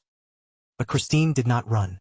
Instead, she looked the creature over with open contempt and coldly questioned how something like it could even exist inside the city. She mocked the absurd sight before her, sneering about useless beings wandering around where they clearly did not belong. Then, without warning, the pressure over Sillin's mouth disappeared. Air flooded back into her lungs, and the first words she forced out were urgent. She told the troll to run at once. But before it could react, Sayer moved to strike. The troll did not hesitate for even a second. Its body swelled as its muscles expanded with sudden force, and it launched a brutal kick toward the junior green forest with explosive power. At the same moment, an enchantment began to take shape in the air around the troll, its power gathering visibly around its massive frame. Seeing the attack coming, Sayer flung Sillin backward without hesitation, clearing space between them as the confrontation erupted. Christine flinched in shock and immediately demanded to know whether Sillin had been hurt, insisting that she had not been the one to start the attack. Even while the troll let out a low, unbothered laugh, the creature calmly introduced herself. She was Tidima, Athilka's Paguru. The unfamiliar word struck something inside Sillin's memory. Paguru meant successor in the troll language, the one selected to inherit another's path. That meant Tidima was not some wandering shaman who had appeared by chance. She was Athilka's chosen successor. Sillin's thoughts sharpened immediately. Trolls did not worship gods, and their people were not divided into priests, warriors, or mages like humans. Their entire culture centered on spirits and nature, with no divine hierarchy ruling over them. Among trolls, there were only gurus, shamans who dedicated their lives to achieving perfect harmony with the natural order. Every structure they raised, every child they welcomed into the world, and every harvest they gathered depended on shamanistic power. A guru was everything at once. A healer, a priest, a high priest, a warrior, and even a chief. And Tidima was far more than an ordinary guru. She was the heir of a great one, someone respected even among her own people. To stand as Athilka's successor meant possessing strength far beyond the ordinary. Tidima stepped forward again, and Sillin steadied herself before calling out to her clearly. The troll answered by addressing her once more as the young saint. Sillin corrected her, telling Tidima that she could simply call her Sillin. Tidima accepted the name, though a faint irritation flickered in her eyes. To her, names were not things meant to be spoken so casually. Sillin then pointed directly at Sayer and stated without hesitation that the woman standing before them was their enemy. Tidima gave a small nod, making it clear that she had already understood. The instant the trolls came closer to Sillin, Christine's eyes darkened. Jealousy twisted across her face as she stared coldly at the creature and accused it of trying to seduce him. Before anyone had the chance to answer, Sayer's blade flashed out from its sheath with a sharp metallic cry that sliced through the air. But Sillin's attention was no longer focused on the argument unfolding in front of her. Something else had seized her entire focus.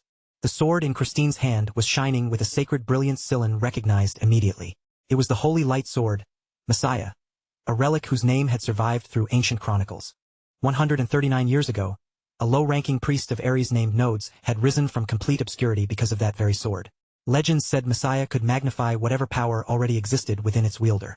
In the hands of a swordsman, it could multiply physical strength to incredible levels. For a mage, it could swell magical reserves. For a cleric, it could deepen divine authority. The blade did not create talent where none existed. It only amplified what was already there, turning a small spark into a roaring flame. And seeing such a legendary weapon in Christine's hands made Sillin wonder how she had ever obtained it. Christine laughed with open contempt, venom dripping from every word as she threatened to tear them apart and hurled more insults at the troll. Then she moved. The moment Christine launched her attack, the troll felt it. A violent surge of power suddenly bursting from Christine's body. Messiah had once been a gift from the Great Silver Age, a sacred symbol of devotion and love. Those who were struck by it were supposed to consider themselves honored by its holy light. Christine declared that it should be a privilege for the troll to fall beneath Messiah's radiance. But history painted a very different picture. After Priest Nodes died, the sword slowly faded from the world's memory. It could make its bearer stronger, but its limits had always been undeniable. It could imitate the strength of an aura user, but it could never truly turn someone into one. Against genuine powerhouses, Messiah was little more than a beautifully decorated relic with limited worth. The sword allowed mediocre fighters to briefly brush against the level of first-rate skill, but only for a fleeting moment. That illusion of greatness had driven weaker warriors to fight over it again and again, until the weapon eventually vanished from the records entirely. Sillin exhaled slowly, remaining calm as she began weaving divine words into the air. She called upon Phalanons and asked for its blessing to grant her servant the heart of a lion. She asked for the arms of a giant to wield the blade, the piercing sight of a hawk to see through danger, and the unyielding legs of a bull to crush the enemy beneath them. Light poured into the troll like liquid fire, and Titama's body became lighter, stronger, and sharper in every possible sense. Titama looked directly at Christine and calmly announced that she had become stronger. Christine answered with nothing but another insult, spitting out the words filthy troll with pure contempt. Sillin's voice turned hard and firm. Now, he said, Christine would finally understand the terror of a priest who possessed genuine physical resilience. He ordered Titama to finish the fight while he maintained his support from behind. Even with the holy light sword Messiah blazing in her hand, Christine still had not stepped into the realm of a true aura user. A second-rate fighter was trying to challenge something that had now reached first-rate strength. Against a genuine master, that difference would have crushed her instantly. Titama's natural skill had already been enough to match Christine's own, but Sillin's extraordinary enhancement pushed her into top-tier territory. In that instant, the balance of the battlefield shifted completely. Sillin did not hesitate. Another blessing slipped from her lips as she called upon the power of the flags. At once, Titama felt the wind coil tightly around her limbs, and her speed surged so violently that the ground beneath her feet seemed to blur away. Among the Silver Sages, Messiah had never been considered a supreme treasure. To them, it was useful and adaptable, certainly, but far from extraordinary. Christine, however, could not accept what was unfolding before her eyes. Even while the holy light sword burned brilliantly in her grasp, someone was standing against her. The blade had been forged for universal wielders. Its raw output could rival that of many forbidden artifacts, but Messiah had never been designed to protect its bearer from outside interference or seal away the power of others. It amplified strength. It did not defend anyone's pride. Frustration finally cracked through Christine's composure, breaking the cold confidence she had been trying so hard to maintain. Tears gathered in her eyes as she shouted that Sillin was cheating her. The accusation left Sillin momentarily confused. But Christine's voice trembled as she finally revealed what she truly believed. She believed that only by overcoming trials like this could she prove herself worthy, earn recognition, and someday stand beside Sillin as an equal. Then, without saying another word, Christine turned around and fled. Titama could only blink in stunned confusion. Titama was still staring after the fleeing human, visibly baffled by that strange outburst. Sillin simply told her in a quiet voice to ignore it. That was just the way Christine was. Then Sillin turned back to Titama and thanked her sincerely. Without the troll's strength and timely help, she admitted, she might not have made it out alive. Titama lowered her head at once, looking unexpectedly shy beneath that massive frame. Then, almost unable to contain her warmth, she wrapped Sillin in another firm embrace, one filled with affection rather than restraint. Sillin stiffened in obvious discomfort inside the troll's arms and quickly urged everyone to get moving. By now, the others had probably already abandoned the Zeppelin. Without wasting a second, Titama crouched down and offered Sillin her back. There was such open sincerity in Titama's eyes that Sillin found it impossible to refuse her. Sillin climbed onto Titama's back, then whispered another prayer to Phalanons, asking for her servant to be protected and granted the endurance of a mountain goat. Power settled deep into Titama's muscles, making them steady, tireless, and unyielding. In the very next instant, they disappeared from the dangerous area, racing across the land at terrifying speed. Far to the north, inside Cone Valley of the northern Chatham Principate, the land had long since fallen into decline. It had once been a vital route, linking merchants to the eastern Garan plains of the Kingdom of Krobans. But newer roads had replaced the old paths, trade had moved elsewhere, and the valley had slowly withered into neglect. Now, its forgotten trails belonged mostly to smugglers and people who preferred the cover of shadows over the reach of the law. High above that empty stretch of land, a troll stood watching the barren valley below with quiet satisfaction. At first glance, the Irene wasteland seemed completely lifeless. But little by little, figures began gathering across its open expanse. Those heading toward Antares County were finally coming together, drawn into the same forgotten land as if fate itself had gathered them there. By the time the troll descended, Reifenhart had already returned to the camp. He watched her approach with calm, measured eyes, taking in every small detail without letting anything escape his notice. She stopped directly in front of him and gave her report, respectfully addressing him as Tilka. All 107 of their captured kin had been freed. Not a single one had been left behind, and none of them had died. Reifenhart gave a slight nod. On paper, the losses might have seemed small, he said, but blood was never something to be measured lightly. Even the smallest stain carried its own weight. His voice remained calm and low, yet every word carried the heavy burden of someone who understood what leadership truly cost. The troll lowered her head and called him the White King. Then she asked for permission to sing an old song passed down through her people. When Reifenhart allowed it, her voice rolled through the camp, low, deep, and steady, like distant thunder crossing the horizon. The tears scattered by the sky awakened the seeds of the earth. The seeds that never sprout become nourishment for those that do. The ant devours the grasshopper. The cicada burrows through a lifetime beneath the soil. Life is exhausting, yet it remains beautiful. One comes to know life by living it, yet it is death that guides its course. What pride or emptiness exists within that current? When everything that blooms and everything that fades follows its own will to live and die, only then does it all converge toward a single point. After the final note vanished, silence lingered over the camp. The troll looked toward Reifenhart and asked whether he had understood even a single word of the song. She spoke of the kings among humans and her own king in the same breath, then calmly announced that she would now take her leave. Reifenhart gave no answer.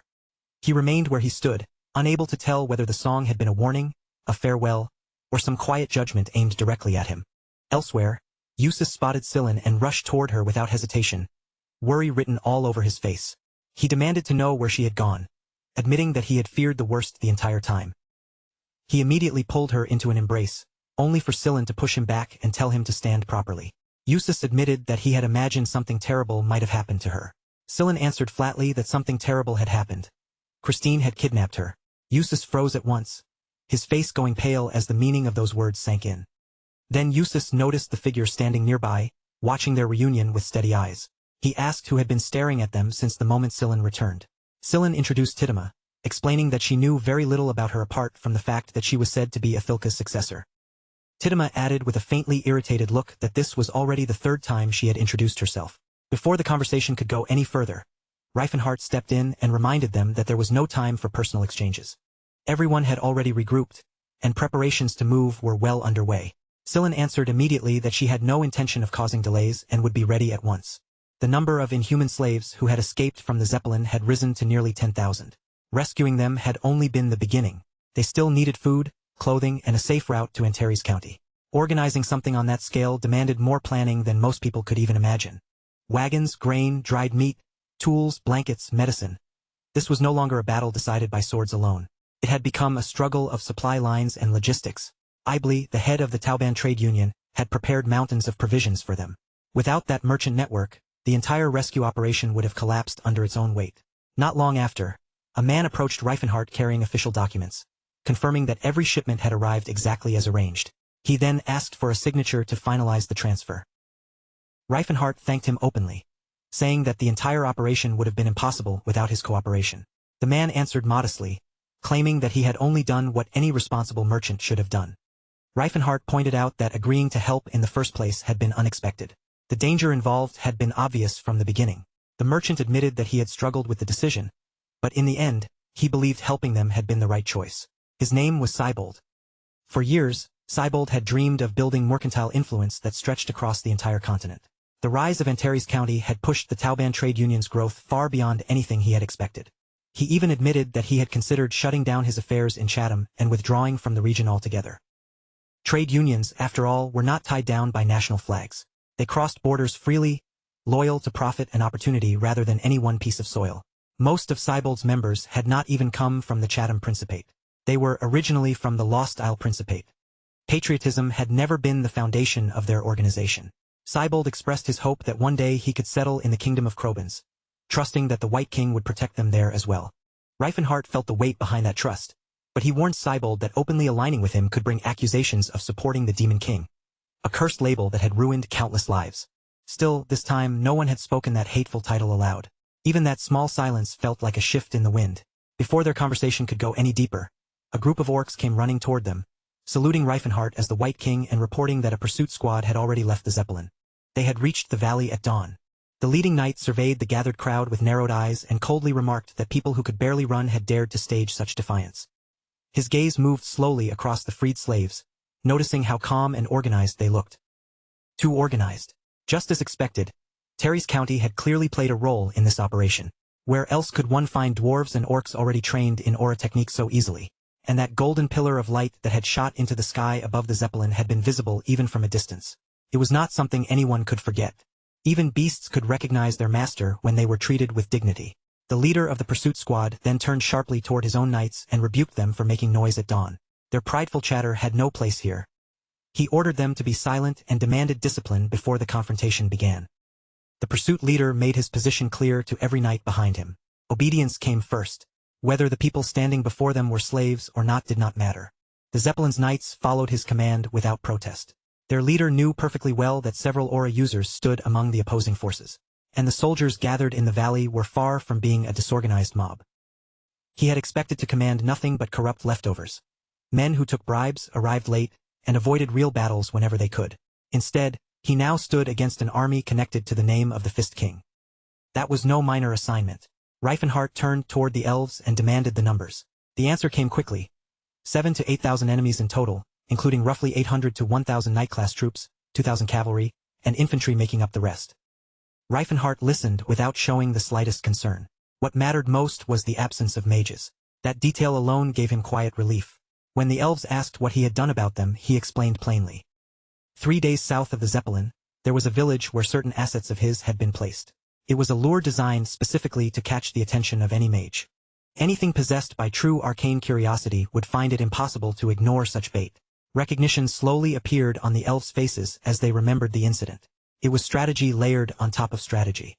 Reifenhart added almost casually that he had once been a 10-circle Archmage. The revelation settled over them heavily. His genius had never been an accident. Ahead of them, the enemy force came to a halt within clear sight and issued its demand. Every non-human race was ordered to surrender immediately. Any resistance would be answered with slaughter. There would be no exceptions. Before anyone else could react, Reifenhart stepped forward. His voice remained steady as he promised the gathered masses that not a single hair on their heads would be harmed. The opposing commander studied him carefully from across the field. Gerard was already over 80 years old. That meant the man standing before him had to be the Fist King of this generation. The commander acknowledged Reifenhart's strength, but his expression remained grim. No matter how powerful one man might be, he said, a single body could never protect 10,000 people. Then he offered his terms. Reifenhart could surrender, or he could turn around now and leave the slaves behind before the fighting truly began. If he chose to withdraw, there would be no pursuit. The knights behind the commander began murmuring among themselves, unable to understand why their leader would offer such mercy. Clath cut their voices off at once. He understood Reifenhart far too well. The White King would never abandon the people he had come this far to save. If retreat had ever been an option, then this entire operation would never have begun in the first place. At the very idea of running away, Reifenhart's laughter rolled across the battlefield, loud enough for both armies to hear. The enemy commander's face tightened with frustration. He raised his voice and ordered his troops forward, commanding them to show the full might of the principality. The knights advanced together as one body. Strength, haste, armor guard, sharpness, demon eyes. Enhancements erupted across their ranks in rapid succession. Aura flared around the formation like steel set ablaze. Clath did not deny the truth of their situation. Whatever flaws the Zeppelin Knights might have carried, they were still the strongest military force in the entire principality. And even if they somehow fell here, the Chaden Knights and thousands more soldiers still waited behind them.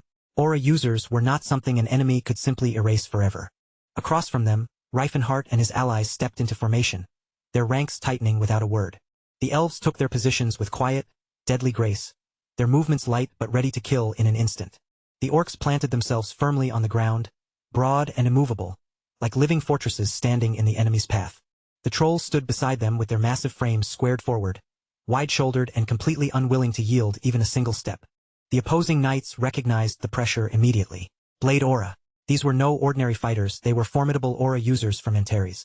Reifenhart raised his voice over the gathering tension and declared that, in the name of miracles, he carried the will of countless people behind him. He was not standing there as one warrior fighting for himself. He stood as the shape of their desperate wish to survive. And for that wish he would oppose anyone standing in his way here and now. The moment the battle burst into motion, Reifenhardt's voice cut cleanly through the clash of steel. He issued his commands at once, sending Eustace and Ania charging straight into the heart of the enemy line. Eustace answered immediately. 7 stars ignited around him as he tore forward with crushing force. Beside him, Ania advanced with Tundra's blade in hand, its freezing edge carving a destructive path across the battlefield. The instant their opening assault began to break the enemy's formation, Reifenhardt brought Malroyd and Solid into the attack as well. Earth resonance exploded outward with a deafening roar, sending violent shockwaves through the ranks of the Zeppelin Knights and ripping apart their formation.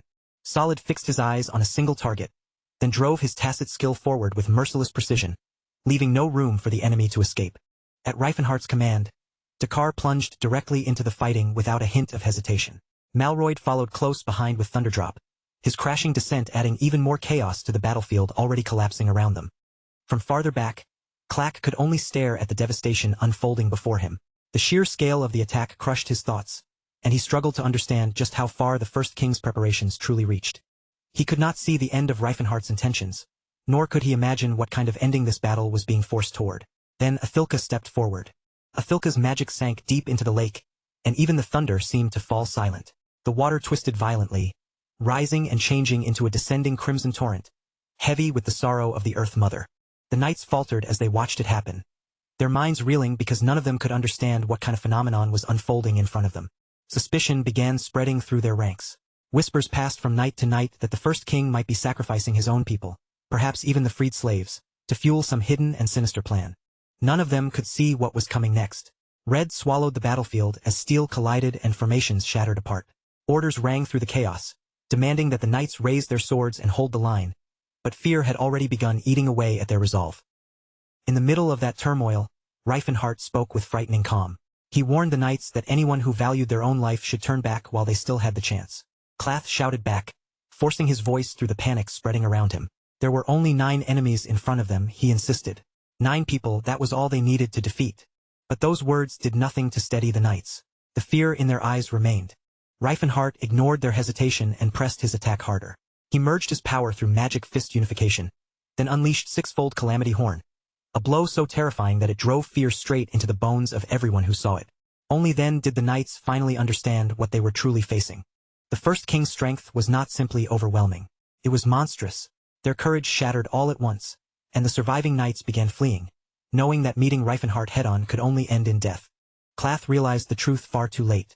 Reifenhardt could resonate with the auras of those around him, drawing their power together and multiplying his own strength to an absurd degree. Then, with one single strike, the battlefield itself gave way beneath them. The land split apart. Cliffs hundreds of meters high collapsed as though they were nothing more than loose dirt. Screams rose from the remaining knights as the ground disappeared beneath and around them, trapping them among falling rock and broken earth. None of them could understand how a man could cause destruction on that scale. Even among the greatest warriors, the Jim Unbreakable style was known for being simple and brutally direct. But what Reifenhardt displayed went far beyond anything they had expected. His mastery was so complete that he moved with absolute confidence, as though the world itself had already surrendered to his will. Terror spread through the shattered ranks. The knights instinctively turned toward Clad, searching his face for answers, as though one command from him might somehow restore order to the battlefield collapsing around them. Before Clad could answer, Reifenhardt's laughter swept across the ruined field, sharp and merciless. He dared them to cross the shattered ground if they still possessed even the smallest fragment of courage. The challenge struck the enemy like a slap across the face. Fired up by their savior's confidence, the orcs tightened their grips around their weapons and stepped forward, convinced that victory was no longer a distant dream but something they could seize. The elves did not rush blindly. Calm and precise, they aimed for the canyon's fragile points already identified by the dwarves, cutting with deliberate care to limit needless bloodshed and spare the land from further scars. To wound the earth carried its own weight, and they understood that such a sin was never minor. What followed was not mindless destruction. It was ruin shaped by experience and control. The dwarves bent the terrain through practiced knowledge, guiding fractures and collapses exactly where they were needed. Reifenhardt, who had once reduced mountains to rubble in his days as an archmage, used that same experience with ruthless clarity. And beneath every movement was the same unbending conviction shared by them all. If something stood in their path, it would be removed, no matter how enormous it seemed. The result was both magnificent and horrifying. A calculated wasteland created through knowledge, strength, and purpose. Once the fighting was over, Reifenhart ordered a withdrawal. Even if another pursuit force dared to follow, the ravaged landscape would delay them for at least half a month, giving Antares more than enough time to fortify and prepare. With complete certainty, he declared that the kingdom of Krobans would soon learn the cost of provoking him. News spread quickly across the continent. The Lord of Antares, the first King Reifenhart, had attacked Zeppelin and freed its slaves. Before long, attention everywhere turned toward that single act. The ruler who had forged the United Nation of Antares had defeated the wealthy power of Chadin, and the story set fire to the imaginations of people who dreamed of becoming heroes themselves. But the praise was far from universal. Many condemned Reifenhart's actions as reckless and lawless, calling him nothing more than a bandit who crossed borders without warning and seized wealth by force. They argued that his beliefs threatened the continent's already fragile balance. Freeing slaves was one thing, but granting them citizenship directly challenged the foundations of established authority. Yet beneath all the anger and criticism, something had begun to change. Commanders and observers who had secretly doubted the cruelty of slavery for years started speaking Reifenhart's name in a different way. Liberation Reifenhart. Opinions remained divided, and arguments continued growing more fierce. But one fact stood beyond dispute. The world had shifted. The order that once seemed impossible to break would never return to what it had been before. A full month passed after the liberation of Zeppelin. Inside the White King's castle in Antares County, a man stood in silence with a letter in his hands, reading every line as though the future of an entire continent rested within its words. Nothing written there truly surprised him. Just as expected, the dwarves had been the quickest to settle into their new land. Under High Priest McKellen's steady leadership, the dwarves had already secured the territory assigned to them and started laying the foundations for a new homeland. When they first stood before the mountain range chosen for their people, even their hardened faces filled with admiration. The ridges stretched endlessly, and the stone beneath them was rich with promise. Their talk quickly shifted from appreciation to construction, with questions rising about when work could begin. A few dwarves, unable to stay idle for long, asked whether there were mines nearby, their hands restless and their bodies practically craving labor. One elder urged them to hold back, reminding them that rest had to come first. He spoke of the abundant cemeterium deposits rumored to sleep beneath the range and assured them that more workers would soon arrive to help with the great undertaking. The promise of deep veins and organized support finally eased their impatience. The letter went on to say that the trolls had caused no trouble at all during the resettlement. Most of the scattered troll tribes across the continent had already chosen to place themselves under the protection of Antares County. When Athilka and Tidima stood before a colossal tree, they recognized it immediately. It was Trollriad, their old homeland.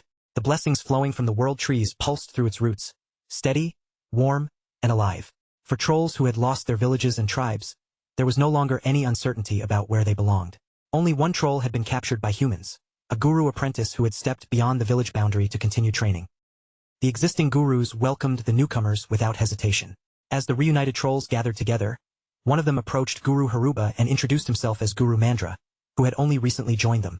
Haruba returned the greeting calmly, and explained that the heart extraction ritual would now be divided into 2 shifts.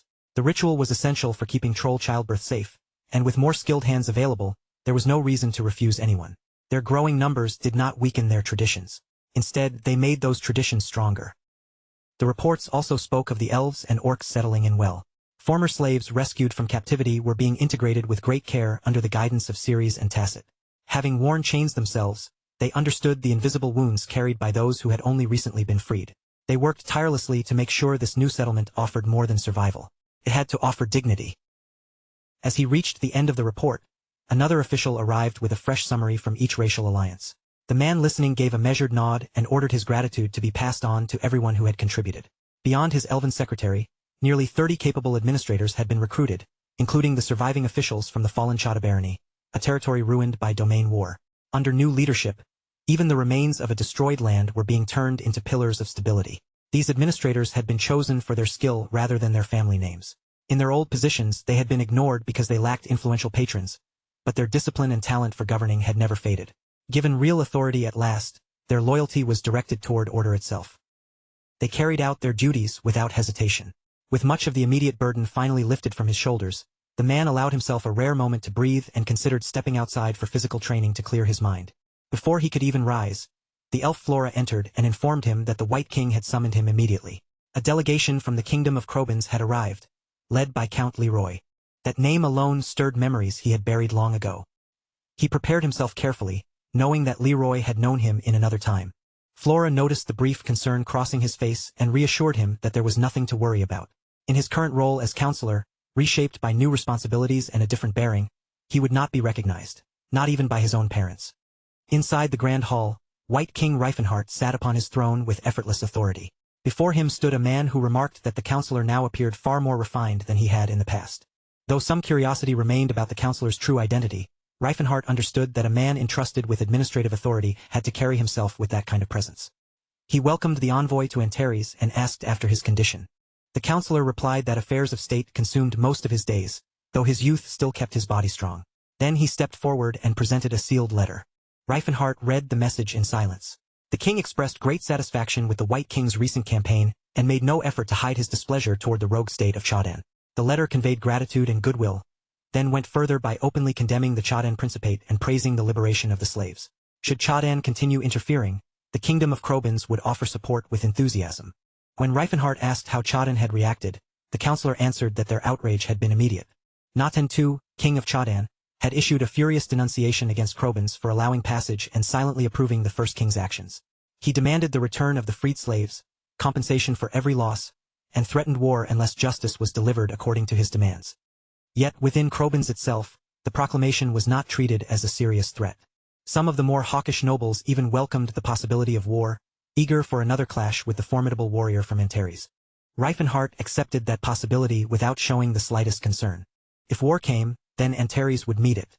As the counselor prepared to leave, he added that the majority of Krobans' nobility viewed Antares County favorably.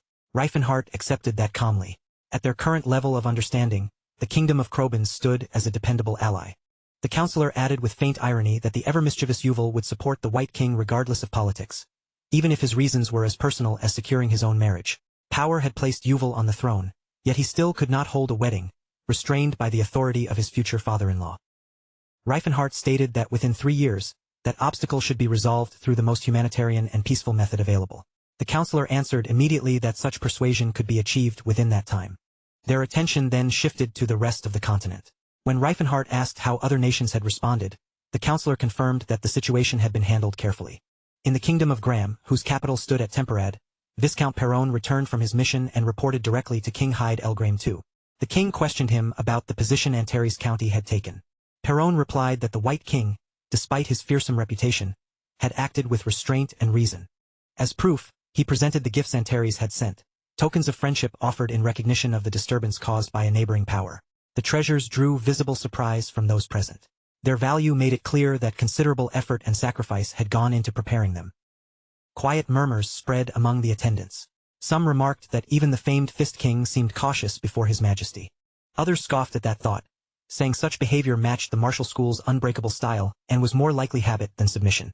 Perron clarified that while Antares' initial actions had been rash, the matter was now sufficiently settled and unlikely to grow into something larger. The king weighed the situation carefully. Antares County had triggered the escape of slaves and shaken the continent, yet it had neither invaded the Chadan Principate outright nor claimed those slaves as its own. One attendant pointed out that Antares' hostility was aimed solely at Chadan. Graham had no reason to intervene, and certainly no reason to spill blood over the matter. The king considered what the Silver Sages might think, though their existence could not be revealed to anyone in the room. In the end, he chose to leave events undisturbed, trusting that the Silver Sages would understand the reasoning behind his decision. Elsewhere, the counselor understood that the gifts sent to Graham had never been simple generosity. They were part of a larger strategy. Similar offerings were dispatched to every kingdom that had sent an envoy, and the responses closely matched Graham's measured approval. Although Antares County's actions had defied convention, other nations began interpreting them as sincere and mindful of the greater order of the continent. Acceptance took root in places where hostility might have grown in private. The counselor reflected on the pressure this diplomacy had created. Preparing gifts worthy of every kingdom demanded resources Antares County could barely spare, yet the cost of ignoring them would have been far worse. Not a single coin of gold or bar of silver was required, and that was exactly what made the gesture so dangerous. The gifts crossing those borders were not treasures pulled from mines. They were pieces of identity, shaped through blood, culture, and history. The elves sent bolts of silk so fine that light seemed to glide over its surface. The orcs offered hardened leather crafts made by hands familiar with war and wilderness. The dwarves provided perfectly balanced weapons and ceramics fired in ancient kilns, each piece carrying the weight of mountains. Inside Antares County, these were ordinary goods seen in markets and workshops every day. Beyond its borders, however, such things were rare treasures people whispered about but almost never touched. Gathering enough of them had been no simple task, yet their impact reached far beyond the shallow glitter of gold. When Reifenhart heard the full plan, A faint smile appeared, as though he were quietly arranging pieces across a vast board. And Antares County had publicly sworn to abandon wars of conquest. For the moment, that promise might have looked small, perhaps even naive. But Reifenhart understood how scale worked. A county could become something much greater. Influence could spread without noise. And once it had spread far enough, that pledge would carry weight far beyond the place where it had first been made. With the councillors now standing at his side, the bitterness left behind by former battlefields no longer weighed so heavily on his conscience. Still, memories from another life rose before him without mercy. Karl, who now ruled as emperor of the kingdom of Krobans, had once stood at the center of humanity's fractured alliances and forced them into unity. His talent had surpassed that of nearly everyone around him. Although he was unmatched on the battlefield, Karl's truest strength had always been his political will. He was human to his very core. Yet he had worked for the prosperity of other races without a trace of resentment. That alone made him different from the rest. When loyalty was brought up, Karl only laughed. With Miss Tilla standing at his side, he said, the question itself sounded absurd. Reifenhart did not argue with him. As heir to the House of Fernan, Karl had once dreamed of a world where every territory could thrive in quiet happiness. When the crown settled onto his head, that dream had narrowed to the people of Krobans. But now, that dream had expanded once again. The races he had once separated in his mind had become one word to him. People. His ambition was no longer confined to a single kingdom. He wanted a world where every race could stand beside one another without fear. Hearing those words, Reifenhart felt the last thread of hesitation inside him finally snap. Far away, in the imperial capital of the Holy Bastillan Empire, fury was beginning to take a very different shape. Emperor Land stared at the treasures Antares County had sent, his face darkening as he ordered every last one of them thrown into the flames. To him, the entire gesture reeked of mockery. He would not be bought off like some petty lord dazzled by foreign trinkets. With contempt in his voice, he declared that such behavior was beneath even beasts. As Emperor Keephold Prime Bastion I, he swore that he would crush anyone arrogant enough to call themselves kings while standing beside creatures he considered inferior. Inside the Holy Bastillan Empire, anger was no longer being hidden behind formal smiles and ceremonial words. The emperor's temper flared openly at the thought that anyone believed wealth could bury their true intentions. To him, gold was not diplomacy. It was camouflage, and the fact that Antares County had no intention of bending or correcting its path felt like defiance piled on top of insult. Voices rose together throughout the court, condemning Antares without restraint. They argued that the county had abandoned the teachings of Sayre and willingly stepped onto the road of transgression. Sayre's doctrine was clear. Humanity had been shaped to rule all creation under divine will. Ignoring that principle was not mere disagreement. It was rebellion against the natural order the empire claimed to uphold. Such insolence, they insisted, demanded correction. Some members of the council pushed even harder, arguing that Antares had to be brought back beneath Sayre's doctrine, even if the only way to guide it was through conquest. Still, not everyone in the chamber had been blinded by rage. Several ministers spoke with colder logic. The empire stood far from Antares County, and any military campaign would stretch its supply lines dangerously thin. More importantly, open aggression would almost certainly provoke the kingdom of Krobans, Antares' declared ally. One strike could set off a much wider conflict. They also warned that other nations might see imperial retaliation as excess rather than justice. An empire that reached too far risked weakening its own moral claim to authority. Beyond its borders, the commercial giant Chadan continued prospering under Bastillan's protection. Through layers of indirect trade and intermediaries, the Chadan Principate amassed staggering profits, drawing wealth in from every direction. Its prosperity was undeniable, but so was the resentment it created. No state remained untouched by its influence, and many had quietly come to feel drained by its reach. Even so, open hostility remained rare beneath the shadow of imperial protection. When Antares struck at Chadan's standing, quiet satisfaction spread across the continent. The recognition Reifenhart received did not come from loyalty to Antares itself. It came from the shared resentment people felt toward Chadan's dominance.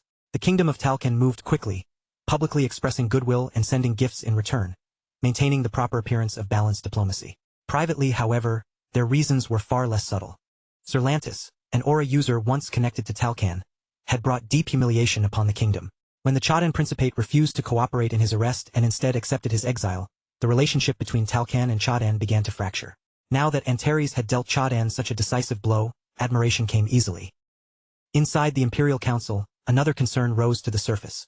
The response of other religious orders could not be ignored. Antares County was not a land devoted only to Sayre. Priests of Ledentai and Falinans lived and preached there as well. The Falinans order, especially, kept a watchful eye on the young saint standing at the center of Antares' growing influence. Even though the Sayer Order remained the strongest faith on the continent, humanity did not move beneath a single current. Water alone did not rule every shore. In several regions, Sayer's voice was no longer the loudest one. Other religious orders had taken deeper root, and those institutions, hungry for influence of their own, saw no benefit in attacking Antares County. Expansion required opportunity, not blind loyalty. The council even admitted that the first king, once naive in matters of heaven, now arranged events with deliberate precision, as though he had finally learned to read the currents above as well as those below. Even so, the emperor refused to give ground. Antares County's conduct could not simply be acknowledged in silence. Sayer's gaze was always watching, and doing nothing would be interpreted as weakness. At that point, Priest Evilness requested permission to speak. The emperor allowed it. The priest stated calmly that Antares had never formally declared war on the Chaden Principate. They had simply stormed it. That difference, he made clear, had been entirely deliberate. When pressed to explain, he pointed out that Antares was not a sprawling nation filled with endless farmland and countless subjects. It was small, compact, and concentrated. Its strength rested in disciplined elites and an extraordinary number of aura users. With forces like that, a small unit could accomplish what ordinary armies would need thousands of men to attempt. The emperor considered those words for a moment, then dismissed their implication. The empire was vastly larger than any county could ever hope to become. Priest Evilness did not deny that imperial strength. Instead, he warned that copying Antares' methods would directly conflict with Sayer's justice. To punish Antares by repeating its own actions, he argued, would stain the empire's claim to righteousness. Others in the chamber had grown impatient. They urged the emperor to summon the arrogant first king and make an example of him under Sayer's law, restoring order by crushing his defiance in public. Elsewhere, within the Green Kingdom, calculation took the place of outrage. The ruler there understood the difficulty of standing between greater powers, rarely given an opportunity to elevate his own prestige. This incident looked like an opening. His officials reported that gifts from Antares County had been accepted publicly, and that was harmless enough. The Green Kingdom had no direct stake in the conflict. Privately, however, the king ordered Kukowin to display their strength without ambiguity, proving that their realm was not some lesser force waiting quietly in the shadows. In the kingdom of Graham, Count Tense watched the changing balance of power with sharp and calculating eyes. Cyrus' reputation was beginning to blaze across Antares like polished gold catching the sun. Meanwhile, the rightful heir of House Tense had returned broken, having lost both of his legs. Some still whispered that the Silver Sages might restore him, but reality pressed much harder than hope. The radiance of the Tense name dimmed beside the growing brilliance of the first king. Yuthie's father let out a quiet breath of relief that the brutal struggle between his sons had finally ended. Yet the man standing behind him spoke without softness. Sir Euthes might not bow so easily to reconciliation. He reminded them that he remained with House Tense only because of an old bond of friendship. If necessity demanded it, his blade would not hesitate to cut down another son. Within the Margraviate of Altion, grief was not hidden behind pride or ceremony. A father stood beneath his banners and mourned the son who had been cut down by a merciless hand. He admitted that the boy had come late to honor and carried the stain of being called a scoundrel, but there had been unmistakable talent burning within him. Had that blade been guided by discipline instead of chaos, the family name might have risen to undying glory. He stressed that this plea was not merely an echo of the Empire's summons. It was personal. He directed it to Sir Walgran alone. Walgran answered without hesitation. He would not sit idle while the wicked strutted freely beneath the sky. Those who failed to recognize the vastness of that truth, he declared, would be struck down. Their punishment would be delivered as a gift.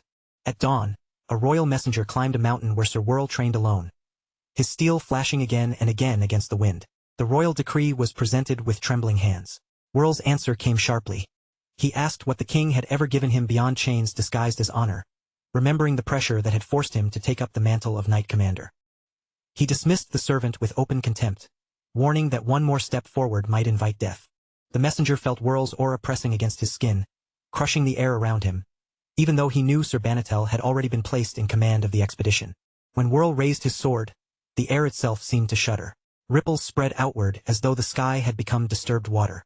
The servant froze in place, stunned by the sheer magnitude of the power unfolding before him. Whirl finally lowered his blade and declared that if he chose to move, it would be on his own terms and only after he had prepared properly. Inside a dim tavern in the kingdom of Clad, another man watched the storm building across the continent with colder intentions. In this incident, he saw a chance to expose the rot that had spread through Chaden's knightly ranks. Still, he drew a firm line between condemning corruption and openly declaring hostility toward the first king. A companion addressed him by name and urged restraint. Decay had not appeared overnight. Seizure, indifference, silent approval, and neglect had hollowed out the county's knights from within. But once the price of theft and cowardly flight became impossible to ignore, even the proud knights of the Chaden Principate would be forced to confront what they had become. Far to the west, in the kingdom of Krobans, the king sat upon his throne as a priest brought him unwelcome news. The empire intended to draw Sir Grandiad, Krobans' own aura user, into the coming expedition. Anger surfaced immediately. Antares County stood as Krobans' ally, and such a demand was nothing less than an insult. The priest argued that the borders lay far away, that Krobans and the empire shared obligations, and that the king's long-standing affinity for dwarves could help ease the tension. But the king rejected that reasoning outright. Kroban would not step into a dispute that did not belong to it, and no polished gift offered under the mask of diplomacy could bend that decision. The priest did not respond with calm restraint or careful consideration. His reaction came down with absolute, unforgiving finality. As punishment for daring to believe the majesty might accept even such a small offering, he gave the order for the dwarves to be executed. To him, the true disgrace was not that the gift had been refused. It was the arrogance of believing Bastilin could be approached so casually in the first place.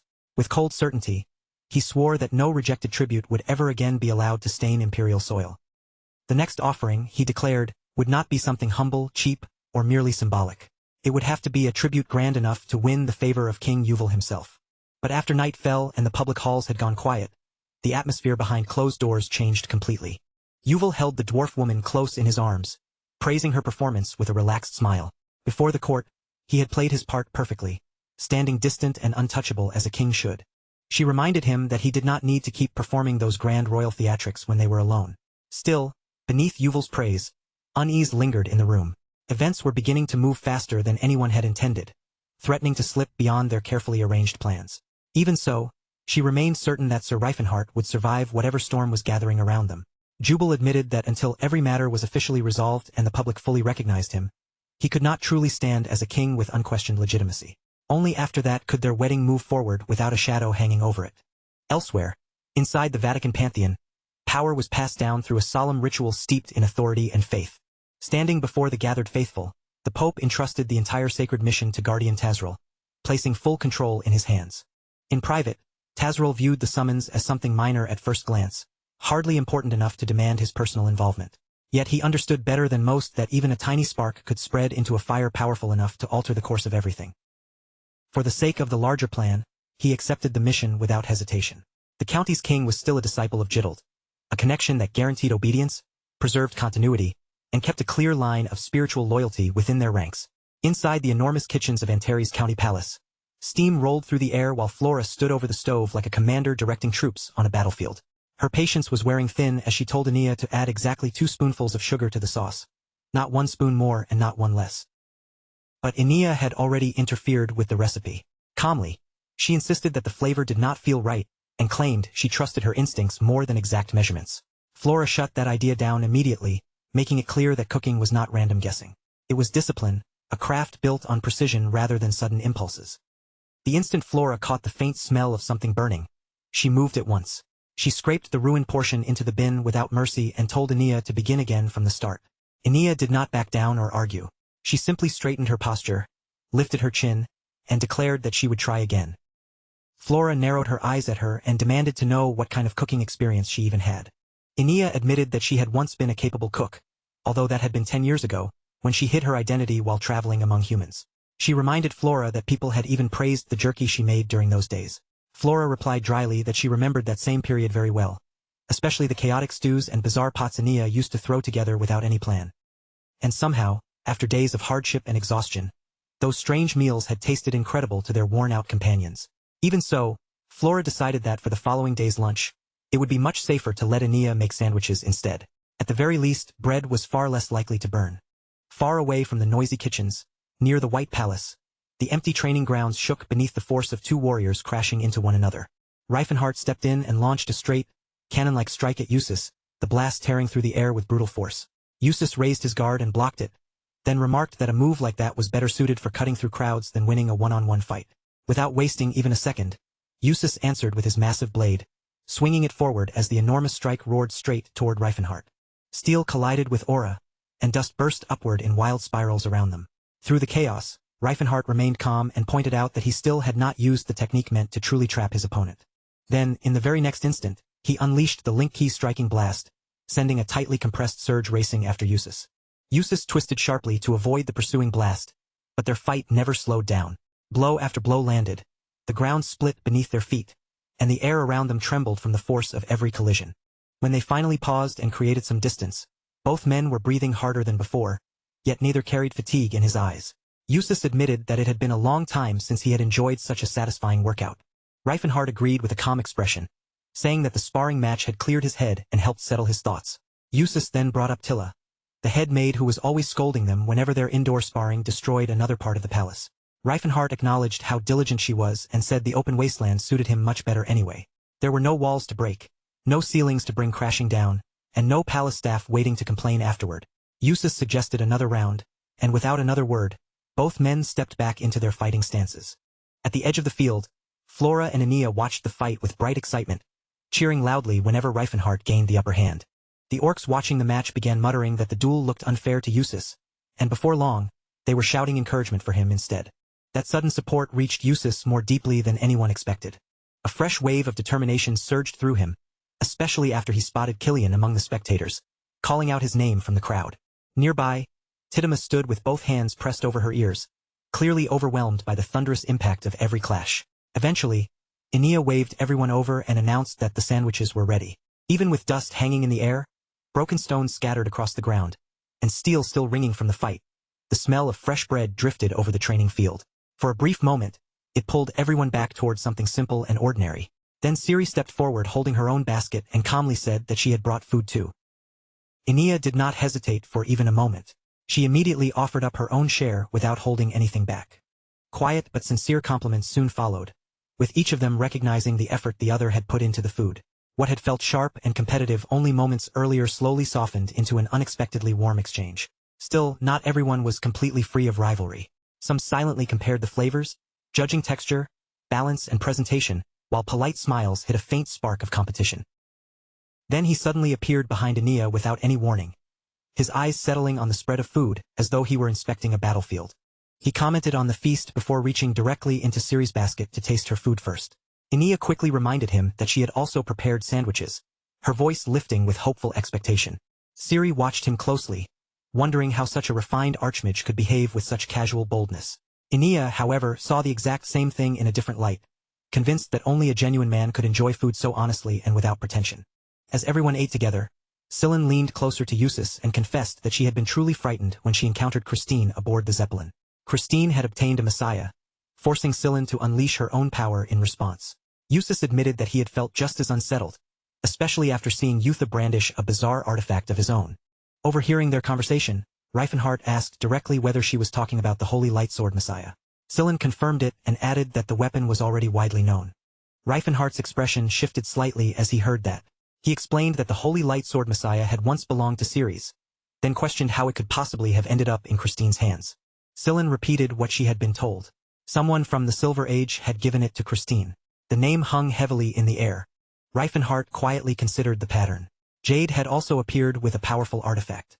Too many dangerous relics were resurfacing all at once, and it was becoming difficult to believe that coincidence alone was responsible. He said nothing more aloud, but deep down, he decided the matter demanded serious investigation. Time continued to pass, and far away in Arn Mountain, beside a western tributary of the gloating Great Mountain, the growing city of Zadaklanith and Terry's County, the city of 5 colors and runes, continued to rise from the land. Stone towers climbed higher with every passing week. New roads cut across land that had once been untouched, and scaffolding wrapped around structures built to stand for generations. When Reifenhardt returned and looked over the city, satisfaction crossed his face. During his previous visit, the area had been nothing more than an open field. Now, it already looked like a living city filled with movement and purpose. Carl explained that construction was progressing faster than anyone expected because skilled workers were everywhere. Talent and manpower had come together perfectly. Dwarves, freed laborers, and craftsmen from many different races were all contributing without hesitation. As they walked through the growing streets, Reifenhardt stopped in front of a bronze statue. It was a likeness of Cardamite. Carl explained that the monument honored a dwarven hero who had fought for the liberation of slaves. Reifenhardt studied the figure in silence for a moment, then agreed that it stood proudly as a symbol of freedom and liberation. He then observed that the people they had rescued were no longer merely struggling to survive. They had settled into the city, begun producing goods, and were helping stabilize its finances. Carl added that exporting products unique to different races was not only covering budget shortages, but also spreading the city's reputation far beyond its borders. Even now, Xiaoticalnif remained widely discussed and admired. Ceres looked around at the rising buildings and admitted that, compared to Zeppelin, the transformation here was remarkable. Yet despite the city's visible success, Reifenhart could not fully relax. Most of the city had been built by dwarven hands. Before long, elves would be living inside these newly raised walls as well. Reifenhart could not ignore the thought that stone remembered the hands that shaped it, and he wondered whether peace between everyone here would come as naturally as the city's construction had. Aeneas stepped closer and asked him plainly whether he intended to plant a world tree in this land. Reifenhart answered without hesitation. The third world tree would be rooted deep within a Ren mountain, concealed from careless eyes and planted where outsiders could never easily reach it. The elves would make their home there in quiet secrecy, protected not by grand displays, but by remaining hidden. As the group continued through the city, the orcs gradually paused in the middle of their work when they noticed the White King walking beside the Chancellor. Whispers quickly moved through the streets. Residents openly stared at the trolls, especially Tilka, their guru, whose towering body and fearsome teeth inspired both admiration and unease. Tidima followed behind him, but unlike Tilka, she blended into the crowd so quietly that most people barely noticed she was there. Ceres moved calmly among the citizens, carrying herself with the same dignity that made her known as the Sword of the New Moon. Scylla walked nearby, immediately recognized as the young saintess. The attention clearly irritated her. She had grown stronger, trained her body, and hardened her resolve. Yet people still looked at her as though she were delicate glass that might break at any moment. From somewhere inside the crowd, a young girl suddenly shouted for Aenea to hurry over to Reifenhart. Others immediately tried to calm the growing noise before it spread any further. Little by little, order returned to the street, though the restless energy in the air never completely faded. Carl then led Scylla away from the crowd and toward a massive building that was still being constructed nearby. Huge stone pillars rose from the foundation, scaffolding clung to the unfinished walls, and sunlight poured through the bare arches overhead. Carl explained that the building would become the grand temple of Aaron and Grad for the Falanin. The moment Scylla took in its scale, her usual calm expression broke apart. Pride filled her face as she stared at the growing temple. For Scylla, this place meant far more than ceremonies or titles. As an archbishop, it was proof that something lasting was being built. Reifenhart watched the pride rise in her expression and offered his congratulations. He remarked that carrying such enormous responsibility, along with so much debt, was no light burden for someone her age. Then Reifenhart turned toward Carl and praised the care, precision, and sheer scale of the work being done throughout the city. Carl laughed softly and joked that perhaps the city should have been named after Reifenhart instead. The suggestion made Reifenhart visibly uncomfortable, and he dismissed the idea immediately. Before the moment could settle, a servant hurried toward them with a sealed message in hand. He announced that the letter had come from Zerod. Carl asked what the message contained. The servant explained that it was a letter sent from the magic tower, then respectfully passed it forward.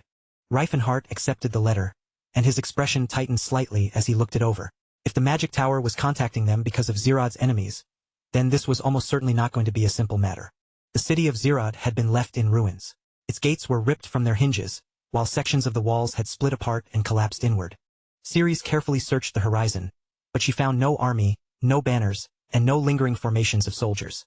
An unnatural silence hung over the city where the sounds of battle should have remained. Aeneas studied the streets and pointed out that if a full army had marched through Zerod, there should have been clear evidence everywhere.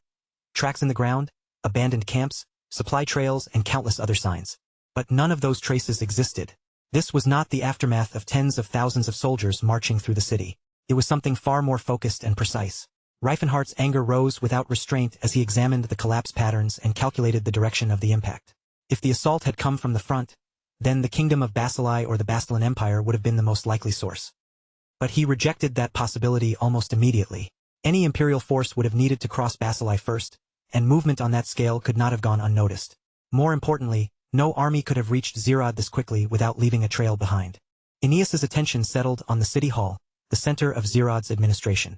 The building had not been shattered by siege weapons or blackened by fire. It had been sliced cleanly in half. The cut was brutally precise. Aura. Carl brought up the earlier incident involving Chaddons, the gifts that had been sent in an attempt to soften the political fallout, and the nations that had refused them. Retaliation had always been possible. But no one had expected it to come this quickly, or with such terrifying precision. Reifenhart studied the cracks running through the broken stone and reached a conclusion. Only blade aura could have caused destruction on this scale. Not ordinary aura. These were not wild, scattered bursts of power. Every strike had been controlled, condensed, and delivered with deliberate precision. Reifenhart silently questioned who possessed such strength, and who would be reckless enough to unleash it here. Then he noticed the body beneath the rubble. Peyton, the mayor of Zerod, lay motionless among the ruins. He had been a capable administrator, someone who helped hold the city together, but now he had been reduced to a lifeless figure in the dust. Reifenhart never voiced his anger, yet the air around him seemed to tighten. The streets revealed the same pattern everywhere. Civilians had been crushed beneath collapsed structures, while knights had been cut down by deep, singular sword wounds. These were clean executions, not casualties from a chaotic battle. The attackers had forced their way directly into City Hall, removed the resistance, taken whatever they had come for, and destroyed the building as a warning. Information had been their true target. The destruction itself had been the message. Carl considered what that meant. Antares possessed many aura users, so any small faction foolish enough to attack openly would have been wiped out without difficulty. That meant the enemy had gathered a tightly organized force of high-level aura wielders. This was not random violence. It was coordinated power. Then Carl recalled the reports coming from Krobin. There had been rumors that a delegation from the Bastillan Empire behaved with cold, calculated arrogance after Krobin helped liberate slaves. The Empire had clearly been displeased by Yuval's newly established monarchy. This attack felt like a warning wrapped in raw dominance. It was meant to humiliate. For the throne of Krobin, the earlier incident had been a serious embarrassment, one that had been quietly buried to prevent the conflict from escalating. Even an ally such as Yuval could not have sent an advance warning without risking open provocation. His silence had been a form of political restraint. Carl reached his conclusion immediately. The Knight's order would be mobilized at once, and every scattered aura user would be recalled and placed on alert. This was not an isolated attack. It was a declaration of war. Ceres returned carrying a small girl in her arms. Once the child was steady enough to stand, she introduced herself in a trembling voice. Her name was Lillian, and she had served Lord Peyton. Her voice shook as she spoke, but she forced herself to remember what had happened and pushed the words out anyway. An old man had entered the city with 10 knights behind him. Their swords did not simply reflect the sunlight. The blades shone with their own unnatural radiance. Reifenhart's expression hardened at once. An old man leading 10 aura-wielding knights was no ordinary force. Lillian pointed toward a section of broken stone and said the old man had stopped there, performed something she could not understand, and then left without showing the slightest hesitation. Reifenhart walked over to the spot she had indicated. A message had been carved deep into the stone. It declared that the sword had been sent to execute the wicked heretic king in the name of Sayer. Divine punishment had descended upon the land. Beneath the message was a single signature, Banatel. The name struck everyone immediately. If this truly was Banatel, then Lodestar had moved. He was known as one of the strongest swordsmen of the era, standing alongside his master, Gerard. Reifenhart's thoughts shifted instantly toward the White Palace. If Banatel had already acted here, then the next strike would not remain far away. Inside the White Palace, disorder was already breaking out. Soldiers rushed through the corridors as orders collided from every direction. One man demanded answers from Captain Israel, who relayed Sir Hunt's report that Sir Eustace and Sir Tacit were engaged in an uncontrolled battle. The moment Eustace heard that claim, he corrected it. He and Tacit had not started this fight. Something else had forced the clash upon them. Eustace had sensed it immediately. There was another aura user nearby. Tacit confirmed the feeling, but said the presence was unlike anything he had ever encountered before. Eustace muttered bitterly that the White King had chosen the worst possible time to be away from the palace. Beyond the palace walls, civilians screamed as the attackers cut through anyone who tried to resist them. Warnings spread rapidly through the streets, telling everyone not to challenge aura users recklessly. Eustace climbed higher to get a clearer view of the destruction spreading below. One single slash had split the castle wall cleanly apart. There were no siege engines and no bombardment marks anywhere. Just one strike had done it. Eustace and Tacit counted only 11 figures standing amid the destruction, yet every one of them carried the pressure of a battle-hardened warrior. Their number was not the real problem. What mattered was how much power had been concentrated in such a small group. Why had so many aura users gathered at the White Palace? Tacit's calm expression finally began to crack when his eyes settled on one of them. The fighting spirit pouring from that figure went beyond anything Tacit believed a human body should be capable of holding. Rust stepped forward through the tension and demanded to know who they were. The man at the front answered with perfect calm.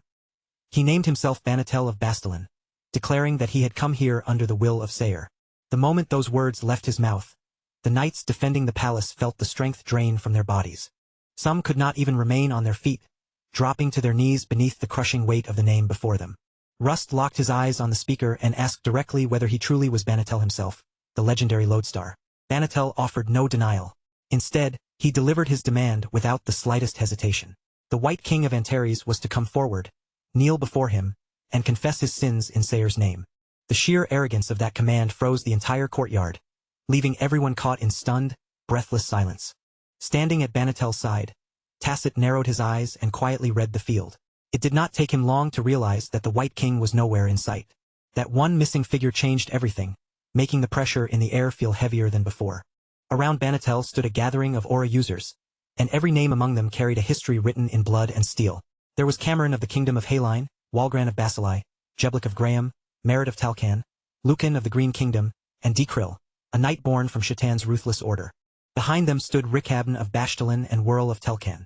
Their blades remained at rest, but the killing intent rolling from them had already begun to rise. No one could say for certain how many enemies were hidden inside the White Palace. Still, the sight of the Sayer Order standing beside the Free Knights hardened their resolve. With Ser Banatel himself taking the lead, simply standing still was no longer an option. A few of the aura users let out low, disbelieving laughs, muttering that it was ridiculous for such a small and newly founded nation to have gathered so many awakened fighters. Aston and Crodel of Basili exchanged glances, commenting on how strange Antares was. Across the continent, it was rumored to be a paradise built for slaves. Yet in reality, it seemed so small and fragile. Their words carried equal parts contempt and curiosity. Then Banatel's voice sliced through the courtyard before anyone else could speak. He had no intention of waiting for the so-called leader of the heretics to show himself. He ordered them to move at once, telling them to crush everything in front of them instead of wasting time on empty expectations. For a brief moment, silence followed. Many of these men had awakened their aura decades ago and spent 20 years carving their names across battlefields. Yet almost no one had ever spoken to them in such a commanding tone, not even their fathers when they were young. And yet none of them reacted with wounded pride. One after another, their faces hardened as they accepted the order. They would deal with the threat in front of them first. Their pride could wait. Blood could not. Inside the White Palace, the defending knights felt as though the sky itself had collapsed onto their shoulders. Blade aura ignited across the courtyard as several aura users advanced together, their combined pressure crashing down like a relentless tidal wave. Azrael stared in disbelief. On their side, only Sir Eustace and Sir Tacit stood as awakened swordsmen. Across from them waited some of the most feared blades on the continent, led by Banatel himself, the sword lodestar. The realization struck him cold. Even if every aura user Antares possessed had gathered here, they might still struggle to survive this assault. The White Palace was no longer a fortress. It had become a battlefield waiting to be swallowed whole. A cold clarity settled over Azrael as he looked across the courtyard, and he wondered whether this would be the place where his own story finally ended. Rust did not pretend the situation was anything less than hopeless. He admitted that there was no road left for them except the one Tacit had chosen. Tacit answered with the same question that hung silently between them, reflecting the doubt neither man could escape. Even if Reifenhart and the others traveled without stopping, it would still take half a day for them to arrive.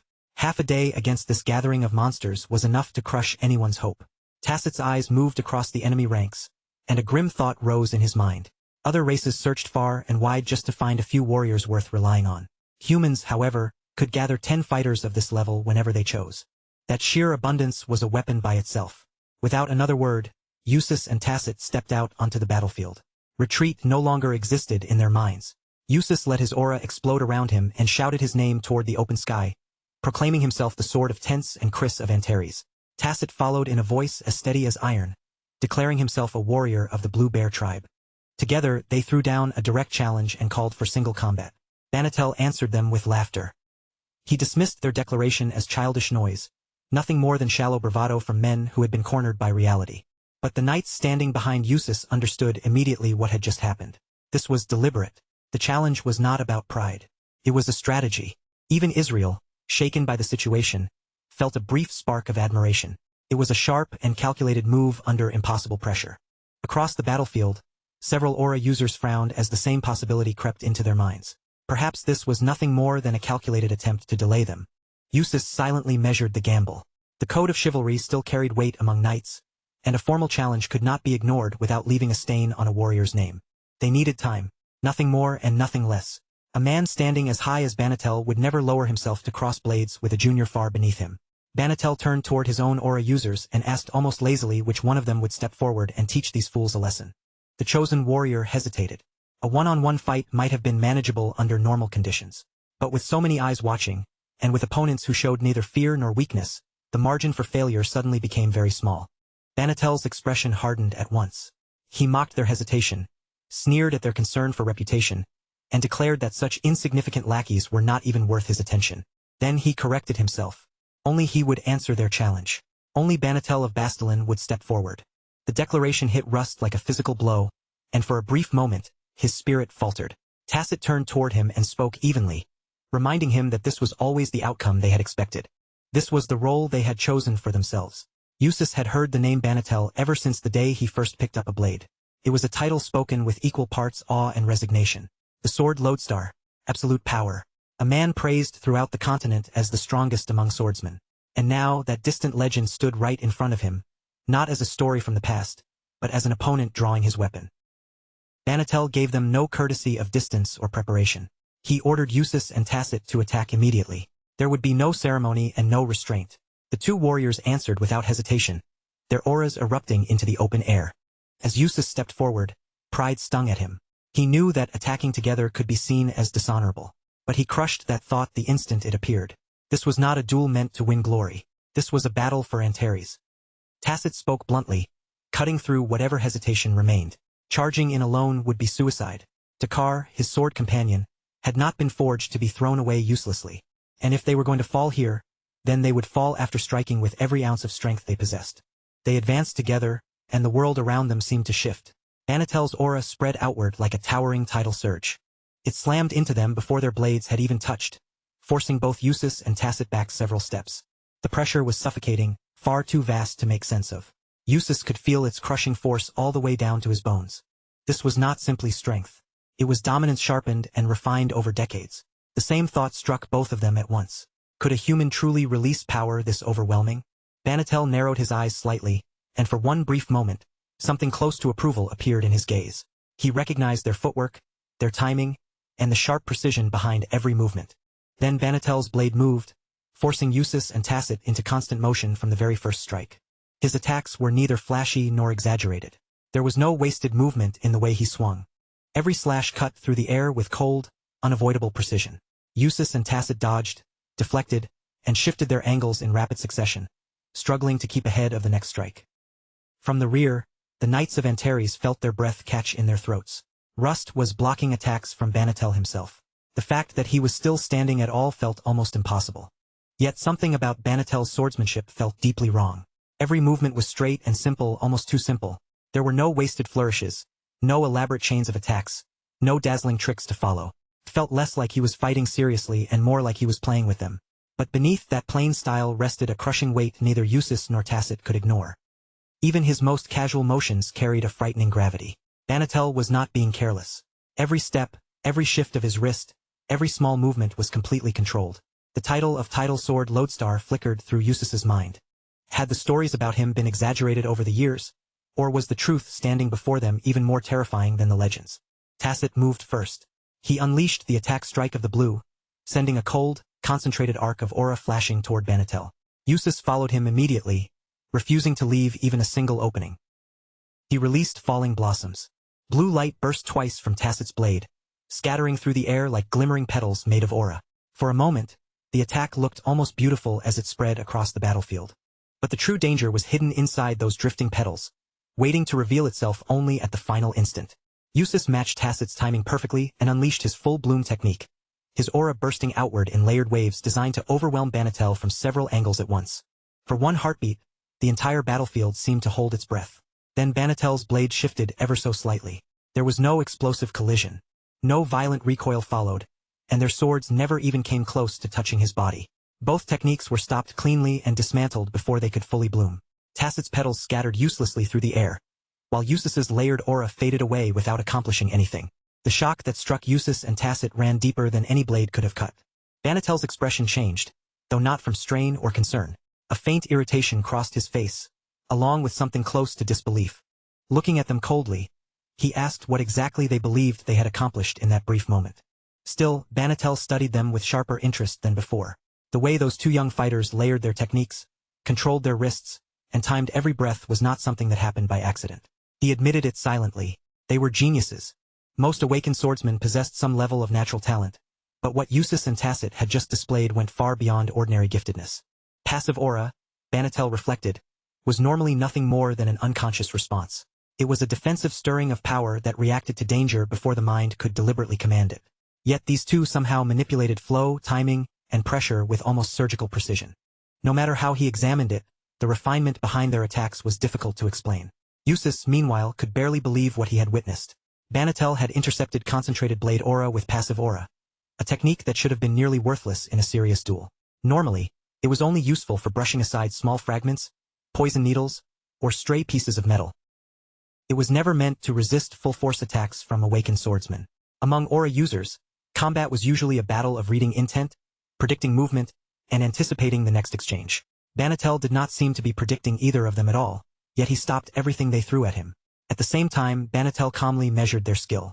If their angles had shifted even slightly, or if their strikes had been just a little sharper, his throat might have been opened. That was why he had endured their attacks instead of immediately striking back. He absorbed every move, let every technique reveal its structure, and waited until he could answer with one decisive response. The swordsmanship of the man called the Sword Lodestar was almost insulting in its simplicity. There were no needless variations and no decorative tricks. If Eustace and Tacit relied only on the techniques that had earned them the name of geniuses, then none of it would be enough. Banatel had never considered himself naturally gifted, but the next move would make that fact seem almost meaningless. His aura rose around him. It did not flare wildly or explode without control. Instead, it became heavier. It compressed tighter and tighter, then suddenly expanded outward in a violent surge. Eustace felt the change instantly. Fear slipped into his chest before he could force it down, and he stepped back as the wave spread through the courtyard. An aura wave was usually considered a crude technique. It was often used by fighters who lacked the skill to project refined attacks, sending force through the ground to imitate overwhelming power. But this was something completely different. The scale of Banatel's attack alone made no sense. From the top of the castle walls, the knights felt the pressure slam into them like a physical storm. Even the aura users standing on Banatel's side stiffened beneath the force of it. Every time they witnessed that power, they reached the same conclusion. Banatel was a monster. Familiarity had never made the sight any less terrifying. Tacit planted his feet firmly into the ground. Strength alone would not break them. No matter how vast Banatel's pressure became, they would endure it.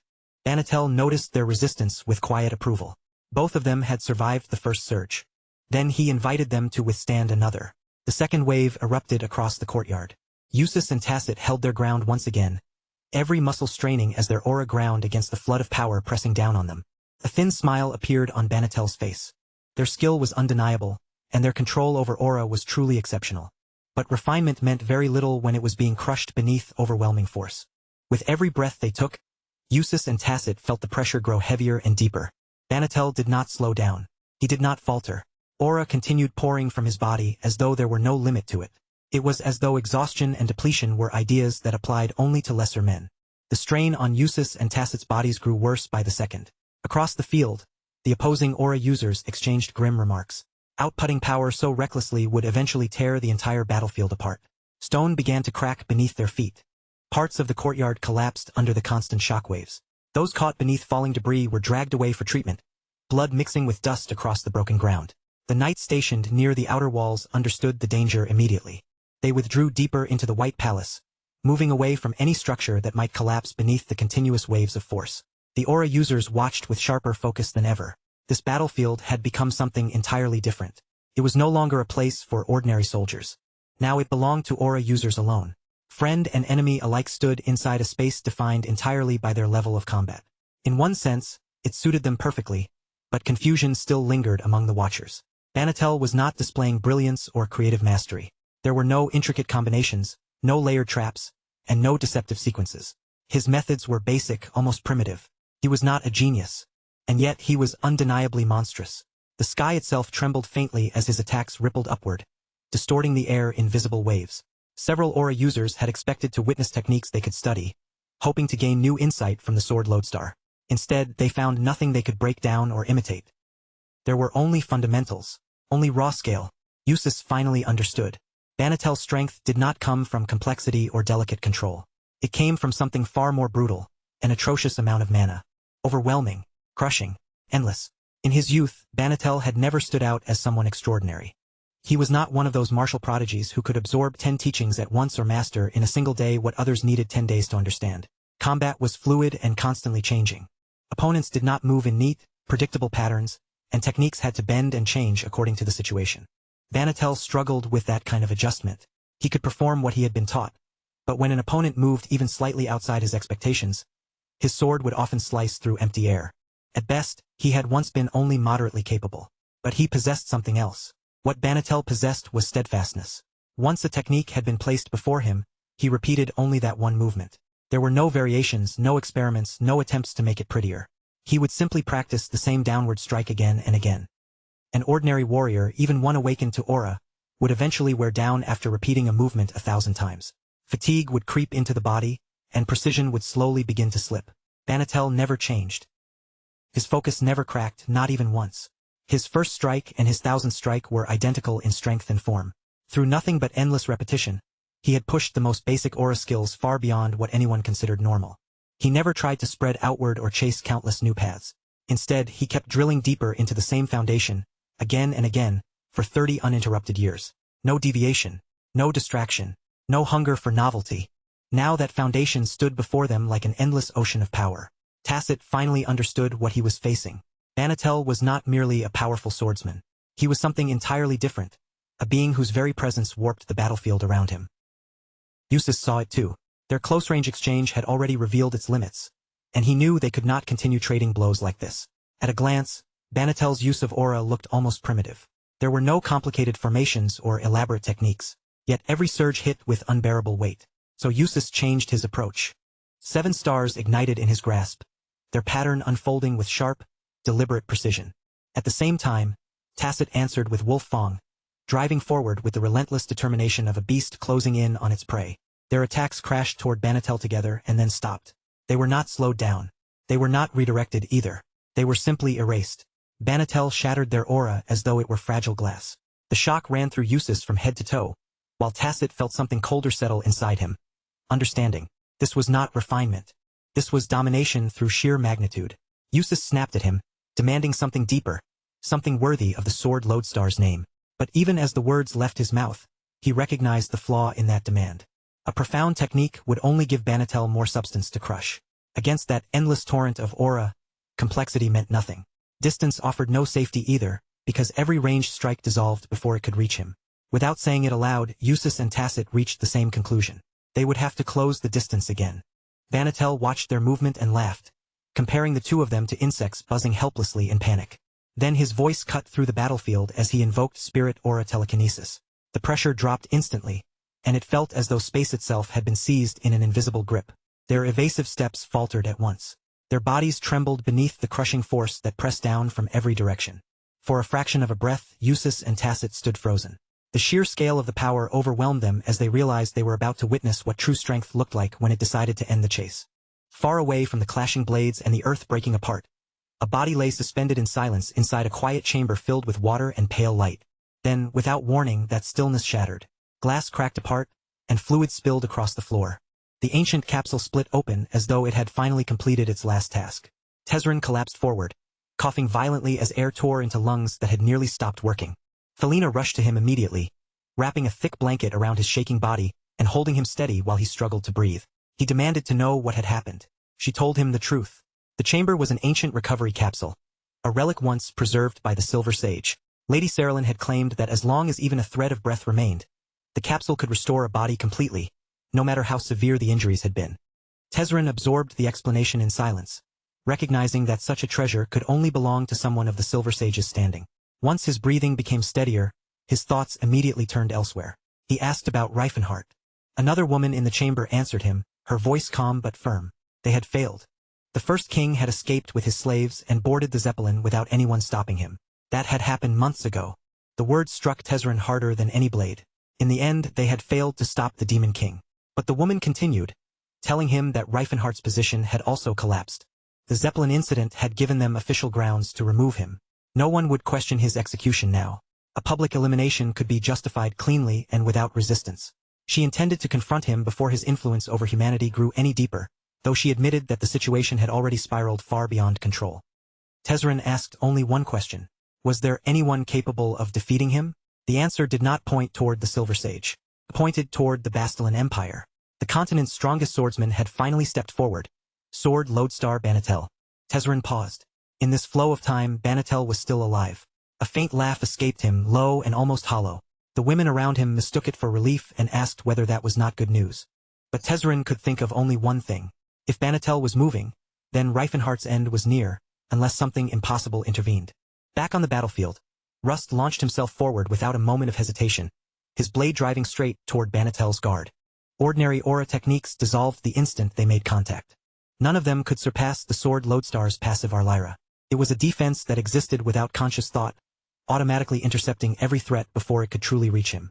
It felt as though the world itself refused to allow any strike to touch Banatel. Eustace shifted instantly. Void Sword Horizon activated. Space folded along the edge of his blade, and a clean line carved across Banatel's neck. Shock rippled through everyone watching. For a moment, the people around them could not comprehend what they had just witnessed. Even Banatel's eyes widened for the briefest instant as blood traced the cut across his neck. Then his aura surged through his body, and the wound sealed shut as though it had never existed. Rust lowered his blade slightly, frustration tightening his grip around the hilt. The strike had been flawless. His timing was exact, and its angle had been absolute. Yet even that had not been enough to overcome the sword Lodestar's passive aura. The truth settled in with brutal clarity. Against Banatel, even perfection could still fall short. Banatel's composure finally snapped. Rage surged through him as he declared that Eustace would not leave this battlefield alive. His aura erupted violently, no longer held back, pouring outward in waves that bent the air and crushed the ground beneath him. The entire battlefield trembled under the overwhelming pressure of it. With cold irritation in his voice, Banatel acknowledged Eustace. It was rare, he said, to find someone so young who could wield a technique like that. But if that slash had carried even slightly more force, Eustace would have died instantly. Tacit felt the conclusion settle deep into his bones. This was the end. Asriel measured the distance, the pressure, and the time remaining before reinforcements could arrive, then understood that he would not survive long enough to see them. Both men arrived at the same silent thought. Even Reifenhardt might have struggled against power of this magnitude. And if death was inevitable, then it would happen here. Better that than standing aside and watching everyone else be crushed with them. Then a voice sliced through the suffocating tension. It was calm and unhurried, and every head turned toward the highest tower. Banatel paused as a figure descended from above. Each step carried that figure through the air, supported by ki that felt unmistakably similar to Reifenhardt's. Tacit stood frozen, unable to make sense of the terrifying presence pressing down on him. The power spilling from that man did not feel human anymore. It carried something almost sacred, like the crushing presence of a god standing before them. Around him, the other aura users could do nothing but stare in stunned silence. Once again, they were forced to face the truth that this world contained monsters far beyond anything they had ever imagined. The first emperor, Gerard. He came down lightly in front of Banatel, touching the ground with the ease of someone arriving at a casual gathering instead of stepping into the middle of a battlefield. A faintly amused smile rested on Gerard's weathered face as he looked toward Banatel. After so many years apart, he said, old friends should at least trade a few words and remember the past. Banatel's irritation became impossible to hide. His expression darkened as he demanded to know exactly why Gerard had come here. Gerard answered as calmly as ever, saying he had only come to see his disciple. Banatel immediately questioned whether that supposed bond between master and student was still worth anything after all this time. Gerard merely smiled at the remark, reminding him that when disciples leave the mountain, even master and student eventually become strangers in their own way. Without giving the tension another thought, Gerard changed the subject as though they were discussing everyday business. Since he was already here, he said he might as well handle a few matters, and casually asked where Reifenhardt was. Eustace stepped forward and explained that Reifenhardt was away and would not return for another 3 or 4 hours. Gerard's eyes lingered on the boy for a moment. He acknowledged the talent in front of him, though he remarked that Eustace looked younger than he had expected. Then Gerard's attention shifted toward Tacit. He asked whether this orc, who had only recently awakened his aura, had managed to impress him. Tacit could not answer. He could only stand there and stare up at the enormous human before him. Gerard's face showed the marks of age, yet his body was overflowing with force and vitality that seemed almost unnatural. Turning back toward Banatel, he openly mocked him. At his age, Gerard said, showing so much hostility toward a few young people was hardly dignified. Banatel fired back at once, saying dignity also required a man to wear proper clothes. Gerard burst into loud laughter, completely unbothered by the insult. He flexed his powerful body with obvious pride and declared that preserving a physique like this at his age was a greater accomplishment than wearing any fancy outfit. Then he accused Banatel of being jealous. Banatel denied it sharply, but by then the mood between them had already changed. Only moments earlier, the battlefield had been drowning beneath murderous intent. Now, however, it felt as though something much larger had taken center stage. Banatel's face hardened as he made his purpose clear. He was not here because of pride, and he was not here because of some old rivalry. Under Sayer's command, he had come to punish heretics. That was all there was to it. Duty, nothing more. Gerard answered with laughter so sharp it seemed to slice through the air. He reminded Banatel of the life he had chosen. Years spent behind the Empire's walls, carrying out orders without question and polishing his sword through loyal discipline. Then Gerard openly compared that life to his own path. Gerard had become the richest man in the kingdom of Basilai, and he had poured half of that enormous fortune into raising his disciple. Even after saying that, he did not stop mocking Banatel. No matter how grand the title sword lodestar might sound, Gerard said, a man who guarded imperial interests for a salary could hardly claim to be free. Banatel's eyes narrowed at the insult. He admitted that Gerard had always been unbearable in exactly this way. But then his voice changed, becoming cold and commanding. This was the business of the Bastilan Empire, he said. Gerard needed to step aside, unless he truly intended to challenge the Empire itself. Gerard dismissed the warning without the slightest hesitation. He had only come to greet a few familiar faces, but he had no intention of standing back and watching his disciples' subordinates get slaughtered simply because everyone was afraid of offending an empire. A fight without blood is painfully boring. The moment Gerard said it, the air around them grew heavy. His aura rose again, vast and impossible to measure, rolling outward as it crashed directly into Banatel's power. The ground beneath their feet groaned beneath the pressure of those two overwhelming forces colliding head-on. Any restraint that remained between them disappeared in an instant. What came next would not be a meaningless show of strength. This battle would decide everything. And that is where we will leave things for now. For the next part of the story, make sure to like the video and subscribe so you do not miss what happens next.